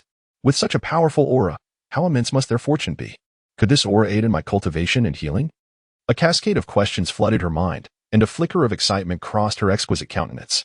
She had been recuperating in the life lake for quite some time, with little success. This was partly due to her need to evade divine realm pursuits, preventing her from making her cultivation efforts too conspicuous. Additionally, the divine king-level power left within her body by the 5 supreme gods posed a significant hindrance. During the battle with the dragon god, even retaining half of the dragon god's strength, the 5 supreme gods' potent divine energies lingered in her, proving difficult to eradicate. The powers of the 5 supreme gods, each representing various divine attributes, are not easily dispelled. Although, given a few thousand years, she could eventually eliminate them entirely. Having a particularly powerful auspicious beast by her side would vastly accelerate her recovery. Qilin raised her gaze towards the surface of the life lake. Her lips slightly parted. At that moment, a terrifying black dragon, stretching 40 to 50 meters in length, suddenly opened its eyes. This was the dragon god's guardian, the golden-eyed black dragon king, Qilin. Presently, Qilin boasts an impressive cultivation of 880,000 years. In terms of strength, he surpasses even the 990,000-year-old deep-sea demon whale king of the demon whale sea. In this realm, dragons reign supreme among beastkind. Qilin, a golden-eyed black dragon, possesses a bloodline only slightly weaker than that of the golden and silver dragons. While the disparity between black dragons and golden or silver dragons is akin to a divine punishment, it nonetheless attests to Qilin's formidable prowess. Long ago, Qilin served as the dragon god's guardian, granted the unparalleled skill known as the Dragon God's Claw. This made him the pinnacle of terrestrial combatants in the absence of the Silver Dragon King. Upon hearing Qilin's call, Qilin's massive form instantly transformed into a tall, robed figure. He promptly sank beneath the lake's surface. "My lord, you summoned me?" Qilin knelt on one knee, gazing at Qilin with astonishment. The Silver Dragon King had been in seclusion within the life lake for an extended period, rarely summoning him due to concerns of exposure. Did she have matters of importance this time? Qilin's expression grew serious. Qilin is the Silver Dragon King, potentially destined to become a great dragon god. She represents the hope of the dragon clan and even the soul beast race. He must exert all his efforts in executing her commands. "Yes, I have matters to discuss with you," Qilin stated. "My lord, what is it?" Qilin inquired. "Help me locate someone, or rather, a soul beast. A new auspicious beast has appeared on the continent, as you should be aware," Qilin replied calmly. "My lord knows where the auspicious beast is?" Qilin could no longer maintain his composure. Since learning of the auspicious beast's appearance within human territory, he had been unable to contain his excitement. On a grand scale, an additional auspicious beast would significantly enhance the strength of the Douluo forest. The cultivation speed of soul beasts and their chances of transcending tribulations would skyrocket, inevitably strengthening the Douluo over time. On a smaller scale, Qilin, now at 880,000 years, could see his cultivation speed double with the presence of an auspicious beast. Within a maximum of 10,000 years, he would face the impending tribulation. The tribulation for a 900,000-year-old being is no trifling matter. Even Qilin could not offer him substantial assistance. Everything would depend on his own capabilities. Though confident, he could not guarantee he would navigate such a formidable tribulation unscathed. However, with the support of another auspicious beast to bolster his fortune, the scenario would be drastically different. An auspicious beast could transform one into two. With 2 auspicious beasts, 2 could become 4. Unless one were the most inept of beings, facing such tribulations would not prove particularly arduous. "My lord?" Qilin asked once more. "Indeed. I am not entirely sure of the precise location, as I have never ventured into the realm of humanity, nor do I know what that place is called. However, I can describe his appearance and the surroundings he inhabits. You may seek him and bring him to me." Qilin furrowed her brow. This mythical beast may possess some peculiar qualities, yet its power is extraordinarily formidable and could prove beneficial even to me, Qilin cautioned. "Effective even against the sovereign?" Qilin exclaimed, filled with exhilaration. "Indeed," Qilin affirmed, her her delicate hand gesturing in the air, conjuring two silver illustrations. Send a capable and astute soul beast. Understood. After Dtion etched the two images in his mind, they abruptly vanished. He felt a flicker of confusion. This was evidently a human, starkly different from his preconceived notions of a mythical beast. Nevertheless, he refrained from further inquiry, for Guyuna's words were beyond reproach. Shall I dispatch Ziji? Dtion ventured cautiously. The Lake of Life boasted numerous formidable beasts, Xiangjun, Ji Wang, Wan Yao Wang, Bai Ji. Yet only the Hell Dragon King, Ziji, seemed to fit the criteria. In terms of operational demeanor, Bai Ji was the most reliable, but as a member of the Emerald Swan lineage, she was not adept in combat. Should she venture into the human domain without utilizing her soul beast form, even a soul Douluo might not be a match for her. Very well, let it be Ziji. Her strength is commendable. Unless she encounters the upper echelon of humanity's might, she remains beyond harm. Guyuna concluded. Now go. Do not return until the mythical beast arrives at the Star Do Great Forest. With that, her exquisite eyes closed once more, resuming her cultivation. Dtion bowed respectfully to Guyuna before cautiously departing the Silver Dragon Fortress. Chapter 121. An incident with Su Ran? Targeting Tang San unbeknownst to Su Ran. An anomaly had suddenly emerged within the Star Do Great Forest. At this moment, he stood poised in the void, sword in hand, his gaze serene. It was only now that he comprehended the terrifying potential of his martial soul. Were he to fully unleash its power, he would be invincible across the land. Although he had merely attained the cultivation of level 95, in his eyes, even Tang Hao appeared diminutive. This was the essence of his level 95. While he remained oblivious to the full extent of divine-level strength, he sensed that his current prowess was on par with an ordinary deity. Indeed, the aura emanating from him was distinctly divine. Such an aura was exceedingly formidable. Should he release it, even the entirety of Shrek Academy and Soto City would face annihilation. Despite Su Ran's efforts to restrain his aura, the atmosphere within Shrek Academy and Soto City became tumultuous. In Soto City, its inhabitants awakened from slumber, acutely aware of an overwhelming presence that transcended all beings, trembling in fear. In that moment, they dared not hesitate, prostrating themselves on the ground, fervently praying. Their hearts were gripped by terror and astonishment. What manner of powerhouse could possess such a terrifying aura? The faculty and students of Shrek Academy were equally startled, their expressions reflecting shock. Unlike the unseasoned residents of Soto City, they had first-hand experience with the fearsome power of tidal Douluos. Yet, in the face of this aura, even tidal Douluos seemed insignificant. What kind of existence was this? The aura was truly fearsome. Frand, Li Yusong, Zhao Wujie, and Xiao Xinxiao, among others, shuddered, their gazes drawn to the distance where a mass of turbulent darkness surged with energy. Faintly, they discerned the silhouette of a long, pitch-black sword, spanning several dozen meters, hovering ominously. Why did that sword seem so familiar? They exchanged glances, a dreadful realization dawning upon them. Was this not Su Ran's sword? Could it be him? Gasping, Frand, Zhao Wujie, and the others felt a chill run down their spines. Where was Su Ran? Zhu Zhuqing stamped her foot in distress, her anxious demeanor palpable. Clad in a fitted black outfit and small boots, she was on the verge of tears. Her companions, Xiao Wu and Ning Rongrong, were equally frantic. They had scoured Su Ran's dormitory multiple times and searched the vicinity, yet his presence eluded them. Gritting her teeth, Xiao Wu gazed into the distance, where the terrifying fluctuations undoubtedly heralded Su Ran's involvement. Su Ran is a mythical creature, endowed with boundless abilities. However, it seems she is currently entangled in some predicament. Could it possibly involve the formidable Haotian Douluo, Tang Hao? Although she is unaware of the reasons behind Su Ran's sudden display of such formidable power, she comprehends that recklessly unleashing such strength would inevitably lead to severe repercussions. Ning Rongrong, too, is pallid, her gaze appearing somewhat vacant. Just moments ago, Su Ran was by her side, and now calamity has struck. They had only recently solidified their bond, and now misfortune has befallen Su Ran. Ning Rongrong bites her lip, her eyes cast into the distance, tears welling up. Aside from Zhu Zhuqing, Xiao Wu, and Ning Rongrong, Flinder, and the others, after a brief surge of excitement, have also regained their composure, their hearts heavy with unease. They remain uncertain about Su Ran's current circumstances. Su Ran's cultivation level was merely that of a soul master. Even if he possessed some extraordinary abilities to unleash formidable power, the intensity of his strength was simply insufficient. Su Ran, today is indeed your day of reckoning. Upon witnessing this scene, although Tang San was unaware of the particulars, he could clearly discern the sorrow on Zhu Zhuqing and Xiao Wu's faces, indicating that Su Ran was in peril. This realization filled him with immense excitement. It was indeed fortuitous that Su Ran encountered trouble, sparing him the need to intervene. After all, Su Ran was so powerful that Tang San harbored doubts about his own ability to defeat him. Thus, in his exhilaration, he momentarily forgot the gravity of the situation. Such reactions are not uncommon.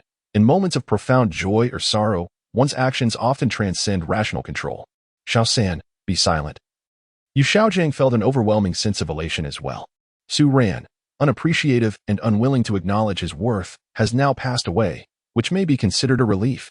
With Su Ran's demise, Tang San rises as the most formidable genius on the continent. However, he cannot openly express this sentiment. His wife has not been taken away by Su Ran, nor has he suffered any betrayal at his hands. Though dissatisfaction towards Su Ran lingers, it has not escalated to the point of deriving joy from his misfortunes. What nonsense are you uttering, Tang San? It is you who bears responsibility for Su Ran's fate. Should anything befall him, I shall not let you escape unscathed. Xiaowu's indignation surged, her delicate form trembling with fury. Witnessing Tang San's nonchalance in the face of Su Ran's predicament, she propelled him away with a fierce kick. She was acutely aware that Su Ran must have encountered Tang Hao. Tang San's agitated demeanor only served to confirm her suspicions. After all, it was Tang San who had summoned Tang Hao, hence his intense reaction to the potential peril facing Su Ran. Tang Hao, the formidable Haotian Douluo, possessed immense power, compelling Su Ran to resort to his terrifying forbidden trump card. If anything happens to Su Ran, you shall be the first to face my wrath, Xiao declared coldly, her icy gaze causing shivers to run down the spines of Ma Hongjun, Oscar, and several other teachers. They struggled to fathom how a mere girl of 12 could exude such an aura of dread. Was she truly just a child? Why did they feel as though they were confronted with a fearsome beast? Xiaowu, sensing the palpable killing intent in her own gaze, observed Tang San's pallor. His heart shattered into countless pieces. He could not comprehend the unwavering loyalty Xiaowu held for Su Ran. Su Ran is dead, and Xiaowu is poised to take action against him. It is an injustice. He has done nothing wrong. Why must she turn against him now that Su Ran is past? He merely spoke out in jest. Does Xiaowu truly harbor such animosity towards him? What exactly has Su Ran instilled in Xiaowu's mind? Tang San felt an indescribable agony in his heart, his eyes bloodshot, and his fist clenched tightly. The long nails deeply embedded in his palms, blood oozing from his hands. Why must the world treat him so cruelly? Apart from his teacher, who else truly cared for him? It seemed there was no one. Even the once obedient and charming Xiaowu regarded him as an adversary. Was he truly such a failure in life? Should anything happen to Su Ran, my family will regard you as lifelong enemies, Zhu Zhuqing remarked coldly. Surmising that Su Ran must have encountered the Haotian Douluo, she recalled Su Ran's earlier claim of possessing means to contend with title Douluo, and it was likely that this was the method he referred to. However, she did not need to think long to deduce that, even if Su Ran survived, his body would undoubtedly suffer great harm. She was unaware of how Su Ran had acquired such terrifying power, but she was certain that his physique could not withstand such overwhelming strength. So too did the 7 Treasure Glazed Tile School share her sentiments, with Ning Rongrong glaring furiously at Tang San. From her very first day at the academy, she had harbored discontent towards him. It was one thing for him to slander Su Ran, but now that Su Ran was in peril, he seemed to revel in it. Was he even human? Chapter 122. Tang Hao kneels, his mental state crumbles. Tang San was utterly bewildered. Feeling the murderous glares from the women around him and the fury emanating from other Shrek Academy students and teachers, he promptly fell silent, daunted into inaction. Xiao Gang, too, felt a profound sense of frustration. With Tang San being humiliated, his position as a teacher felt compromised. Nevertheless, he was aware that he could not contend against the powerful families. The Ning and Zhu families were renowned across the continent, and he could not afford to offend them. Flander, when shall we visit Erlong? Xiao Gang couldn't help but inquire, yearning to escape the ostracism at Shrek Academy. He wished to go to Lamba Academy, where Erlong would surely welcome him. His immediate concern was to nurture Tang San, this extraordinary talent. Given Shrek Academy's current attitude towards both himself and Tang San, he would be grateful if they merely refrained from sabotaging their efforts. Behold, I am planning to seek out Erlong soon, Flander replied, his gaze towards Xiao Gang darkening with a hint of malevolence. A chilling smile crept across his face. Xiao Gang was oblivious to the fact that both he and Su Ran had already seen through his schemes. When the time came to expose Xiao Gang's plots, Erlong would harbor nothing but disdain for him. Indeed, at that point, our golden iron triangle shall reunite once more. Xiao Gang remained unaware of the shift in Flander's demeanor. Offering a courteous remark, His mind wandered to the enchanting form of Lu Erlong, a figure so alluring that it could captivate any man. He mused that Lu Erlong's feelings for him would undoubtedly weave a complex web, compelling her to act seductively. What man could resist the sight of such a splendid figure adorned in a midriff-bearing outfit?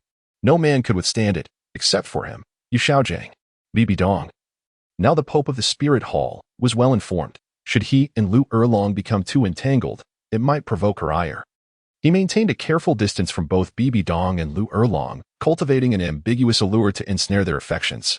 Meanwhile, as the external world erupted in chaos, Tang Hao found himself completely bewildered. Tang Hao was utterly and entirely lost. Su Ran, when did you become so formidable? Does such a powerhouse truly exist in this world? How is this possible? How can you be so strong? Tang Hao inquired with a trembling voice. His entire being quaked before Su Ran's overwhelming presence, making him feel utterly insignificant. He, the Haotian Douluo, the youngest legendary title Douluo in the history of Douluo Continent, experienced a profound sense of diminishment for the very first time. Is this for real? He is the illustrious Haotian Douluo, not a weakling. I have already stated that my strength is beyond your comprehension. The relationship between hunter and prey is often in flux, Su Ran remarked coolly, casting a disdainful gaze at Tang Hao, channeling all his aura onto him. Boom. The aura, reaching the first-level divine caliber, pressed down upon Tang Hao's body with tremendous force. Tang Hao could not suppress a groan, staring in horror at Su Ran. Su Ran was also a title Douluo. Yet he possessed only a few soul rings beneath him. Why was he so powerful? Merely his aura rendered Tang Hao breathless. Kneel before me. An imperious voice emanated from Su Ran, and in that moment, his oppressive aura solidified, transforming into a tangible sword energy that mercilessly lacerated Tang Hao's skin. The overwhelming pressure compelled Tang Hao to kneel. Nonsense. I, Tang Hao, kneel to heaven and earth, to my parents. How could I ever kneel before you? At that moment, Tang Hao had no time to ponder why Su Ran was so strong. Today, he would undoubtedly face death, yet he would not allow Su Ran to humiliate him. He, Tang Hao, the Haotian Douluo, would die standing, if he must. Tang Hao, after cultivating on the continent for so many years, should understand one fundamental truth: the weak possess no right to refuse. Su Ran revealed a faint smile, suddenly retracting the aura pressing down on Tang Hao. He desired for Tang Hao to willingly kneel before him. Forcing him to do so seemed trivial. What do you truly intend? Tang Hao stammered. His skin torn by Su Ran's sword energy, blood streaming from his body, an utterly harrowing sight. Yet, these were merely surface wounds, for Tang Hao. They posed no mortal danger. Tell me, with my current strength, can I resurrect Ayin? Once Ayin is revived, do you suppose I would refrain from doing something to her? Su Ran sneered at Tang Hao. You demon. You cannot do this. Ayin is mine. You cannot. Tang Hao gazed at Su Ran in terror, involuntarily stepping back 2 paces. Is Su Ran a god now? Perhaps a god has the means to resurrect Ayin. And once Ayin is brought back, what would he do? At that moment, Tang Hao realized he would be burdened with an enormous humiliation. The thought filled him with both fear and rage. Can Su Ran truly be considered a person? Ayin is his wife. What connection does she have with Su Ran? At that moment, I would directly unleash my beast form, Su Ran continued, provoking Tang Hao. You speak nonsense. I will fight you. Tang Hao, infuriated by Su Ran's shameless words, charged at him with the Haotian hammer raised high. You are too weak. You likely cannot fathom the vast chasm that lies between us. Su Ran smiled faintly, his finger pointed into the void, and a terrifying beam of sword light shot towards Tang Hao. In an instant, Tang Hao was sent flying, and his martial soul, the Haotian hammer, suffered severe damage. Though Tang Hao remained alive and of some use, it did not imply that Su Ran would show him mercy. He intended to devastate Tang Hao's martial soul and then sever the tendons in his hands and feet, rendering him utterly disabled. By the way, your son, Tang San, possesses commendable talent with his dual martial souls. His future is boundless. No, you must not harm Xiao San. Tang Hao's eyes reddened as he rose from the ground. Roaring in fury, Su Ran had taken his woman and now sought to torment his son? Your sect, the Haotian sect, is equally noteworthy. When Tang Xiao and the others learn of your disgraceful acts, I wonder how deeply disappointed they shall be. Su Ran paid no heed to Tang Hao's outburst and continued, intent on ensuring Tang Hao's complete ruin, his family shattered and his legacy obliterated. He wished for Tang San to acknowledge him as his father. What could Tang Hao do about it? No, you cannot do this. I beg you. Weaklings have no right to voice such pleas. Su Ran struck Tang Hao's face with a resounding slap. Tang Hao did not evade, enduring the humiliation. With an anguished gasp, Tang Hao's mental fortitude finally shattered as Su Ran seized upon all his vulnerabilities. In that instant, he could no longer concern himself with dignity, kneeling before Su Ran. Su Ran, I implore you, spare Ain, spare Xiao San, spare my sect, and spare me, please. Tang Hao trembled as he pleaded. Su Ran's strength was overwhelmingly formidable. Such power could hardly find an adversary across the continent. Even the esteemed Qian Douluo the Spirit Hall would be no match for him. Wuwa. I am not a water metaphor. I could elaborate further, but I think it better to refrain, as endlessly filling words lacks purpose. Chapter 123. Tang Hao bowing. The eyes of ice and fire. Spare you? Should it not be I who begs you for mercy, Hao Tian Crown? Su Ran gazed playfully at Tang Hao, slowly approaching him. He lifted his foot, the tip of his shoe gently tilting Tang Hao's chin, observing the anger and helplessness etched upon his face. Under the crown of Hao Tian, I see no semblance of mercy in your expression. Given the chance, you would undoubtedly seek to end my life, Su Ran remarked, his tone deliberate. No. I genuinely beg you, do not take such action, Tang Hao replied, his fury dissipating as he earnestly pleaded with Su Ran. Ain, Tang San, the sect, and his reputation, these were all matters of immense significance to him. Su Ran's threats regarding these very elements instilled a deep sense of dread within him. The mere mention of Ain sent him into a state of panic. She was his beloved, his wife, and regardless of her fate, she belonged to him. He could never allow any man to entangle himself with her.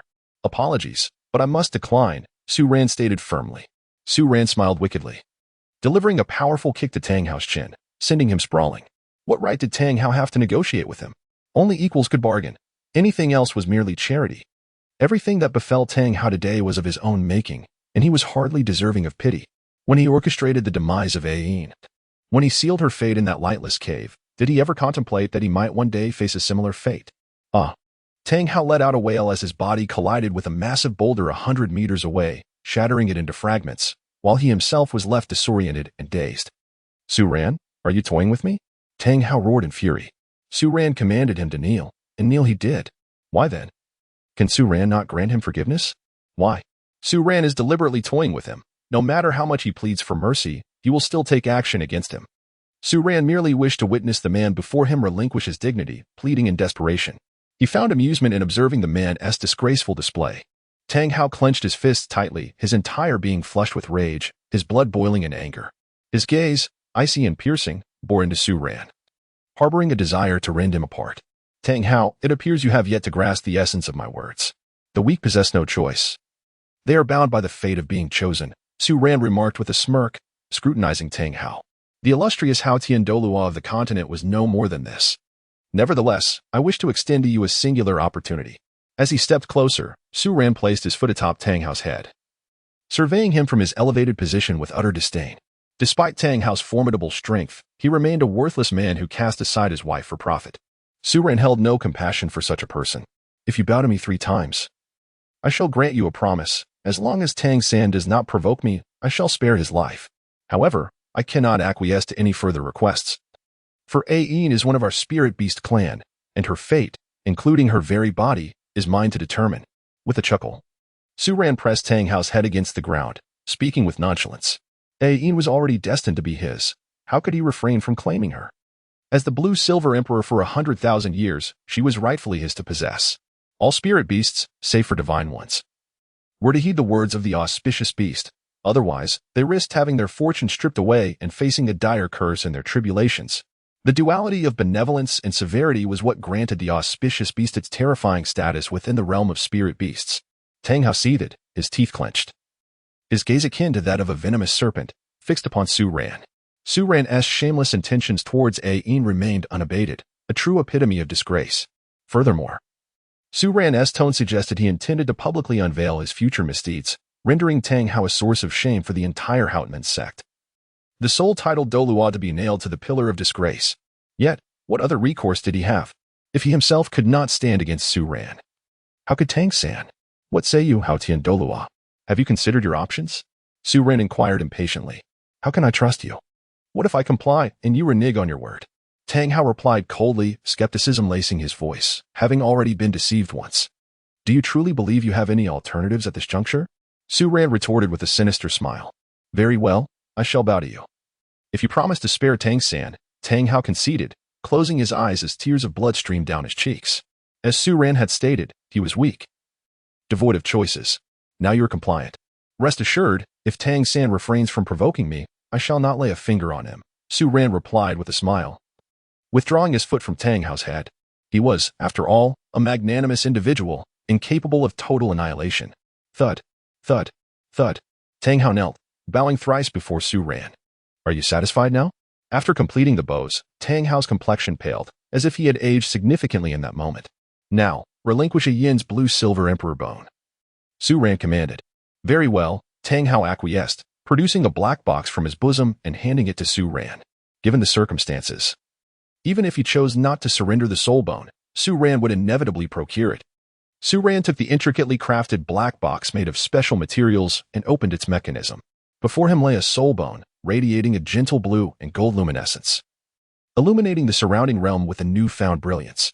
Su Ran closed the box and stored it within his soul guide. According to the system's instructions, if A Yin were to absorb this soul bone, her growth would be significantly accelerated. Soul bones are indeed the essence of a soul beast cultivation, and their absorption confers benefits upon the beast as well. What do you wish to do now? If your intent is to end my life, then do so swiftly. Tang Hao closed his eyes, quietly awaiting the arrival of death. For him at this moment, death represented a form of liberation, rather than endure Su Ran's humiliation and torment. He would prefer to seek death.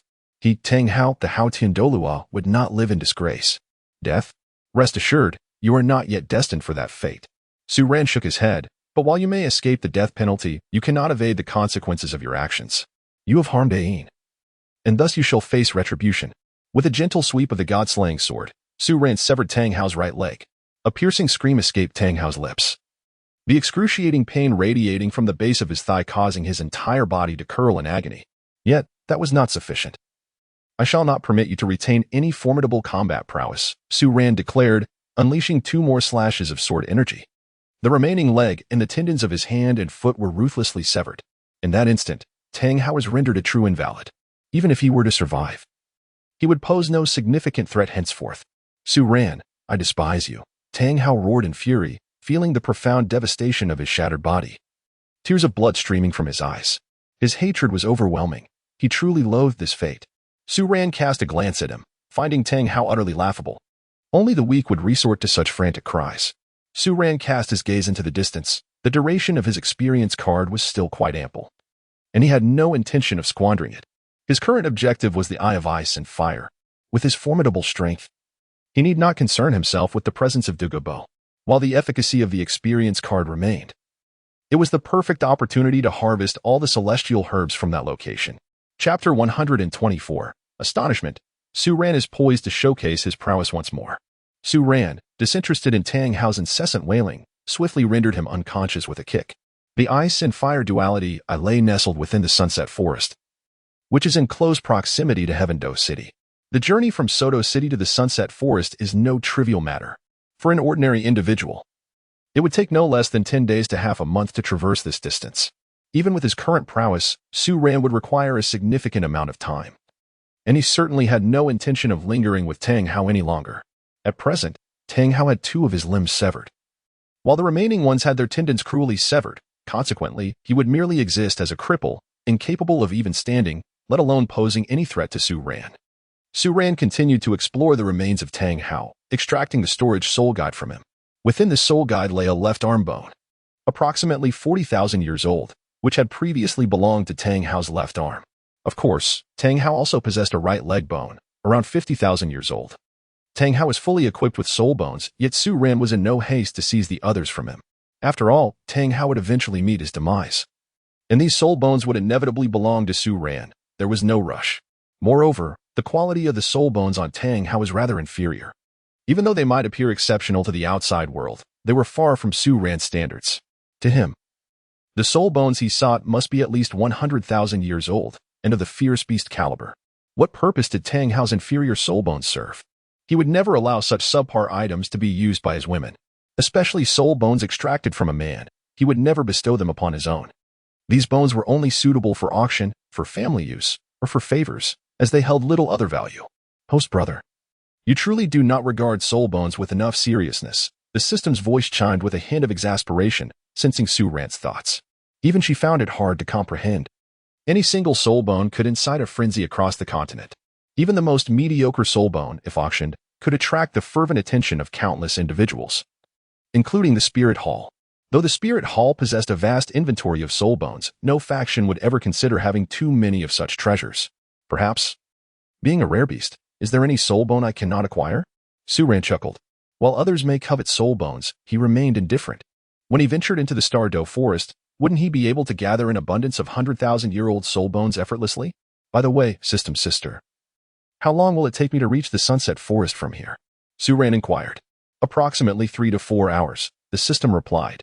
Even though Su Ran's strength was formidable, he could not defy the laws of nature. Then I shall not tarry. I will wait until I reach the Sunset Forest to discuss matters further. At that time, you can assist me in identifying celestial herbs. I must leave a message for Zhu Zhuqing and the others, lest they worry excessively, Su Ran stated, gripping the god-slaying sword and effortlessly cleaving a nearby 10-meter-high hill in two. With a flourish, he inscribed a message in the stone, each character plunging 3 meters deep into the hard surface. If something arises, I shall return shortly. Do not fret. If anyone were to witness this spectacle, they would surely be rendered speechless in astonishment. Was there truly such a formidable powerhouse in this world? After all, while many strong individuals could cleave a 10-meter hill, few could do so with such finesse as Su Ran did, leaving behind a deep inscription with such ease. Host brother, honestly, the system remarked. Within the confines of the system space, the system sister donned a short black skirt, the breeze causing it to sway and reveal glimpses of her form. In this realm, she was alone, free to wear whatever she pleased or even nothing at all, as the space within her skirt was devoid of air. Should this scene be witnessed by others, it would undoubtedly provoke a frenzy. At this moment, the system sister gazed at Su Ran, captivated by the effortless aura he exuded, which even enchanted her, let alone others. It is time to depart, Su Ran declared, grasping Tang Hao's body and transforming into a streak of black light, vanishing into the distance. As the commotion surrounding Su Ran gradually subsided, the 3 young women felt an increasing sense of urgency. Previously, they had been unaware of Su Ran's circumstances and feared that their presence might complicate matters for him, leaving them in a state of anxious apprehension. Now that the battle appeared to have come to a standstill, they could no longer contain their desire to ascertain Su Ran's well-being. I must go find Su Ran. I cannot wait any longer, Zhu Zhuqing declared, her face pale, as she set off with determined strides towards the location where Su Ran and Tang Hao had recently engaged in combat. I shall go as well. Ning Rong and Xiao Wu echoed in unison. Their concern for Su Ran's safety was palpable. Should anything happen to him, it would undoubtedly shatter their spirits. Unbeknownst to them, their hearts had become consumed with thoughts of Su Ran. Su Ran hails from Earth, and the air of carefree abandon, irreverence, and transcendence that surrounds him is something the denizens of Douluo Continent cannot possess. A medley of traits intertwines within him, rendering Su Ran a paragon of singularity, standing out amidst the crowd. Such a man is indeed irresistible to all girls. Let us go as well. Su Ran is the unparalleled genius of our Shrek Academy. Should any misfortune befall him, the very existence of Shrek Academy would be rendered unnecessary, and its closure would be inevitable, Flanders spoke gravely. He was oblivious to the circumstances that had befallen Su Ran and could not fathom the sudden surge of his strength. These details were irrelevant to him. What mattered was that Su Ran was the extraordinary talent of Shrek Academy, a treasure beyond compare. Su Ran is indeed a true monster. Should any misfortune befall Su Ran, what significance would remain for the continued existence of Shrek Academy? The other faculty and students of Shrek Academy share the same heavy hearts. They are acutely aware of what Su Ran represents. Just moments ago, they felt that boundless and terrifying aura, which must have emanated from Su Ran himself. If Su Ran survives this time, his future achievements will undoubtedly surpass their wildest imaginations. Meanwhile, 2 individuals revel in secret joy, Tang San and Xiao Gang. They eagerly anticipate Su Ran's demise. Upon arriving at the location where Su Ran fought against Tang Hao, everyone was left astounded by the scene before them. The area, spanning several hundred meters, was utterly barren, with not a single blade of grass remaining, and all the towering trees had been uprooted. The ground bore deep gashes, several meters in depth, that shocked all who beheld them. Additionally, a pool of blood marred the landscape. As for Tang Hao and Su Ran, they had long since departed. Su Ran would never abandon Tang Hao in such a manner. In a separate note, I would like to promote a Douluo fanfiction titled Douluo, My Disciple is the Pope. This narrative features a harem theme with exhilarating adventures, and it is said that many readers found themselves so engrossed that they immediately sought it out online. The author is a friend of mine, and we are supporting each other tonight. As an established writer of fanfiction, the quality is assured. And the story is entirely free to read without any paywall. The synopsis. After traversing to the initial form of the Douluo Continent, Yang Xian acquires a disciple collecting system. By recruiting 99 disciples as per the system's requirements, he can transcend to godhood. Ding. You have accepted the dragon god as a disciple, gaining the ability to command all beasts. Ding. You have accepted Gu Na as a disciple, acquiring the powers of the 7 elements. Ding. You have accepted Tang Chen as a disciple, mastering the chaotic wind hammer technique. Ding. You have accepted Bi Dong as a disciple and gained a girlfriend. The book is also known as Douluo. What should I do if my female disciples all like me? It encompasses themes of mentorship, agriculture, fervor, and daily life, without any romantic distractions. In the 125th chapter, Xiao Gang is engulfed in despair, facing the weakest soul master. Could it be that Su Ran has met his end? Tang San and Xiao Gang exchanged a glance filled with excitement. The prospect of eliminating a genius like Su Ran was daunting. After all, they remained uncertain of his true strength. Previously, they could make rough estimations of Su Ran's capabilities. But now they were completely baffled. Especially tonight, how could Su Ran exude such formidable energy and wreak such terrifying destruction? How formidable is Su Ran? The enigmatic Su Ran proved to be more troublesome than a titled Douluo. However, the situation has now improved. Su Ran is dead, and they shall no longer be targeted by anyone. Xiao Wu, do not grieve too deeply. Although Su Ran is past, he will forever remain in our hearts. Tang San said, stepping forward to console Xiao Wu. Yet, the insincerity of his words was transparent, whether before or after his transmigration. Tang San had always been a straightforward man, never one for theatrics. Now, suddenly feigning concern, he was bound to reveal his flaws. Get lost. Xiao Wu said little to Tang San, delivering a swift kick that sent him flying. The sight of Tang San filled her with rage. Was it not Tang San who had lured Su Ran's father into danger? Everything that transpired today was premeditated by Tang San, and yet he pretended to be oblivious. Not only was he acting dumb, but he also seemed to revel in their misfortune. Was Tang San even human? If anything were to happen to Su Ran, she would spare no effort in avenging him. Amidst the rising tension, an excited voice rang out. Ran good is fine. Look over there, Oscar exclaimed. His gaze fixed on a colossal stone towering dozens of meters high, his eyes brimming with awe. Not far away, a massive rock over 10 meters high had been cleaved in two, its surface as smooth as a mirror, inscribed with 8 large characters. If there is something, I will return shortly, do not worry. This was clearly Su Ran's handwriting. Upon seeing these 8 characters, everyone breathed a sigh of relief, their worries for Su Ran's safety dissipating. They gazed at the impressive inscription, deeply moved. However, before they could ponder further, they found themselves enveloped in a profound state, their soul power accelerating exponentially. Having experienced this once before, they understood its significance and promptly sat cross-legged, embracing that mystical state. Meanwhile, Xiao Gang and Tang San looked on, equally astonished by the 8 characters, overwhelmed by the gravity of the moment. Was this truly a feat achievable by human strength? Xiao Gang felt an unsettling restlessness within his entire being. A foreboding sense arose within him as he recalled their previous training mishaps, causing his complexion to pale. He shouted, Xiao San, do not look at those words. But it was too late. Whether Tang San was unharmed, he did not know. In any case, he was doomed. Xiao Gang suddenly realized, in horror, that his martial soul was uncontrollably unleashing itself, shattering before his very eyes. His second soul ring had, astonishingly, shattered completely. Was such a thing even possible? Following that, his soul power plummeted like a deflated balloon, descending at a terrifying speed. In mere moments, his cultivation level dropped to a mere 10th rank. No. How could my cultivation be reduced to this? Xiao Gang was paralyzed by fear, utterly devoid of strength, collapsing to the ground as he despaired over his dwindling power. His cultivation had dwindled to merely the 10th rank. When he first arrived at Shrek Academy, he had possessed a soul power of 29. Now, he was reduced to a mere 10. Would he be unable to maintain even this level in a few days? A deep sense of despair washed over Xiao Gang. No matter how incompetent he had been before, he had never been this weak. 10th rank was the lowest possible tier for a soul master. Should he descend further, he would become an ordinary person. The significance of being a first-ring soul master was evident. Only with a ring could one be considered a soul master. Without a soul ring, one was merely a commoner. Moreover, with a broken martial soul, he would be weaker than the most ordinary of soul masters.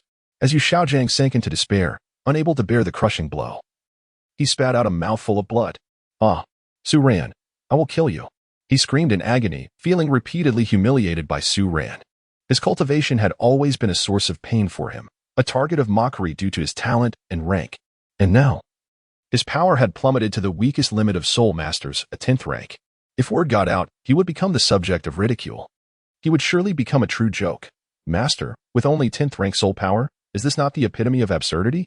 At this moment, his resentment and hatred for Su Ran had reached their zenith. Su Ran was pushing him, forcing him to take action against him.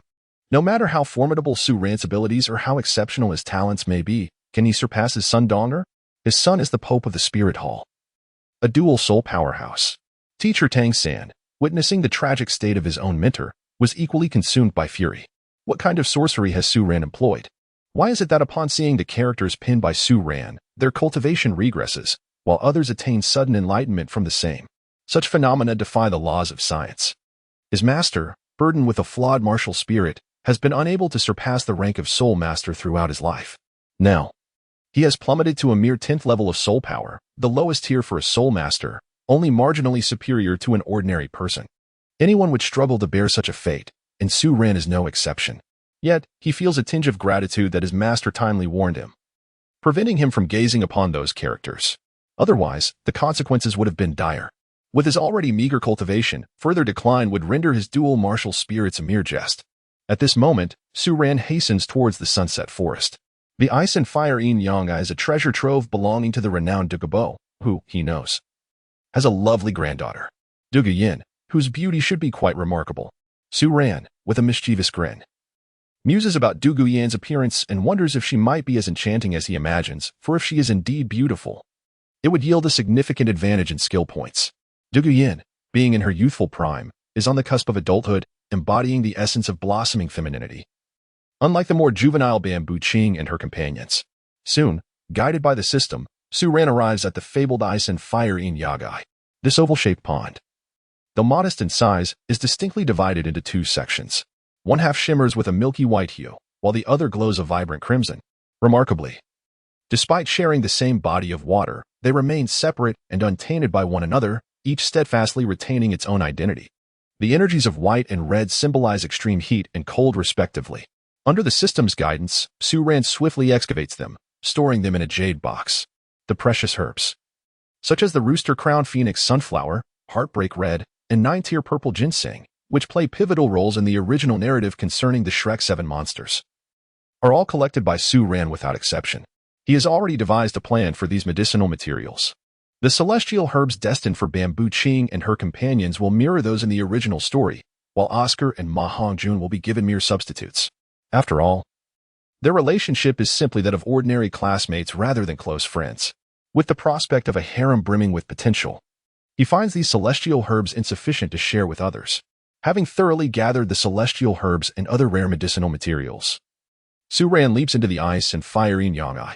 The energy within can refine the body, and the potential side effects that Tang San may have encountered in the original tale pose little concern for Su Ran, who stands at the formidable rank of 95, possessing extraordinary physical prowess. Thus, he seizes this opportunity to absorb the vast energy from the ice and fire yin-yang, intending to seal it within himself for future cultivation. As Su Ran engages in this process, an elder and a blossoming young lady approach the ice and fire yin-yang. The elder, tall and lean, resembles a spear, with hair and beard of deep green, and eyes that gleam like emeralds. His aged visage is devoid of expression, with sunken cheeks and wild green hair, clad in a simple gray robe. This is the illustrious poison Douluo Continent. While not the strongest among the titled Douluos, even the most renowned among them hesitate to engage with him. For the nature of poison is both elusive and troublesome. In combat with other formidable opponents, one may sustain injuries that can be healed over time. But poison can lay dormant, complicating future breakthroughs. Beside Douluo stands a charming young woman, dressed in a fitted black high-waisted top and sleek trousers that accentuate her long, graceful legs. Her figure is stunning. The tight upper garment embraces her curves, leaving her midriff exposed, revealing a delicate navel and a slim waist. The pale skin of her abdomen, partially unobscured by her attire, hints at the faint outline of abdominal muscles. Clearly, the young lady possesses an enviable physique.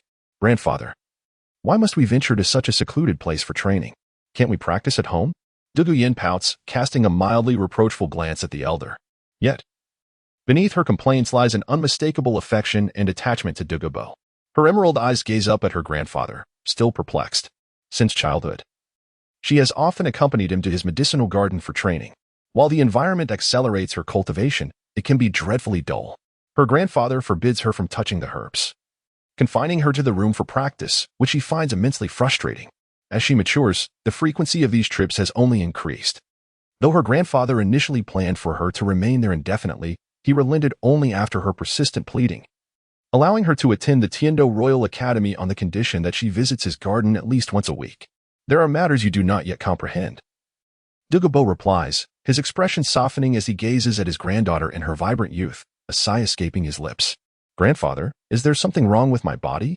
Douluo cannot help but inquire, a question that has troubled her for many years, while she is uncertain of her health. Her grandfather's peculiar behavior has led her to ponder such concerns. You are perfectly fine, Douluo assures her with a forced smile, gently ruffling her long, dark green hair. In this moment, he is filled with anguish. His son perished prematurely due to the poison he inherited, and his daughter-in-law met the same fate, the poison having transferred into her body through a certain means. Now, with both his son and daughter-in-law gone, is it time for Yin Yin to face a similar fate? She is the last remaining hope of the Douluo family. If anything were to happen to her, the lineage would truly come to an end. Though this place possesses mystical properties that can suppress the snake venom within them, how long can it truly hold its power? Yin Yin, if I could start anew, I would choose to be an ordinary person. What good is being a titled Douluo? Douluo laments, uttering words that leave Douluo bewildered. She cannot fathom why her grandfather has suddenly become so melancholic, for being a titled Douluo is a pinnacle of existence in the world, and her current status is a direct result of her grandfather's esteemed rank. Grandfather, what troubles you? Douluo gazed at Douluo with a hint of concern. It's nothing. Let us descend, Douluo reassured her as he led her to a mountain peak and then glided downward. However, his brow furrowed soon after. He sensed something amiss in his medicinal garden, as if it had been disturbed. Had his sacred cultivation ground been discovered by someone? It was a treasure trove of heavenly herbs and rare flora. If someone were to succumb to greed, it would spell disaster. Of course, there were peculiar plants in the garden, highly toxic, which even he dared not touch. If someone truly acted out of greed, they would undoubtedly meet their demise. His greatest worry was that his precious herbs had been mishandled. What if an ignorant person ruined them? Douluo's expression darkened as he clutched Douluo and rushed downward. Upon their arrival, they were left utterly stunned by the scene before them. The medicinal plot lay in ruins, stripped bare of all its herbs, whether deliberately cultivated by Douluo or those he did not even recognize. Only a few insignificant plants remained, while the valuable ones had been looted. Douluo stood in shock, his heart aching at the sight of his life's work obliterated. Douluo, with her wide green eyes, stood there in a daze as well. The herbs in this garden were treasured by her grandfather, so much so that she could not touch them casually. Yet now, someone had dared to steal what her grandfather held dear. Who could have done this? Douluo roared, his heart bleeding at the thought of his precious treasures being plundered. Though he could not name many of the herbs, he understood their worth. Most importantly, he relied on them for experiments to find a way to detoxify himself and Yin Yin. Douluo was seething with rage. He was the poisoned Douluo, whose reputation commanded respect even from the royal family of the Tiando Empire. Yet today, he faced such a calamity. How could he not be furious at the pillaging of his cherished garden? Douluo blinked in astonishment, her gaze fixed on the ransacked plot. Amidst her anger, curiosity overcame her. She knew well the unique properties of this place. Many herbs were so formidable that even her grandfather would not dare to approach them. How had the intruder managed to carry out such a theft? As she scanned the surroundings, she soon beheld a scene that filled her with dread. The eerie pond, which even her grandfather greatly feared, now held a young boy seated cross-legged at its center, surrounded by a terrifying fusion of ice and fire energies that he was absorbing at an astonishing speed. This scene left Douluo utterly bewildered. She understood the dangers of that pond. The red spring was scalding hot, while the white spring was frigidly cold. Such a place was unbearable even from a distance. Yet this young man dared to sit there, drawing in the energies of heaven and earth. Was this the very person who had ransacked her grandfather's garden? Douluo's eyes were glued to Su Ran, her curiosity overshadowing the fact that he had stolen so many of her grandfather's herbs. As the energies from the ice and fire eyes were absorbed by Su Ran, the mist dissipated, revealing his perfect physique before Douluo. The sight of his strikingly handsome form made her cheeks flush crimson, not just her face but her neck as well. Under the influence of the terrifying energy, Su Ran remained unharmed. yet his garments were utterly torn apart. Whether this was intentional on his part remained uncertain. "Scoundrel!" Zhu Zhuqing exclaimed, her face burning as she stamped her foot in embarrassment, turning away to avoid looking at Su Ran. Yet, at that very moment, despite her efforts to avert her gaze, she found herself involuntarily catching sight of him. This left her flustered and somewhat frightened.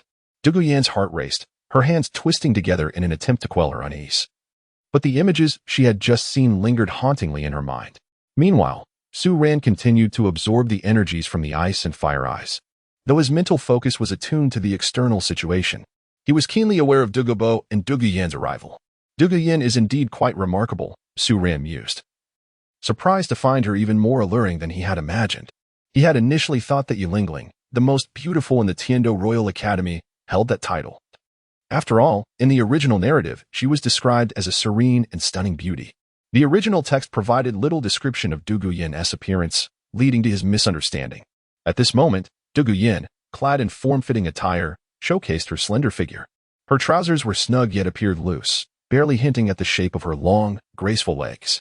However, even so, the generous curvature of her backside, rounded and full, was unmistakably accentuated, akin to a perfectly ripened apple, which caught Su Ran's eye more than once. Zhu Zhuqing, too shy to look at Su Ran, turned her back to him, yet she still evoked a response within him. Tang San truly lacks appreciation, Su Ran thought to himself. The original story had depicted Douluo contemplating marrying Zhu Zhuqing off to Tang San, who had declined the offer. However, Su Ran was not like Tang San. He believed in taking advantage of suitable opportunities. In a world where strength reigned supreme and martial spirits were passed down through bloodlines, having multiple wives was entirely normal. It was not uncommon to have 30 wives and 40 concubines, or even a harem of 3,000 beauties, without anyone batting an eye.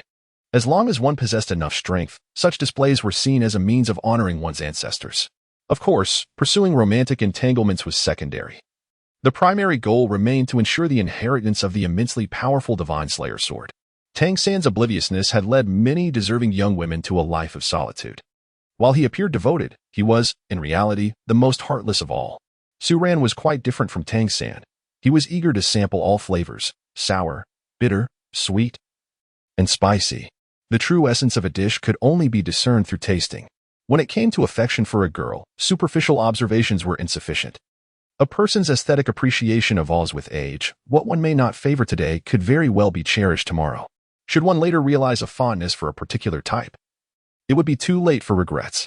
Nevertheless, Su Ran was known for his broad affections, distinguishing only between like, prefer, and love. He certainly would not overlook a girl like Zhu Zhuqing. "Is it you who stole my herbs?" Douluo was drawn by Zhu Zhuqing's voice, and upon turning, he beheld Su Ran, who sat cross-legged, completely unclothed, absorbing the volatile energies from the ice and fire yin-yang eye. His gaze was filled with astonishment. On one hand, he marveled at Su Ran's youth, while on the other, he was horrified by the audacity of this young man in such a peculiar pool. This strange pool was one he dared not enter himself. The energy within was terrifying. He had once touched the scalding waters and had felt as if his entire being was set ablaze. Since that experience, he had kept his distance. Yet here was Su Ran, brazenly practicing within. Interesting indeed, but having ravaged my medicinal garden, you shall pay the price. Douluo's expression darkened as 9 soul rings emerged, unleashing the formidable aura of a tidal Douluo upon Su Ran. Chapter 128, Quite Resilient, Douluo scrutinized Su Ran closely. The pressure of his 9th-level tidal Douluo seemed to have no effect on this young man. Was he a master? Douluo's expression became serious as he examined Su Ran with greater care. What a handsome lad, and his innate talents appear commendable. Were it not for your grievous error, you might have been considered as a potential son-in-law. Douluo murmured, casting a glance at his granddaughter. In the past, Zhu Zhuqing had been fearless even before him. Yet now she displayed a shy demeanor that amused him. It was hard to believe that his granddaughter, at her age, had yet to encounter such matters. Yet, the boy's talent was indeed remarkable, surpassing even Douluo's youth. Should Zhu Zhuqing truly become involved with him, it could be overwhelming. Many thoughts raced through his mind. But ultimately, he resolved to take action against Su Ran. Regardless of his status, the destruction of such a precious location and the plundering of rare herbs warranted punishment. Awaken, boy, Douluo bellowed, unleashing a dark green soul power towards Su Ran, laced with the venom of the green-scaled serpent. For an ordinary person, even the slightest contact with serpent venom could be lethal. Grandfather, Zhu Yin gasped, realizing her grandfather intended to strike the handsome youth, her voice filled with urgency. Yet, she halted mid-sentence. After all, the young man was no relation to her. Why should she concern herself? Moreover, having ravaged her grandfather's cherished grounds, he deserved to face consequences. Despite her reasoning, she couldn't shake the worry for Su Ran. However, her apprehensions were unwarranted. As Douluo's dark green soul power approached Su Ran, it vanished into thin air, failing to even graze his form. Su Ran, equipped with a 95th level title Douluo experience card, still basked in the power of a divine-level martial soul, his combat prowess rivaling that of deities. Even Tang Hao would find himself at a disadvantage before him. What was Douluo in comparison? Douluo's countenance shifted dramatically as he realized the truth. This seemingly youthful individual was, in fact, an extraordinary powerhouse, a true paragon, capable of so effortlessly disregarding his might. Yin, run, Douluo urged, his expression grave, hastening the circulation of his soul power to its utmost limit.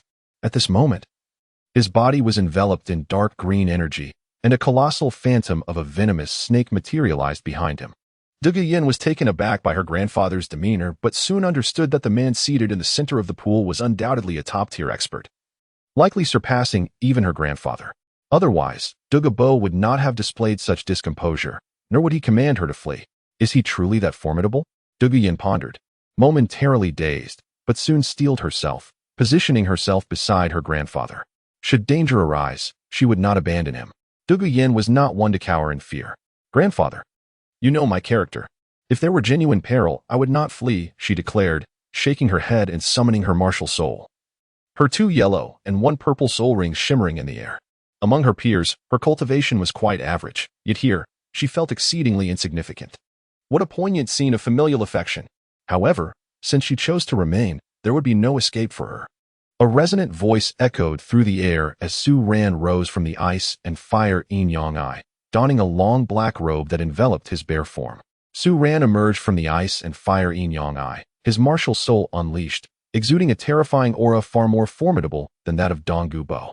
This overwhelming presence bore down upon both Douluo and Douluo Yin, as they sensed the terrifying force that surged towards the heavens.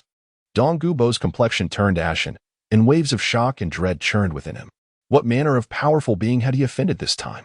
Such strength surely surpassed even the pinnacle figures of the Spirit Hall. In the realm of soul masters, the strong possess everything that the weak have. In this world, might is the ultimate truth. Even if Su Ran were to seize his medicinal herbs and devastate his cultivation ground, he would still be justified. For power is the essence of reality. Your Highness, it is our fault for disturbing you. I humbly apologize and beseech you to spare us. Douluo said with utmost respect. Even as a titled Douluo, upon sensing this appalling aura, he had relinquished any thoughts of resistance. When the disparity in power is so vast, what chance remains to fight back? If Yin Yin were not present, he might have accepted his fate. But she was still young, and he could not allow her to come to harm. At that moment, Douluo Yin's face had already lost all color. Although the soul pressure was directed towards her grandfather, the residual force made her tremble uncontrollably. Only then did she truly comprehend the horrifying strength possessed by the remarkably youthful figure before her. Spare you? Even if I were to let you go. How long could you survive? Su Ran remarked to Douluo, then shifted his gaze to the charming and delicate Douluo Yin. After all, what could an old man offer compared to the allure of a youthful beauty? Cast a glance at Douluo Yin, who was clad in a form-fitting high-waisted garment, revealing her smooth, pale abdomen and the alluring curve of her backside. He approached without hesitation. A crisp sound resonated in the air as his palm met her flesh, yielding a sensation that was soft, perky, and elastic, a stark contrast to the comparatively delicate touch of Zhu Zhuqing, who was still quite youthful. The texture is quite pleasant, he remarked, a mischievous smirk gracing his otherwise indifferent visage. It would be a fool's errand to pass up such an opportunity. With the prize laid before him, he had no intention of abstaining. Chapter 129. The servant of Yin bows to her master. Douluo Yin gasped, the slight sting and tingling sensation on her rear causing her immense embarrassment. Her legs felt momentarily weak, and she stumbled forward before regaining her balance. She shot a flustered, irritated glance at Su Ran, feeling a mix of shame and anger, yet powerless to retaliate. She could only glare at him in silence.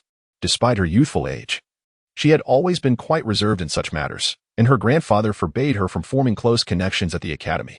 Although rumors circulated about her relationship with Yu Tianheng, Nothing had transpired between them thus far.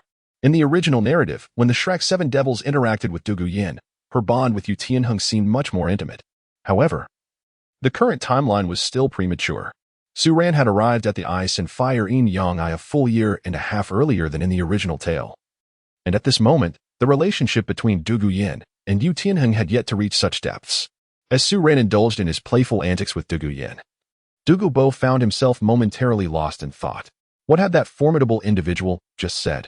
Did he perceive the poison afflicting both him and Yin Yan, concluding their days were numbered? If this powerful figure could discern their peril, might he also possess the means to alleviate their affliction? Excitement flushed Douluo Bo's aged cheeks.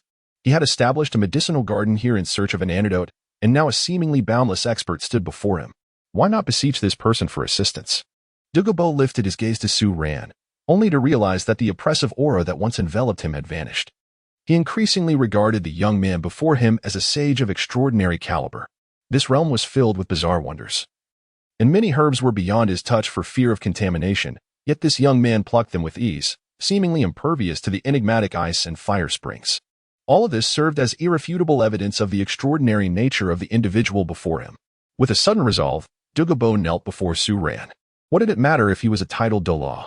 At this moment, he was merely an old man, poisoned for years, with venom coursing through his veins. Beside him was his granddaughter, who had been afflicted since birth. Preserving their lives was paramount. Titles held no weight if one was destined to perish. I implore you, noble sir, to illuminate a path for us. Should you save both me and Yin Yin, I would dedicate the remainder of my days to serving you in gratitude. He implored, his voice laden with reverence. In that instant, Su Ran had become Douluo Bo's lifeline. Grandfather? What are you doing? Douluo Yin was taken aback, staring incredulously at her grandfather's sudden display of humility. His pride was notorious, and he would never kneel unless in dire need. Did he not notice her own humiliation? She rubbed her sore bottom, still tingling from the earlier encounter. Yin Yin, do not be impudent. You shall greet the noble sir as I do, Douluo Bo chided, aware of his granddaughter's plight, yet viewing it as a fortuitous turn of events. If this esteemed individual held an interest in Yin Yin, he would surely see to her well-being, sparing her from an untimely fate. This was his greatest wish. Grandfather? Douluo Yin looked at Douluo Bo with a mix of confusion and distress. Had he truly not noticed her discomfort? Reluctantly, she complied, though her gaze at Su Ran was tinged with resentment and an unfamiliar yearning. After all, it was a curious thing for a girl to kneel before a man who appeared so youthful, stirring feelings she had never encountered before. Rumor had it that girls sometimes adopted such postures in the presence of their beloved. Serving you is unnecessary. I have no interest in an old man, Su Ran replied, shaking his head as his eyes fell upon the kneeling Douluo Yin, who, despite her predicament, held a certain charm. However, might you save Yin Yin? If you could offer her shelter, I would be at ease knowing she could serve you as a companion in a century's time. Douluo Bo, sensing Su Ran's tone soften, was filled with hope. At over 100 years old, even if he were to be cured, he could only expect a few more decades of life. Yet Yin Yin was different. She was still young and had yet to experience the world's true beauty. He could even accept death now, provided that Yin Yin was secured a future. For years, he had been plagued by the venom, losing the will to live. Had he not feared for her loneliness after his passing, he would have welcomed death long ago. The agony of the poison was a torment beyond comprehension. Grandfather, what is happening? What is wrong with us? Douluo Yin's heart sank, her face paling as she began to grasp the gravity of their situation. She had long suspected something was amiss between her and her grandfather, and now it seemed her fears were confirmed. She had never known her parents, likely victims of the same affliction that now haunted her. In truth, the poison has infiltrated our very bones and flesh. Years ago, I practiced toxic arts, and the venom has seeped into my organs. A typical person would have perished long ago.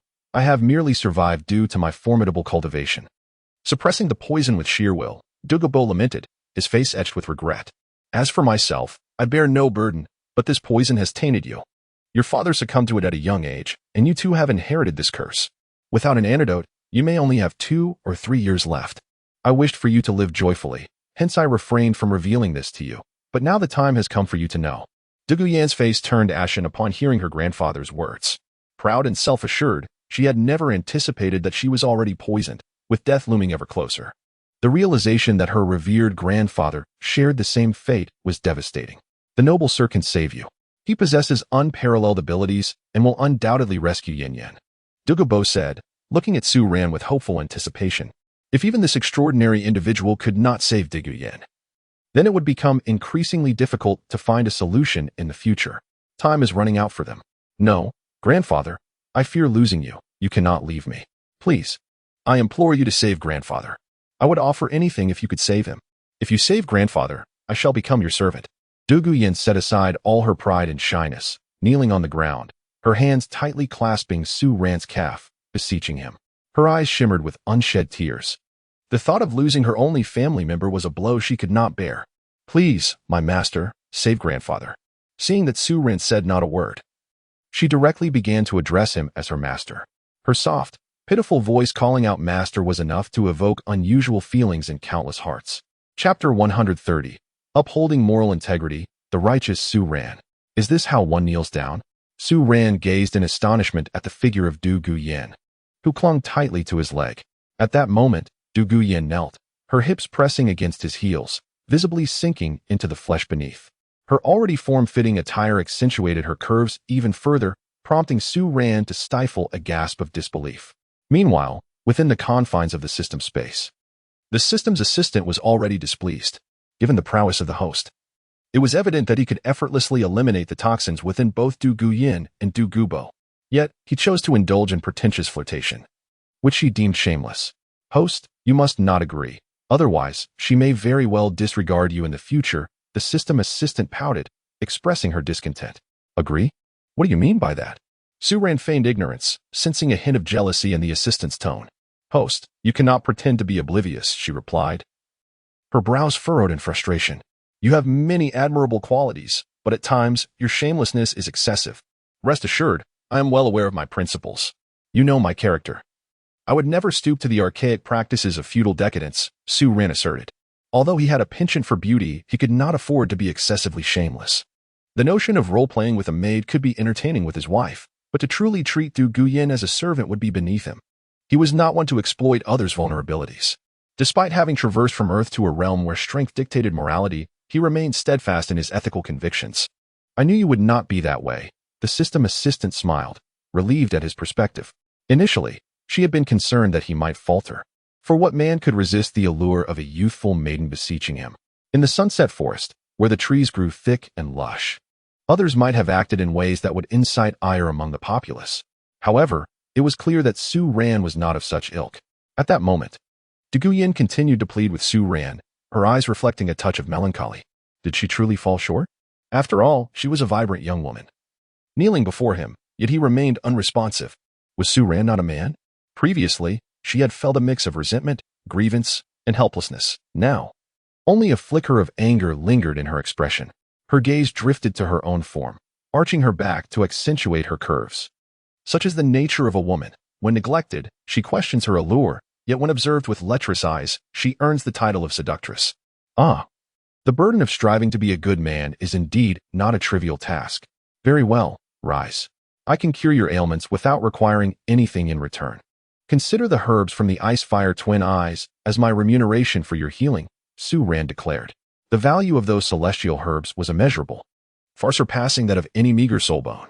Such herbs took millennia to cultivate, boasting no side effects while enhancing one's strength, making them exceedingly precious.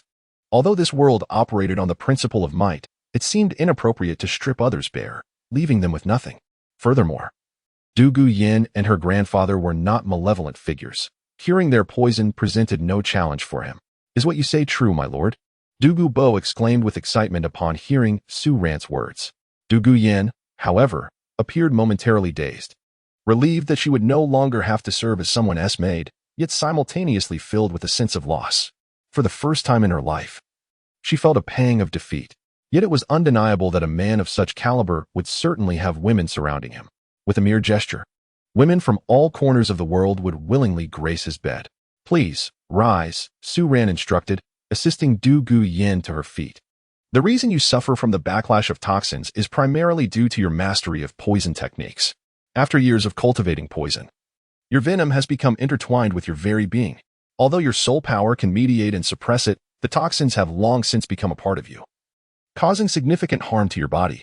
To retain the toxins without allowing them to inflict damage, one must find a host for their storage. Thus, We must expel the venom from your body into your soul bone. Then, all will be resolved. I see. Douluo Bo's eyes brightened as he grasped Su Ran's explanation, only for concern to furrow his brow again. The poison coursed through his veins, deeply embedded within his flesh. Forcing it into his soul bone would be a daunting task. A misstep might trigger a violent upheaval of his soul power, potentially leading to catastrophic consequences.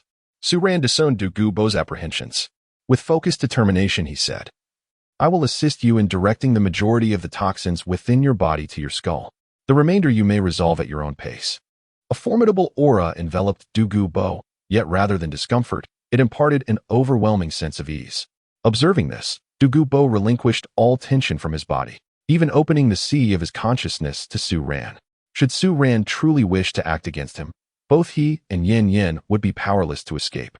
Thus he felt no need for vigilance.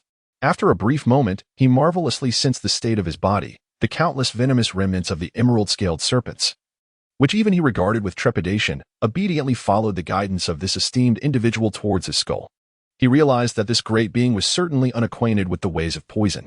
His ability to accomplish such a feat stemmed entirely from his terrifying strength, forcefully expelling the venom from within him. What an unfathomable power must this be!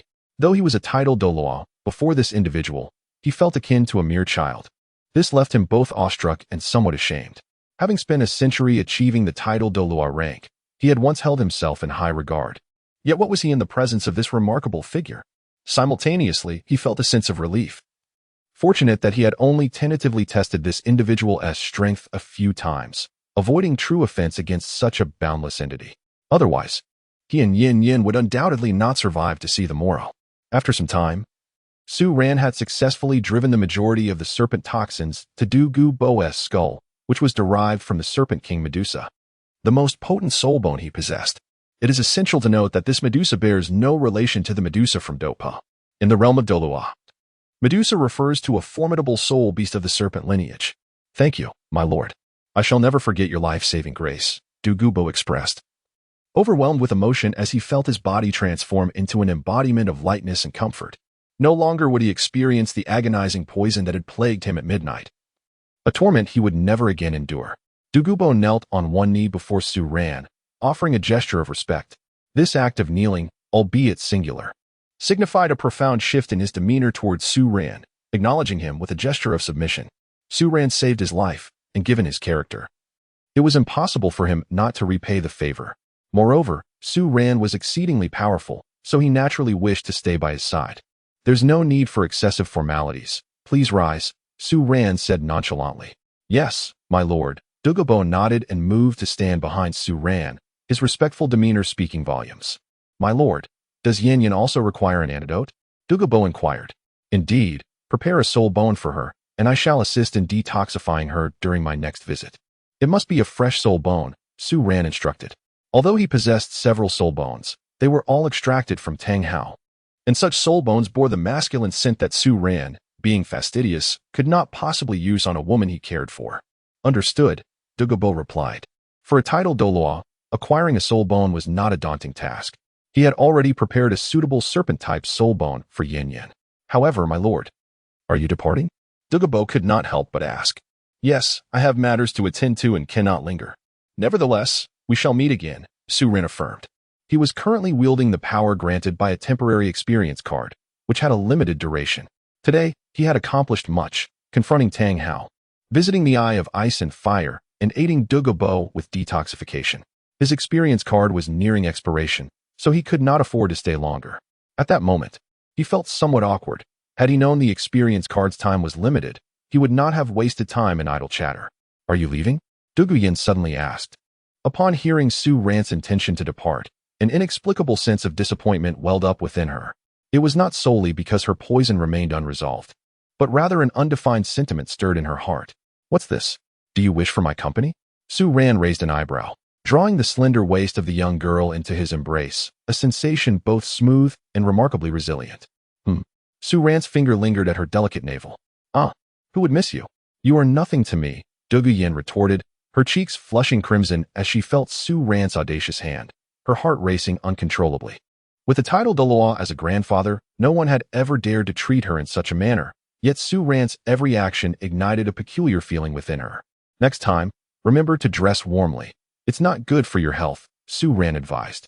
Perhaps due to her serpent martial soul, Douluo Yan's waist appeared increasingly alluring. Initially, Su Ran had not paid much attention, but he found himself captivated. Douluo Yan fell silent at Su Ran's concern, merely responding with a soft acknowledgement. Stealing a glance at Su Ran, whose striking features were complemented by an ethereal aura, made her heart flutter. I shall take my leave now, Su Ran announced. Not lingering further, and with a swift motion, he transformed into a streak of light, soaring into the distance. Hey, you haven't told me your name. Douluo Yan suddenly remembered something and called out into the sky. Su Ran, he replied leisurely. Su Ran, the newly appointed Marquis of the Star Luo Empire bears that name. Does he not? The Destiny Marquis Su Ran, Douluo thought, startled. Recently, the appointment of a young noble in the Star Luo Empire had caused quite a stir, making Su Ran a renowned figure. In the Heaven Do Empire, Su Ran's name frequently graced the lips of various nobles. Douluo had heard it mentioned several times from the Prince of Snow Star. Although he was not particularly invested in political matters, he had noted that this young marquis was granted his title due to exceptional talent. A genius, conferred a marquisate before fully realizing his strength. This can only indicate that the royal family anticipates this talent will undoubtedly become a powerful figure in the continent. Otherwise, they would not take such a significant risk on a youth. Could this gentleman be the legendary Destiny Marquis? No wonder he appears so youthful. And it's no surprise the royal family bestows upon him such high honors. Grandfather, what is the Destiny Marquis? At this moment, although Su Ran's fame resonated throughout the Star Luo Empire, his exploits had yet to reach the ears of Douluo Yan in the Heaven Do Empire. The Destiny Marquis. Host brother, you have 10 minutes left. The experience card's validity is about to expire. Please find a secure location to prepare, the system reminded. Expiration? What does that entail? Su Ran's heart sank. While the experience card amplifies the host's strength and temporarily boosts soul power tremendously, all this occurs within the current body of the soul venerable. Once the power dissipates, the greatly expanded meridians will retract, and your muscles may experience discomfort, the system explained. The experience card acts as a secret method for enhancement, and such methods naturally carry backlash. Why didn't TI experience any issues last time? Su Ran referred to his previous use of the Qilin experience card. That time, the host had shifted into human form.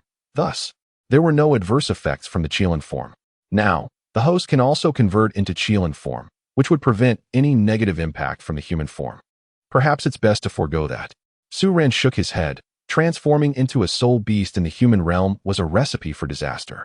Nevertheless, even if he faced backlash, Su Ran remained untroubled by danger, for he could switch to his soul beast form at will. With thousands of skill points at his disposal, he had no need for concern. Su Ran's gaze swept around, probing the surroundings for any signs of movement. Ding! A mission was issued. Pursue Shui Binger and become the first male teacher in the history of Tianshui Academy. Ding! The president of Tianshui Academy, Shui Miao, returned to the academy with the battle team. They had previously challenged the Qihua Academy's battle team, but had not succeeded. Ding! Mission reward, 1,000 skill points and 5 pieces of ancient ice marrow. The system lady smiled mischievously, noting that the host, in his weakened state, could take this opportunity to recuperate at Tianshui Academy.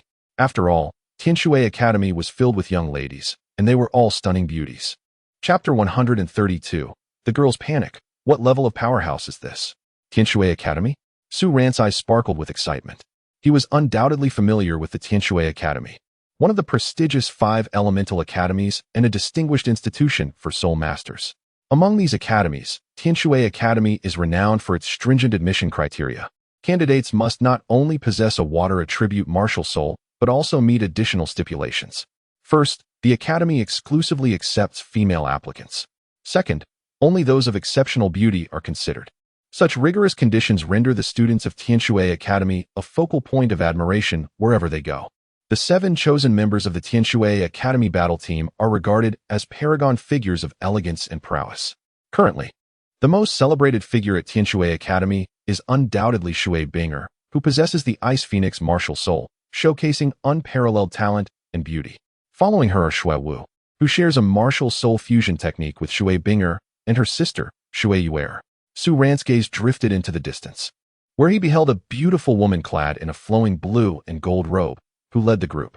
In her prime, appearing to be in her 30s or 40s, she wore a loose-fitting garment that, despite its spaciousness, could not conceal the underlying vigor she possessed. Her exquisite features remained largely untouched by the passage of time, bestowing upon her a unique charm that embodied the grace of a woman in her later years. This must be Shui Miao, the esteemed principal of Tianshui Academy. Su Ran's gaze drifted towards the 7 young maidens behind Shui Miao, his eyes reflecting a touch of astonishment. Leading the group was Shui Binger, the captain of the Heavenly Water Battle Team. She appeared to be of a similar age to Du Guyan, standing at approximately 1 meter and 65 centimeters, with a well-proportioned physique that was neither excessively voluptuous nor overly slender. Her long, aquamarine hair cascaded down her back, and her delicate features emanated an aura of wisdom and tranquility, compelling Su Ran to glance at her several times. The second-ranked member of the Heavenly Water Battle Team, and also the vice-captain, was a young lady named Shui Wu, possessing an auxiliary ice martial soul known as Xian Wu Shui Zui. She could perform a martial soul fusion technique called ice and snow drifting with Shui Binger. Shui Wu boasted smooth, black long hair and appeared to have a figure slightly more developed than Shui Binger's. Even clad in a blue school uniform, her well-formed silhouette could not be concealed. The final member of the Heavenly Water Academy was Shui Binger's half-sister, Shui Yuer. With short, dark green hair, she seemed the youngest among the 7, her charming face still bearing a hint of youthful innocence. Su Ran cast a glance at the women of Tianshui Academy, instantly gaining a semblance of understanding about each of them. He found himself entering a phase of weakness, so he decided to infiltrate Tianshui Academy first. Su Ran murmured to himself, acknowledging the formidable defenses of Tianshui Academy, where it was generally quite difficult for men to gain entry. If he were unable to enter Tianshui Academy, how could he fulfill his mission? How could he aspire to become a teacher at Tianshui Academy? Su Ran contemplated for a moment, grasping the god-slaying sword. A torrent of soul power surged into the blade, causing it to emanate an overwhelming radiance. A pitch-black sword aura shot forth from Su Ran's being, soaring towards the heavens. With a thunderous boom, the clouds above were shattered, and flashes of lightning danced as strands of sword light revealed a disquieting resonance. This terrifying spectacle instantly captured the attention of the maidens from the Tianshui Academy. Several young women, sensing the dread emanating from this phenomenon, turned pale. At their current cultivation level of Soul Master, they had never witnessed such a horrifying scene. Even within Tianshui Academy, the might of the Shui family's experts paled in comparison. Shui Miao's expression shifted dramatically. She alone comprehended the magnitude of power that could create such a commotion. The mere human ability to invoke such a terrifying celestial phenomenon suggested a strength beyond that of an ordinary titled Douluo. Director, what is happening? Shui Binger, usually composed, felt her calmness slip away upon witnessing such a terrifying sight. Despite her usual poise, she was still just a girl, and a sense of shock gripped her. Her intuition warned her that the might of this formidable being could extinguish their lives with a mere thought. There may be a powerful expert in seclusion here. We should refrain from making any rash moves and avoid disturbing this esteemed individual, Shui Miao advised, her voice trembling slightly. Her body quivered, reflecting her agitation. As the saying goes, ignorance breeds fearlessness. Shui Binger and her companions, with their mere soul master cultivation, had not truly grasped the terrifying combat prowess of the strong on the continent, leaving them somewhat less intimidated. However, as the director of Tianshui Academy, Shui Miao had certainly encountered titled Douluo before. It was precisely this experience that made her realize that even the titled Douluo she had known seemed insignificant in the presence of such an aura. Yet, even without Shui Miao articulating her concerns, the perceptive girls like Shui Binger and Shui Wu sensed the underlying dread, their hearts racing in alarm. If even the director was unsettled, how could they remain calm? Director, is this secluded expert truly powerful? Shui Wu, with her long flowing black hair, could not suppress her curiosity. She did not understand what kind of existence could elicit such a reaction from the director. It shouldn't be possible. Even a titled Douluo should not be capable of causing such panic in the director. The 7 members of the Tianshui battle team simultaneously focused their gazes on Shui Miao, realizing the gravity of the situation and felt a surge of anxiety. Although they were all prodigies, they had yet to witness any truly grand spectacle. I cannot ascertain the full extent of this expert's power, but all the titled Douluo I have encountered pale in comparison, Shui Miao remarked, her eyes drifting towards the horizon.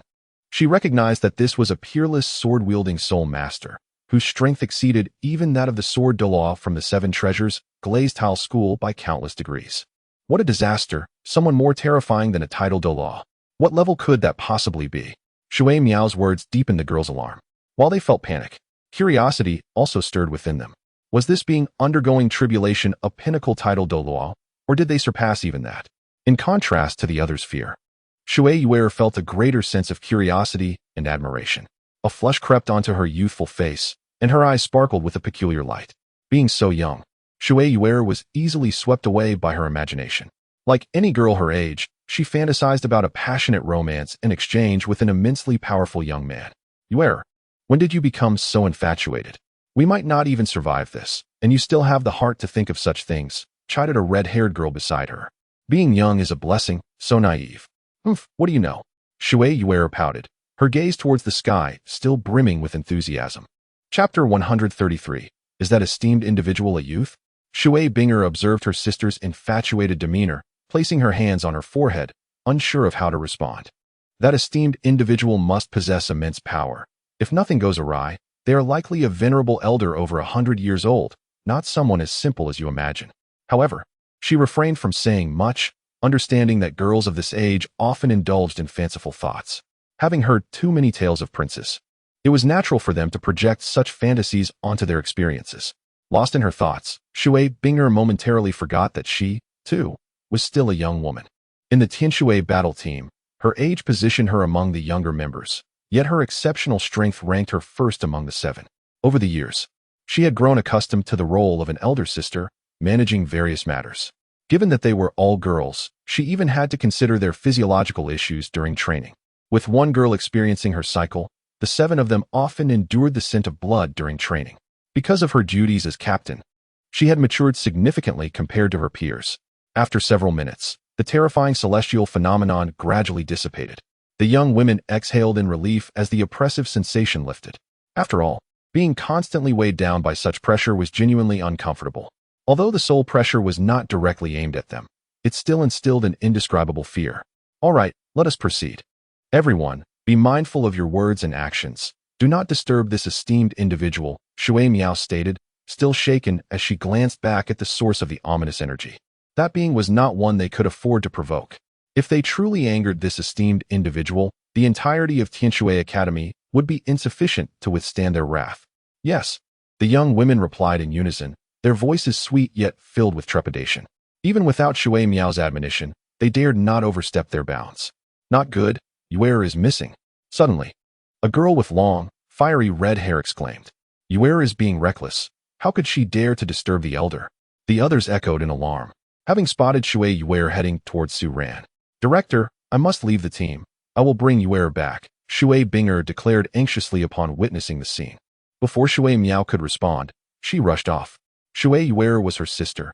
If she were in danger, as her elder sister, she could not remain calm. Binger, come back. Shui Miao's expression shifted, and she extended her hand in an attempt to call her back, but halted in midair. She understood Binger's temperament. Once she made a decision, it was not easily swayed. Moreover, since Yuer had already gone, as the director of Tianshui Academy, she could not simply abandon Shui Yuer. Director, we have been training together for years. Our bond is profound. They even jokingly promised to marry only one person if they ever wed, vowing never to part. Shui Miao thought. Though initially a jest, it revealed the depth of their camaraderie. Given the current situation, Shui Binger and Shui Yuer were walking into danger, and they could not simply watch idly. That was not their way. Very well, let us go together. That esteemed individual should not hold it against us. Shui Miao hesitated for a moment before resolutely making her decision. Those who had cultivated to the level of title Douluo often had peculiar temperaments, and some were undoubtedly nefarious. They are all youthful maidens from the Tianshui Academy, which is why she hesitates. However, given the circumstances, there is no alternative. If Yuer and Binger have angered that formidable presence, they too would be unable to escape. In such a case, it would be more prudent for them to respectfully approach the senior. Shui Miao, accompanied by the other girls, hastened towards Shui Binger and Shui Yuer. They enveloped themselves in soul power. Despite their swift pace, they made remarkably little noise. How terrifying! As the group from Tianshui Academy drew near the site of the recent anomaly, they were struck with awe at the sight before them. On the flat ground lay a gaping chasm, nearly 1,000 meters long and several dozen meters deep, resembling a monstrous wound carved into the earth. It was evident that this was the handiwork of that esteemed individual. This was utterly frightening. The ground had been cleaved open for such an extensive length. Was such destruction even within the realm of human capability? Had this been before, they would never have believed it. Although their talents were commendable, most could only aspire to become sole Douluo. Only Shui Binger and Shui Wu possessed the potential to become title Douluo. In their understanding, no matter how powerful a soul master might be, achieving this level of devastation seemed implausible. The sheer destructive force implied that that esteemed individual could effortlessly annihilate a large city. Everyone, remain silent and follow closely behind me, Shui Miao instructed, her demeanor increasingly respectful. The power of this individual wielding the sword martial soul was far beyond her previous estimations.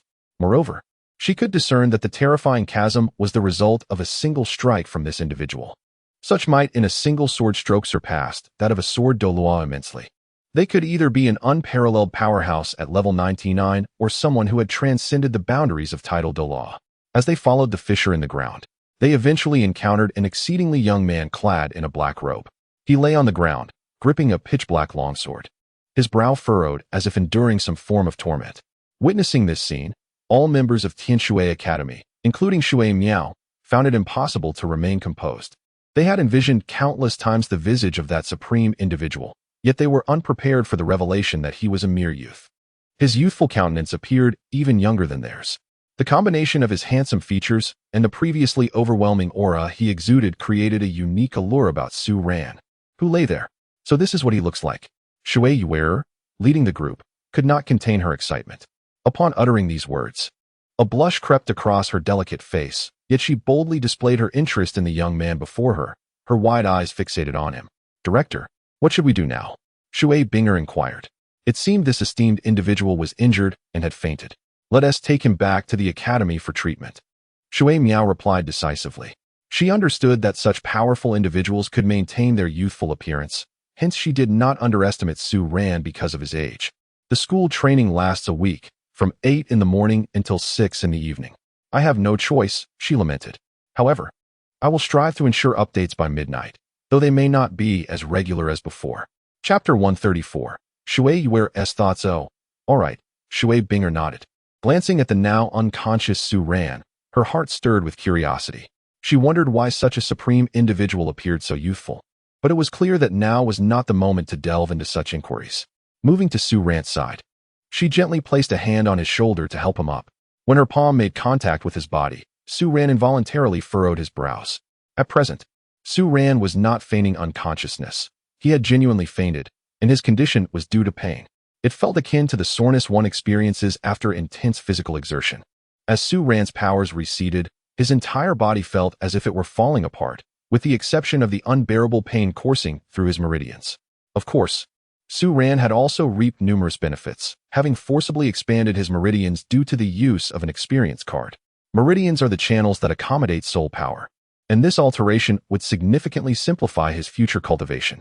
However, these advantages were matters for the future. Presently, he faced the aftereffects of his temporary power surge. Sister, what are you doing? You're hurting him. Seeing Su Ran's slightly furrowed brow, Shui Yuer expressed her dissatisfaction towards her sister. Yuer, why don't you try? Shui Binger retorted, rolling her eyes at her sister's displeasure. They had only just met, and she had already acted this way. What would happen in the future? Moreover, it was unlikely that this esteemed individual would show interest in a mere child. Her infatuation was likely unrequited. All right. Shui Yuer nodded vigorously, carefully taking Su Ran from her sister's grasp, tenderly cradling his body. As her delicate hands touched Su Ran's robust physique, the strength of his muscles caused her heart to race uncontrollably. She placed Su Ran on her back, but his weight nearly caused her to stumble and fall. Su Ran is not particularly heavy, yet his height and weight undoubtedly pose a considerable burden for a young lady. Especially since Su Ran towers over Shui Yuer by a head or two, she naturally finds it somewhat laborious. I cannot manage this alone, she lamented after struggling for a while, her youthful face contorted in despair, evoking no feelings of reproach. In the end, it was only the tallest among them, Shui Wu, who could carry Su Ran. Shui Wu epitomizes the classic image of a tall, dark-haired beauty from Douluo Continent, with a striking figure and cascading black locks. Had she not been an auxiliary spirit master, she might have garnered even more admiration than Shui Binger. At the Tianshui Academy, Su Ran remained in a state of unconsciousness for 3 days. Under Shui Miao's admonition, the 7 girls of the Tianshui battle team kept Su Ran's matters to themselves. Even though they longed to share the astonishing events they had encountered, they understood the importance of discretion, knowing it was unwise to broadcast their experiences. During their routine training, they frequently visited Su Ran. Over these 3 days, as they took turns feeding him, their initial trepidation began to dissipate. Regardless of Su Ran's past strength, he was now merely an unconscious patient. In a tranquil bamboo grove at the Tian Shui Academy, a gracefully crafted cottage stood, where Shui Binger, clad in a delicate light blue gown, sat at Su Ran's bedside, her hands propping her chin as she gazed intently at him. Her dormitory with Shui Yuer was not far away. Initially, Director Shui Miao intended to take Su Ran to the Shui family for better care, but at Shui Yuer's pleading, he was ultimately placed here, under the attentive watch of Shui Binger and the other members of the Tian Shui battle team. Is he truly an ancient predecessor, as the director suggested? Yet, I can't shake the feeling that he is not, Shui Binger mused softly, her curiosity piqued. The director had mentioned that this noble figure might be an individual who had lived for centuries, possessing the ability to retain youthful vigor. Yet, she could not help but feel otherwise. Deep down, she harbored a wish that Su Ran would not be an old monster, especially since she had already given her first kiss in the process of feeding him. They all understood this was unavoidable. Saving such a formidable being might mean that the Tian Shui Academy would gain a guardian, making it worthwhile. As long as they could rescue this noble figure, she would sacrifice anything for him, even her first kiss, should he require it. Still, despite her understanding of these truths, she could not help but indulge in her thoughts. No woman is indifferent to her first kiss, especially not a young girl. Sister, the medicinal porridge is ready. It's your turn today, Shui Yuer chimed in, donning a pure white mini-skirt that swayed enticingly with her movements, revealing her supple, fair thighs. At the Tian Shui Academy, where all were girls, Shui Yuer dressed with carefree abandon, unbothered by the possibility of exposing herself. Balancing a bowl of prepared medicinal porridge in her hands, she hurried to the bedside, placing it on the nightstand. Shui Yuer blinked her beautiful eyes at her sister, causing Shui Binger to feel flustered under her gaze, a blush creeping onto her cheeks. You should step outside, Shui Binger urged. Oh, Shui Yuer pouted but obediently turned to leave, adding, what is there to be embarrassed about? I'm not shy at all. If it comes to it, we can just both marry him. Shui Yuer was always carefree, viewing matters of the heart with a light-hearted perspective. Unlike Shui Binger, who was more reserved, Shui Yuer did not see anything wrong with her feelings. Once she set her sights on something she desired, she pursued it with unwavering determination. The moment she laid eyes on Su Ran, her heart fluttered. Previously, while sensing his overwhelming presence, she had merely fantasized about whether such a powerful figure might be a handsome young man. However, upon seeing Su Ran's true visage, her dreams were suddenly realized, leaving her profoundly impacted. Although Aunt Shui Miao had mentioned that he might be an ancient predecessor, she believed that age should not be a chain binding love. She was drawn to strength, to a person standing at the pinnacle of the world. Her philosophy on love was straightforward. If she liked someone, she would disregard other considerations. In fact, she had been seeking something special these days to solidify her bond with him. After Shui Yuer departed, the blush on Shui Binger's face faded slightly, yet her heart continued to race. She had fed Su Ran several times over the past few days, but each encounter, where their lips met, sent a different thrill through her. Her mind wandered back to the fairy tales of her childhood, where the prince would kiss the sleeping princess, and they would live happily ever after. Am I now kissing my prince? Countless thoughts flitted through her mind as her fingers, almost unconsciously, brushed against Su Ran's face. His masculine features, chiseled and taut, stirred a unique excitement within her. Startled by her own feelings, she quickly withdrew her hand. Waterbinger, how could you? The most outstanding genius of the Tian Shui Academy, behave like those infatuated girls? She chided herself, feeling a sense of peculiarity. She often heard her teachers speak of unscrupulous men outside who would enchant young girls, taking advantage of their unconsciousness to commit disgraceful acts. What am I now? She pondered, reflecting on Shui Yuer's reckless behavior in recent days. If this illustrious figure were to awaken, would Yue's lack of respect not invite trouble? After some time spent clearing her thoughts, Shui Binger was reminded of the immense power concealed within the black-robed figure lying on the bed. Yet, she felt no fear. Her woman's intuition assured her he was not a malevolent being. Once the porridge cooled slightly, she carefully lifted a spoonful and directed it to Su Ran's lips, her beautiful eyes glimmering with a complex mix of emotions. She then leaned in, kissing Su Ran gently, transferring the porridge into his mouth. For days, This had been their method of feeding the unconscious Su Ran, as they had no other means. After all, how could they forcibly pry open the mouth of a supreme being to feed him? Nonetheless, they harbored no grievances. After all, Su Ran's appearance was among the finest on Douluo Continent, and his strength was truly extraordinary. To be able to share such intimate moments with someone of his caliber was a privilege that many could only dream of. Even Shui Binger, who is not as infatuated as Shui Yuer, expresses no grievances towards this task. She merely exhibits a touch of shyness. Conversely, Shui Yuer yearns for it fervently. Typically, Shui Binger would only linger in Su Ran's room for a maximum of half an hour, departing directly to avoid any semblance of impropriety. In contrast, Shui Yuer tends to remain for an extended duration, which has begun to test Shui Binger's patience. This girl, even in her infatuation, ought not to consistently occupy another's room, especially when the individual lies in a state of unconsciousness. Is it truly appropriate for her to stay there alone? Moreover, on several occasions when other members of the Tian Shui team visited, they encountered Shui Yuer hastily exiting the room, her cheeks flushed and breathless. There were instances where she was even seen perched atop the esteemed figure, lifting his covers to feed him. Such peculiar behaviors from Shui Yuer have caused considerable concern among them. Su Ran gradually awakens. A subtle pain radiating throughout his body prompts him to frown. However, this discomfort pales in comparison to the agony he experienced when his powers first waned. Although he still feels some soreness, it does not significantly impede him. Su Ran's consciousness gradually awakened, and his mind became acutely perceptive. He sensed a soft, fragrant sensation upon his lips, accompanied by a sweetness that flowed into his mouth. Carried by this tender touch. What is this? Su Ran remained impassive, channeling his mental energy to probe his surroundings. In an instant, he discerned Shui Binger blushing as she leaned in to kiss him. At this moment, Shui Binger was extraordinarily beautiful. Her demeanor transformed from the previous calm and wise persona to one imbued with the bashfulness characteristic of youthful innocence, captivating Su Ran entirely. What fortune! Su Ran mused inwardly.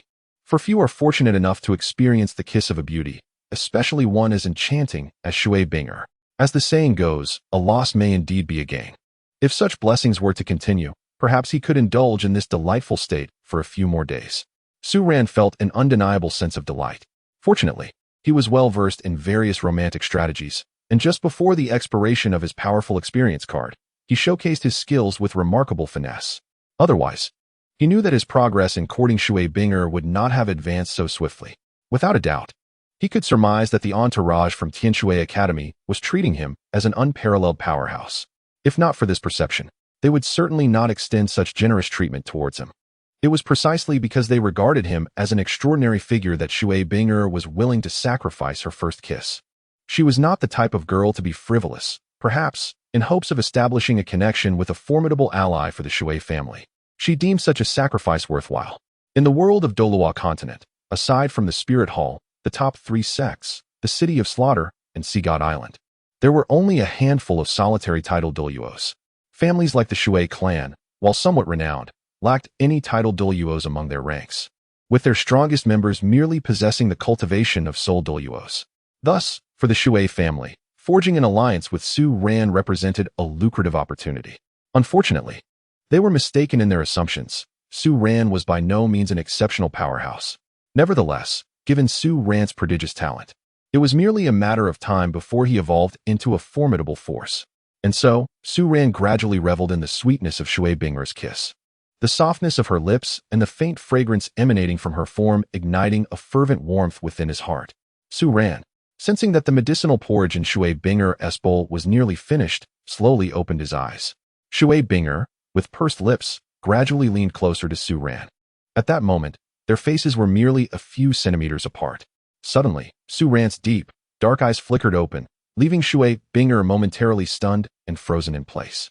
A slight tremor coursed through her delicate form, and in an instant, her cheeks flushed a vivid crimson, as though the warmth could bleed from her skin. In an unexpected outburst, Shui Binger let out a sharp cry, abruptly rising from her position at the bedside. The porridge she had been holding burst forth, splattering Su Ran's face, while the bowl slipped from her grasp, striking Su Ran at his waist. A portion of the warm medicinal mixture dampened his bedding and trousers, leaving him with an uncomfortable, sticky sensation. Chapter 136. What exactly did Shui Yuer do to him? Su Ran gazed intently at Shui Binger. Was it really necessary for her to react this way? Was it merely a kiss? What was there to be embarrassed about? During his period of unconsciousness, they must have had their fair share of fun at his expense. Initially, he had not paid much attention, for upon awakening, a stunning beauty had been feeding him medicinal porridge mouth to mouth, naturally diverting his focus elsewhere. However, after a moment of reflection, he began to grasp the gravity of the situation. All the evidence pointed to the undeniable truth that he had been subjected to this, and it certainly was not Shui Binger. Su Ran pondered deeply, concluding that only the audacious girl from the Tianshui battle team, Shui Yuer, could be responsible. Beyond her, it seemed improbable for anyone else to engage in such antics. That girl, Su Ran mused, uncertain of what Shui Yuer had done to him, and even more perplexed about the methods she might have employed. System miss. Do you know? Su Ran suddenly inquired. Though he had been unconscious and was unaware of the events that transpired, the system miss must have been privy to them. Shameless host, always asking me such questions. I do not know, the system miss retorted. Her cheeks flushed as she cast Su Ran a scornful glance before turning away in silence. Memories of that scene flashed through her mind, leaving her bewildered as to how a young girl like Shui Yuer could possess such knowledge. Nevertheless, she had indeed gained some new insights from her. Su Ran pondered silently, his reticence perceived by Shui Binger as the calm before a storm. At the Heavenly Water Academy, I meant no disrespect to you, esteemed senior. I sincerely hope for your forgiveness. With a splash, Shui Binger knelt before him, her face betraying a hint of panic, yet she forced herself to speak with composure. She lifted her gaze to Su Ran, whose face was splattered with the herbal porridge, and to the damp spot on his attire, wishing desperately for a hole to hide in. Shui Binger, a paragon of the Heavenly Water Academy and the leader of the Heavenly Water Battle Team, had been raised with privilege and responsibility, instilling in her a remarkable steadiness in her interactions. Yet, she had never encountered such an embarrassing situation. Not only had she fed this nobleman directly, but she had also doused him in porridge. What if he were to become enraged? Please rise. Su Ran gently shook his head, reflecting on the expiration of his experience card. He was no longer a nobleman in her eyes. I am Su Ran. You may simply address me by my name. Lord Su Ran, Shui Binger observed his unexpected calmness, which contrasted sharply with her expectations of wrath, and she exhaled in relief. I apologize for the state I have put you in. She picked up a blue handkerchief and delicately began to wipe his face. Her movements were gentle, and the care she exhibited elicited a chuckle from Su Ran. Clearly, Shui Binger still held a profound respect for his status. It wasn't just her. Everyone present that day, Shui Miao and the other 6 members of the Heavenly Water Battle Team, regarded Su Ran with reverence. The shock from that day would linger in their memories forever. Before that day, they perceived even a title Douluo as merely powerful. However, they then understood the astounding prowess of the continent's top soul masters. The sight of a single sword strike creating a terrifying chasm extending for miles was a visual impact of extraordinary significance for young talents like them, still sheltered in their ivory tower. Beyond their inherent fear of Su Ran's strength, they also felt a deep admiration for him. Every soul master aspires to look up to those who surpass them, and Su Ran embodied the quintessential figure of an unparalleled master in their eyes. Gradually, Shui Binger had nearly cleaned the remnants of the porridge from Su Ran's face, neck, and chest, yet a flicker of hesitation crossed her gaze. It seemed there was another area that required her attention. Would that place also necessitate her care? A blush crept into Shui Binger's eyes. Even if it was to help Su Ran eat, the intimate exchange of lips and teeth lingered in her thoughts. Su Ran perceptively noticed Shui Binger's hesitation and directly requested, "Prepare some hot water for me. I wish to bathe." It was not prudent to exploit her goodwill too abruptly, as it might frighten her and diminish the enjoyment of the interaction. Moreover, he genuinely needed a bath after lying in bed for so long. A warm soak in the tub would be most comforting. All right, I shall attend to it immediately. Shui Binger replied, momentarily taken aback, casting a grateful glance at Su Ran before departing. Her fondness for him increased significantly. She had heard tales of those ancient practitioners who, after years of cultivation, accumulated a considerable amount of repressed emotions, leading to various eccentricities. If a young lady were to cater to their whims, it would bring them immense delight. Fortunately, Lord Su Ran was not one of those individuals. Shortly thereafter, Shui Binger returned with the prepared water, having tested the temperature, and headed straight to the dean's office at the academy. Su Ramyan awoke, and this delightful news naturally warranted immediate communication with the dean and her aunt, Shui Miao. For the past few days, Shui Miao had been deeply concerned about Su Ramyan, though she spoke little of it. visiting him 2 or 3 times daily. As the current dean of Tianshui Academy, Shui Miao had many considerations. A formidable powerhouse could bring immeasurable value to both the academy and the Shui family. The mere gift of a trifle from such an exceptional being could yield boundless benefits. Thus, she was eager to cultivate a close relationship with Su Ranyan. At that moment, Shui Miao was clad in a form-fitting black bodysuit that accentuated her stunning figure, leaving little to the imagination. Her voluptuous form was enough to captivate anyone's soul. With her long blue hair cascading over her shoulders, she perched on the black desk in her office, gazing into the distance, lost in thought. Suddenly, the door creaked open, and Shui Binger hurried in, greeting her warmly. Aunt. As a direct descendant of the Shui family, Shui Binger addressed Shui Miao in accordance with their familial hierarchy, especially in the absence of outsiders. Why have you come, Binger? Shui Miao asked with a smile, her demeanor radiating a hint of maternal warmth as she gazed at her niece. Shui Binger was the most outstanding talent of the Shui family in recent history, boasting the Ice Phoenix martial soul and innate soul power of level 9. She was the most likely among the Shui family to break through to the title Douluo rank, a feat never before achieved by their lineage. Although the family resources paled in comparison to the martial soul hall and the top 3 sects, Shui Binger's remarkable talent did not guarantee her success. However, with the assistance of Su Ranyan, her chances of breaking through would significantly increase. Hence, Shui Miao had refrained from bringing Su Ranyan to the Shui family for hospitality, contemplating the potential benefits of a favorable relationship between him and her niece. Aunt, Su Ranyan has awakened, Shui Binger announced directly. What? That esteemed gentleman has regained consciousness? Shui Miao exclaimed, rising from her desk in excitement. Her emotions surged. She was not only the dean but also the head of the Shui family. What is his temperament? Shui Miao grasped Shui Binger's hand, her concern evident.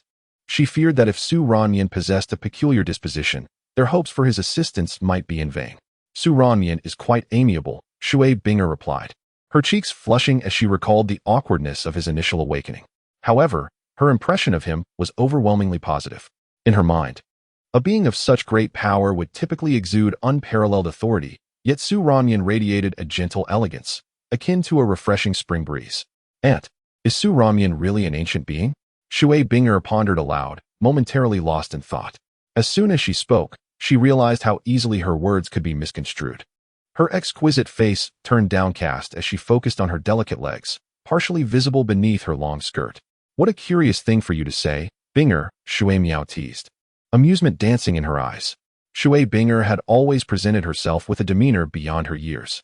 From a young age, she had borne the heavy expectations of her family, seldom allowing her youthful spirit to shine through.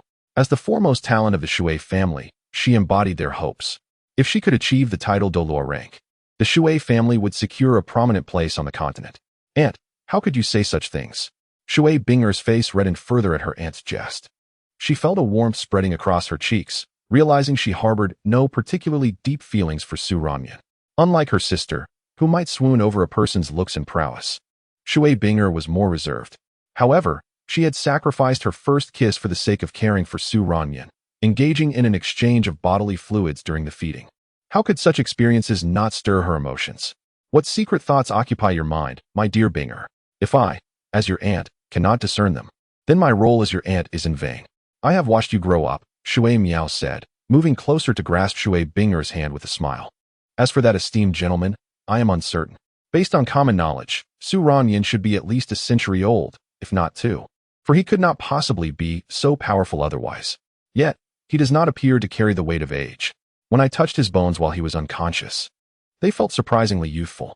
Thus, I cannot ascertain his true age, Shui Miao mused, shaking her head. Such a powerful being was beyond their comprehension. Although she had sensed Su Ranyan's bone age to be merely 12, with soul power only at the soul master level, it seemed implausible. She decided to abandon any further conjecture about him. What they perceived was merely what he chose to reveal. However, Shui Miao's voice trailed off. What is it? Shui Binger inquired, her curiosity piqued. The age of a soul master is not a constraint. With Su Ranyan's strength, living for 3 centuries is well within the realm of possibility, Shui Miao warned gravely. Were she not already past her prime, she would have endeavored to win his favor. For in a world of countless men, how many possessed such formidable presence? Regrettably, she had long resolved to remain faithful to her late husband, who had passed away in the prime of his life. Aunt, That is impossible for me, especially since Yuer holds a fondness for Su Ranyan, Shui Binger replied. Initially, she thought her sister was merely infatuated, but after observing her behavior over the past few days, she realized that Yuer's feelings were likely more profound than she had assumed. Shui Yuer had always been bold and headstrong, and Shui Binger worried that her sister might make a grave mistake. In the presence of such a powerful individual, Shui Yuer was but a naive girl. Should she provoke his wrath, how could she withstand such fury? Indeed, Yuer is quite the character, Shui Miao conceded, shaking her head. Let fate determine the course for you sisters. For now, I must meet with Su Ranyan. Since he has just awakened, you seven should refrain from disturbing him frequently. If you wish to see him, do so together rather than individually, Shui Miao instructed. If the members of the Tianshui team frequently pay visits to Lord Su Ran, it would indeed be rather impolite. I shall remind them of this.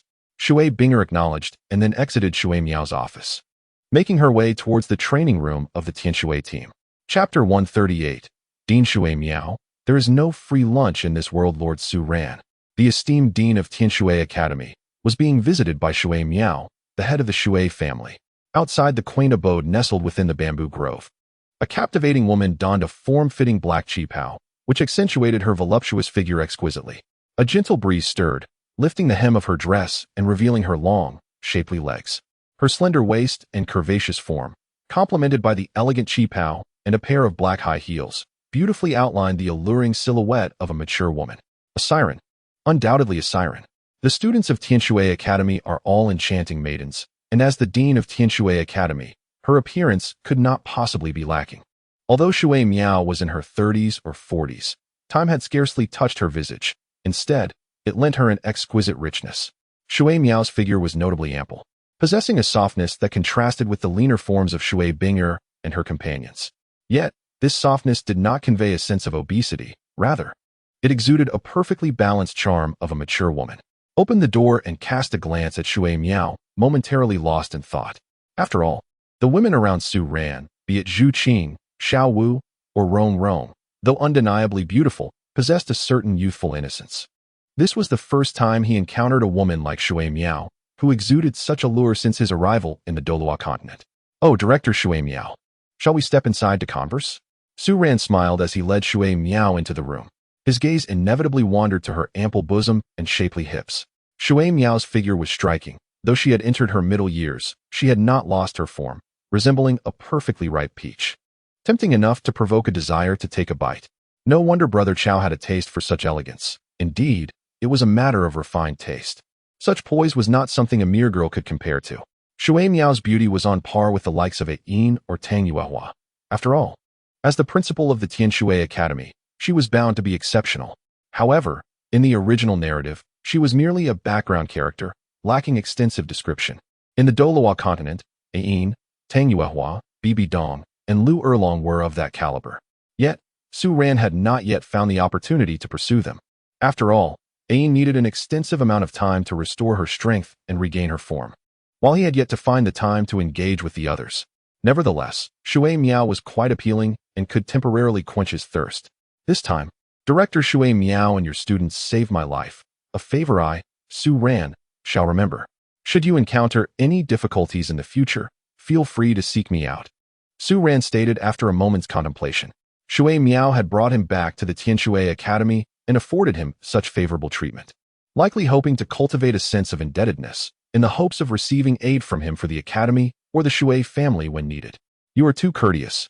Your Excellency, this is merely our duty.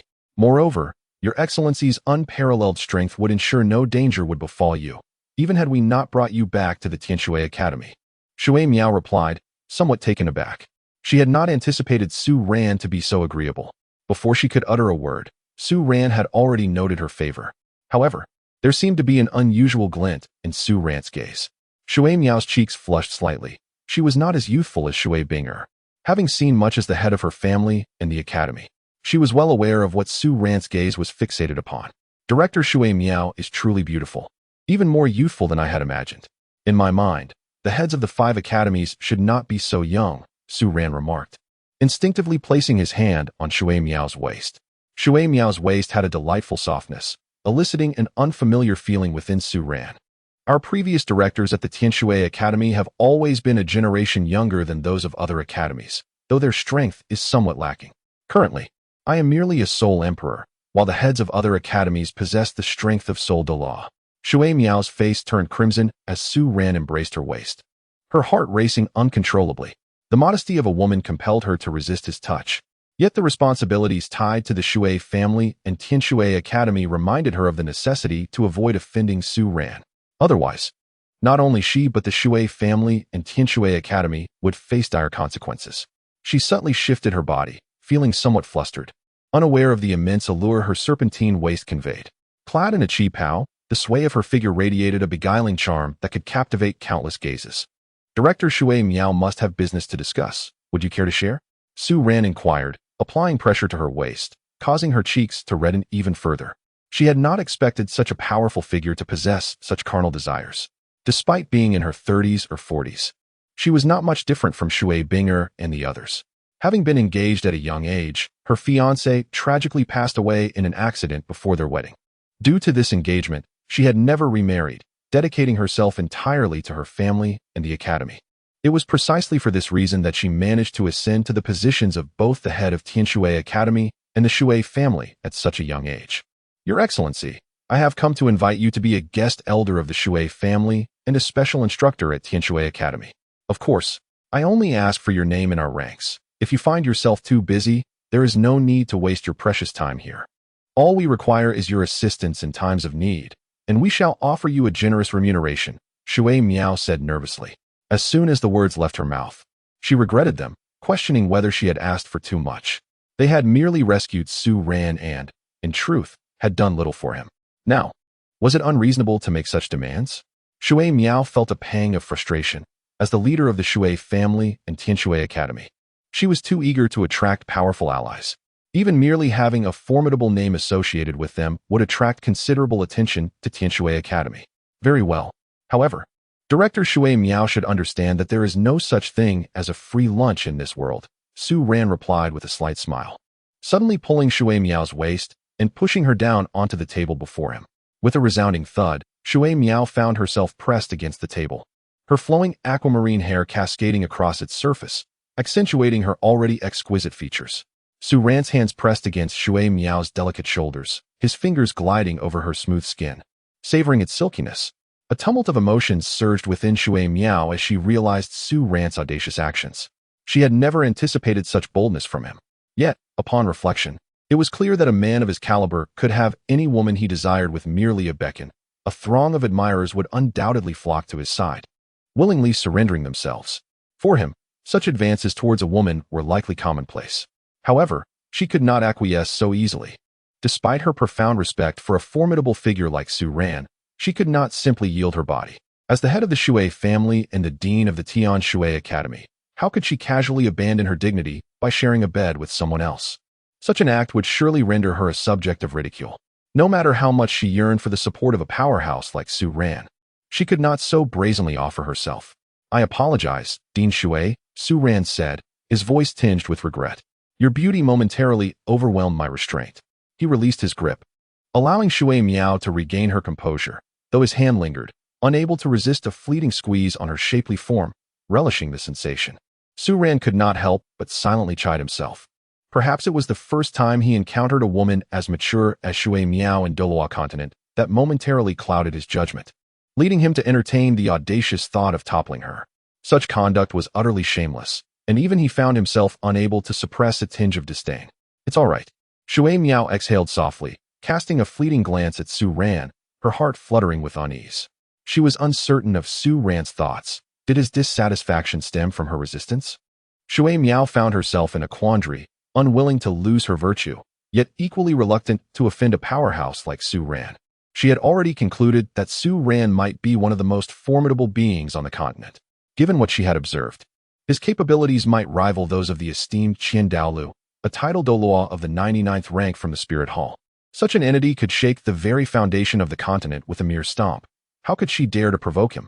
Shui Miao's heart was a tumult of emotions, and she inwardly regretted her hesitation.